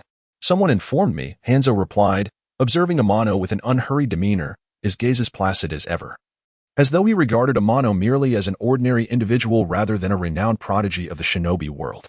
Who? The figure of the AB duo flashed through Amano's mind. This assassination mission had been classified at the highest level. Apart from the third Hokage Hiruzen Sarutobi, only Danzo and himself were privy to the details. He had barely arrived in the Rain Village when Hanzo was already aware of his approach. Someone must have betrayed him. Otherwise, how could Hanzo have discovered him so swiftly? Was it Sarutobi? Or Danzo? Or had both conspired against him? Contemplating this, Amano's expression darkened. Well played, Hiruzen Sarutobi. Well played, Danzo. I shall remember you. It seemed that after this encounter, there would be no need for him to return to Konoha, since Konoha had abandoned him. He too had no obligation to serve them any longer. However, before that, he must first eliminate the formidable Hans of the Salamander. Amano took a deep breath, clearing his mind of chaotic thoughts, his right hand unconsciously resting upon the hilt of his sword. His gaze remained fixed upon Hans. A profound murderous intent bubbling within him like magma on the verge of eruption, fierce yet imbued with an overwhelming aura. What an intimidating killing intent! Hans' pupils constricted slightly, his previously calm expression instantly transformed into one of gravity. The young leaf ninja, known as Suki no Amano, appeared to possess strength surpassing his initial expectations. No wonder this youth had repeatedly slain shadow-level adversaries. Such formidable power truly exists. It seems that he must approach the forthcoming battle with utmost seriousness, for otherwise, there exists a genuine possibility of being defeated by this leaf ninja blade. Chapter 101. Amano versus Hans. Within the confines of the room, Hans slowly rose to his feet, raising the chain-linked scythe in his right hand. His gaze dark and penetrating as he regarded Amano. Konoha boy, since you dare to attempt my assassination, you must be prepared to face death. Hans raised his scythe with a cold demeanor, declaring, I shall show no mercy. You need not concern yourself with mercy. Unleash your finest techniques. Amano replied calmly, his eyes glimmering with a hint of untraceable intensity. I have long wished to witness the prowess of a demigod of the ninja realm. Such bravado. Hans's expression grew increasingly frigid, a flicker of murderous intent surfacing in his gaze. The two stood several meters apart, locked in a fierce stare, each exuding deep vigilance and wariness. In this taut atmosphere, their bodies silently coiled with tension, vast reserves of chakra surging within them like a tidal wave, infusing their limbs with formidable strength in an instant. Amano's gaze blazed with fervor, twin beams of brilliance igniting within his eyes. In the next moment, he slightly bent his body, a spark of determination flashing through his eyes. With a sudden burst, Amano transformed into a streak of light, hurtling toward Hans with astonishing speed. The silver blade followed suit, slicing through the air with unrelenting precision, aiming straight for Hans. The silver flash screamed towards him, its sharp edge cleaving through the air, leaving a gash several feet long upon the floor. The ferocity of this strike sent a shiver through Hans's core. No longer hesitating, he propelled himself to his utmost speed, attempting to evade Amano's assault. With a swift motion, the blade cut through the air, leaving a trail of blood in its wake as Amano came to a halt. Sword in hand, Hans bore a long, narrow wound across his chest, slashing downward from his left shoulder, nearly bisecting his torso. Had he not reacted in time, he would have surely been cleaved in two by Amano's sword. Such speed, such a sword, Hans thought, disregarding the wound as he regarded Amano with newfound caution. Truly, this was a prodigious talent, having dispatched the likes of Chiyo and the third Raikage. This unpredictable speed was a rarity within the ninja world. Few could withstand it. For the first time, Hans felt an overwhelming sense of peril, emanating from the very youth before him. He perceived in Amano the essence of an unparalleled swordsman. And even the renowned swordmasters of the land of iron paled in comparison, akin to fireflies beside the moon. What manner of training could have forged such a being? Hans fixed his gaze on Amano, ignoring his own injury, and removed the mask covering his mouth and nose. The young Konoha ninja, known as Moonlight Amano, exuded an aura of death that sent a chill down Hans's spine. Faced with such an unassailable speed, Hans realized that in his current state, he would inevitably succumb to Amano's blade if he did not resort to drastic measures. Conventional tactics would yield little effect. He would have to employ his toxic body to incapacitate his opponent. At that moment, Hans cast aside his dignity as a powerful figure. In the presence of the formidable Amano, he was compelled for the first time to remove his mask. In the enclosed space, the toxic gas would quickly saturate the room with each breath he took. As Hans unveiled his face, Amano raised an eyebrow, surprised by the revelation. There was a begrudging respect for this former demigod, as many had perished due to the lethal toxins emanating from Hans's breath. To spare others, Hans had always worn the mask, even during battles, until he ascended to the pinnacle of the ninja world. Never did he expect to remove it in order to confront Amano. Without the mask's barrier, Amano would inevitably be exposed to the toxins. Yet, he had long prepared for this eventuality, silently invoking the secret sword, Grass Firefly. With unwavering composure, Amano regarded Hans anew. Hans's gaze flickered as he raised his scythe to initiate an offensive. In the cramped confines of the room, the intensity of their battle would hasten the infiltration of the toxic gas into Amano's system, slowing his movements. Should Hans seize the opportune moment, he stood a significant chance of overcoming Amano. Hans believed he had calculated everything perfectly. However, Amano was already well-versed in Hans's abilities and had taken every precaution. The toxins Hans wielded may have been effective against others, but against Amano, they would prove futile. With the aid of the secret sword, Grass Firefly, the toxic fumes from Hans's body were rendered nearly impotent against Amano. Hans remained blissfully unaware of this fact, perhaps still reveling in his own anticipation. But his elation was short-lived, as Amano suddenly sprang into action. His form transformed once more into a blur, rapidly closing in on Hans. Hans's pupils constricted, and using his innate perception, he barely managed to discern Amano's trajectory, relying on his extensive combat experience to swiftly swing his scythe. Clang! Amano's strike was successfully parried by Hans. You think the same trick will work against me? Hans regained a semblance of confidence, his words imbued with newfound conviction. Oh, is that so? Amano smirked slightly, altering his sword technique. Secret sword, fine snow. In an instant, countless delicate beams of sword light surged like the aurora, weaving through the air and forming a vast net of blades. Hans found himself ensnared within this intricate web, akin to a prey caught in a spider's trap. At that moment, innumerable slender gashes marred Hans's body, intertwining in a chaotic tapestry, as if he had been sliced countless times. Suddenly, Hans's form dissolved into a puddle of water, his true self vanishing from sight. A water clone. In the next heartbeat, the floor beneath Amano began to convulse, explosive tags writhing as if alive, coiling upward around his legs. In a matter of moments, Amano's limbs were ensconced in a myriad of explosive seals. Boom! Hans had silently exited the room, forming a single-hand seal, his eyes glinting with frigid malice. With a deafening explosion, Amano's form was engulfed in flames. Had he perished? Observing the collapsed room, Hans squinted slightly. Within his sensory range, he detected no fluctuations of chakra or signs of life from Amano. As the smoke cleared, no trace of Amano remained amidst the wreckage. Could it be that the boy had truly perished? Hans harbored doubts. Hey, what are you looking at? Suddenly, a familiar voice echoed from behind him. Hans spun around, only to find the space behind him utterly vacant. Straining his senses, he confirmed that there was, indeed, no trace of Amano's chakra or life force. Could it be that he had vanished once more? Hans's expression darkened, Recalling the intelligence provided by the fourth Raikage of the Cloud Village regarding Moonlight Amano, Hans felt a headache coming on. The ability of Moonlight TNI to conceal himself appears to stem from his bloodline limit, the phasing technique. However, this particular manifestation of the technique is evidently more potent than the typical phasing technique. While the standard version can obscure one's physical form, it fails to mask the fluctuations of chakra and the essence of life. Yet, the phasing technique employed by TNI lacks these shortcomings. If TNI refrains from taking action, Hanzo is incapable of discerning Tinya's approximate location through the currents of air. Confronting an unseen adversary indeed proves to be a most agonizing predicament. Faced with such a challenge, he had no choice but to summon assistance. With this thought in mind, the salamander Hanzo bit into the thumb of his right hand, then pressed it forcefully against the ground. Summoning technique. Soon, intricate patterns began to materialize upon the earth. Bang! Accompanied by a surge of white mist. An immense creature suddenly came into view before TNI.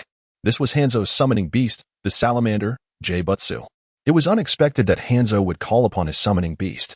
In comparison to Hanzo's own potent venom, this salamander, J-Butsu, is undoubtedly even more toxic. It appears that TNI has indeed driven Hanzo to desperation, otherwise, he would not so readily resort to utilizing his summoning beast. Chapter 102, Thunder/Jingfu, locate that invisible enemy. Commanded Hans, the salamander, and his summoned beast promptly stirred to action. The creature thrashed its tail vigorously, causing the ground to tremble beneath them. Observing this display, the remaining Rain shinobi instinctively fled to the distance, understanding that the appearance of Hans's beast signified a battle beyond their capacity to influence. With the threat of Hans's venomous abilities looming, they knew that lingering would only invite peril. Hans's gaze swept over the fleeing Rain shinobi with an expressionless countenance, seemingly indifferent to their plight. At that moment, he had heightened his senses to the utmost, eager to pinpoint the exact location of Amano. With a nod towards the right, the salamander indicated the enemy's direction. Hans's eyes sparkled as he swiftly formed hand seals. Water release, great waterfall technique. A torrent of water surged forth with incredible force, hurtling towards Amano's position. Amano, sensing the impending danger, quickly dispelled his invisibility and darted away with remarkable speed, narrowly evading Hans's water-based jutsu. The deluge transformed the vicinity into a quagmire, submerging much of the street and rendering the area a battleground suited for the salamander. Amano's demeanor shifted to one of caution as he assessed the situation. He was already well aware of Hans's toxic nature, but the summoned beast, the salamander, possessed a far more potent venom. Even Hans's resistance to toxins would struggle against the salamander's lethal properties. Amano was uncertain whether his skill, secret sword, grass firefly, could withstand such a toxic onslaught. One thing was clear to Amano. He had to eliminate this perilous creature swiftly. The longer the salamander remained, the greater the disadvantage for him. Secret sword, shadow dance. Amano's eyes gleamed as he launched into action. Numerous tangible figures wielding long swords surged towards Hans and the salamander, unleashing a relentless barrage of icy sword strikes. Each stroke shimmered with deadly intent, seemingly unstoppable. Water release, water barrier. Before Amano's assault could land, myriad walls of water sprang up from the four cardinal directions, shielding Hans and the salamander. The onslaught of Amano's solid figures struck the water barriers, effectively nullifying his attacks. Impressively, Hans devised a countermeasure in mere moments, successfully intercepting all of Amano's strikes. Yet Amano appeared prepared for this very response. Without allowing Hans a moment's respite, he leapt into the air, enveloped in blue lightning. His sword began to shimmer with a faint electric glow, arcs of lightning dancing across its surface, producing a series of crackling sounds. As he infused the blade with lightning chakra, the intensity of the electric aura intensified, enveloping the sword with an overwhelming might that seemed divine. Noticing this abnormality, Hans's eyes widened with alarm as he fixated on the thunderous sword in Amano's grasp. Before he could react, Amano swung the sword down fiercely towards Hans and the salamander. Thunder slash. In an instant, a brilliant flash illuminated the sky, coalescing into a colossal sword of lightning that streaked across the heavens, leaving behind a breathtaking arc. In a split second, the sword's radiance reached Hans and the salamander. This strike was a lethal blow, imbued with unparalleled force capable of obliterating all in its path, including flesh and bone. Faced with such a cataclysmic assault, Hans found no option but to flee.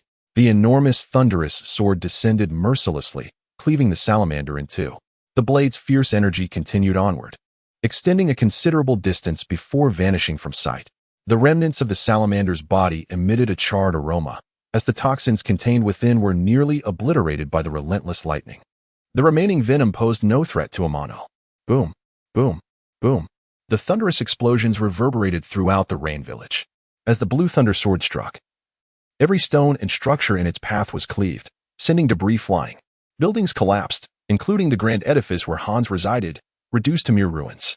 From an aerial perspective, one could discern that Amano's strike had decimated a significant portion of the village, a testament to its overwhelming power.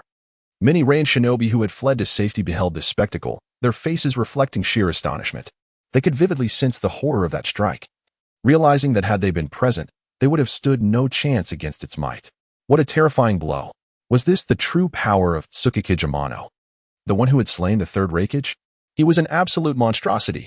They were on an entirely different plane of existence. Fear was palpable on the faces of the range shinobi. With such strength, could their Hans truly contend against Amano? Doubts began to fester among them. While they acknowledged Hans's formidable nature, it was evident that the intruding Amano was no ordinary foe, perhaps even surpassing Hans himself. The recent display was irrefutable proof. Would Hans truly fall to the blade of Tsukikage Amano? This thought took root in the minds of nearly all present, spreading a sense of despair and panic throughout the ranks of the range shinobi. Chapter 103, Slaying Hans with a thud, a hand pushed aside the shattered stones, and a disheveled figure rose from the ruins. Hans was caked in mud, every inch of his body tainted. Moments earlier, he had narrowly evaded Tain's lethal strike, escaping the fate of perishing alongside the summoned spirit, the salamander. However, the arc of lightning unleashed by that sword bore remarkable power. Even a shadow-level powerhouse like Hans dared not confront it head-on, opting instead to evade. Yet, he underestimated the velocity of the lightning arc. Though it did not strike him directly, it obliterated the surrounding structures, burying Hans beneath the debris. Gently brushing off the dirt, Hans's gaze shifted back to Tain, a palpable wariness flickering in his eyes. The might of that previous strike had exceeded his expectations. To his shock, the spirit he had summoned not long ago had been mercilessly dispatched by Tain. Observing the lifeless form of the salamander nearby, Hans fell into a contemplative silence. The young man before him was more formidable than he had anticipated. It was clear that he would have to fight desperately, otherwise he would surely lose his life here. Water release. Water heaven's wrath. A massive sphere of water formed instantly, encasing Tain in a watery prison. Having accomplished this, Hans vanished from his original position as if through teleportation, reappearing directly before Tain. Water release. Water body. With a single hand seal, Hans melded his form with the water, creating not a ripple as he effortlessly entered the water sphere. His chain scythe followed suit, glinting ominously as it arced toward Tain, aiming to cleave him in two. The thought of engaging Tain in close quarters had always been Hans's last resort. He had witnessed Tain's swordsmanship firsthand, and facing such a master in melee combat would undoubtedly be detrimental. However, Hans found himself devoid of options. If he did not eliminate Tain swiftly, he feared his body could not endure much longer. He could either utilize a body flicker technique to escape or determine the outcome of their confrontation in a fleeting moment, a life-or-death decision. The land upon which Hans stood was once the Rain Village, and he would never agree to abandon it. After all, this place represented the fruits of his labor. Hans could not forsake the foundation he had painstakingly built. Thus, he resolved to engage. Hans had always been cautious and meticulous, yet at this moment, he felt betrayed. The young man named Tain, hailing from Konoha, was not as easily dealt with as the fourth Raikage had suggested. He was nothing short of a monster, one that rivaled even a tailed beast. Nevertheless, Hans was no weakling. As a once revered demigod of the ninja world, he had faced countless battles, and the number of powerful foes and prodigies who had fallen to him was immeasurable. He refused to believe he would meet his end here. Clang! Just as Hans's attack was about to descend, Tain moved with astonishing swiftness, his sword slicing upward with fierce determination. The blade traced a breathtaking arc in the air before colliding violently with Hans's scythe. Yet, Hans's onslaught did not cease there. In the moment Tain deflected his strike, Hans's body suddenly dissipated into a torrent of water, revealing a water clone. Almost simultaneously, another Hans appeared behind Tain, wielding a scythe as he lunged for a diagonal strike. This sequence of attacks aimed seamlessly at Tain's vital points, executed with a fluidity that suggested Hans had rehearsed this maneuver countless times. Clang. In the face of this rapid assault, Tane reacted swiftly. Body flicker, triple speed. Tane's form accelerated dramatically, vanishing from Hans's astonished view. When he reappeared, he was already behind Hans, leaving only an afterimage in his wake. Hans's scythe passed through the fleeting phantom of Tane. What had once seemed like a certain strike was now evaded with extraordinary speed. Tane raised his sword, making no unnecessary movements as he slashed downward at Hans's neck. The blow was sharp and resolute. Thud! As the sword fell, the astonishment in Hans's eyes was swiftly replaced by agony. Blood gushed forth as Tane severed Hans's left arm, who barely managed to evade Tane's fatal blow at the cost of his limb. That was close.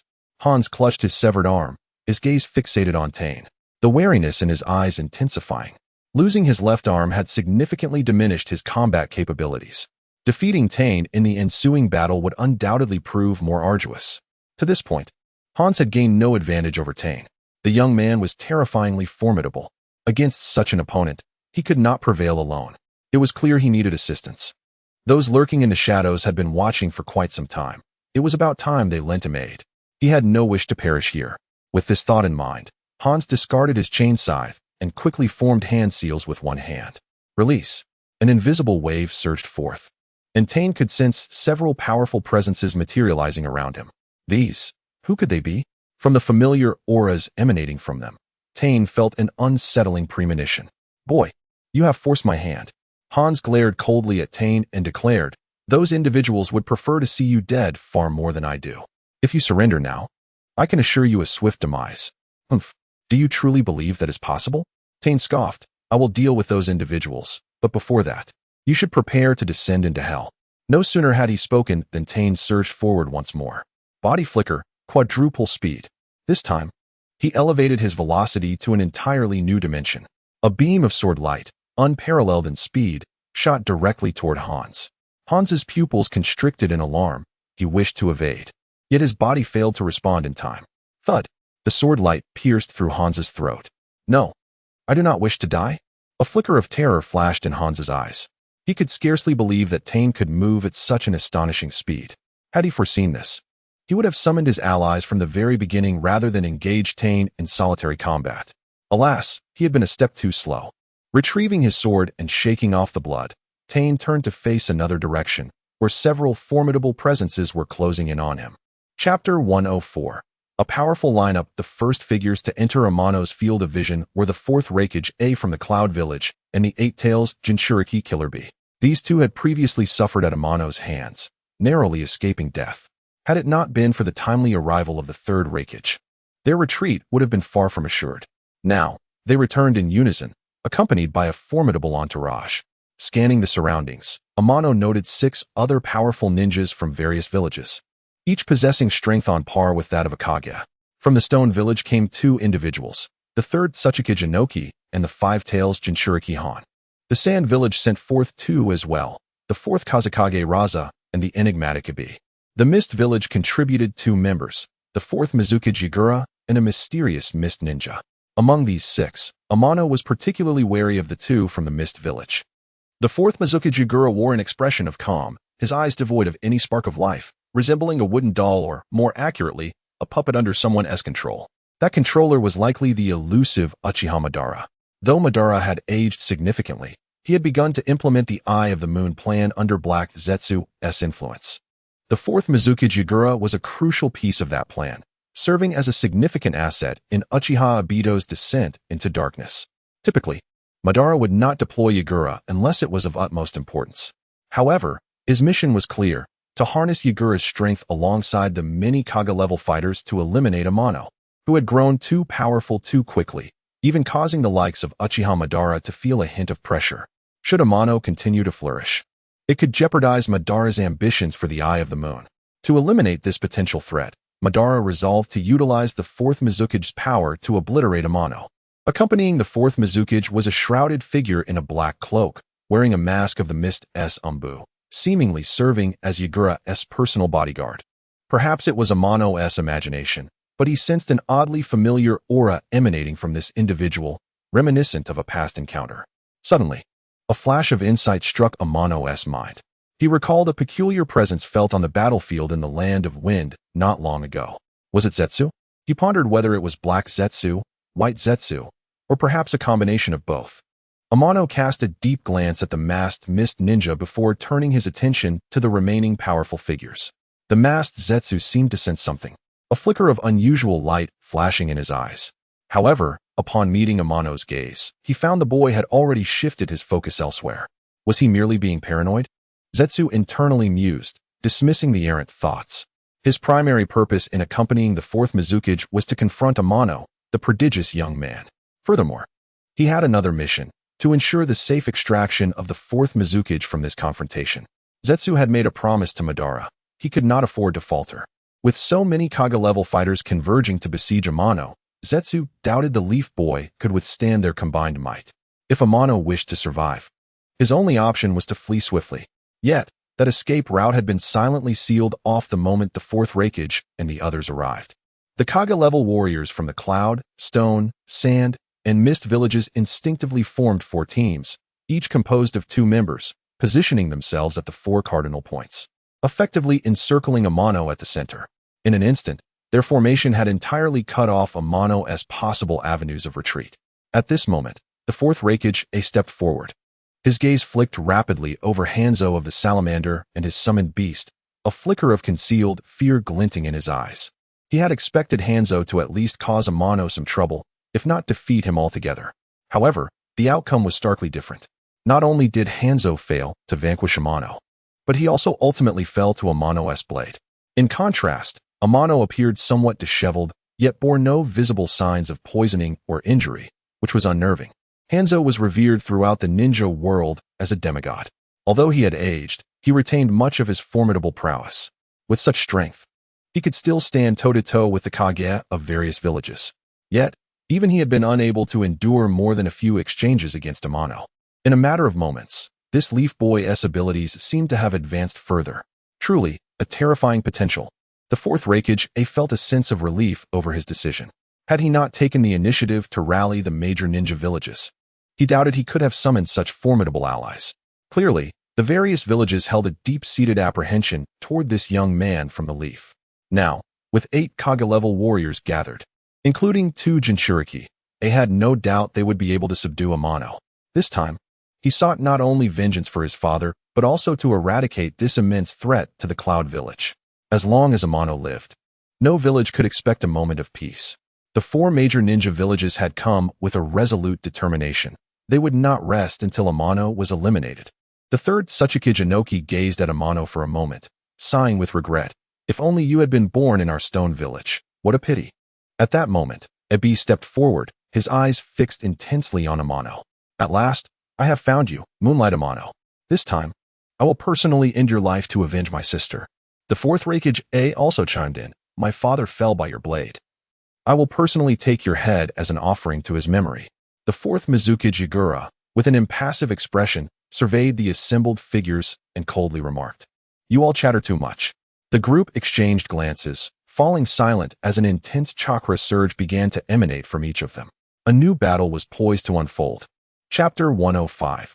Instant Kill. The third Tsuchikage, Noki, sought to test the strength of Amano without alerting others. Suddenly, the ground beneath Amano began to churn violently, akin to a raging river, propelling his entire body backward at an astonishing speed. There, the eager Kai's from Sunagakure was ready to strike. Before Amano could react, a gust of wind surged toward him from behind, infused with an unstoppable momentum. Wind release, wind blade. The rapidly spinning wind blade carried a fierce cutting force. The surrounding air seemed to split apart, emitting a series of piercing shrieks. The wind blade struck Amano's back with tremendous force, yet it passed through him as if he were a mere mirage. Instantly, Amano vanished, as if he had been a fragile bubble burst. What? Kai's expression shifted dramatically. Before he could make another move, a streak of light resembling a sword appeared in his vision, hurtling toward his throat at an incomprehensible speed. Should it connect, Kai's would surely perish beneath Amano's blade. Magnet release, sand gold shield. In that critical moment, the fourth Kazekage, Raza, intervened. A massive shield composed of sand and gold materialized before Kai's. With a resounding clash, Amano's lethal strike was thwarted by the suddenly emerged shield. allowing K-Eyes to retain his life. That was close. K-Eyes silently thanked his fortune, though a flicker of fear crossed his eyes. What terrifying speed! Had Raza not acted in time, he would have undoubtedly succumbed to Amano's sword. This Konoha youth was even more formidable than the records indicated. If he were not eliminated today, Sunagekure would forever be overshadowed by this individual, driven by the memory of his deceased sister and the safety of his village. K-Eyes resolved to eliminate Amano strengthened. He was not alone in this sentiment. Raza, standing beside him, also felt a sense of relief regarding his earlier judgment. This Konoha boy, Uchiha Amano, was indeed a significant threat. Without his removal, Sunagekure's path to a peaceful existence would be fraught with difficulty. Secret Sword, Shadow Dance. Amano's assault did not cease. Countless tangible forms surged toward the surrounding enemies. The 8 Kage-level shinobi present from the 4 great ninja villages sprang into action to counter Amano's onslaught. The Jinchuriki of the 8 Tails, Killer Bee from Kumogakure, was already aware of Amano's prowess. Before Amano's tangible clones could reach him, 8 tails of Crimson Chakra were raised, unleashing a ferocious barrage upon the clones without the slightest hesitation. Though these clones lacked the strength of Amano himself, their offensive capability rivaled that of A-rank jutsu. Killer Bee dared not underestimate them. The 4th Raikage also joined the fray, moving swiftly and unleashing a flurry of punches to assist Killer Bee against the clones. The 3rd Tsuchikage, Noki, and the Jinchuriki of the 5 Tails, Han, also took the situation seriously. Noki initiated a large-scale earth-release jutsu, confining Amano's clones to a relatively narrow space, while Han followed up with a boiling release attack that covered the area entirely. Their coordination was impressively seamless. The 4th Mizukage, Yagura, found it simpler to deal with Amano's clones. By repeatedly employing the water mirror technique, he effectively cleared the clones using a one-for-one strategy. As for Raza and K-Eyes, they remained the primary targets of Amano's attention. Most of Amano's clones were directed toward them. Raza, utilizing his exceptional magnet release techniques, managed to block the majority of the clones' attacks, but he still faced numerous threats, leaving him little energy to assist K-Eyes, who found himself in a precarious situation. Being Chiyo's brother, K-Eyes' strength was notably inferior. Among the 8 Kage-level shinobi present, he was the weakest. Under the assault of these formidable opponents, including 2 Jinchuriki, Amano dared not let his guard down. To successfully break free, he needed to eliminate a few of the weaker foes first, and K-Eyes was his chosen target. In the moment K-Eyes exposed a vulnerability, Amano made his move. Whoosh! In an instant, Amano reappeared before K-Eyes, his longsword whispering as a brilliant blade of light pierced K-Eyes' throat. However, Amano felt as though he had struck not flesh, but sand. Rustle, rustle, rustle. K-Eyes' form instantly transformed into a pool of quicksand. Huh? Suddenly, Amano sensed movement from beneath the ground. Through his perception, he realized K-Eyes' body was stealthily approaching him from underground, seemingly poised for a surprise attack. Boom. Indeed, a figure erupted from the earth. A sharp wind blade aimed once more at Amano. However, before the attack could land, a longsword pierced through K-Eyes' back, emerging from his chest and directly penetrating his heart. The once coalesced wind blade collapsed as it lost its chakra support. K-Eyes gazed at the sword protruding from his chest. An expression of bitter disbelief etched upon his face. He had not anticipated that, so soon after the battle commenced, he would fall to Amano's blade. His frustration was palpable. At that moment, K-Eyes felt all strength drain from his body. He wished to utter something, but no words escaped his lips. His consciousness flickered like a dying flame, succumbing to eternal darkness. How could it be, like this? Witnessing K-Eyes perish at Amano's hands left Raza in a state of disbelief. He could not accept such an outcome. Sunagekure had already few Kage-level shinobi. Losing a cornerstone like K-Eyes was a calamity for the village. Raza pondered how he would explain this loss to his people upon returning. Regret gnawed at him, though he knew it was too late to change the course of events. Amano Tsuchikari, I will kill you. With crimson eyes ablaze, Raza glared fiercely at Amano, wishing nothing more than to devour him alive. Amano regarded Raza with indifference. His longsword raised once more. Meanwhile, at the border of the Land of Rain, within the central tent of the Konoha encampment, Danzo faced Jiraiya, Orochimaru, and Kushina Izumaki. He had summoned them with the secret intent of rescuing Amano at the last moment to fulfill his plan to control Tsuchikari Amano. Of course, he did not intend to disclose this scheme to them. He had gathered them ostensibly to aid the trapped Amano while secretly hoping to eliminate several Kage-level shinobi from the major ninja villages. to decisively weaken the strength of each village, and when the opportune moment arises, to extinguish one or two major hidden villages, thereby solidifying the dominance of Konoha, and perhaps even extending control over the entire ninja world, is a tantalizing prospect. The mere thought of this sent a thrill of excitement coursing through Danzo, whose ambitions far surpassed those of Sarutobi Hiruzen. However, to bring his aspirations to fruition, he must first seize the formidable sword that is Tsukuyami, and then ascend to the position of Hokage. Only then could Danzo usher in an era of prosperity for Konoha. For this day, he has waited long. Now, the opportunity lies before him, and how could Danzo not feel exhilarated and agitated? At this moment, his heart surged with tumultuous emotions, akin to a roiling river, yet outwardly he maintained an appearance of calm composure. The purpose of summoning you was to rescue the trapped Tsukuyami. Danzo's gaze swept over Orochimaru and his companions, and he stated with a measured tone, "Now, you shall accompany me to the land of rain. We must ensure the rescue of Tsukuyami." Without further ado, he declared, "Let us depart."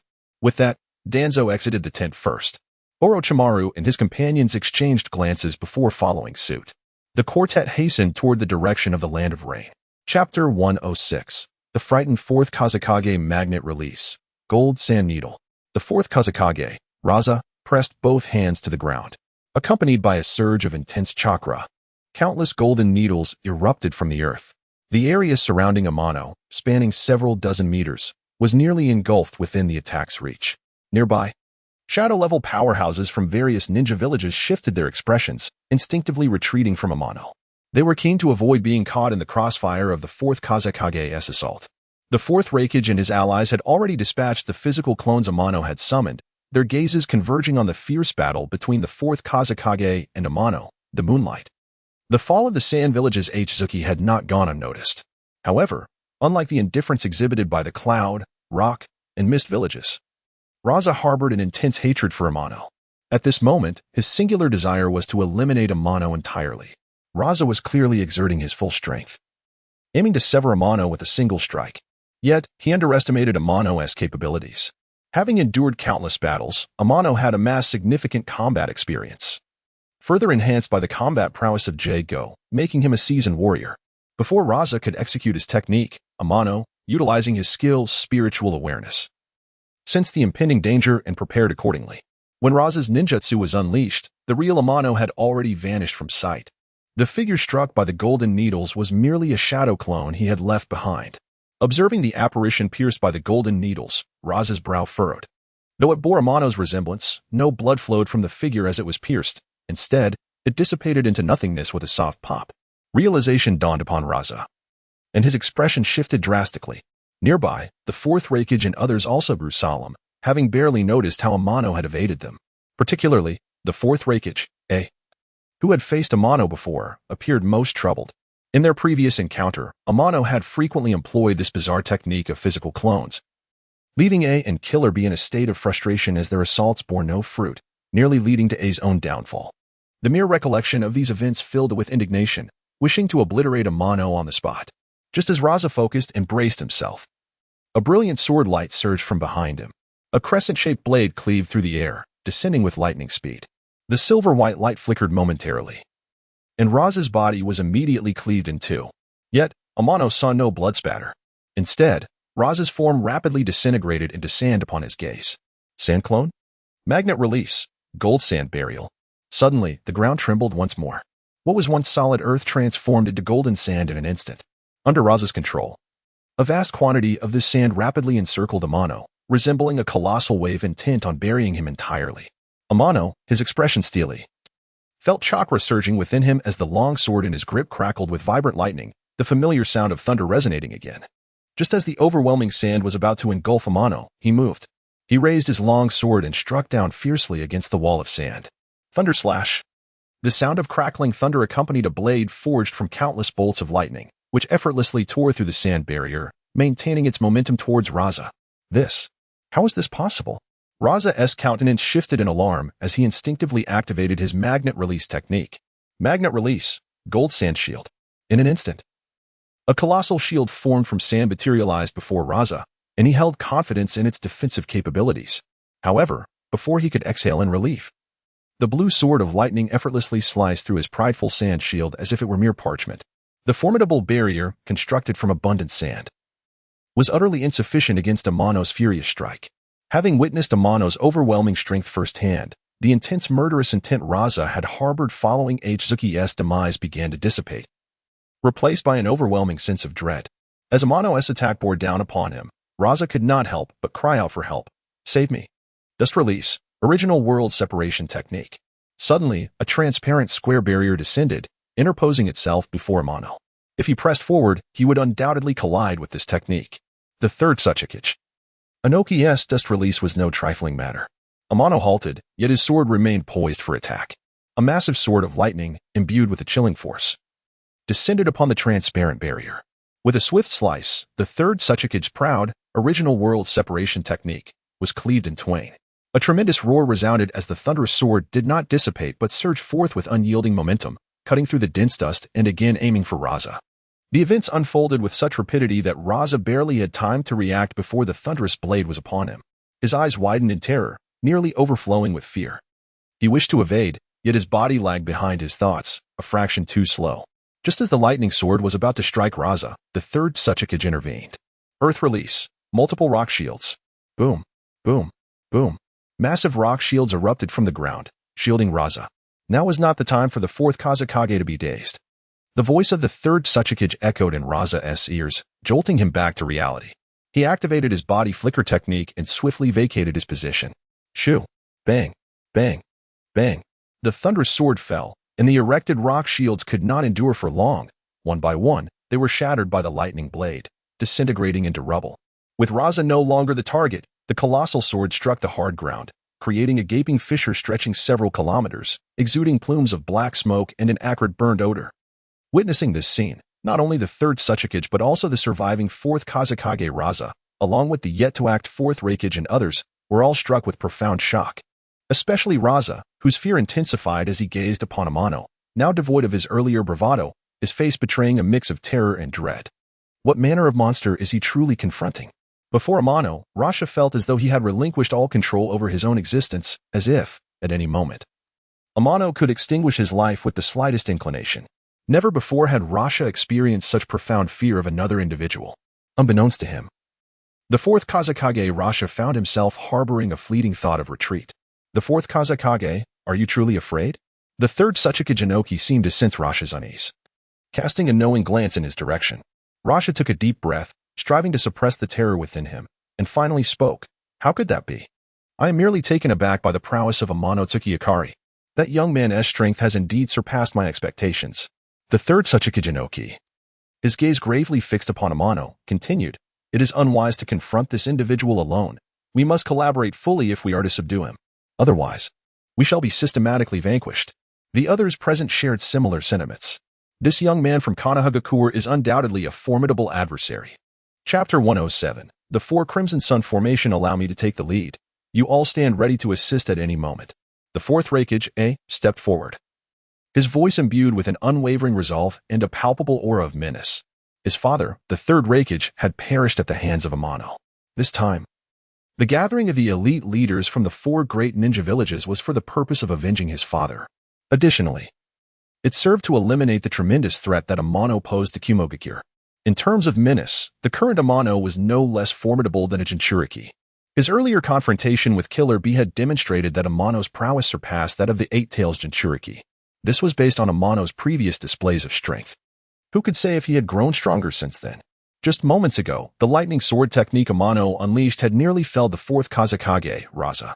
Furthermore, that technique bore a striking resemblance to one that had claimed the life of his father, the third Raikage. The same extraordinary power, the same dazzling blue glow, and the destruction it wrought appeared equally formidable. Considering these points, it was highly likely that the powerful lightning sword technique Amano wielded was the very one that had slain his father. As long as he remained vigilant and avoided that technique, he believed he could prevail. The fourth Raikage was confident in his speed.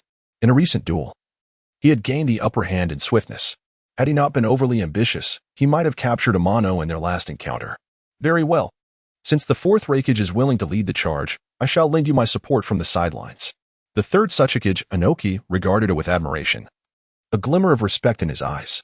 The fourth Mizukage, Chjr, and the fourth Kazekage, Raza, remained silent, their chakras surging in readiness for battle.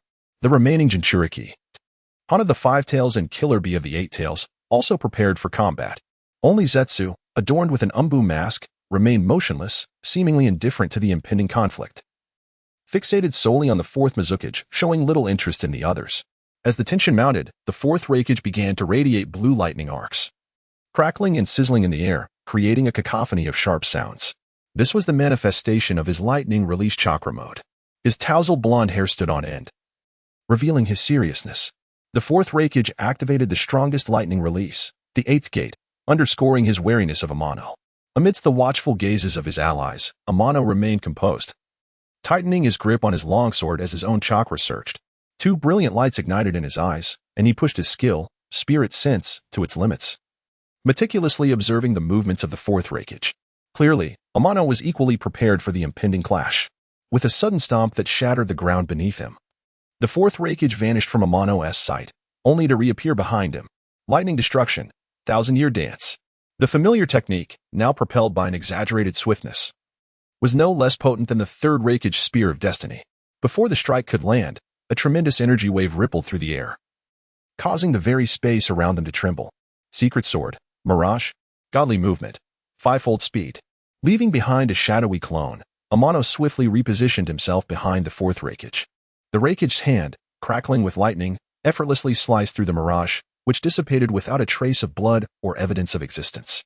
Realizing the precariousness of his situation, felt an icy glimmer of danger behind him.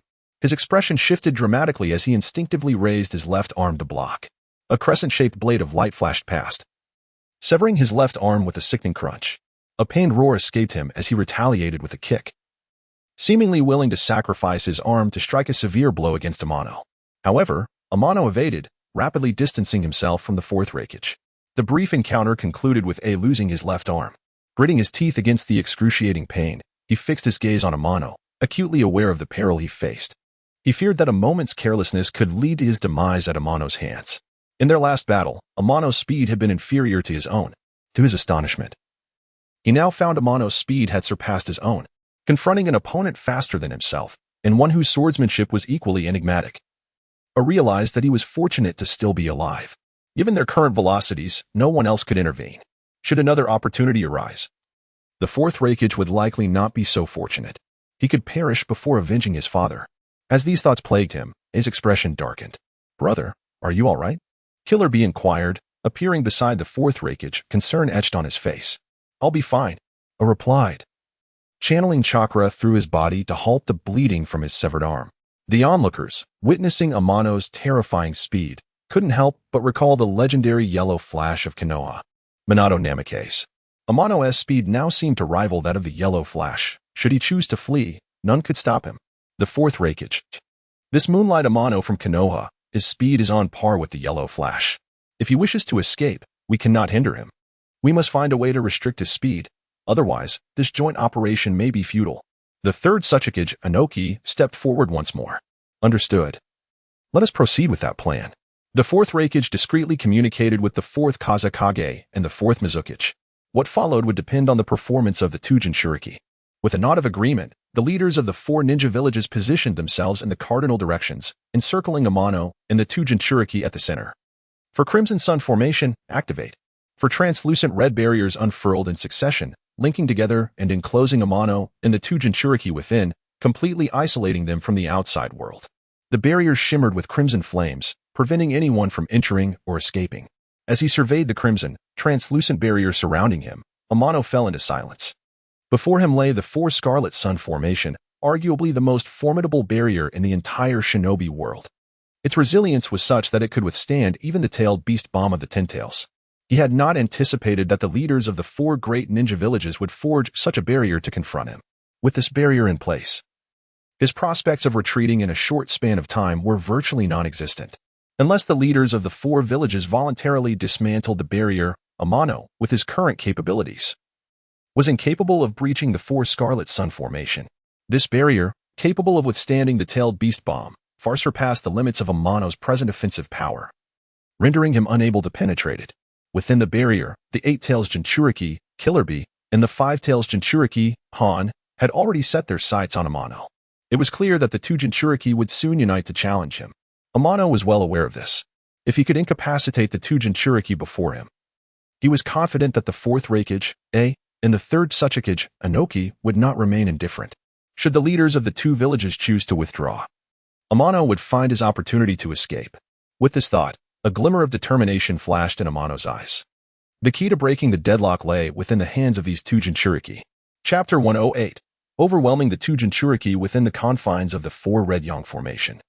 The Jinchuriki of the Five Tails, Han, and the Jinchuriki of the Eight Tails, Killer Bee, each harnessed the chakra of their tailed beasts, activating their semi-tailed beast transformation. A surge of crimson chakra erupted forth, enveloping their bodies in an instant. To the casual observer, it appeared as though they donned specially crafted crimson garments. As the Jinchuriki of the Five Tails, Han bore five tails, coalesced from vibrant red chakra, while Killer Bee, hailing from the hidden cloud village, and the Jinchuriki of the Eight Tails, sported eight tails of the same hue. In this formidable state, they positioned themselves on either side of Amano, effectively cornering him.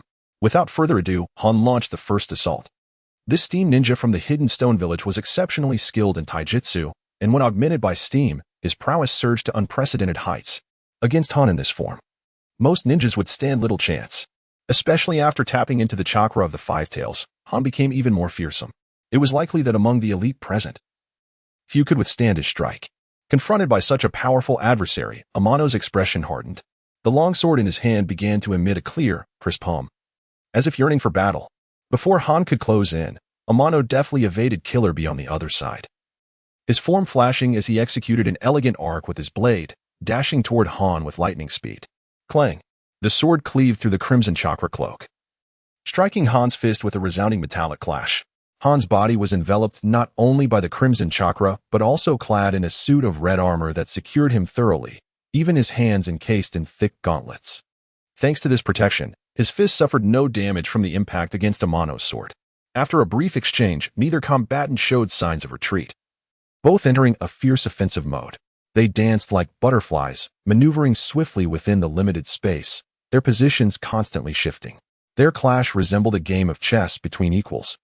At times a whirlwind of rapid strikes that dazzled the onlookers. At other moments, a gentle breeze wafting through golden wheat, with techniques layering upon each other. The fourth Raikage and others looked on, astonished. Meanwhile, Killer Bee felt overlooked, rendering him momentarily speechless. He sensed an urgency, the situation was amiss, and he needed to join the fray quickly, lest the Five Tails Jinchuriki falter. Suddenly, the voice of the Eight Tails echoed in Killer Bee's mind. You cannot be mistaken, can you? Watching the duel between Han and Amano, Killer Bee perceived no signs of Han faltering, leaving him puzzled. Typically, he would trust the Eight Tails' judgment. However, the battle before him indicated an even match. Han was not at a disadvantage. The Five Tails' spirit tells me it is suffering. The Eight Tails' voice persisted, noting that the Leaf Village's Amano seemed to imbue each strike with an inexplicable force. A continuous shockwave that not only affected Han's body, but also left the Five Tails' spirit in distress, as if it were being relentlessly battered. It cannot hold out much longer. What? Killer Bee's heart raced, and a grave expression settled on his face, drawing a slender sword to hold in his mouth. He unsheathed two long swords with both hands and dashed toward the fray. At that moment, Han, having exchanged blows with Amano, felt his body succumbing to the unrelenting shockwaves emanating from Amano's blade. His limbs grew numb, rendering him incapable of exerting any strength. Clang! After yet another fierce clash, Han's body was propelled backward uncontrollably as if struck by a heavy force. Thud! He landed heavily on the ground, struggling to rise but finding it exceedingly difficult. Lying on the hard surface, he gasped for breath, his eyes filled with frustration. This marked his first encounter with such a formidable opponent. Despite the enhancement of steam, he found himself outmatched by Amano, whose every strike was laced with that peculiar shockwave. Initially, he felt no effect from this strange force, but continuous exposure had begun to take its toll. Now, he lay on the ground, utterly drained. His body felt like a mound of clay, devoid of strength. What an odd technique. Han lay there, a flicker of fear surfacing in his eyes. The fourth Raikage and the others, who had been closely observing the battle, were left in profound shock as they watched the Five Tails Jinchuriki collapse. They had not anticipated that in such a short span, Amano would bring down a Jinchuriki in a direct confrontation. Han, get up. Among them, the third Tsuchikage, Anoki, was particularly concerned for Han's safety. After all, Han hailing from the Hidden Stone Village, was a vital balance of power among the villages. If he were to perish here, the delicate equilibrium would be shattered, leaving the Hidden Stone Village vulnerable to a more perilous external environment, a scenario Inoki wished to avert.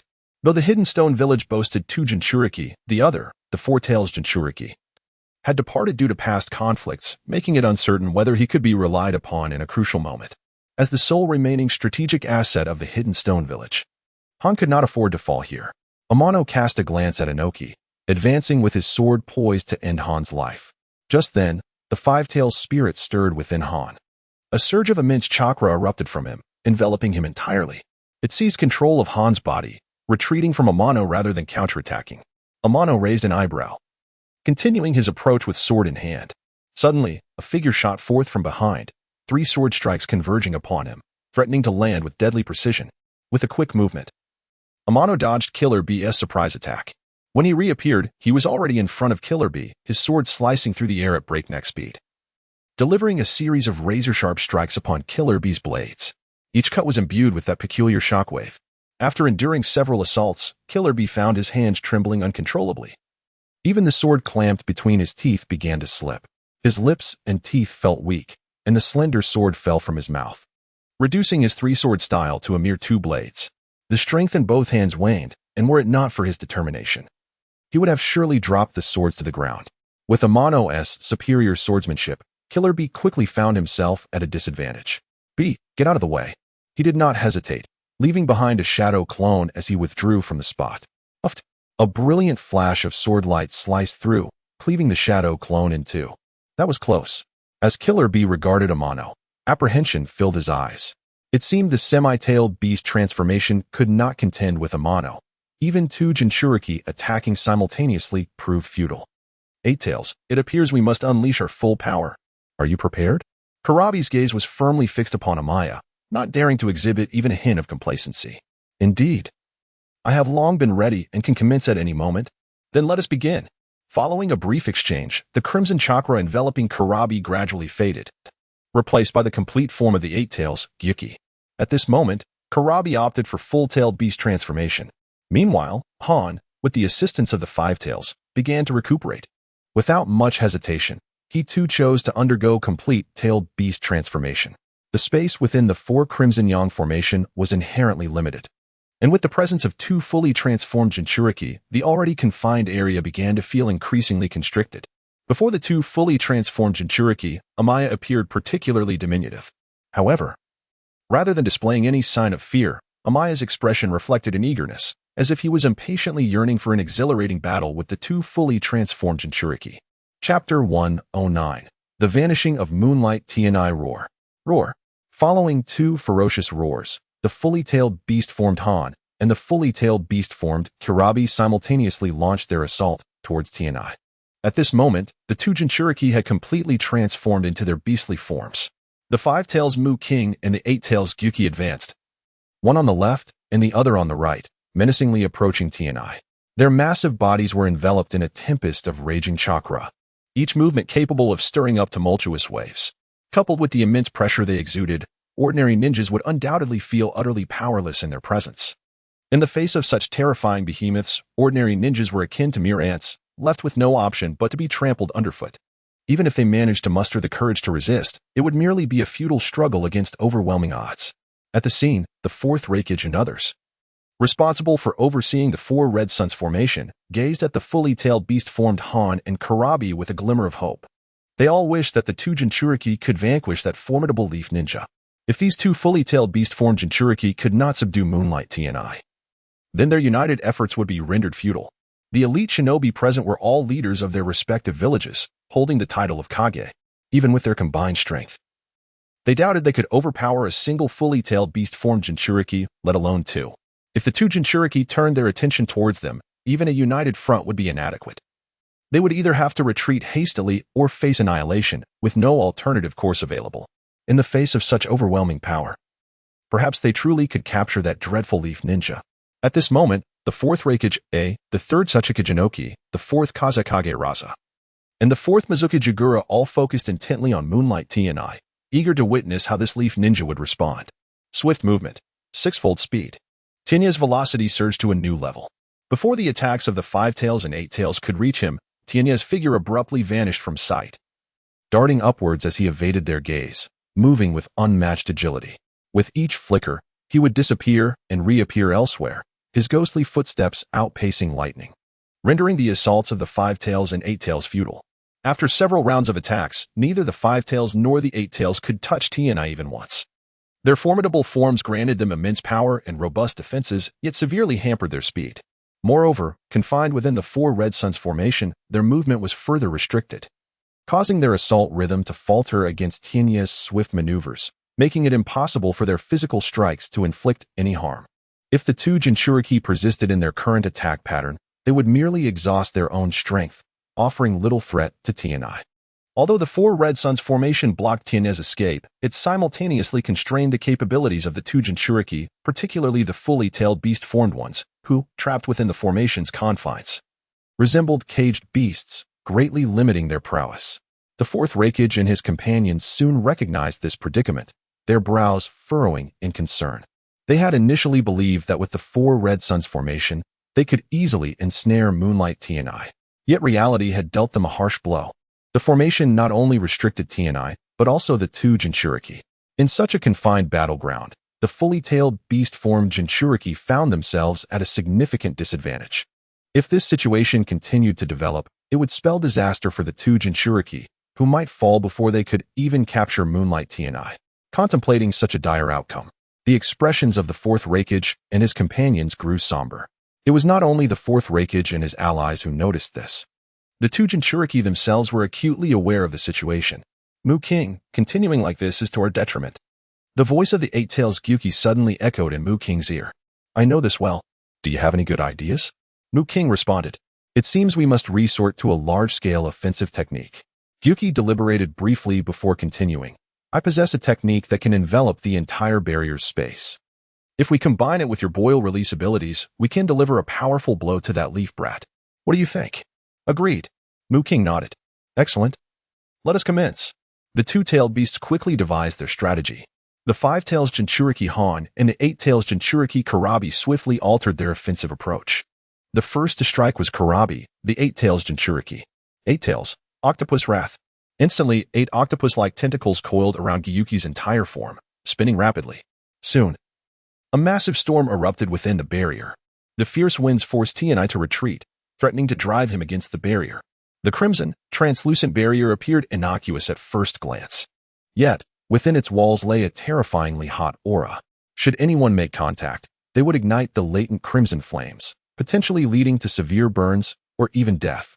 Tienai's heart tightened as he swiftly wielded his longsword again. With rapid, precise slashes, he conjured a barrier of sword light before him, severing the oncoming storm. The once formidable wind pressure dissipated instantaneously. Just as Tienai prepared to close in on the Eight Tails, a white figure, brandishing Five Tails, charged towards him like a locomotive at full throttle. Steam eruption. In the blink of an eye, the figure was upon Tienai. Ramming horn. The Five Tails displayed his 5 colossal horns, hurtling towards Tienai at blinding speed. Bang! Tienai's body was struck with tremendous force, sending him hurtling backwards. Thud! His form crashed heavily against the barrier, instantly engulfed in a sea of crimson flames. Ah! The agonizing screams echoed for a time, and then, before the eyes of all present, Tienya's figure was reduced to ashes. Is that brat dead? Both the two Jinchuriki and the fourth Raikage, who oversaw the barrier, were taken aback. They could hardly believe that Moonlight Tienai had perished before them. No one understood better than the fourth Raikage just how troublesome that boy could be. He did not believe that Moonlight Tienai had met his end so easily. Be cautious. That guy must still be alive. The fourth Raikage warned loudly. Raikage, aren't you being a bit too cautious? The third Suchikage Inoki remarked dismissively. We witnessed that brat turn to ashes from the flames erupting from the barrier. Do you still doubt your own eyes? I know that brat better than you do. Moonlight Tienai is not an easy opponent, nor is he so easily defeated. The fourth Raikage maintained a grave expression. He had seen his speed. Such a swift ninja could not be so easily struck, even by the fully tailed beast-formed Five Tails. Hitting Moonlight Tienai would not be a simple task unless what? The third Suchikage Inoki seemed to take the matter seriously. Unless the Moonlight Tienai intentionally allows the five-tailed Jinchuriki to strike, or in other words, it is highly probable that the target of the five-tailed Jinchuriki is merely a physical clone left behind by Moonlight Tienai. At this point, the fourth Raikage interjected, "That brat can also render himself invisible, and while in this state, he seamlessly blends into the air, rendering him imperceptible to any life force or chakra fluctuations, as if he does not exist at all. He possesses such an ability?" The third Tsuchikage, Anoki, expressed a degree of disbelief. "To my knowledge, the Moonlight Clan's bloodline limit, phasing, can conceal one's body, yet it cannot mask life force or chakra fluctuations. How has that boy compensated for these two shortcomings?" The third Tsuchikage felt somewhat perplexed. "I cannot say." The fourth Raikage shook his head and continued, "This ability to completely obscure life force and chakra fluctuations is not entirely insurmountable, as long as that boy makes a move. One can ascertain his approximate location through the changes in air currents. It is vital to know how to respond. The outcome of this battle will soon be determined." With that, the fourth Raikage's gaze scanned the surroundings, seemingly searching for places where Moonlight Tenya might appear. The expression on the third Tsuchikage's face also grew serious. The remaining fourth Kazekage, Raza, and the fourth Mizukage, Yagura, exhibited no signs of relaxation, remaining vigilant in observing the battle within the barrier. The disappearance of Moonlight Tenya had profoundly affected the two of them, as they too wished to ascertain whether that leaf boy was still alive. Outside the barrier, Zetsu, who had accompanied the fourth Mizukage, seemed to sense something and shifted his gaze towards another direction. In that direction, Danzo, Orochimaru, Jiraiya, and Kushina were approaching at an astonishing speed. Reinforcements from the leaf? Their arrival is indeed swift. The composition of the leaf's reinforcements cannot be underestimated. They are predominantly shadow-level powerhouses. In addition to the well-known shadow-level figures Danzo, Orochimaru, and Jiraiya, the leaf has even dispatched the Nine-Tails Jinchuriki. Such a lineup would likely be formidable even against their combined forces. If these individuals from the leaf were to discover his whereabouts, he would undoubtedly be in grave peril. After a brief moment of hesitation, Zetsu's form swiftly melded into the earth, completely vanishing as if he had never been there at all. Chapter 110. The leaf reinforcements in the distance. Danzo and his companions beheld the imposing red barrier standing upon the earth. To their astonishment, the major ninja villages had united to establish the formidable Four Crimson Sun formation in order to counter Amano. Observing the far-off red barrier, Orochimaru's pupils involuntarily contracted. Murmuring to himself, "That is a top-tier barrier that requires the simultaneous effort of 4 shadow-level powerhouses to construct. It can easily ensnare the tailed beasts. I wonder how many elite fighters they have deployed this time. What is Amano's condition now?" Jiraiya inquired with a solemn expression, his concern evident. "If it truly is the Four Crimson Sun formation, we stand no chance of breaking through such a formidable barrier. Isn't it possible to leverage the power of the Nine Tails?" "Lord Jiraiya?" Uzumaki Kushina interjected, her voice tinged with hope. "Absolutely not." Jiraiya shook his head resolutely. "The defensive capabilities of the Four Crimson Sun formation are exceptionally robust. It is a barrier forged from the combined strength of 4 shadow-level warriors. The power of the Nine Tails alone cannot breach it. Even uniting the forces of all 9-tailed beasts may not suffice. Does that mean we cannot assist Amano?" The disappointment was palpable on Kushina's face.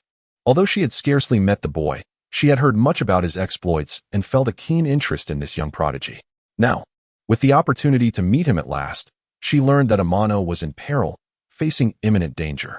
This sense of helplessness stirred a desire within her to intervene, yet she felt lost on how to proceed. This feeling of helplessness ignited an impulse within Kushina to obliterate everything in her path. If she encountered an enemy, she might not even wait for Danzo's orders before charging in to tear them apart. Danzo's expression was equally grim. He had intended to use Amano as bait to draw the shadow-level warriors from various villages into confrontation. His dual motives were to eliminate the top combatants of each village and to push Amano into a corner, preparing for the eventual subjugation of the boy. Everything had been progressing according to his script. Alas, he had underestimated the determination of the ninja villages to eliminate Amano. It remained unclear how many shadow-level warriors had been dispatched against him. The mere presence of the Four Crimson Sun formation indicated that a significant number of elite fighters had been sent forth. Otherwise, they would not have allocated 4 shadow-level warriors to establish such a premier barrier. It was likely that Amano was currently trapped within, contending against formidable opponents. Should he falter and perish at their hands, Danzo's overarching plan would lose at least half of its significance. Only a living Amano held value for control. His demise would nullify all efforts. Suddenly, Orochimaru's attention was drawn to something. and he swiftly darted forward. Danzo and the others followed suit. What is this? The corpse of Hanzo, along with his summoning beast, Orochimaru exclaimed, recognizing the grim reality. It appeared that Hanzo had met his end by Amano's blade, and his summoning beast had been slain as well. Jiraiya observed Hanzo's lifeless body, marveling, I never imagined that the legendary salamander Hanzo, who once eluded us, would fall to Amano's sword. Even his venomous beast was slain. It seems his strength surpasses my expectations. Kushina, having heard of the legendary figure Hanzo in the ninja world, felt a bittersweet pang as she gazed upon the corpse. How formidable must Amano be? She found herself contemplating how he compared to Minato. Danzo's gaze lingered upon Hanzo's remains for a moment before shifting towards the barrier. If Amano possessed the strength to slay Hanzo, he should not be easily defeated. There was still a chance to control Amano. Look, within the barrier, it seems to be the 5 tails and the 8 tails. Kushina pointed, her voice rising with alarm. Danzo noticed as well, and the flicker of hope he held quickly dissipated. No matter how powerful Amano was, he was but a single individual. Facing the assault of 2-tailed beasts simultaneously, how could he hope to survive? Jiraiya and Orochimaru shifted their attention to the barrier, their expressions grave. Jiraiya regarded the fully transformed Jinchuriki of the 2-tailed beast with unprecedented seriousness. Were he in such a predicament, he doubted he would last long against their combined might. Was Amano still alive? Orochimaru's gaze did not immediately turn to the 2 Jinchuriki. Instead, he focused on the corners of the barrier, where he spied 4 familiar figures, the 4th Raikage of the Cloud Village, the 3rd Tsuchikage Inoki of the Rock Village, the 4th Kazekage Raza of the Sand Village, and the 4th Mizuki Jigura of the Mist Village. It was unexpected that the leaders of the 4 great ninja villages had personally collaborated to establish the 4 Crimson Sun formation.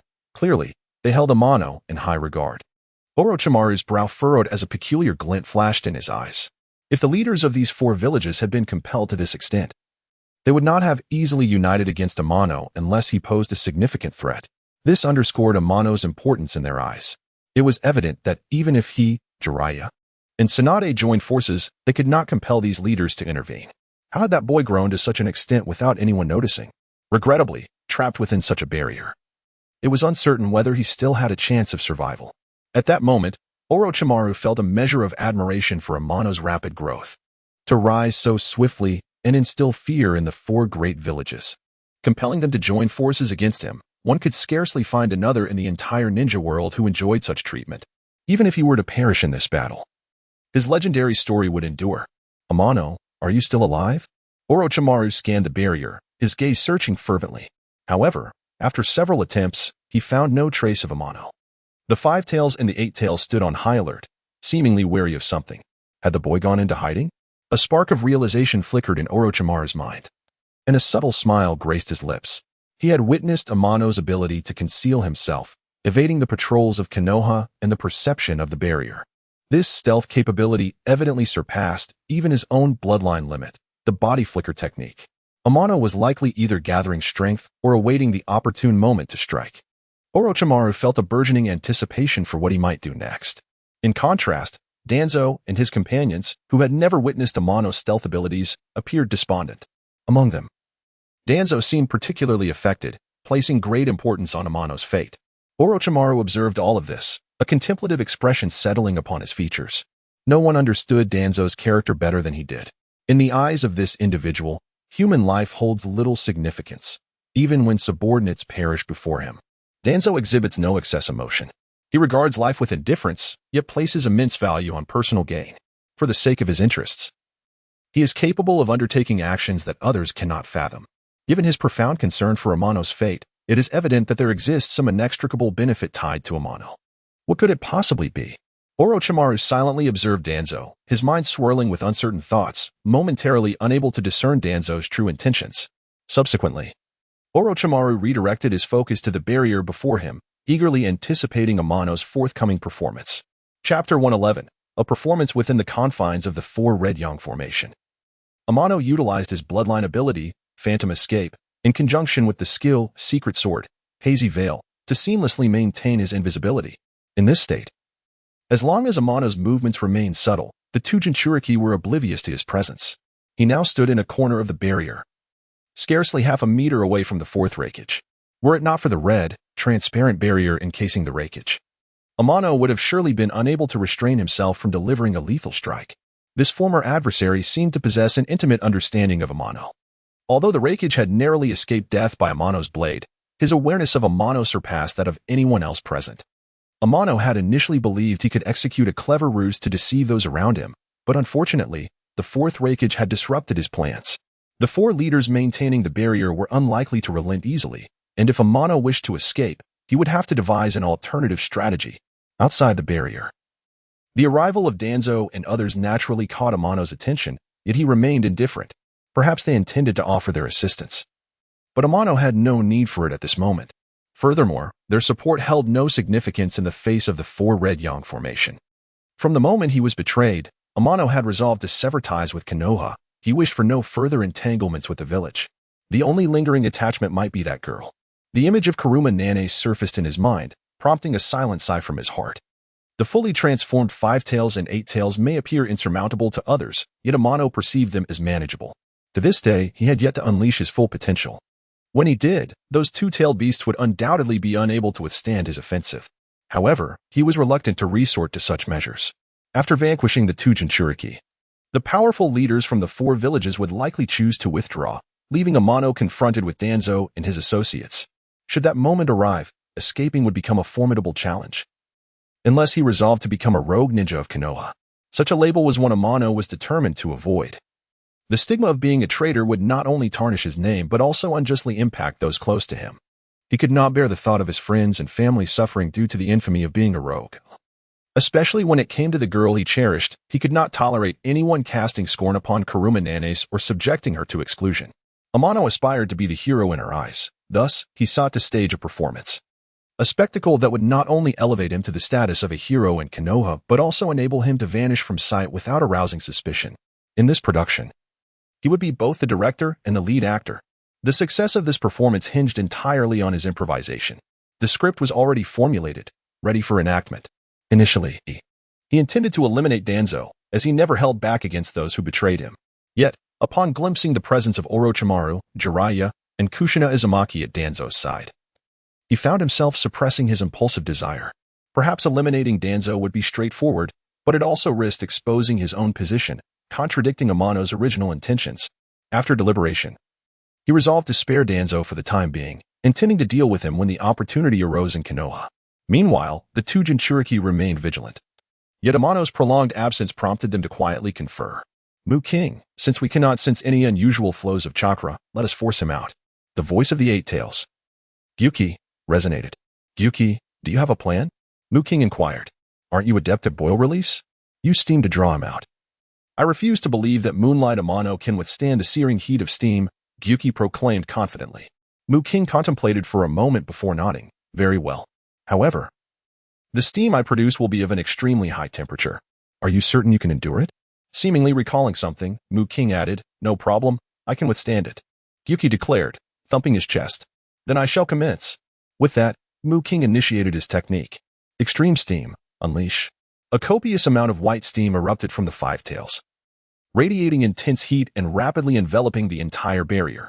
Naturally, Amano, concealed in a corner, felt the effects. As the steam made contact with his skin, it emitted a sizzling sound, leaving several burn marks on his body in a matter of moments. The unusual commotion swiftly drew the attention of the two Jinchuriki, who turned their gaze toward Amano's hidden position. Being closest to the fourth Raikage, AI also sensed the anomaly nearby. Under his scrutiny, Amano's figure gradually materialized before their eyes. The Raikage, recognizing the familiar silhouette, was overtaken by a palpable fear. He had not anticipated that Moonlight Amano would be so close. Had it not been for the red barrier surrounding him, he might have already succumbed to Amano's blade. Amano cast a fleeting glance at the fourth Raikage. Choosing not to engage in conversation, he promptly activated his supportive skill, Secret Sword, Grass Fire.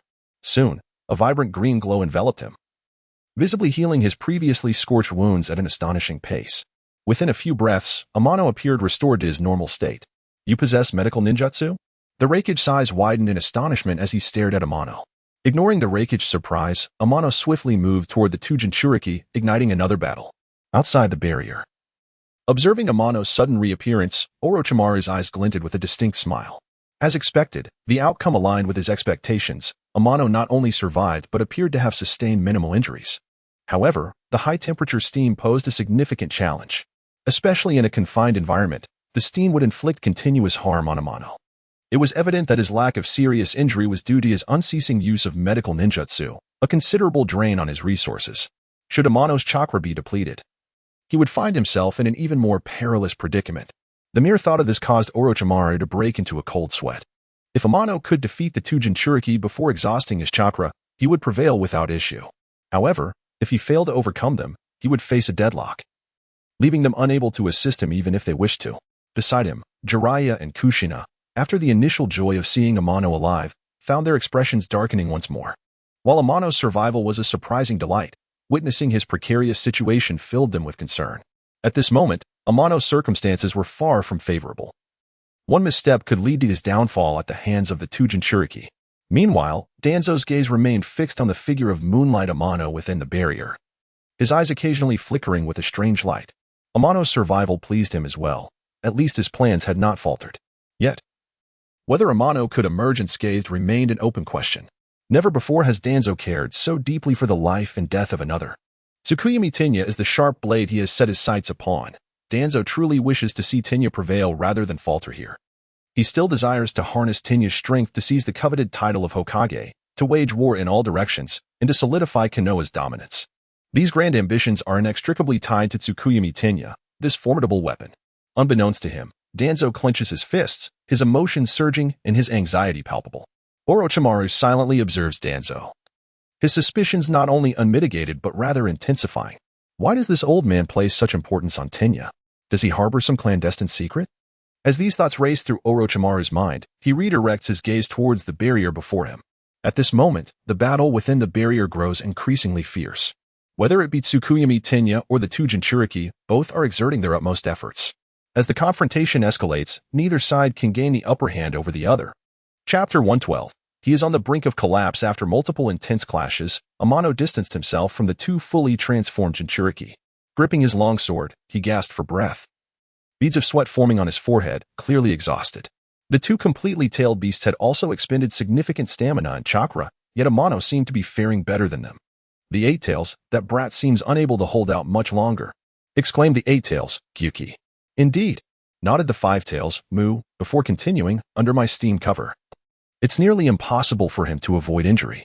The fact that he has managed to keep himself healed with medical ninjutsu is a considerable drain on his chakra.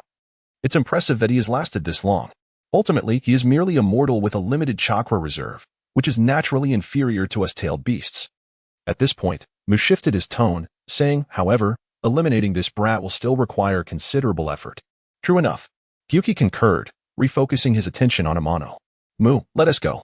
With that proclamation, the fully transformed Karabi charged once more at Amano, with the Five Tails following closely behind, launching a fierce assault. This time, the two Jinchuriki resolved to strike decisively against Amano. Observing the battle, the fourth Raikage and others, who were maintaining the four Crimson Yang formation, felt their tense nerves ease slightly as they saw Amano faltering. The four gazed with a sense of relief at the unfolding conflict within the barrier, their eyes sparkling with anticipation. It appeared that the formidable Amano would soon meet his demise at the hands of the two Jinchuriki. With the removal of this significant threat, they would be able to retreat. Outside the barrier, Danzo and his comrades had not taken their eyes off Amano. The fact that he had managed to endure against two fully transformed Jinchuriki was a testament to his strength. However, such resilience alone could not extricate him from his dire predicament. He risked falling to the two Jinchuriki. Orochimaru furrowed his brow, acutely aware of the unfolding battle within the barrier, a palpable bloodlust emanating from him. Since Amano had become his direct subordinate, he had reaped immense benefits from him. Gradually, Orochimaru had come to regard Amano as his right-hand man. With Amano by his side, Orochimaru felt his chances of competing for the position of the fourth Hokage had significantly increased. If the current momentum continued, he might even become the fourth Hokage of Konoha. Yet, this ambition was still unrealized, and the pivotal figure he depended on could very well perish here. How could Orochimaru not be enraged? Alas, he could not intervene in the battle. Otherwise, he would have relished the opportunity to confront the two Jinchuriki himself. With a quiet sigh, he gazed at the nearby Crimson Barrier. Jiraiya and Kushina shared his concern as they watched Amano within the barrier. They wished to assist, but found themselves powerless. Kushina could hardly endure the feeling of helplessness and resorted to harnessing the power of the Nine Tails, repeatedly launching fierce attacks against the four Crimson Yang formation. Unfortunately, her efforts proved futile, as her strikes left no mark upon the barrier. The four transparent red barriers resembled a wall of size, impassable despite the enhancement from the Ninetales' powers.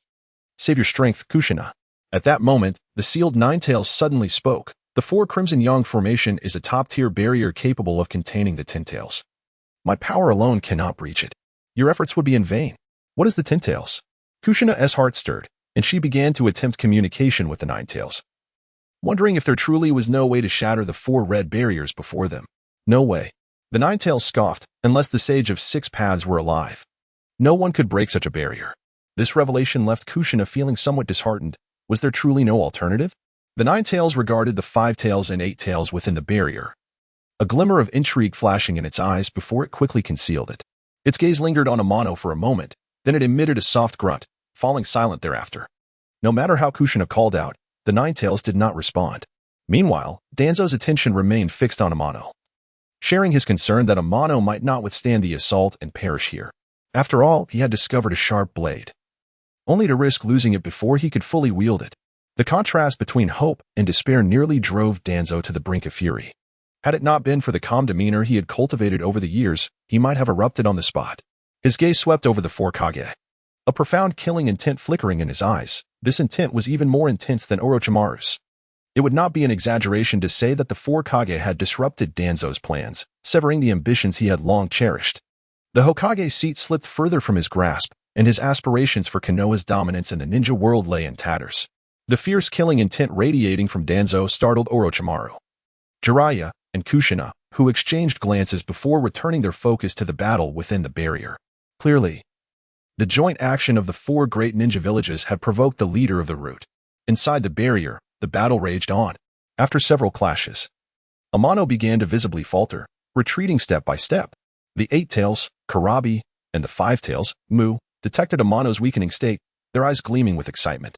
They pressed on, launching relentless attacks against him. Amano continued to retreat, perilously close to the crimson barrier behind him, while the two Jinchuriki intensified their assault. Bang! After two more violent collisions, Amano shifted his form, slipping through the gap between the two Jinchuriki. However, as he landed, he stumbled, nearly falling to the ground. Fortunately, he managed to brace himself with his sword, maintaining a precarious stance. His breathing grew increasingly labored, his once healthy complexion now pale, suggesting he could not last much longer. "He is nearing his limit," exclaimed the Eight Tails, Gyuki, with a hint of exhilaration directed at Mu. "I see it too." The Five Tails, Mu, replied, equally invigorated. "Let us press on with our assault and aim to end this battle swiftly, putting an end to this troublesome brat." "Agreed," Gyuki huffed, exclaiming. "Fighting this brat is truly exhausting. I wish to face no such opponent again." "Indeed," Mu empathized, nodding. "Let us exert ourselves. Only by eliminating this brat can we finally breathe easy." With that, the two-tailed beasts exchanged brief words before charging once more alongside their Jinchuriki, renewing their offensive against Amano.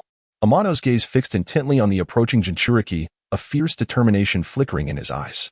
He pondered the choices that the third Tsuchikage, Inoki, and the fourth Raikage, might make in the face of life or death circumstances. Would they maintain the four Crimson Yang formation, or would they intervene to aid him? Amano found it difficult to ascertain whether the third Tsuchikage would come to the aid of the Five Tails, Mu.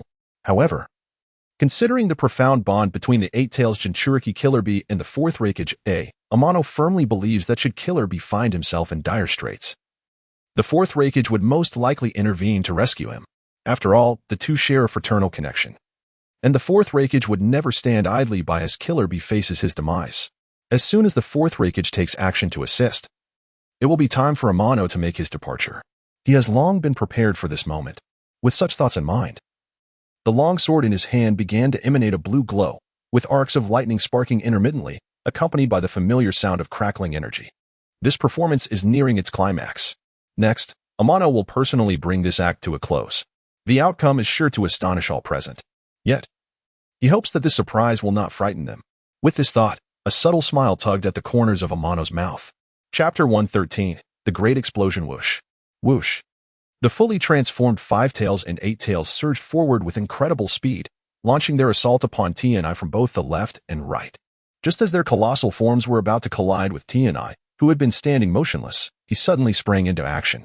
With a swift motion, He executed the lightning slash, second strike. Two massive swords of thunder were conjured and struck down upon the five tails and eight tails in rapid succession. Thud, thud. The five massive horns atop the head of the five tails were severed at their roots, while the last remaining horn of the eight tails was cleaved in two. Both tailed beasts emitted simultaneous cries of anguish, their once normal eyes now shrouded in a thick crimson hue. This was a clear sign of their complete descent into madness. At this moment, both the Jinchuriki of the five tails, Han, and the Jinchuriki of the eight tails, Killer Bee, felt the overwhelming wrath emanating from their respective tailed beasts. In an instant, this fury consumed the minds of the beasts, and they erupted into a frenzy simultaneously. The two Jinchuriki desperately attempted to rein in the rampaging beasts. But their efforts met with utter failure. Not only did they fail to contain the ferocious aura of the tailed beasts, but they also succumbed to the overwhelming emotions of rage, becoming entirely ensnared by it. No matter how they struggled, they could not escape the powerful grip of this force. At this moment, Han and Killer Bee felt as though they had become mere vessels for their tailed beasts, completely losing control over them.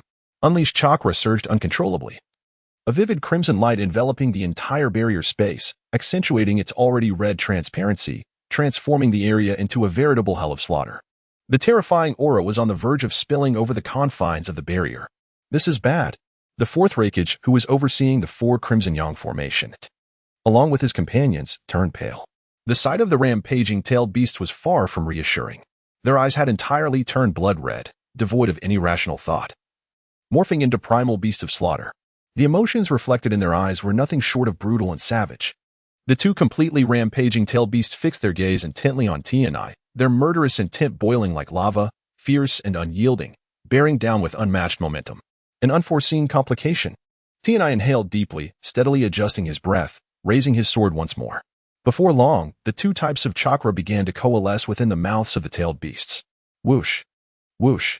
Two tailed beast balls shot forth toward T&I. He swiftly evaded their assaults, his figure flickering as he dodged the incoming attacks. Ultimately, the tailed beast balls struck the barrier with a resounding crash. The fourth Raikage and his companions felt a tremendous force wash over them, their bodies trembling as if they had been struck heavily, an excruciating sensation. The two tailed beast balls, however, could not penetrate the formidable four Crimson Yang formation. Yet, the faces of the fourth Raikage and his comrades bore no signs of relief. Instead, they grew more solemn. Restoring rationality to the two-tailed beasts would not be an easy feat that could only be subdued or exhausted into submission. But was that even possible? Having failed their initial attack, the two-tailed beasts redirected their focus onto T&I once more. Another pair of tailed beast balls hurtled towards him. T&I had no choice but to continue evading. The irrationality of the two-tailed beasts manifested in their exceptionally brutal combat style, relentlessly bombarding T&I with tailed beast balls. In a matter of moments, he endured dozens of blasts, leaving the barrier space riddled with craters, resembling the aftermath of a bombardment. With scarcely a patch of land remaining intact, faced with the two frenzied tailed beasts, T&I realized there was no longer a need for theatrics. It seemed the script required a revision. He lifted his gaze to the space above the barrier. There was no longer a red transparent barrier there, indicating a possible escape route. Although perilous, it was certainly worth a try. He could not afford to linger with these two mindless beasts. With this resolve, T&I made up his mind.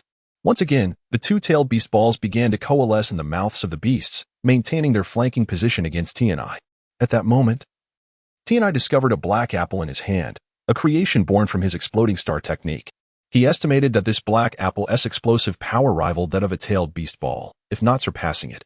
Now was the time to test it. As another pair of tailed beast balls shot towards him, T&I left behind the black apple and a shadow clone, his entire form vanishing in an instant, employing his technique.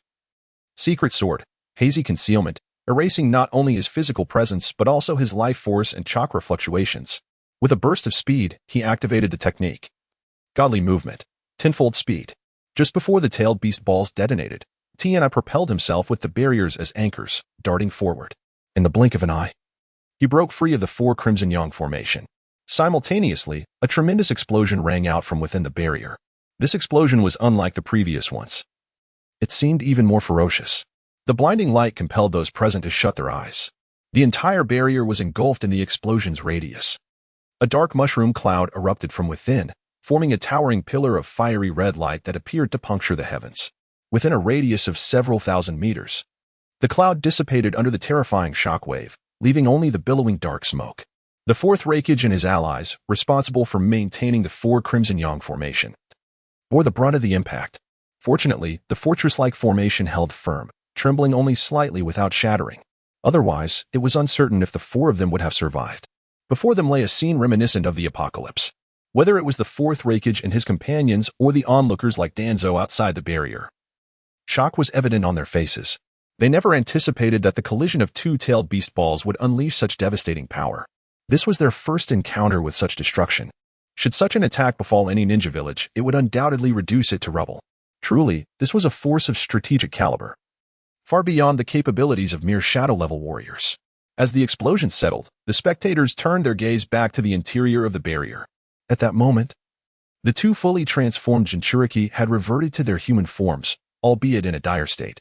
Both Han, the Jinchuriki of the Five Tails, and Killer Bee, the Jinchuriki of the Eight Tails, lay prone on the ground, their bodies charred and blackened, bearing no signs of intact flesh. At first glance, they resembled lifeless corpses. The fourth Raikage, witnessing the pitiful state of Killer Bee, could no longer contain himself. He immediately withdrew his chakra and, in a flash, appeared beside Killer Bee. With the fourth Raikage's oversight vanished, the four Crimson Yang formation collapsed instantly. The third Suchikage, Inoki, followed suit, retracting his chakra and hastening to Han's side. The two Jinchuriki were gravely injured. If not for their still faint breaths, one might have thought they had perished. The recent explosion had undoubtedly borne the brunt of the impact upon the two-tailed beasts. Otherwise, it would have been impossible for Han and Killer Bee to survive such a cataclysmic blast. The fourth Wind Shadow, Rasha, comprehended the situation and showed no intention of lingering. He promptly employed the Earth Release technique, preparing to depart from this treacherous place. Not far away, Danzo led several individuals, all possessing the strength of shadows. He knew he could not contend with them, so discretion was the better part of valor. He fled with remarkable speed. Observing this, Danzo merely scoffed, showing no inclination to pursue. It was then that Rasha finally exhaled in relief. Meanwhile, the fourth water shadow, Yatsukawa, paid little heed to the two Jinchuriki or the other village leaders present. His gaze roamed the surroundings, seemingly searching for traces of Amano. However, after several circuits, he found no evidence of Amano's presence, as if the individual had utterly turned to ash. Moonlight Amano, have you truly perished? A flicker of contemplation crossed Yatsukawa's eyes. It was time to leave. Just then, a figure emerged from the ground, donning the distinctive mask of the hidden mist's Umbu. If he did not depart soon, the individuals from Konoha would soon arrive. Thus, he decided to take his leave. Yatsukawa cast a glance at Zetsu, disregarding the others present, and prepared to exit. Yet, before he could take more than a couple of steps, Danzo and his companions intercepted his path. Fourth Water Shadow, since you have arrived, why not stay a while? Danzo blocked Yatsukawa's way, his murderous intent glaringly evident. Is that all you have? A hint of disdain flashed in Yatsukawa's eyes. What if I were to add this? At that moment, Orochimaru stepped forward. Following him, Jiraiya and Kushina also approached the gathering. Chapter 114. The next target. The land of iron. In the aftermath of the terrifying explosion, even the two fully transformed Jinchuriki were gravely injured, teetering on the brink of death. If the Jinchuriki were in such dire straits, one can only imagine the fate of Amano, a mere mortal. Danzo and his comrades were convinced that Amano had perished. They had scoured the entire battlefield, yet no trace of him could be found. Reluctantly acknowledging the grim reality, they had to concede that Amano was undoubtedly gone. The prospect of losing a critical advantage filled Danzo with a seething rage. If he did not act decisively, others might mistakenly believe that Konoha feared these few villages. Naturally, Danzo's gaze shifted to the various leaders present. Capturing one of the village leaders would ensure that his team did not return empty-handed. First, he dismissed the fourth Kazekage, Rasha. Konoha still awaited a peace treaty to be signed by him, so he could not afford to be ruthless. Furthermore, the old man had wisely chosen to retreat at the first sign of trouble, prompting Danzo to disregard him. Next was the fourth Raikage, from the village hidden in the clouds. With speed rivaling that of Minato Namikaze, capturing him would prove challenging, so Danzo decided to let him be for the time being. Following that was the third Suchikage, Inoki, from the village hidden in the rocks, a long-standing adversary of Konoha. He wielded the formidable dust release and was known to be quite troublesome, not to mention capable of flight. Retaining him would also pose significant challenges, so Danzo opted to overlook him as well. Ultimately, Danzo set his sights on the fourth Mizukage, Yagura. Compared to the fourth Raikage and the third Suchikage, he appeared to be a more manageable target. With the assistance of his companions, capturing Yagura should not prove overly difficult, as Danzo's group prepared to act against him. A fierce glint of murderous intent flickered in Yagura's eyes. Behind the scenes, Uchiha Madara seethed with frustration at the sight of his controlled fourth Mizukage being treated as an easy target by Konoha shinobi. Were it not for his frail condition, he would have relished the chance to teach these Konoha ninjas a lesson. However, surrendering without a fight was out of the question. Just as the tension between Yagura and Danzo's group reached its peak, Amano found refuge in a relatively secluded forest. His body was marred by countless tiny cracks, remnants of forcibly activating the Shinryoku, tenfold speed. His current form could not withstand such a technique. The immense strain it placed on his body was evidenced by the fissures adorning his skin. Had it not been for dire circumstances, he would never have resorted to such an exertion. Now, having escaped the four Red Yang formation, he owed his freedom to that very skill. Yet, full recovery would require time. At this moment, both his physical stamina and chakra were severely depleted. It was time to rest and recuperate. The explosive incident likely led everyone present to believe he was dead. In the days to come, as long as Amano disguised himself and refrained from revealing his true identity, it was improbable that anyone would uncover the truth. This would undoubtedly ease his burdens and grant him more time to pursue his own objectives. In the Land of Rain, after successfully slaying Hanzo the Salamander, Amano had completed Inheritance Task 1. However, at that time, he was facing the onslaught of the four great village leaders and had little opportunity to focus on the task panel. Now, with some leisure, Amano promptly opened the task panel. Inheritance Task 1. Activate the Heart of Azura. Completed. Task requirements. Accumulate the defeat of 5 Kaga-level adversaries. 5-5. Task rewards. Inheritance Keynote. This task serves as a prerequisite for activating the Azura inheritance. Only upon its completion can the Azura inheritance be gradually unlocked. With Inheritance Task 1 marked as complete, Amano was now able to extract the task rewards. Soon, he received the inheritance key. Simultaneously, he sensed a peculiar aura within him, cold and piercing, yet imbued with the unique essence of a swordsman. Perhaps it was not merely a figment of his imagination. He felt as though he had gained new insights into swordsmanship. Was this the effect of the activated Heart of Azura? He would have to test it shortly. Amano's gaze returned to the task rewards. Item: Inheritance Key. Description: the key to activate the next stage of the Azura inheritance, so that was it. Without much hesitation, Amano chose to activate the inheritance key. Ding. Congratulations, host. You have activated Inheritance Task 2. Inheritance Task 2. Activate the Azura Might. Task requirements. Comprehend the Heavenly Frost Might and the Sovereign Might. And perfectly merge the Heavenly Frost Might, Sovereign Might, and Killing Intent. Task rewards. Inheritance Key. Note: this task serves as a prerequisite for activating the Azura inheritance. Only upon its completion can the Azura inheritance be gradually unlocked. This inheritance task seemed significantly more challenging than the previous one. How could he comprehend the Heavenly Frost Might and the Sovereign Might? This question lay at the heart of Amano's current dilemma. Suddenly, Amano appeared to have an epiphany. His face broke into a radiant smile. Guiding Task 1. Comprehend the Heavenly Frost Might. Hint: seek an extremely frigid location to initiate comprehension progress. Guiding Task 2. Comprehend the Sovereign Might. Hint: conquer a nation and become its sole ruler to grasp the Sovereign Might with these detailed guiding tasks. Amano's objectives became clear. To comprehend the Heavenly Frost Might, he must first locate an extremely cold region among the ninja world. The nations most known for their cold climates were the Land of Snow and the Land of Iron. However, given a choice, Amano undoubtedly favored the Land of Iron. This nation lacked the advanced technology of the Land of Snow, maintaining a relatively primitive state. Consequently, the likelihood of finding an extremely cold location here was considerably higher. With this in mind, Amano designated the Land of Iron as his next destination. As for comprehending the Sovereign Might, it would require the conquest of a nation. However, an overt coup would undoubtedly attract the attention of the 5 great nations, and Amano had yet to determine his target. For now, he would have to wait. Closing the task panel, Amano began to focus on healing his body and restoring his stamina and chakra. In the Land of Rain, the battle between the 4th Mizukage Yagura and Danzo's group was drawing to a close. Faced with their relentless assault, Yagura was barely managing to maintain his ground. The prospect of defeating Danzo and his allies seemed almost impossible. As the battle wore on, Yagura found himself significantly drained. If this continued, he would surely meet his end here.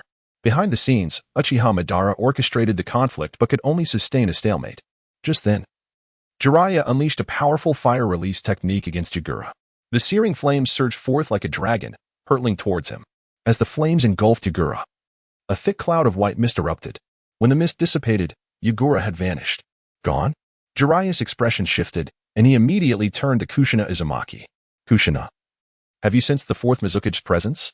No. Kushina shook her head, a flicker of confusion crossing her features. Just moments ago, he distinctly sensed the presence of the fourth Mizukage nearby, yet how could he have vanished so suddenly? Kushina was utterly perplexed. Danzo's expression darkened slightly as he waved his hand and declared, he must have fled. This mission concludes here. Let us return.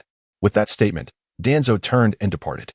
Left behind were Orochimaru, Jiraiya, and Kushina, who exchanged glances in silence. They did not linger for long and soon made their exit. Once the four had distanced themselves, two figures emerged from the depths of the earth, none other than the fourth Mizukage, Yagura, and Zetsu. At that moment, Yagura had succumbed to unconsciousness. Zetsu swiftly took him back into the ground, disappearing from sight. Cough, cough. In the dimly lit cavern, Uchiha Madara covered his mouth, coughing a few times and drawing forth traces of blood. He sighed in resignation, his resolve to acquire a body in its prime growing ever stronger. It seemed the Eye of the Moon plan needed to be expedited. This body could not endure much longer. Chapter 115. The funeral. Several days have passed since the catastrophic battle in the Land of Rain. The news of Tsukikage Amano's fall has spread throughout the shinobi world. The four great ninja villages, which once joined forces to hunt down Amano, have finally breathed a sigh of relief. The prodigious young man from Konoha had risen to prominence with alarming swiftness. Since the outbreak of the Third Great Ninja War, many ninjas from the four great villages have met their demise at Amano's sword. In battles involving Amano, the losses for these villages have been particularly severe. Upon closer examination, aside from Awagakure, the remaining three villages, Sunagakure, Kirigakure, and Kumogakure, have all lost powerful figures to Amano's blade. Sunagakure mourned the loss of Chiyo and Ice. Kirigakure grieved for Suigetsu and Kirigakure, while Kumogakure lost the third Raikage, along with the recently slain Hans of the Salamander. In total, 6 formidable leaders have fallen to Amano's sword. Such a record is nearly unmatched within the shinobi realm. Had the four great villages not acted decisively to eliminate Amano, it is likely that even more powerful ninjas would have perished. In Amano, the four great villages perceived echoes of the legendary founders of Konoha, Shinja Hashirama and Uchiha Madara. Had this young man been granted more time to mature, he might have ascended to the heights of Hashirama and Madara. In that eventuality, Amano alone could have subdued an entire ninja village.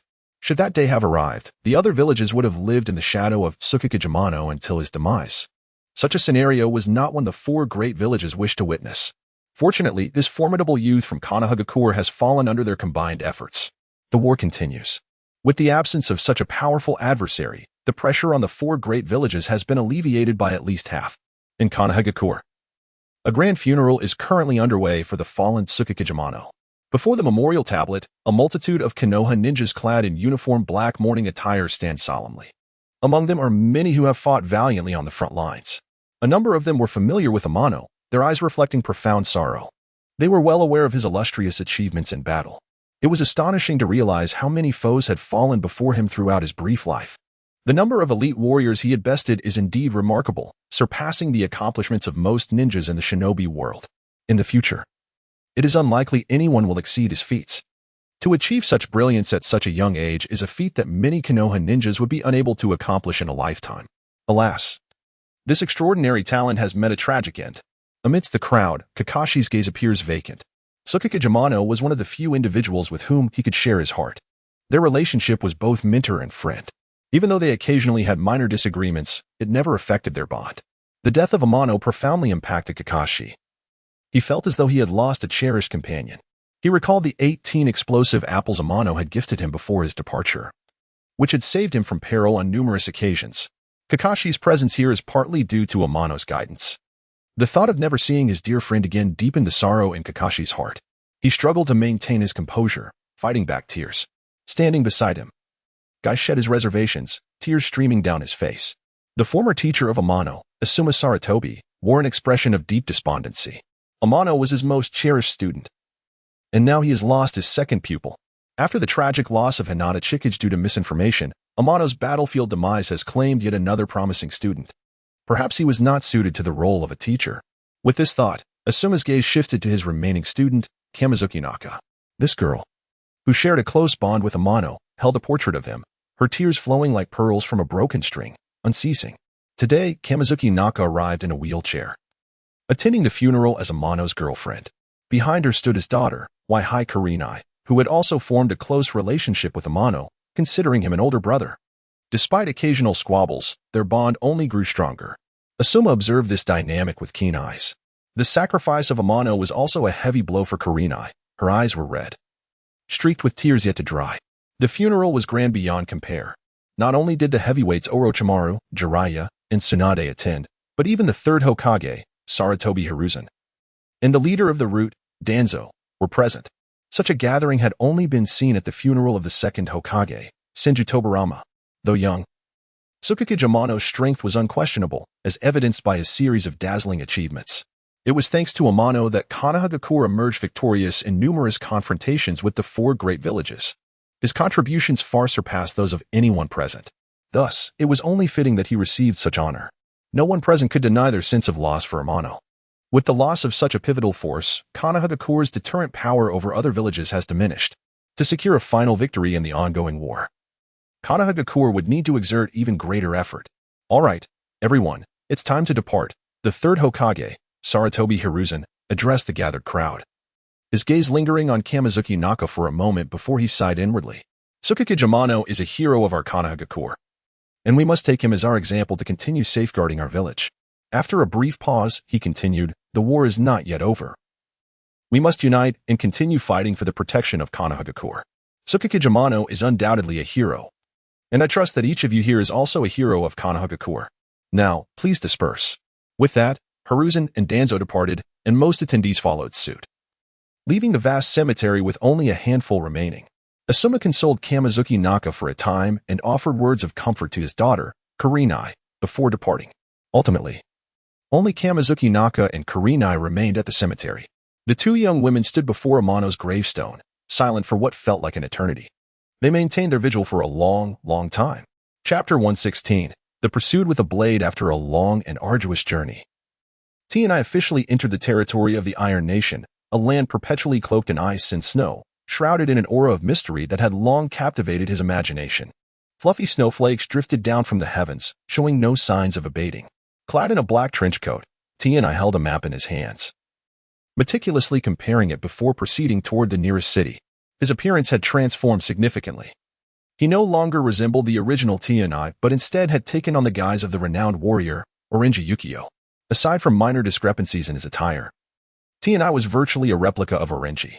His light blue hair cascaded down naturally, bestowing upon him a certain ethereal quality, and the longsword he carried further enhanced his resemblance to the warriors of the Iron Nation. Should any familiar face encounter T&I in this form, they would undoubtedly fail to recognize his true identity. Most would likely mistake him for a warrior hailing from the Iron Nation, for his garb and demeanor mirrored that of the local samurai. Moreover, a distinct aura of sharpness emanated from him, reinforcing the impression that he was indeed a native warrior. Following the map's guidance, he was not far from reaching Tianyuan City, where he could gather information about the Iron Nation, particularly regarding the frigid lands, a matter of utmost importance for T&I as it pertained to his understanding of the Tianchuangji Shi. Continuing on his path, a massive fortress gradually materialized through the swirling snow. Surely, it was Tianyuan City. T&I paused for a moment, quickening his pace slightly. Suddenly, something caught his eye, causing his gaze to sharpen. In his line of sight, a group of swordsmen pursued another warrior, who appeared to be in dire straits. Upon closer inspection, T&I noted that the pursued warrior bore disheveled hair and numerous bloodstains adorning his body, presenting a pitiful sight as he struggled to keep moving forward. Blade, you cannot escape. Surrender at once. The group of swordsmen shouted as they relentlessly chased him. The pursued warrior, however, remained silent, stumbling forward with labored steps, gasping for breath. He seemed to be on the brink of collapse due to severe injuries and a lack of rest. His vision began to blur, and his head felt heavy. Meanwhile, he drew closer to T&I. Run away. The pursued warrior, noticing Tianye's samurai attire and unfamiliar face, warned him urgently. Tianyuan City was currently ruled by the Hojo clan, who wielded significant power over the vast fortress and were akin to tyrants in their domain. This dominance had fostered a culture of arrogance among the clan's warriors. Anyone daring to offend the Hojo clan, be they samurai or commoner, faced certain death. The man before T&I was evidently an outsider. If he encountered the pursuing Hojo warriors, he would be in grave danger and might not survive. The pursued warrior, not wishing to implicate Tianai, issued his warning. After uttering those words, he seemed to weaken further. With a sudden collapse, he fell to the ground, just a few steps away from Tianai. Moments later, the group of Hojo swordsmen caught up, surrounding both Tianai and the fallen warrior without a word. "You are unfortunate to cross paths with us. You will join the blade in hell," the leader of the warriors declared, signaling his comrades to attack Tianai. The menacing glint of swords shimmered with lethal intent, clearly aiming for Tianai's life. Initially, Tianai had no intention of engaging with these brash warriors, but their audacity compelled him to act. Fixing his icy gaze upon them, he swiftly drew his longsword. With a flash, a silver arc of light cut through the air at lightning speed. The sound of the sword sheathing reverberated as the brazen warriors froze in place, their expressions of menace solidifying into shock. Upon closer inspection, one could discern a fine line of crimson appearing at their throats, extending to the nape of their necks. As blood sprayed forth, their heads tumbled from their bodies, collapsing to the ground like discarded sacks. In the blink of an eye, they all lay lifeless. The vibrant red of their blood stained the surrounding snow, and the acrid scent of iron filled the air. At this moment, the pursued warrior had succumbed to unconsciousness. Had it not been for the faint rise and fall of his breath, Tianai might have thought him deceased. Remembering the warning he had received, Tianai resolved to save him. He hoisted the warrior's body and hastily departed from the scene. Not long after their escape, another group of Hojo warriors arrived at the site. The leader, Fujita, surveyed the scene of carnage with a flicker of palpable fear in his eyes. He had not anticipated that this entire squad would meet their demise at the hands of a single warrior. Is that blade truly so formidable? Fujita pondered darkly, his initial fear swiftly morphing into an overwhelming fury. As the undisputed ruler of Tianyuan City, it had been ages since anyone dared to defy the Hojo clan. Yet this blade not only dared to challenge them, but had also slain members of the clan's warriors. His audacity was astounding. "Captain, we've found footprints nearby. Should we pursue?" One of his subordinates reported. "Oh?" Fujita's eyes brightened with intrigue. "In which direction?" "That way." Following the subordinate's indication, Fujita indeed discovered a trail of footprints leading forward. "After them," he commanded, leading his men in pursuit. As the snow fell heavier, obscuring the previous tracks, they soon found it difficult to discern the direction taken by the blade. "Humph!" Fujita grunted in frustration, gritting his teeth as he cursed. "Blade, do not let me catch you. Otherwise, I shall make you wish for death." "Captain, isn't the blade trying to save his sister?" "As long as she is in our hands, he will have no choice but to come to us," another subordinate suggested. Upon hearing this, Fujita's anger lessened, a cold smirk creeping across his face. "Indeed, I almost forgot. We possess a crucial bargaining chip. I have no doubt he will come." With that, Fujita waved his hand dismissively. "Fall back for now. We shall wait for the blade to come to us. I refuse to believe we cannot deal with him." Chapter 117. A transaction. Several kilometers away from Tianyuan City, there lies a desolate mountain perpetually cloaked in snow. The area surrounding the mountain is devoid of human presence, with only the occasional glimpse of wild animals, which quickly vanish from sight. In a relatively concealed spot, a cave emits thin wisps of firelight. Tian casually sits before the fire, occasionally adding dry twigs to the flames. An iron pot rests over the fire, releasing an enticing aroma that soon envelopes the cave. The delectable scent fills the air, creating an illusion of being in a culinary paradise. Not far from Tianai, Dato lies quietly. All his external injuries have been thoroughly treated by Tianai. His initially faint breaths gradually strengthen, stabilizing into a relatively steady rhythm. Now, apart from appearing somewhat disheveled, there are no visible signs of his previous injuries. To an uninformed observer, Dato might merely appear to be sleeping, entirely unrecognizable as the robust man who had narrowly escaped death not long ago. Perhaps it is the overwhelmingly enticing aroma wafting throughout the cave that stirs Dato from his slumber. He suddenly inhales deeply, his tightly shut eyes springing open, instinctively drawn to the hanging iron pot. The alluring scent he had just detected emanates from within. As the flames continue to roast, the fragrance from the pot intensifies, undoubtedly awakening Dato's appetite. Unable to suppress a swallow, his stomach audibly grumbles, as if reminding him that it is time to eat. "You're awake." Tianai's voice suddenly resonates in his ear. Dato, coming to his senses, reluctantly shifts his gaze toward Tianai. Their eyes meet, and Dato, gazing into Tianai's starry eyes, feels a slight tremor in his heart. In this young man, he perceives the vastness of the night sky, a profound and majestic aura that leaves him astounded. It is the first time Dato has encountered someone of such presence, and judging by the young man's attire, he appears to be a warrior. If Dato recalls correctly, This is the same individual he had warned to leave before his unconsciousness. Did you save me? Dato looks at Tianai with a hint of gratitude. Tianai smiles gently, teasingly responding, who else could it be but me? Thank you for saving my life. Dato promptly rises, sincerely expressing his gratitude to Tianai. No need for such formality. Tianai waves his hand dismissively and gestures toward the meat stew in the iron pot, smiling, would you care to taste it? Dato had long been salivating over the delicacies within the pot, and now with Tianai's invitation, he feels no hesitation, immediately scooping a bowl for himself. The two begin to eat and converse. Through Dato's account, Tianai learns the reason behind his pursuit. It turns out the assailants were warriors from the HJ clan of Tianyuan City. This clan had captured Dato's sister, Xiangling, intending to sacrifice her to a certain Lord Murakumo. In a bid to rescue his sister, Dato had fought against the HJ warriors. Despite his considerable strength, he found himself gradually overwhelmed by the sheer number of assailants. Eventually, he broke through their encirclement and fled. However, the HJ warriors were clearly intent on not letting him escape, pursuing him relentlessly. Had he not encountered Tianai by chance, he would likely have been captured or worse. Fortunately, Dato was lucky enough to have met Tianai, who saved him and granted him a second chance at life. Observing Dato's somber demeanor, Tianai's thoughts stirred. His purpose for coming to the Iron Country was to find an extremely cold place to comprehend the Tianchuang momentum. Although he possessed a map of the Iron Country, he was uncertain of the location of such a frigid area. If he had a local guide from the Iron Country, it would surely facilitate his search for this so-called extreme cold region. With this in mind, Tianai inquired, Dato, are you familiar with the Iron Country? Familiar. Of course. I am. Dato nodded, seemingly lost in memories. I followed my master to many places in the Iron Country. My footprints are scattered throughout. If Lord Yuki has a destination in mind, I can guide you there, but I must first rescue my sister. Dato's eyes gleam with determination as he speaks. As for Tianai's name, he had decided to assume the identity of Tachibana Ukyo. From now on, in the Iron Country, Tianai would operate under this name. Since the known Tianai was presumed dead, he wished to disappear completely, not wanting a mere name to draw the attention of various ninja clans back to him. Dato, shall we make a deal? Tianai's voice broke the momentary silence. What kind of deal? Dato looked at Tianai with confusion. If you agree to be my guide, I can help you rescue your sister. Tianai's expression turned slightly serious as he gazed at Dato. Really? Dato's face brightened with hope.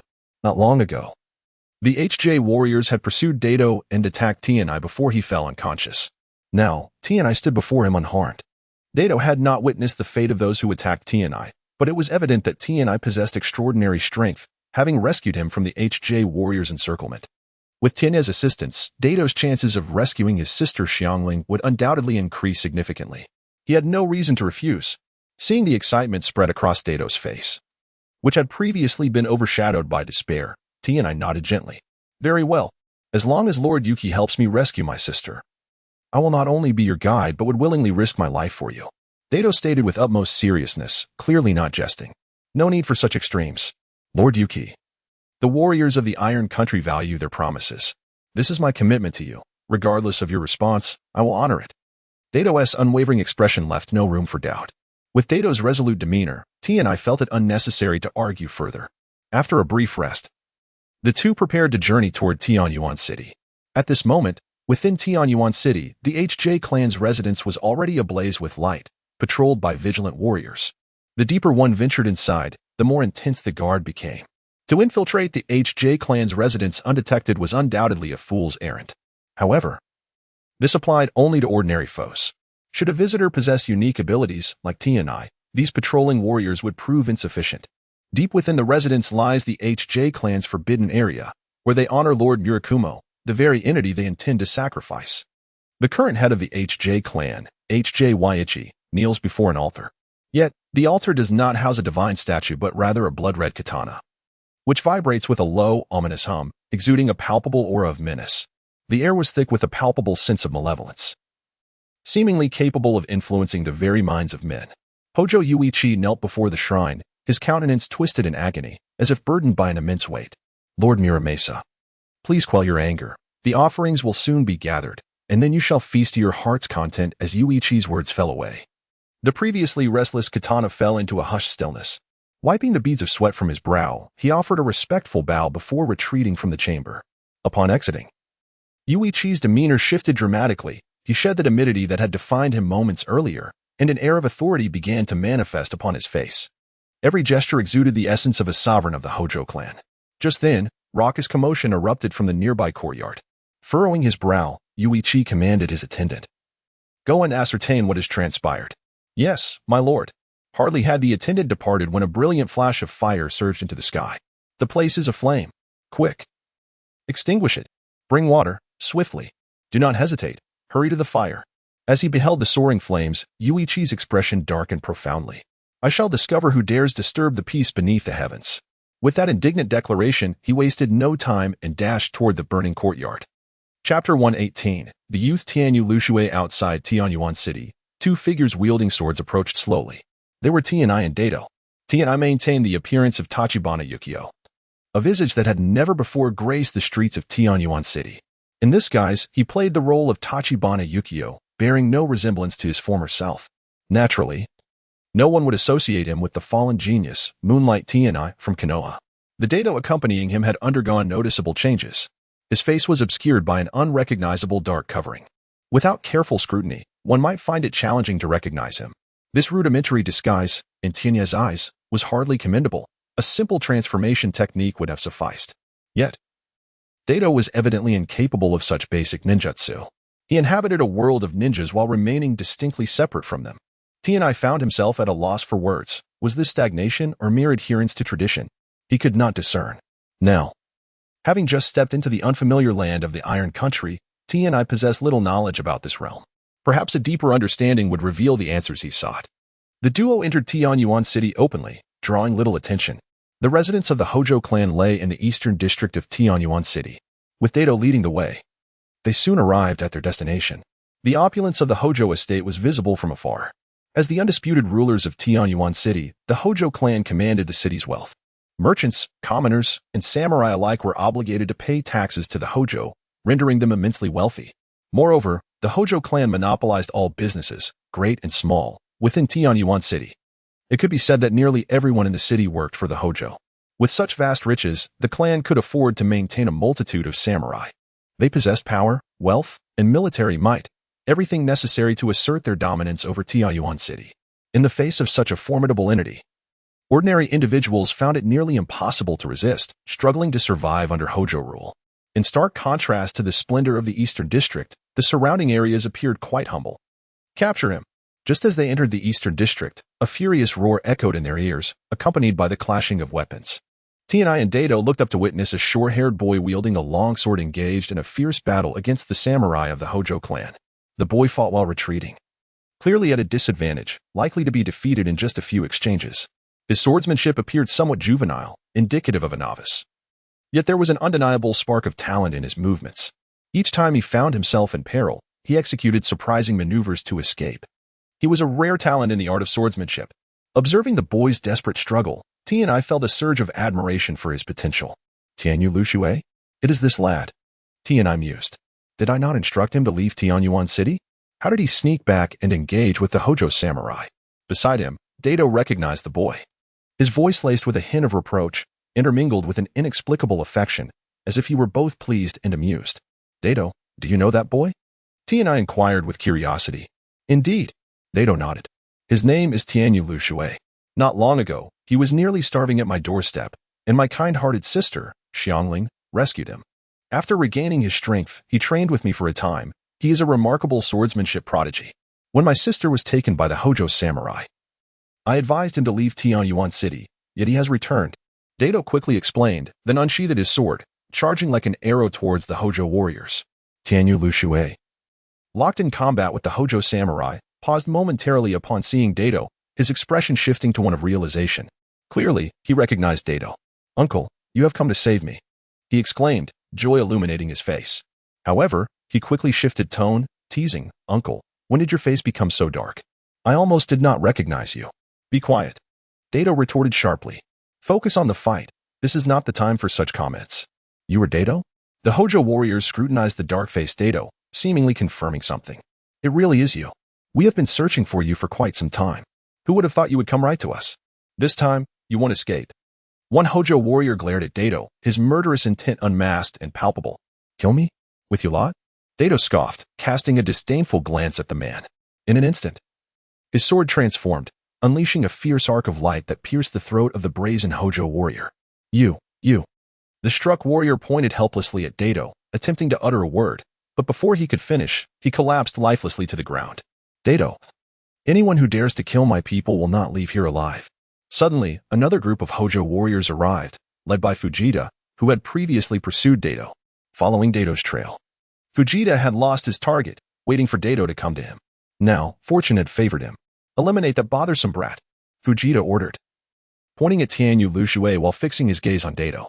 Tianyu Luxue, already struggling against the Hojo warriors, found himself further encircled by new foes.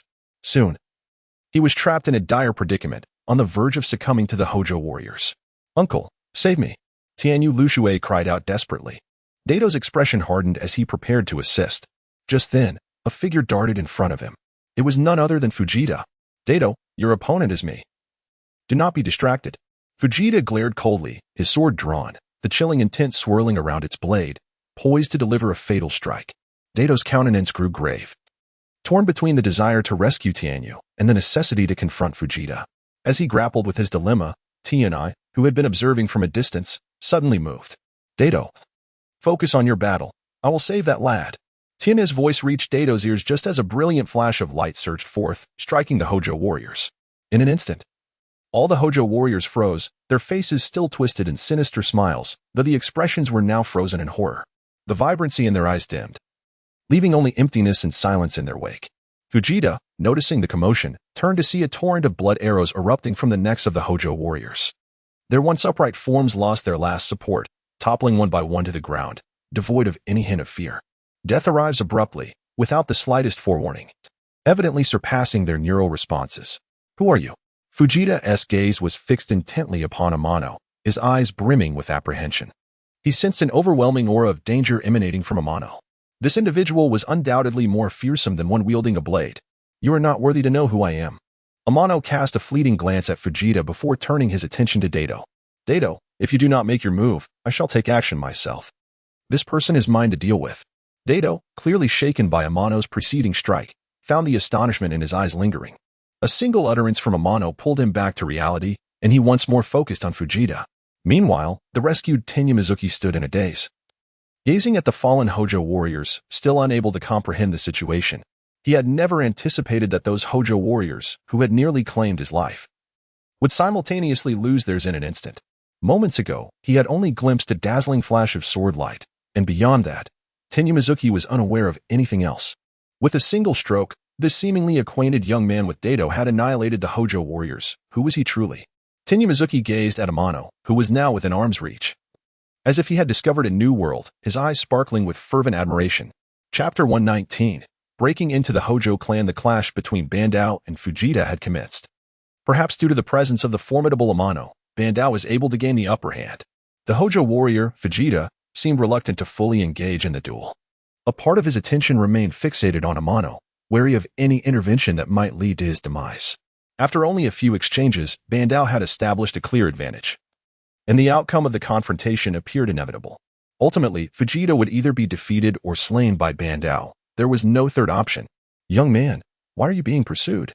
Amano inquired, casting a glance at the youth, Timi Ryujui, who stood beside him. I was trying to rescue Sister Xiangling, Timi Ryujui explained, seizing an opportunity to slip into the Hojo clan's domain, intending to set fire to the place and free Sister Xiangling. However, he was discovered by the Hojo warriors and had no choice but to flee. Timi Ryujui had no intention of concealing his actions, laying everything bare. Do you know where Sister Xiangling is held? Amano pressed further. She is imprisoned deep within the Hojo clan stronghold, where it is said they venerate Lord Murakumo. The area is heavily guarded, making it exceedingly difficult to rescue her from these warriors, Timi Ryujui replied, his expression darkening. Do you remember the way? Amano's voice resonated again in Timi Ryujui's ears. The youth, who had initially appeared despondent, suddenly radiated joy as understanding dawned upon him. You intend to rescue Sister Xiangling? He asked with eager anticipation. Amano smiled gently, responding, Indeed, that is precisely why I am here. Fantastic. With your assistance, along with Uncle Bandao, we shall certainly rescue Sister Xiangling. Timi Ryujui's eyes sparkled with an uncontainable excitement. Lead the way, Amano urged. However, Timmy Ryujui glanced toward Bandao, who was engaged in combat with Fujita, hesitation evident in his gaze. Do not concern yourself with him, Amano remarked, casting a fleeting glance at the two combatants. The outcome of this battle is already predetermined. Bandao will not be defeated. With that, Amano, sword in hand, strode purposefully towards the Hojo clan's estate. After a moment's hesitation, Timmy Ryujui hurried to follow. Master, may I lead the way? He asked. Master? Amano raised an eyebrow, surprised. When did he become this youth's master? Do not call me that. I am not your master. Amano retorted. Very well, master. Timmy Ryujui replied, undeterred. Amano was left speechless, realizing the audacity of the boy. They had only just met, yet he had already designated Amano as his mentor. Disregarding Timmy Ryujui's enthusiasm, Amano entered the Hojo clan's estate, where security had already been tightened. Armored warriors, wielding sharp blades, fixed their piercing gazes upon Amano, the unexpected visitor. Quickly hand over Miss Xiangling, and I may spare your lives, Amano stated calmly, standing before the row of Hojo warriors. However, the Hojo warriors showed no inclination to comply. Instead, they glared menacingly, advancing step by step toward Amano. From the crowd, a leading Hojo warrior stepped forward. Young man, I know not what courage possesses you to demand our kin, but having dared to enter the Hojo clan's territory today, you shall pay with your life. As his words fell, a flurry of sharp blades surged toward Amano, intent on subjecting him to a gruesome fate. Be careful, came Timmy Ryujui's anxious voice from behind. Amano's expression remained unchanged, his right hand rested on the hilt of his sword. Clang! A brilliant white flash erupted, instantly transforming into countless fine beams of sword light that surged back toward the Hojo warriors. The warriors felt a sharp pain at their throats, and in an instant, they lost consciousness. Clang! Clang! One by one, their weapons fell to the ground, accompanied by their lifeless bodies. Blood flowed from their necks, and the acrid scent of blood quickly permeated the air. Impressive. Timmy Ryujui, who had been watching from behind Amano, marveled at how swiftly he had dispatched the fully armored Hojo warriors, his amazement lingering long after. So, this is the true prowess of a warrior. If he could train under such a master, his swordsmanship would surely progress by leaps and bounds. This was a master he was determined to follow, and no amount of persuasion would deter him. Timmy Ryujui's gaze remained fixed on Amano, his admiration intensifying. Amano, sensing the fervent gaze from behind, chose to ignore it. Which way now? He asked. Straight ahead, Timmy Ryujui replied, guiding Amano further into the depths of the Hojo estate. Not long after, they encountered another group of Hojo guards. This time, the warriors did not wait for Amano to speak. They charged at him directly. The outcome was as expected. None of the armored Hojo warriors could withstand Amano's might, regardless of whether they were ordinary guards, elite warriors, or even their leaders. In Amano's eyes, they were all mere targets for a single strike. As they pressed on, countless Hojo warriors fell beneath Amano's blade. Timmy Ryujui, following closely, watched in awe as Amano's formidable swordsmanship continued to shine. Standing behind Amano, he felt little fear of ambush, for no Hojo warrior could approach him without facing swift retribution. Each warrior who dared to close in on Amano was swiftly dealt with, without exception. Amano stood like an insurmountable wall against the Hojo warriors. No matter their assaults, they could not breach his defenses. More accurately, before their attacks could reach him, they had already succumbed to death. Meanwhile, deep within the Hojo estate, a warrior knelt before the clan's leader, Hojo Yuichi. Terror etched across his face, as if he had encountered something dreadful. Hojo Yuichi, the head of the Hojo clan, stared wide-eyed, disbelief etched on his features. After a brief moment of shock, an unnatural crimson hue spread across his eyes, and a fierce killing intent erupted forth. What audacity! To dare invade the Hojo clan! Hojo Yuichi exclaimed, rising to his feet with fury. It seems that some have forgotten the terror of the Hojo clan after our long absence from action.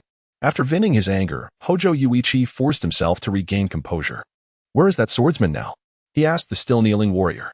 He has already penetrated deep into our stronghold.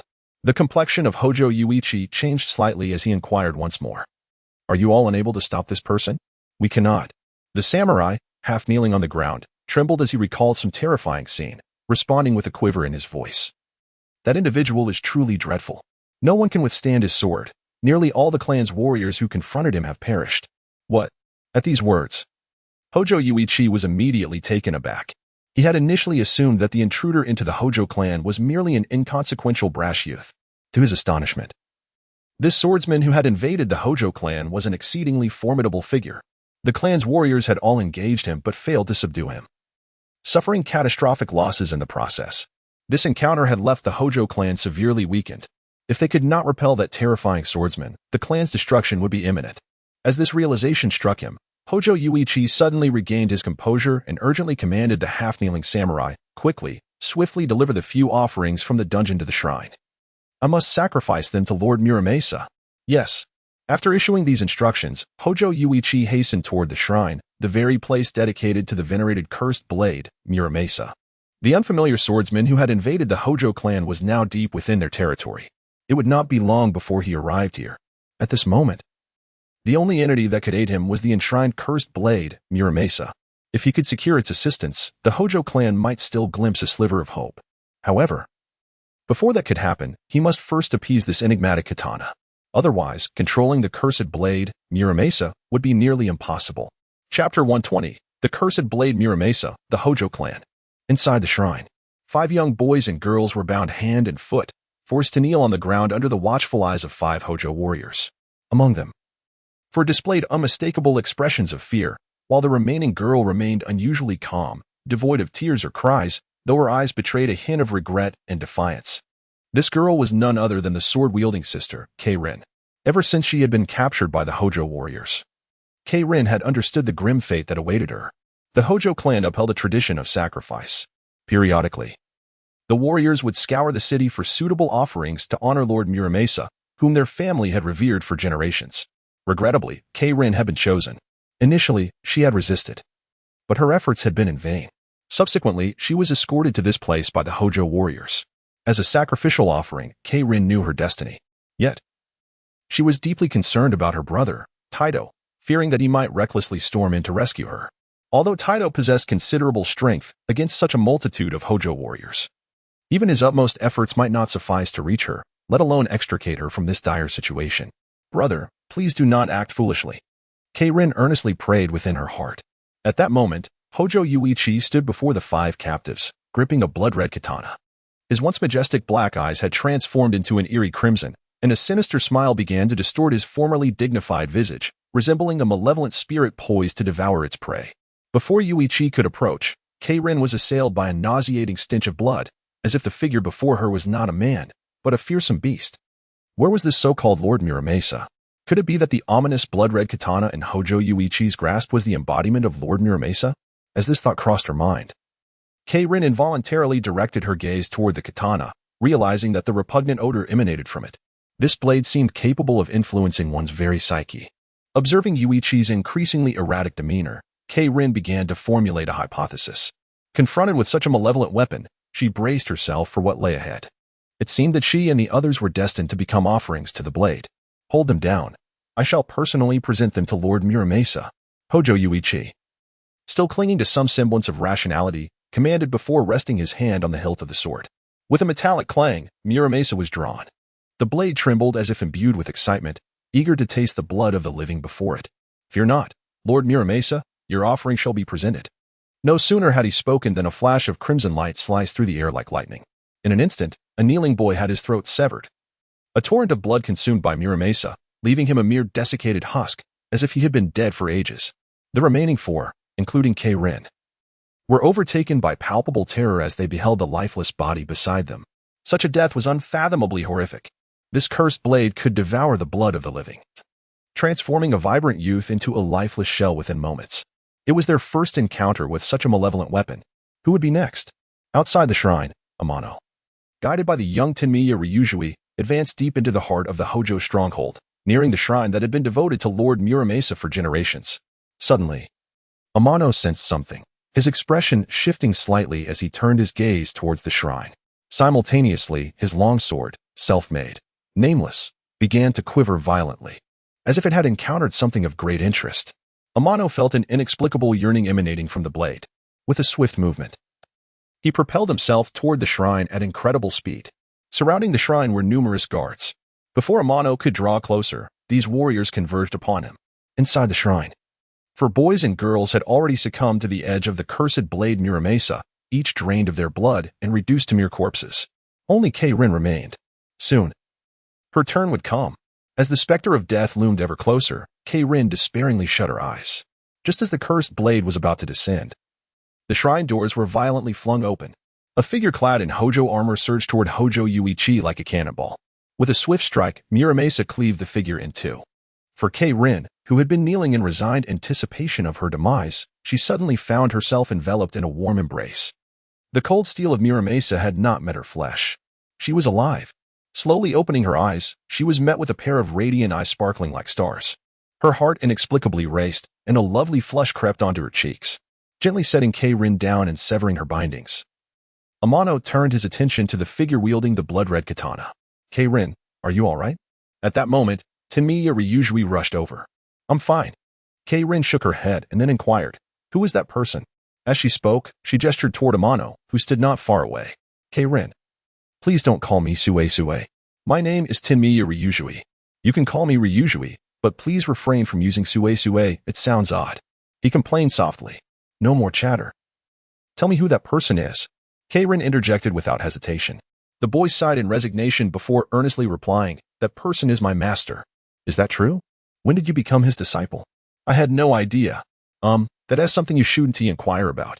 We must leave quickly. It's dangerous here. Yes, right. You two should keep your distance. Kei-rin intended to press further, but Amano's voice suddenly interrupted them. Understanding the gravity of the situation, Kei-rin closed her mouth and, alongside Tenmiya Ryujui, swiftly retreated from the perilous location. Meanwhile, in the eastern district, outside the Hojo clan's residence, the battle between Taito and Fujita had reached its conclusion. With Amano present, Fujita had clearly refrained from unleashing his full potential. However, once Amano departed, Fujita poured all his energy into the fight against Taito. Despite his utmost efforts, he could not reverse his fate and ultimately fell to Taito's blade. Silence forever. After the battle, Taito did not linger, directly infiltrating the Hojo estate. Prepared for confrontation, he found himself surprised to encounter no living adversaries. Almost all of the Hojo warriors lay slain.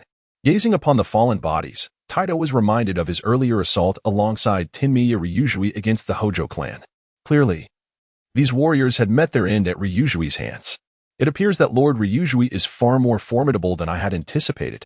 Remaining vigilant, Taito pressed deeper into the Hojo clan's domain. Along the way, he encountered not a single living foe. Just as he was about to proceed further, two familiar figures entered his line of sight. Among them, one was the formidable Tenya Mizuke's, who had followed Yuki into the fray, while the other was the ever-hopeful younger sister, Xiangling. It appeared that she had been rescued by Lord Yuki. Little sister. The swordsman swiftly approached the two. Tenya Mizuke's and Xiangling naturally noticed him, and their faces broke into radiant smiles simultaneously. Uncle, I have safely brought Sister Xiangling out, Tenya Mizuke's exclaimed, reveling in his accomplishment as he dashed toward the swordsman. When will you teach me another impressive sword technique? Did you not acknowledge Lord Yuki as your master? Why do you return to seek my swordsmanship? The swordsman replied, a playful smirk gracing his lips. You uncle, you are aware of that? Tenya Mizuke's face flushed with embarrassment as he looked at the swordsman, his discomfort palpable. Your enthusiastic call of master certainly reached my ears, the swordsman remarked, further intensifying Tenya Mizuke's unease. Brother. Xiangling's arrival inadvertently rescued Tenya Mizuke's from his awkward predicament. The swordsman then shifted his gaze to his sister. The reunion of the siblings brought forth tears of joy. Once their tumultuous emotions settled, the trio turned their attention toward the direction where Amano was located. Chapter 121. The swift defeat of Uchiha Hojo. At this moment, Uchiha Hojo, the head of the Hojo clan, stood poised with the enchanted blade Muramasa, facing off against Amano. The two locked eyes, Amano's expression serene, his presence contained, revealing no hint of his formidable prowess. In stark contrast, Uchiha was enveloped in an overwhelming aura of murderous intent, his ferocity surging like tumultuous river waters, crashing outward in waves that stirred a fierce tempest around him. The wind whipped through Amano's cloak, causing it to flutter ominously, as if on the verge of being torn apart. Yet, he remained steadfast, rooted to the ground as if he were one with the earth, impervious to the raging storm surrounding him. Boy, you have slain many warriors of the Hojo clan. Today, I shall exact my vengeance, Uchiha Hojo declared, raising the Muramasa. His gaze fixed on Amano, the bloodlust in his eyes intensified. A man controlled by a blade is in no position to challenge me. Amano cast a disdainful glance at Uchiha before shifting his focus to the Muramasa. This blade is indeed impressive. It shall be mine. How arrogant you are. I will see you dead. Uchiha's glare intensified, his murderous intent becoming sharper. The Muramasa seemed to sense the grave danger posed by Amano. aligning with Uchiha to unleash a frenzied wave of malevolence. Under this oppressive aura, the surrounding air thickened, making it difficult to breathe. The three spectators, armed and observing from a distance, felt the pressure and retreated, seeking to escape the suffocating atmosphere. Yet, within the heart of this deadly domain, Amano remained unfazed, a faint smile gracing his lips. Now this is intriguing. With a light chuckle, he activated his skill, Murderous Intent Surge. Instantly, a piercing wave of bloodlust surged forth, crashing against Uchiha's and the Muramasa's combined aura, shattering it effortlessly. What? Uchiha gasped in shock as the carefully cultivated aura disintegrated before Amano's might. His eyes widened in disbelief. And even the Muramasa, sensing Amano's strength, seemed to grow subdued. The arena was once again shrouded in murderous intent, but this time, it belonged to Amano. Within his own domain of malevolence, Amano regarded Uchiha with an indifferent gaze. Disregarding the Muramasa, he assessed Uchiha's strength, concluding that he was merely at the level of an elite jonin. Such an opponent was hardly worthy of his notice. Even the six-peak ninjas he had bested before were far more formidable. Against someone of Uchiha's caliber, Amano needed only a single strike. His attention shifted back to the enigmatic blade. Amano was intrigued by why his own sword, self-made, nameless, craved the Muramasa with such fervor, as if it longed to consume it. Could this cursed blade enhance his own sword's power? This notion stirred within him. But he would unravel it once he claimed the Muramasa. Meanwhile, Uchiha Hojo, under the weight of Amano's murderous aura, trembled slightly. His once bloodshot eyes had lost their crimson hue, reverting to their natural state. Although he still clutched the Muramasa, he could not draw any strength from it. Muramasa, grant me your power. I must slay this wretch. Uchiha implored the blade, hoping for its aid against Amano. Yet, silence met his pleas. The Muramasa lay eerily still, stripped of its former ominous presence, resembling an ordinary weapon devoid of any sinister qualities. Perhaps it was intimidated by Amano. Frustrated at the lack of response, Uchiha resorted to cutting his wrist, desperate to rouse the Muramasa with his blood. Still, no answer came. The three onlookers were taken aback by Uchiha's predicament. Was this truly the once mighty head of the Hojo clan? Before Amano, he seemed bereft of courage to act. The blade has forsaken you. Amano's voice echoed in Uchiha's ears like a thunderclap. You lie. Uchiha trembled, his fury erupting as he shouted, even without the Muramasa's aid, I will kill you. Prepare to die. With that, he surged towards Amano at incredible speed, swinging the Muramasa in a rapid strike. But before his attack could land, a flash of silver light sliced through the air, passing cleanly through his neck. How is this possible? He muttered, blood gushing as he collapsed to the ground. Defeated. What swiftness! The three observers were collectively astonished. Uchiha Hojo was renowned for his unparalleled strength in Tsubaki Castle, a master swordsman of great repute. Yet, this formidable figure had fallen to Amano in a single move. Such prowess was unprecedented in their experience, especially for the young Tenya Mizukawa. Witnessing Amano's mastery ignited a fervent desire within him to become his apprentice. Training under such a sword master would undoubtedly elevate his own skills. However, the path to becoming Amano's formal disciple remained uncertain, and he resolved to take it step by step. Kagura, watching from afar, gazed at Amano under the moonlight, her eyes sparkling with admiration, lost in thought as a blush crept across her cheeks. Meanwhile, the armed observer assessed his own abilities against Uchiha's, reluctantly recognizing his own inadequacy. If even the head of the Hojo clan could not withstand Amano, he surely stood no chance. He yearned to follow this master and achieve greatness. Ignoring the fervent gazes of the three, Amano approached Uchiha's lifeless form. His eyes fell once more on the Muramasa. He bent down to retrieve the blade, grasping it firmly.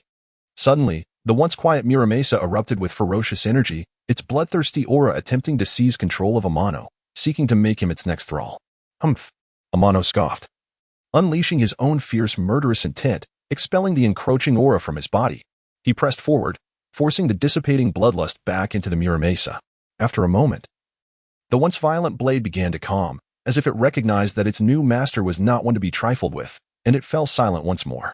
Meanwhile, Amano's sword, self-made, nameless, began to resonate once again. The insatiable longing, akin to encountering a culinary masterpiece, resonated deeply within Amano's heart. He gently reassured the sword that had accompanied him through countless battles, murmuring, "Do not fret, it belongs to you, and none shall take it away." With Amano's promise, the longsword, known as self-made, unnamed, finally fell into a tranquil silence. Amano then turned his gaze toward the trio, each armed with a blade, and inquired, "Are you aware of where a prestigious warrior clan, such as the Hojo family, typically conceals their swordsmanship scrolls?" The trio momentarily paused, taken aback. They had not anticipated that a formidable swordsman like Amano would express interest in the swordsmanship scrolls of the Hojo clan. However, they quickly regained their composure. After a moment of contemplation, the swordsman replied, "Prominent families like the Hojo generally possess a dedicated library to safeguard their swordsmanship scrolls. As long as we locate the library, we should be able to find the scrolls belonging to the Hojo clan." "Very well, I comprehend." Before the words had fully escaped his lips, Amano vanished from his spot, leaving the trio exchanging perplexed glances. Chapter 122: A Windfall of the Hoshino clan. Within the library, as Amano gazed upon the myriad of martial scrolls elegantly displayed on the shelves, a spark of excitement flickered in his eyes. His progress in the role he was playing had stagnated for quite some time, showing little sign of advancement. Now, having acquired such a wealth of martial scrolls, he eagerly anticipated the potential boost to his progress once he mastered them all. After sealing the scrolls within his portable storage, Amano conducted a thorough search of the library to ensure nothing was amiss before finally departing from the Hoshino clan's library. Not long after exiting, he was met with a cacophony of wails intermingled with inexplicable laughter, albeit the latter sounded somewhat choked. What could have transpired? With a hint of curiosity, Amano followed the sound. Upon closer inspection, he beheld a throng of ragged individuals kneeling on the ground, continually expressing their gratitude toward the siblings Dato and Kyuka. The crowd comprised both men and women, young and old, all bearing injuries and appearing in dire condition. Some were so weak that a mere gust of wind could topple them. Had they not been supporting one another, many would have likely collapsed. "There's no need for such gestures," Dato remarked, his eyes reflecting a flicker of compassion as he observed the despondent victims. Had it not been for Lord Yukyu's intervention, these individuals might still be imprisoned by the Hoshino clan, and it was uncertain how many would have survived. Fortunately, most of the clan's warriors had been vanquished by Lord Ukyo, while the remaining members had long since disappeared. The vast Hoshino estate was nearly devoid of any clan warriors. At that moment, Kyuka, Dato's sister, stepped forward. "Everyone, it was truly Lord Ukyo who saved you, not us," she stated, directing her gaze toward Amano. "Thus, your gratitude should be directed toward him." Following Kyuka's indication, the rescued individuals turned their eyes toward Amano. In their view, a blue-haired swordsman was approaching them with measured steps. "Thank you, Lord Ukyo, for saving our lives," they exclaimed, bowing deeply in gratitude. "Please, rise." Amano sighed softly before speaking. "This opportunity to rescue you is merely serendipitous. Do not dwell too much on it. It would be best for you to return and rest your bodies." With that, Amano turned his attention to Dato. "Dato, my promise has been fulfilled. I hope you can now guide me to the places I wish to go." "Of course." Dato nodded, his demeanor growing noticeably serious. "In that case, let us take our leave." Just as they were about to depart, Kyuka's voice suddenly rang out again. "Lord Ukyo, brother, where's Mizuho?" "HM?" Amano glanced around, realizing he had not seen the boy named Tenki Mizuho. "Where has that brat run off to now?" Dato sighed, exasperation etched across his face. "He always has a penchant for wandering off. When I find him, he shall face my wrath." After a brief moment of complaining, Dato prepared to search for Tenki Mizuho's whereabouts. However, before he could take more than a few steps, Amano called out to him. "Dato, wait. I believe I know where that boy is." After pausing for a moment, Amano added, "Follow me." Dato and Kyuka exchanged glances, curiosity evident in their eyes about how Amano had deduced the boy's location. Following Amano's lead, the trio soon arrived at the Hoshino clan's backyard. It lay abandoned, with remnants of scattered wealth strewn across the ground, likely left behind by the fleeing clan members in their haste. Upon entering the backyard, they spotted Tenki Mizuho struggling to carry a large bag filled with unknown contents. "Uncle, come help me," he called out, clearly in distress. "What are you sneaking around here for?" Dato chastised him, though his steps did not falter as he approached the boy. "How heavy?" Dato exclaimed as he took the bag from Mizuho, unable to suppress a gasp of surprise. "What on earth is in here?" he inquired, looking curiously at Mizuho. "Only something valuable," Mizuho replied, releasing a sigh of relief, a glimmer of excitement lighting up his eyes. "I can't wait to see what treasure you found." With that, Dato set the bag down and opened it, revealing a plethora of paper currency, along with a considerable amount of gold. Dato's eyes widened in astonishment at the sight of the unexpected fortune. Meanwhile, Mizuho, having regained his composure, lamented, "I arrived too late. The valuable items from the treasury were already taken by those rascals. This is all I could salvage. I can't carry all this wealth alone." Mizuho scratched his head, sheepishly looking at Dato. "Uncle, you and Kyuka can help me out a bit, and I promise to share some with you." "Brat, What are you saying? Kyuka interjected, unable to contain her irritation as she strode over and pinched Mizuho's ear. While you may have gathered this wealth, the true owner is not you. It rightfully belongs to Lord Ukyo. Noticing Mizuho's reluctance, she continued, if Lord Ukyo had not stormed into the Hoshino clan, I might not be alive today. And you would not have had the chance to acquire this wealth. Therefore, it ultimately belongs to Lord Ukyo. Mistress Kyuka Mizuho attempted to defend himself, but she interrupted him before he could finish. No more arguments.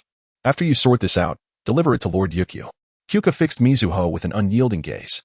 Mizuho looked at her with a face full of grievances, but ultimately he relented. You really are a greedy little brat. Amano chuckled, shaking his head as he addressed Kyuka. This wealth is of no use to me. You may handle it as you see fit. With that, Amano turned and departed without looking back.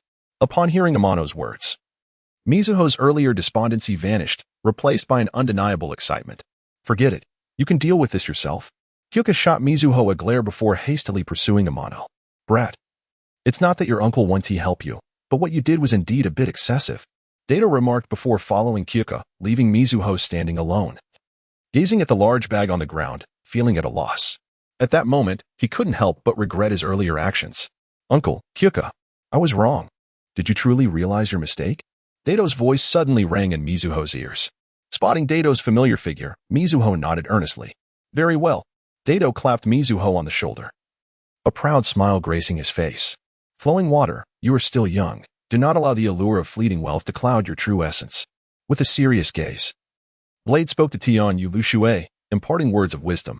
Lord Yujing is the most extraordinary swordsman I have ever encountered. If you could become his disciple, I firmly believe your accomplishments would be remarkable.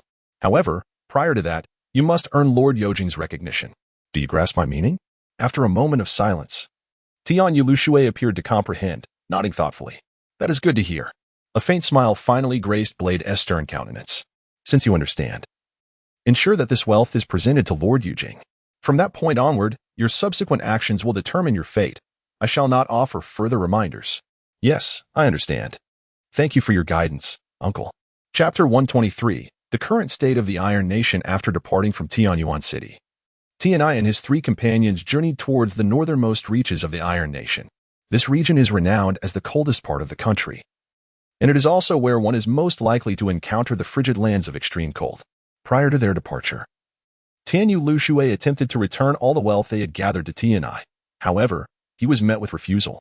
At this juncture, Tianai had little interest in material riches. Instead, his primary focus was on enhancing his own strength. The quest for the extreme cold was also a means to swiftly comprehend the Tian Shuangji Shi. Once he mastered this technique, his next objective would be to swiftly attain the Wangzhiji Shi.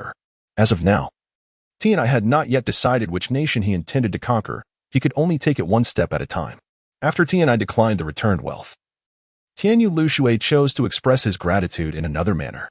Whether it was the carriage they chose for their travels or the expenses along the way, Tian Yulushui took care of everything, allowing Tianai to travel without worry.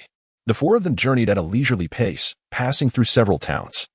With Dato's tireless explanations along the way, Tianai gradually acquired more knowledge about the Iron Nation, no longer remaining in a state of ignorance.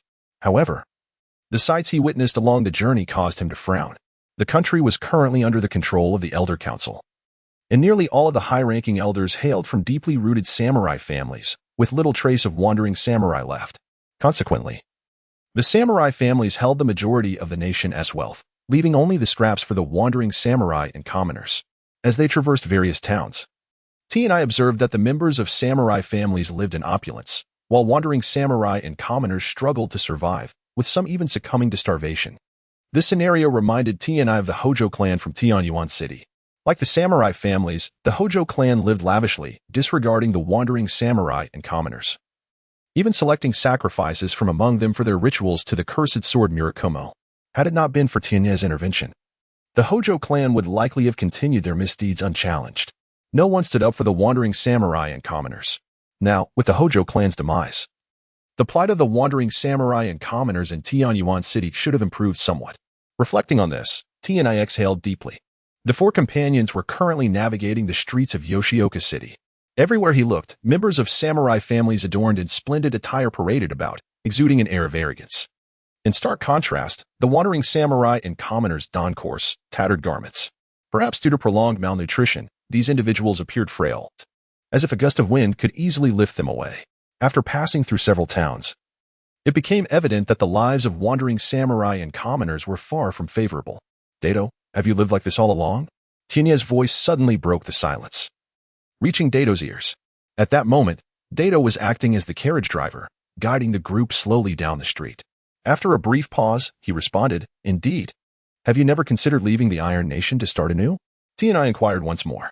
Dato smiled softly and replied, "We have grown accustomed to life here, and I have cherished people in this place. I do not wish to leave." Within the carriage, upon hearing Dato's words, Xiangling and Tianyu Lushui exchanged surprised glances, their eyes quickly glistening with tears as a mist of emotion welled up within them. Tianai observed this silently, choosing not to probe further, and soon shifted the topic. "For how long has the current state of the Iron Nation persisted?" "It has been quite some time. The exact duration eludes me," Dato mused before continuing. "In the early days of the Iron Nation, there was harmony among the samurai families, wandering samurai, and commoners. At that time, the Elder Council even included representatives from the wandering samurai. However, I do not know when it changed. The wandering samurai gradually disappeared from the council, while the various samurai families thrived, resulting in the ever-deteriorating conditions for wandering samurai and commoners, a situation that has continued to this day. Have the wandering samurai never revolted?" Tianai pressed. "How could they not?" Dato shook his head with a wry smile. "In the past, there were always wandering samurai who resisted the samurai families, but unfortunately, those individuals were eradicated before they could gain strength as the samurai families united against them. After several failed attempts, the plight of the wandering samurai worsened, with some forced to join samurai families for survival, while others could no longer endure the oppression and left the Iron Nation altogether. Presently, the power of the samurai families is immense, far beyond what wandering samurai can contend with."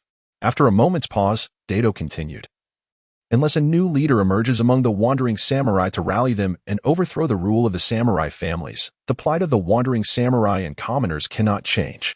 At this point, Dato fixed his intense gaze upon Tianai, his eyes brimming with hope. From Tianai, Dato envisioned the possibility of overthrowing the samurai family's reign. If Tianai could rise as a leader among the wandering samurai, given his victory over the Hojo clan, Dato believed many wandering samurai would flock to his side. At that moment, toppling the samurai family's dominion would not be out of reach. The more he contemplated, the brighter the light in Dato's eyes shone. If possible, he truly wished to follow Tianai in dismantling the samurai family's authority. Within the carriage, Xiangling and Tianyu Lushui seemed to grasp the underlying significance of Dato's words, both turning their gazes towards Tianai, their eyes reflecting a glimmer of unexplainable hope. Tianai felt a stirring within him. He had long harbored thoughts of conquering a nation, and seeing the current state of the Iron Nation, he realized that perhaps this country could become his next target. If the right opportunity arose, he would not mind overthrowing the samurai families and becoming the sole ruler of the Iron Nation. This prospect seemed hardly daunting for Tianai at this moment. Currently, the combat methods of the Iron Nation's samurai remained primitive. They had scarcely delved into the basic ninjutsu commonly employed by ninjas, let alone the more profound techniques, physical arts, and illusions. Their singular approach to combat severely limited their overall effectiveness. Against such samurai, Tianai would not need to exert much effort. In truth, Tianai had long harbored a question. While it was understandable that the samurai of the Iron Nation could not learn advanced ninjutsu, physical arts, and illusions, given that these intricate skills were closely guarded by the various ninja villages, what baffled him was their complete lack of even the most fundamental techniques such as the body replacement technique. As the three foundational ninjutsu taught in ninja academies, the body replacement technique, transformation technique, and shadow clone technique had long circulated among the villages. It should not have been difficult for the samurai of the Iron Nation to acquire these basic skills. If even one samurai could master these techniques, their overall combat prowess would undoubtedly see a considerable enhancement. Yet, throughout his journey, Tianai had scarcely encountered a single samurai capable of using ninjutsu, including Dato and his companions, who were entirely unversed in any form of ninjutsu, only able to utilize the chakra within their bodies, lacking any understanding of more refined techniques. The gaze of the three sword-bearers remained fixated on Amano, and he could perceive the glimmer of hope in their eyes. In order to nurture their enthusiasm and to further his own ambition of conquering this nation, Amano resolved to offer them a promise. If the opportunity arises, I shall take action. This simple yet profound statement filled the three sword-bearers with elation. Should Amano indeed intervene, Their lives as wandering warriors would be imbued with newfound optimism.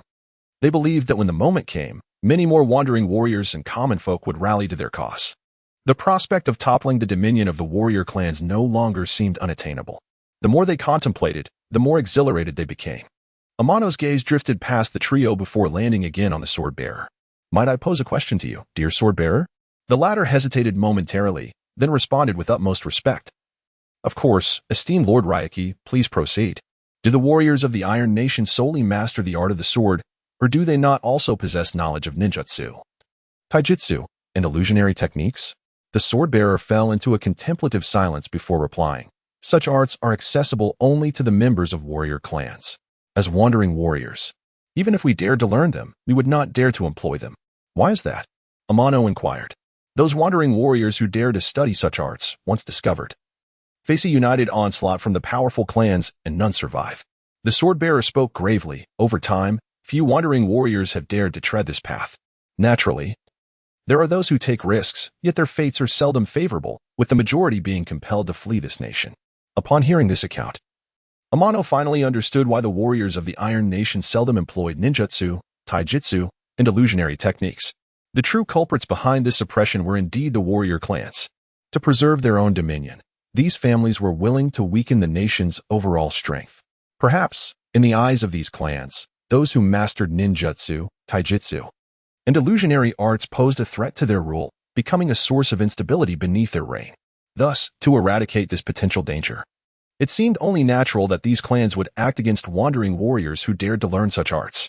Chapter 124. The arrogant Keitaro Hokushin. The carriage came to an abrupt halt.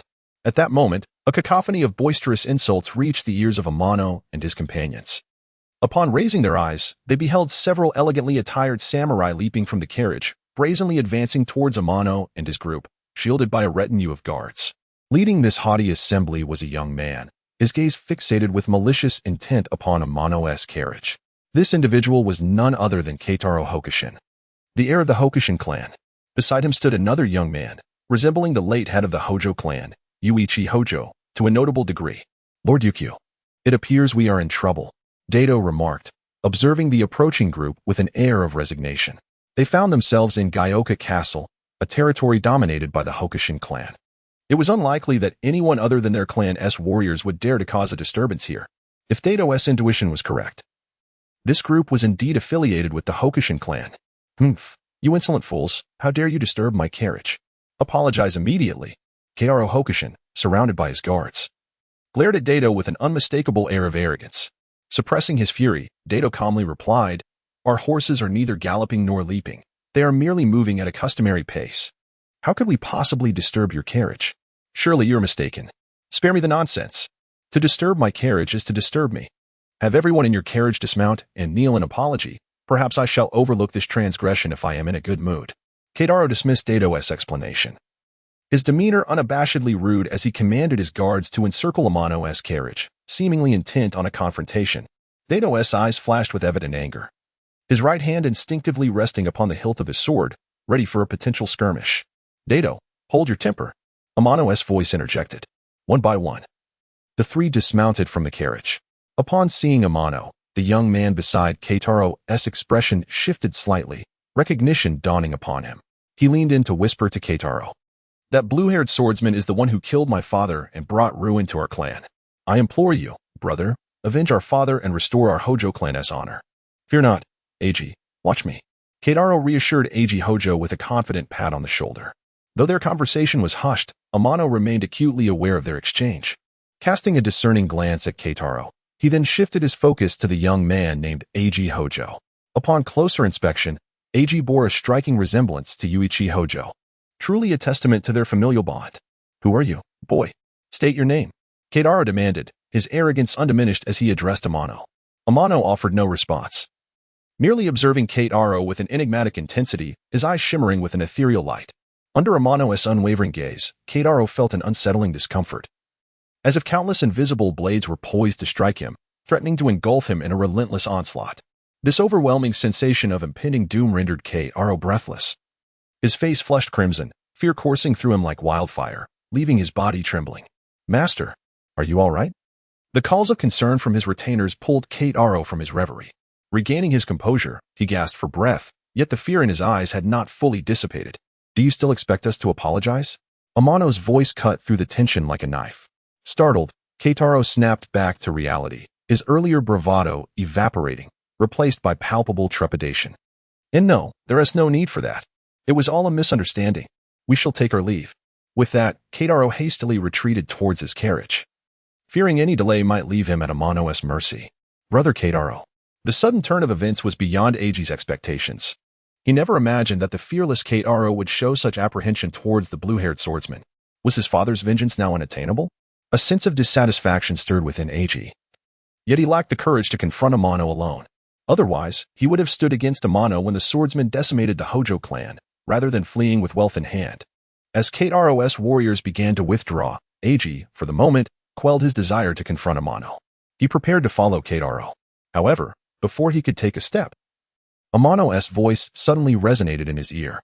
Did I permit you to leave? Eiji froze, a stark fear washing over his face. Since you dared to incite others against me, you must be prepared to face the consequences. Amano's tone was calm, yet it struck Eiji like a thunderclap. Panic etched across his features, Eiji trembled uncontrollably as dread enveloped him. Perish. Amano raised his right hand, pointing towards Eiji. In an instant, a bolt of lightning erupted from Amano's fingertip, piercing through Eiji's forehead before he could muster a semblance of resistance. The young master of the Hojo clan fell lifelessly, devoid of any signs of defiance. Witnessing this display of power, Dato and his companions were taken aback, their expressions a mixture of astonishment and disbelief.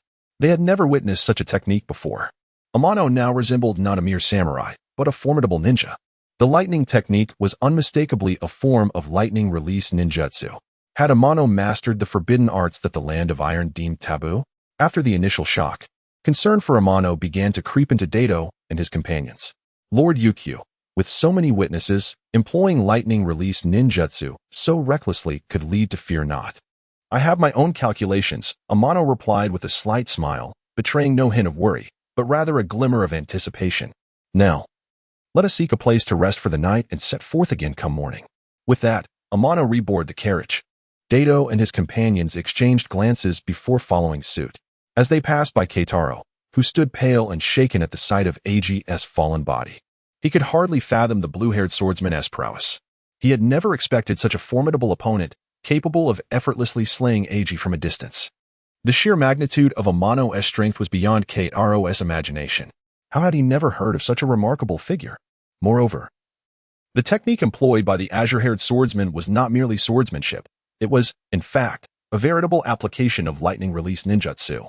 In the Land of Iron, rogue warriors who had mastered such ninjutsu had long been the targets of relentless pursuit by the prominent samurai clans. It was utterly audacious for that azure-haired swordsman to dare to take a life before his very eyes using lightning release ninjutsu. This was a blatant provocation. Contemplating this, Baichin Kinji narrowed his eyes slightly. He instructed the two guards beside him, "Bring back the corpse of Hideo Kitaho. I wish to have a serious discussion with my father." After issuing these commands, Baichin Kinji ascended the carriage once more. Today, in his quest for vengeance against Hideo Kitaho, he had nearly met his own downfall.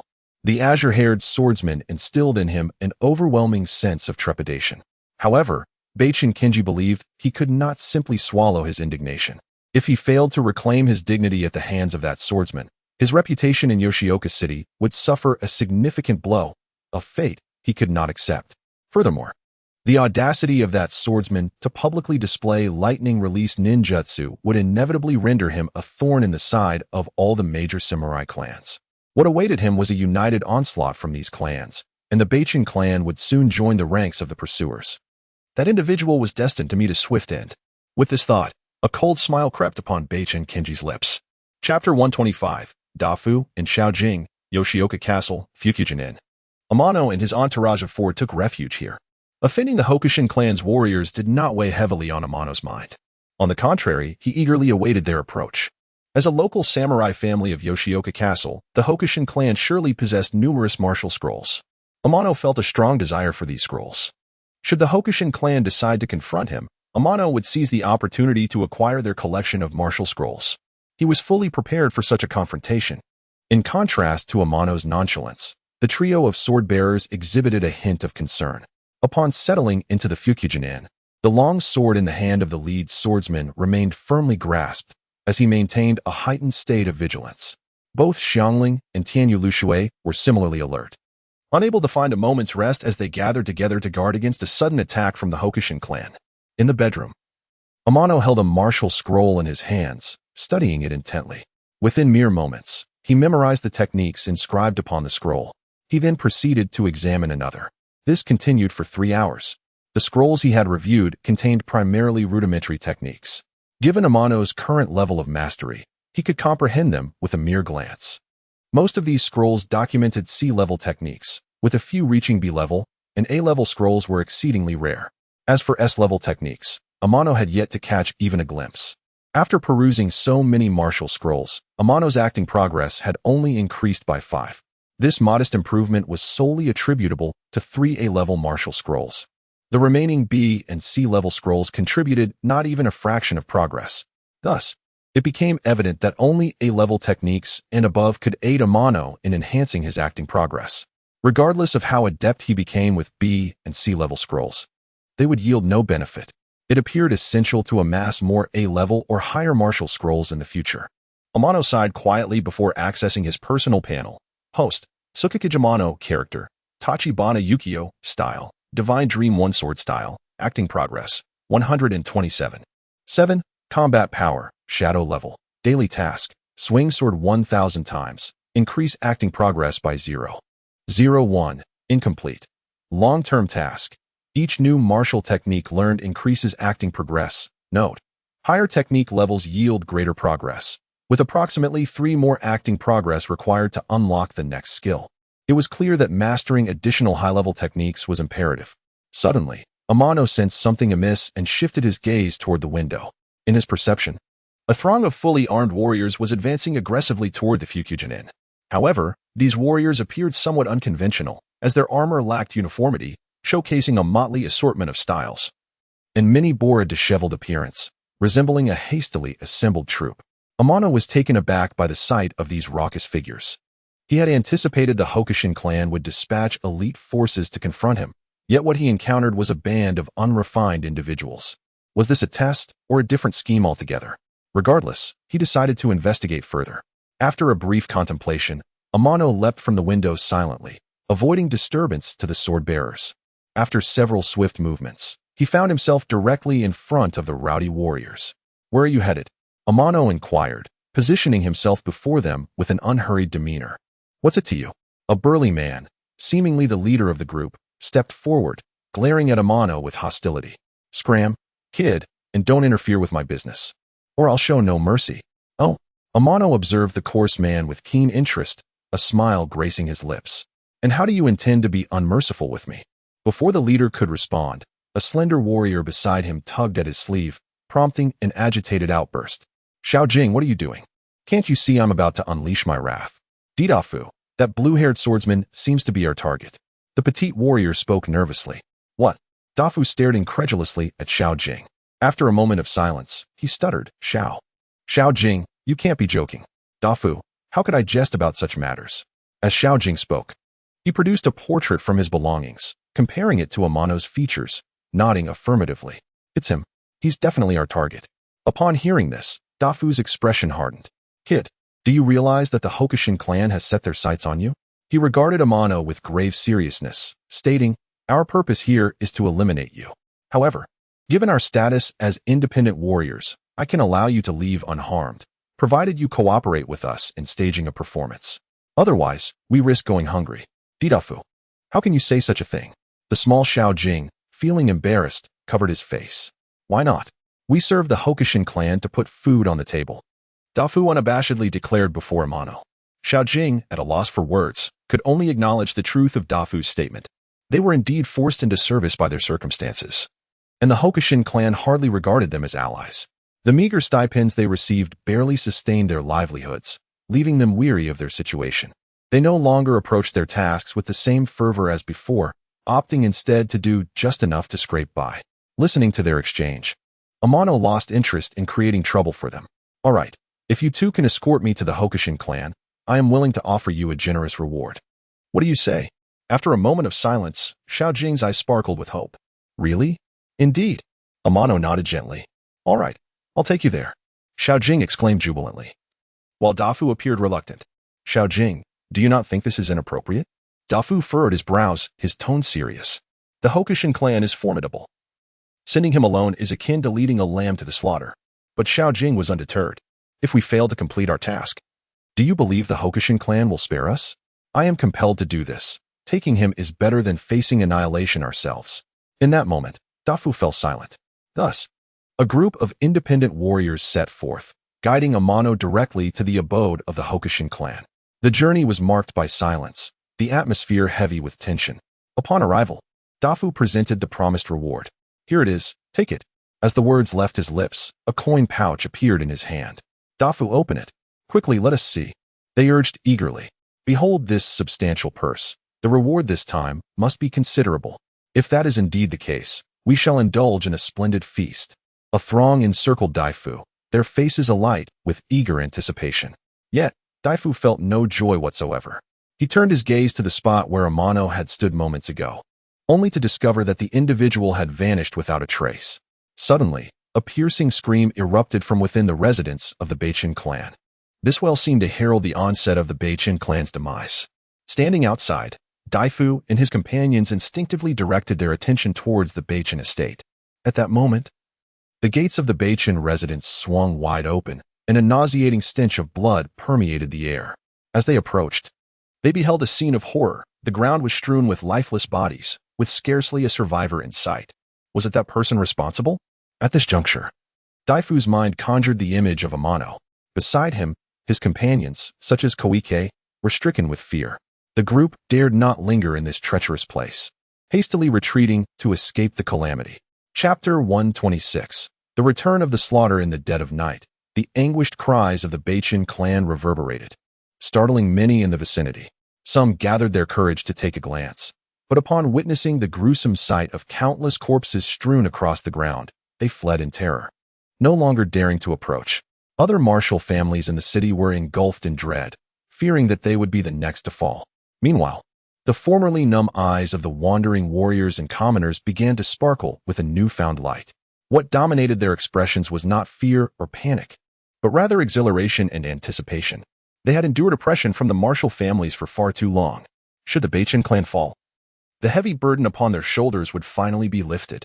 Their lives could gradually improve thereafter.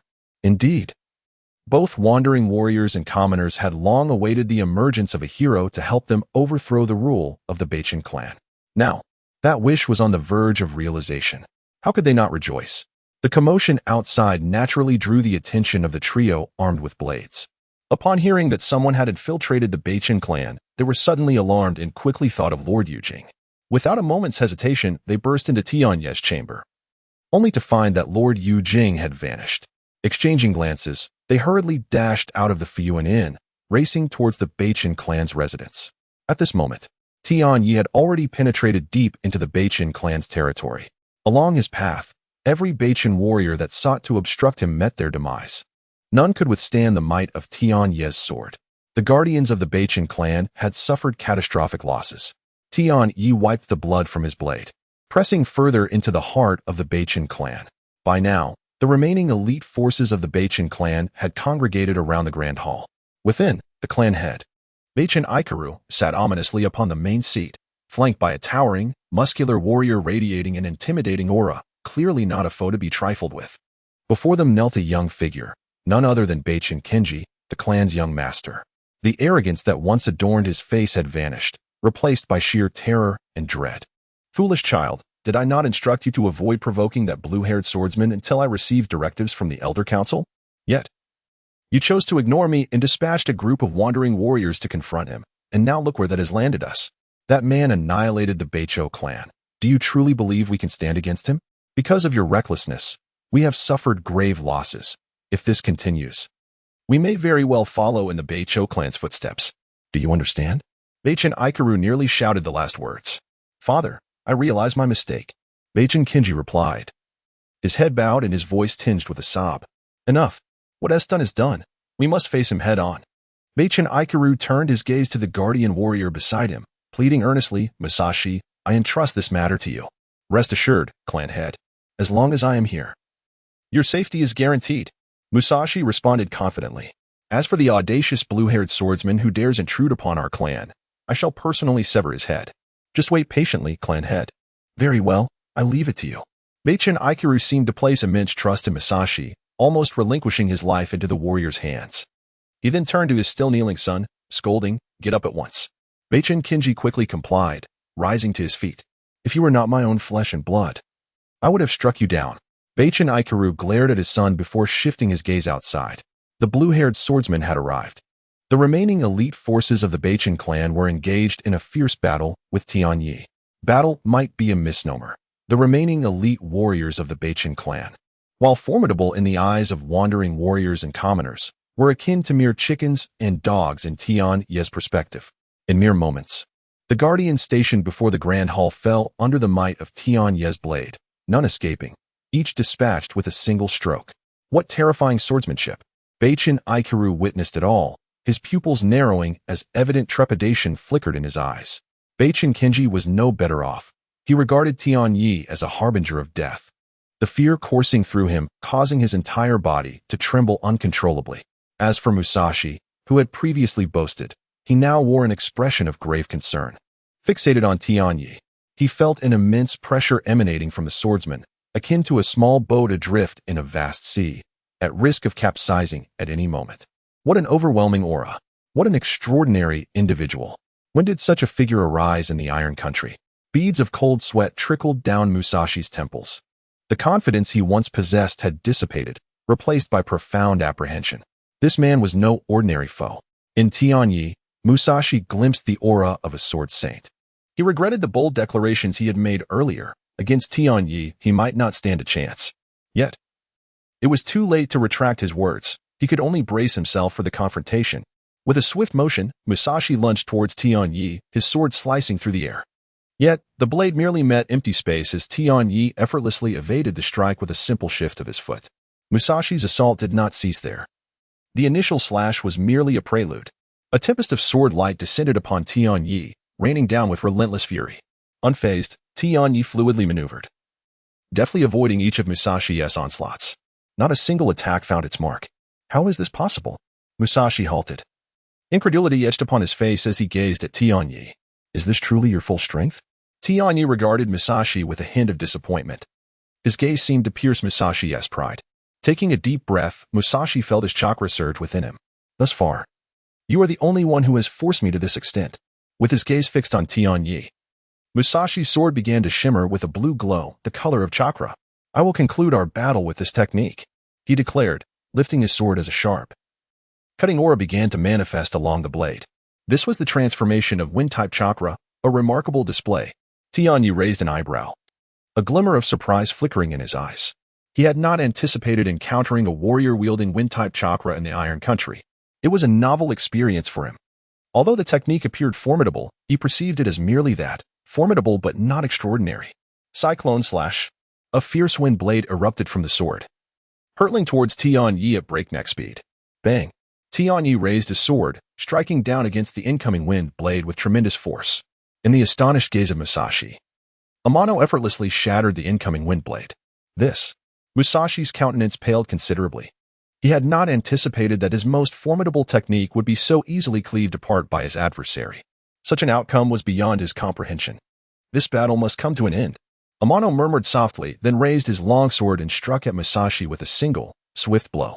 This stroke was unparalleled in its speed, seemingly surpassing even that of lightning. Before Musashi could react, Amano's sword had already returned to its sheath. Upon glancing at Musashi, it became evident that his throat had been pierced without his awareness, blood trickling down in delicate streams, swiftly staining his garment crimson. By the time Musashi realized what had transpired, he found himself unable to breathe. His eyes fixated on Amano, filled with utter disbelief. He had never imagined that he would be vanquished by a single strike. This blow was nothing short of miraculous. It had undeniably exceeded the limits of his reflexes. He could accept his defeat without grievance. Chapter 127. The annihilation of the Baichin clan. A gaze shifted away from the lifeless body of Musashi, landing instead upon the father-son duo, Baichin Ichiro and Baichin Kenji. At that moment, both were engulfed in palpable terror. Baichin Ichiro, though visibly frightened, maintained a semblance of dignity befitting the head of the clan. standing tall despite the fear flickering in his eyes. In stark contrast, his son, Beichin Kenji, once an arrogant young master, lay sprawled on the ground, an overwhelming sense of dread reflected in his eyes as he soaked the earth beneath him. Observing his son's disgraceful state, Beichin Ichiro's countenance darkened further. At this juncture, reprimanding his son was an afterthought. His own composure was faltering. Had it not been for years of cultivated restraint, he might have succumbed to fear just as his son had.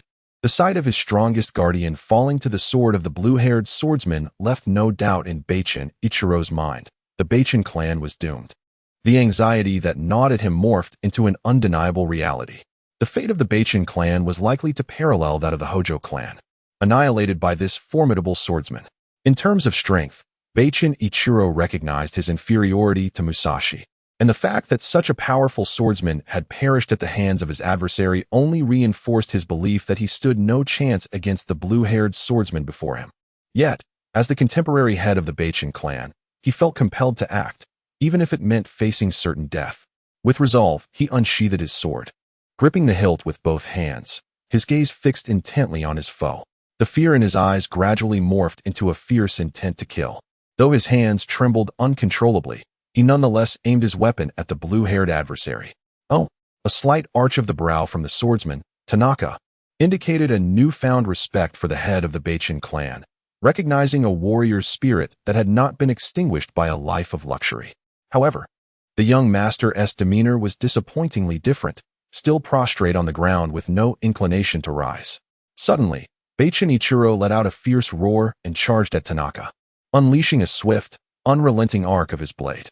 Tanaka, with a slight sidestep, effortlessly evaded the onslaught. In a fluid motion, he drew his own sword, a silver flash slicing through the air in a heartbeat.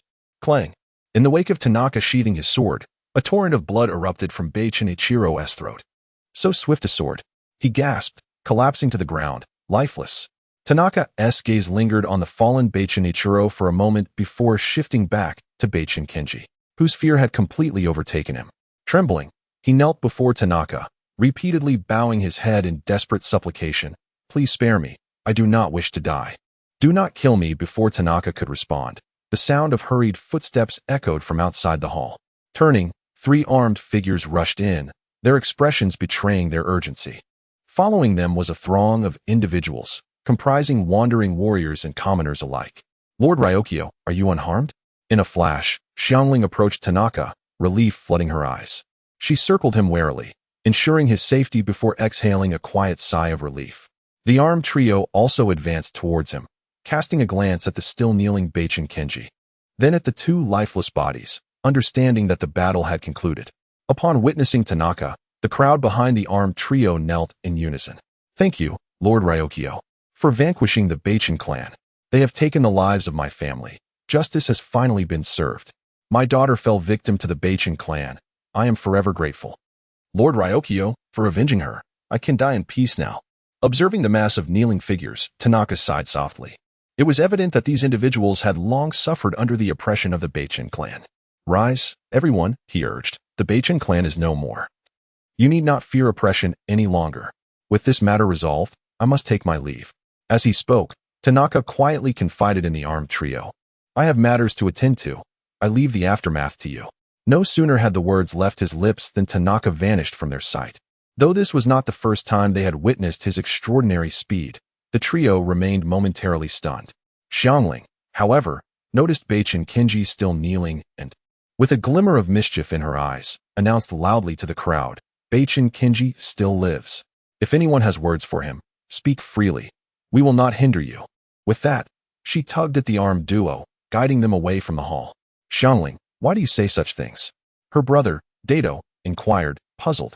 Casting an exasperated glance at him, she replied patiently, now that the Beichin clan has been eradicated by Lord Ryokyo, keeping Beichin Kenji alive, while inconsequential to Lord Ryokyo, poses a potential threat that must be eliminated swiftly. I would not want to see anyone plotting against him in secret. Dato, absorbing her rationale, fell silent. Outside the hall, upon hearing that Beichin Kenji still lived, the crowd surged forward. Many gazed at the prostrate figure of Beichin Kenji, their expressions devoid of mercy, instead adorned with triumphant smiles. Beichin Kenji, your day has come.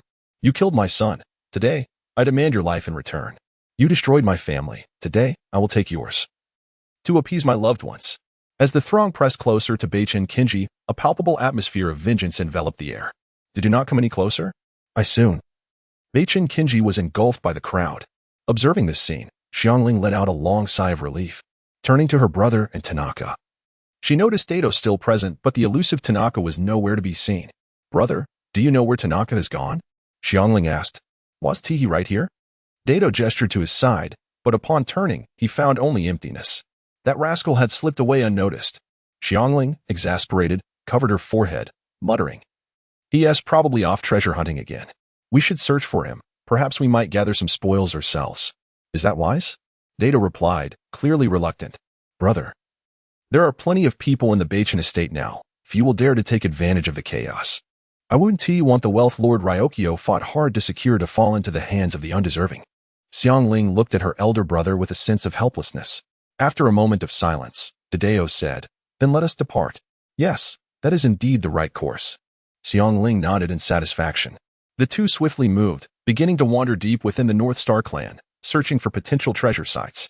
Meanwhile, Tian Yu Luxue had already slipped into the treasure vault of the North Star clan, gazing at the wealth amassed by the clan. He couldn't help but wipe away the drool.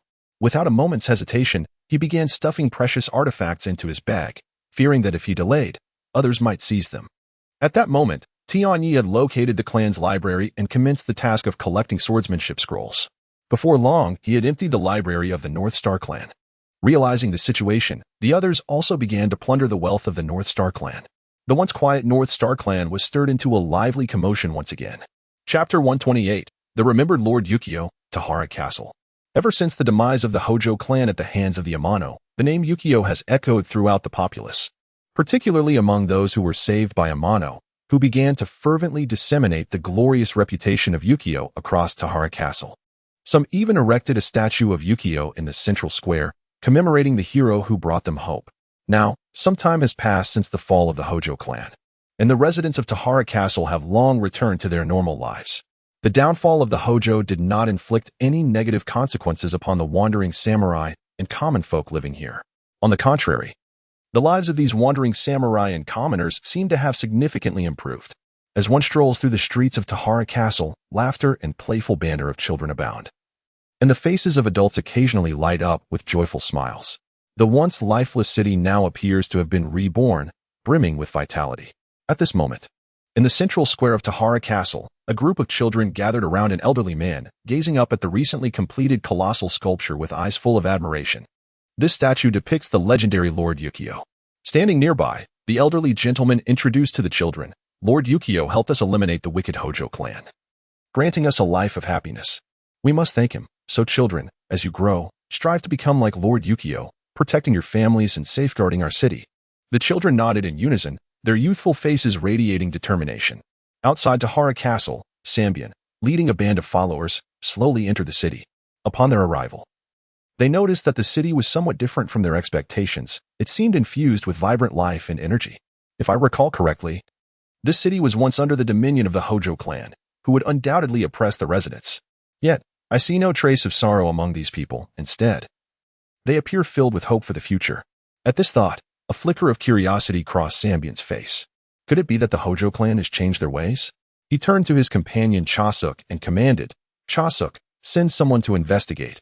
I wish to know what has transpired in this city. Yes, Chasuk replied, dispatching several individuals to inquire about the situation while Sambian and his company continued onward. As a prominent figure among the wandering samurai, Sambian had been tirelessly resisting the oppression of the samurai clans. In his pursuit of greater rights for the wandering samurai and commoners, he had perpetually clashed with the samurai families. Not long ago, he and his men had engaged in a fierce battle with the Yagyu clan. Although victorious, they suffered considerable losses.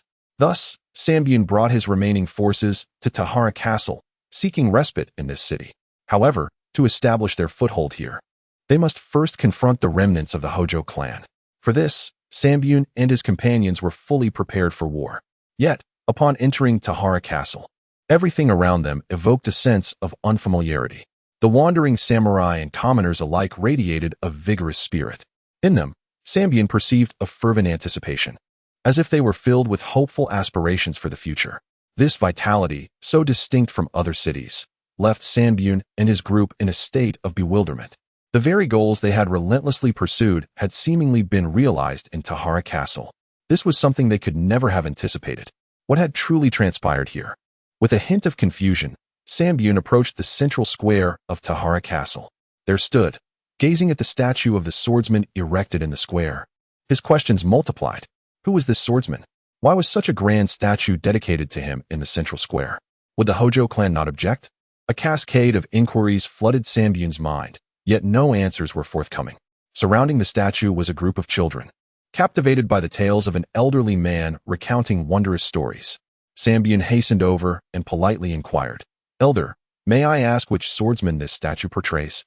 The elder glanced at Sanbune, then lingered upon the others behind him. Instead of answering, he countered, "Are you from out of town?" "Indeed," Sanbune replied honestly. They had just entered Tahara Castle and knew little about the city, leaving no reason to conceal the truth. "The statue before you represents Lord Ukyo. He is a great swordsman who vanquished the Hojo clan, liberating us from their oppression. He is our hero." The elder's eyes sparkled with fervor as he spoke.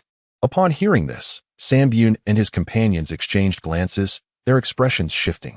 No wonder they sensed something amiss upon entering the city. They had not anticipated that the once mighty Hojo clan had been destroyed by a stranger, a swordsman they had never heard of. Sanbune was familiar with many renowned swordsmen from various clans, yet the name Ukyo eluded him. It was evident that this Ukyo was likely a wandering samurai himself. Should they manage to recruit him, overcoming the samurai families would become significantly easier, allowing them to fight for the rights of wandering samurai and commoners more effectively. With this thought, Sanbune's interest in the enigmatic swordsman Ukyo grew immensely. "Elder, could you provide me with more details about this swordsman named Ukyo?" Sanbune respectfully inquired once more. "Lord Ukyo." The elder stroked his beard, appearing lost in thought as he began to recount the deeds of Lord Ukyo. As he spoke, Sanbune and his companions listened intently, no one daring to interrupt. Even the more mischievous children fell silent. After the elder finished his tale, Sanbune and his group took their leave. By Sanbune's side, Chasuk seemed skeptical of the elder's words, his expression tinged with doubt. "Lord Sanbune, do you believe what that elder said?" "Whether I believe or not is of little consequence. We simply need to confirm the fate of the Hojo clan," Sanbune replied, his eyes glinting with an enigmatic light.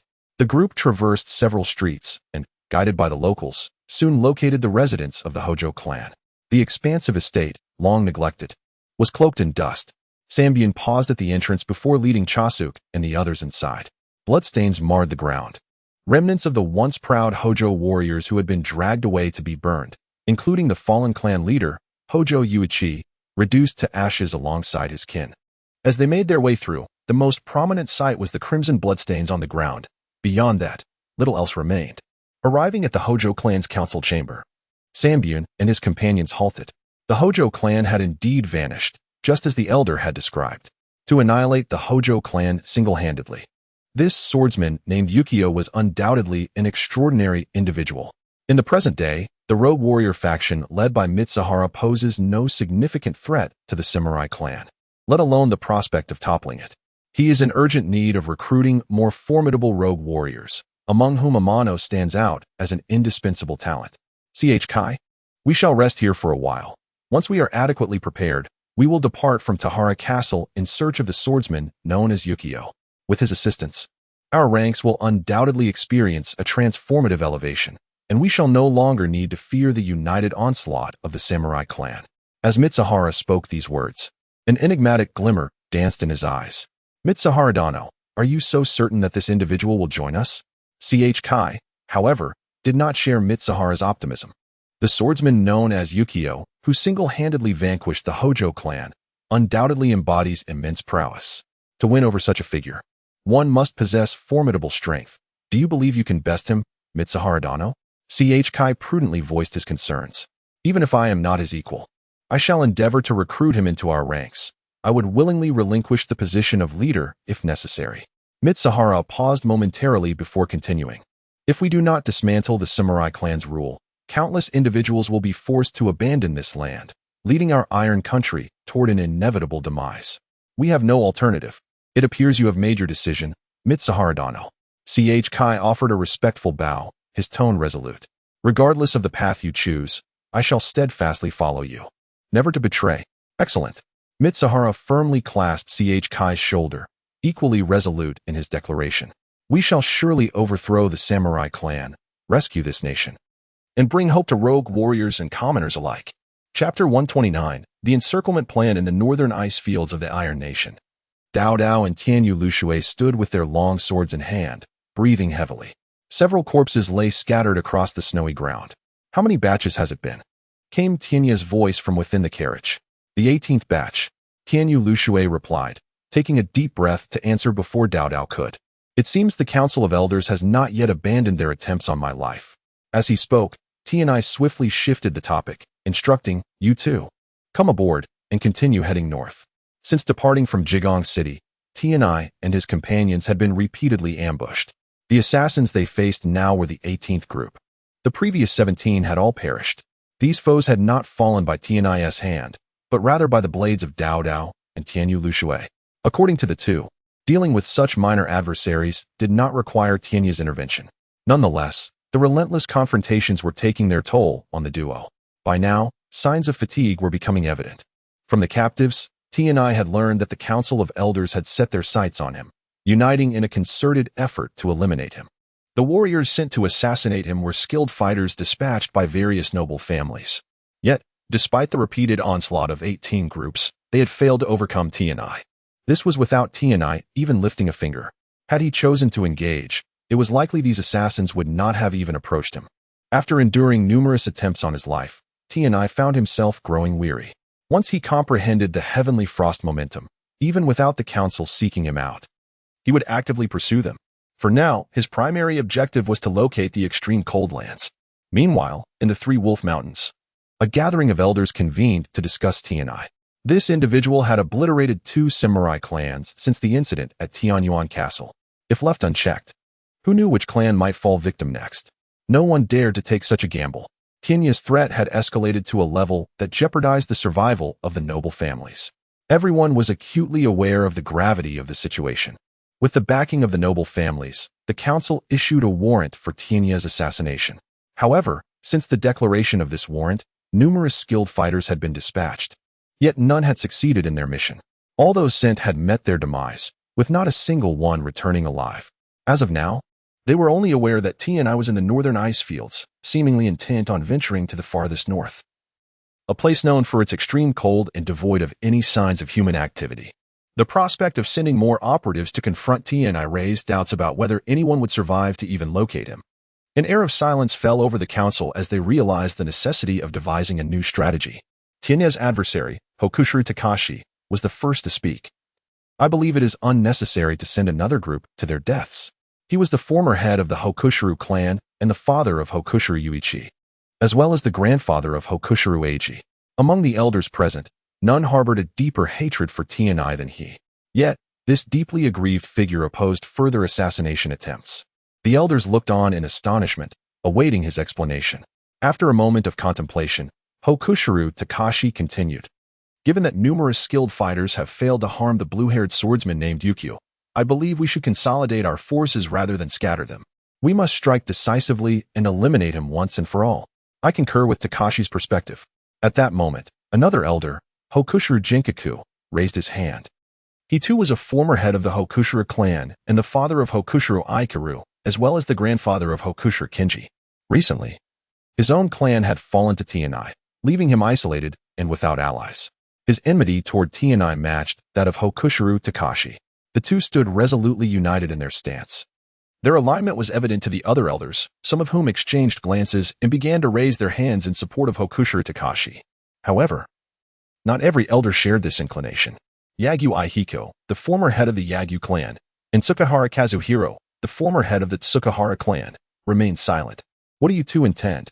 Hokushiro Takashi inquired, his displeasure evident as he glanced at them. Yagyu Aihiko scoffed, disdain evident in his voice. As samurai, one ought to avenge grievances through the honorable means of a warrior. You have cast aside the spirit of the samurai. What right do you have to question me? Moreover, the Hokushiro clan no longer exists, and your position as an elder is now hollow. It is time for you to relinquish it to someone more deserving. The council is not a tool for your personal vendettas. Yagyu Hiko added scornfully. You. Hokushiru Takashi's face flushed crimson in response to Yagyu Hiko's rebuke. Brother Hiko, that is not how one should speak. At this juncture, Hokushiru Genkaku interjected to defend Hokushiru Takashi. The blue-haired swordsman, Ukyo, has already annihilated both the Hokushiru and my clan. His next target remains unknown. Our priority must be to consolidate our forces to capture him. If we fail to eliminate him, other clans are equally at risk. Perhaps your Yagyu clan could be next on his list. Do you truly not care? He added pointedly. Yagyu Hiko fell silent at this. Meanwhile, Tsukahara Kazuhiro, who had been quiet until now, stood up. The Tsukahara clan is willing to send operatives, but I have one condition. You may speak.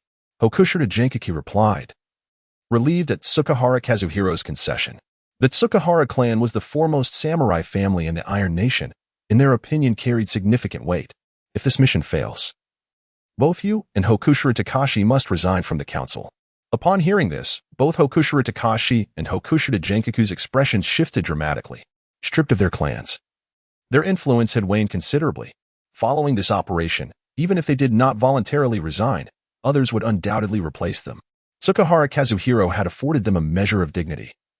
Failure to recognize this could lead to dire consequences. The two exchanged glances, both nodding in agreement. Excellent, then the subsequent actions will be entrusted to you two. Do not let this opportunity slip away.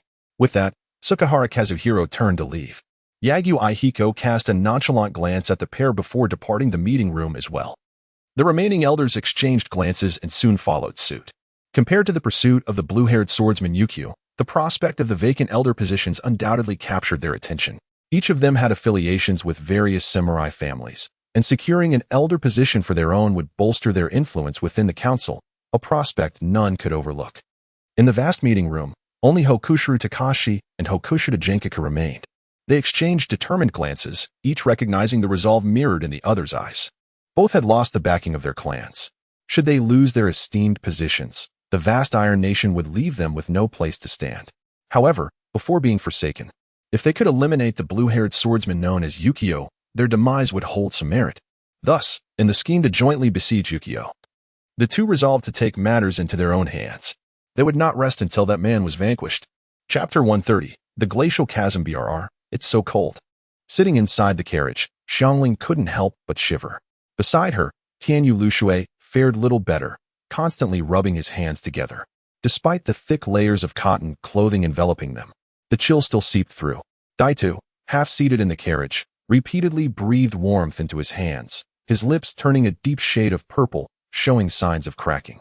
The horses pulling the carriage seemed to struggle against the biting cold, their steps considerably slowed. In contrast, Tianai exhibited no signs of discomfort. Clad in only a thin black coat, the surrounding frigid air appeared to have no effect on him. He sat there like a blazing flame, exuding warmth. Xiangling and Tianyu Luxue seemed to sense something and instinctively leaned toward Tianai. Indeed, they found it considerably warmer. However, Xiangling felt it was still insufficient and instinctively wrapped her arms around one of Tianyu's. This gesture provided noticeable relief. Observing this, Tianyu Luxue attempted to embrace Tianyu's other arm, but was met with a sharp glance from Tianai, prompting him to awkwardly withdraw his hands. Tianai cast a glance at the content Xiangling and sighed in resignation. Daitu, let us stop here, Tianai instructed. Here, Daitu surveyed their surroundings. Realizing they were still some distance from the far north, a wave of confusion washing over him. I can continue on my own from here. You all should find a place to rest, Tianai asserted. That is out of the question. Daitu shook his head vigorously. I cannot leave until I have escorted Lord Ruching to his destination. You are in no condition to proceed. You should rest here, Tianai insisted. Stepping out of the carriage before Daitu could respond. Earth escape, earth flow castle wall. Tianai pressed his hand to the ground, and before long, a wall of earth approximately 10 meters long and 3 meters wide emerged before them. This is ninjutsu? Daito's face was a portrait of astonishment as he beheld the unexpectedly raised earthen wall. Just recently, he had witnessed Tianai use lightning ninjutsu to kill Kataho Eiji from afar. To his surprise, Tianai now demonstrated earth ninjutsu as well. What exactly was Lord Ruching, a warrior or a ninja? Daitu found himself increasingly perplexed. Inside the carriage, Xiangling and Tianyu Luxue heard the commotion and promptly poked their heads out to see a wall of earth had materialized out of thin air. Is this the work of Lord Ruching? They exchanged incredulous glances, their eyes wide with disbelief. Lord Ruching seemed far more enigmatic than they had anticipated. Such an array of techniques hardly resembled that of a wandering warrior. Following the invocation of Earth Ninjutsu, TNI drew his ever-present sword. With swift strokes, a series of dazzling sword lights flashed, transforming the once rough earthen wall into a solid structure. The two and the others gazed in awe, their eyes widening in astonishment. The earthen wall had metamorphosed into a house before them. This remarkable swordsmanship left them utterly speechless. However, TNI himself was somewhat dissatisfied. If only I had Yamato's wood release, I would never have to worry about shelter. Though Yamato's wood release lacked offensive power, it excelled in construction and landscaping. Regrettably, TNI could not enjoy such luxury now and was left to build a basic dwelling himself. What are you dawdling for? Hurry and drive the carriage inside. TNI urged Daido impatiently. On it, they two snapped back to reality, seizing the reins and guiding the horses toward the newly erected house. Xiangling and Chanyu Luxue, brimming with excitement, leaped from the carriage and dashed toward the structure. They too, I leave this place in your capable hands. I shall seek the extreme cold. You three wait here for my return. As an afterthought, TNI added, I will be back before nightfall. Rest assured, Lord Ruching. After a nod from TNI, he vanished from Daido's sight in an instant. Watching Tinya's disappearing figure, a strange light flickered in Daido's eyes. Lord Ruching, who exactly are you? Once separated from Daido and the others, TNI activated the skill Spiritual Awareness, broadly searching for the potential location of the extreme cold. The further north he ventured, the more he sensed an icy chill penetrating to his very bones. Fortunately, he had prepared in advance. Chakra surged within him, forming a faint blue protective membrane around his body, which effectively thwarted the cold's intrusion. Suddenly, TNI paused, as if sensing something. He looked up to find a vast glacier stretching before him, a massive crack running vertically down its center, nearly splitting the glacier in two. From the fissure, frigid air occasionally billowed forth, a chill potent enough to freeze one's very soul. After merely sensing it for a moment, TNI felt as though his own spirit was affected. Ding. Discovery of the extreme cold region. The comprehension progress of Heaven Frost Force has officially commenced. Current progress, 0, 01, 0, 02, 0, 03. Indeed. Upon discovering the extreme cold region, the comprehension of Heaven Frost Force had begun. However, the progress felt painfully slow, and TNI found himself somewhat dissatisfied. He wondered if getting closer might enhance the rate of comprehension. With that thought in mind, he began to approach the glacial chasm. With each step forward, he sensed the temperature dropping further. After traversing approximately 100 meters, the chill had intensified to an extreme degree. Frost began to form on his eyebrows, and even breathing became difficult. This was nearly his limit. Without hesitation, TNI halted and settled into a meditative position to quietly comprehend Heaven Frost Force. Ding. Discovery of the extreme cold region. The comprehension progress of Heaven Frost Force has officially commenced. Current progress, 0, 1, 0, 2, 0, 3. The comprehension rate had indeed accelerated significantly. Such a state of stillness served as a test for himself, but TNI was not idle. He summoned several shadow clones to practice sword techniques, selecting from the A-grade scrolls found in the Northern Star Clan's library. This assortment of techniques would undoubtedly be beneficial for him. As Tinya's shadow clones diligently honed these A-grade sword techniques, he couldn't help but anticipate the progress he would earn upon mastering them. With everything arranged, TNI entered a state of cultivation in Tianyuan City. After a brief period of rest, Mifune and his entourage departed. Before leaving, they had inquired with the townsfolk about Tinya's direction of travel. Thus, upon exiting Tianyuan City, they set forth toward the extreme north. Only by following this path could they hope to encounter TNI. Mifune held high expectations for Tinya's abilities.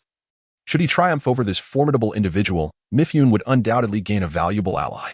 Conversely, if he were to be defeated, it would merely serve as proof of Tinya's exceptional strength.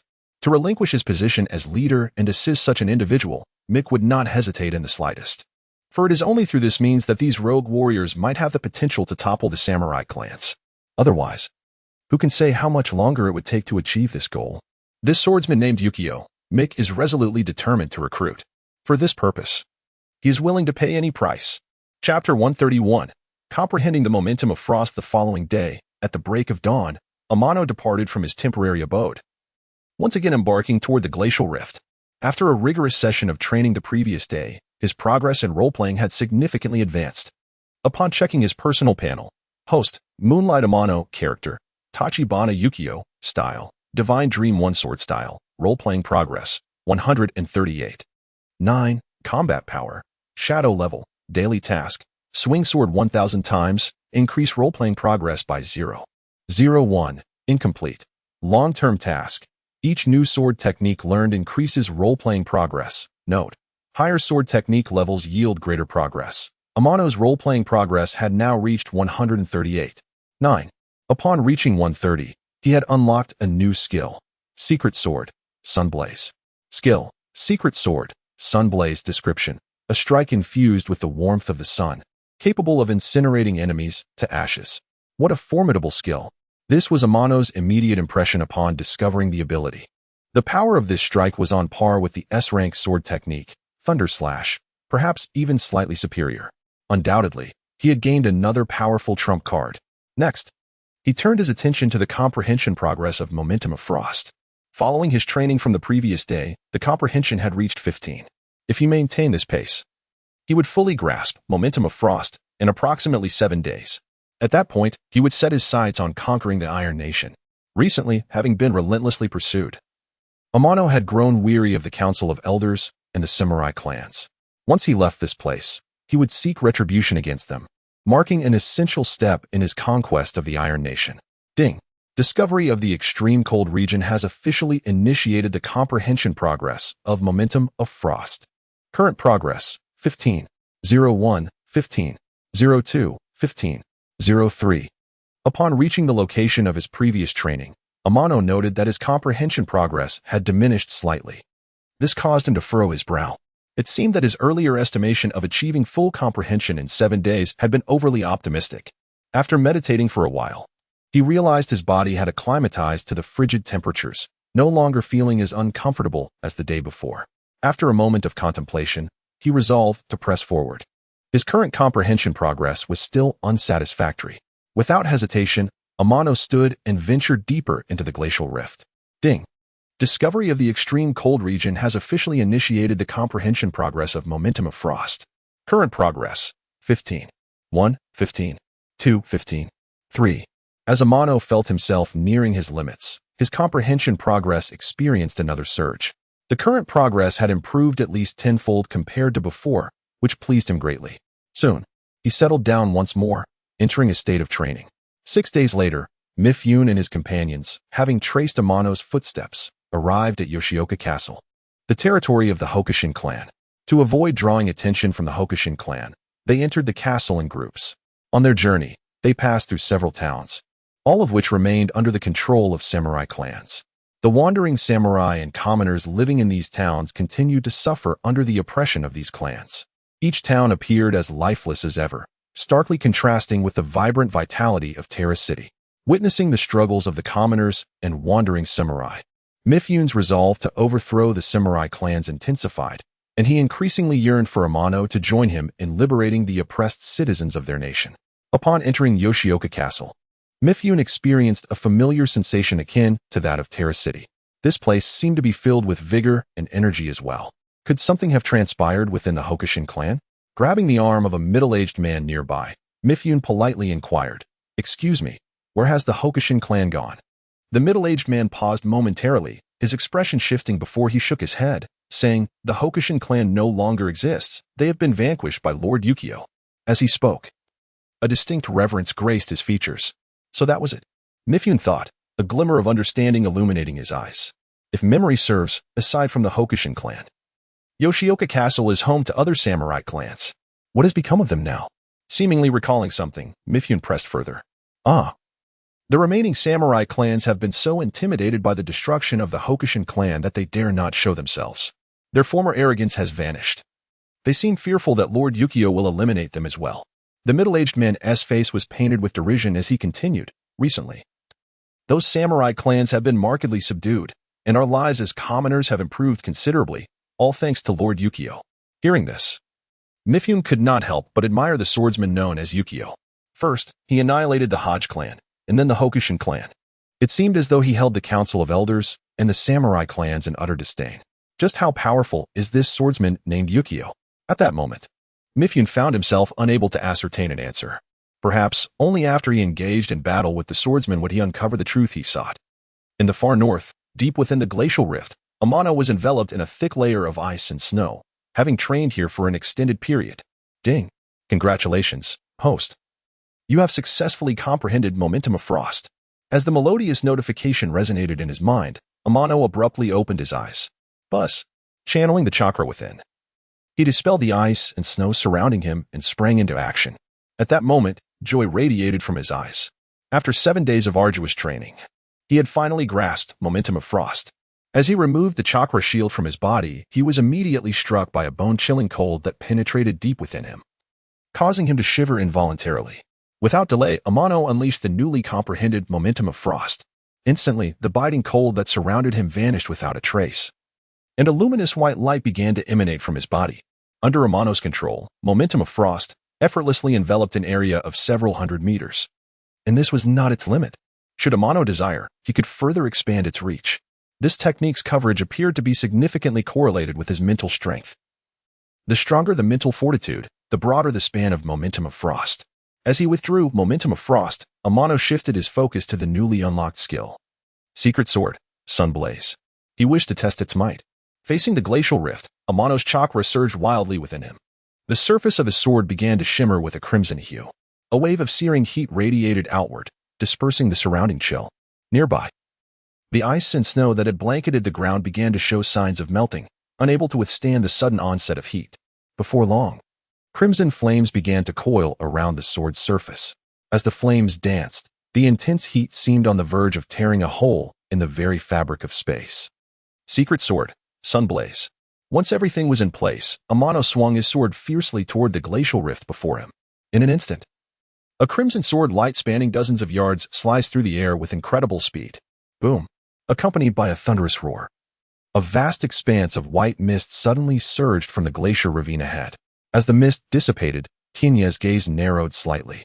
Before him lay the glacier ravine, which, under the might of his sword strike, had been cleaved completely in two. The cross-section gleamed like a mirror, emitting wisps of white smoke. A profound chasm now spanned where the fissure once was, extending endlessly to the horizon, stretching several thousand meters. Indeed, the power of this sword was not in the slightest inferior to that of the Thunder Slash, and it was, in fact, even more formidable. Sheathing his sword, T&I wore a satisfied smile. Without lingering, he turned and departed, having comprehended the essence of frost. It was time for T&I to embark on the next phase of his plan. In the northern ice field, the trio known as Dao Dao emerged from their temporary dwelling. They gazed toward the far north, seemingly eager to uncover the mysteries that lay within the unknown depths. The commotion from Tinya's sword trial had been so immense that it was almost impossible for the three to remain oblivious. Brother, that tremendous sound came from the far north. Surely, Lord Ryokyu is unharmed? Xiangling observed Dao Dao, her eyes betraying evident concern. Worry not. With Lord Ryokyu's strength, he would undoubtedly be safe. Dao Dao reassured his sister, then turned his gaze back toward the far north, a peculiar light flickering in his eyes. Could that commotion truly have been caused by Lord Ryokyu? Dao Dao pondered, feeling an increased sense of reverence for T&I. Suddenly, a familiar figure appeared within their line of sight. Look, Lord Ryokyu has returned. Xiangling exclaimed joyfully, leaping with delight. Dao Dao and Tinyu also broke into smiles, their hearts lifted with happiness. Chapter 132, Encirclement Creek. The blade-wielding driver maneuvered the carriage slowly across the snow, showing no intention of stopping along the way. The path left behind two slender tracks, stretching from the distant north to the south. How much longer until we reach Chinya City? A voice from within the carriage broke the silence. It was T&I. The driver glanced ahead, where the hazy outline of a city emerged. After a moment of contemplation, he replied, "We should arrive in approximately 20 minutes. Be cautious on the road," T&I advised, closing his eyes afterwards. Beside him, Xiangling and Tianyu Lushui appeared listless, their eyes half closed, caught between the urge to sleep and the necessity of vigilance. Having survived multiple assassination attempts, they dared not fully lower their guard. A modicum of caution was essential. 15 minutes passed. Suddenly, Tinya's tightly shut eyes snapped open, revealing a flash of cold light within them, a chilling aura swiftly enveloping the carriage. The previously fatigued Xiangling and Tianyu Lushui shuddered, their weariness evaporating as a spark of alertness ignited in their eyes, shaking off their earlier lethargy. "What has happened, Lord Yujing?" Xiangling inquired, her face a mask of confusion tinged with anxiety. Tianyu Lushui, on high alert, scanned the surroundings outside the carriage, his eyes darting as his right hand discreetly settled on the hilt of his sword, clearly prepared for combat. A band of little rascals approaches. Tianai stated calmly, "This time, you need not intervene. Remain inside the carriage. I shall handle these intruders." With that, Tianai rose and exited the carriage. The blade-wielding driver, sensing the gravity of the situation, wore a serious expression, his right hand gripping the sword's hilt, poised for action. "You need not engage this time. Merely protect our carriage." Tianai reassured him with a light-hearted pat on the shoulder. "Lord Yujing." The driver hesitated, evidently reluctant. He wished to voice his concerns, but was cut off decisively by Tianai. "Do you not trust in my abilities?"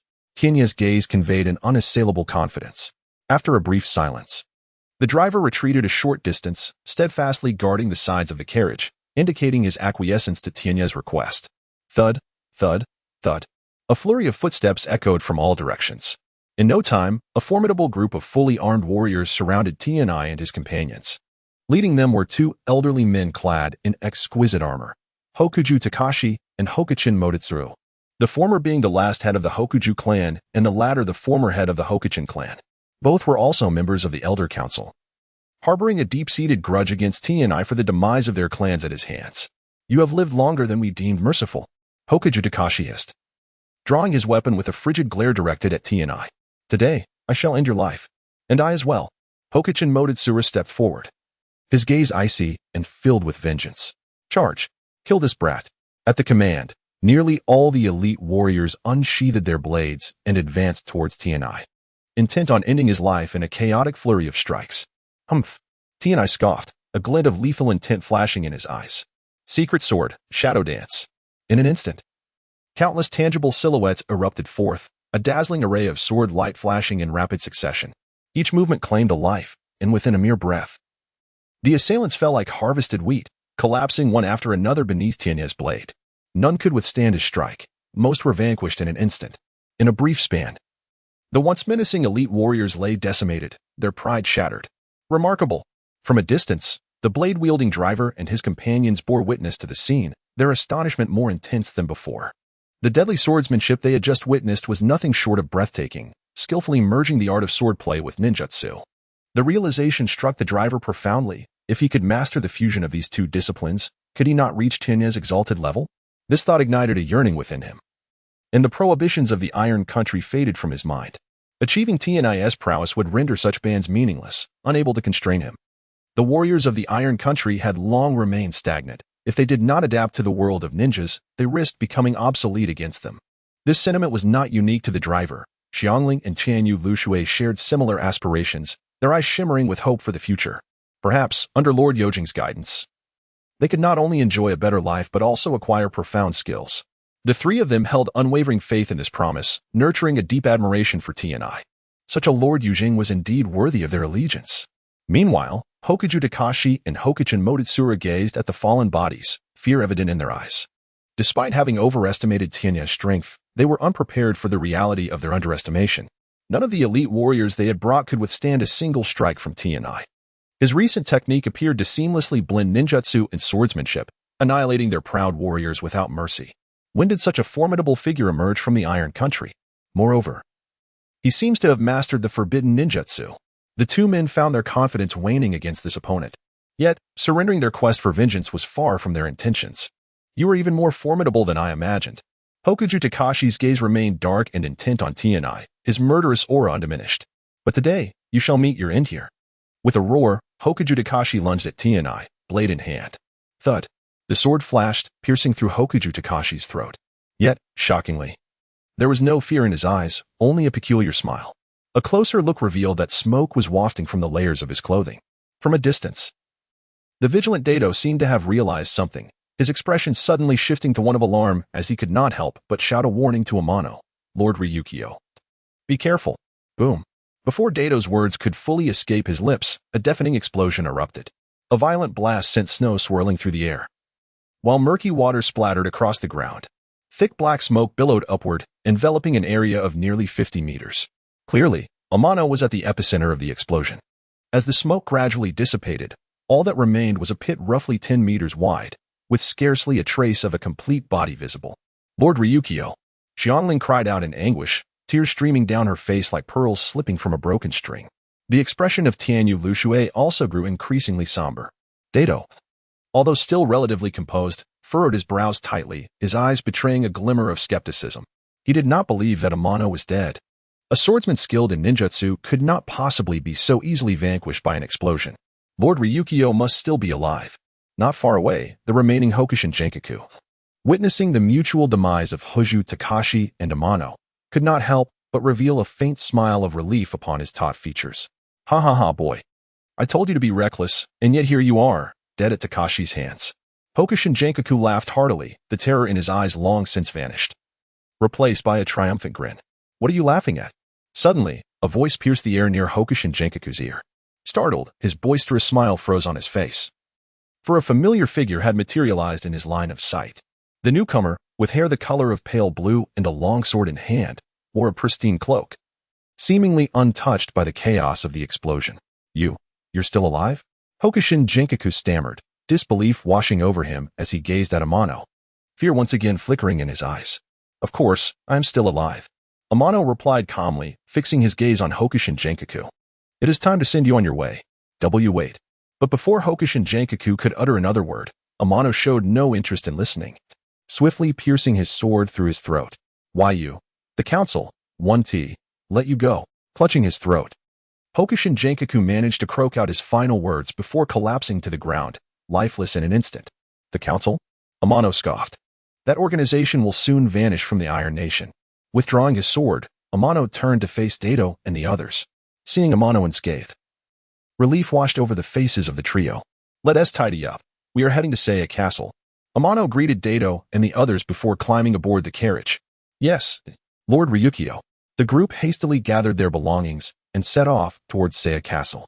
Chapter 133. The dual invitation from Mitsubian before long. The four from Amano arrived at Kion Castle. As the last city at the southern end of the northern ice plains, its population was relatively sparse, perhaps due to the area's harsh and barren conditions. There were no samurai families residing here. Most inhabitants were wandering warriors and commoners, lacking the oppressive presence of samurai clans. The lives of these wandering warriors and commoners, though arduous, were filled with vibrant vitality. As Amano and his companions entered Kion Castle through the northern gate, a contingent led by Mitsubian entered from the south. Tade, find us a place to rest, came Amano's voice from within the carriage. Understood, replied Tade, driving the carriage straight towards an inn within the city. After their arduous journey and multiple assassination attempts, the three were utterly exhausted. Though they maintained a facade of vigor, they were, in truth, worn out. It was high time for a proper rest. If they continued on in this state, they would surely falter. Having just dispatched the assassins sent by the Council of Elders, they should be safe for a while. Once they had recuperated, Amano would take action against the council, determined to eradicate this organization that had become a source of his annoyance, to conquer the Iron Kingdom and establish himself as its sole ruler. The council was a target that Amano must eliminate. In addition, there were several obstinate samurai families on his list of adversaries. Should these families recognize the situation, Amano might spare them. However, if they chose to resist him, he would show them no mercy.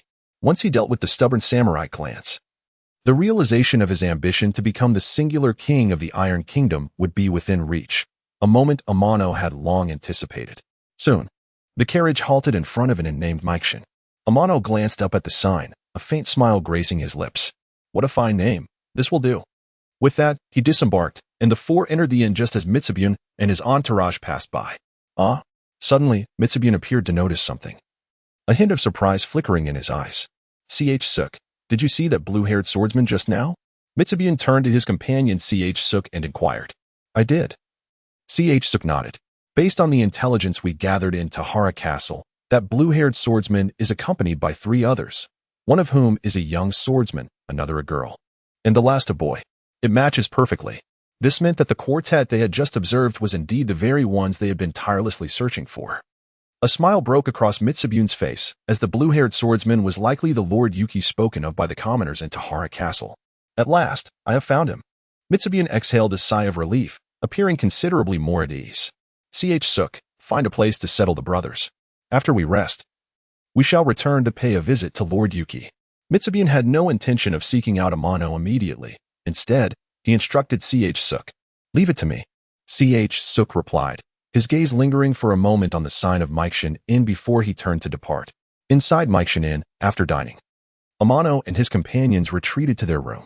Just as they were about to rest, a sharp knock sounded at the door. Amano opened it to find a middle-aged warrior clad in armor standing quietly before him. The newcomer bore a friendly demeanor, appearing not to be an aggressor. "You must be Lord Yuki," Mitsubune greeted politely, then introduced himself. "I am Mitsubune, and I have long admired your reputation. I hope I am not disturbing you." "Oh, you know of me?" Amano gestured for Mitsubune to enter, his surprise evident. He had not anticipated Mitsubune would seek him out. Amano had planned to approach Mitsubune for assistance in governing the kingdom only after he had conquered it. Yet here was Mitsubune, coming to him unbidden, a delightful surprise indeed. If he could successfully recruit Mitsubune, it would alleviate many burdens, as governance was of little interest to Amano. Having a capable subordinate manage the affairs would be ideal. And Mitsubune was the most promising candidate. In the original narrative, he was the leader of the Iron Kingdom, and his capabilities were undoubtedly formidable. Entrusting the management of the Iron Kingdom to Mitsubune would put Amano at ease. In response to Amano's curiosity, Mitsubune did not hesitate to recount the events that led him to this moment. "Ah, I see." Amano realized, after listening to Mitsubune, that he had unknowingly influenced two cities.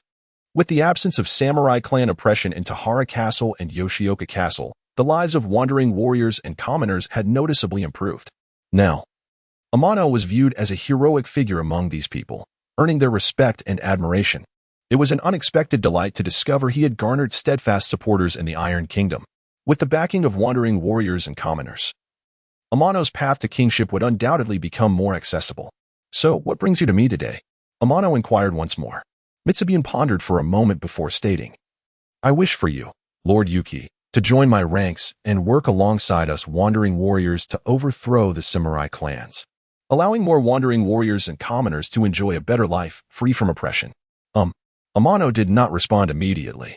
After a brief silence, he continued, "If I were to join your ranks, who would take command?" This was precisely what Mitsubune had anticipated.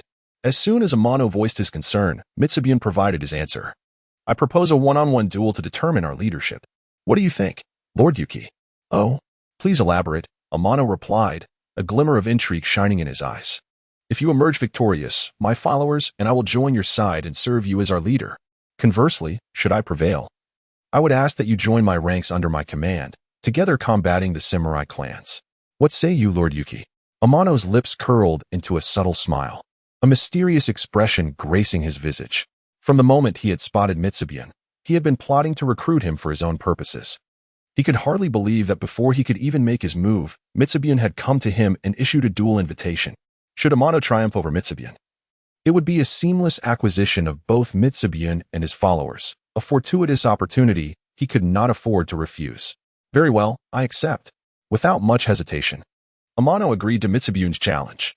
Seeing Amano readily accept the duel, a relieved smile spread across Mitsubune's face. He felt a measure of confidence in his current abilities. Having recently defeated the current head of the Yagyu clan, Yagyu Sawamura, though Amano had a history of vanquishing the Hojo and Hokushin clans, Mitsubune did not consider Amano to be stronger than the head of the Yagyu clan. Since he was able to triumph over Yagyu Sawamura, he should undoubtedly prevail against Amano as well. Alas, this is merely Samyun's subjective judgment. Amano's strength far surpasses what he imagines. Unbeknownst to Samyun, this reality looms large. Given that Lord Ukyo has acquiesced to my challenge, shall we not seize the day and settle our differences now? Samyun appears to be rather impatient. Very well. Let us step outside and determine our prowess. Amano readily accepted Samyun's invitation. As the two emerged, they unexpectedly encountered the trio clad in blades. "Lord Ukyo, this individual is." One of the swordsmen stepped forward, casting a curious glance at Samyun, his eyes betraying a hint of cautious vigilance. "This is a friend I have recently made." Named Samyun, Amano succinctly replied, "We are about to engage in a contest of skill. Should you be interested, feel free to join us." With that remark, Amano and Samyun proceeded toward the outskirts of Kion Castle, followed closely by two distinct groups. The trio with blades formed one contingent, while the followers accompanying Samyun, including Shokei, comprised another. The two factions, clearly delineated, advanced together toward the castle's periphery, their hearts brimming with anticipation for the impending clash between Amano and Samyun. Chapter 134. The duel of swordsmanship outside Seinen Castle. Tianai and Mitsubune stood facing each other, poised for battle. The trio of sword-bearers remained at a respectful distance, seemingly attuned to the unspoken need for space between the two combatants. The trio held unwavering confidence in Tianai, having been profoundly impressed by his previous displays of skill. In the entire Iron Nation, it seemed there was no adversary that the esteemed Lord Ukyo could not vanquish. Previously, both the ruthless Hojo clan and the arrogant Hokushin clan had fallen beneath Tianai's blade, their warriors unable to withstand his prowess, ultimately meeting their demise at his hands, including the heads of both families. Not long ago, Tianai had faced a coordinated ambush from the Elder Council, which summoned numerous elite warriors from various clans, including 2 elders. Yet, even against such formidable odds, Tianai emerged unscathed. In a mere instant, the elite warriors dispatched by the clans perished before his sword, and the remaining elders, despite their desperate efforts, were also unable to inflict any harm upon him, succumbing one after the other. Such combat prowess was beyond the imagination of the trio, who could hardly fathom anyone in the Iron Nation being a match for Tianai. The man known as Mitsubune, though seemingly confident, stood little chance against Tianai. Meanwhile, Chasuke and his followers watched intently, their eyes fixed on the duel between Tianai and Mitsubune. Unaware of the full extent of Tianai's capabilities, Chasuke recognized that his past achievements indicated considerable strength. However, he harbored doubts as to whether Tianai could match Mitsubune, who had recently defeated the current head of the Yagyu clan, Yagyu Sawamori, ranked second among the warriors of the Iron Nation, renowned for his unparalleled swordsmanship. In Chasuke's mind, Mitsubune, having bested such a formidable opponent, must surely be stronger than Tianai, instilling confidence in his potential to prevail. Both factions held steadfast support for their chosen champions. Yet the outcome remained uncertain until the clash commenced. The onlookers, whether the trio of sword-bearers or Chasuke's group, displayed varying degrees of anticipation upon their faces. Clang, clang. In near unison, the two drew their swords, their forms blurring as they surged towards one another with astonishing speed. The sound of blades clashing echoed violently, sparks flying as they struck with relentless fervor. The air crackled with the intensity of their duel, their movements a blur as they engaged in a fierce exchange of strikes, leaving behind a trail of devastation upon the ground, a testament to the ferocity of their combat. Thus far, neither Tianai nor Mitsubune had employed any supplementary techniques. Their encounter had devolved into a pure contest of swordsmanship, devoid of any embellishments. This marked Tianai's first encounter with a swordsman of such exceptional caliber. If such a swordsman were to harness the art of the ninja, their overall combat effectiveness would undoubtedly soar. Yet, given the current policies of the Iron Nation, the likes of Mitsubune, should they acquire ninja skills, would face tremendous peril. Even someone of his remarkable prowess might falter under the relentless pursuit of the powerful warrior clans. To liberate the samurai of the Iron Nation from their constraints, it was imperative to dismantle the lofty clans and the elder council comprised of these families. Only then could the Iron Nation embark on a path of rapid advancement. The samurai possessed a solid foundation, and once they mastered the myriad skills of the ninja, their strength would undoubtedly escalate significantly. Tianai remained hopeful for the future of the Iron Nation, to become the singular ruler of its future. He could not afford to be defeated by Mitsubune. After a heated exchange, Tianai had gleaned a clearer understanding of Mitsubune's capabilities. Currently, Mitsubune's swordsmanship rivaled that of an elite jounin. However, such prowess was still insufficient in the face of Tianai's might. Since the onset of their duel, Tianai had intentionally restrained his strength. Had he wished, he could have easily dispatched Mitsubune with a single strike. Were it not for his desire to ascertain Mitsubune's true potential, he would not have engaged in this prolonged contest. Having discerned Mitsubune's limits, it was time to conclude this battle. Clang. Following a rapid series of clashes, Tianai created distance between himself and Mitsubune, both momentarily resuming their pre-battle stances. Tianai's demeanor remained calm and composed, his expression unchanged, while Mitsubune trembled, his right hand quaking as he struggled to catch his breath, clearly exhausted. Though the final victor remained undecided, it was evident that Tianai held a significant advantage. "Is this truly your limit, Mitsubune?" Tianai observed, a hint of disappointment flickering in his gaze. Mitsubune seemed to comprehend the implication of Tianai's words, his expression shifting dramatically. He steadied his breath, straightening his previously stooped posture, a glint of cold determination igniting in his eyes. With a gentle motion, Mitsubun sheathed his long sword, his body subtly bending as his right hand instinctively tightened around the hilt. The next strike will be my strongest. Should you fail to withstand it, you may very well perish. Are you certain you wish to test me? Mitsubun fixed his earnest gaze upon Tianai, emphasizing his warning. You need not worry. Unleash your full might. Tianai replied, a newfound seriousness glimmering in his eyes. Very well. Aido, thunder flash. In a flash, Mitsubun propelled himself towards Tianai with lightning speed, drawing his sword in a breathtaking arc before launching an exaggerated strike aimed directly at Tianai. Tianai's pupils narrowed as he swiftly elevated his sword, meeting the oncoming assault without hesitation. Shatter and quake. This strike, swift as thunder, was imbued with an extraordinary force of vibration. Clang. Their blades collided once more in midair, producing a resounding clash.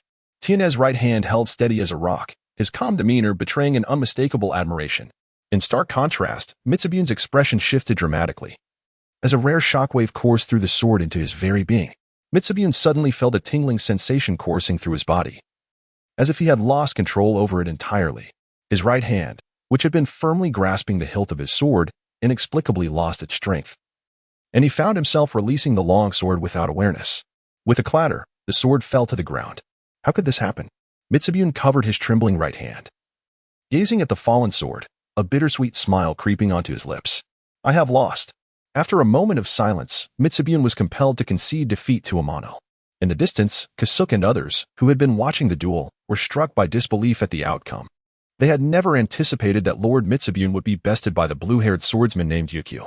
Although a sense of reluctance lingered, they had to accept the reality of the situation. As for the trio of sword-bearers, radiant smiles once again illuminated their faces. Indeed, it was Ukyo who emerged victorious in the end. Chapter 135, preparing to head to Sanlang Mountain, Mitsukawa picked up the longsword that had fallen to the ground, his eyes reflecting a hint of disappointment. He had not anticipated that Raikage swordsmanship would exceed his own. Particularly striking was the slicing technique imbued with reverberating force, which left Mitsukawa utterly astonished. This was the first time he had encountered such an extraordinary swordplay. His defeat was not unjustifiable. It was the first time Mitsukawa had met a swordsman of such caliber. Perhaps the only one in the Iron Nation who could contend with Raikage was the sword saint of the Tsukahara clan. Tsukahara Ichi, the current head of the Tsukahara clan, was the sole sword saint in the Iron Nation, recognized as the foremost swordsman in the realm. The head of the Yagyu clan, Yagyu Eman, though proclaimed the second best swordsman in the Iron Nation, could not withstand even a single strike from Tsukahara Ichi. This underscores the formidable prowess of the sword saint. Mitsukawa could defeat the current head of the Yagyu clan, Yagyu Eman, but he held no assurance of victory against the foremost swordsman of the Iron Nation. From the beginning, he had harbored a profound apprehension towards this individual. Now, having witnessed Amano's swordsmanship, it appeared to be on par with that of the Tsukahara sword saint. Perhaps Amano could rival Tsukahara Ichi. Should Amano conquer Tsukahara Ichi, no one in the Iron Nation would be able to thwart their advance. At that moment, toppling those warrior clans would no longer be an unattainable goal. In a moment of contemplation, Mitsukawa beckoned to Suke and the others nearby, signaling them to approach. Once they gathered before him, Mitsukawa led Suke and the others to kneel before Amano. In a spirit of humility and acceptance of defeat, Mitsukawa declared, "Today, I, Mitsukawa, along with my followers, formally pledge allegiance to Lord Raikage, recognizing him as our sovereign. We hope that Lord Raikage can aid us in overthrowing the tyrannical rule of the warrior clans, allowing us, the wandering warriors and commoners, to live with dignity. I bow before you."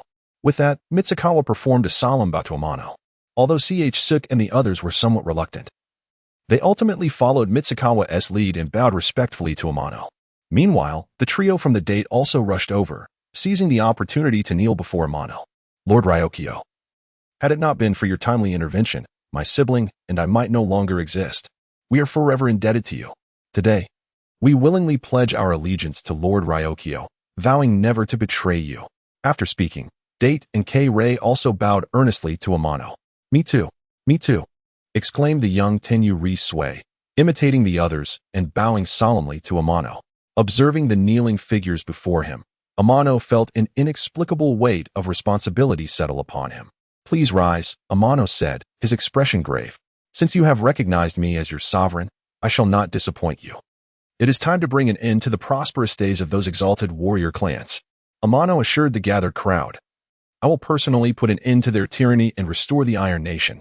We are willing to follow our sovereign and rebuild the Iron Nation, the crowd declared. Their expressions solemn. Each pair of eyes seemed to burn with a fervent flame, the flame of hope. They had long awaited this moment, and now, their ultimate goal was within reach. Returning to Seinen Castle, Amano called Mitsukawa aside. He was not entirely clear on the remaining warrior clans in the Iron Nation. And as a native, Mitsukawa would surely possess greater insight. Mitsukawa, do you know which warrior clans still exist in the Iron Nation? Amano inquired directly, without preamble. There are quite a few remaining warrior clans, but the truly powerful ones are not many, Mitsukawa began after a brief pause.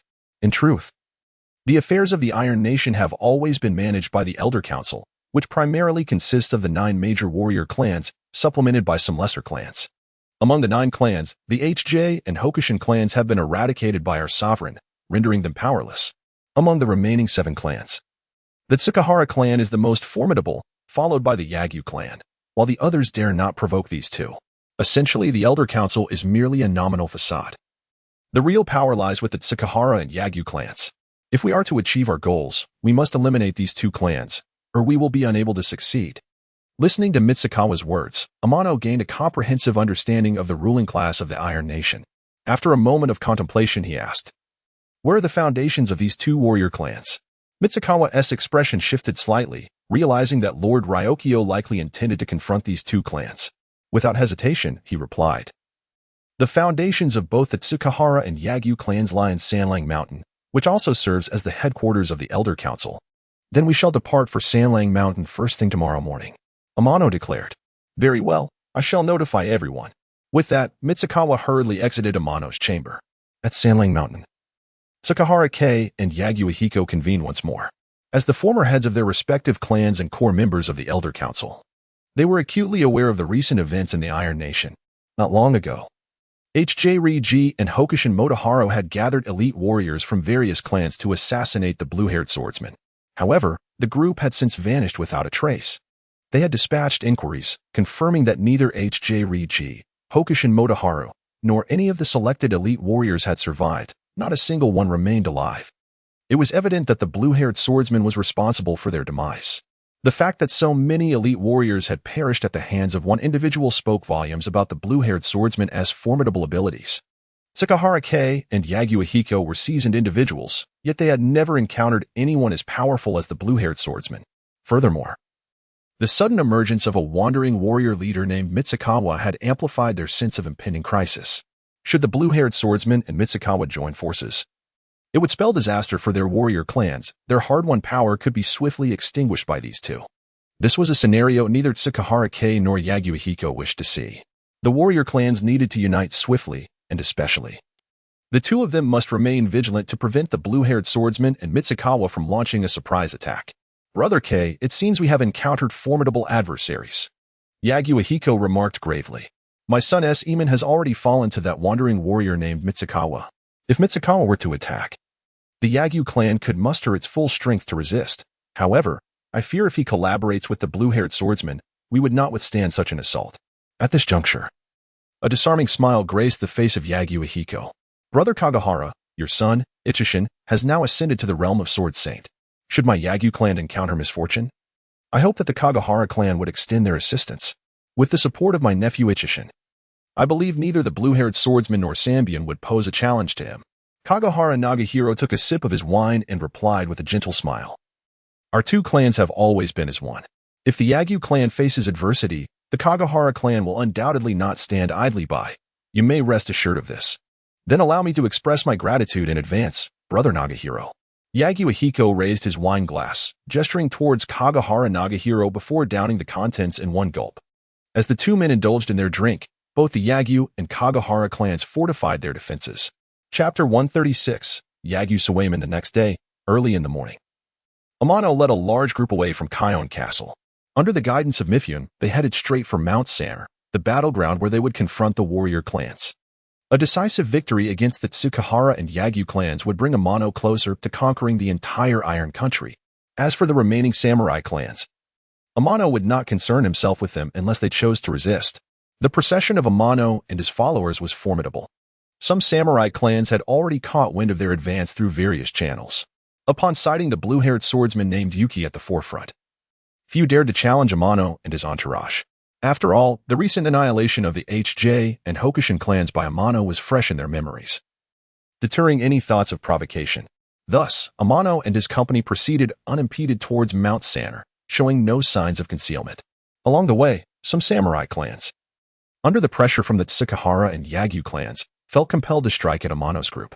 However, they were met with a swift counterattack from Mifune and his companions.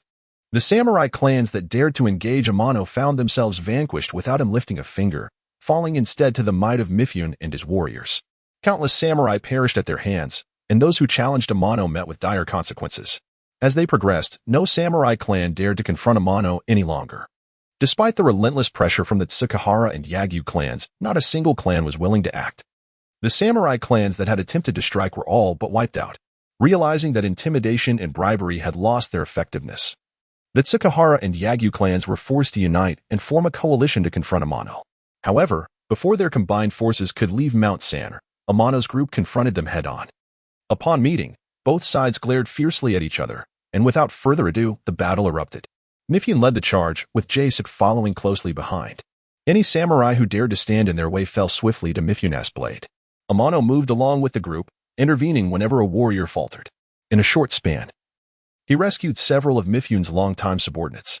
Initially, these men held some dissatisfaction towards Amano's leadership, but after witnessing his repeated acts of bravery, they gradually came to respect him as their leader. This time, the Tsukahara and Yagyu clans had mobilized nearly all their strength to eradicate Amano and his allies. Although Mifune and his companions were formidable, they found themselves somewhat strained against such overwhelming numbers. On a nearby wall, Tsukahara and Hikari, along with Yagyu Ieyasu, watched the battle unfold. Their clans had committed nearly all their forces to this confrontation. If they failed to subdue Amano, they might have to resort to deploying their core members into the fray, possibly even joining the battle themselves, for they could not afford to lose. Otherwise, both clans would face annihilation. After a series of fierce clashes, Mifune's group was significantly fatigued. Yet, they had yet to encounter the core members of the two clans, particularly the clan leaders who had not yet appeared. Mifune Dano, we are exhausted. We cannot continue, Jasuk urged, panting after dispatching an enemy. If we keep this up, we will perish here. Mifune surveyed his weary comrades, realizing that they could not press on any longer without risking their lives. Very well, gather our forces. We must retreat. On the high wall, Tsukahara and Hikari immediately noticed Mifune's movement and ordered their subordinates to intensify their assault, determined not to let Mifune escape. As the number of enemies surrounding them increased, Mifune's expression darkened. He shouted to Jasuk, hurry, lead everyone back. I will cover your retreat. Mifune Dano, I. Jasuk hesitated, reluctant to leave. But before he could finish, Mifune interrupted, no more arguments. Retreat now, that is an order. With that, he pulled Jasuk behind him and faced the multitude of foes alone. Jasuk, torn, finally steeled himself and led his men in retreat. Alone, Mifune found himself increasingly overwhelmed. His right hand trembled violently, struggling to maintain grip on his sword. Seeing Mifune falter, Tsukahara and Hikari exchanged glances, a gleam of satisfaction crossing their faces. If only someone could deliver a fatal blow now, Mifune would be finished. Just then, Yagyu Ieyasu could no longer contain himself. Father, leave this one to me. He leaped down from the high wall. Tsukahara chuckled. Ieyasu, it seems your son Yagyu Suwayman is eager to avenge himself on this man. Indeed. My friend, Yagyu Ieyasu sighed. Since losing to that swordsman Mifune, Suwayman has long sought to reclaim his honor. With the chance to confront Mifune now, he will not let it slip away. With a swift strike, Mifune dispatched an enemy, but before he could retract his sword, a blinding flash of steel surged towards him, far beyond his capacity to counter. The timing of the attack was impeccable, striking just as Mifune's strength waned. Not good. Mifune's eyes widened in horror as he recognized the familiar figure of Yagyu Suwayman. This ambush was executed with precise timing, aimed to pierce Mifune's heart. Just as the blade was about to deliver its fatal blow, another dazzling sword arc descended from above, intercepting Suwayman's lethal strike with the speed of a meteor. The force of this strike was overwhelming, sending Suwayman staggering backward, his control slipping away as he retreated step by step until he finally regained his footing. It's you. Suwayman's expression shifted drastically upon spotting Amano's signature blue hair. You recognize me? Amano directed Mifune to retreat before fixing his gaze back on Suwayman. How could I not know the one who orchestrated the downfall of both the HJ and Hokushin clans? Suwayman regarded Amano with evident trepidation. If you know me, why do you dare to strike at my people? Do you not fear that your own Yagyu clan may face destruction at my hands? Amano's cold stare bore into Suwayman, a palpable aura of menace rising uncontrollably. Others may fear you, but I, Yagyu Suwayman, do not. Yagyu Suwayman's countenance was stern as he coldly declared, this day next year shall mark your demise. You are fated to remain here. Is that so? A slight smirk curled at the corners of Amano's mouth, his expression rife with disdain. Indeed, it is so. Yagyu Suwayman appeared remarkably confident in his own prowess. Unfortunately, he remained oblivious to the fact that not long ago, the formidable Mitsubian, who had once bested him, was now effortlessly defeated by Amano. If he could not contend with Mitsubian, the chasm between himself and Amano would only widen. In Amano's eyes, the current Yagyu Suwayman was akin to a mere jester, destined to become a source of mockery. Perhaps, by the time he awakens to this truth, he will have already transformed into a lifeless corpse. Chapter 137. The slaying Yagyu Suwayman coldly fixed his gaze upon Amano, as the chakra within him surged rapidly, continuously infusing the longsword in his grasp.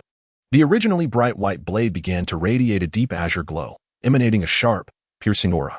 The surrounding space seemed to be sliced by a blade, intermittently producing a series of ear-piercing shrieks. Upon witnessing this somewhat familiar scene, Amano raised an eyebrow slightly, recalling a recent encounter when he had witnessed a similar display from a swordsman named Musashi during the annihilation of the Hokushin clan. This technique clearly embodied a transformation and alteration of wind attribute chakra. He wondered how this move compared to the one wielded by the fallen Musashi beneath his sword. Suddenly, Yagyu Suwayman sprang into action. Accompanied by a violent gust of wind, he charged towards Amano with remarkable speed. In an instant, a dazzling flash of sword light surged forth, imbued with an exquisitely sharp essence. Within the blink of an eye, it was upon Amano. This strike was a kill shot, infused with an unstoppable momentum, seemingly intent on eliminating Amano on the spot. Amano's expression remained unchanged as he deftly lifted his longsword, executing a strike that appeared slow yet was executed with remarkable speed. Clang! The sword light sparkled, fierce and swift. In the midst of Yagyu Suwayman's astonished gaze, Amano effortlessly countered his lethal blow. Subsequently, Amano pressed forward relentlessly, launching a series of attacks. The once dominating Yagyu Suwayman was swiftly pushed back into a corner, rapidly finding himself at a disadvantage. Under Amano's unyielding assault, Yagyu Suwayman found himself floundering, retreating continuously, appearing close to collapse. Clang! Following a brief yet intense clash, Yagyu Suwayman immediately distanced himself from Amano, gripping his sword with one hand, gasping heavily, clearly drained. The arrogance and hubris he initially possessed had vanished, replaced by fear and deep trepidation. Yagyu Suwayman had not anticipated that the blue-haired swordsman named Ukyo, whom he was battling, would prove to be so formidable. Even with all his might, he could not gain even a slight advantage over his opponent. On the contrary, he nearly lost himself in the process. The mastery of swordsmanship exhibited by Amano seemed to exist on an entirely different level. From Amano, Yagyu Suwayman sensed an aura reminiscent of Tsukahara Ikku, a unique essence possessed only by sword saints. It was astonishing that this individual emanated such a similar quality. Had this blue-haired swordsman, Ukyo, already reached the realm of a sword saint? The more he pondered, the more fear gripped Yagyu Suwayman. The man before him was entirely beyond his capacity to contend with. Suwayman, what are you hesitating for? Quickly eliminate that brat. Yagyu Ieyasu, high atop the walls, observed his son's reluctance to attack Amano and grew anxious. He did not wish to grant Amano any further respite. Beside him, Tsukahara and Hikari seemed to sense something amiss, their expressions gradually darkening. He turned his gaze to the side, where a slender figure sat quietly in a kneeling position. This individual had their eyes slightly closed, propped up by a sheathed longsword, their aura subdued, seemingly waiting for something. Suddenly, as if sensing an impending event, this person abruptly opened their eyes. At that moment, the voices of Tsukahara and Hikari reached this individual's ears. Ikku, it appears it is time for you to act. Suwayman seems to be no match for that man. Tsukahara Ikku slowly rose, directing his gaze towards the battleground between Yagyu Suwayman and Amano. Suwayman has not yet been defeated. I shall intervene once he falls. Tsukahara Ikku remarked without any emotional fluctuation, as if stating an exceedingly ordinary fact. Can you not act now? A hint of displeasure surfaced on Tsukahara Hikari's face. Tsukahara Ikku cast a sidelong glance at his father and replied coolly, the duel between warriors is a sacred affair. To intervene recklessly does not align with my code of the sword. Let this matter rest. With that, Sakahara Ika disregarded his father's concerns. Sakahara Hikari, infuriated by his son's refusal, felt a growing frustration. Unlike his father, Sakahara Ika remained steadfast in his dedication to the path of the sword. Although he formally held the title of head of the Sakahara clan, the true authority lay with his father, Sakahara Hikari. Sakahara Ika devoted all his energies to his swordsmanship. In his world, nothing else mattered. In the distance, Yagyu Sawayman and Amano once again faced each other.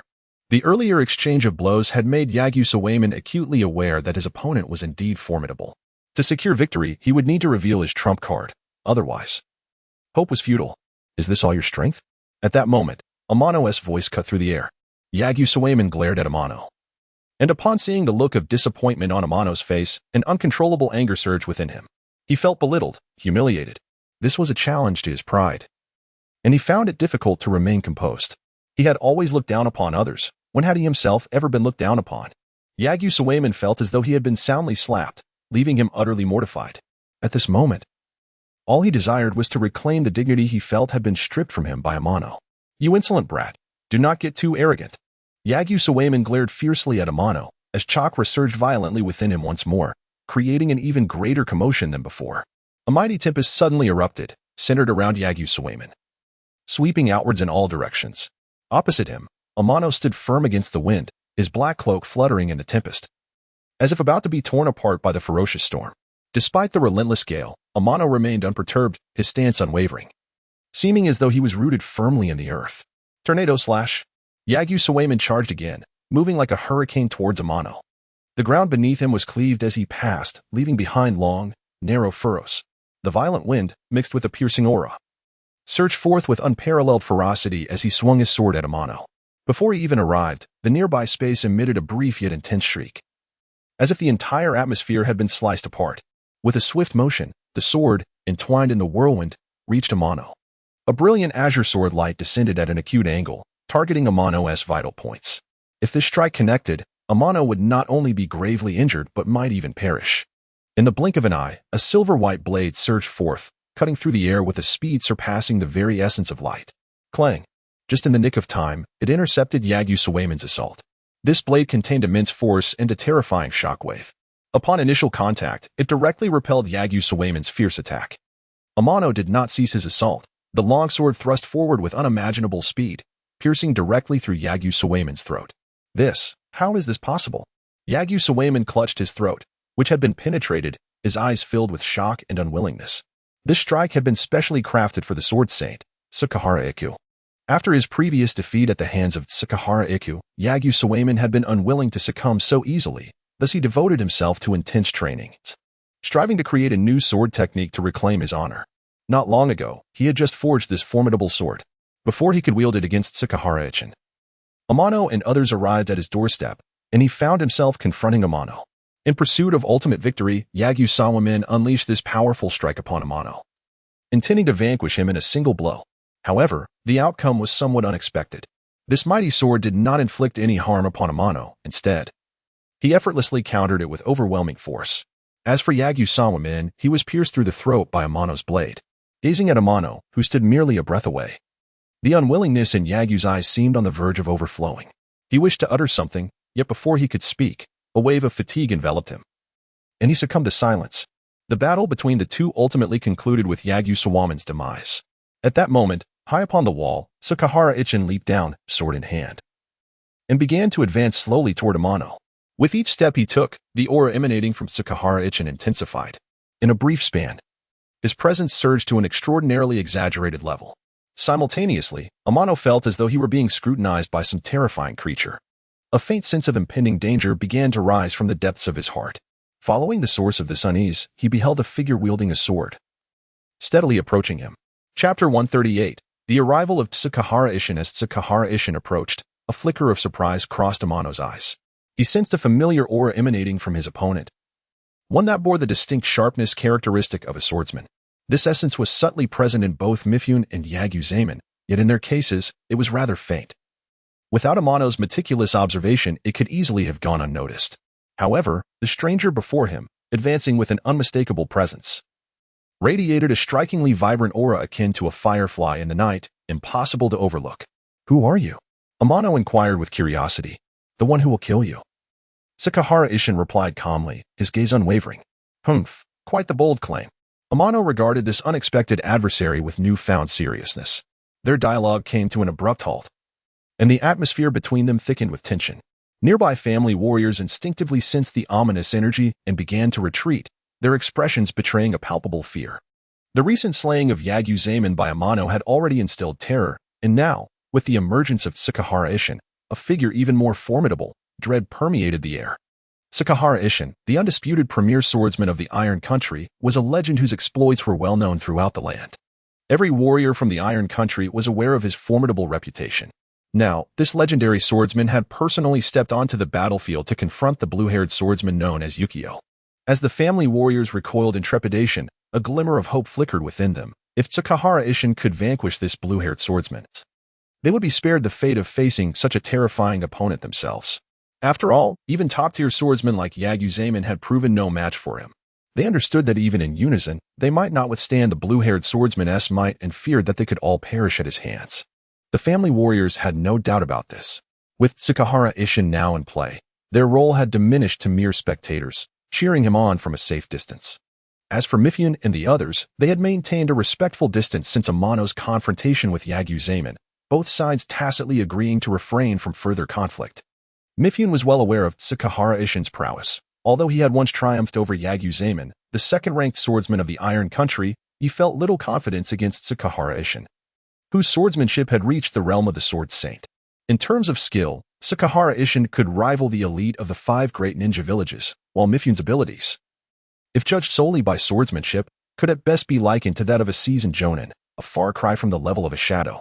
Witnessing the impending clash between Sakahara Ishin and Amano, Mifune could not suppress his concern for Amano. He feared that Amano might fall victim to Sakahara Ishin's sword. Since they had pledged their loyalty to Amano as their leader, their fates were irrevocably intertwined. Their fortunes rose and fell together. None were exempt from this bond. Should Amano emerge victorious, they would not only dismantle the oppressive rule of the samurai families but also seize control of the nation. Conversely, if Amano were to falter, their demise would be assured without a trace. Their lives hung precariously on Amano's success, and the outcome of this duel would determine their fate. The crowd was acutely aware of this reality, their gazes instinctively drawn to Amano, each silently praying for his triumph. In the arena, Sakahara Ishin's aura soared to its zenith, a tempestuous force surging forth. The air around him quaked, generating powerful gusts of wind. Unbeknownst to all, Amano had quietly activated his skill, Killing Intent Surge. A profound aura of lethality enveloped the space, and under Amano's deliberate control, this malevolent energy coalesced into an invisible sword of intent, slicing through the air towards Sakahara Ishin with relentless determination. The surrounding atmosphere shifted dramatically. Sakahara Ishin's hard-won momentum was abruptly shattered, as waves of energy, now devoid of direction, dispersed chaotically. Sakahara Ishin's eyes narrowed in realization. He had not anticipated that the formidable aura he had cultivated could be dismantled so effortlessly. He had yet to discern how his opponent achieved this feat. The blue-haired swordsman appeared even more formidable than he had anticipated, prompting Sakahara Ishin to regard Amano with renewed caution. This adversary was indeed a formidable rival. "You possess considerable skill," Sakahara Ishin remarked, his gaze fixed intently on Amano. "However, you remain fated to die." With that, Sakahara Ishin vanished from view, only to reappear before Amano in an instant. A brilliant flash of sword light arced through the air, poised to strike Amano directly. Unflinching, Amano raised his sword to intercept, the blade meeting Sakahara Ishin's with a resounding clash. The two warriors instinctively altered their techniques, unleashing a flurry of strikes that intertwined like gentle spring rain, creating a dazzling display of sparks as their swords collided. Their duel escalated in speed, the movements becoming nearly imperceptible to the onlookers. What they witnessed was a sublime confrontation of swordsmanship, an ultimate battle of skill. The audience, comprised of both family warriors and Mifune's group, was entranced by the spectacle. This clash was unlike anything they had ever witnessed, a breathtaking exhibition of martial prowess. As the duel unfolded, they struggled to keep pace with the lightning-fast exchanges. The speed of their strikes and movements surpassed the limits of human perception. From the high walls, Sakahara and Hikaru watched with growing concern as their son Sakahara Ishin engaged the blue-haired swordsman. Initially confident in his ability to easily overcome his opponent, they soon recognized their grave misjudgment.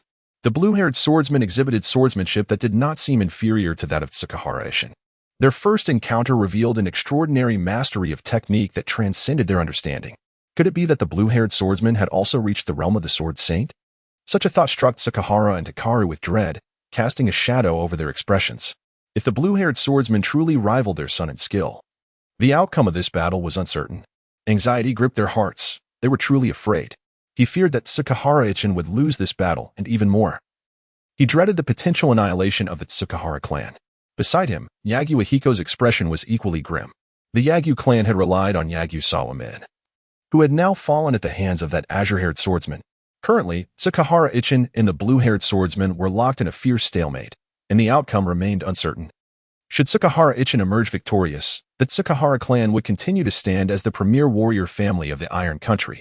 Conversely, the survival of the Yagyu clan's current standing was in jeopardy, and they might very well descend into obscurity. If that blue-haired swordsman triumphed, both the Tsukahara and Yagyu clans would likely face inevitable destruction. Neither outcome was acceptable to Yagyu Ahiko. The Yagyu clan had essentially already lost. Had they foreseen such a fate, they would never have involved themselves. Alas, it was too late. Never before had Yagyu Ahiko felt such profound regret. For the first time, he harbored a deep-seated loathing for himself. That brat Ryukyo, this is all you're doing. Yagyu Ahiko glared fiercely in the direction of Amano, his eyes ablaze with murderous intent. I will not let you escape my wrath. At this moment, it seemed Yagyu Ahiko had resolved to make a decisive choice, his once despondent gaze now filled with determination. Chapter 139. The fall of the sword sent a resonant and exhilarating chime reverberated across the battlefield. The figures of Amano and Tsukahara-iki suddenly parted, both retreating simultaneously to create distance between them. Amano lightly tapped the ground with his toes, his form resembling a graceful crane in flight, exuding an air of ease and tranquility before finally coming to a steady halt. In contrast, Tsukahara-iki was far less composed. With each step he took backward, a deep imprint marred the earth, accompanied by numerous cracks around it, as though each footfall bore an inexplicable force. After 5 arduous steps, Tsukahara-iki barely managed to stabilize himself. A closer inspection revealed that he was in a precarious state. His right hand, gripping the sword, trembled uncontrollably, as if it had endured some frenzied torment and had yet to recover. What is your sword style? Tsukahara-iki fixed his gaze intently on Amano, his expression unusually grave. The dream of the one blade, Amano replied nonchalantly. An impressive sword style indeed. I am truly enlightened today. Tsukahara-iki took a deep breath, promptly shifting his long sword to his left hand, twirling it in a series of elegant flourishes before continuing. My expertise lies in left-handed swordsmanship. You have compelled me to unleash my full strength. Oh? Amano raised an eyebrow slightly, a hint of surprise flickering in his eyes. It became evident that neither had fought with their full capabilities in the earlier exchange. Amano had intentionally suppressed his true strength to gauge Tsukahara-iki's prowess. Eager for a thrilling duel with this formidable opponent, the skill displayed by Tsukahara-iki surpassed that of the fallen Yagyu Seimin. From him, Amano sensed the aura of a swordsman of equal caliber. As anticipated, Tsukahara-iki's swordsmanship indeed matched Amano's own level. Delighted by the prospect of competition, Amano was eager to determine who would emerge victorious. After a series of exchanges, Amano discerned the depth of Tsukahara-iki's swordsmanship. While undeniably profound, it still fell short in comparison to Amano's mastery. Initially disappointed, Amano's interest reignited when he realized that Tsukahara-iki's most formidable skill lay in his left-handed swordplay. As Tsukahara-iki wielded his sword with his left hand, a palpable shift in his aura became apparent. If his right-handed swordsmanship marked him as a sword master, then now, with his left hand, he had transcended to the realm of a sword grandmaster. His current state bore a striking resemblance to Amano's, embodying a natural harmony and serene composure. What is this? From a distance, Mifune seemed to sense something extraordinary. However, he struggled to articulate the essence of his perception. It was an understanding that transcended words. In that moment, Mifune felt he was witnessing the path of the Sword Saint's ascension, clearing his mind of distractions. Mifune focused solely on the duel between Tsukahara-iki and Amano, disregarding everything else around him. In his eyes, there was only the clash of the two swordsmen, leaving no room for anything else. With a sudden intensity, Tsukahara-iki and Amano charged toward one another in unison. Dazzling flashes of sword light re-emerged in the spectator's view. This encounter was evidently more fierce than the last. Tsukahara-iki, wielding his left-handed sword, executed each strike with remarkable precision, targeting not only Amano's vital points but also his very life force. Each move was brutal and imbued with a menacing intent, seemingly intent on delivering a fatal blow. Amano's gaze sharpened as he deftly parried each attack, his long sword slicing through the air with an ethereal grace, countering Tsukahara Iki's lethal strikes in unexpected ways. No matter how fiercely Tsukahara Iki attacked, Amano effortlessly neutralized his onslaught, hardly allowing a single strike to land. Refusing to be overwhelmed, Tsukahara Iki continuously escalated the intensity of his assaults. Amano reciprocated without hesitation, unleashing slashes imbued with a resonant force that repeatedly met Tsukahara Iki's blade. The terrifying vibrational energy from Amano's strikes had already begun to take its toll on Tsukahara Iki's right hand, gradually diminishing his control over the sword. Now, wielding his left hand, Tsukahara Iki was acutely aware of the threat posed by Amano's devastating strikes. To counteract this, he had devised a strategy. With each clash of swords, Tsukahara Iki's body swayed, channeling the vibrational force into the ground. Thus, beneath his path, irregular depressions marred the earth, remnants of his efforts to dissipate the energy. Amano noticed this, but remained undeterred, maintaining his relentless offensive against Tsukahara Iki. The exchange between the two was exhilarating. On the high wall, Tsukahara and Hikari, along with Yagyu-Hiko, wore expressions as dark as the bottom of a pot. Their bodies trembled in fear, having developed a palpable sense of dread regarding Amano's formidable prowess. Throughout the battle, Tsukahara Iki, the sword saint, had failed to gain any significant advantage, seemingly perpetually suppressed by that blue-haired swordsman known as Ryukyo. Despite Tsukahara Iki's best efforts, he had not managed to gain even the slightest upper hand against the blue-haired swordsman. Both Tsukahara and Hikari were swordsmen themselves, although they had not reached Tsukahara Iki's level. Their years of experience had endowed them with keen insight. While the duel appeared evenly matched on the surface, they perceived the blue-haired swordsman's strength as unfathomable. Each time Tsukahara Iki's power increased, Ryukyo matched him stride for stride. Even now, Tsukahara and Hikari could not discern Amano's limits. If this continued, defeat for Tsukahara Iki seemed inevitable. It appeared that Tsukahara Iki had also come to this realization. His previously calm demeanor began to unravel. With a fierce cry, he unleashed a powerful strike, briefly colliding with Amano's longsword before creating distance between them once more. "Kid, I admit you are formidable." Tsukahara Iki coldly regarded Amano, slowly sheathing his longsword, though his left hand remained poised on the hilt. "Only you have managed to push me to this extent in the entire Iron Country. Now, prepare to witness the ultimate technique I have comprehended. Life or death, decided by a single strike." With that declaration, a blue luminescence began to dance around Tsukahara Iki's form, interspersed with countless tiny arcs of lightning. This was the color of chakra, specifically lightning chakra. Under Amano's watchful gaze, a torrent of lightning chakra surged toward Tsukahara Iki's longsword. In mere moments, the blade absorbed a substantial amount of this energy, transforming the previously light blue arcs of lightning into a deep, vibrant hue, brimming with raw power. This technique.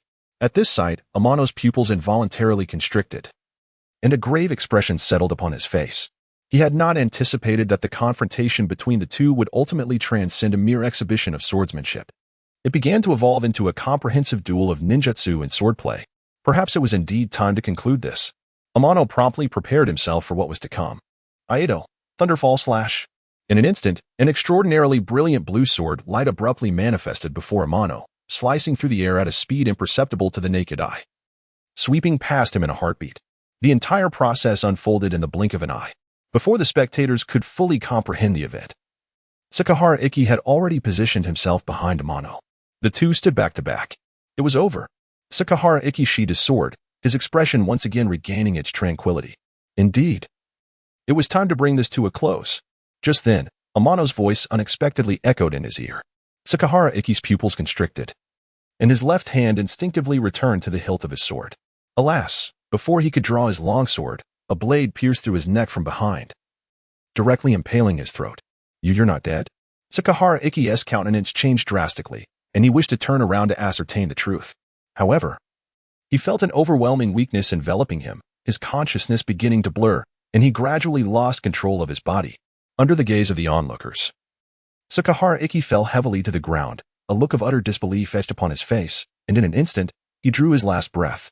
Looking back at the spot where Amano had stood moments ago, a shimmering afterimage left by Amano began to slowly dissipate.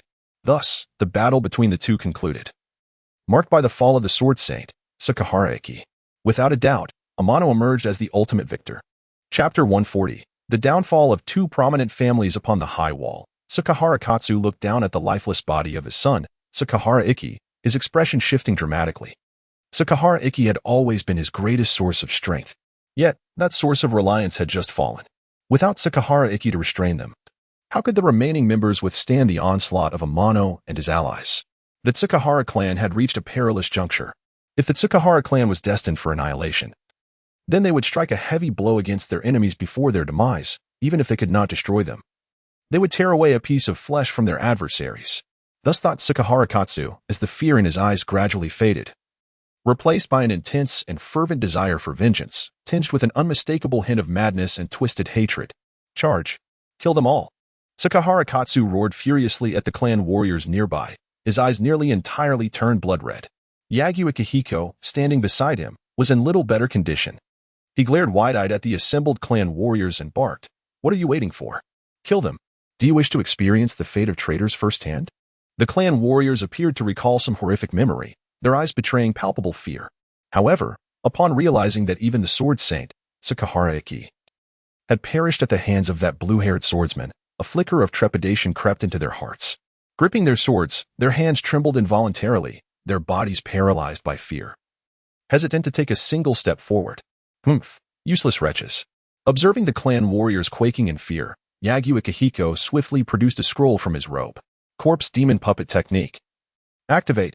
Suddenly, countless tendrils of malevolent purple chakra erupted from the assembled warriors. The previously normal warriors transformed instantaneously, their eyes morphed into eerie shades of purple, veins bulging grotesquely, twisting like monstrous centipedes. Their bodies swelled at an alarming rate, morphing into grotesque creatures radiating ominous purple energy. These abominations bore no resemblance to their former selves. Their massive forms akin to demons emerging from the abyss, each movement exuding madness and brutality. What in the world? Mitsuba and the others gazed in shock at the unfolding scene. They could hardly believe that the once normal clan warriors had turned into such hideous monsters. Was this still humanity? Amano's brow furrowed slightly, clearly taken aback by this unexpected turn of events. He had not anticipated that the Yagyu clan possessed such a hidden card. This forbidden technique that transformed warriors into monsters had never been employed even by the 5 great ninja villages. Astonishingly, the Yagyu clan and the Tsukahara clan, esteemed warrior families, had entirely forsaken the spirit of Bushido they held dear, developing such a bizarre and malevolent forbidden technique, and applied it to their own warriors. Such actions were no different from those of beasts. On the high wall, Yagyu Akihiko and Tsukahara Katsu shared a cold, knowing smile. Clearly, the experiment had proceeded smoothly. The blood-red hue in Tsukahara Katsu's eyes dimmed slightly, his rationality returning. "Akihiko, let us commence." He turned to Yagyu Akihiko, displaying an eager expression. "Let it begin." Yagyu Akihiko commanded. "Kill them." Roars erupted from the transformed clan warriors as they charged towards Amano and his allies. At this moment, they bore no trace of their former humanity. The armor that once adorned them lay shattered, and the weapons they had clutched were cast aside, rendered useless by their rapidly expanding forms. They now relied solely on their own powerful bodies and sharp claws. As these monstrous beings charged like tanks, the faces of Mitsuba and his comrades paled, their resolve steeling. Although they maintained their formation, fear was palpable in their eyes, with many betraying signs of panic. Had it not been for Mitsuba's presence, many might have fled in terror. Amano observed the situation, understanding their fear was natural, given this was their first encounter with such monstrosities. To minimize unnecessary casualties, he stepped forward. "Mitsuba, lead the others back. I shall handle these monsters." "Understood." Mitsuba hesitated but ultimately nodded, placing his trust in Amano's strength. Having previously defeated formidable foes like Yagyu Zaman and Tsukahara Iki, Mitsuba believed Amano could manage these creatures. In his eyes, while the monsters appeared grotesque and terrifying, their combat prowess likely left much to be desired. As long as they remained fearless, overcoming these creatures should not prove too difficult. Regrettably, many in his ranks were already gripped by fear, hesitant to confront the monsters head-on. With their current mindset, they would struggle against the beasts, and there was a real risk of the entire unit disbanding, a result Mitsuba dreaded. At that moment, Lord Ryukyo stepped forward, and Mitsuba felt a surge of gratitude. Clearly, their lord was concerned for their safety. Serving such a leader was indeed a privilege. This was Mitsuba's true sentiment. Meanwhile, Amano remained fixated on the approaching monsters, his sword beginning to tremble gently in his hand. A crimson flame flickered to life along the blade, swiftly enveloping it in a fiery embrace. Suddenly, Amano raised the flaming sword, swiftly executing a strike against the advancing monsters. Secret Sword, Sunblaze. A brilliant flash of sword light, imbued with intense energy, sliced through the air, targeting the monstrous horde with unparalleled killing intent at a speed surpassing that of light. With a series of sickening thuds, the monsters that dared approach Amano were cleaved in two, collapsing like harvested wheat. The once dense formation was instantly cleared, with hardly a single creature remaining upright. But that was not the end. The fiery flames, seemingly alive, ensnared the monsters, igniting them in a fierce blaze. Their anguished roars echoed for a moment before silence reclaimed the battlefield. Where the monsters had fallen, only a layer of black ash remained, as if they had never existed at all. Mitsuba and the others gaped in disbelief, their eyes wide with shock. They had never anticipated that Amano's single strike would wield such power, reducing the fearsome creatures to mere ashes. The thought of that sword striking them sent shivers down their spines, and many trembled at the notion. Once again, their gazes toward Amano were tinged with awe and fear. On the high wall, Tsukahara Katsu and Yagyu Akihiko had initially harbored hopes that these monsters would inflict damage upon Amano and his companions. Yet, the outcome defied their expectations. These creatures had not only failed to harm Amano, they had been obliterated in an instant, reduced to nothing but ash. At that moment, both men found themselves momentarily stunned. In the face of Amano's overwhelming strength, all their arrangements appeared utterly feeble. The Tsukahara clan was thoroughly finished. The Yagyu clan could not escape a similar fate. "It is time for you to depart," Amano's voice abruptly echoed in the ears of Tsukahara and Yagyu Akihiko. The two, initially lost in a daze, regained a flicker of vitality. Yet, before they could fully comprehend the situation, they felt a sharp pain in their throats, and their consciousness immediately shattered. The two aged bodies collapsed to the ground without ceremony. "Mifune, convey my orders. Swiftly obliterate the Tsukahara and Yagyu clans." Amano's voice resonated like a thunderclap in the minds of Mifune and the others. "Yes, we shall faithfully execute our Lord's command." Chapter 141. Accelerating Progress in Performance Sanlang Mountain. The Elder Council, Conference Hall. At this moment, the hall has been completely occupied by the team led by Amano. Apart from a few key figures like Mifune, no other members of the samurai families are present. Currently, Mifune stands before Amano, reporting the accomplishments of their expedition. The Tsukahara clan and the Yagyu clan have been utterly vanquished, and the remaining samurai families have all surrendered to Amano and his allies. The Elder Council, which had ruled the Iron Kingdom for many years, has now exited the historical stage. The power of the Iron Kingdom has largely fallen into the hands of Amano, who can now be regarded as its de facto king. However, he still has not received the notification signifying the completion of the task. Is there some necessary procedure still lacking for him to obtain the king's might? Amano ponders, stroking his chin as he sinks into thought. Mifune seems to have hit upon a crucial point, his tone becoming increasingly earnest. "Our team has essentially taken control of the Iron Kingdom's core, and the remaining samurai families have submitted. We hope that our Lord will soon ascend to the throne of the Iron Kingdom and become the true sovereign of this realm." Amano snaps back to reality, his eyes brightening slightly. He seems to have realized what essential procedure he has been missing. "Leave this matter to you." Amano gestures, entrusting the entire affair to Mifune. "Yes, I shall obey your command." Mifune promptly responds. He then departs the conference hall with Chosik and the others. Soon, the vast hall is left with only Dato, Karii, and Amano. Amano holds a favorable view of the trio. Since entering the Iron Kingdom, their companionship has alleviated his solitude. However, the current demeanor of Dato and his companions betrays a hint of unease, and the once carefree atmosphere seems to have vanished. Among them, Karii appears particularly conflicted, clearly wanting to say something but seemingly unsure of how to begin. Seeing the girl's demeanor, Amano playfully inquires, "Karii, what troubles you?" The girl pauses for a moment, then quickly recovers. Ryuki, my lord, may I still address you as such?" She stammers, her dark, luminous eyes filled with anticipation. "Of course." Amano replies with a gentle smile, maintaining his warm demeanor. "You need not be so formal when we meet privately. Things remain as they were." He then turns his gaze towards Dato and Amano Ryujui, his smile unwavering. Dato exhibits little change, while the young Amano Ryujui visibly relaxes. After hesitating for a moment, he seems to make a decision, stepping forward and kneeling before Amano. "My lord Ryuki, I truly wish to learn swordsmanship from you. Please, teach me." The boy's act of kneeling takes Amano by surprise. Gazing into the boy's resolute eyes, Amano contemplates for a moment before responding, "I can teach you swordsmanship, but please rise." "Thank you, my master." With Amano's affirmative reply, Ryujui's eyes sparkle with excitement, and he cannot help but bow deeply once more. "Stop." Amano raises his hand in exasperation. "I agree to teach you swordsmanship, but that does not mean I am taking you as a disciple.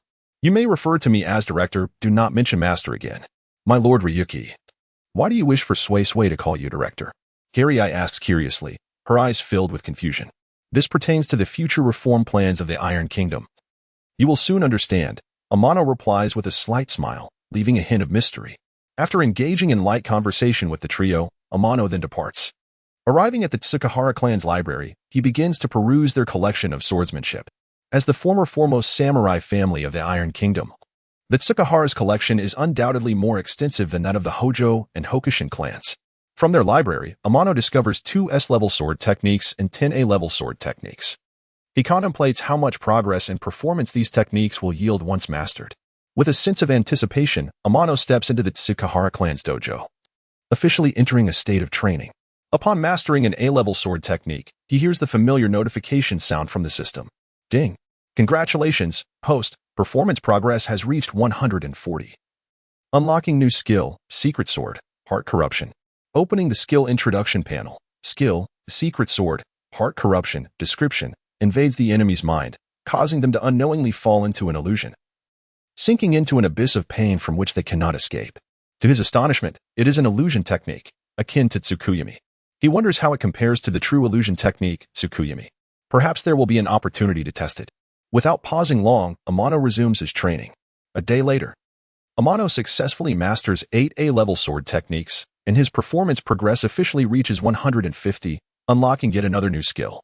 Skill, Floating Step, description, allows one to traverse freely in the air, unaffected by the force of gravity. This newly unlocked skill brings Amano immense joy. Few ninjas across the entire ninja world can soar freely in the air, most relying on external forces. Only Noki possesses the ability to fly without assistance. Now, Amano joins that esteemed rank. He too can now soar through the skies like Noki. However, one concern weighs heavily on Amano's mind, despite achieving a performance progress of 150. Learning the remaining A-level sword technique does not yield even a slight increase in performance progress. Could it be that only S-level techniques and above will continue to enhance performance progress? Amano speculates silently. To ascertain the validity of this hypothesis, Amano is eager to conduct further experiments. Currently, he possesses 2 S-level sword techniques yet to be learned. He has already mastered all 10 A-level sword techniques he recently acquired, leaving him without any A-level techniques for experimentation. Thus, Amano turns his attention to the Yagyu clan's library. As one of the few remaining samurai families in the Iron Kingdom, their collection should be quite rich as well. Subsequently, Amano sets off alone to the Yagyu clan's library. There, his findings prove to be equally fruitful, as he acquires 7 A-level sword techniques and 1 S-level sword technique. Upon reaching the Yagyu clan's dojo, Amano begins to practice the 7 A-level techniques. As he suspected, mastering these techniques does not yield any increase in performance progress. Reluctantly, Amano shifts his focus to the 3 S-level sword techniques. Once again, he immerses himself in training. Compared to A-level techniques, the difficulty of mastering S-level techniques is markedly greater. After dedicating 7 days to his practice, Amano finally masters these 3 S-level sword techniques. His performance progress sees another increase, rising by 9. This means each S-level sword technique contributes 3 to his performance progress. His current performance progress has now reached 159. Open personal panel. Host, Moonlight TNI character. Tachibana Ukyo, style. Divine Dream 1 sword style. Role-playing progress. 159. Combat power. Super Shadow long-term task. Each time a new sword technique is learned, a certain amount of role-playing progress is increased. Note, the higher the sword technique level, the more role-playing progress is provided at present. His combat power has been elevated to the Super Shadow level. At this echelon, one can confidently assert that he has ascended to the pinnacle of the ninja world. However, in comparison to the peak periods of Senja Hashirama and Uchiha Madara, a considerable gap still persists. Should he activate the Azura transformation, he might contend with the two at their zenith. Nevertheless, this level of power is not the ultimate. Beyond it lies the more formidable 6 paths tier. Upon reaching the 6 paths level, overwhelming the legendary Senja Hashirama and Uchiha Madara would be an effortless feat. TNI has yet to traverse the distance to reach this stage. If he continues to progress at his current rate, it may not take long for him to attain the 6 paths level. He remains quite confident in this regard. Moreover, when the role-playing progress hit 150, the daily task section inexplicably vanished. Henceforth, it seems he can only rely on system tasks and the acquisition of high-level sword techniques to garner role-playing progress. Yet, with the enhancement of his powers, encountering system tasks that reward role-playing progress has become exceedingly rare. In essence, T and I will now have to focus solely on mastering S-level sword techniques or above to elevate his role-playing progress, with no alternative pathways available, though it is a regrettable situation. T and I must confront this predicament. It appears that he must rely on his own endeavors moving forward. Chapter 142, Ascending the Throne. The aura of Azura, the smoke of the 3 battles, has yet to dissipate. Bloodshed continues to erupt intermittently among the 5 great ninja villages. However, with the fall of Tsukikage Amano, the intensity of these conflicts has shown a marked decline. The tension along the borders has somewhat eased. Yet, the clandestine rivalries have intensified. Covert infiltration and counter-infiltration battles are perpetually unfolding between the 5 great ninja villages, leaving each village in a state of disarray. No one dares to be careless. Fearing that a single misstep could grant their enemies an opening, the war situation has gradually fallen into a stalemate, with each village mired in a quagmire from which they cannot extricate themselves in the short term. What began as a grand war has ultimately devolved into a protracted tug-of-war. This scenario was unforeseen by any of the villages. As the battles raged on, each village suffered significant losses. Everyone yearns for the ultimate victory in this war. No village desires to be the vanquished. Thus, the war continues under such a stalemate. At this time, news of the coup in the Land of Iron reaches the ears of the 5 great ninja villages. Before they can devise a countermeasure, the ruler of the Land of Iron has already changed.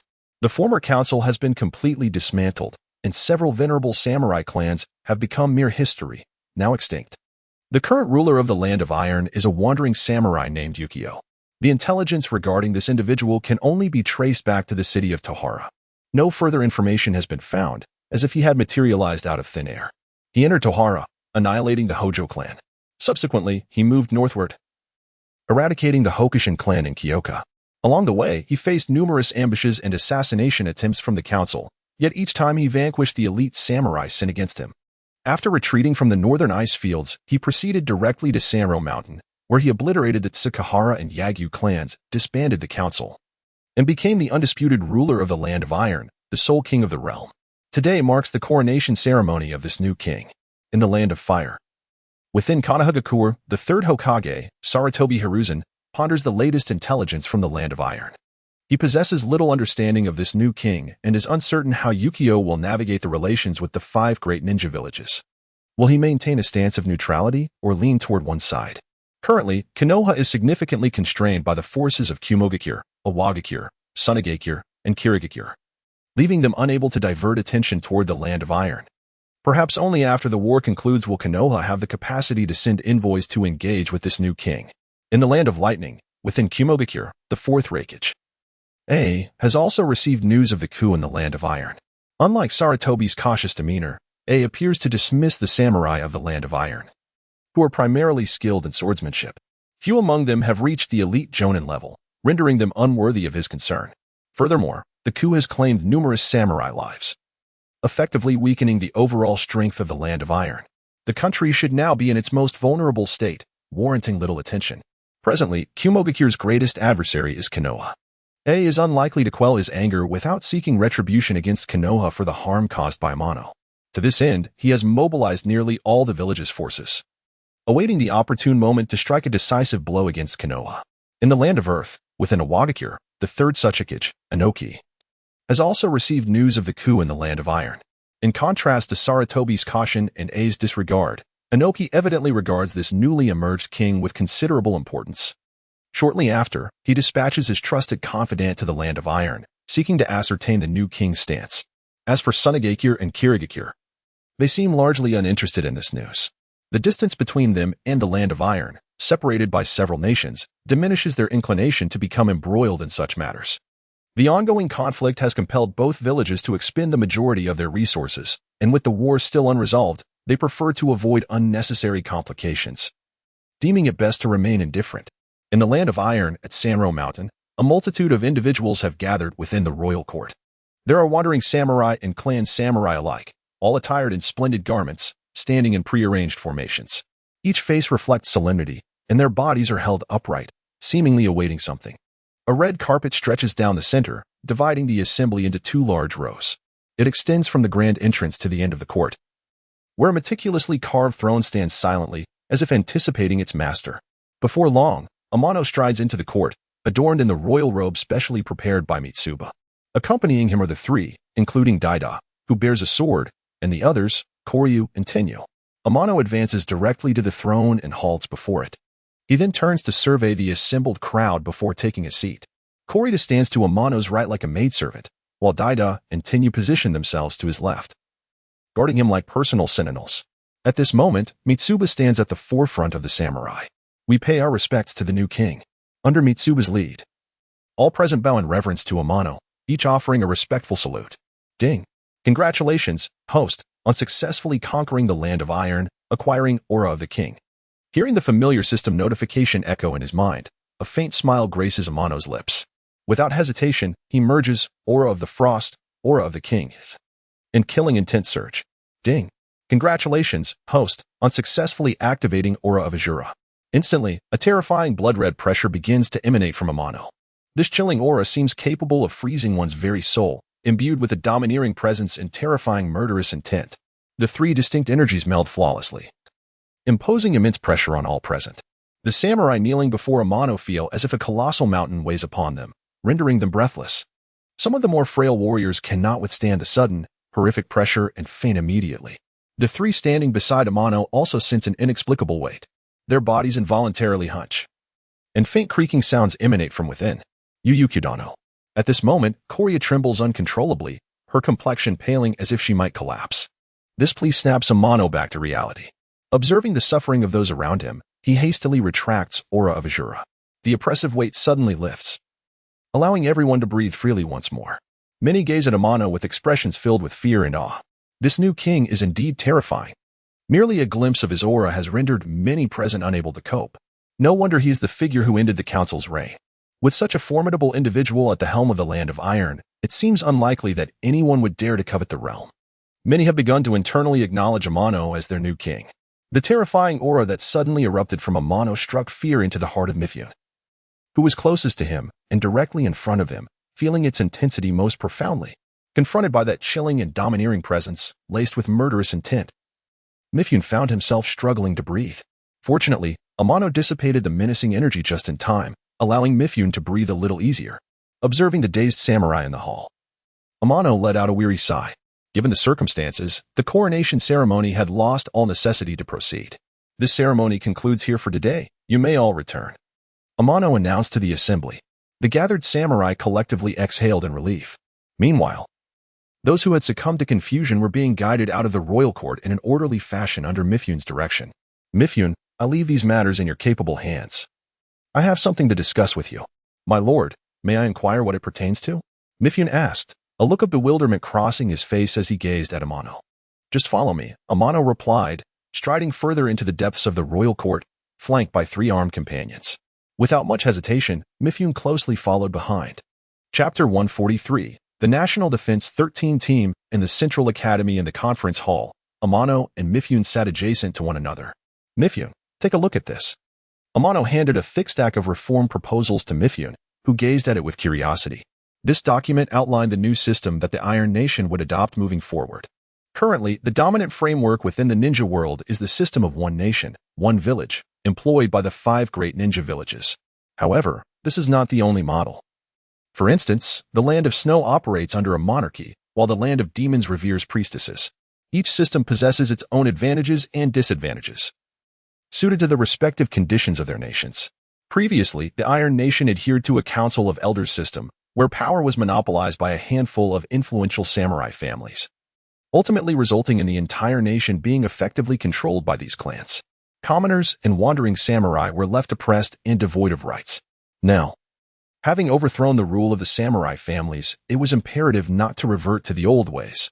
Hence, Amano contemplated for a considerable time before establishing a new system for the Iron Nation.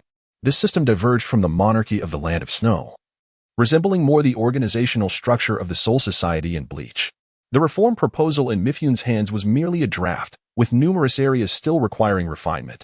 Nevertheless, Mifune's eyes sparkled with intrigue upon reviewing it, indicating a keen interest in the new system. What do you think, Mifune? Is this proposal feasible? Amano inquired, a subtle smile gracing his lips. Very well. Mifune nodded earnestly after closing the document. The reform proposal seemed well suited to the current conditions of the Iron Nation. Although some aspects remained imperfect, it was overall viable. That is reassuring. Amano felt his lingering concerns dissipate upon Mifune's agreement with the contents of the proposal. As the king of the Iron Nation, he wielded considerable power and could have enforced reforms according to his whims. However, he preferred not to expend excessive effort on this matter. More than the authority in his hands, he valued his own strength. By persuading Mifune to oversee the reforms, Amano could allocate more time to enhance his own abilities. Judging by Mifune's attitude, Amano was spared the trouble of convincing him. It was evident from Mifune's response that he was quite taken with the reform proposal. Amano decided to entrust this task to Mifune, allowing him to focus on other priorities.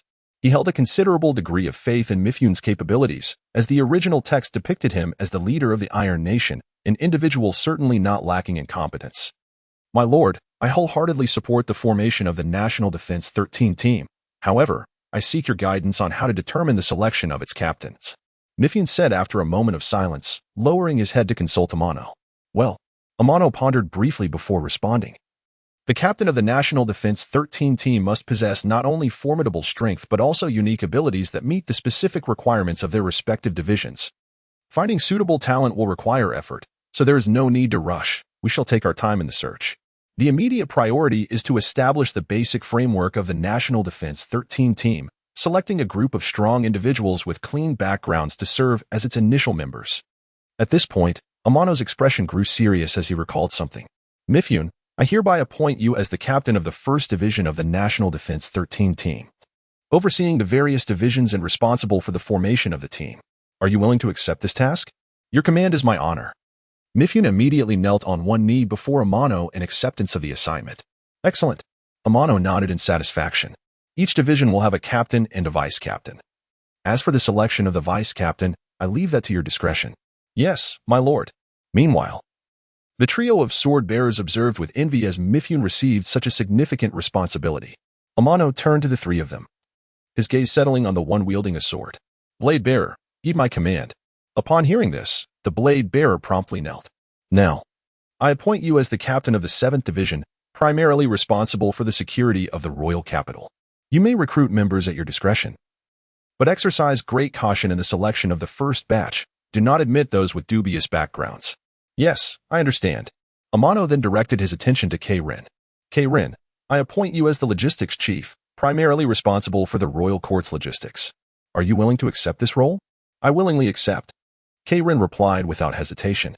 Becoming the logistics chief of the royal court was somewhat unexpected for her, reflecting Amano's trust in her abilities, leaving her with no reason to refuse. The youthful Tenyu Mizukawa, witnessing the appointments of the blade-bearer and K-Rin, grew anxious. Director, what about me? He inquired eagerly. You. Amano shook his head gently, saying, you are currently too weak. Spend some time training at the Central Academy, and if you pass my assessment, I may consider allowing you to join the 7th Division as its vice captain. What do you think? Really? Tenyu's face lit up with excitement upon hearing this. Indeed. Amano smiled and nodded. Thank you, esteemed director. Having assigned roles to those present, Amano shifted the conversation toward the Central Academy. Mifune, as the captain of the 1st Division. In addition to forming the National Defense 13 team, you must not neglect the development of the Central Academy. Amano continued. The Central Academy serves as the foundation for nurturing the next generation of talent in the Iron Nation. Henceforth, all members of the National Defense 13 team must have training experience at the Central Academy. Otherwise, they shall not be permitted to join. Yes, I understand. Mifune assured. I will exert my utmost efforts to develop the Central Academy. My lord, I wonder what the Central Academy will teach once it is established. Will it solely focus on swordsmanship? Mifune posed another question to Amano. Amano chuckled gently, replying, the Central Academy will primarily teach swordsmanship, but it will also encompass ninjutsu, taijutsu, and genjutsu. The specifics of the curriculum will be revealed once the academy is completed, so there is no need for further inquiries at this time. Yes, I understand. Amano looked at Mifune and reiterated, Mifune, I entrust you with the formation of the National Defense 13 team and the establishment of the Central Academy. Do not let me down. Rest assured, my lord, Mifune will strive diligently to accomplish these tasks. With the directives issued, Amano dismissed everyone and sat alone in the conference hall. Opening the task panel, he discovered that the Inheritance task had entered its 3rd phase. Inheritance Task 3, Activate the Blade of Ashura, Task Requirements. Devour the 7 legendary swords of the Demon Blade Muramasa, Hashikage, and Misty Village. Task Rewards. Key to inheritance. Note: this task is a prerequisite for activating the Ashura inheritance. Only upon completion shall the unlocking of the Ashura inheritance gradually commence. Upon reviewing the task requirements, Amano's gaze shifted to his waist, where two longswords were sheathed. One was the self-crafted, nameless, which he had always wielded, while the other was the spoils taken from the fallen HJ clan, the demon blade Muramasa. To activate the blade of Ashura, it is imperative that the longsword, known as self-made, no inscription, devours the demon blade Muramasa. It is no wonder that when encountering the demon blade Muramasa, the longsword self-made, no inscription exhibited a palpable longing. This particular demon blade Muramasa possesses the potential to elevate self-made, no inscription into the formidable blade of Ashura.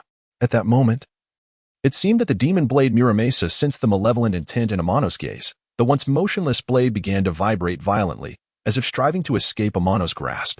Yet, Amano would not afford it the luxury of escape, promptly reaching out to seize it with a firm grip, regardless of its frantic struggles. It could not elude the clutches of Amano. Subsequently, Amano placed the longsword self-made, no inscription upon the demon blade Muramasa. Instantly, the demon blade Muramasa was enveloped in a dazzling white radiance, visibly merging into the blade of self-made, no inscription at an astonishing pace. In a brief span, the demon blade Muramasa was entirely consumed, leaving no trace behind. Chapter 144, the star having devoured the demon blade Muramasa. The once pristine blade of the longsword, self-made, nameless, began to emanate a striking crimson hue, as if stained by fresh blood. The sharpness of its edge appeared even more lethal than before, and despite the considerable distance, Amano could sense its menacing chill. The blade, resembling blood, and its edge, akin to autumn frost, epitomized the current essence of the longsword, self-made, nameless. Through the system interface, Amano discovered that this was not the final form of the longsword, self-made, nameless. Weapon, longsword, name, self-made, nameless, status, evolving. Current progress, 30 with the consumption of demon blade Muramasa. The evolution progress of the longsword, self-made, nameless, surged to 30. There remained 70 before the sword would ascend to its ultimate form, the blade of Ashura. There was still a considerable distance to traverse before reaching this stage. Presently, the affairs of the Iron Nation had entered a state of stability. With Sambian overseeing all matters, Amano felt a sense of ease. He could confidently embark on the quest to locate the remaining stars and the 7 famed blades from the hidden mist village, merely by consuming demon blade Muramasa. The longsword, self-made, nameless, exhibited such remarkable changes. If this sword were to evolve into the ultimate blade of Ashura, one could only imagine the terrifying extent of its power. Amano looked forward to this transformation with great anticipation. It was time to venture forth. With this thought, Amano made plans to step outside. Just as he left the royal court, before he could even steady himself, Sambian hurriedly returned and fortuitously encountered Amano, who was about to depart. Master, the envoy from the Rock Ninja Village seeks an audience, Sambian reported, having seen Amano. The envoy from the Rock Ninja Village? Amano mused, furrowing his brow. During this period, the 5 great ninja villages should be embroiled in intense conflict. What could compel the Rock Village to send an envoy to the Iron Nation? What schemes did the third Suchikage, Anoki, harbor? Did he intend to plunge the Iron Nation into the flames of war? Amano remained cautious of the cunning old fox, Anoki. After a moment of contemplation, Amano instructed, I shall not meet with the envoy from the Rock Village. You will handle the reception. Simply convey our stance of neutrality and avoid excessive involvement in the conflicts among the 5 great ninja villages. It would bring no benefit to our Iron Nation. Pausing briefly, Amano continued, from now on, you shall manage all affairs of the Iron Nation, unless it concerns matters of life and death. For everything else, you can handle it yourself. Sambian, touched by Amano's trust, couldn't help but feel a tinge of hesitation. He questioned whether he was capable of such a significant responsibility. Enough with the hesitation. I believe in your ability to govern the Iron Nation. Amano reassured, patting Sambian on the shoulder. I will be away for a while. If any insurmountable troubles arise, we shall address them upon my return. Now, you may go about your duties. With that, Amano vanished from Sambian's sight in a flash. Watching Amano's sudden disappearance, Sambian chuckled helplessly, turning to leave the royal court and prepare to welcome the envoy from the distant Rock Village. After departing from the Iron Nation, Amano made his way towards the Bear Nation. The Bear Nation bordered the Ghost Nation and the Earth Nation, its borders surrounded by toxic gas-filled canyons. Amano hastened his pace and soon arrived at the Bear Nation's frontier. Upon gazing at the gas-laden valley before him, Amano activated the recently acquired Azura's Will. Instantly, a faint crimson aura emanated from Amano, spreading outward in all directions. Under his meticulous control, this aura coalesced into a field encompassing approximately 5 meters around him. At that moment, Amano stood within a translucent crimson shield, isolating him from the surrounding environment. He took a step forward and discovered that the toxic gas lurking around the canyon was repelled by the red barrier, unable to approach him at all. The outcome of this initial experiment left Amano thoroughly satisfied. With the toxic gas posing no threat, Amano felt liberated from concern. He surged forward, moving like a streak of light into the depths of the Bear Nation. His purpose was clear: to obtain the star revered by the Star Ninja Village. This star was, in fact, a celestial meteorite that had fallen 2 centuries ago. The Star Ninja Village had been established around this very stone. The ninjas of the Star Ninja Village, harnessing the star's radioactive energy, learned the so-called peacock technique, but at a grave cost, as many of them suffered diminished lifespans and perished one after another. Furthermore, the technique had notable drawbacks. During its execution, the user's body would become rigid, rendering them defenseless against close-range attacks. Only a small village like the Star Ninja Village would treat such a star as a treasure. Ultimately, power obtained through external means often exacts a toll. The ninjas of the Star Ninja Village were well aware of this truth, yet they could not resist the allure of such strength and chose a path of no return. Amano's visit to the Star Ninja Village aimed to have the long sword self-made, nameless, consume this celestial meteorite, providing the necessary sustenance for its ultimate transformation. This star was his to claim. No one could stand in his way. Meanwhile, within the Star Ninja Village, a star shimmering with an enigmatic glow was enshrined atop a pedestal. Several star ninjas surrounded the star, training under its radioactive power. Amano's arrival went unnoticed by these individuals. Is that the famed star? Observing the star upon the pedestal, Amano hesitated not a moment longer. He took a swift step forward and suddenly appeared atop the platform. Who goes there? Amano's sudden appearance quickly captured the attention of the star ninjas present. Many of them, upon seeing Amano on the pedestal, turned pale and shouted at him. Get down, you damned intruder. Foolish invader, you shall pay for your actions. Leave this place at once, or do not blame us for being unkind. The cacophony of shouts reached Amano's ears, causing him to furrow his brow. Humph, noisy. Amano snorted coldly, unleashing his Azura's Will, which rapidly intensified, enveloping nearly all of the star ninjas in an instant. Under the oppressive aura of Azura's Will, the once indignant star ninjas fell silent, their faces flushing abnormally, as if mountains were pressing down upon them, making it difficult to breathe. One by one, the star ninjas succumbed to the overwhelming pressure, collapsing to the ground, rendered unconscious. Observing the fallen star ninjas around him, Amano silently withdrew his Azura's Will. He then turned his attention to another direction, where a star ninja donned in a star-patterned cloak approached him, their eyes filled with fear. Do you also wish to impede my progress? Amano inquired, his expression tranquil. And no, my lord. If you desire the star, please take it. Just spare our village's ninjas. The cloaked star ninja pleaded, bowing respectfully before Amano. Seeing the so-called star ninja submit willingly, Amano lost interest in pursuing the matter further. In a fleeting moment, the figure vanished from the Star Ninja Village. By the time the Star Shadow raised his gaze, Amano had completely disappeared from sight. Observing the fallen Star Ninjas, who were merely unconscious and not in mortal peril, the Star Shadow couldn't help but exhale softly in relief. That was a close call. Had he not chosen to yield, he might have truly met his end at the hands of that formidable individual. When did the ninja world witness the emergence of such a powerful figure? Contemplating this, the Star Shadow shook his head and sighed. Now that they had lost their star, the Star Ninja Village had shed a heavy burden. Without the star's presence, the village could finally return to its former state. Thus, the Star Shadow resolved not to dwell on the star that had been seized by the enigmatic powerhouse. Chapter 145, Lin's Crisis. After departing from the Land of Bears, the first action taken by Amano was to feed the celestial meteorite, known as Star, to his sword. Self-made, nameless. Upon devouring the star, the sword underwent a remarkable transformation. The once blood-red blade now shimmered with a few strands of peculiar cosmic hues, and its initially flamboyant appearance became more subdued and enigmatic, exuding an aura of mystery and profundity. Through the system interface, Amano discovered that the progress of the sword had increased by 20. Weapon, long sword, sword name. Self-made, nameless, status, evolving. Current progress, 50. This indicated that by consuming the 7 legendary swords from the Hidden Mist Village, the sword could achieve its ultimate evolution into the true blade of Azura. The next destination was the Land of Water, specifically the Hidden Mist Village, as one of the factions involved in the Third Great Ninja War. The current defenses of the Hidden Mist Village were formidable. For an ordinary ninja, infiltrating this village unnoticed was no simple task. However, given Amano's previous successful infiltrations of the Rock and Cloud villages, he was confident in his ability to enter the Hidden Mist Village without alerting any mist ninjas.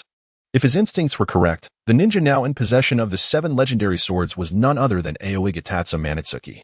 Amano recalled that upon defeating the 7 ninja swordsmen, he had confiscated those 7 swords, only for them to be summoned back by the mist ninja through summoning techniques. At that time, it was likely that Aoigatatsu Manitsuki had been the one using the summoning jutsu.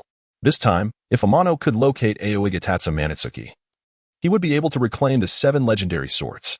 Without lingering, Amano swiftly moved towards the direction of the Land of Water, utilizing his godly speed. He traversed the terrain with remarkable haste, deliberately avoiding encounters with ninjas from various villages, opting instead for secluded paths. In this manner, he reached the Land of Water undetected. As he entered the realm of the Land of Water, Amano was immediately met with a damp atmosphere. The surroundings were shrouded in a thick gray mist, obscuring his vision. Estimating the situation, he realized that with his current eyesight, he could only see up to 10 meters ahead. Beyond that, everything became indistinct. The Hidden Mist Village was indeed in a wartime state, and its defensive measures were likely intact, as evidenced by the pervasive fog enveloping the area. To expedite his arrival at the Hidden Mist Village, Amano activated his skill's spiritual awareness, enhancing his perception to its utmost limits. Subsequently, he employed the long-unused skill Secret Sword, HN, which, combined with his bloodline limit Phantom Escape, granted him perfect invisibility. At that moment, Amano stood still, his form concealed, and even his life force and chakra fluctuations became imperceptible. In this state, he seamlessly merged with the air around him, indistinguishable from his surroundings. With his godly speed, Amano raced through the Land of Water, propelled by the fierce winds. Soon, he located the Hidden Mist Village. Surrounding the village were numerous hidden sentries, and the presence of mist umbu patrolling was frequent. The level of defense was astonishingly high. Suddenly, Amano sensed an immense chakra fluctuation. This chakra surpassed that of an ordinary Kaga-level ninja and bore a distinctly violent essence. This sensation reminded him of his previous encounters with the 8-Tails Gyuki and the 5-Tails Mu. Could it be the 3-Tails Isabu? Amano's gaze shifted, and he hurried towards the area where the 3-Tails Isabu might be located. The emergence of such chakra at this time hinted at some ulterior motive from the hidden mist. Upon reaching the designated area, Amano discovered Isabu trapped within a barrier, surrounded by countless sealing inscriptions. It appeared that the hidden mist intended to seal the 3-Tails. He wondered who was the vessel for Isabu. His attention then turned to another gathering of mist ninjas, encircling a girl in a Leaf Village Chunin outfit. The girl lay unconscious, her brow furrowed in pain, occasionally emitting soft moans of anguish. This is the girl named Lin. Amano was taken aback. It seemed that Uchiha Obito's dark plan had been set into motion far earlier than anticipated. Kakashi should be on his way by now. Realizing the urgency of the situation, Amano could not stand idly by. In a flash, Amano appeared beside the girl Lin, having deactivated his invisibility, boldly standing before the gathered mist ninjas. "Who are you?" The mist ninjas' expressions changed dramatically upon seeing Amano's sudden appearance. Before they could react, a brilliant flash of sword light erupted before them. Bloodlines appeared instantaneously at their throats, and in mere moments, the mist ninjas fell one by one, lifeless. The commotion quickly drew the attention of nearby mist ninjas, who, upon witnessing their fallen comrades, drew their weapons and closed in on Amano. With a single shadow clone, Amano scooped up the girl Lin and retreated from the battlefield while his true self remained in place, awaiting the approach of the mist ninjas. "You, whoever you are, dare to trespass into our hidden mist village. You shall not leave alive." A leading mist elite jonin glared at Amano, his murderous intent unabashedly apparent. Amano regarded the boastful jonin with a dismissive smile, then vanished in a flash, striking with lightning speed. The jonin, caught off guard, found his throat pierced before he could utter a word. "You." The elite jonin gazed at Amano, shock filling his eyes. He wished to speak, but the words failed him as he collapsed to the ground, lifeless. The instant killing of an elite jonin sent shockwaves through the remaining mist ninjas. The carefully formed encirclement unraveled, and many ninjas, overwhelmed by fear, began to distance themselves from Amano. Their faces were etched with terror and unease. The presence of such elite power rendered them utterly helpless. In the entirety of the Hidden Mist Village, perhaps only the fourth Mizukage could contend with Amano. The other Mist Ninjas stood no chance against this unexpected intruder. The recently fallen elite shinobi has already provided them with the finest illustration. Are your audacities truly so diminutive? A mere intruder has instilled such profound fear in you that the honor of our Blood Mist Village is nearly tarnished by your cowardice. Suddenly, a voice laced with disdain echoed in the ears of the gathered Mist Ninjas. Shortly thereafter, a figure adorned with dual blades emerged into their line of sight. It was the illustrious Kagaya Manzuki. Observing this silver-haired youth, a hint of surprise crept across Tian's face. Initially, his purpose for visiting the Hidden Mist Village was to acquire the 7 famed swords, and the wielder of these blades was none other than Kagaya Manzuki. To his astonishment, before he could seek out this individual, Kagaya had voluntarily presented himself before him. Could this be considered a fortuitous delivery? With the principal now in attendance, Tianai was determined to seize those 7 renowned swords. As he watched Kagaya Manzuki draw closer, the corners of Tian's mouth involuntarily lifted into a subtle smile. Chapter 146. The despair of the moonlit ghost lantern. The gaze of the moonlit ghost lantern lingered for a moment on the lifeless bodies of the mist shinobi before ultimately settling upon Amano. His eyes, cold and piercing, bore into Amano with a murderous intent so palpable it felt as though he yearned to slay him on the spot. Observing the blue-haired swordsman who had infiltrated the hidden mist, an inexplicable sense of familiarity washed over him. From this individual, the moonlit ghost lantern perceived a quality reminiscent of the prodigious Amano Tsukikage. If not for their starkly different appearances, he would have almost mistaken this blue-haired swordsman for the renowned genius of Konoha. His father, the moonlit Clean Moon, had perished at the hands of that very man. In his quest for vengeance, the moonlit ghost lantern had dedicated himself to rigorous training, yearning for the day he could exact retribution. However, he was recently informed that the killer of his father, Amano Tsukikage, had fallen into obscurity under the combined assault of the 4 great shinobi villages, the Hidden Cloud, Hidden Rock, Hidden Sand, and Hidden Mist. The only remnants of the encounter were the traces left by 2-tailed beast bombs, with no sign of Amano Tsukikage himself. It was as if he had been reduced to ashes in that explosion, leaving nothing behind. Upon receiving this news, the moonlit ghost lantern was rendered speechless. He had anticipated the opportunity to confront Amano Tsukikage directly, yet before he could make his move, the man had already met his end. Although Amano Tsukikage did not perish by his hand, it offered some solace regarding the loss of his father, the moonlit Clean Moon. He had believed he would never encounter Amano Tsukikage again.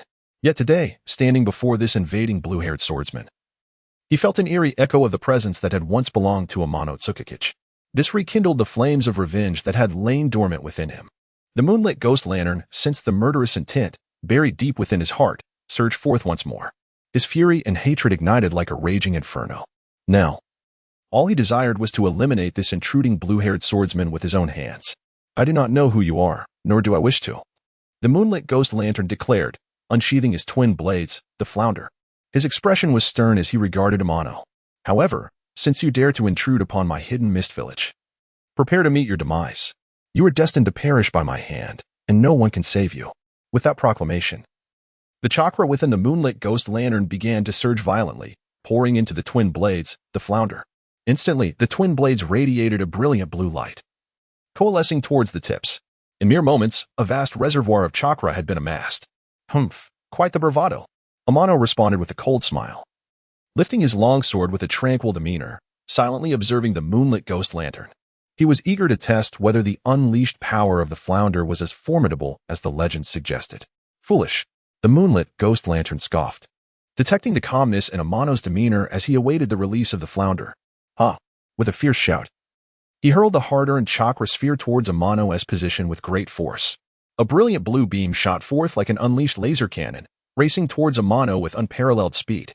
Amano remained composed, his sword slicing through the air to release a crescent-shaped blade of light that struck the approaching chakra sphere with devastating force.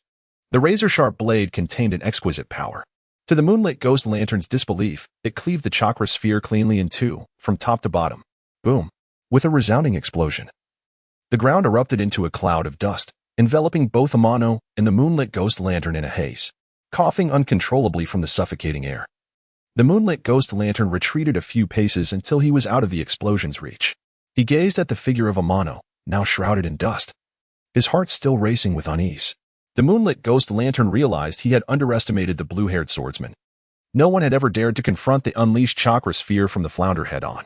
Astonishingly, this blue-haired swordsman not only faced it but also bisected it with his sword, without even attempting to evade the blast. The surrounding mist shinobi watched in shock as they beheld Amano.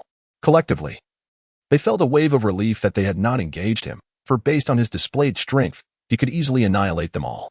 When had the ninja world given rise to such an exceptional swordsman? First, there was the genius swordsman Amano Tsukikage from Konoha, and now, another extraordinary swordsman had emerged. As the dust began to settle, Amano reappeared before the astonished mist shinobi. It seemed that he was enveloped in an inexplicable aura that repelled the encroaching dust, preventing a single speck from touching him. To all appearances, he was unchanged, as if the preceding explosion had not affected him in the slightest. This sight caused the expressions of the mist shinobi, including the moonlit ghost lantern, to shift dramatically. The blue-haired swordsman before them appeared to be far more formidable than they had imagined. The peculiar aura surrounding Amano instilled a profound sense of pressure among the onlookers. Merely gazing upon him, they felt an involuntary shudder, as though the aura contained an overwhelming force of terror. The level of pressure emanating from Amano was beyond their comprehension. They felt as though they existed in two separate dimensions, one above, the other below, utterly incomparable. At that moment, the astonishment in the moonlit ghost lantern's eyes could no longer be contained. He felt like an ignorant jester daring to speak boldly before such a powerful figure. This blue-haired swordsman was clearly more formidable than Amano Tsukikage he had once encountered. How could he possibly hope to prevail in battle against someone so powerful? Despair began to seep into the heart of the moonlit ghost lantern. Fear consumed him, causing his hands to tremble uncontrollably around the flounder. The surrounding mist shinobi, equally filled with despair, found themselves unable to summon any thoughts of confrontation against such a formidable opponent. To challenge such a powerful being was akin to seeking one's own demise. Not far away, several mist shinobi maintaining the barrier noticed the commotion. Their expressions changed dramatically upon witnessing Amano sever the chakra sphere released by the flounder with a single stroke. When they saw him emerge unscathed from the explosion, fear gripped their hearts, causing their hands to tremble uncontrollably. The once sturdy barrier began to show signs of faltering. The three-tails Aisabu, trapped within the barrier, struggled fiercely, attempting to break free from its confinement. This is bad. By the time the mist shinobi maintaining the barrier realized the situation, it was already too late. Crack! The barrier shattered like fragile glass, disintegrating in an instant. Roar! The three-tails Aisabu was liberated, unleashing a deafening cry to the heavens. The actions of the mist ninja appeared to have thoroughly enraged the three-tails Aisabu. A massive-tailed beast ball was coalescing within Aisabu's mouth. Alarmingly, before the nearby mist ninja could issue a warning, the enormous-tailed beast ball hurtled towards them. Its trajectory was precisely aimed at the direction where Amano stood, and he was acutely aware of this fact. With all his speed unleashed, he departed from his original position, amidst the despairing gazes of his fellow mist ninja. It was over. The already terrified Gazuki Minatsu, witnessing the tailed beast ball approaching him, felt despair crystallize in his eyes at that moment. Boom! A deafening roar erupted, resonating across a radius of several hundred meters. All mist ninja within this range were unable to escape the onslaught of the explosion, enduring its devastating wrath. Watching from a distance, Amano furrowed his brow with concern. He wondered if his dual blades, the Tachi Hiramiki, had sustained any damage in the blast. Without waiting for the dust to settle, Amano hurried towards the site of the recent explosion. Chapter 147. The plan failed upon reaching the site of the explosion. Amano swiftly located Akatsuki Mangetsu. However, what he found was a shattered corpse, positioned at the epicenter of the tailed beast explosion. Both of Akatsuki Mangetsu's arms had been blown off, and his body bore the scars of severe burns, with scarcely a single intact spot. Despite the loss of his arms, he still clutched the twin blades, Hiramiki, tightly in his grasp. Without hesitation, Amano seized the blades and offered them to the long sword, self-made, no inscription. A brilliant white light enveloped the blades for a moment, and then they were wholly devoured by the sword, leaving no remnants behind, as if they had never existed. Next, Amano searched through Akatsuki Mangetsu's body and discovered a summoning scroll containing 7 renowned swords.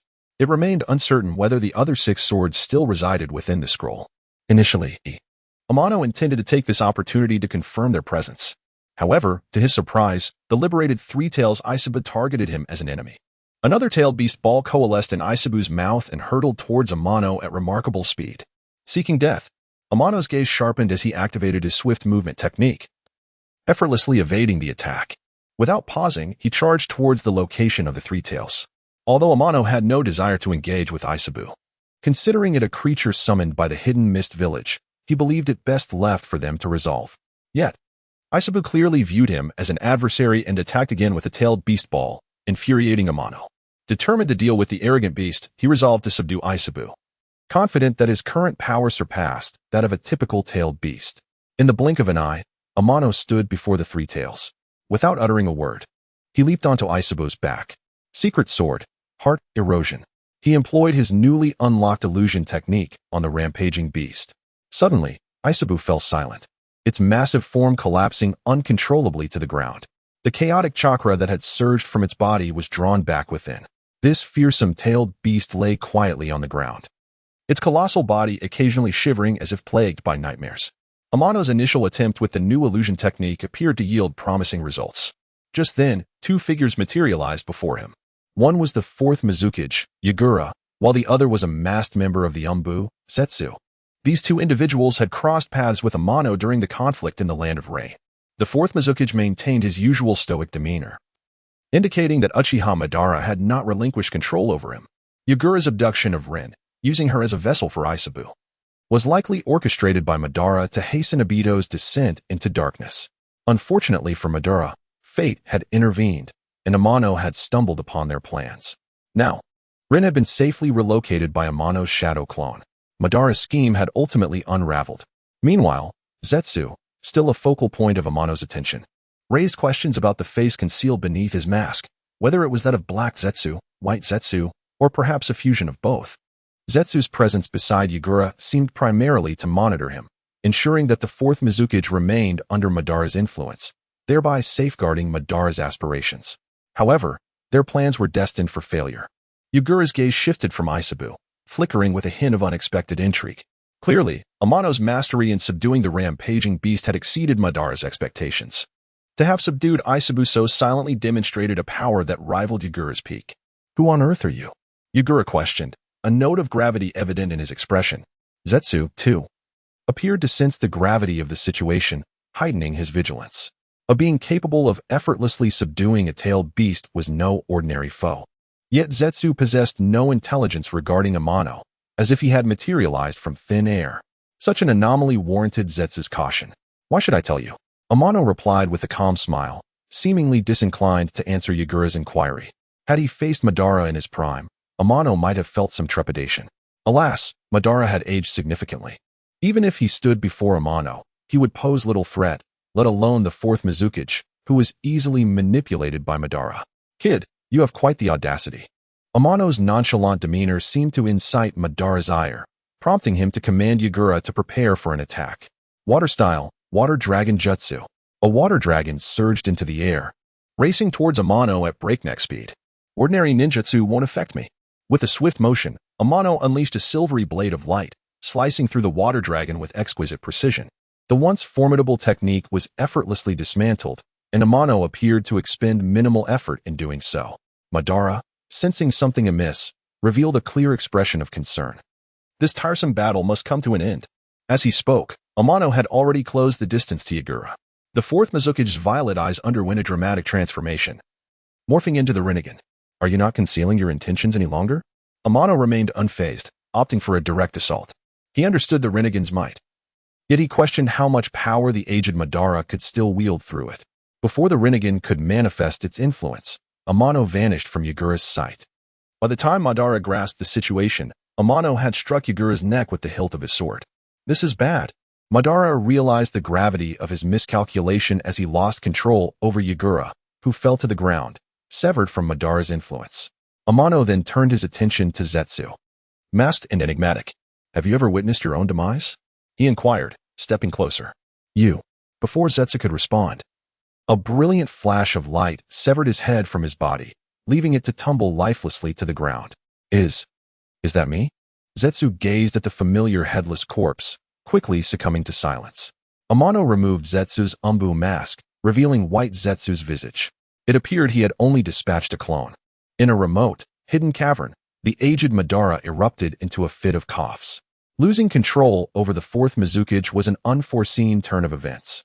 He had not anticipated that the blue-haired swordsman who had intruded upon the hidden mist village would not only thwart his plans, but also wrest control from him. Such a formidable individual had emerged without any prior intelligence on Madara's part.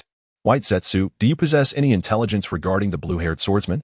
Madara inquired, casting a glance filled with palpable dissatisfaction at Zetsu, who stood a short distance away. None. White Zetsu replied, shaking his head. At present, my clones are extensively disseminated across the various ninja villages of the shinobi world, yet I have not received any information concerning that blue-haired swordsman. White Zetsu conveyed the truth.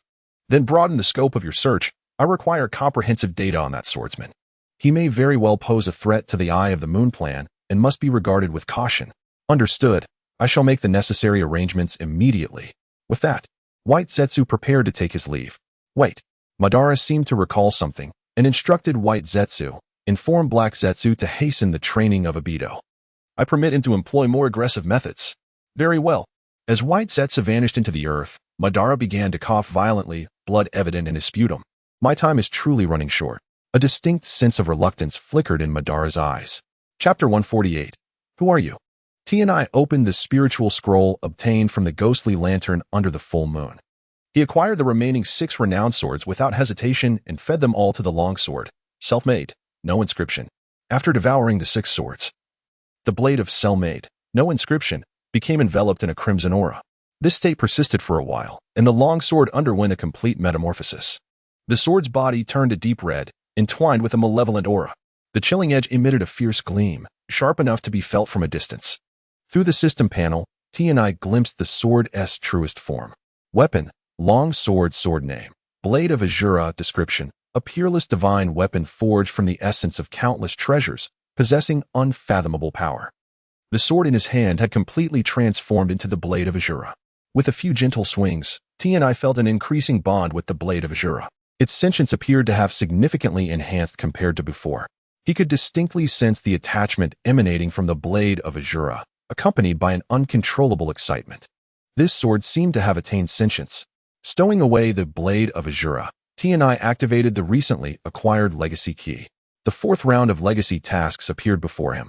Legacy Task 4, activate the Azure Body, task requirements. Gather the cultivation methods of the 3 sacred lands, Dragon Cave, Wetbone Forest, and Wonderful Wood Mountain. Task rewards. Legacy Key. Remarks. This task is a prerequisite for activating the Azura Legacy. Only by completing it can one gradually unlock the Azura inheritance. It seemed I had much to attend to. However, before that, I must return to the Iron Country. I still need to ensure the safe passage of the girl, Rin. By now, Kakashi should have arrived, right?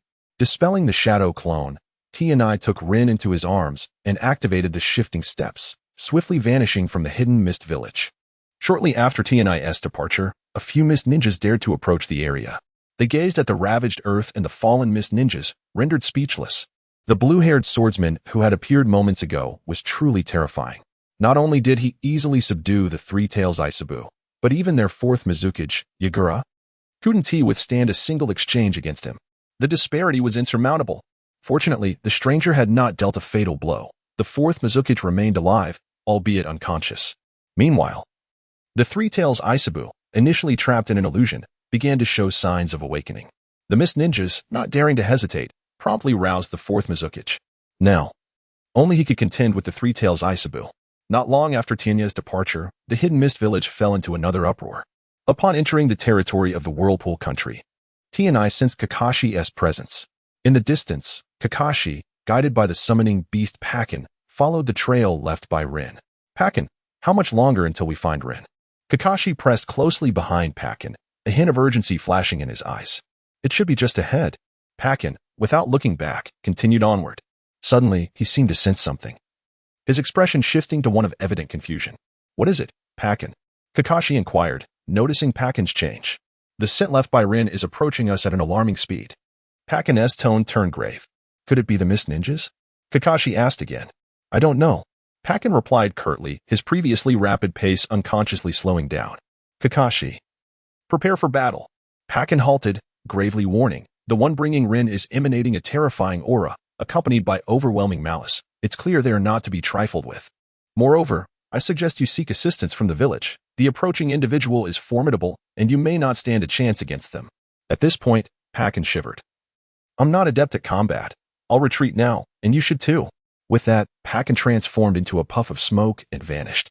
Watching Pakken flee, Kakashi let out a silent sigh, feeling it unnecessary to voice any objections. He was curious to see who the person bringing Rin to the Whirlpool Country truly was. Were they a Mist Ninja or someone else entirely? Based on the intelligence Kakashi had gathered recently, the high-level combatants of the hidden Mist Village were limited. Though they were powerful, they didn't instill dread in him.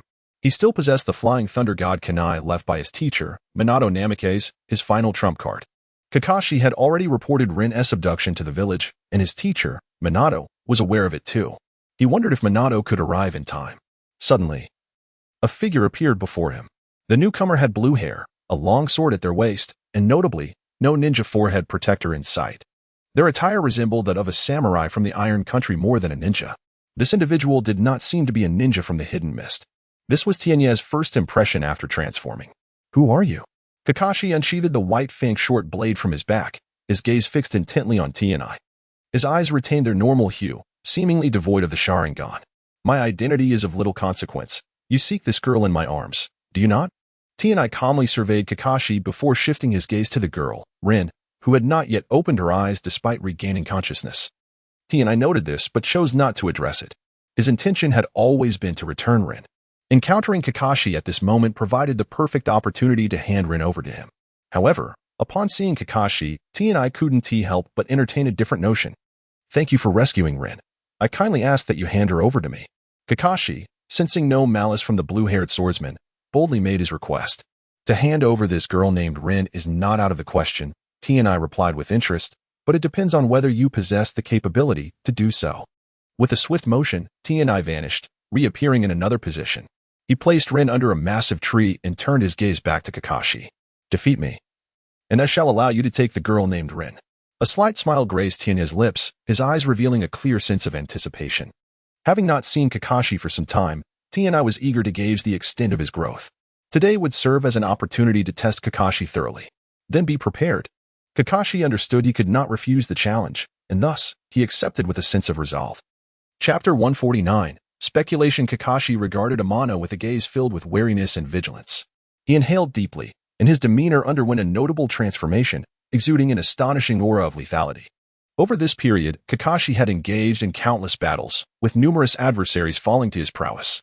This formidable presence of death had been cultivated through his relentless experiences. It is evident that Kakashi has indeed matured considerably.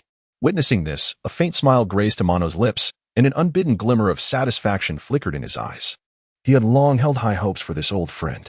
Without Amano's presence, Kakashi might have been the village's most anticipated prodigy. Yet, it was Amano who had overshadowed Kakashi's brilliance for an extended time. Now, liberated from Amano's restraint, Kakashi naturally garnered more attention from the village, and he did not disappoint. Consistently demonstrating remarkable prowess in combat. Now, confronted by a stronger Amano, Kakashi still displayed an astonishing fighting spirit. In this regard, he surpassed many ordinary shinobi. Go ahead, Amano remarked, nodding slightly at Kakashi's spirited demeanor. Kakashi cast a glance at Rin, who was not far off, before shifting his focus back to Amano. He lifted the white Fang short blade, and in a flash, he was before Amano, striking with a swift and fierce slash. Amano remained composed, retreating a few steps with ease to evade Kakashi's attack. Kakashi, seemingly anticipating this, maintained his expression and continued his assault. An array of sword lights surged towards Amano like a tidal wave, piercing through the very spot Amano had just occupied. The afterimages left by Amano shattered instantaneously, vanishing silently under Kakashi's watchful gaze. There was neither smoke nor wooden stakes, nor any remnants, like burst bubbles, they dissipated without a trace. This technique. Observing the somewhat familiar maneuver before him, Kakashi recalled his previous encounters with Amano. During their battles, he had witnessed Amano employing such techniques multiple times. To his astonishment, after Amano's demise, he found himself confronting such similar moves again, leaving Kakashi perplexed. Who exactly are you? Kakashi fixed his gaze on Amano, reiterating his earlier inquiry. To discover my identity, you must first defeat me. Amano responded calmly, his expression unchanged. Swish. After a moment of silence, Kakashi charged at Amano once more, leaving behind a series of seemingly tangible afterimages. In the blink of an eye, Amano found himself surrounded by numerous phantoms, each appearing lifelike, as if they were actual beings. Amano's brow arched slightly, a look of surprise crossing his face. He had not anticipated that the phantom step he had taught Kakashi would evolve to such an extent. Kakashi had indeed given Amano a significant surprise. This sword technique was a blend of deception and assault. However, what lay before Amano was merely a portion of this technique, primarily focused on the deceptive front half. The true lethal strike was yet to come. Indeed, Amano did not have to wait long, as a brilliant beam of sword light shot towards him at an angle. This strike was exceptionally sharp, its speed so great it seemed to pierce through the barriers of space. In an instant, it was upon Amano. Just as swiftly, a sheathed longsword appeared abruptly, positioned to intercept Kakashi's fierce attack. Clash! The sound of their blades colliding echoed, causing Kakashi's right hand, gripping the white Fang short blade, to tingle, nearly slipping from his grasp. In stark contrast, Amano remained utterly still, as though his feet had rooted themselves into the earth, having failed to land a blow. Kakashi decisively retreated. He regarded Amano with a grave expression. Previously, Parker had warned him that the stranger who had brought Rin was an extremely dangerous individual, instructing him not to provoke the man. Kakashi had taken this warning to heart. However, after the confrontation, he realized he had somewhat underestimated the strength of this blue-haired swordsman. Thus far, this individual had remained entirely defensive, never once initiating an attack, nor had he drawn the long sword he carried. Throughout the battle, Kakashi had been the aggressor. Yet he had gained no advantage, not even a scratch on his opponent. This blue-haired swordsman seemed less a combatant and more an evaluator. A sensation that left Kakashi feeling quite unsettled. Yet, he found himself powerless to alter the course of events. Very well, our battle ends here. Take that girl named Rin with you. Observing Kakashi's serious demeanor, Amano smiled gently, bringing the duel to a close. Kakashi, your strength has significantly improved. But it is still far from sufficient. I hope that when we meet again, you will possess the fervor to draw your sword against me. As his words fell, Amano's figure abruptly vanished from sight. Despite Kakashi's efforts to search, he could not find even a trace of the man. What a terrifying individual! The mysterious blue-haired swordsman's sudden disappearance left Kakashi in disbelief. Never before had he felt such trepidation towards another. Kakashi, you came to save me? At that moment, Rin opened her eyes, gazing weakly at Kakashi. Rin, are you all right? Kakashi flickered to her side, concern etched on his face. I'm fine. Rin gently shook her head. Then inquired, Kakashi, do you know who that person is? I do not know, Kakashi replied, shaking his head in disappointment. I feel that the blue-haired swordsman resembles someone we are familiar with. Oh, do elaborate.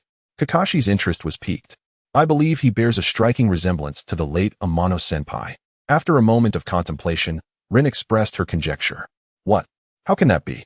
Kakashi exclaimed, shaking his head vigorously. While I too wish Amano-senpai were still alive, it has been confirmed that he has passed. I believe there may be some connection between him and Amano-senpai. Otherwise, he would not have departed so easily. Perhaps. Rin nodded thoughtfully, her gaze seeming to reflect a newfound certainty. Rin, let us return. The two exchanged a glance towards the direction of the hidden mist village before turning to head back to the Leaf Village. Chapter 150. The shortage of personnel. Not long after returning to the Iron Nation, Mitsubian sought an audience. My lord, during your absence, I have meticulously reviewed the talent within the Iron Nation, yet I have found no suitable candidates to assume the role of captain for the 13 Guardians. What do you suggest? At this moment, Mitsubian appeared weary, his eyes heavy with dark circles, and his furrowed brow reflected the strain he had been under. Amano felt a twinge of guilt. The burden of the Iron Nation had largely fallen upon Mitsubian's shoulders, highlighting the immense pressure he faced.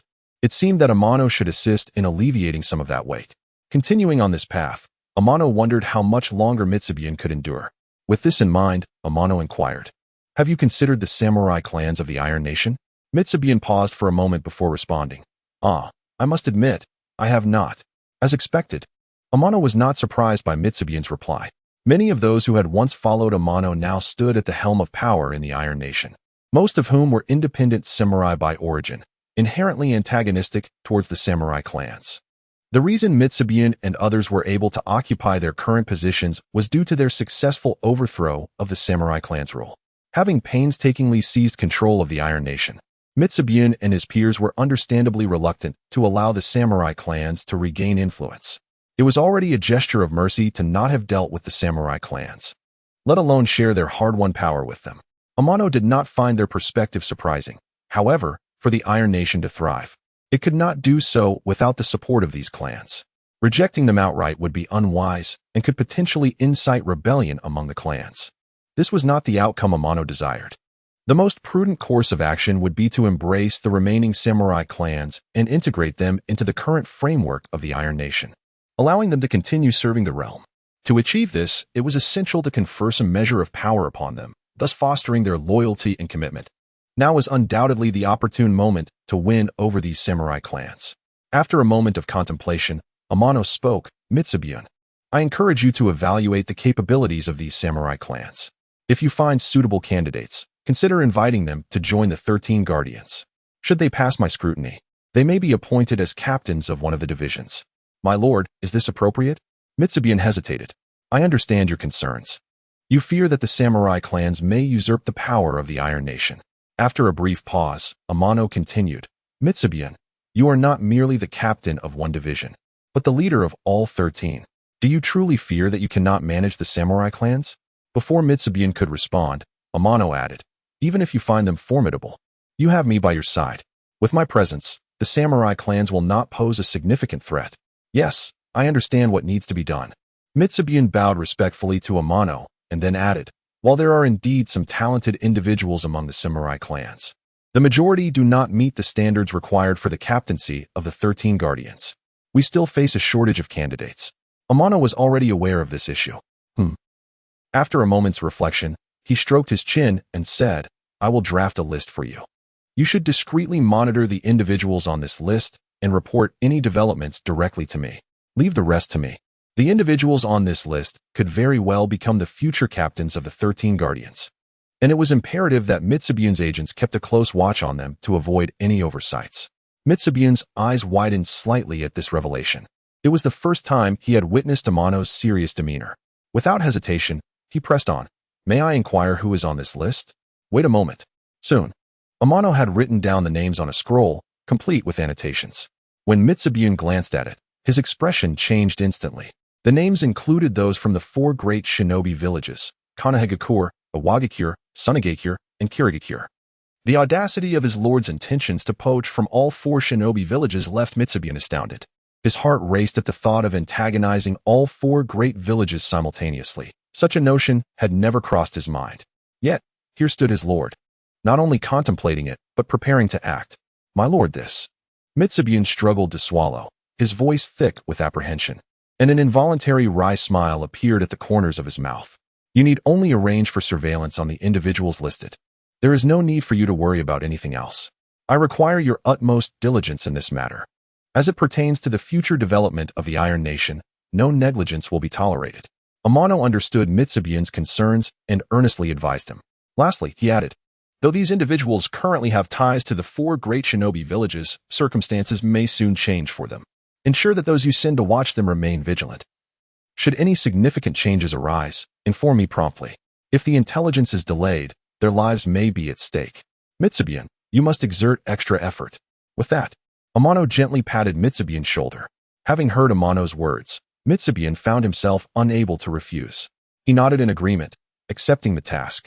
After bidding Mitsubian farewell, Amano made his way to the royal court. Upon entering, he was met by a contingent of armored warriors, led by the captain, Dake, who stood resolutely before him. These individuals exuded an impressive aura, suggesting a certain elite quality. "Captain Dake, I pay my respects to you, my lord."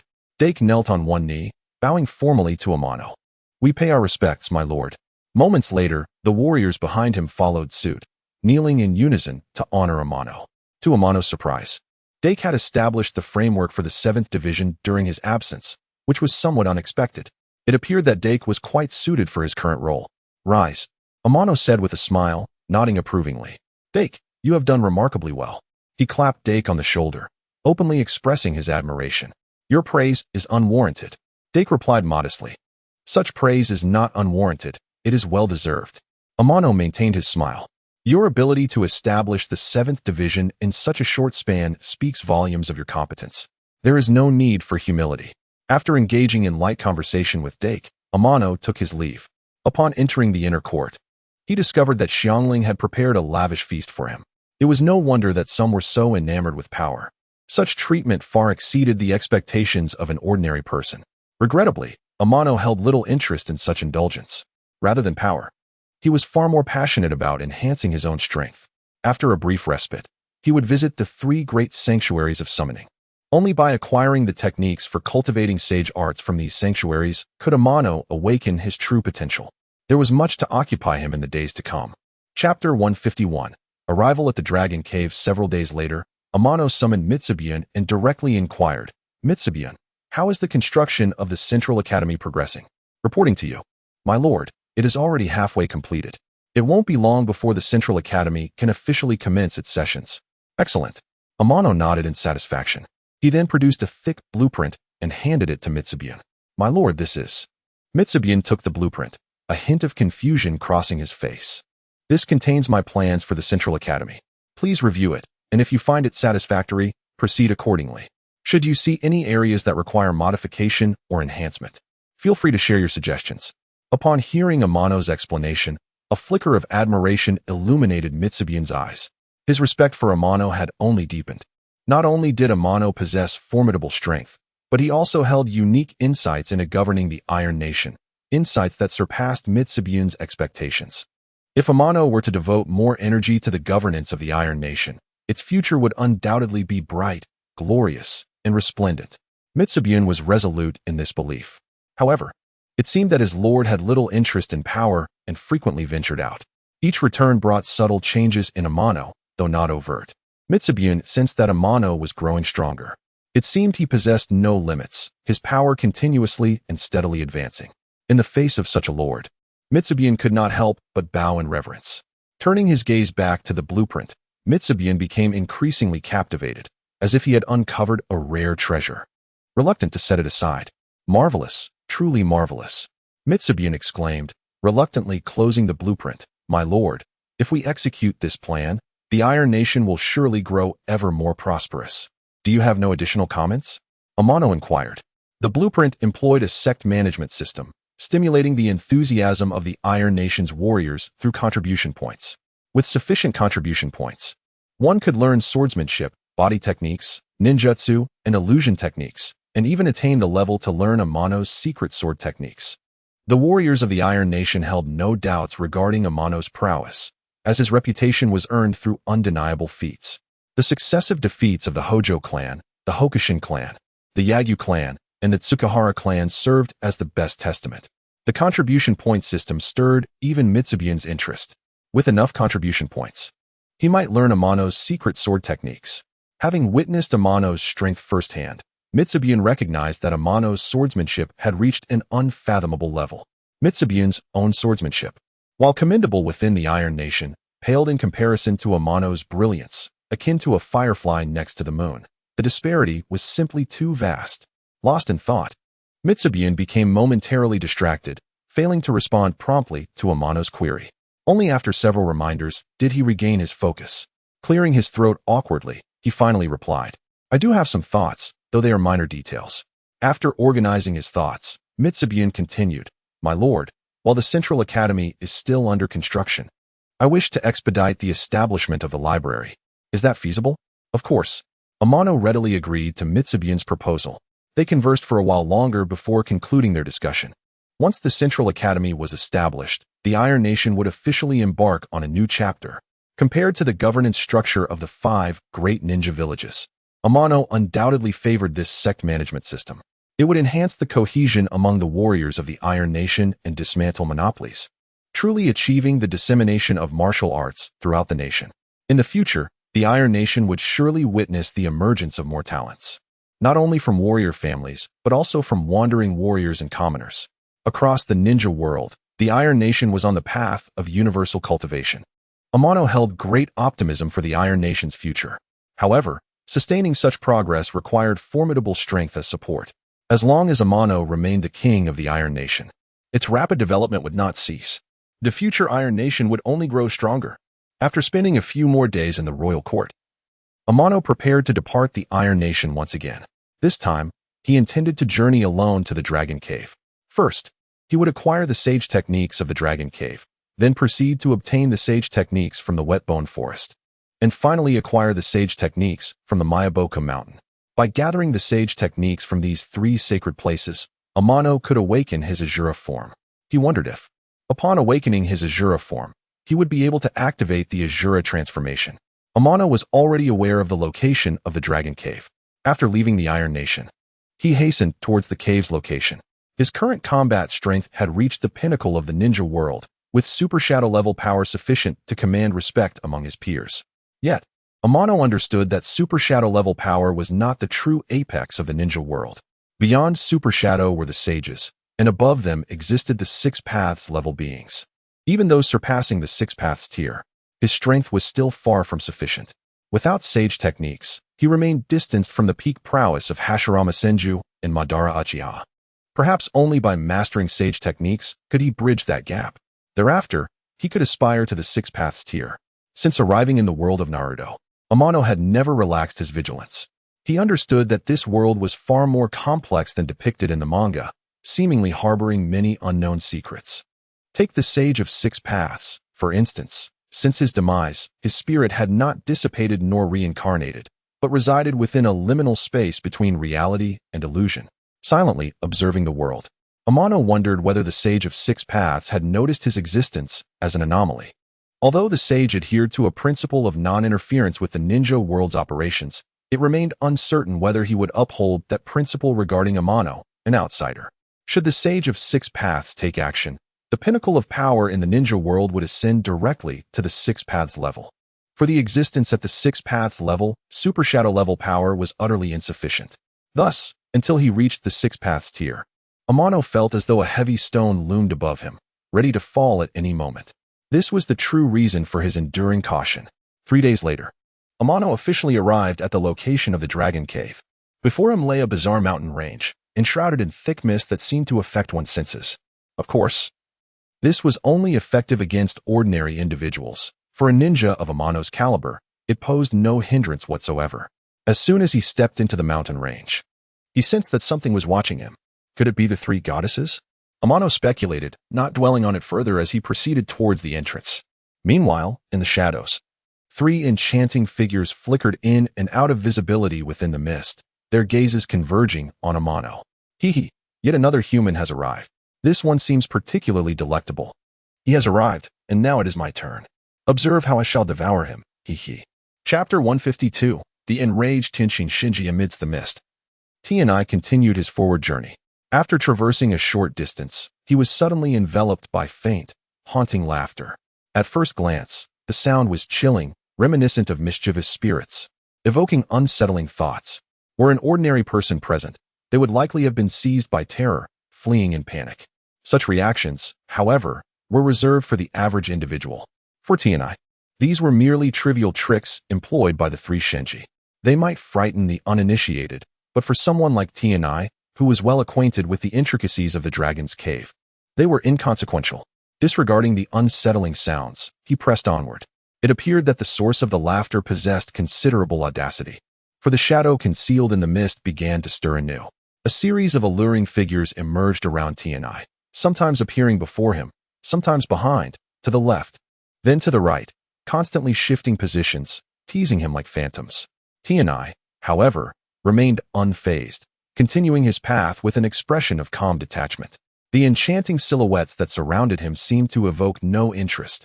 He exhibited neither fear nor curiosity, only a serene indifference. This nonchalance incensed the Shinji hidden in the mist. An unsophisticated man. Suddenly, Tianya's vision sharpened, and the surrounding fog dissipated significantly. Not far ahead, an enormous portal had materialized, adorned with lanterns that illuminated its grandeur. The words Dragon's Cave were clearly inscribed above the entrance, a testament to the illusion's authenticity. Tianya's initial impression was that this was an extraordinarily realistic illusion. The scene before him evoked memories of the Arima clan's manipulation of the senses. Both seemed to share a common thread. The Arima's illusions stemmed from their bloodline limit. While this vivid portal was likely crafted by the Shinji, infused with some form of celestial arts. Upon reaching the entrance of the Dragon's Cave, T&I came to a halt. Moments later, the massive door creaked open, revealing a girl with her hair tied in a bun. She wore a golden crown and possessed an ethereal beauty, akin to a celestial being inadvertently descended to the earthly realm, radiating an aura of otherworldliness. "Welcome to the Dragon's Cave," she said with a gentle smile. "I am Tenshin Shinji. Please come in." Her slender eyes fixated on T&I, and though she masked her greed well, it did not escape his perception. Tianai cast a sidelong glance at Tenshin Shinji and unhurriedly stepped into the cave. As he crossed the threshold, the door closed behind him with a resounding thud. He surveyed his surroundings with quiet scrutiny. The decor was lavish, reminiscent of a grand estate from the mundane world, exuding an air of opulence. Surely, a guest from afar must be famished? Tenshin Shinji inquired cheerfully. Here, we have prepared exquisite delicacies for you. Please indulge. Her warm smile was an overture to entice him into savoring her carefully curated feast. Ignoring the sumptuous spread before him, Tianai turned his gaze back to Tenshin Shinji. Spare me your illusions. Your eyes have betrayed you.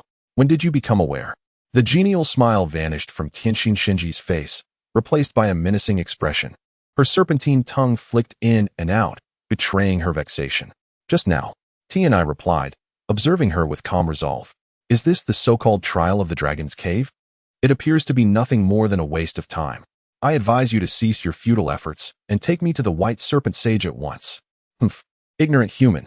You shall pay dearly for your arrogance. Tenshin Shinji glared at Tianai with malice. According to our rules, without the White Serpent Sage's permission, I cannot consume you. However, I can certainly teach you a lesson. As her words fell, she vanished from Tianya's sight. Welcome to the 10,000 Serpent Cavern, where you shall experience the sensation of being devoured by countless serpents.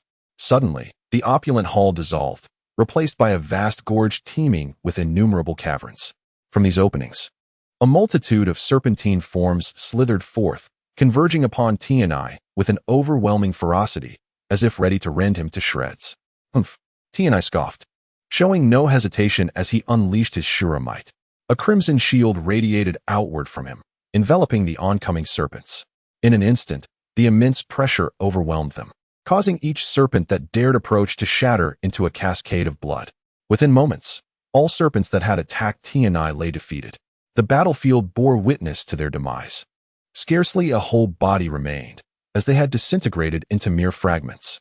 Tenshin Shinji fell into a stunned silence, astounded by the prowess of the man before her. With just a flicker of that enigmatic crimson domain, he had obliterated her painstakingly conjured horde of serpents. Such power eclipsed that of any ordinary ninja. Even the formidable Orochimaru could not match his prowess. As Tenshin Shinji grappled with her astonishment, a voice echoed from behind her. Found you. What? Startled, she turned to look over her shoulder, only to feel a finger gently press against her brow. Secret sword, heart erosion. The astonishment in her eyes froze, her gaze losing its luster as she descended into an unusual state. Before long, she transformed into a massive serpent, collapsing to the ground, trembling as if enduring a terrifying ordeal. Human, I never expected you to wield illusions. From the mist, another alluring figure emerged. This newcomer also wore a golden crown, yet her earlobes bore 2 azure pendants, giving her the appearance of a gentle neighbor's younger sister, exuding warmth and comfort. This is the first time I have seen someone reduce Tenshin Shinji to her true form. Human, you are quite impressive. I am almost eager to devour you. Michit Sunheim gazed at Tianai, her eyes gleaming with a desire that surpassed even that of Tenshin Shinji, her predatory instincts unabashedly displayed upon her visage, as a hint of murderous intent subtly permeated the air. Chapter 153. The Fear of Ichikishimaheim. Do you intend to lay a hand on me? Amano regarded Ichikishimaheim, whose eagerness was apparent, and his gaze grew cold. He. Of course, as the overseer of the second trial, I have ample reason to test you. Ichikishimaheim paused momentarily before continuing. Given the prowess you have demonstrated, the difficulty of the trial will undoubtedly increase. Be prepared. Should you falter, you shall obediently become my sustenance. Before she could finish her sentence, the entire mist-enveloped space quivered violently. Amano soon realized he was ensnared within a confined chamber, surrounded by several exits, all obstructed by immense boulders.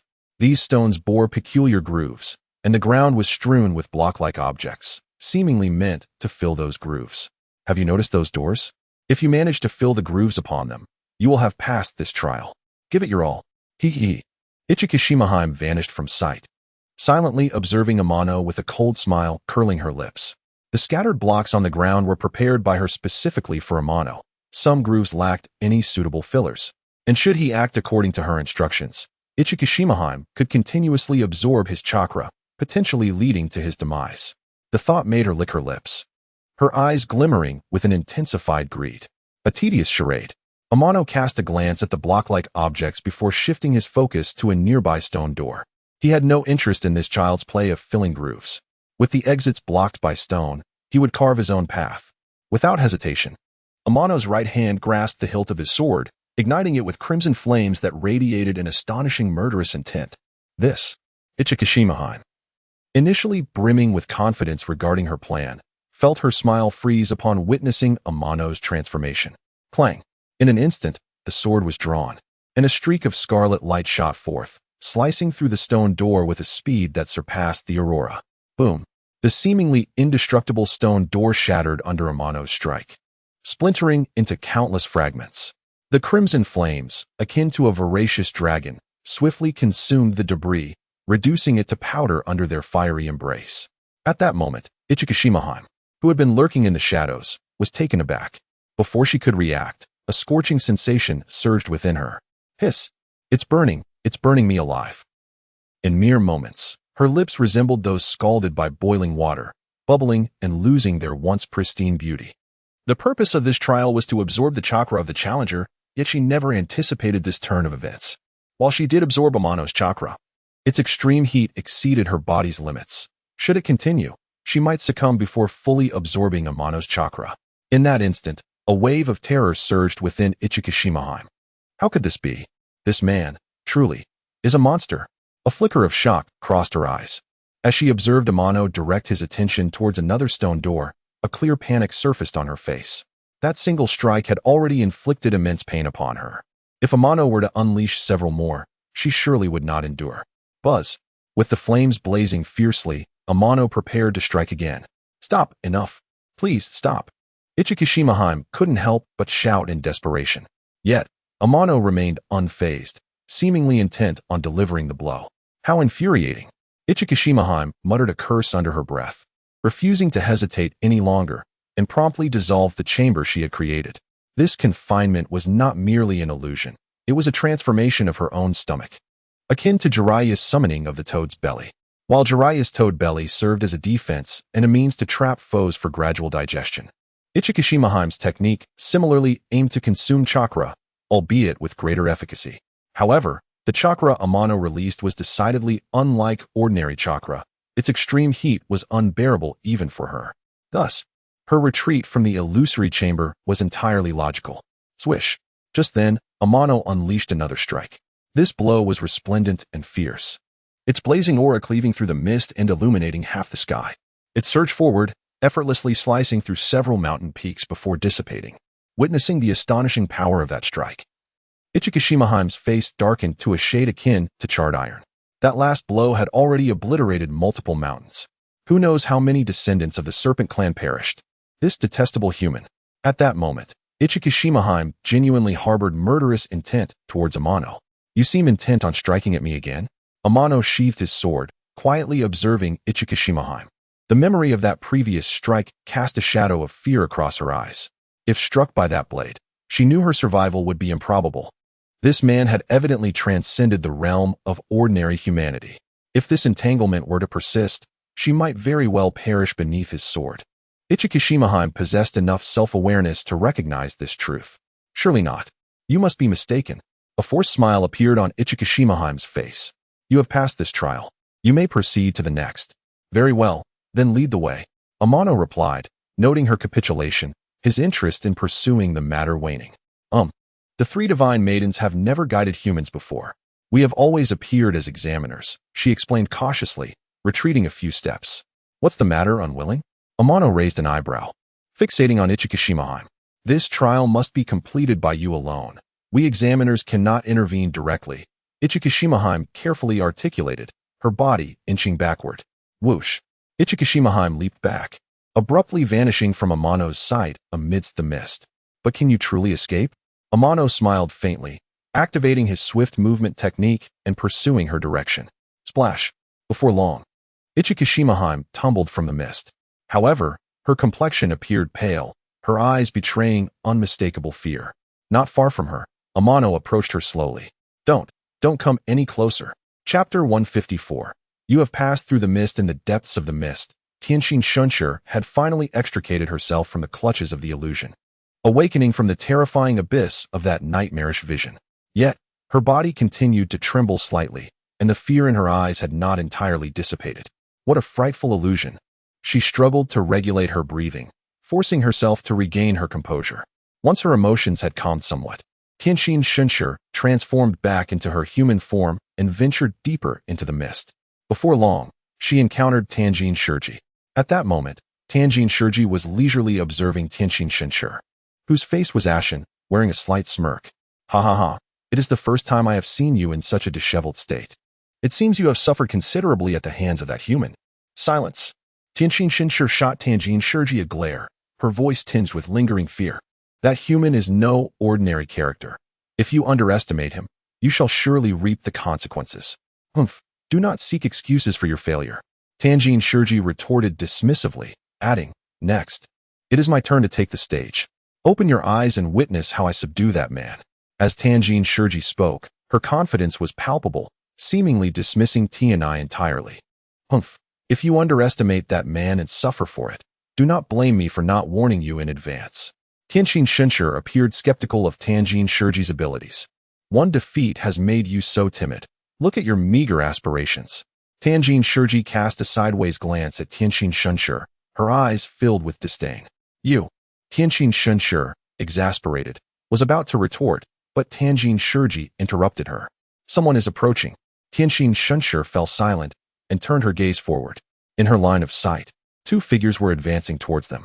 One of them was none other than Ikarushita Shurji, one of the three divine maidens. However, at that moment, she appeared rather disheveled. Her once neatly arranged hair was now in disarray, with several visible rips in her attire, as if she had been slashed by something sharp. Her face bore smudges of dirt, and she had lost the charming aura of the girl next door, resembling a beggar more than anything else. Ikarushita Shurji? What has she been through? Why does she look so wretched? Tianjin Shurji regarded Ikarushita Shurji's pitiful state, her heart instinctively brimming with caution and wariness. Perhaps, as Tianxin Shunshur had suggested, that human was indeed a formidable opponent. Otherwise, Ikarushita Shurji would not find herself in such a predicament, facing Tianjin Shurji and Tianxin Shunshur from a distance. Ikarushita Shurji felt a twinge of embarrassment. Losing to a human was something she had never contemplated. Yet it had occurred, and it had happened to her. This left her with an overwhelming sense of humiliation, as her previous superiority had vanished, replaced by a mix of shame and a hint of fear towards that man. She had never imagined that such a mere human could accurately locate her hiding place in the mist and subdue her with overwhelming force. This was a humiliation she had never experienced before. Previously, every ninja that sought the mystical arts in Longdi Cave had been toyed with by the three divine maidens. Many of those ninjas had become their sustenance after failing. The exceptional ones were as rare as phoenix feathers. Apart from that fellow named Orochimaru, who possessed some skill, the rest were practically worthless. Now, encountering a peculiar character like Tianai made her feel a sense of discomfort. However, thinking of how Tianxin Shunshur was also in a dire situation alleviated some of her frustration. Observing Tianxin Shunshur standing beside Tianjin Shurji, Ikarushita Shurji felt her previously dismal mood settle somewhat. Human, you have indeed made it this far, but you shall find it far from easy to pass my test. Are you prepared for failure? Tianjin Shurji stepped forward, a sinister smile playing on her lips as she cast a meaningful glance at Ikarushita Shurji. Oh, Tianai raised an eyebrow, speaking with measured calmness. It seems that I must face this trial head-on. Indeed, clever human. If you can overcome this challenge, you shall meet the White Serpent Sage.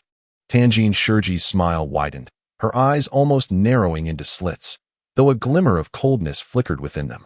Welcome, esteemed guest, she said, stepping aside. As she spoke, the dense mist quivered, and a grand palace emerged in Tianya's view. It resembled the opulent palace conjured by Tianxin Shunshur, but was imbued with its own magnificence. What awaited him inside? With a resounding creak, the palace doors swung open, revealing a breathtaking interior. Lush greenery abounded, with mountains rising and falling, shrouded in white mist, rendering the entire space akin to an untouched paradise, suffused with the essence of nature. Merely gazing upon it provoked an irresistible desire to indulge in its beauty, to relish this rare tranquility, as the restlessness within seemed to dissipate, leaving only serenity and peace.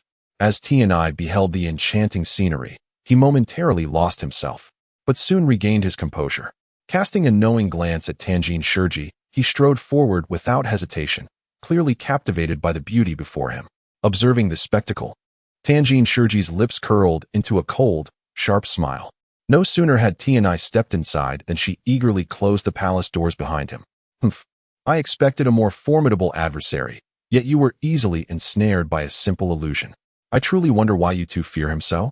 Tianjin Shinshir and Ikarushida Shirji exchanged glances, both remaining silent. If that man were so easily dealt with, they would not be in such a predicament. With thoughts of anticipation, they focused intently on the palace before them. Boom. Moments later, the palace trembled violently. Suddenly, a tremendous blaze engulfed the entire structure. Flames raging with an intensity that was almost unbearable. What? Tanjin Shirji's smile froze as she witnessed this scene. A blurred figure darted through the palace doors. Swiftly appearing before Tanjin Shirji, a dark red longsword pressing against her throat. The intimidating sharpness sent a wave of discomfort through her, making her feel as though she teetered on the brink of death. Stop. Cease at once. You have passed. Tanjin Shirji swallowed hard, her face betraying sheer terror. Observing this unfolding drama, Tianjin Shinshir and Ikarushida Shirji exchanged glances once more, a glint of schadenfreude evident in their eyes. Very well. Can you now take me to meet the White Serpent Sage? Tianai sheathed his sword, his ominous aura retracting entirely. What a terrifying man. Follow me, he commanded. With great difficulty, Suji Haim managed to quell the fear that surged within her, casting a fierce glare at the gleeful Tan Xen Shinji and the mischievous Ichikishima Haim. Subsequently, she led Amano into the depths of the mist. Before long, Tan Xen Shinji and Ichikishima Haim followed closely behind. Thus, the quartet vanished into the fog. Chapter 156. The White Serpent Sage. As I traversed the tranquil stone path, a temple adorned with a colossal serpent statue emerged within Tianya's view. The temple, entirely constructed from wood, had withstood the elements for over a millennium, yet remained steadfast and majestic. Before me lay a staircase draped in red silk, ascending until it vanished from sight. Following this path would lead me to the White Serpent Sage. At this moment, the three divine maidens halted, with the leading Takitsuhaim gazing at Tianai, her eyes flickering with an inexplicable brilliance, lost in thought. Beside her, the other two, Tanex and Shinheim and Ichikishima Haim, mirrored her expression. They harbored no fondness for this formidable man, feeling an underlying trepidation. Their inability to contend with him did not imply that the White Serpent Sage would be equally powerless. In truth, the three maidens secretly hoped that the sage would subdue this man, avenging their fears. Thus, they eagerly anticipated Tianya's encounter with the White Serpent Sage, wishing for him to be thoroughly reprimanded. Disregarding the three maidens' sentiments, Tianai continued onward. Upon reaching the innermost depths of the staircase, he was finally greeted by the White Serpent Sage. At this moment, she had adopted the form of an elderly woman, a pipe clutched between her lips, exhaling wisps of smoke, embodying an air of languid contentment. After releasing a cloud of smoke, the sage turned her gaze upon Tianai and remarked, "It is a rarity to meet a human who instills fear in the hearts of the three divine maidens. Moreover, it appears you harbor an astonishing reservoir of chakra within you. I wonder, are you truly human, or a being masquerading in human form?" With a faint smile, Tianai replied, "I am undoubtedly human." The White Serpent Sage regarded him with a knowing look, continuing, "Now that we are here, it is time to shed the guise. I am quite eager to behold your true visage." With the ruse unveiled, Tianai saw no reason to conceal himself further. He instantly relinquished his transformation, revealing his true form. The sage scrutinized him from head to toe, a faint smile gracing her lips. "Your appearance is rather pleasing. Young man, it seems you are quite cautious. Had I not been cautious, I would not have made it this far." After a moment of silence, the White Serpent Sage spoke again. "You have come to our dragon's cave to learn the arts of the sage, have you not?" "Indeed," Tianai affirmed with a gentle nod. "Are you prepared?" The sage exhaled another plume of smoke, her expression turning serious. "I am ready." The White Serpent Sage fixed her gaze upon Tianai for several seconds, then suddenly extended her neck and bit down on his neck, infusing him with a surge of sage chakra. Once this was accomplished, she reverted to her kindly old woman facade. "To learn the sage techniques of our dragon's cave, your body must withstand the onslaught of sage energy. Should you fail in this regard, do not expect to master the arts of our domain, She chuckled ominously. Observing Tianai, her previously narrowed eyes widened, revealing a sinister smile. Truly, I believe this human will not endure. At that moment, Takitsuheim, accompanied by Tanex and Shunheim and Ichikishimaheim, gradually entered the temple. Witnessing the preceding events, the three maidens felt a surge of delight. For an ordinary individual to learn the sage techniques of the Dragon's Cave, one need only withstand a modicum of natural energy. However, the sage energy the White Serpent Sage had injected into Tianai far exceeded that threshold. Under such a deluge, the maidens doubted that he could endure. If he were to falter, it was likely that Tianai would become their sustenance. Not only would they avenge their grievances, but they would also gain a delectable source of nourishment, filling the three maidens with elation. Yet, their smiles faded swiftly. Before their very eyes, Tianai's form dissipated like a bubble, leaving no trace behind. This cannot be his true form. The maidens scanned their surroundings, activating their sensory abilities to locate Tianai. However, after extensive searching, disappointment settled upon them. It was as if he had vanished into thin air, leaving no sign of his existence. At that moment, the White Serpent Sage straightened in her throne, also searching for Tianai. Yet, like the maidens, she was unable to find any trace of him. As an ancient being who had existed for millennia, the White Serpent Sage had never encountered a human who could silently vanish before her, especially one capable of eluding her perception of his disappearance. This sensation of losing control vexed her, and she found herself utterly powerless. Are you searching for me? Just as the White Serpent Sage and the three maidens wore expressions of concern, Tianai's voice resonated in their ears, and his figure materialized not far away. The maidens gazed at Tianai's true form, momentarily taken aback. Yet, upon sensing the familiar aura emanating from him, they were unequivocally certain that this was the man who inspired their dread. The White Serpent Sage regarded this cautious human with intrigue. She had not anticipated that her sudden attack would prove ineffective against him. White Serpent Sage, I seek the methods for cultivating the sage arts of the Dragon's Cave, but I require none of your guidance. Simply provide me with the scroll of sage cultivation. Tianai addressed the sage, maintaining a heightened state of vigilance, ever ready for a potential ambush. Very well. After a moment's contemplation, the White Serpent Sage nodded. She then turned to Takitsuheim, instructing, retrieve the scroll that contains the methods for sage cultivation and present it to this human. As she spoke, a subtle glint flickered in her eyes.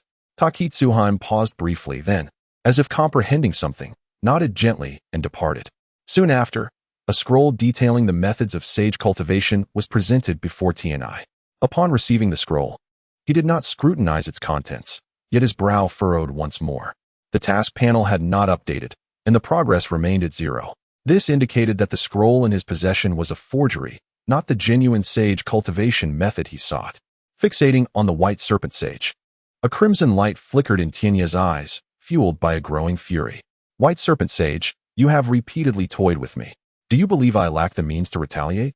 As the aura of the Azura unfurled, a blood-red radiance enveloped Tianai's form, casting a crimson barrier over the entire temple. An immense pressure bore down, causing the ground to crack and tremble as if the very structure could collapse at any moment. Under the weight of this overwhelming force, the three divine maidens' expressions paled, and they gradually found it impossible to maintain their human forms, reverting to their true serpentine selves. The three colossal serpents lay sprawled upon the ground, unable to rise, emitting pained hisses. As for the White Serpent Sage, she too was compelled to relinquish her transformation, reverting to her true form as a great white-scaled serpent. The once-held pipe, now unbeknownst to when it fell, shattered into several fragments upon the ground. Halt, young man. I shall impart to you the true methods of cultivating celestial arts. The White Serpent Immortal appeared to be struggling against the overwhelming aura of Shura, compelled to yield before Tianai. A flicker of veiled apprehension glimmered in her gaze as she regarded him. Despite her exalted status as the White Serpent Immortal, her true combat prowess seemed inadequate when compared to this youthful human before her. The inexplicable force emanating from him rendered both her and the three divine maidens present utterly powerless. To oppose such a figure was decidedly unwise. It would be prudent to see him depart swiftly. Should this tumult continue, the dragon's lair might well transform into something unrecognizable. For the first time, the White Serpent Immortal found herself conceding to a human. Chapter 156. You are a gentle man having acquired the methods of cultivating celestial arts from the Dragon Earth Cave. TNI discovered that the task panel indicated that he had completed 1/3 of his mission. This unmistakably suggested that he had indeed received the authentic techniques of celestial arts. After taking possession of the scroll that detailed the cultivation methods, TNI turned once more to the White Serpent Sage. White Serpent Sage, could you kindly reveal the precise locations of the Whetbone Forest and the Maiboku Mountain? Oh, the White Serpent Sage inquired, somewhat astonished. Do you truly wish to practice the celestial arts from the other two sacred sites as well? TNI smiled, opting not to elaborate further. However, the White Serpent Sage was already convinced that TNI harbored such intentions. I have never witnessed a human capable of simultaneously mastering the celestial arts from all three sacred sites. Nor have I seen anyone able to grasp the techniques of all three. The risks involved are not something I need to elucidate. You should be well aware. Then I shall be the first, TNI asserted firmly, fixing his gaze upon the White Serpent Sage. I implore you to disclose the exact locations of the Whetbone Forest and Maiboku Mountain. The White Serpent Sage scrutinized TNI for a moment before finally sighing and conceding. Very well, it matters not. I shall inform you. Acquiring the precise locations of the Whetbone Forest and Maiboku Mountain from the White Serpent Sage, TNI departed from the Dragon Earth Cave. As they watched his retreating figure vanish, both the three goddesses and the White Serpent Sage breathed a sigh of relief. The man they had just encountered was indeed a formidable individual. Even before mastering the celestial arts, he possessed such formidable strength. It was terrifying to contemplate just how powerful he would become once he fully harnessed those techniques. Thankfully, they had finally seen the back of that terrifying man, and the Dragon Earth Cave returned to a rare tranquility.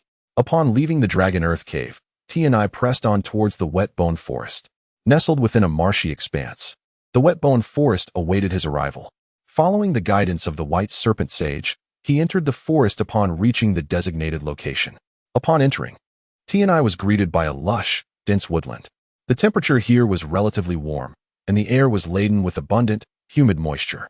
Merely standing still for a short while, he found his attire becoming dampened.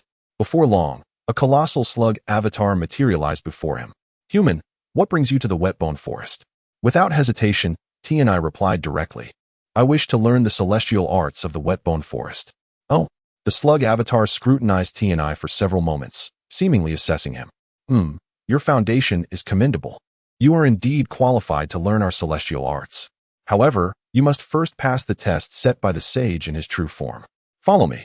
I will take you to meet the slug sage. With that, the slug avatar began to crawl deeper into the woods, and TNI followed without hesitation. After traversing a distance, the slug avatar suddenly halted. Raising his gaze, TNI beheld a massive form stretching endlessly before him. Was this truly the legendary slug sage? Faced with the exaggerated figure of the slug sage, TNI found himself at a loss for words. Human, I hear you wish to learn our celestial arts? A voice resonated from the clouds.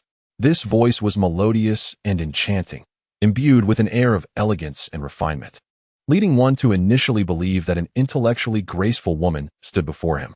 In stark contrast to the White Serpent Sage's deep and cold tone, the Slug Sage's voice was undoubtedly more pleasant, carrying a sunny and uplifting essence that evoked an inexplicable sense of warmth. TNI looked up, yet he still could not discern the full form of the Slug Sage. His vision was obscured by a mysterious white mist that seemed to impede perception. The Slug Sage was even more enigmatic than he had anticipated. Human, you have yet to respond to my inquiry. The Slug Sage's voice echoed once more. Yes, I have indeed come to learn the celestial arts of the Whetbone Forest, TNI replied, retracting his gaze and providing a clear response. Do you understand that to learn the celestial arts of the Whetbone Forest, one must possess not only formidable chakra, but also pass my test? What sort of test? TNI was already prepared for this. Drawing from his experience in the Dragon Earth Cave, he felt quite adept at handling tests. The test here is rather simple. You need only pass the test of your heart. The test of the heart? TNI was somewhat puzzled. The Slug Sage elaborated. The test of the heart is designed to discern an individual's true nature, whether it is benevolent or malevolent.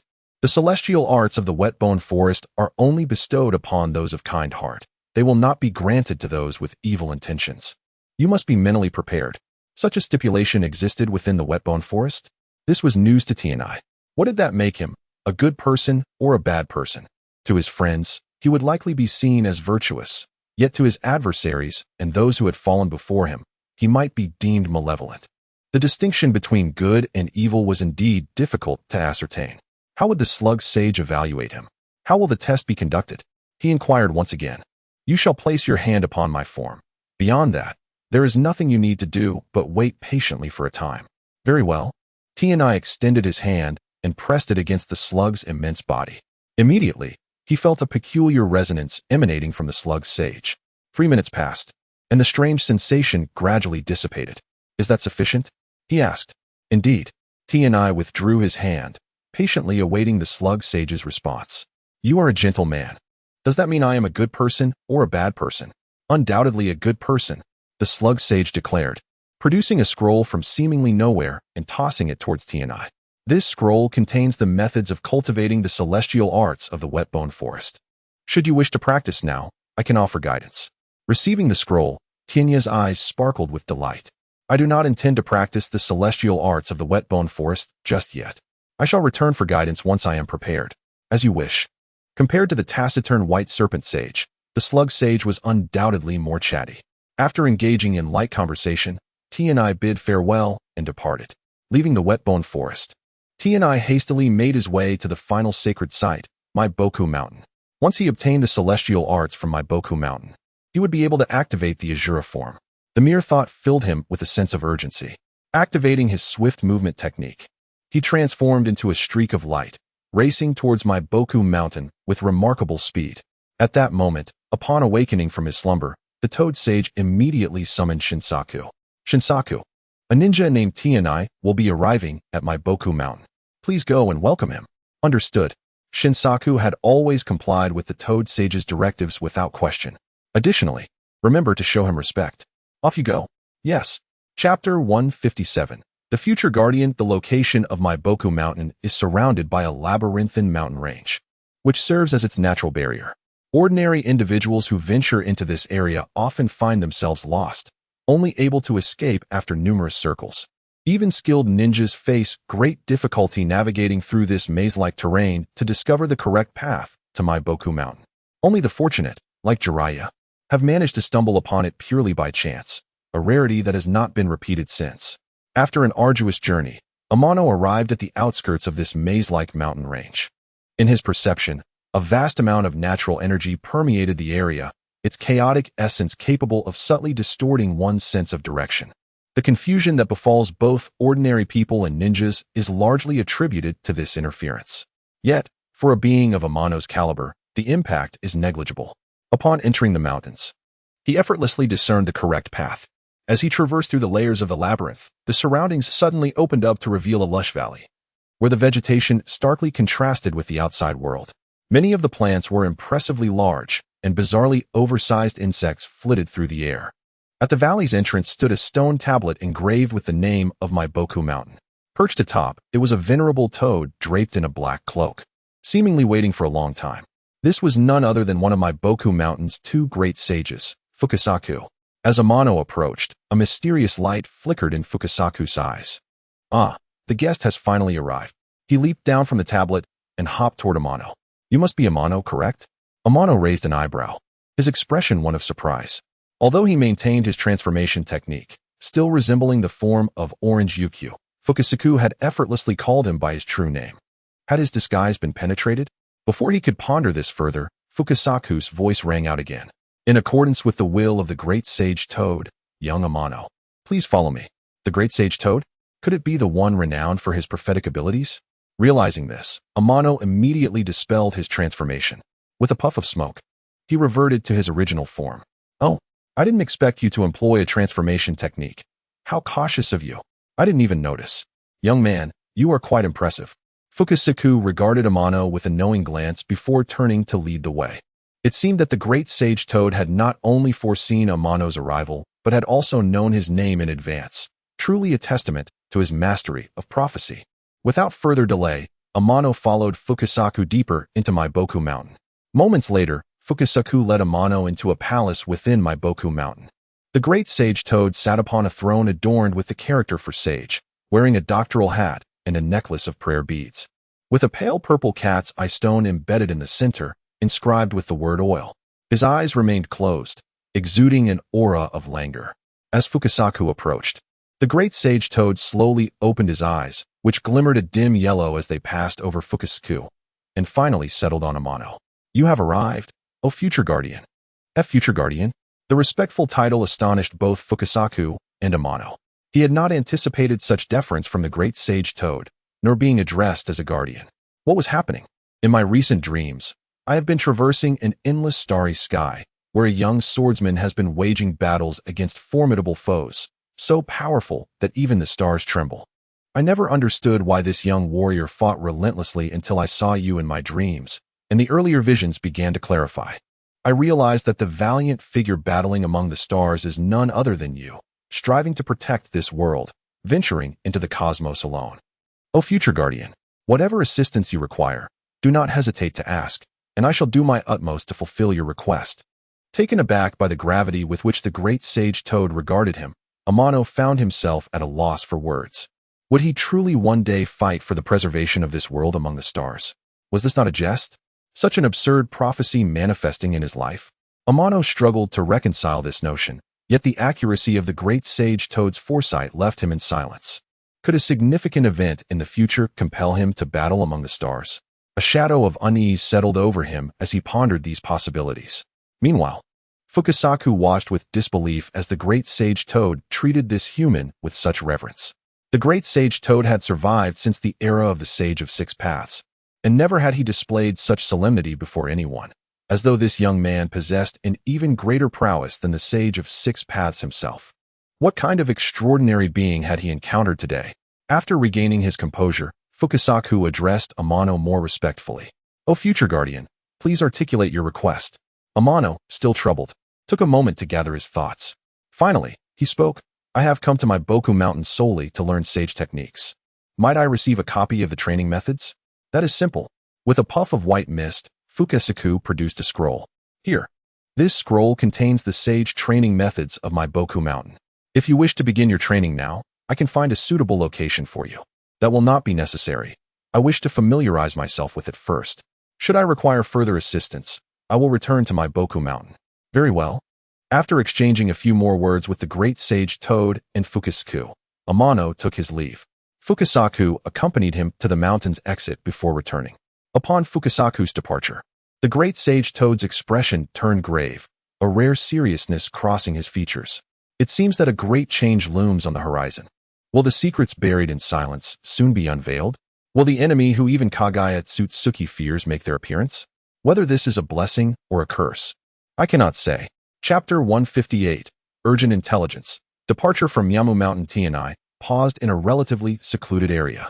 He had now gathered the cultivation techniques from the three sacred places, Lonely Cave, Wetbone Forest, and Yamu Mountain.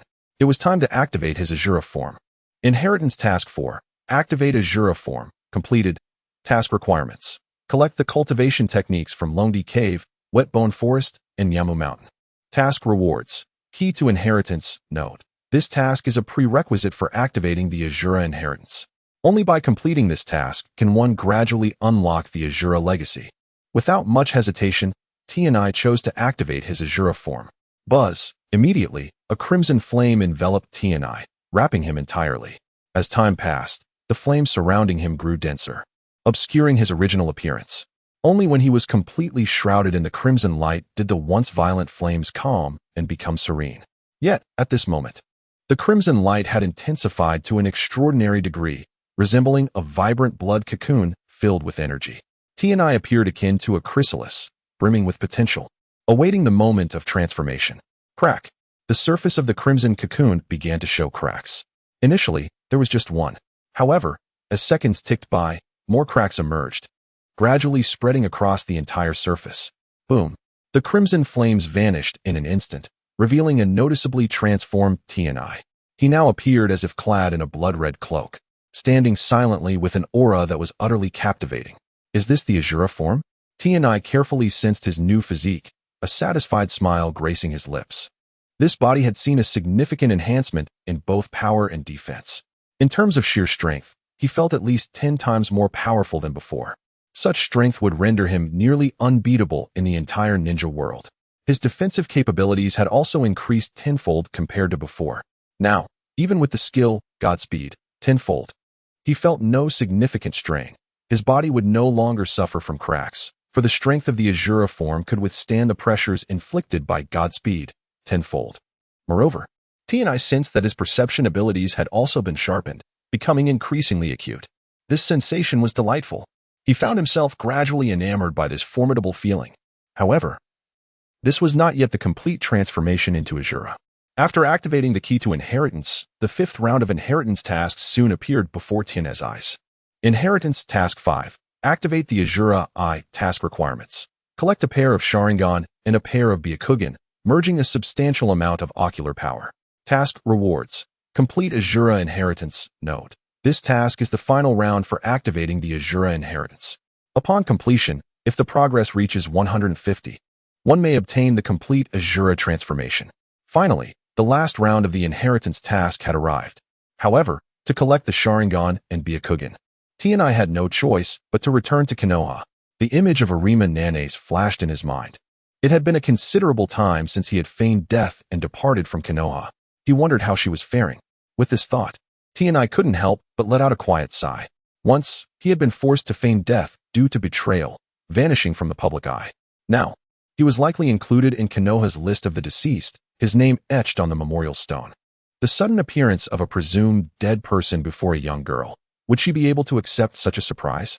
Yet before heading to Konoha, Tianai needed to return to the Land of Iron. Releasing his Asura form, he cast a glance in the direction of Konoha, then swiftly made his way to the Land of Iron. Before leaving the Land of Iron, Tianai provided Mitsuba with a list. This list included candidates from Awagakure, Sunagakure, Konohagakure, and Kirigakure, all of whom he deemed promising leaders. Their circumstances in the future appeared precarious, and they could easily fall into peril. Mitsuba had already dispatched personnel to closely monitor these individuals on the list, and he wondered if there had been any findings. Presently, most affairs in the Land of Iron rested on Mitsuba's shoulders. Every additional leader would alleviate some of his burden, preventing him from becoming overwhelmed. Tianai valued Mitsuba and could not allow him to be overworked. He was curious if his return would yield any valuable intelligence from Mitsuba. In the Land of Iron, within the Affairs Department, Mitsuba was examining urgent intelligence, his brow furrowed deeply. He had just received this urgent message from Sunagakure, stating that the target, Yakura, had recently left the village and was en route to Kirigakure alone. It seemed Yakura was undertaking some secret mission. Did he intend to infiltrate Kirigakure alone? Mitsuba's expression darkened. He had little faith in Yakura's endeavor. With a careless move, this sand ninja could very well meet his demise. Given the urgent report received today, this seemed a distinct possibility. However, with the Lord absent, delivering this urgent intelligence to him in a timely manner appeared nearly impossible. Should he merely watch the target fall? For a moment, Mitsuba was at a loss, unable to make a decision. What troubles you, Mitsuba? Just then, Tianya's familiar voice resonated in Mitsuba's ears. My lord. Upon seeing Tianya's familiar figure, Mitsuba momentarily failed to react, his face betraying a look of astonishment. What weighs on your mind? Tianai inquired once more. Well, my lord, I have just received urgent intelligence from Sunagakure. The individual on your list, Yakura, has left Sunagakure and is heading toward Kirigakure alone. Mitsuba reported the situation while handing the urgent message to Tianai. Taking the urgent intelligence from Mitsuba, Tianai glanced at it, and then looked at Mitsuba, simply instructing, "Good job. I will step out for a moment." With that, Tianai abruptly vanished from Mitsuba's sight. Truly, the Lord has become increasingly elusive. Mitsuba shook his head helplessly, then refocused on his work.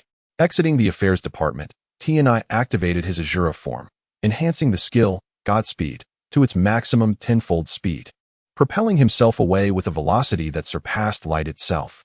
Chapter 159. The Betrayed Yi Tsang, Hidden Mist Village. At the entrance of the border, a squad of fully armed elite mist ninjas lay concealed in the surrounding jungle. Among them, a faction wore the forehead protectors of the Sand Village, while another donned those of the Mist Village. It was as if they had previously conspired, each group taking up distinct positions, clearly delineating their roles while remaining prepared to support one another. They had been lying in wait since dawn for the arrival of the scorching release ninja, Yi Tsang, who was journeying from the Sand Village. Hours slipped by unnoticed. Given the pace of the female ninja, it was anticipated that she would soon arrive. At that moment, the mist ninjas wearing Sand Village headbands were to make their move.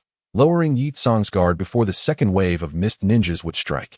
They had rehearsed this plan numerous times, and barring unforeseen circumstances, it was highly likely that the scorching release ninja, Yi Song, would meet her demise here. Yet, perched on a nearby branch, an individual stood, none other than the swift-moving Amano.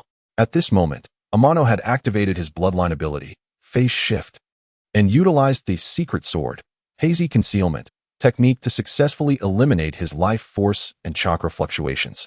To the mist ninjas before him, Amano was akin to a mere wisp of air, his presence undetectable even to those adept at sensing. From his vantage point, the meticulous arrangements of the mist ninjas were laid bare to Amano's perception. Although these elite mist ninjas were formidable foes compared to ordinary ninjas, they posed little challenge to Amano.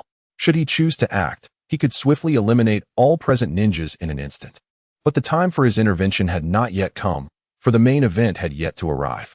Before long, the figure of the scorching release ninja, Yi Song, came into Amano's view. This hero of the Sand Village was likely still oblivious to the betrayal from her beloved village. Just as Yi Song stepped into the encirclement of the mist ninjas, those adorned with Sand Village headbands suddenly emerged before her. Upon encountering these unfamiliar sand ninjas, Yi Song immediately heightened her vigilance. "Who are you, and from which department of the village do you hail? I have never seen you before," she inquired, suspicion flickering in her eyes. Every ninja village possesses both a light and dark facet, and we hail from the latter.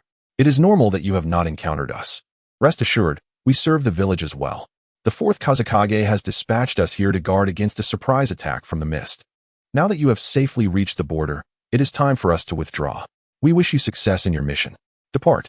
As soon as the words left their lips, the mist ninjas masquerading as sand ninjas vanished from Yi Song's sight. Observing the hurried departure of these unfamiliar figures, Yi Song furrowed her brow but did not dwell on it, continuing toward the border entrance. However, her guard was notably down. In that fleeting moment of relaxation, a barrage of shurikens and kunai surged toward Yi Song. "This is bad," she thought, realizing the imminent danger just as the projectiles closed in on her. "Am I to perish here today?" The thought raced through her mind. Just as she resigned herself to her unfortunate fate, a sudden clash of metal resonated nearby. A figure had appeared beside her, intercepting the incoming projectiles. "Foolish woman, you remain unaware of your betrayal," Amano chided, casting a glance at the still-dazed Yi Song. "Who are you?" Yi Song managed to regain her composure, instinctively distancing herself from Amano. "If I had intended to harm you, do you think you would still be standing here?" Amano's words silenced her, leaving her visibly unsettled. At that moment, the mist ninjas who had just attacked her emerged from the shadows, converging on both Amano and Yi Song. The earlier group masquerading as sand ninjas had also joined the encirclement. "Your foes are these mist ninjas before you," Amano stated nonchalantly, sheathing his sword, appearing indifferent to the unfolding chaos. This demeanor left Yi Song feeling exasperated. Although she possessed confidence in her abilities, she could not guarantee her survival against such overwhelming numbers. Her gaze swept across the hostile ninjas, lingering on those adorned with Sand Village headbands. It dawned on her that she had indeed been betrayed by her village. After all, she was on a covert mission, known only to a select few within the village's upper echelons. The precision of the mist ninja's ambush indicated that someone from her village had betrayed her whereabouts. It was a bitter irony that she, hailed as a hero of the sand, would one day be forsaken by the village she cherished. "Kill her." The command rang out as the mist ninjas charged toward her, their faces twisted with murderous intent, vowing not to relent until she was vanquished.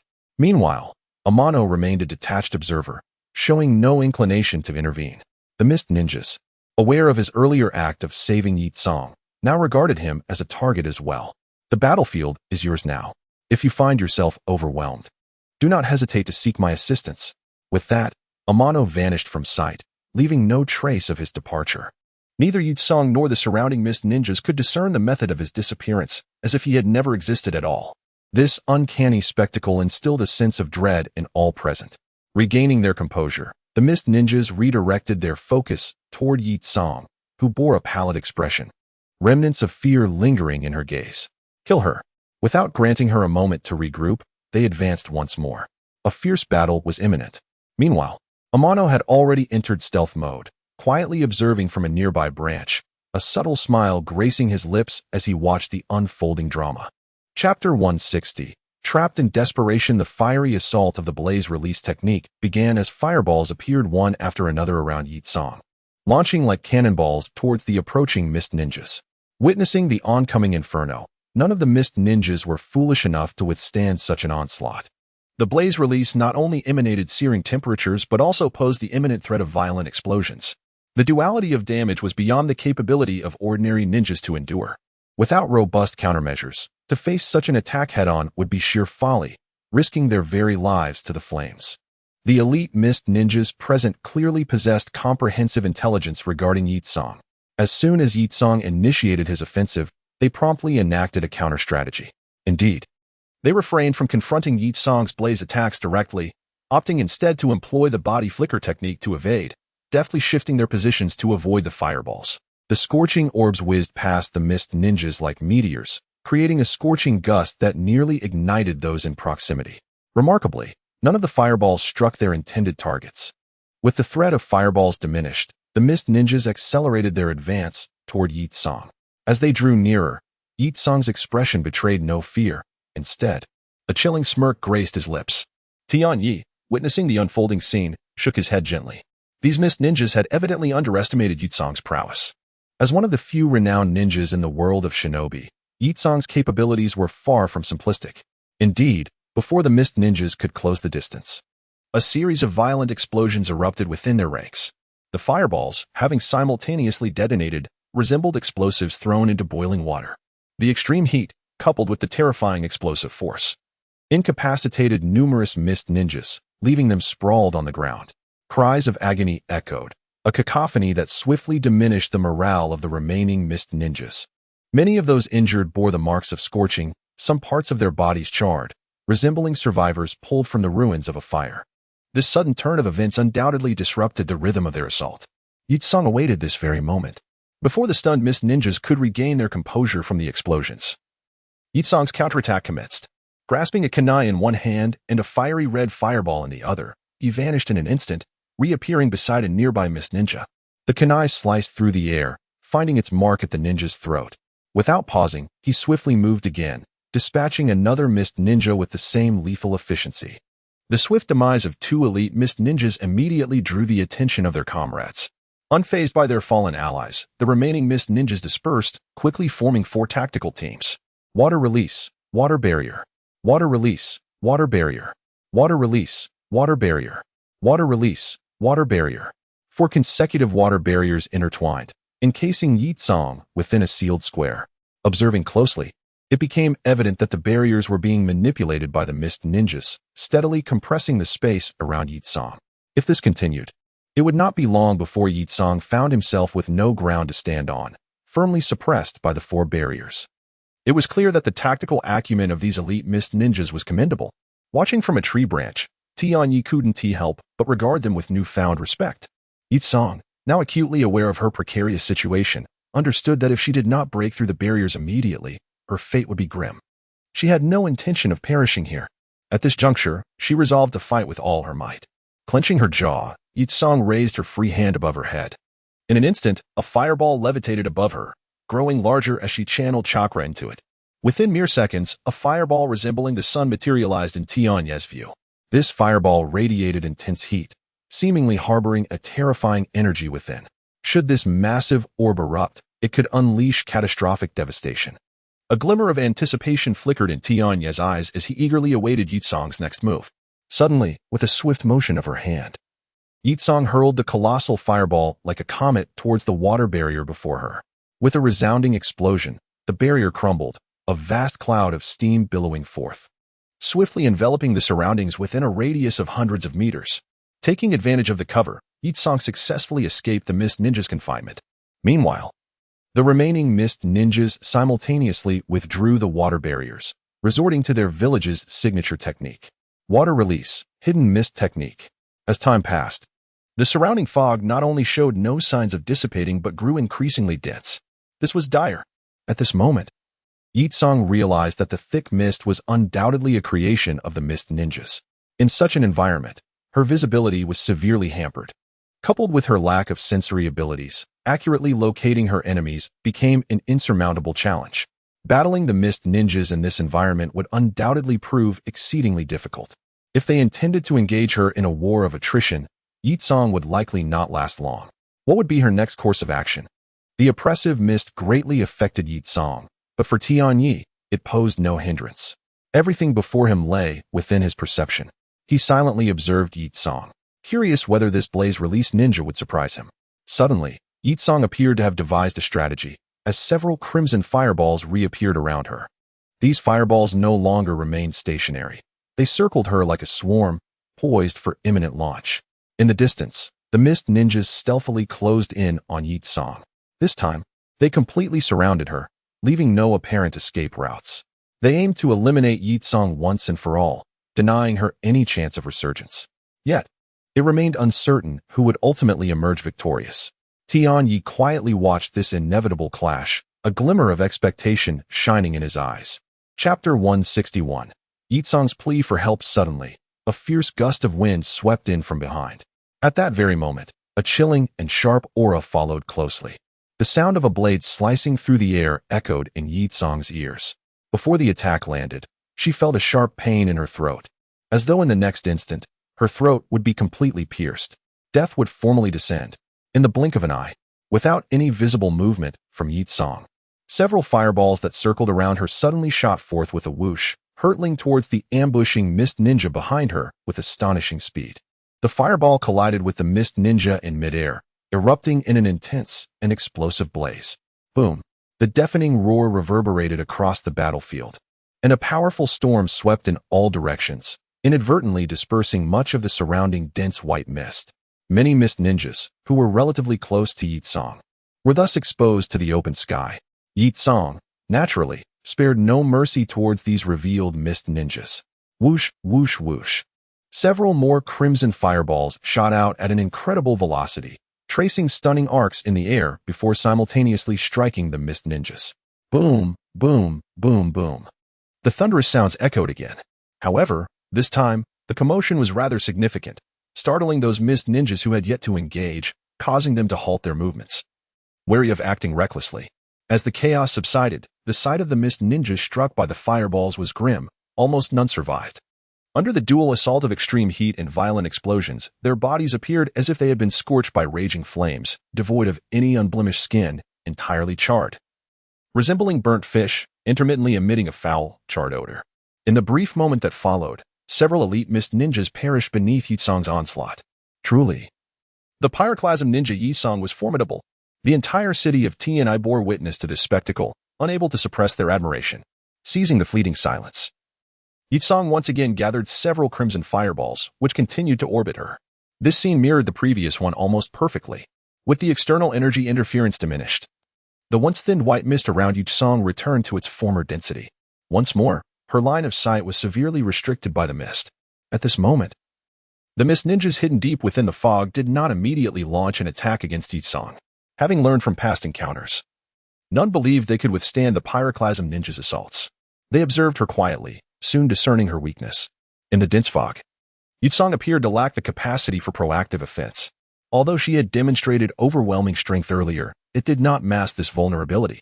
If they could exploit this weakness, they could easily wear her down. Many mist ninjas evidently recognized this and swiftly took action. However, this time they chose a different approach to deplete Yi Tsong's strength without exposing themselves directly. Whoosh! A kunai shot towards Yi Tsong from the shadows. Sensing danger, she immediately commanded her fireballs to intercept. Bang! The fireball collided with the kunai, bursting into a violent explosion. This detonation scattered the nearby white mist once more, allowing Yi Tsong to see her previous target clearly. Upon spotting the steaming kunai on the ground, Yi Tsong fell silent. She realized that the concealed mist ninjas had discovered a means to contend with her. What would be the next attack against her? Yi Tsong's expression grew grave. How intriguing. It seemed these elite mist ninjas were rather clever, quickly devising a strategy against her. Tianyi observed the actions of the mist ninjas, granting them a measure of respect. But that was the extent of it. If Yi Tsong had no other means to counter them, she might truly be worn down by these elite fighters. Tianyi watched Yi Tsong intently, eager to see how she would respond to the mist ninjas. Whoosh, whoosh. Two more kunai flew towards Yi Tsong. This time, she did not retaliate with fireballs but instead wielded her kunai to block the incoming attacks. However, the mist ninjas noticeably intensified their offensive, employing a broader array of tactics. No longer relying solely on sporadic kunai strikes, shurikens, senbon, and explosive tags were unleashed in succession, leaving Yutsong overwhelmed and struggling. Yutsong gasped for breath. The relentless onslaught from the mist ninjas had drained much of her stamina and chakra, though she still maintained her standing posture. It was evident that she was faltering. Her complexion had turned pale, and the hand gripping the kunai trembled uncontrollably, nearly slipping from her grasp. Was she truly destined to die here? A look of unwillingness filled Yutsong's eyes. She found herself in this dire situation partly due to the fourth Kazekage and the higher-ups of Sunagakure. If she could escape, she would seek vengeance against those individuals. Yet, alas, that opportunity seemed lost. No, there is still a chance. At that moment, Yutsong seemed to recall something. A glimmer of hope flickering in her eyes. Not long ago, when she faced life and death, the sudden appearance of the blue-haired swordsman had saved her from peril. If she called for that person's help, perhaps she could escape this predicament. But in this world, there is no such thing as a free lunch. To obtain something, one must offer something of equal value. What would that blue-haired swordsman demand in return? It no longer mattered. Having reached this point, she was willing to agree to any terms to survive. For only by living could she exact her revenge on the higher-ups of Sunagakure. With that thought, Yutsong ceased her hesitation and called out earnestly, "I know you are here. If you can help me, I will agree to any condition." Nearby, several mist ninjas poised to strike were taken aback by Yutsong's sudden call, their expressions shifting dramatically. They recalled the blue-haired swordsman who had appeared so unexpectedly. If Yutsong sought help from him, another fierce battle was undoubtedly on the horizon. What should they do? As these mist ninjas hesitated, Tinya's voice suddenly resonated across the battlefield. Really? Truly? Upon receiving Chen's response, Yutsong's face brightened with joy, and she nodded solemnly. Good. You are safe now. As soon as the words left Tinya's mouth, he abruptly appeared beside Yutsong. With Tianai so close at hand, Yutsong felt a significant weight lift from her heart. Though the remaining concern lay with the surrounding mist ninjas, if they did not allow her to leave, another fierce battle awaited them. Chapter 162. Follow me. Your tone is rather audacious, is it not? A voice emerged from the mist, belonging to a mist ninja. Tianai smiled faintly and replied, "I am merely stating a fact." Stating a fact? Are you not afraid that the wind will cause your tongue to slip? The mist ninja continued. If you insist on meddling in the battle between us mist ninjas and Gekko, do not blame us for being impolite. Once again, the threatening voice echoed through the fog. Oh, how do you intend to be impolite to me? Tianai remained calm, standing still, his demeanor unshaken, seemingly dismissive of the mist ninja's threats. Beside him, Gekko said nothing, merely observing Tianai with an expression that occasionally flickered with unusual light, as if contemplating something. After a moment of silence, a cold command reverberated across the battlefield. Kill. The mist ninjas hidden within the fog sprang into action, brandishing their sharp blades as they charged toward Tianai and Gekko. Some targeted Tianai, while others focused on Gekko. At that moment, Gekko, exhausted, struggled to maintain her stamina for high-intensity combat. Engaging these mist ninjas would likely prove overwhelming. Aware of her predicament, she gritted her teeth, preparing herself for battle once more. You need not lift a finger in this fight. Tinya's voice reached Gekko's ears, gentle yet steady, imbued with an unexplainable calmness. Gekko was momentarily taken aback. The agitation that had consumed her heart inexplicably faded into tranquility. This blue-haired swordsman seemed to embody a mysterious power that commanded respect. Before him, even Gekko, a battle-hardened ninja, felt an unusual sense of security. Is this what it feels like to be protected? It had been so long since she had experienced such a sensation. Since her ascension to a jonin in Sunagakure, she had transformed from the protected to the protector. And the feeling of being shielded had long eluded her. Now, experiencing this sense of safety once more stirred a flicker of emotion within Gekko. She found herself rather fond of this feeling. Could this blue-haired swordsman truly lead her to safety? A tinge of worry lingered in her heart. However, Tinya's subsequent actions dispelled her concerns.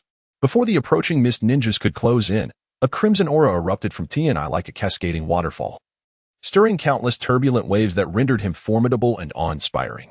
The ferocious momentum surged forth, causing the surrounding space to tremble subtly, the air boiling like scalding mud, roaring and churning, as if bursting forth in a white, swirling spray, summoning a fierce whirlwind that instantly dispersed the encroaching fog. With the concealment of the mist lifted, the mist ninjas became clearly visible before Tianai and Gekko. Protected by Tianai throughout, Gekko remained oblivious to the true terror of the aura he emanated. Under the weight of Tianya's imposing presence, the mist ninjas felt as though a colossal boulder pressed upon them, the heavy pressure threatening to snap their spines. Many bore expressions of agony, their faces flushed as they struggled to withstand. Thud, thud. One by one, the mist ninjas succumbed to the overwhelming pressure, collapsing to the ground. In mere moments, at least half had lost their will to fight, while the remaining ninjas, though still standing, had all but lost their fierce intent, replaced by disbelief and sheer terror. Witnessing this scene, Gekko gasped in astonishment, her eyes wide with incredulity. She had not anticipated that this blue-haired swordsman possessed such extraordinary prowess. With merely his aura, he had rendered this elite group of mist ninjas powerless. Such power was unprecedented. Even the leaders of the 5 great ninja villages could not possibly reach such heights. When had the ninja world birthed such a formidable swordsman? Had the talented swordsman of Konoha still been alive, he might have rivaled this blue-haired warrior. Gekko's mind involuntarily conjured the figure of Tsukikage Tianai. As someone who had once crossed paths with him, Gekko held great admiration for that Konoha genius. Alas, he had fallen. No wonder this blue-haired swordsman spoke with such confidence about protecting her. He indeed possessed the strength to do so. Now, do you still wish to strike at me? Tianai stood calmly, his gaze unwavering upon the remaining mist ninjas. Under the oppressive aura of Ashura, they had expended nearly all their strength, leaving them unable to respond to Tiany's inquiry. Since you do not intend to attack me again, I shall take my leave. The mist ninjas, faces etched with terror, could only watch silently, hoping this formidable figure would depart swiftly. Follow me. Tianai turned to Gekko, who was still in shock. With this simple statement, he boldly led her away, all under the watchful eyes of the mist ninjas. Along the way, not a single mist ninja dared to harbor any murderous intent toward Gekko, nor did anyone attempt to strike her.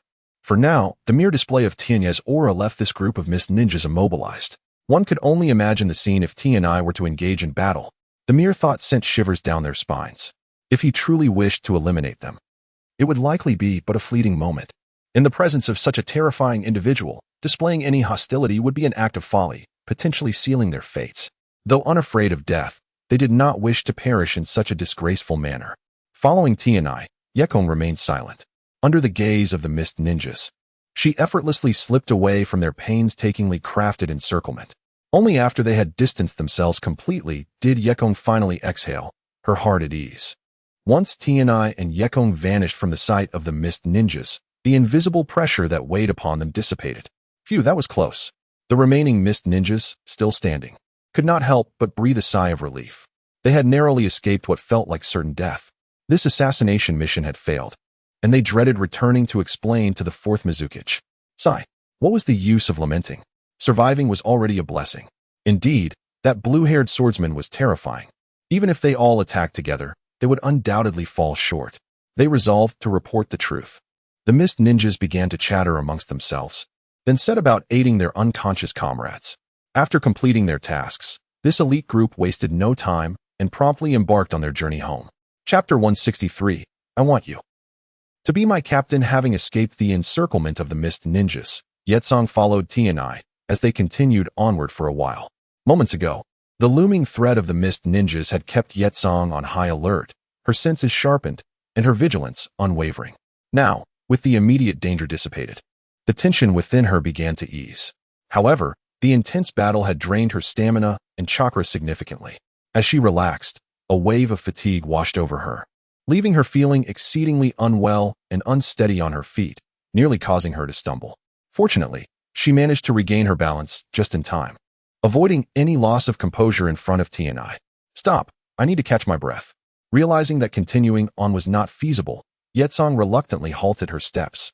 Tianai turned to look at her and noticed that the woman before him seemed utterly exhausted. Continuing their journey appeared improbable, so he suggested, "Then let us rest for a moment." Once Yetsong had regained a bit of her strength, she turned to Tianai and inquired, "What is it that you wish to do?" Tianai gazed at her, a gentle smile gracing his lips. "It's quite simple. I want you." But before he could finish, Yetsong abruptly interrupted, as if a realization struck her. Noticing the faint blush on her cheeks, Tianai shook his head in amusement. It seemed the woman had misunderstood his intentions. "Interrupting me before I finish is rather impolite," he sighed softly. "Wait until I conclude, then you can decide. It appears there has been a misunderstanding." "Is it a misunderstanding?" Yetsong's cheeks flushed even deeper, evoking an image of a bashful maiden experiencing the stirrings of affection. Was this what they referred to as a mature woman with a youthful heart? For a moment, Tianai found himself at a loss for words. Yetsong too became acutely aware of her own embarrassment, her gaze wavering and unable to meet his. In truth, my request is quite straightforward. I want you to be my captain. This time, Tianai articulated his request clearly and awaited Yetsong's response. Be your captain? Yetsong had finally emerged from her earlier embarrassment, regaining her composure, though she still struggled to comprehend Tianai's request. Could you perhaps clarify a bit more? My apologies for not explaining sooner. Tianai lightly tapped his forehead, realizing that Yetsong was unaware of the matters concerning the Iron Country. Thus, he patiently elaborated on the situation in the Iron Country, including some of his own background.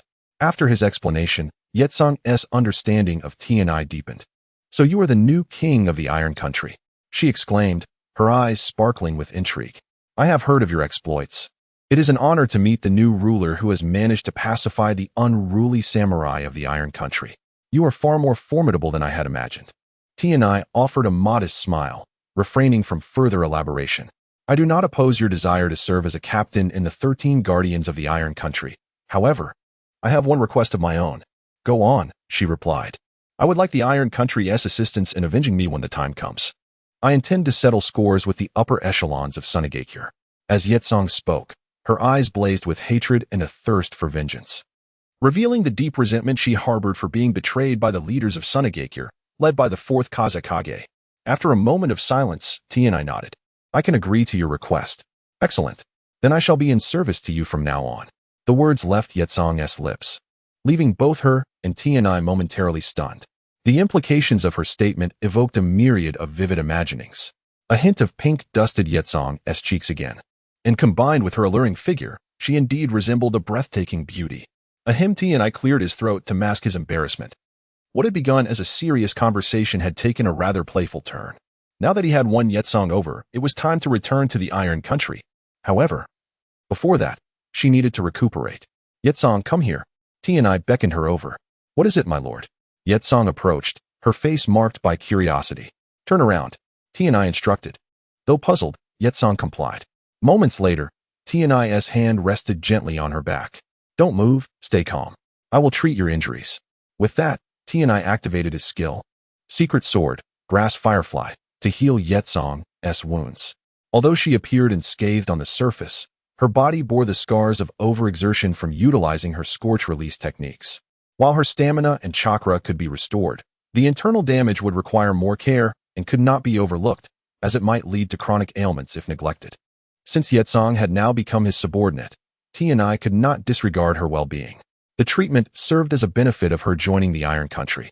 Initially, Yetsong felt somewhat uncomfortable, but as time passed, she began to feel as though she were soaking in a hot spring, her entire being relaxing under the warm, comforting sensation, prompting soft sighs of contentment.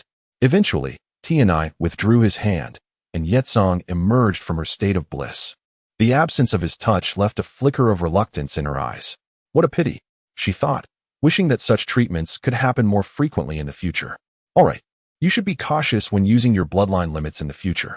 Do not overexert yourself for extended periods, or your body will not withstand it.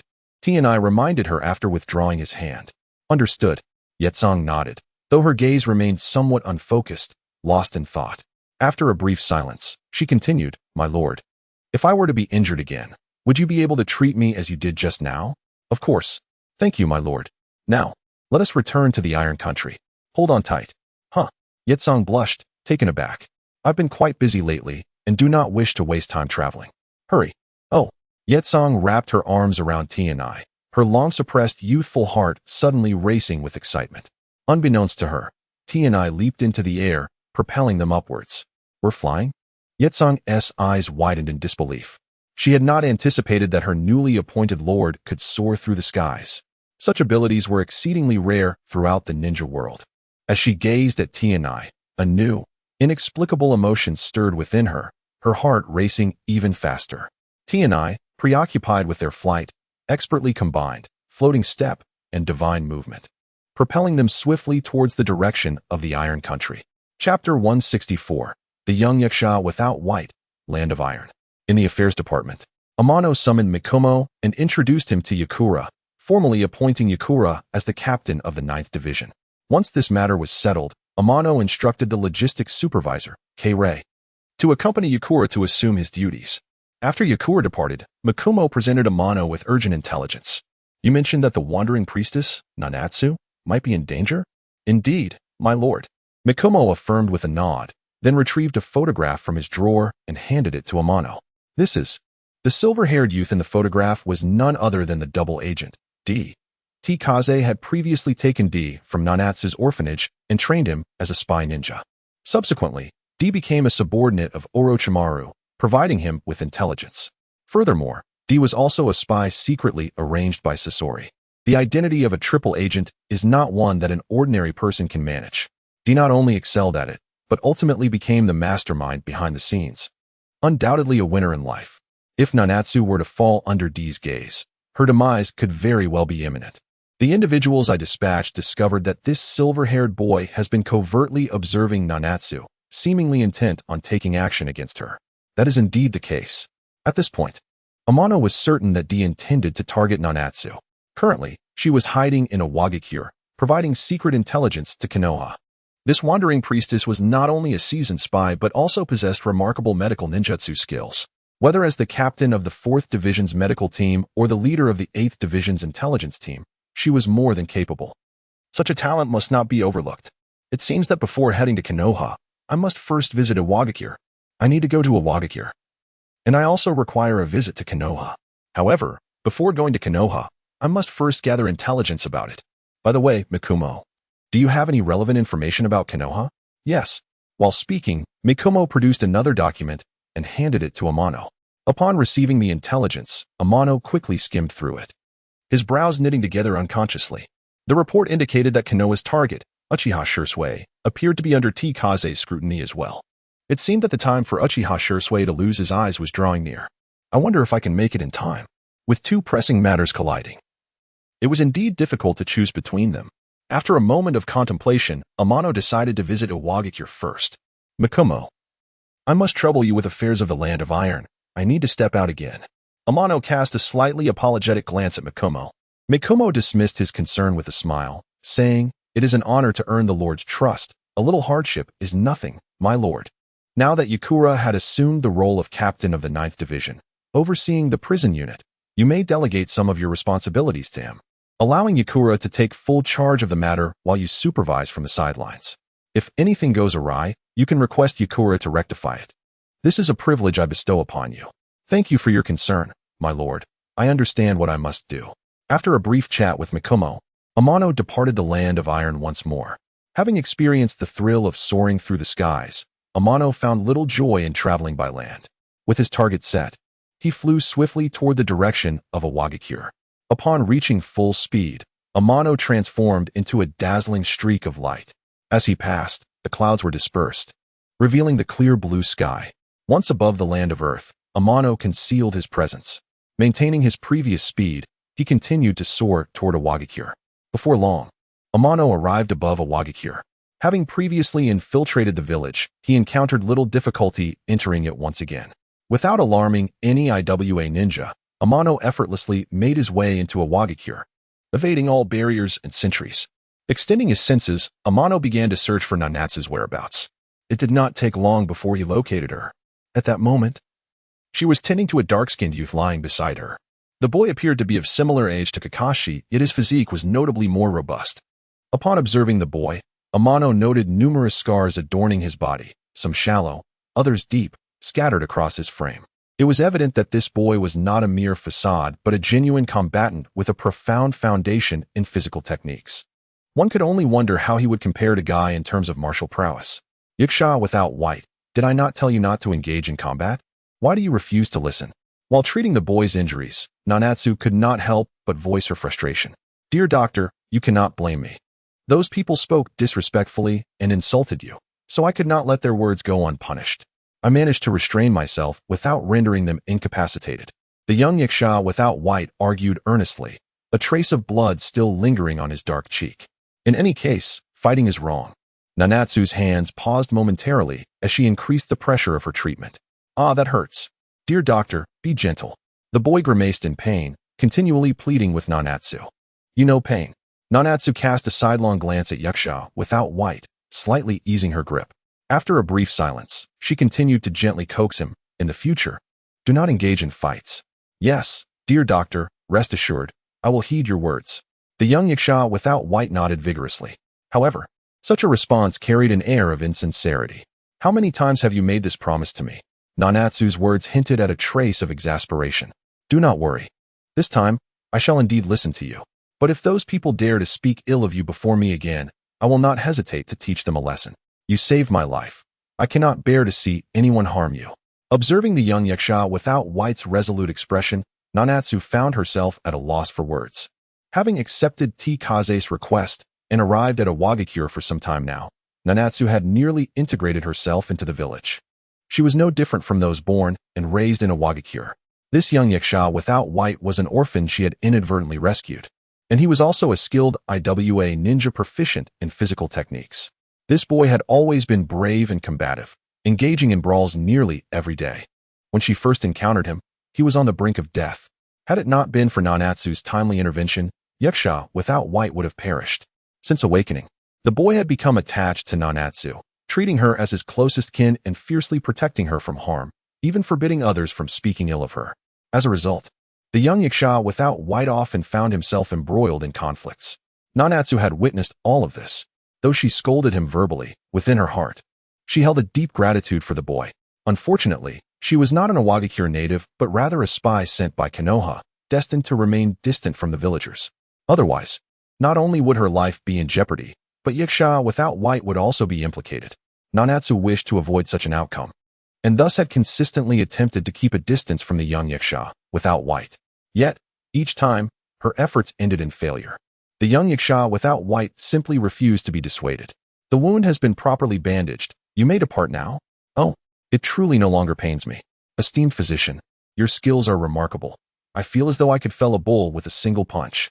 The young Yaksha, no white, waved his arm exuberantly, his face aglow with excitement. Do not move about. The wound may reopen. For the time being, you must remain at home and refrain from venturing out. Rest assured, esteemed physician, I shall heed your advice. Hurry along now. Do not disrupt my work. Yano began to usher him out once more. Very well, I shall take my leave. Just as the young Yaksha turned to depart, a thought seemed to strike him, and he returned. Esteemed physician, what would you like to drink this evening? I shall bring it to you. Red bean milk tea. Very well, I shall deliver it to you later. Not far off. Amano quietly observed Yano and the youth known as Yaksha no White, a glimmer of astonishment flashing in his eyes. Truly, she is a seasoned spy, displaying not a hint of flaw. Oh, someone approaches. In Amano's line of sight, a silver-haired youth, carrying a parcel, was quietly making his way towards Yano's clinic. Chapter 165, Kabuto and Non-Good Afternoon Doctor. Kabuto entered the clinic, a gentle smile gracing his face, and coupled with his refined demeanor, he instantly inspired a sense of warmth. Hello. Non gazed at the silver-haired youth before her, feeling an inexplicable familiarity with his visage. Yet, as she strained to recall, she found no matching image in her memory. This incongruity left her with an unbidden sense of loss. However, she quickly regained her composure. After a brief moment of astonishment, a friendly smile gradually appeared on her face. How may I assist you? Non asked, maintaining her amiable expression. Observing her demeanor, Kabuto's eyes flickered with a hint of turmoil. He could not help but reminisce about the days spent with Non. Those moments were perhaps the most relaxed and joyous of his life. Regrettably, such times had now faded into the past, never to return. Kabuto had infiltrated a Wagakure with a mission to eliminate Non, the spy planted there by Danzo. Yet, standing before her, he found himself unable to commit the act. At that moment, a man entered from outside. Ah, doctor, it's been a while. Please, a bottle of medicinal alcohol for my injuries. The man, clad in IWNE attire, appeared to be a familiar face to Non. Certainly, just a moment. Kabuto, upon seeing this man, tensed visibly, his pupils instinctively constricting, as if recognizing him. The man merely cast a sidelong glance at Kabuto, saying nothing, but gestured to his forehead as if to remind Kabuto of something. Kabuto remained silent. After a moment of stillness, he unwrapped a parcel he had brought, revealing an exquisite gift box. After the man received Non-S medicinal alcohol, he departed without further interaction with Kabuto.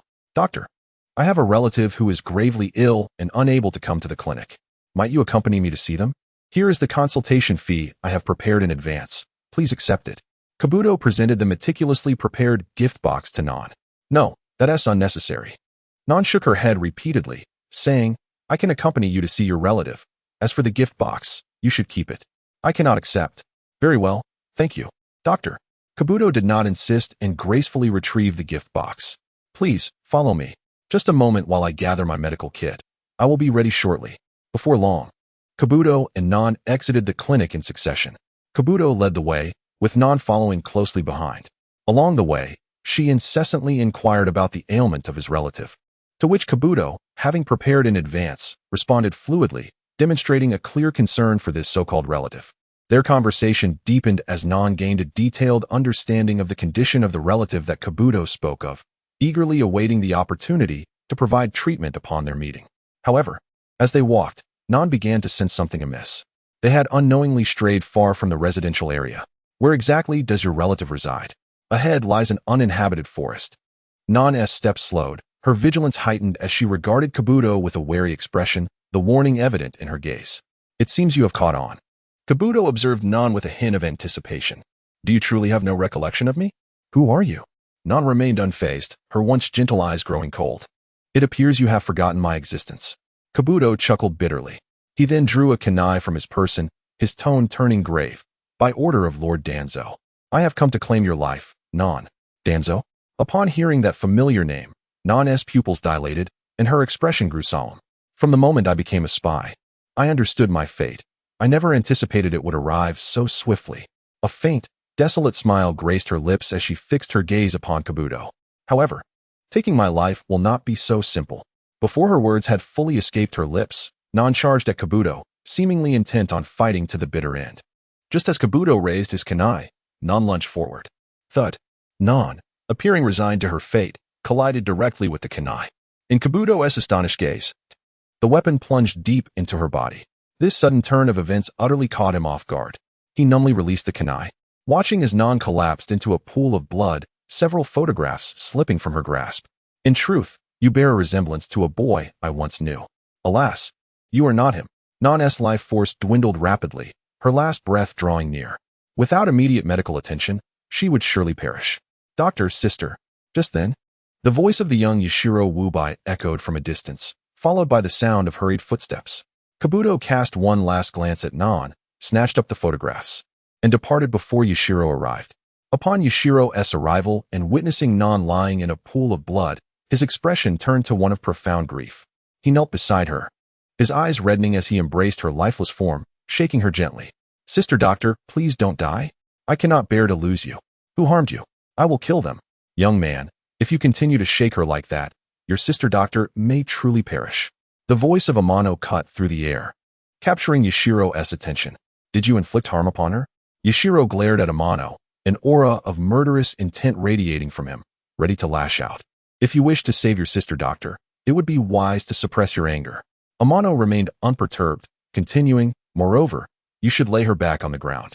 I will assist her. Delay any longer, and even the gods cannot save her. Can you truly save her? A flicker of hope mingled with doubt appeared in Yashiro's eyes.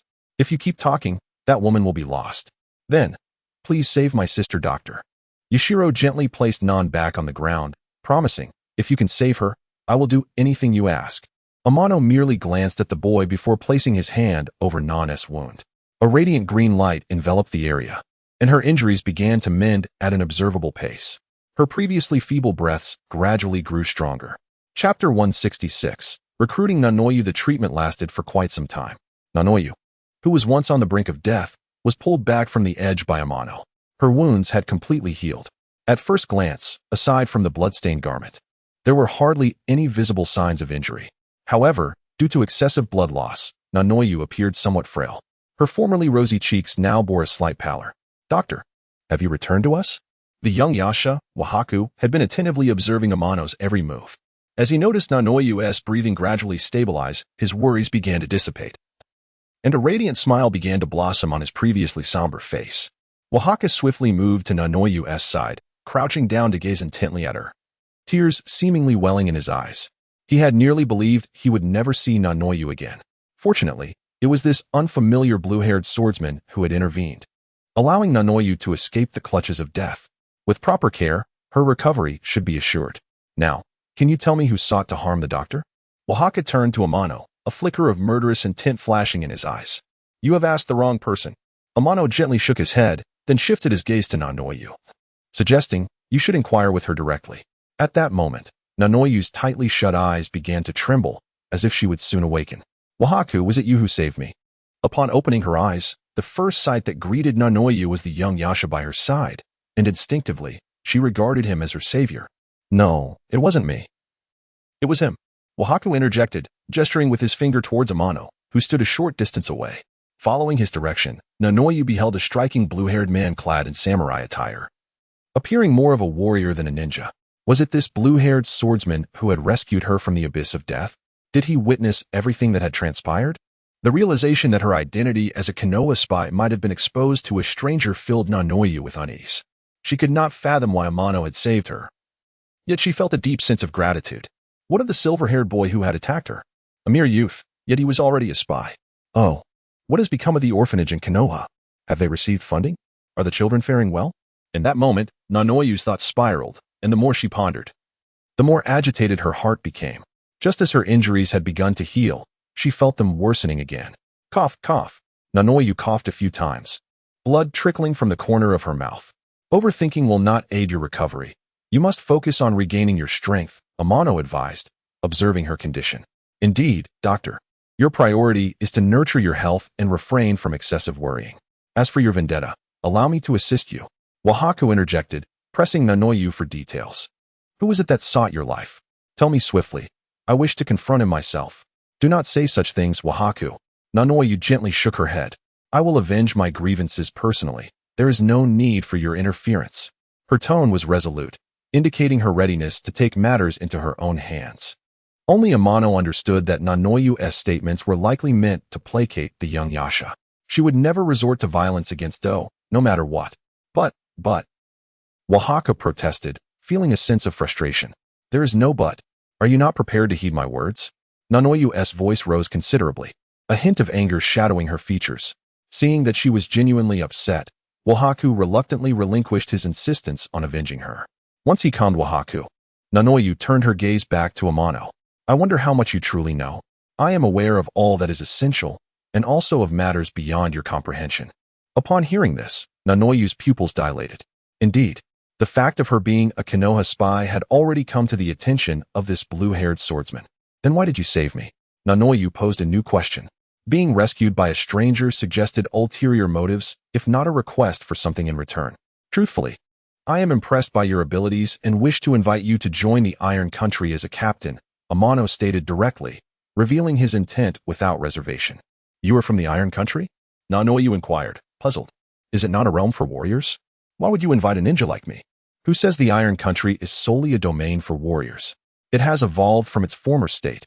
You will understand once you arrive, Amano explained. After a moment of contemplation, Nanoyu shook her head. I have grown weary of my past life. I do not wish to exchange one position for another in the same manner. Oaxaca looked on, bewildered by her words, while Amano grasped their underlying significance. Nanoyu no longer wished to live as a spy. She yearned to shed all disguises and lead a normal life. By joining the Iron Country, you can live as you desire. I do not require you to continue your spy activities, but I hope you will remain a physician, serving the Iron Country. In return, the Iron Country will take in those orphans you rescued in Konoha, establishing a new orphanage under your guidance. What do you think? Amano's offer was clearly unexpected for Nanoyu. She had not anticipated that this blue-haired swordsman valued her so highly, presenting such generous terms to recruit her. A flicker of temptation crossed her mind.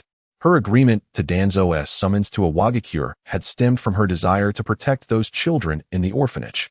Now, with Amano alleviating her concerns, she found no reason to refuse. The former Nanoyu had perished. The future Nanoyu would be reborn in the Iron Country. I accept your offer, and I hope you will fulfill your promises. Rest assured, I will meet every one of your requests. With Nanoyu's acceptance, Amano finally breathed a sigh of relief. Their discussion had not been conducted with the intention of excluding Oaxaca. Mentioning the word spy had instantly heightened the young Yasha's vigilance. As their conversation concluded, Oaxaca approached Nanoyu. This boy is now your responsibility. If you cannot resolve this matter, I shall take care of it myself." With that, Amano stepped aside, allowing space for Nanoyu and Wahaku. At the border of the Earth country, Do, having killed Nanu, departed from Awagakure. After a long journey, evading the relentless searches of the IWA shinobi, he successfully reached the frontier of the Earth country. At this moment, he stood at the border between the land of Earth and the land of Rain. If he could traverse the land of Rain, he would be able to return to Konoha. However, he had no immediate plans to set forth. He retrieved several photographs from his belongings, remnants that had fallen from the person known as Yano. A cursory glance revealed a faint clue. These photographs chronicled the transformations of the children from the Konoha orphanage, documenting their journey from infancy to adolescence. Among them, he recognized a younger version of himself. Yet, upon examining the adolescent images, he noted with dismay that his own presence was conspicuously absent, as though he had been deliberately erased. No wonder Yano could not recall him. The adolescent version of himself was entirely absent from Yano's memories. "Danzo, have you obliterated the traces of my existence? Was it to compel me to take the life of that woman with my own hands?" Danzo, his gaze began to grow frigid, and a subtle aura of killing intent emerged in his eyes. Chapter 167, The Trickster? The interaction between Yano-yu and the young yakusha, Wahaku, was drawing to a close. After an in-depth conversation, Yano-yu appeared to have successfully persuaded the young yakusha. The previously indignant boy had now regained his composure. At this moment, Wahaku seemed to have transformed into Yano-yu's personal bodyguard, remaining closely by his side. The two moved forward together toward Amano. "It seems you have convinced him." Amano exchanged a glance with Yano-yu before turning his gaze toward Wahaku, who likewise met his eyes. Their glances intersected in the air, producing hardly any ripples. Amano wore a gentle smile, his expression calm as ever. In contrast, Wahaku's eyes revealed a distinct wariness. He had not chosen to trust Amano completely, maintaining a subtle level of vigilance throughout. This cautious disposition was something Amano found quite admirable, as it indicated that this young boy was not a simple-minded individual. "Your Excellency, since I have agreed to join the Iron Country, should you not reveal your identity?" At this moment, Yano-yu's voice rang in Amano's ear. Of course, Amano redirected his gaze to Yano-yu, nodding slightly. "In truth, I am the new king of the Iron Country. You may refer to me as Lord Ukyo. Or if you prefer, you may call me Master." "What? You are the king of the Iron Country? You must be deceiving me." The news of the coup in the Iron Country had long since spread throughout the shinobi world. Anyone who followed the situation closely was aware of it. And Yano-yu was no exception. He had heard whispers of the mysterious new king, but had yet to encounter the ruler in person. To his surprise, it was the very king himself who had invited him to join the Iron Country. Yet, was this truly possible? Doubt lingered in Yano-yu's mind. "Doctor, is this person truly the new king of the Iron Country?" Wahaku, who had remained silent till now, suddenly interjected. "I cannot say for certain." Yano-yu responded with a gentle shake of his head. "Then it stands to reason that this person may very well be a fraud?" Wahaku quickly grasped the implication, glaring fiercely at Amano. "If you intend to deceive the doctor, you must first get past me." With that, Wahaku positioned himself protectively behind Yano-yu. His eyes filled with vigilance, as if he had already deemed Amano a trickster. After an initial shock, Yano-yu's tumultuous emotions gradually settled. "I have heard that the new king of the Iron Country is a formidable swordsman, having vanquished the 4 great warrior clans, the Hojo, the Hokushin, the Yagyu, and the Tsukahara. With his might, he ended their reign and became the sole king of the Iron Country. If you truly are the new king, your strength must be exceptional." At this point, Yano-yu hesitated noticeably.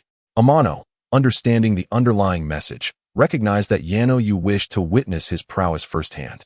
"You wish to see my strength?" Amano regarded Yano-yu with a knowing smile. "Indeed, if your abilities are as formidable as the tales suggest, I will follow you. Be warned, witnessing my strength may leave you with lingering shadows. Are you certain?" "I am resolved." Yano-yu nodded firmly. "Given the generous terms you have offered, I simply cannot commit to serving the Iron Country without verifying your identity." "Very well, I shall oblige your request." Step back. Observing Yano-yu's determined demeanor, Amano refrained from saying more. Only by demonstrating a measure of strength could he persuade such a talented individual. The Iron Country was in dire need of capable talents, and Amano was unwilling to abandon this opportunity to recruit Yano-yu. "Let this woman witness what I can do," he thought. "Doctor, Do you truly believe this man is the new king of the Iron Country? Wahaku continued to regard Amano with suspicion, unconvinced by his brief words. If he can display sufficient strength, then I shall believe him. Yano-yu retreated a considerable distance as instructed, but Wahaku showed no inclination to move back. He remained rooted in place, eyeing Amano with skepticism, clearly disbelieving every word. Amano noticed this obstinate youth, but chose not to comment further, a sly smile curling at the corner of his mouth for reasons unbeknownst to him. Aiming at a distant mountain, Amano suddenly drew his sword. Secret sword, Sun's flame. Clang. Accompanied by a sharp and exhilarating sound, a crimson sword light shot forth with unparalleled speed, its dazzling brilliance swiftly slicing through the mountain before them. Thud! The mountain was cleaved in twain, the severed surface bearing unmistakable scorch marks. With a tremendous crash, the fallen segment of the mountain tumbled down, causing a localized tremor. Wahaku, caught too close, stumbled and fell to the ground, his expression one of sheer astonishment as he gazed at the toppled mountain. Is this the power that a human should possess? Yano-yu watched in amazement, his eyes wide, his shock rivaling that of Wahaku. Though she stood farther away and remained upright, she was not spared from the impact. It was only now that Yano-yu comprehended why Amano had made those earlier remarks. Without a strong mental fortitude, one could indeed be left with lasting scars. The man wielding the sword was no ordinary person, possessing such strength. It was no wonder he could single-handedly dismantle the rule of the warrior clans and ascend as the new king of the Iron Country. Yano-yu no longer dared to question Amano's identity. Suddenly, a burnt odor caught Yano-yu's attention. Following the scent, she discovered flames ablaze atop Wahaku's head. Wahaku, your hair. Realizing the predicament, Wahaku quickly extinguished the flames, yet a significant portion of his hair had been singed. The remaining strands charred and emitting a foul odor. Damn it! Wahaku turned his gaze to Amano, meeting his deep, penetrating eyes.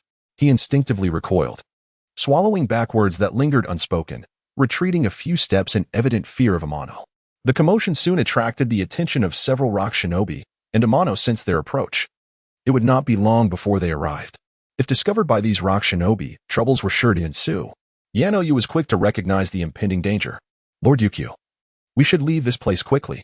Delaying any further could lead to significant trouble. Upon hearing Yano-yu address him as Lord Ukyo, Amano understood that his earlier display of strength had effectively dispelled her doubts. Yano-yu had finally accepted him. It is indeed time to depart. There are people ahead. Stop them. We must ascertain what has transpired here. This is the territory of our hidden rock village. No one can elude the pursuit of our rock ninjas. Those individuals are fated to be captured. Enough of this idle chatter. Seize them at once. Several rock ninjas have spotted the trio from the Amano clan and are hastily converging upon their location. As the distance between them and the rock ninjas diminishes, a look of anxiety spreads across Yano's face. Beside him, the youth Yasha no White mirrors his concern, both at a loss regarding their next course of action. Just as despair begins to envelop them, Amano's voice resonates in their ears. Do not resist. I shall take you away from here. Upon hearing Amano's familiar voice, both Yano and Yasha find their earlier trepidation dissipating significantly. Moments later, they sense a lightness in their bodies, and they begin to ascend gently into the sky. They are flying as a group of rock ninjas arrives at the scene. They witness Amano effortlessly lifting one person and soaring into the heavens, vanishing from their sight. Chapter 168. The blind Shursui arriving at the border between the land of earth and the land of water, Amano descended from the skies, carrying both Yano and Wahaku. With a gentle thud, they landed smoothly, and Amano released his hold on them. Yano appeared relatively unscathed, though his complexion was slightly pale. To be honest, Amano's ability to fly had exceeded her expectations. In the entire ninja world, those who could soar through the skies were exceedingly rare. A ninja like Amano, who could traverse the heavens without any assistance, was truly a rarity. She had not anticipated that the new king of the Iron Country could fly, and that he had carried them such a considerable distance without showing any signs of fatigue. Meanwhile, upon landing, Uchiha Wahaku trembled uncontrollably, beads of sweat forming on his brow, his face betraying a hint of fear. Observing his condition, Yano quickly deduced that this boy harbored a fear of heights. It was astonishing to her that Uchiha, who was usually fearless, would exhibit such a phobia. As if discovering a new continent, her gaze towards him was imbued with a peculiar significance. Wahaku, are you all right? Yano inquired with concern. I'm fine. Uchiha waved his hand dismissively, forcing a fa ade of nonchalance. Are you truly all right? Yano pressed further. Absolutely fine. Yiksha maintained his calm demeanor. That's good to hear. Yano regarded him with a knowing look, smiling as she shook her head, choosing not to pursue the stubborn boy further. His obstinacy was merely an attempt to preserve his dignity, something Yano understood all too well, hence she refrained from addressing it directly. Lord Ryukyo, where shall we head next? Yano turned her attention towards Amano, who was gazing into the distance. A caravan was approaching from that direction. Naturally, we shall proceed to the Iron Country. Will we walk there, or? Yano ventured tentatively. A carriage will be here shortly to escort you to the Iron Country. Amano indicated the oncoming caravan with a smile. They will ensure your safe passage, and once you arrive, Mifune will make all the necessary arrangements for you. Are you not accompanying us? Yano asked, a hint of confusion in her voice. Not this time. I have matters to attend to. Once I have resolved them, I will return to the Iron Country, and we can catch up then, Amano assured her. Rest assured, I will fulfill my promise to you. You will soon see those children residing in the Konoha orphanage. The carriage halted before Amano and the others. A leading samurai dismounted, kneeling before Amano. Sir, the caravan has arrived and is ready to depart. Excellent. I entrust these two to you. Ensure their safe arrival in the Iron Country. Amano commanded. Understood. I will safely deliver these esteemed guests to the Iron Country. The subordinate pledged. Very well. Amano nodded, producing a scroll from his person and handing it to the leading samurai with solemn instructions. Make certain this scroll reaches Mifune. Rest assured, as long as I draw breath. I will deliver this scroll to Lord Mifune. There's no need for such formality. Prepare yourselves instead. Amano replied. Yes. After concluding his exchange with the samurai, Amano turned his focus back to Yano and Yiksha. I have conveyed all necessary instructions. Upon your arrival in the Iron Country, you will be attended to. You may now board the carriage. Yano nodded in acknowledgement and led Yiksha onto the carriage. As they watched the caravan depart, Amano directed his gaze towards the land of fire. He intended to visit Konoha. He wondered how Shursui Uchiha was faring now. With that thought, Amano leapt into action, propelling himself towards Konoha with the swiftness of a shooting star. In Konoha, near the Southie River, by a cliff's edge, Shursui Uchiha stood in silence. With his eyes tightly shut, remnants of blood could be seen at his eyelids. He had maintained this posture for some time, having chosen this very spot as the site to conclude his own life. There were no other souls nearby, only him. Since the conclusion of the Third Shinobi World War, Shursui had joined the Umbu, tirelessly serving Konoha and accomplishing one arduous mission after another, earning the trust of the third Hokage, Hiruzen Sarutobi. Unfortunately, after awakening his Manjiki Sharingan, he found himself targeted by Danzo. In a moment of unpreparedness, Danzo had seized his right eye. As for his remaining left eye, Shursui had entrusted it to his closest friend, Itachi Uchiha, through a shadow clone. Thus, Shursui was now blind. The tension between the Uchiha clan and the village had escalated sharply, with the potential for conflict looming ominously. To prevent his eyes from igniting a war between the Uchiha and the village, Shursui resolved to end his own life. I must take my leave. Itachi, you shall safeguard the Uchiha and the village from here on out. A smile graced Shursui's lips as he stepped forward without hesitation, plummeting into the Southie River below. Just as his body was about to meet the water, a sudden gust of wind swept in. He then felt himself being grasped by someone and forcibly pulled back to the shore. His suicide attempt was abruptly interrupted. Who are you? Why did you save me? Shursui steadied himself, adopting a wary stance. However, deprived of his sight, he could not discern who stood before him. Shursui, it has been a long time. A familiar voice resonated in Shursui's ears, causing his heart, once resigned to despair, to stir with astonishment. You are Amano-senpai? Shursui could scarcely believe his ears, recognizing the voice of the familiar figure who had once guided him. It seems you have not forgotten me. Amano remarked with a hint of nostalgia. No, that cannot be. Amano-senpai has fallen. You cannot be him. Shursui quickly dismissed his initial assumption. Why are you masquerading as Amano-senpai? And why did you save me? Seeing Shursui's disbelief, Amano sighed in resignation, realizing he had to recount a tale known only to the two of them. Shursui, do you remember? As the story unfolded, Shursui gradually relaxed his guard, seemingly accepting Amano's identity. Amano-senpai, if you are truly alive, why do you not return to Konoha? After a moment of silence, Shursui posed this question. We can discuss that later. Amano deferred Shursui's probing curiosity for the time being. I am more curious about what happened to your eyes. That's a long story. Shursui replied, falling into silence. Then let us condense it. Amano urged. Since you are unwilling to share, I shall inquire with Itachi. I believe you will be forthcoming with the truth. Amano's voice echoed once more. Amano-senpai. Just how much do you know? Shursui had not anticipated Amano would mention Itachi, which took him by surprise. The words of Amano imply that he seems to possess considerable information regarding Itachi and himself.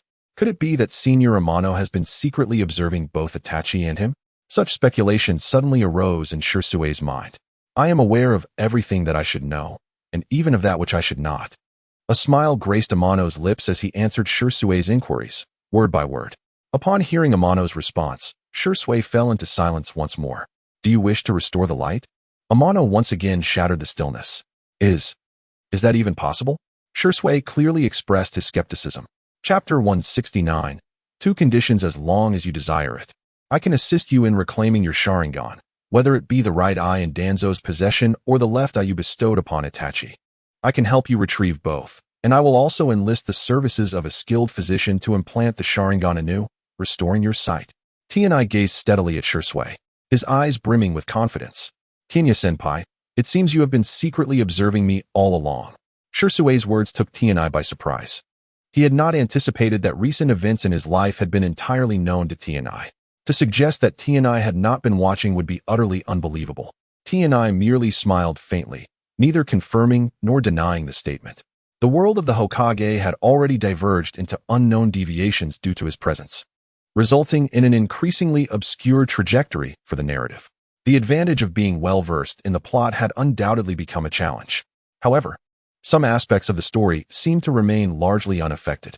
Take, for instance, the matter of Shursui losing his eyes. Although the timeline had shifted considerably, the fundamental progression of events had not altered significantly. Shursui's response undeniably validated Tianya's thoughts. Tianya-senpai, why did you save me? And why choose to assist me? Shursui inhaled deeply, voicing his inner confusion. Because you are a talent I have set my sights upon. I cannot bear to watch you fall before my eyes. I need your strength. Need my strength?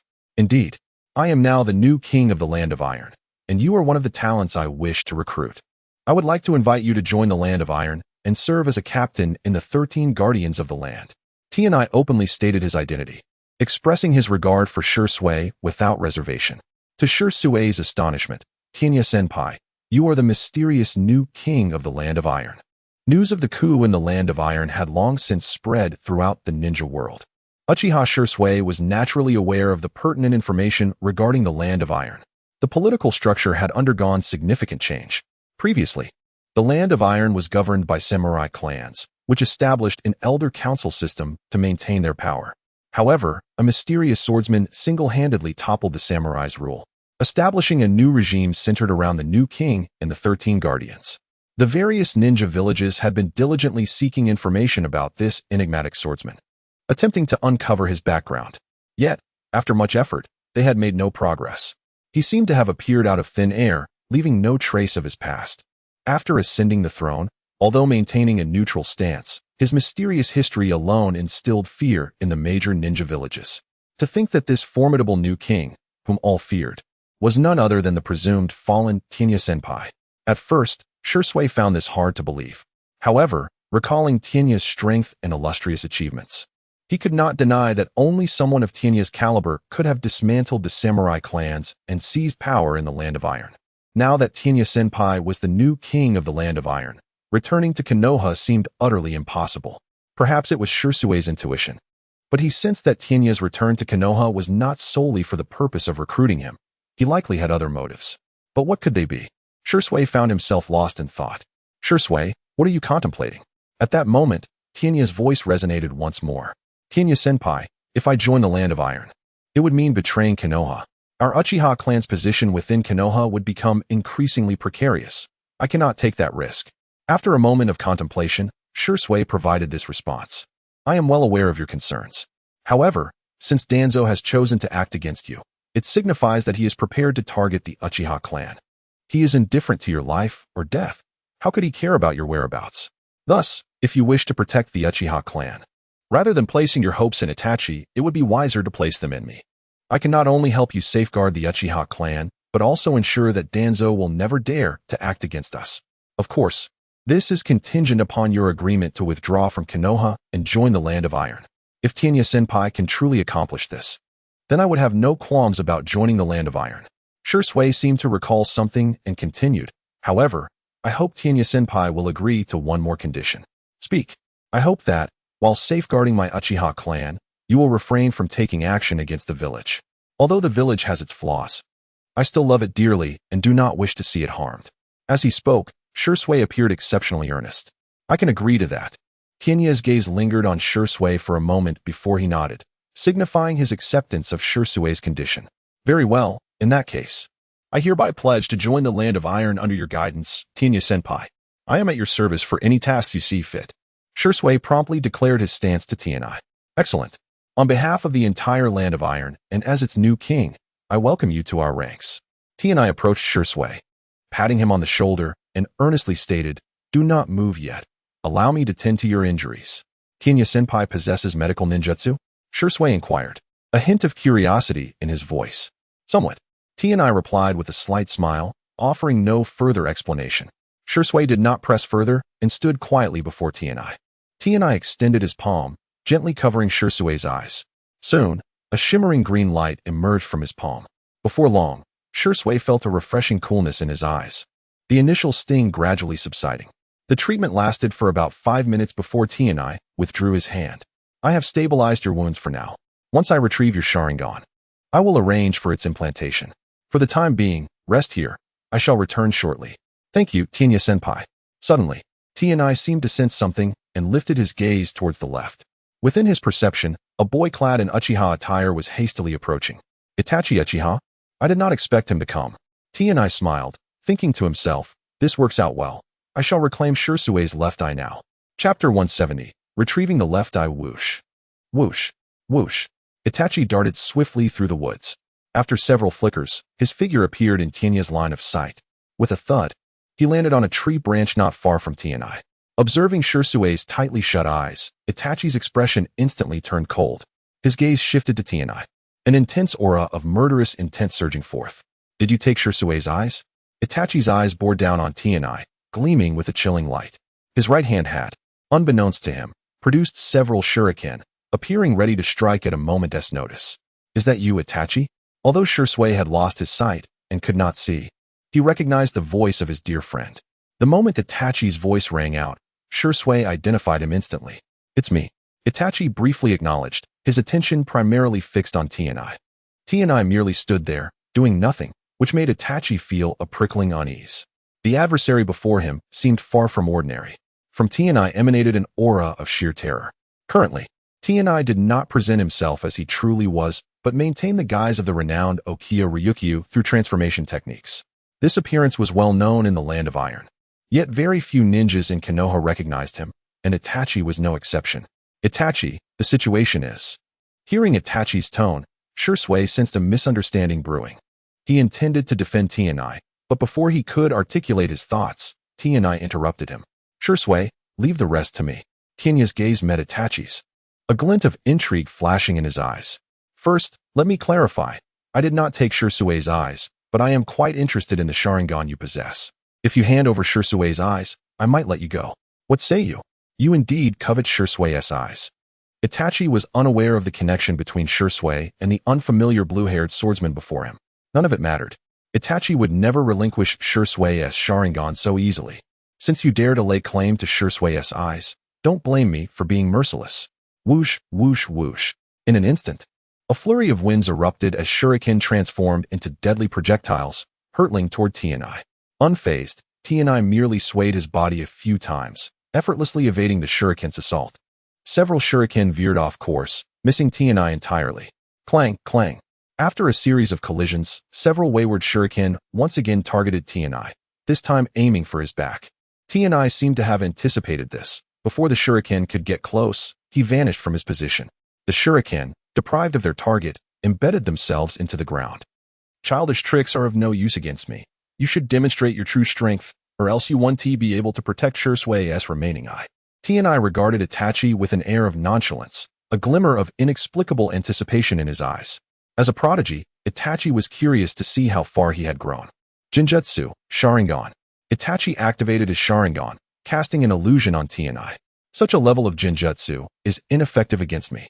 The illusion fell flat against Tianai, who effortlessly dispelled it in the blink of an eye. Illusion, sealing technique. Itachi did not relent, swiftly executing another, more potent genjutsu. Tianai felt as if his limbs had been pierced by wedges, his body completely immobilized, accompanied by a twinge of pain. However, the constraints of this illusion were limited. In a state of mental clarity, Tianai could readily break free from Itachi's genjutsu. On the outside, Itachi, seeing Tianai unable to move, pressed on, rapidly forming hand seals. Fire release, great fireball technique. A massive fireball erupted from Itachi's mouth, swiftly engulfing Tianai. Is he dead? Itachi fixed his gaze on the spot where Tianai had been, maintaining a vigilant watch. Itachi, what are you looking at? Suddenly, Tianai's voice emanated from behind him. That man is not dead. Itachi's pupils dilated, his expression grave. He immediately activated the body flicker technique to distance himself from Tianai.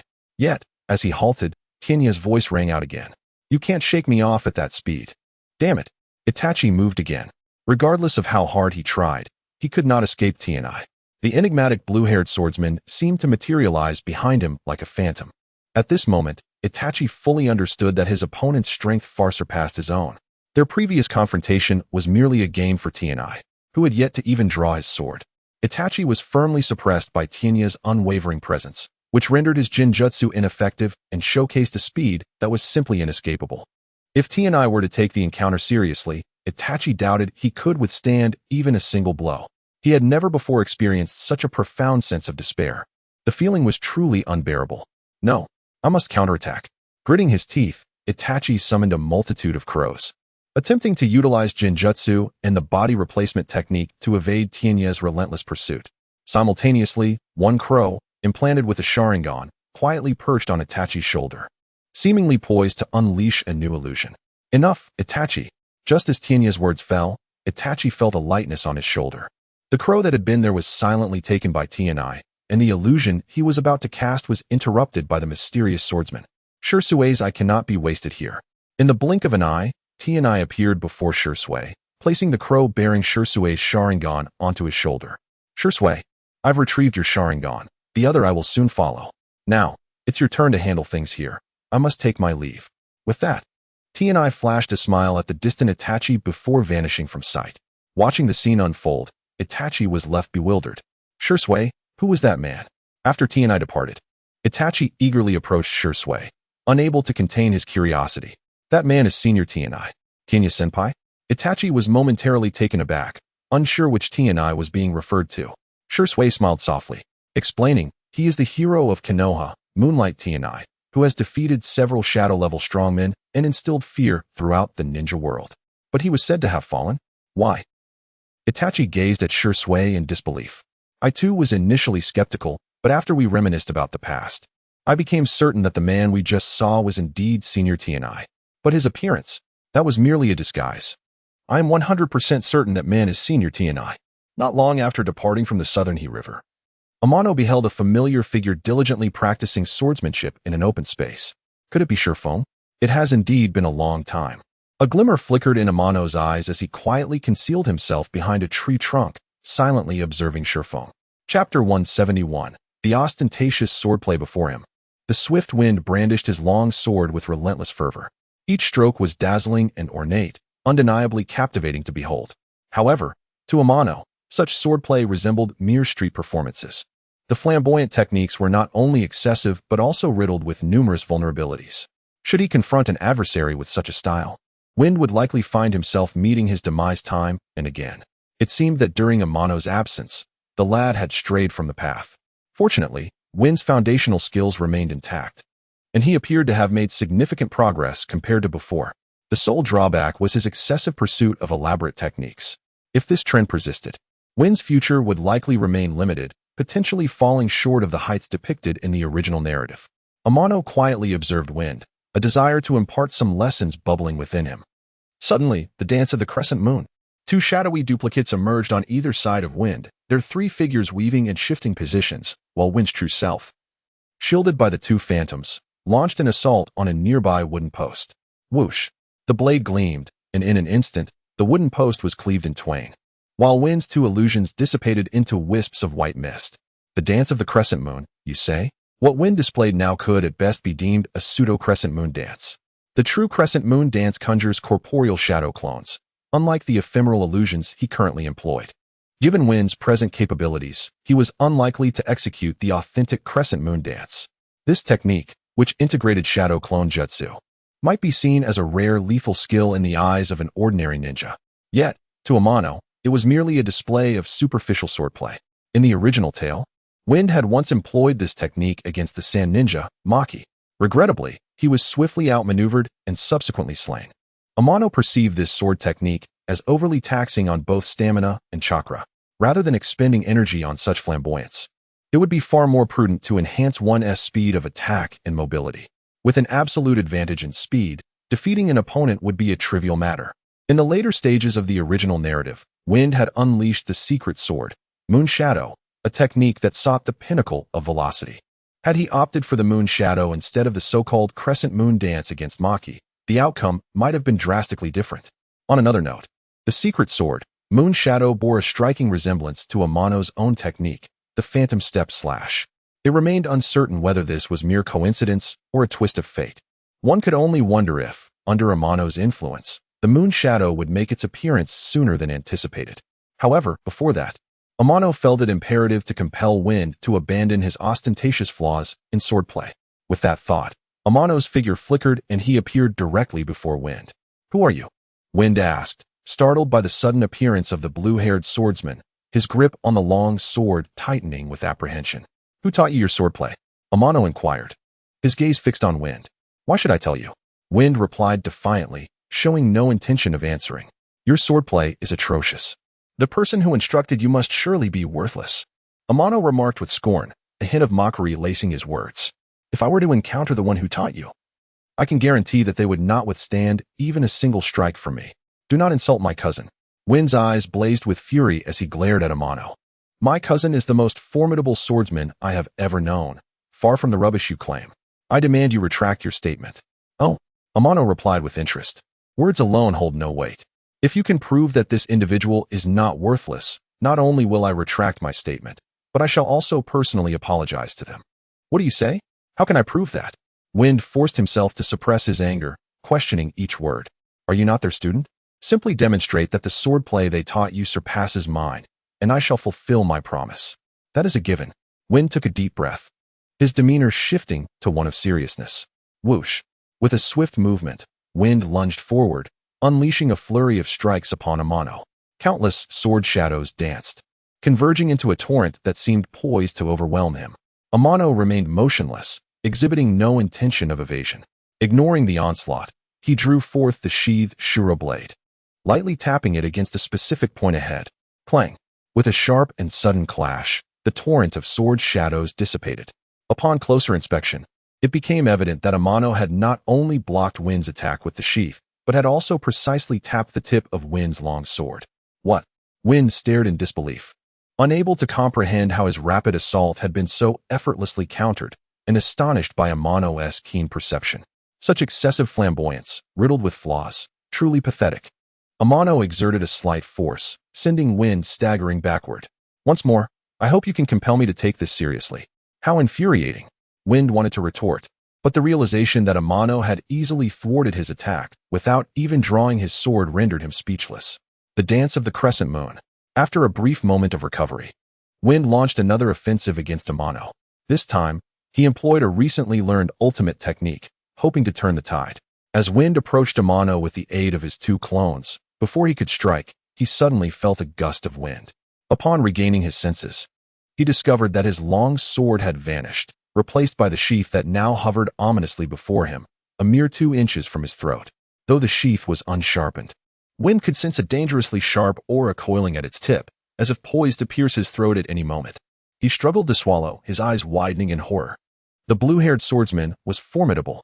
It appeared he held no intent to kill, as the sheath was swiftly retracted.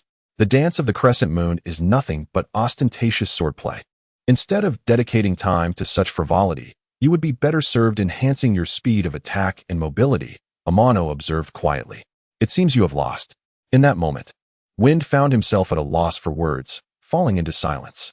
Amano's critiques echoed in his mind, and he felt as though he had discovered a new direction for his training. I shall return to seek you out. I look forward to our next encounter, when I hope to inspire your interest in drawing your sword. With that, Amano flickered away, leaving no trace behind. The surroundings returned to tranquility, yet within Win's heart, a tempest of realization stirred. So it was that swordplay could wield such power. The more he contemplated, the brighter the spark of determination ignited in his eyes. He had found his path. When they next met, he would not present himself in such a disheveled state. At the root base, Danzo lay upon a hospital bed, an ordinary eyeball resting beside him, accompanied by blood-stained bandages.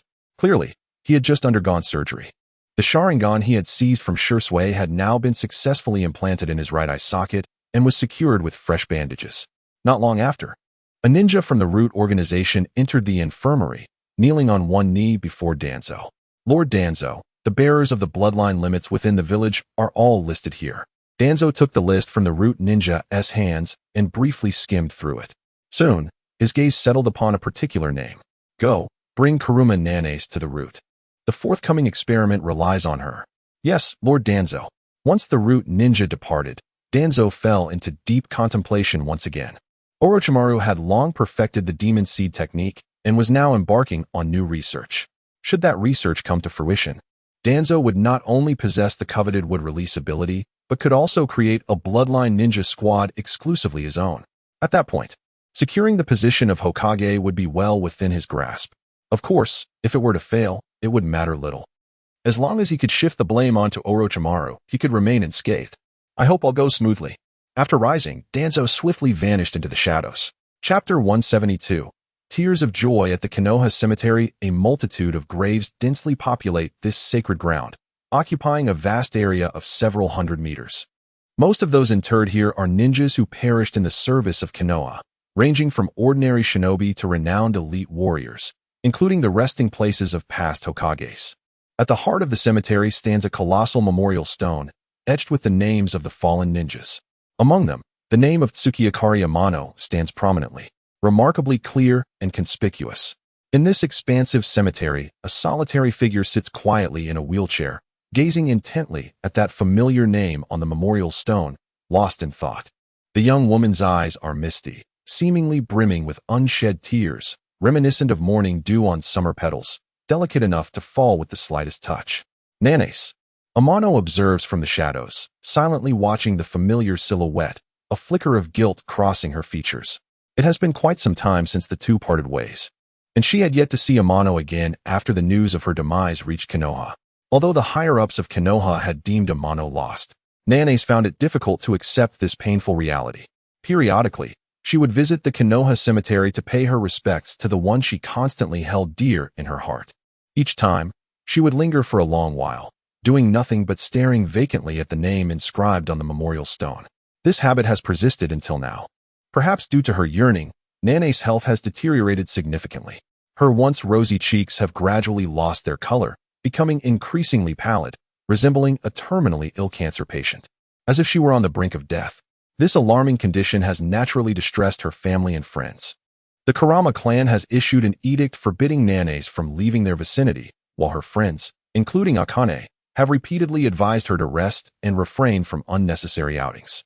However, Nanes paid them no heed. Unbeknownst to her, Nanes has already spent 2 hours in the cemetery, and it is time to return. Yet, before she can depart, 3 masked figures emerge with swift precision, surrounding her in a triangular formation. Their eyes are devoid of compassion, showing no mercy for Nanes' physical limitations. Who are you? Nanes inquires, her expression grave as she scrutinizes the unexpected intruders. This is the heartland of Konoha. Their ability to appear unnoticed here speaks of their extraordinary abilities. Without acknowledging her question, the 3 figures charge at her simultaneously, each wielding a sharp kunai, seemingly poised to strike. Super beast imitation. Before they can close in, 3 ink-formed lions leap forth with thunderous might, surging toward the assailants. With ease, the intruders counter the lions, dispatching them with their kunai. When they turn their attention back to Nanes, they discover she has risen from her wheelchair, now perched upon an ink-formed bird, preparing to flee. However, before she can act, a piercing shriek fills the air, and a black hawk swoops down upon her with blinding speed. The bird beneath her disintegrates, sending Nanace plummeting toward the ground. Should she fall at this speed, survival would be improbable. In midair, Nanace wields her brush once more. Super Beast imitation, Qilin. Instantly, a Qilin, sculpted from ink, springs forth to catch the falling Nanace. Under her guidance, it gallops furiously toward the direction of Konoha. The masked figures are unwilling to let her escape easily. The hawk, fixated on Nanace, dives again, intent on tearing apart her inked mount. Having learned from previous encounters, Nanace is determined not to grant this bothersome bird another chance. With deft strokes of her brush, she makes a swift mark on the canvas. The descending hawk suddenly loses its balance, tumbling from the sky. However, the exertion leaves Nanace's already weakened body further drained. Even her grip on the brush begins to tremble, slipping from her control. The hawk's descent grants the masked figures precious moments.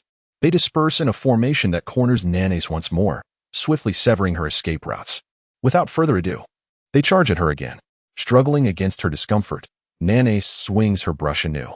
One of the assailants falls prey to her illusion, momentarily frozen, before launching into a frenzied assault on his surroundings. The remaining two, undeterred by their companion's plight, press forward.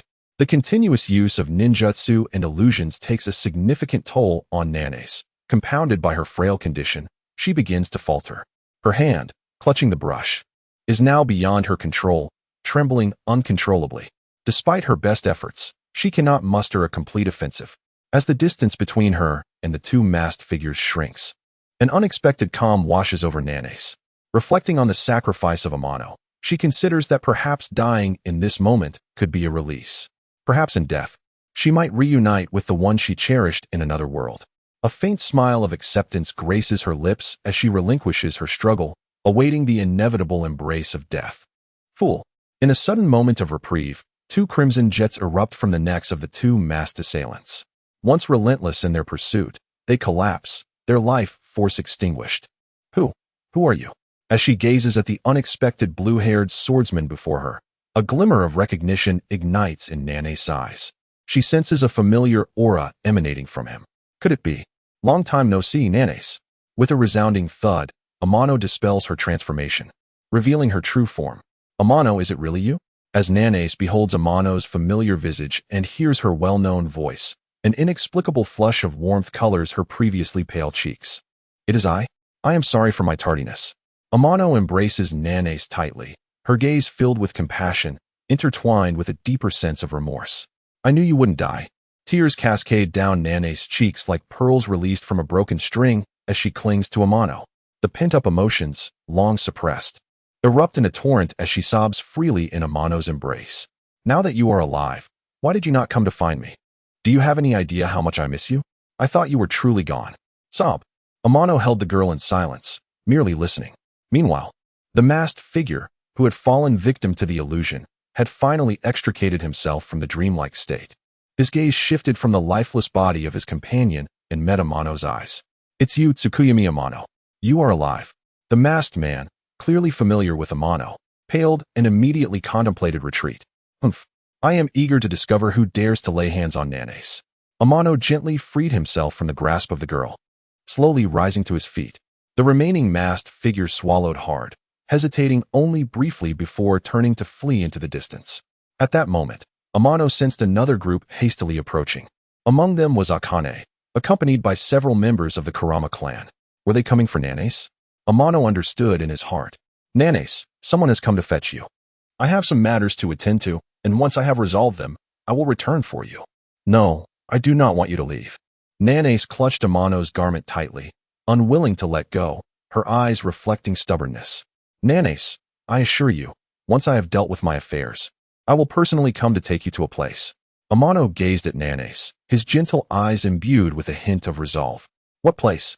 A wonderful place, where we shall build our future home. Will you accompany me to this place? I am willing. The girl, slightly bashful, eventually nodded earnestly. Very well. I shall certainly come for you. Wait for me. Yes. After a temporary farewell to Nanace, Amano vanished, pursuing the remaining masked figure with lightning-like speed.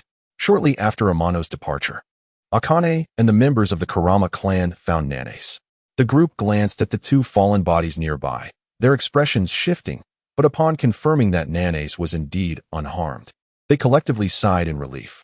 Although they did not comprehend the events that transpired, the presence of the two corpses undeniably indicated that someone had intended harm against Nanace.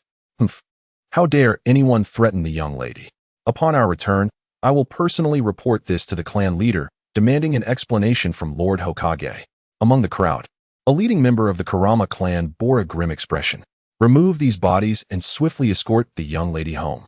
Yes, Nanace had intended to say something, but the words caught in her throat.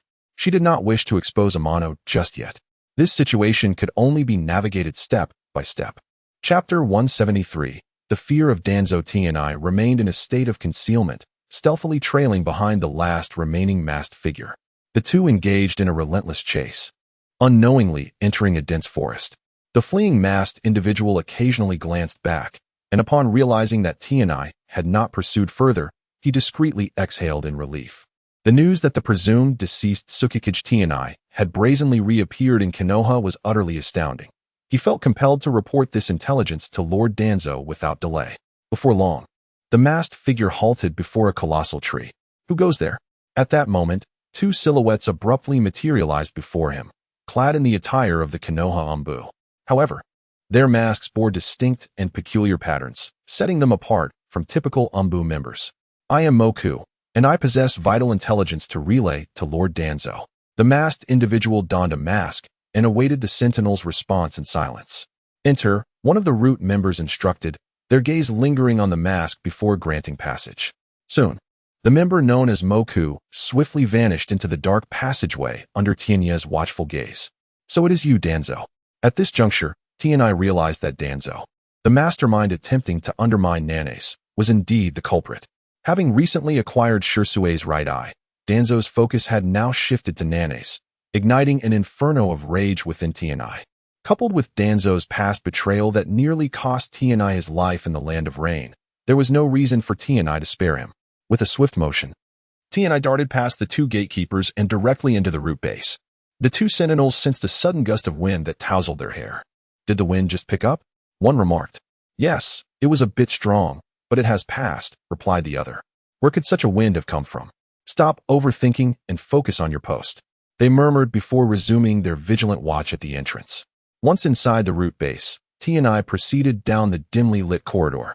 After traversing a short distance, his surroundings suddenly expanded.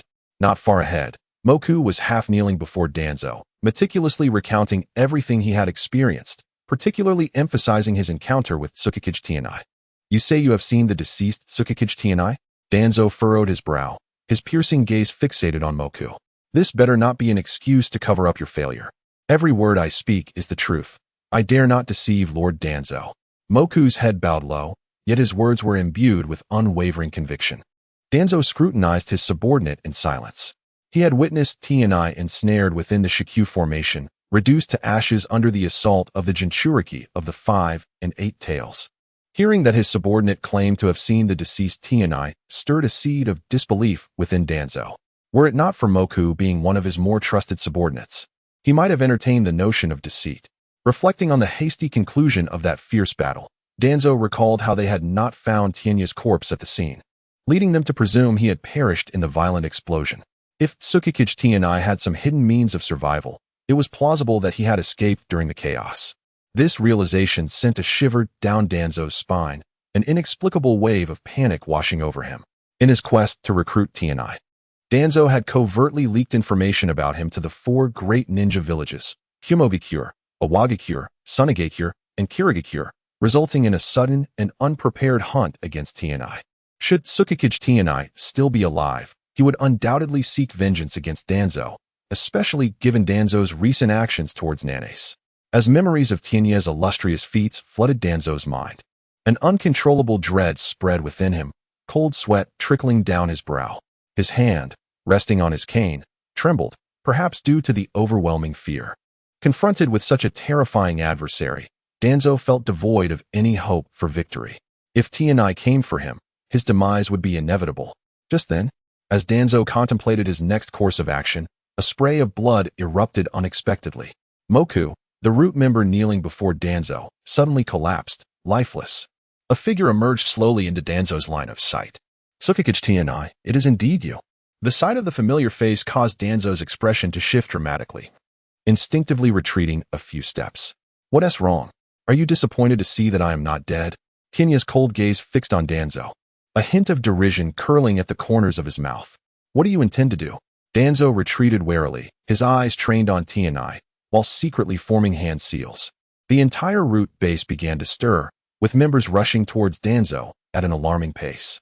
In no time, dozens of root members had encircled Danzo, their expressions steely as they fixated on Tianai, poised for attack. With the reinforcements bolstering his courage, Danzo felt a slight alleviation of his fear. Still, he remained unsettled, contemplating how to safely extricate himself from the situation.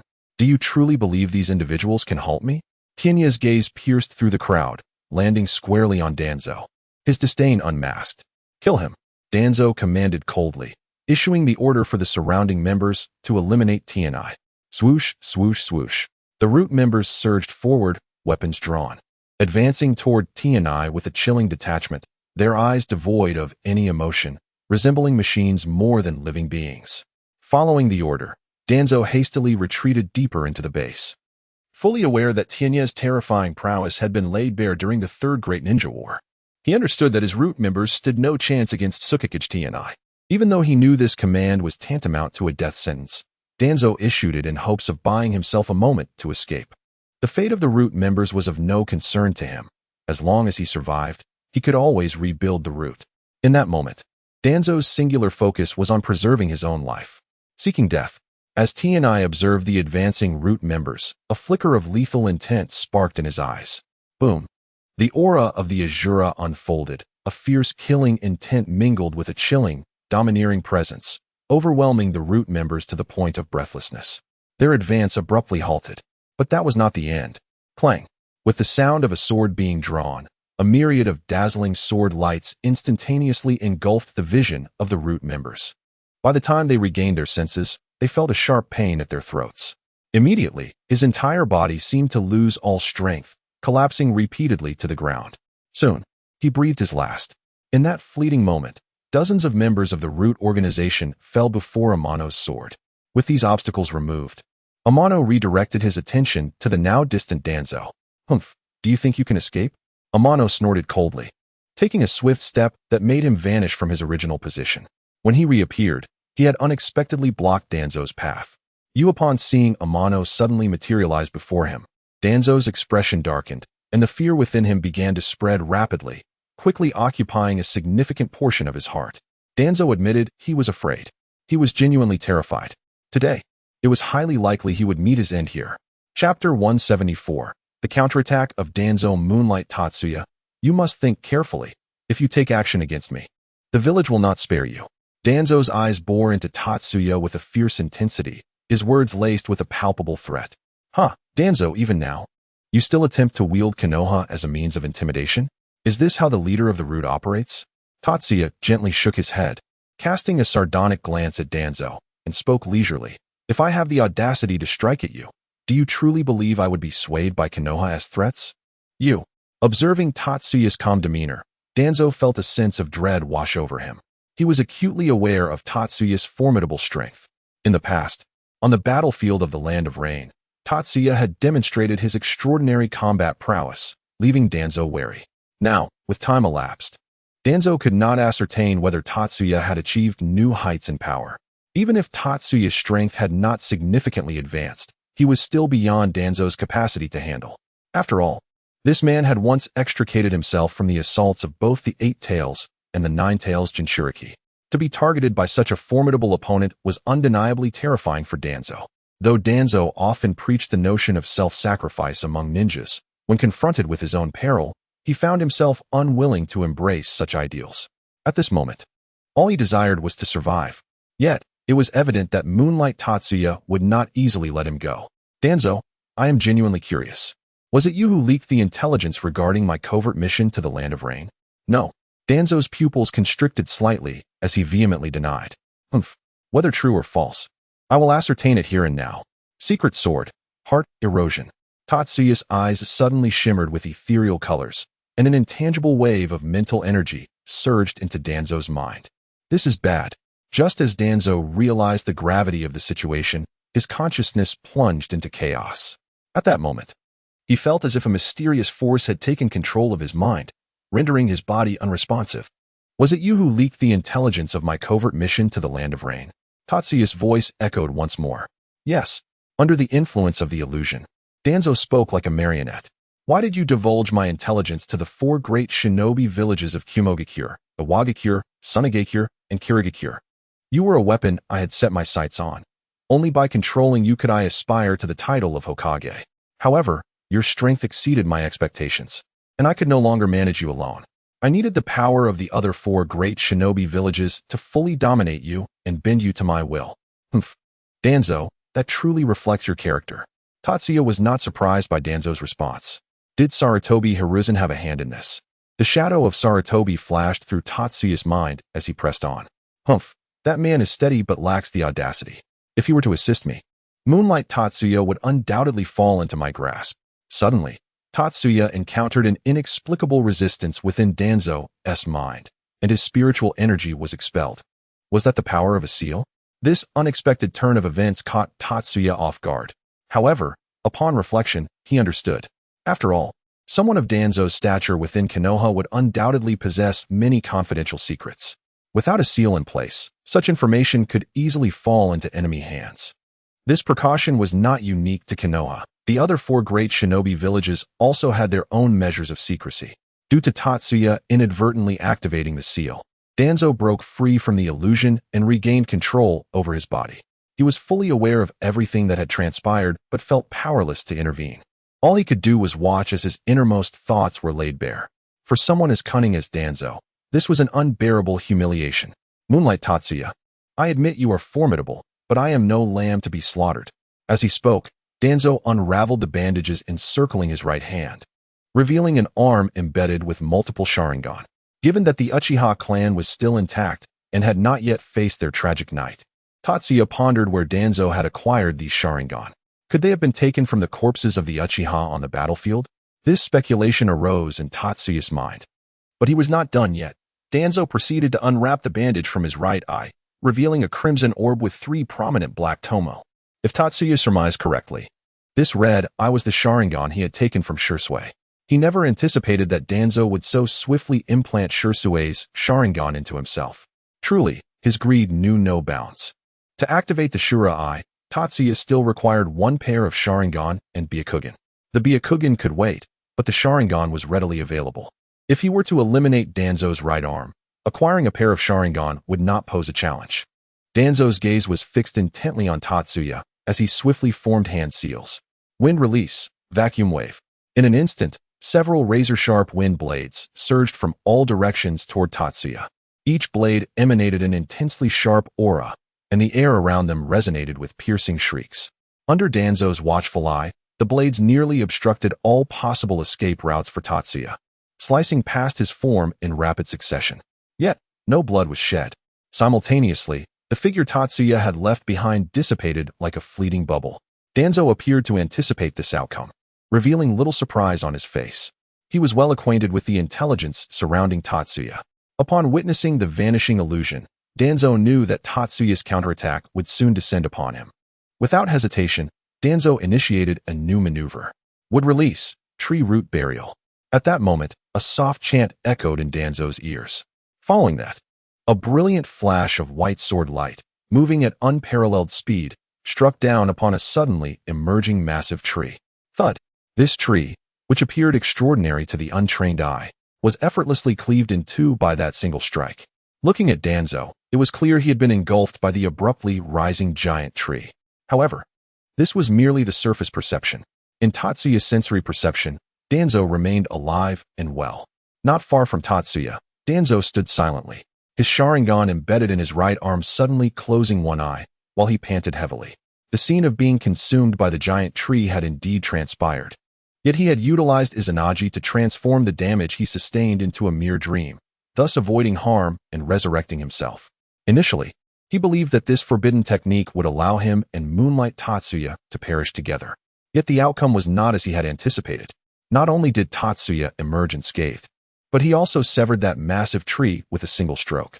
Now, Tatsuya stood there, seemingly more formidable than ever. Danzo, I never expected you to possess such a deep understanding of the Uchiha clan's forbidden technique, Izanagi, and to utilize it on yourself.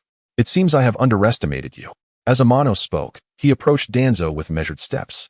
Such forbidden techniques are indeed squandered on you.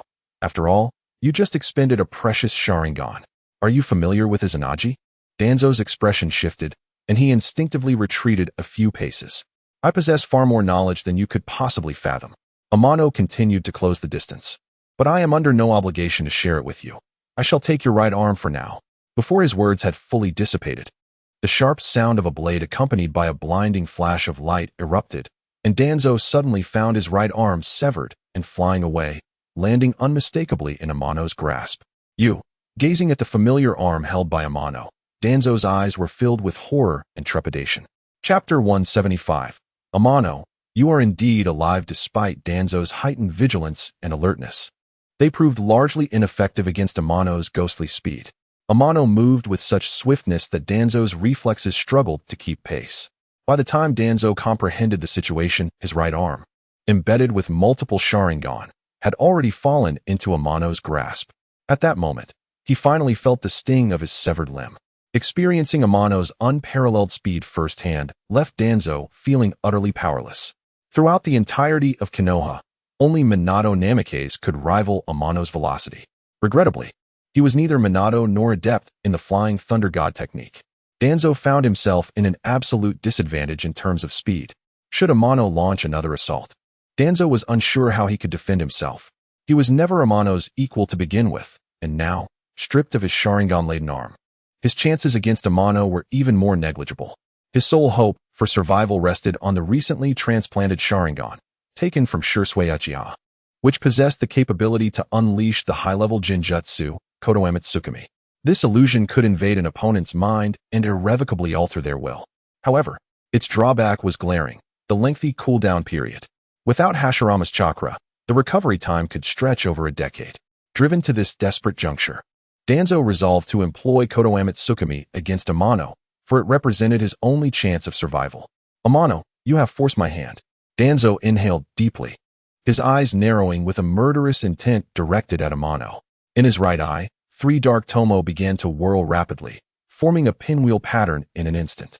This eye, taken from Shursui, had officially evolved into a Manjiki Sharingan, Kodoha Tsukimi.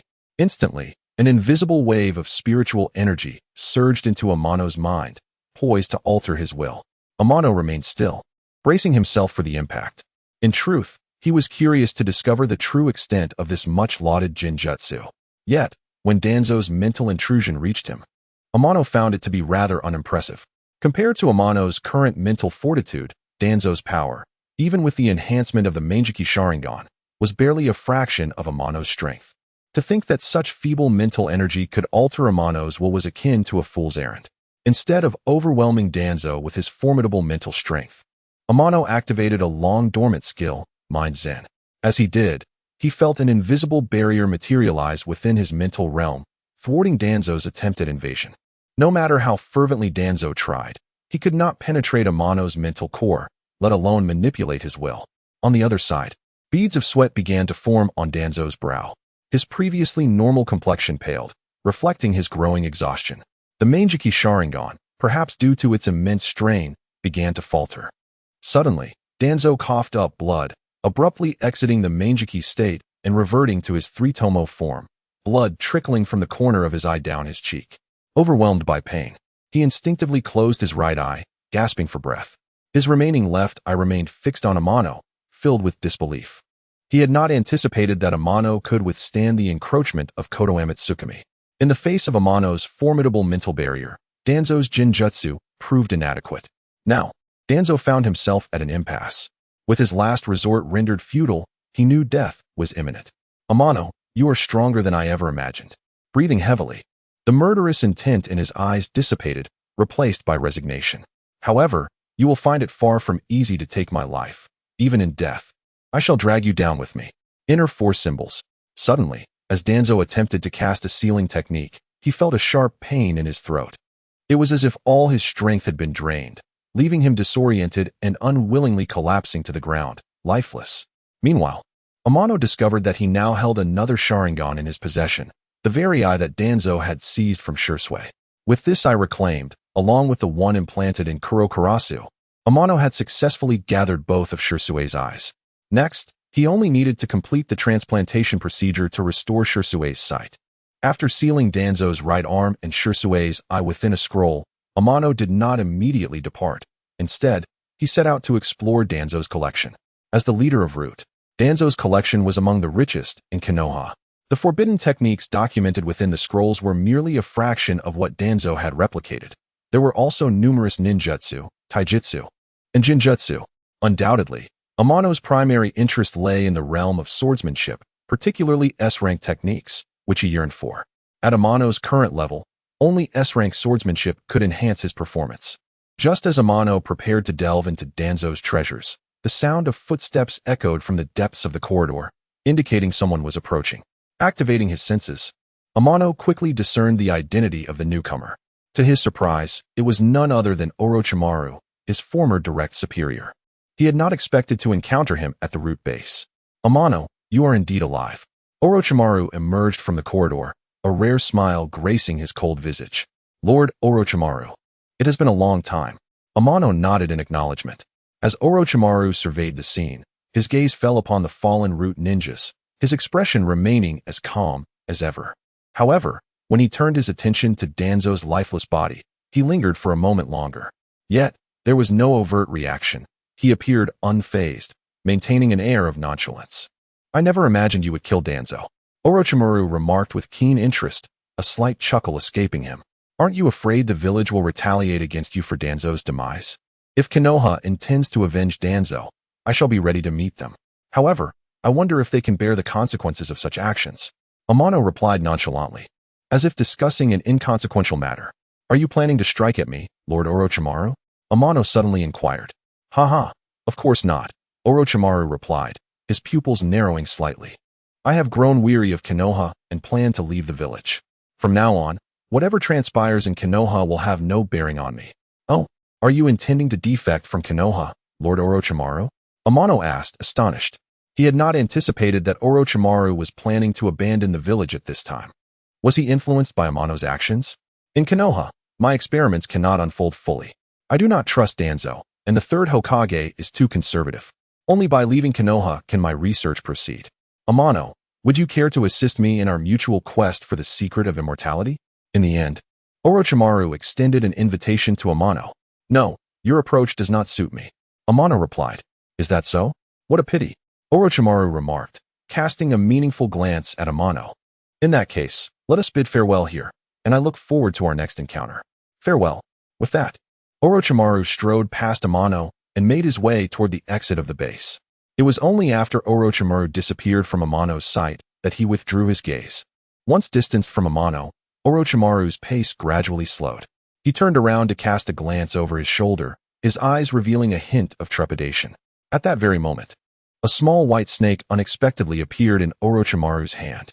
Just moments ago, he had learned of Amano's formidable nature through the mouth of this very white snake. To his astonishment, Amano was indeed the individual whom even the white snake sage of the Dragon Cave regarded with apprehension. Amano, I never imagined you had become so powerful. Chapter 176. Did Orochimaru kill Danzo? In the dimly lit secret chamber, a plethora of scrolls was meticulously arranged. These scrolls, encompassing a vast array of ninjutsu, taijutsu, and jinjutsu, were far superior to the commonplace materials found outside. They contained powerful techniques specifically designed for the cultivation of Root members. As Amano traversed the room, he meticulously perused each scroll, committing every detail to memory without missing a single word. Given Amano's current mental acuity, the task proved to be remarkably swift. Within 10 minutes, most of the scrolls had been firmly stored in Amano's mind, leaving only a small fraction containing forbidden techniques, many derived from sealing scrolls. After a brief pause, he resumed his collection of these esoteric arts. 15 minutes later, he ceased his efforts. The entirety of the scrolls within the chamber had been successfully absorbed into his consciousness.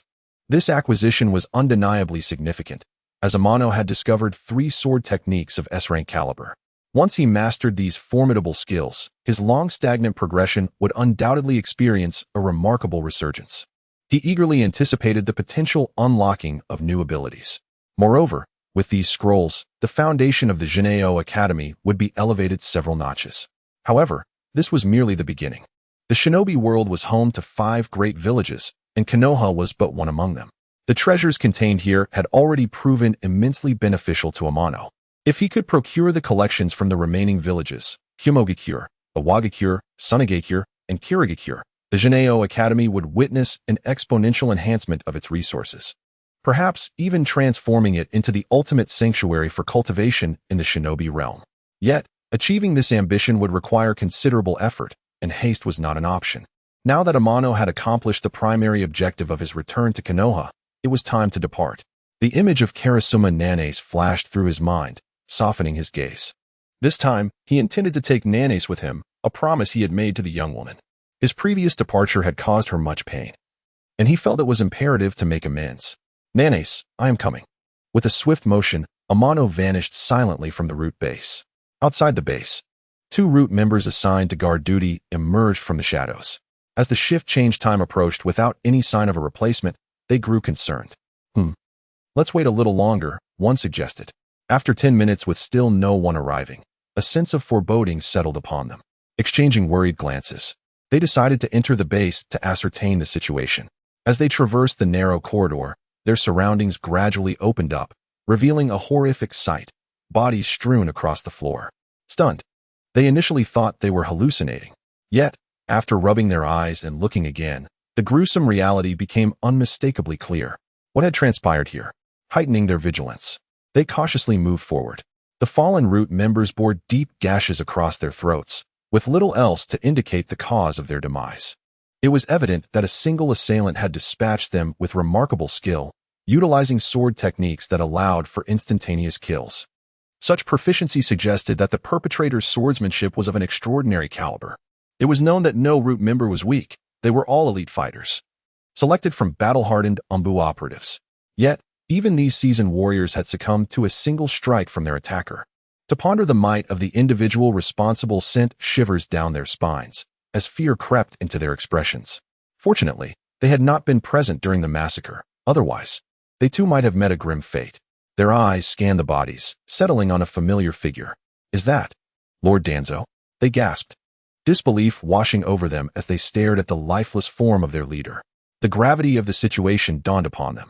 Who could have killed Lord Danzo? Images of Orochimaru flashed through their minds. They had witnessed him leaving the root base not long ago. Could it truly be that Orochimaru was responsible? They exchanged anxious glances, swallowing hard, unsure of how to proceed. We must report this to the Hokage, they concluded, urgency propelling them toward the Hokage building. At that moment, in the Hokage building, the third Hokage, Hiruzen Sarutobi, was engaged in final discussions with the future fourth Hokage, Minato Namikaze.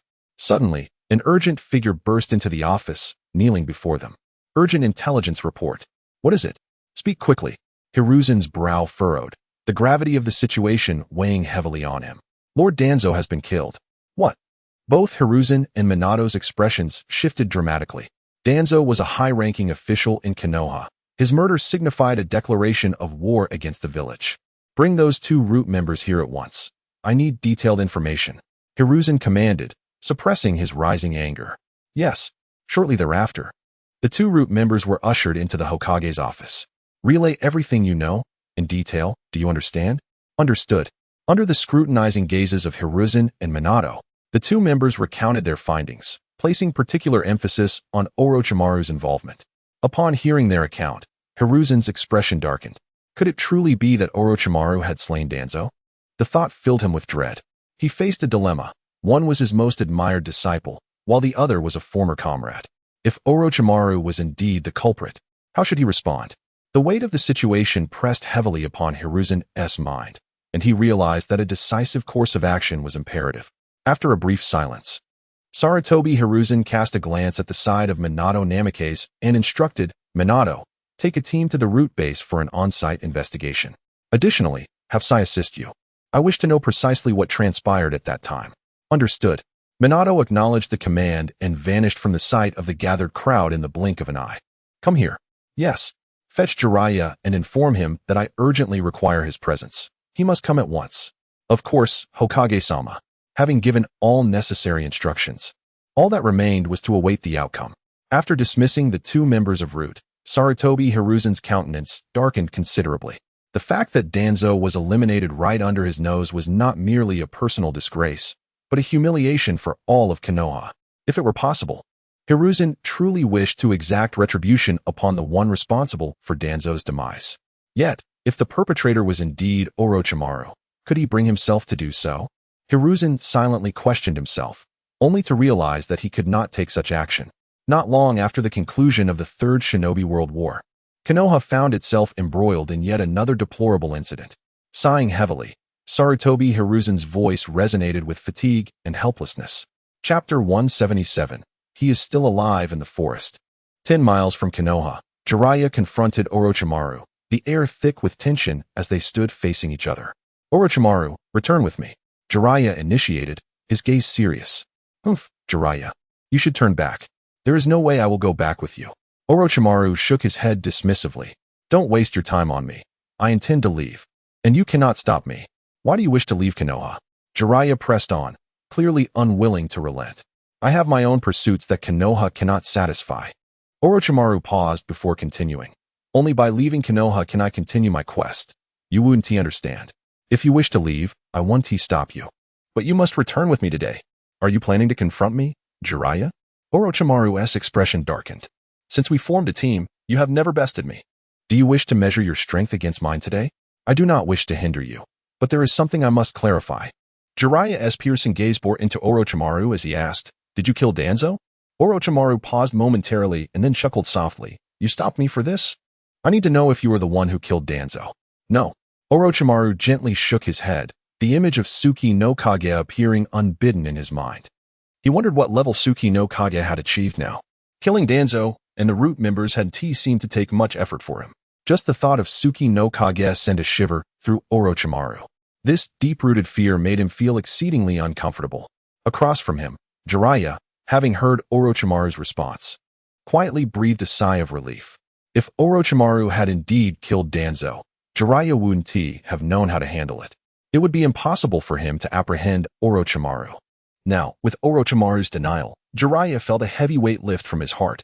Orochimaru, since you did not kill Danzo, you need not worry. Return with me to Konoha and explain everything to the Hokage. I believe you one team make things difficult for you. Jiraiya, it seems you have not heeded my words. Do not blame me for being impolite. Suddenly, dozens of enormous serpents erupted from Orochimaru's right hand, surging toward Jiraiya with unparalleled ferocity, as if they were about to devour him whole. Lion's main technique. Jiraiya, not one to be easily subdued, immediately countered. His silver hair, seemingly animated by an unseen force, elongated and transformed into countless resilient strands, ensnaring the approaching serpents and rendering them immobile, shattering them into pieces. Orochimaru. This technique alone cannot defeat me. Jiraiya stood firm, calmly gazing in Orochimaru's direction. However, in his line of sight, Orochimaru had already vanished. At that moment, Orochimaru's voice echoed in Jiraiya's ear. Jiraiya, I told you before, I intend to leave, and you cannot stop me. Also, I must warn you. The one who killed Danzo is currently in Konoha. Do not provoke him, lest the entire village suffers. With that, Orochimaru seemed to evaporate into thin air, leaving no trace behind. The revelation that the murderer of Danzo was now in Konoha was indeed grave news. Jiraiya could no longer concern himself with Orochimaru. He swiftly made his way back to Konoha. At this moment, within the dark division base of Konoha, Yamenka Inoichi was attempting to extract memories from the deceased Root members. How is this possible? Inoichi's face was a mask of disbelief as he recognized a familiar figure in the memories, Tsuki no Kage, who was presumed dead. Clearly, the perpetrator behind the murders of Danzo and the Root members was none other than the hero of Konoha, who had been declared deceased. Inoichi released the technique, his tightly shut eyes gradually opening, still unable to believe what he had just witnessed. Beside him, Minato Namikaze noticed Inoichi's unusual demeanor and quickly inquired, Inoichi, what have you discovered? Inoichi steadied his tumultuous thoughts, then spoke slowly.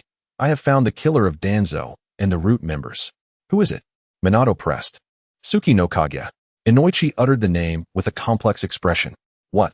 Minato was taken aback, his eyes widening in astonishment as he stared at Inoichi, demanding again. Are you certain? Absolutely. Inoichi affirmed with a nod. The once presumed fallen hero of Konoha was alive, a revelation Inoichi had not anticipated. Yet, he pondered why Suki no Kage would kill Danzo. Was there some hidden truth behind this? This line of thought was shared by Minato, who also speculated similarly. Clearly, the situation had become increasingly convoluted. Inoichi, I leave this to you. I must inform the third Hokage of our findings. As Minato's words fell, he abruptly vanished from sight. When Minato reappeared, he was already in the Hokage's office. Minato, have you discovered something? Sarutobi Hiruzen's familiar voice reached Minato's ears as he took his place. Yes, please, share your findings. Hiruzen urged, rising with a glimmer of coldness in his eyes.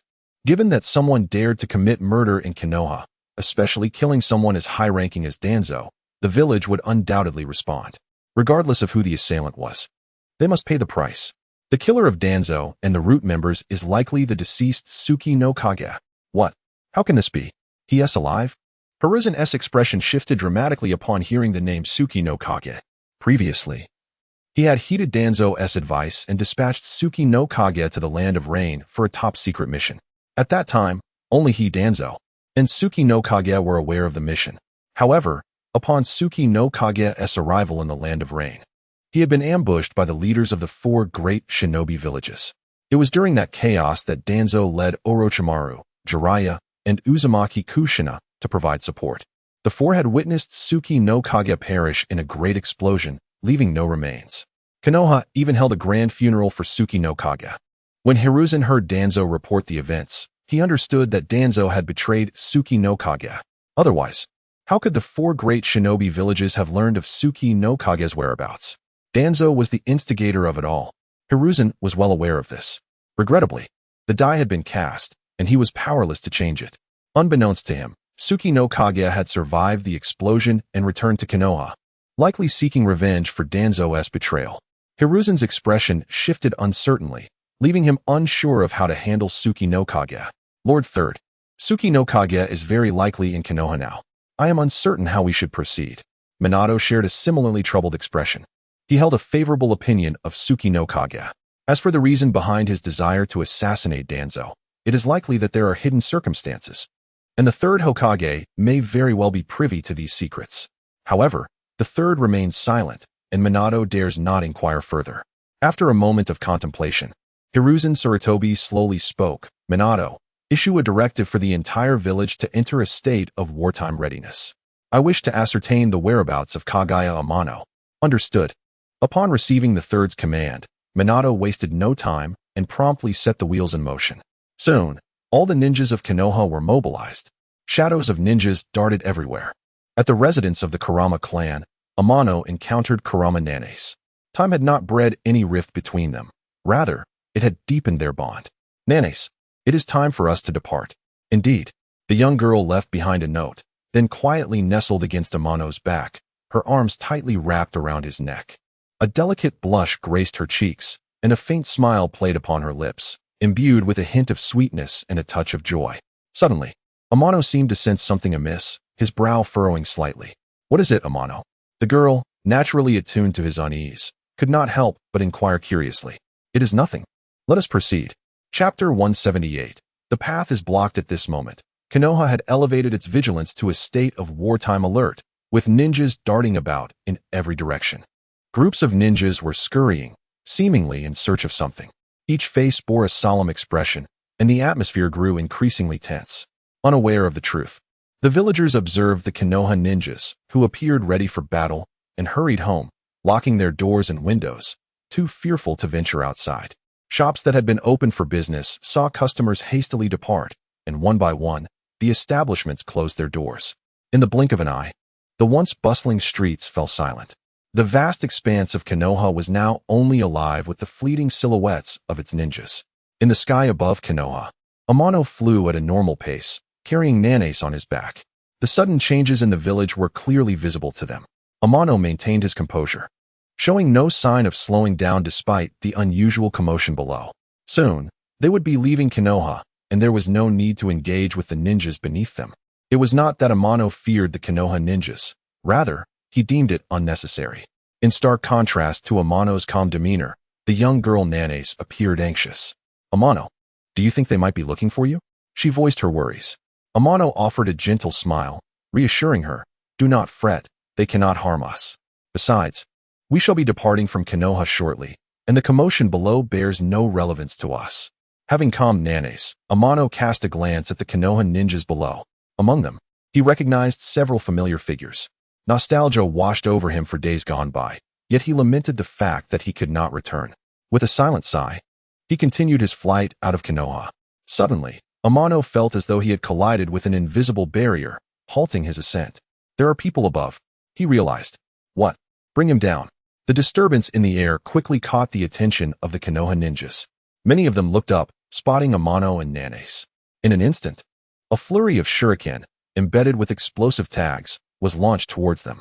Seeking death, Amano's gaze turned icy in an instant as he unleashed his Shura-like aura, halting the incoming shuriken midair. With a disdainful huff, the very shuriken that were aimed at him reversed course, hurtling back towards the Konoha ninjas below. The resounding explosions reverberated throughout Konoha, drawing the attention of numerous ninjas. Those closest to the blast were unable to evade, and a series of detonations erupted before their eyes. Many were caught off guard, collapsing to the ground amidst cries of pain and despair. Two figures descended from the sky, landing steadily on the ground. Amano's gaze swept over the fallen Konoha ninjas before settling on the leader among them, the one who had commanded the attack against him. This ninja's face was etched with fear, disbelief evident in his wide eyes as he recognized Amano. You are the hero of Konoha. Moonlight Amano. How can it be you? I thought you had perished. The visage of Moonlight Amano had long since become legend throughout Konoha. As a figure heavily promoted as a hero, nearly every ninja within the village was familiar with Amano's heroic deeds. The leader's shock was palpable.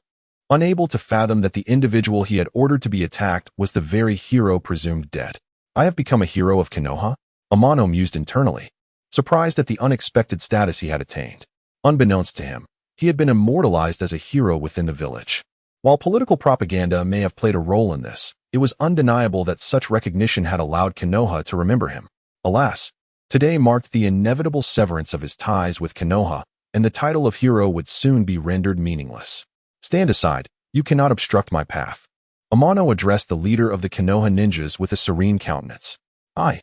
The leader's expression shifted erratically, whether from excitement or fear. His body trembled uncontrollably. He stood frozen, staring blankly at Amano, unable to make any further movements. Ignoring the leader, Amano passed by him, still carrying Nanes. The leader wished to block their way, but his body betrayed him, leaving him powerless as he watched Amano and Nanes depart. Before the barrier, Amano halted. Moments ago, it was this very transparent barrier that had obstructed his path. With his current strength, breaching it would pose no challenge. Without hesitation, Amano raised his left hand and pressed it against the barrier. Break! With a surge of chakra, the barrier instantly splintered, cracks spreading like a spider's web in all directions. A sharp sound resonated as Amano seemingly heard the barrier shatter. In that same instant, the barrier fragmented like glass, dissolving into countless tiny shards, vanishing without a trace. The barrier is down. Quickly, seal the breach. Do not let the perpetrator escape. Everyone follow me. The urgent shouts of Konoha ninjas echoed around him. Before Amano could take another step, a throng of Konoha ninjas arrived at the scene. Their gazes lingered on their injured comrades for a moment before settling on Amano. Without a word, they swiftly surrounded him. However, as they recognized Amano's familiar visage, disbelief washed over the assembled ninjas. This is Moonlight Amano? How can it be him? He was declared dead. The Konoha ninjas, witnessing the familiar figure of the hero they believed to be lost, could hardly believe their eyes. Meanwhile, at the Karasuma clan residence, chaos reigned due to the disappearance of Karasuma Nanes. Although she had left a letter, the clan was skeptical of its contents, particularly the mention of the fallen hero, Moonlight Amano. If Amano were indeed alive, the Karasuma clan might have entertained different thoughts. Yet, the hero was long believed to have perished in the land of rain. The notion of eloping with someone presumed dead was utterly absurd. Yet, this bizarre situation had unfolded within the Karasuma clan. The current leader of the Karasuma clan felt an intense headache. Rather than entertain thoughts of elopement, the clan leader preferred to believe that Nanes had been kidnapped. But who could it be? Could it be Danzo? Recalling the recent ambush by root members on Nanes, the clan leader was filled with unease. Report. We have discovered the whereabouts of the young lady. At that moment, a Karasuma clansman burst in, promptly relaying his findings. Where? Speak quickly, the clan leader demanded urgently. At the village entrance. Then what are we waiting for? Assemble all clan ninjas and proceed to rescue Nanace. Chapter 179. The Watergate Standoff. Step aside. I have no desire to take lives. Tinya's gaze swept over the gathering of Konoha ninjas, his tone devoid of emotion. The assembled ninjas exchanged uncertain glances, unsure whether to heed his words. Most hesitated, rooted in place, their eyes reflecting trepidation, but, more prominently, indecision. The name Uegwang Tianai had, thanks to Konoha's propaganda, deeply embedded itself within the hearts of many ninja. They held a profound respect for this legendary hero, with several secretly idolizing him. Now, however, this figure, long thought to have perished, stood before them. In that moment, the Konoha ninjas found themselves at a loss. Moreover, this idol appeared to be on the opposing side, intensifying their confusion. Tianai observed the scene with keen awareness, displaying no intention of pressuring the Konoha ninjas. With a gentle shake of his head, he vanished from sight in an instant.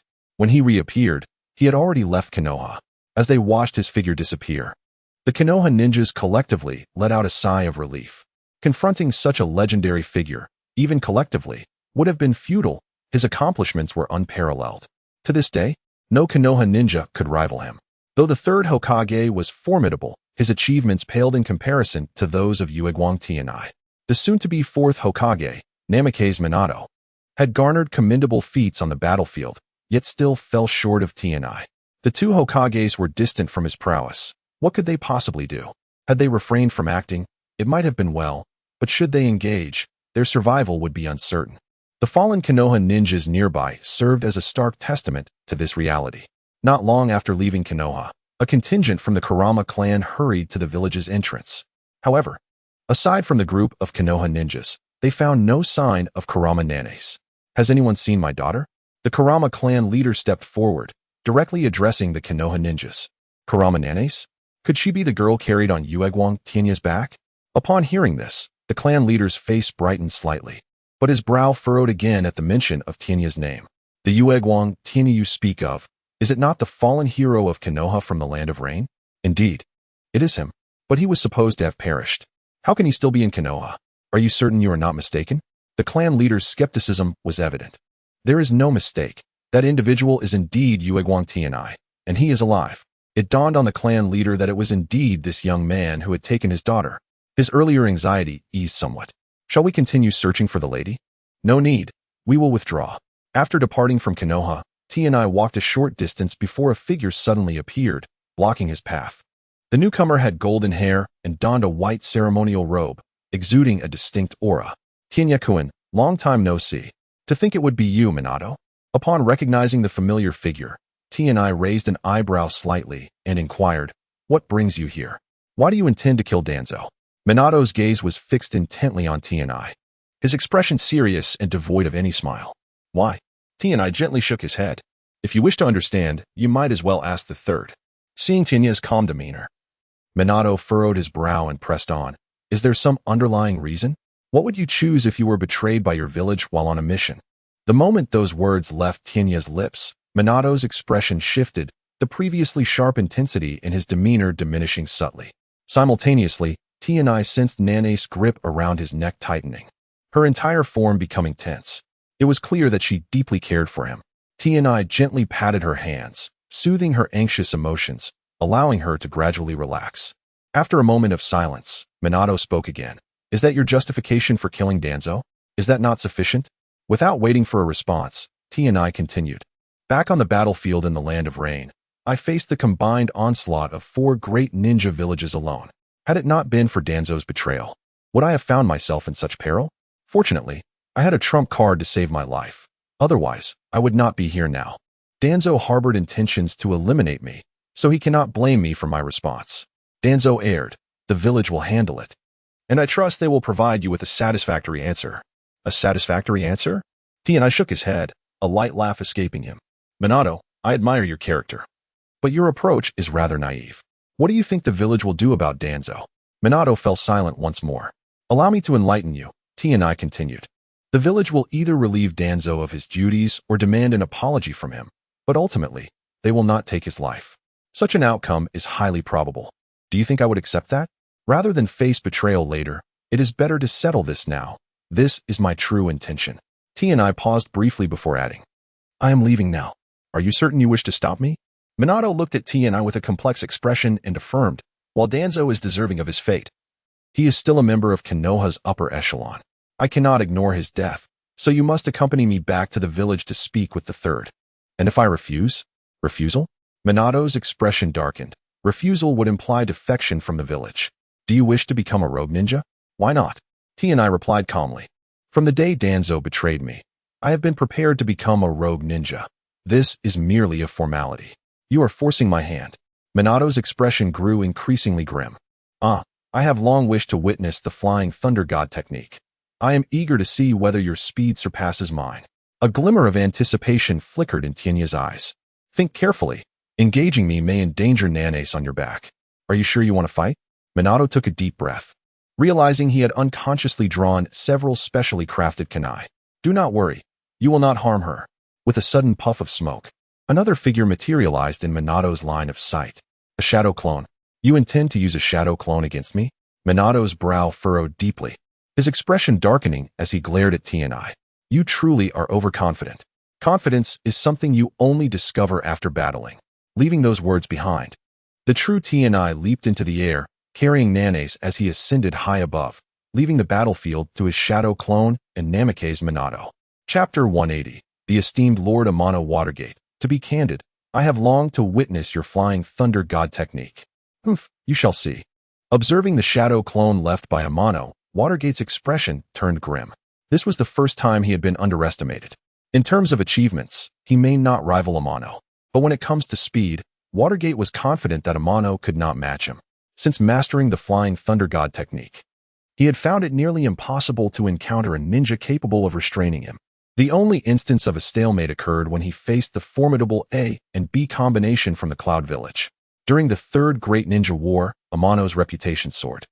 Yet it also solidified Watergate's moniker as the Yellow Flash, echoing throughout the ninja world. Whoosh! He swiftly launched 4 specially crafted wooden shurikens.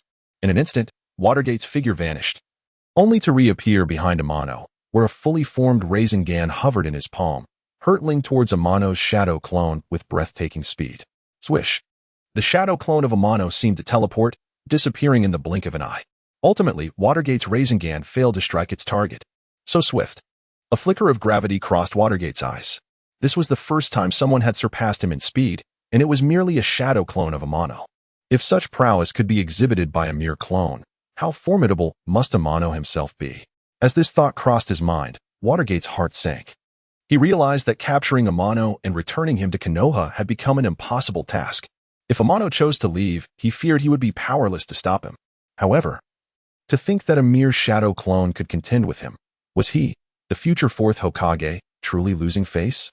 Thud! Watergate sprang into action again, occasionally throwing more specially crafted Konoha shurikens, constantly shifting his position. In a state imperceptible to the naked eye, the two figures engaged in a fierce high-speed pursuit. In the end, Amano's shadow clone fell short, struck by Watergate's Rasengan and dissipating upon impact. Yet, there was no trace of a smile on Watergate's face. The effort it took to defeat Amano's shadow clone had drained a considerable amount of his energy. This was not a victory in his eyes, nor was it the triumph he desired. If a single shadow clone could entangle him for so long, could he handle several more? Or, should Amano himself intervene? Would he truly be a match? Watergate harbored no certainty regarding that. The man hovering in the air had already displayed sufficient strength to give him a headache. If relations between Konoha and Amano soured, with his current abilities, he could not adequately protect Konoha. Even with the Nine-Tails Jinchuriki, the odds would merely be 50-50. Achieving an overwhelming advantage to defeat Amano, or even to subdue him, was evidently out of reach. The speed displayed by that man was on par with his own. It was likely not even his full limit. He could only dread to imagine the extent of his ultimate speed, a thought that sent shivers down his spine. At that moment, Watergate felt a wave of helplessness wash over him. This bitter taste was undeniably unpleasant. It seemed that the mission entrusted to him by the third Hokage was destined to remain unfulfilled. With that realization, Watergate let out a long sigh. Watergate, this is not like you. Just then, a figure emerged from the ground. The newcomer had silver hair and a forehead protector adorned with an oil character, exuding a carefree demeanor. It was none other than Jiraiya, who had been hiding there for quite some time. He had overheard Watergate and Amano's conversation and witnessed their earlier battle. The contest of speed was nothing short of spectacular. Even if he were to participate, he would likely struggle to keep pace with either of them. Regrettably, with Amano having killed Danzo, Jiraiya felt compelled to have a serious discussion with him. Amano, you should return to Konoha with me, he declared, adding, I can guarantee your safety. No need. Amano shook his head in refusal. Youth, if you do not wish to become a rogue ninja from Konoha, you should accompany me back. Otherwise, Jiraiya's gaze took on a dangerous glint. Otherwise what? Amano remained unmoved. Otherwise, I will personally bring you back. Unruly lion's hair technique. Suddenly, Jiraiya's silver hair began to move of its own accord, stretching like chains for several meters, swiftly ensnaring both Amano and Nanace. Young man, come down. Jiraiya exerted a slight force, preparing to pull Amano down. However, after a prolonged struggle, he found no movement. Instead, his own body began to lift off the ground, ascending into the sky. Teacher, seeing this, Watergate immediately shot out several shurikens, attempting to sever Jiraiya's hair to free him. Yet, he underestimated the resilience of Jiraiya's hair. After being infused with chakra, Jiraiya's hair became incredibly tough. The shuriken struck as if hitting solid rock, producing a clanging sound and proving ineffective. In just a moment, Jiraiya found himself taken high into the air, at least dozens of meters above the ground. It was uncertain whether he could withstand the fall from such a height. Let me down. Jiraiya realized the precariousness of the situation and called out loudly. Very well, as you wish. Just as Amano's voice faded, he swiftly severed Jiraiya's hair. And without that grip, Jiraiya's body began to plummet in free fall. Summoning technique. After a brief moment of panic, Jiraiya executed the summoning technique. Boom. A cloud of smoke erupted, and the figure of the great Toad Sage appeared, just as Jiraiya landed atop him. Once the great Toad Sage had stabilized his descent, Jiraiya finally sighed in relief. Jiraiya, did you summon me just to be your stepping stone? The great Toad Sage's tone was decidedly unfriendly. I encountered a formidable opponent. Didn't I? Great Toad Sage, help me bring that person in the sky down. Jiraiya gestured towards Amano above. I refuse. The great Toad Sage instantly recognized Amano and shook his head in refusal. Why not? Jiraiya looked at the great Toad Sage in confusion. That is Lord Amano, a human respected even by the Sage of Toads. I will not strike at him. You must handle this matter on your own. I shall take my leave. With that, the great Toad Sage vanished in a puff of smoke, leaving Jiraiya alone, bewildered in the wind. The Sage of Toads actually respects that kid? This must be a joke. Jiraiya found it hard to believe. Yet, with those words coming from the great Toad Sage, he had no choice but to accept it. Amano appeared to be even more enigmatic than he had anticipated, and he could not allow him to leave without clarification. There were matters he must verify with Amano. Amano, come down. Amano did not respond, merely casting a distant glance at Watergate and Jiraiya before soaring into the horizon. Hey, don't go. I have so many questions for you. Jiraiya shouted at the top of his lungs. Whoosh. However, what awaited was not a response from Amano, but a flash of scarlet sword light. In an instant, the blade transformed into a beam of brilliance, descending rapidly and nearly grazing Jiraiya's scalp. In the air, one could vaguely discern the fluttering silver strands of hair. Yet, before these strands could touch the ground, they spontaneously ignited in midair, swiftly reducing to ashes. As the dust settled, a long sword mark remained before Jiraiya, stretching from beneath his feet to the horizon. Wherever the sword light had traversed, everything was cleaved asunder, and in a heartbeat, consumed by flames.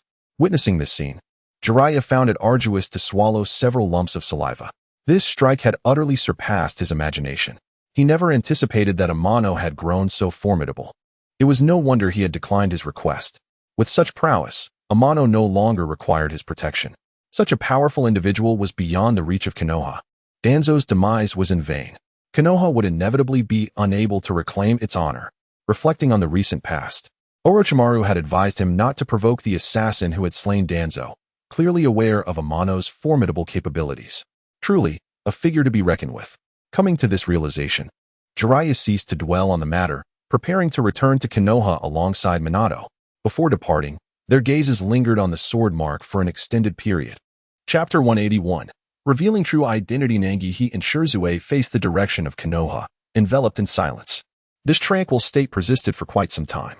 Shirzue, have you truly resolved to leave this place with Amano? It was Itachi who first broke the stillness. Yes. Shirzue gently nodded in affirmation. Must you leave? A hint of reluctance flickered in Itachi's eyes. Shirzue offered a soft smile and replied, I am no longer suited to remain in Konoha. My presence would only bring unnecessary troubles to my clan. But Itachi attempted to voice his concerns, but Shirzue interrupted him. The clan and the village are already at odds. If news of my lost eyes were to surface, do you think the clan would remain calm? Shirzue sighed softly. If I do not depart, it will ignite a conflict between the clan and the village, leading to inevitable war. I cannot bear to witness my clan and the village clash. Nor do I wish to see innocent clansmen coerced into opposing the village.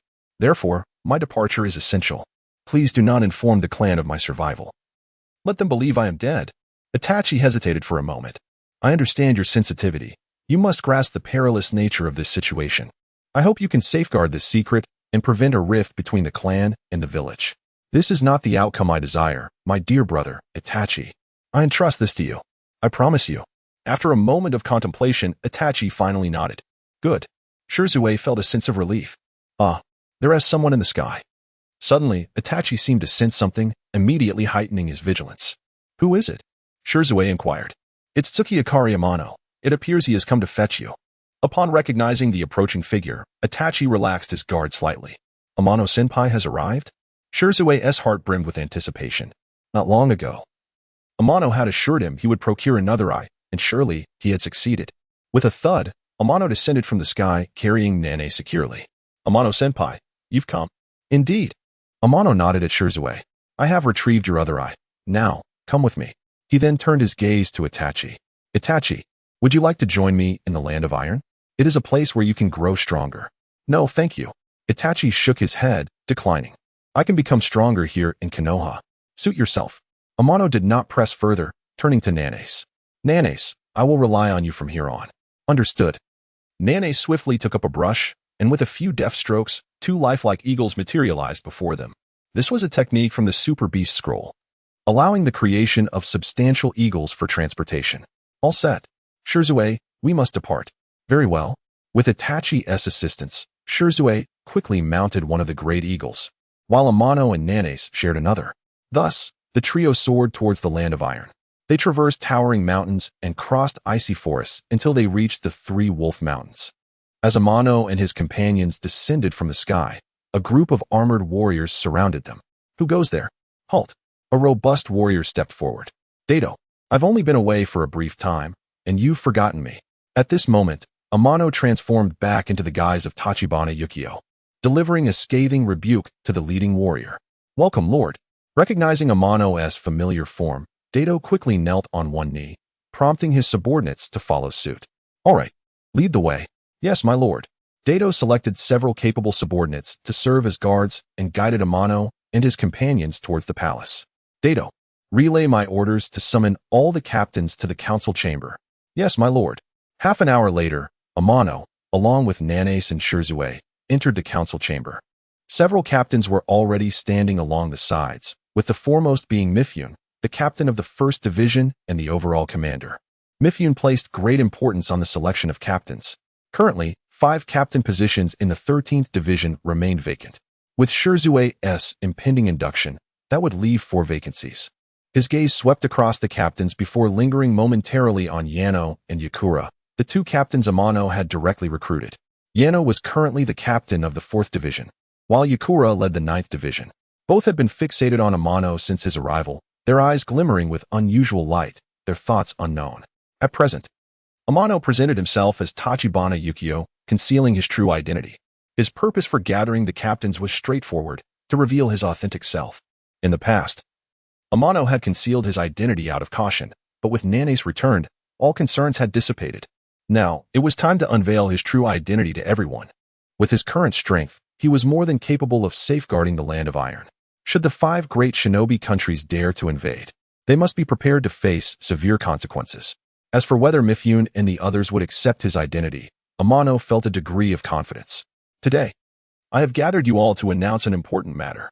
My true identity is Tsukiyakari Amano. Tachibana Ukyo is merely a pseudonym. I now openly reveal my true self to you all. I wonder if you can accept me as your lord?" As these words left his lips, the chamber erupted into a commotion. What? The true identity of our lord is Tsukiyakari Amano? The very same Tsukiyakari Amano who has made a name for himself in the shinobi world? Such a figure as our lord? Among those present, some were elated, others distressed, while some remained silent, lost in contemplation. Of all those gathered, Yano and Yukura were undoubtedly the most inclined to accept him. Not only had they been personally recruited by Amano, but they had also long been marked by his influence. With their paths now closed off, they could only rely on Amano to achieve their respective goals. Thus, without hesitation, they knelt before Amano. "We pledge our service to you, my lord." "Very well." Amano nodded at Yano and Yukura, then shifted his gaze to the remaining captains.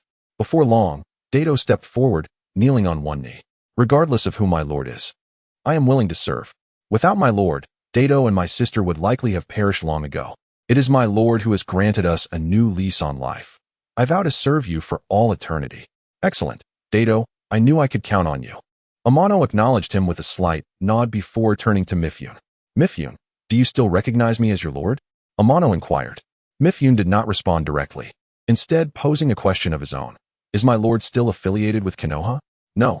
Amano shook his head, his tone resolute. "I am no longer part of Konoha. Nor am I from the land of fire. I now belong solely to the land of iron." Thus, Sambal was willing to serve the lord. Upon finishing his words, he knelt on one knee before Amano, his demeanor imbued with solemnity. Following Sambal's oath of loyalty, the remaining captains successively knelt, each face reflecting an expression of fervent admiration. The warriors of the Iron Nation hold great reverence for the powerful, and figures such as Amano are particularly venerated among them.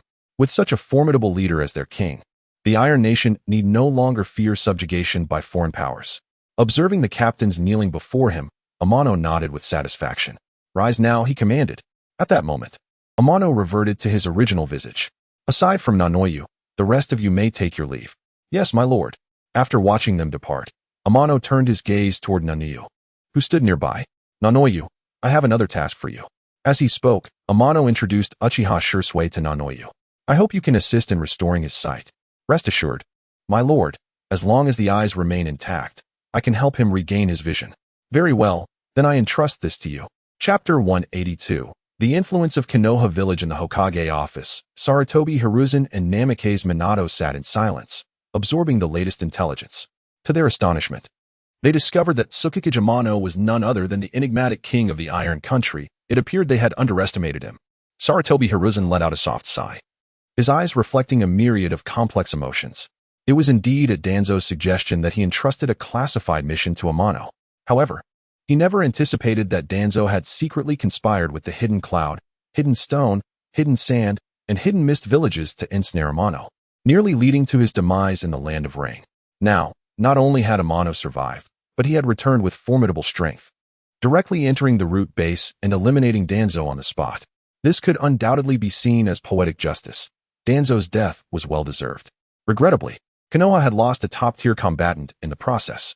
Reflecting on these events, Sarutobi Hiruzen felt a pang of regret. Had he refused Danzo's proposal at the outset, the current predicament with Amano could have been avoided. With Danzo's demise, Amano had severed ties with Konoha and ascended to the throne of the Iron Country. At this juncture, there was no turning back. As for whether Amano should be placed on Konoha's wanted list, Sarutobi Hiruzen pondered deeply, but ultimately dismissed the idea. Amano was no longer a solitary figure, but the supreme leader of the Iron Country, surrounded by numerous powerful warriors.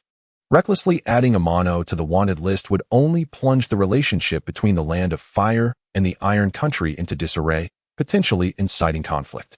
Sarutobi Hiruzen was unwilling to witness such a scenario. Although Konoha emerged victorious in the Third Shinobi World War, the cost was substantial. A conflict with the Iron Country would only serve to benefit the Hidden Cloud, Hidden Stone, Hidden Sand, and Hidden Mist villages. Konoha's position would undoubtedly become even more precarious. After careful consideration, Sarutobi Hiruzen concluded that not placing Amano on the wanted list was undoubtedly the wisest course of action. Minato wholeheartedly agreed. The strength Amano had displayed exceeded his expectations, and opposing such a formidable individual would be unwise. While this decision might affect Konoha's reputation, it was ultimately beneficial for the village's overall well-being. Konoha desperately needed to recuperate and could not withstand another war. Minato, from this day forward, you shall become the fourth Hokage of Konoha. The future of the village is entrusted to you. Sarutobi Hiruzen gently patted Minato's shoulder. A look of unspoken fatigue etched on his face. Rest assured, third Hokage, I will do everything in my power to protect Konoha. Minato stood tall, his eyes filled with unwavering determination. Very well, I trust you. Sarutobi Hiruzen smiled with reassurance, choosing to say no more. In the land of lightning, the fourth Raikage, also received the latest intelligence. Upon reviewing the information, rage surged within his eyes. Unable to contain himself, he slammed his hands on the desk, shattering it with a resounding crack. Curse that Tsukikage Amano. I cannot believe he is alive and has become the king of the Iron Country. This infuriates me. A bellowed. Summon the troops. I shall eliminate that brat. Lord Raikage, please, do not act in haste. His assistant, Taka, coughed lightly and interjected. Amano is now the supreme leader of the Iron Country. If you confront him openly, it could ignite a war between our nations. The Third Shinobi World War has only just concluded, and the Hidden Cloud cannot endure another upheaval. Moreover, can you defeat him alone? Last time in the Land of Rain, even the combined might of the Hidden Cloud, Hidden Stone, Hidden Sand, and Hidden Mist could not subdue him. You would be walking into a death trap. That brat is the murderer of my father. Are you suggesting I abandon my quest for vengeance? I glared at Taka, his eyes ablaze with fury. Though his tone softened unconsciously. I do not wish to hinder your desire for revenge, but now is not the time. If you insist on proceeding recklessly, you may endanger the entire Hidden Cloud village. Remember, the Hidden Leaf, Hidden Stone, Hidden Sand, and Hidden Mist are all watching us. After hearing Taka's words, I gradually regained his composure. What should I do now? He asked after a moment of silence. Endure. Taka replied softly. But for how long must I endure? Inquired. A hint of reluctance in his voice. At least until the Hidden Cloud village has recovered to its pre-war state. Taka advised. Very well, I understand. Although A felt discontent, he ultimately acquiesced.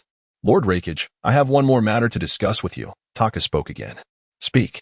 My health has been deteriorating, and I hope you will appoint another assistant to help manage daily affairs. Agreed.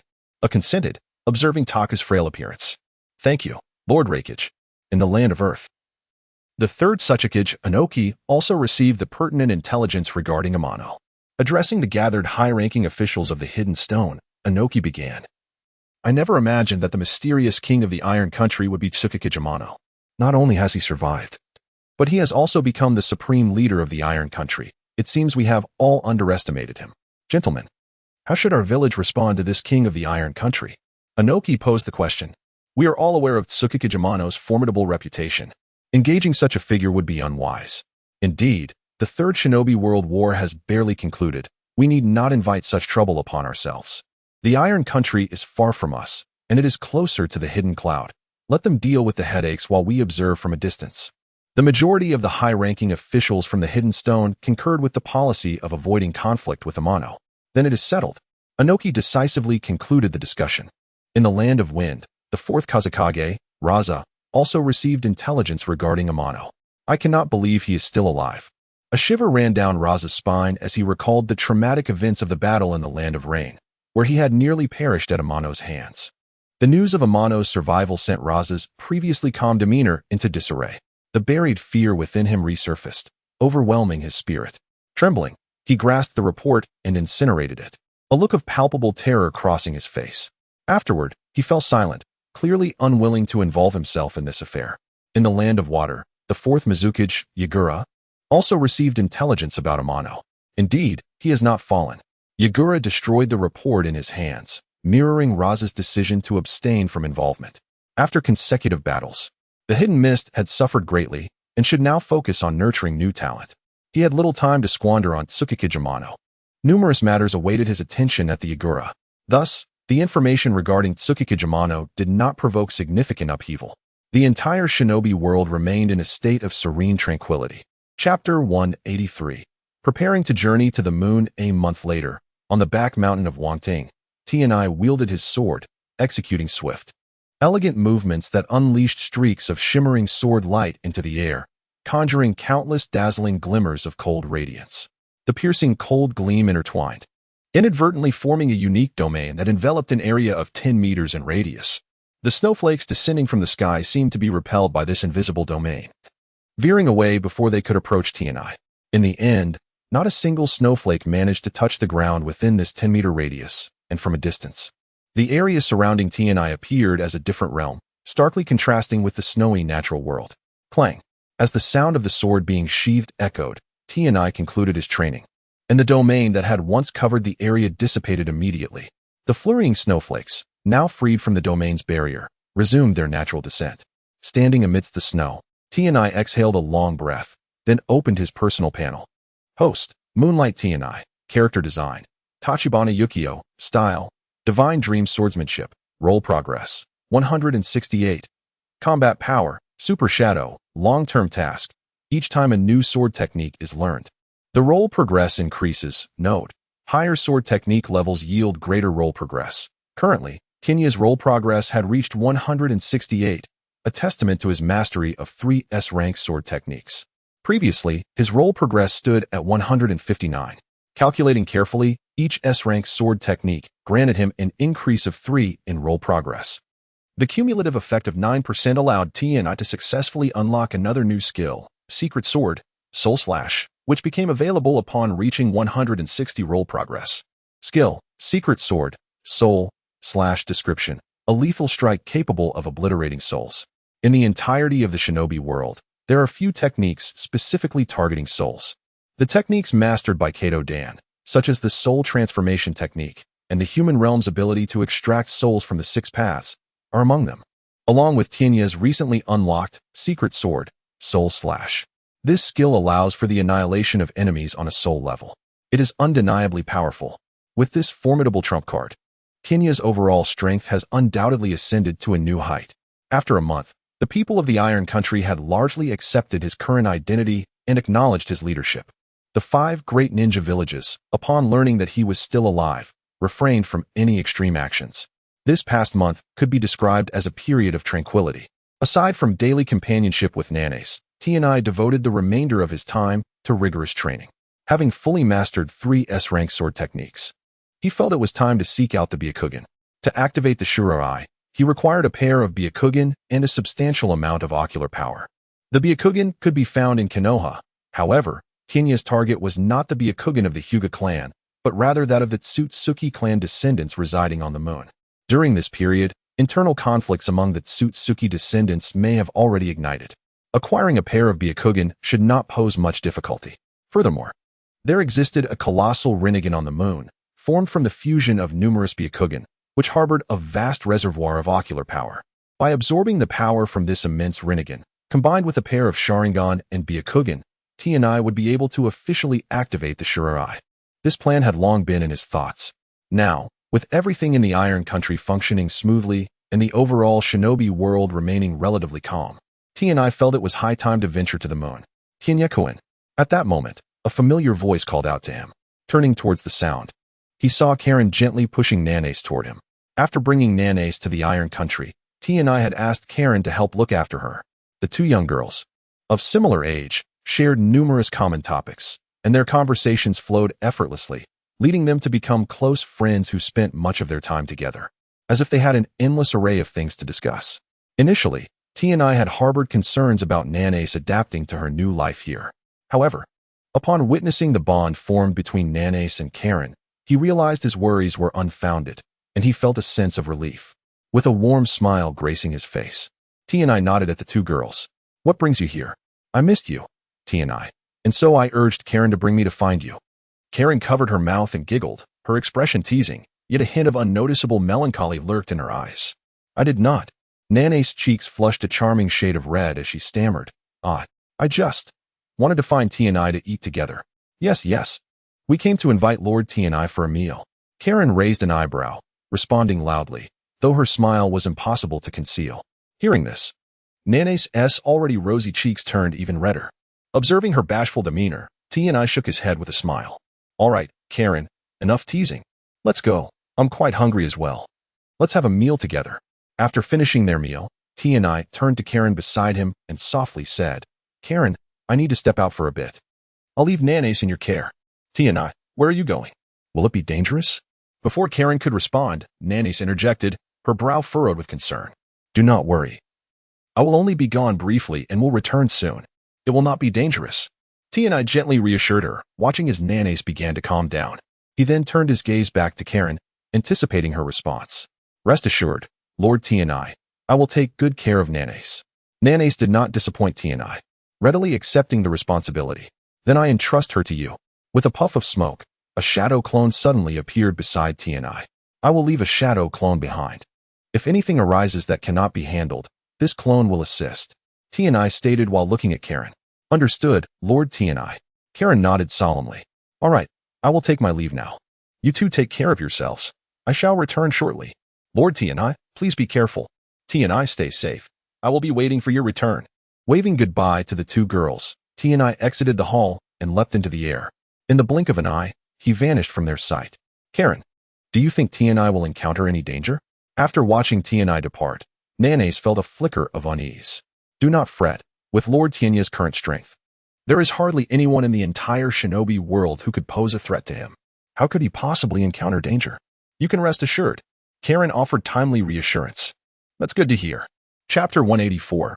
The temple. Not long after departing from the Iron Nation, Amano descended into a mountainous region shrouded in mist.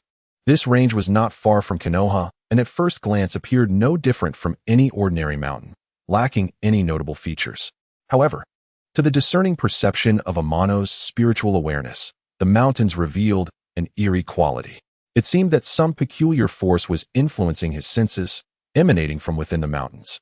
If Amano's instincts were correct, a secret passage to the moon likely lay hidden inside. With this thought, he hesitated no longer and began to approach the enigmatic source. 10 minutes later, Amano discovered a concealed entrance. Simultaneously, the strange force he sensed intensified significantly. It appeared that this was indeed the place. His eyes brightened as he stepped through the entrance, venturing deeper within. As he advanced, Amano discerned the sound of flowing water. Upon reaching the depths of the cave, a pool of water emerged before him.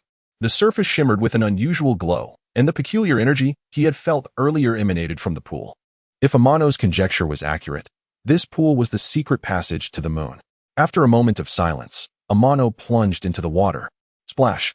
Moments later, Amano emerged from the pool, officially entering the moon's interior. Looking up, he beheld a radiant orb resembling the sun, illuminating the moon's expanse. If his memory served him correctly, this brilliant sphere was the colossal Rinnegan. Suddenly, he heard the distant sound of war drums, intermingled with cries of anguish and curses. Following that were the resounding echoes of explosions. It seemed a fierce battle was underway on a floating island in the distance. With a swift leap, Amano soared toward the island. Upon arrival, he witnessed two factions engaged in a fierce firefight, both sides unleashing their full might, with casualties mounting on either side. You, the Branch family, have distorted our ancestors' will and deliberately instigated this war. Do you wish to obliterate our ancestral line? Zhong Yin, you should blame your clan for their arrogance. You do not represent our ancestors, and it is our branch that shall inherit their glory from this day forth. You and your kin should resign yourselves to this fate. Even if I perish, I will not allow you to have it easy. Is that so? Unfortunately, you are no match for me. Even in death, I shall remain unharmed. I will kill you. Ah, my dear brother, I warned you that you are no match for me. You may rest now. For our branch shall become the rightful descendants of our ancestors, while you shall fade into history. Suspended high above. Amano witnessed this internecine conflict between the main and branch families. At that moment, he began to understand why the Hyuga clan's main family had inscribed the caged bird seal upon the foreheads of the branch family members, while safeguarding the Byakugan was secondary. The true purpose was likely to prevent any rebellion from the branch family. Unrestrained, the branch family, once empowered with strength surpassing that of the main family, would bring about the latter's downfall. The current civil war served as a potent testament to this reality.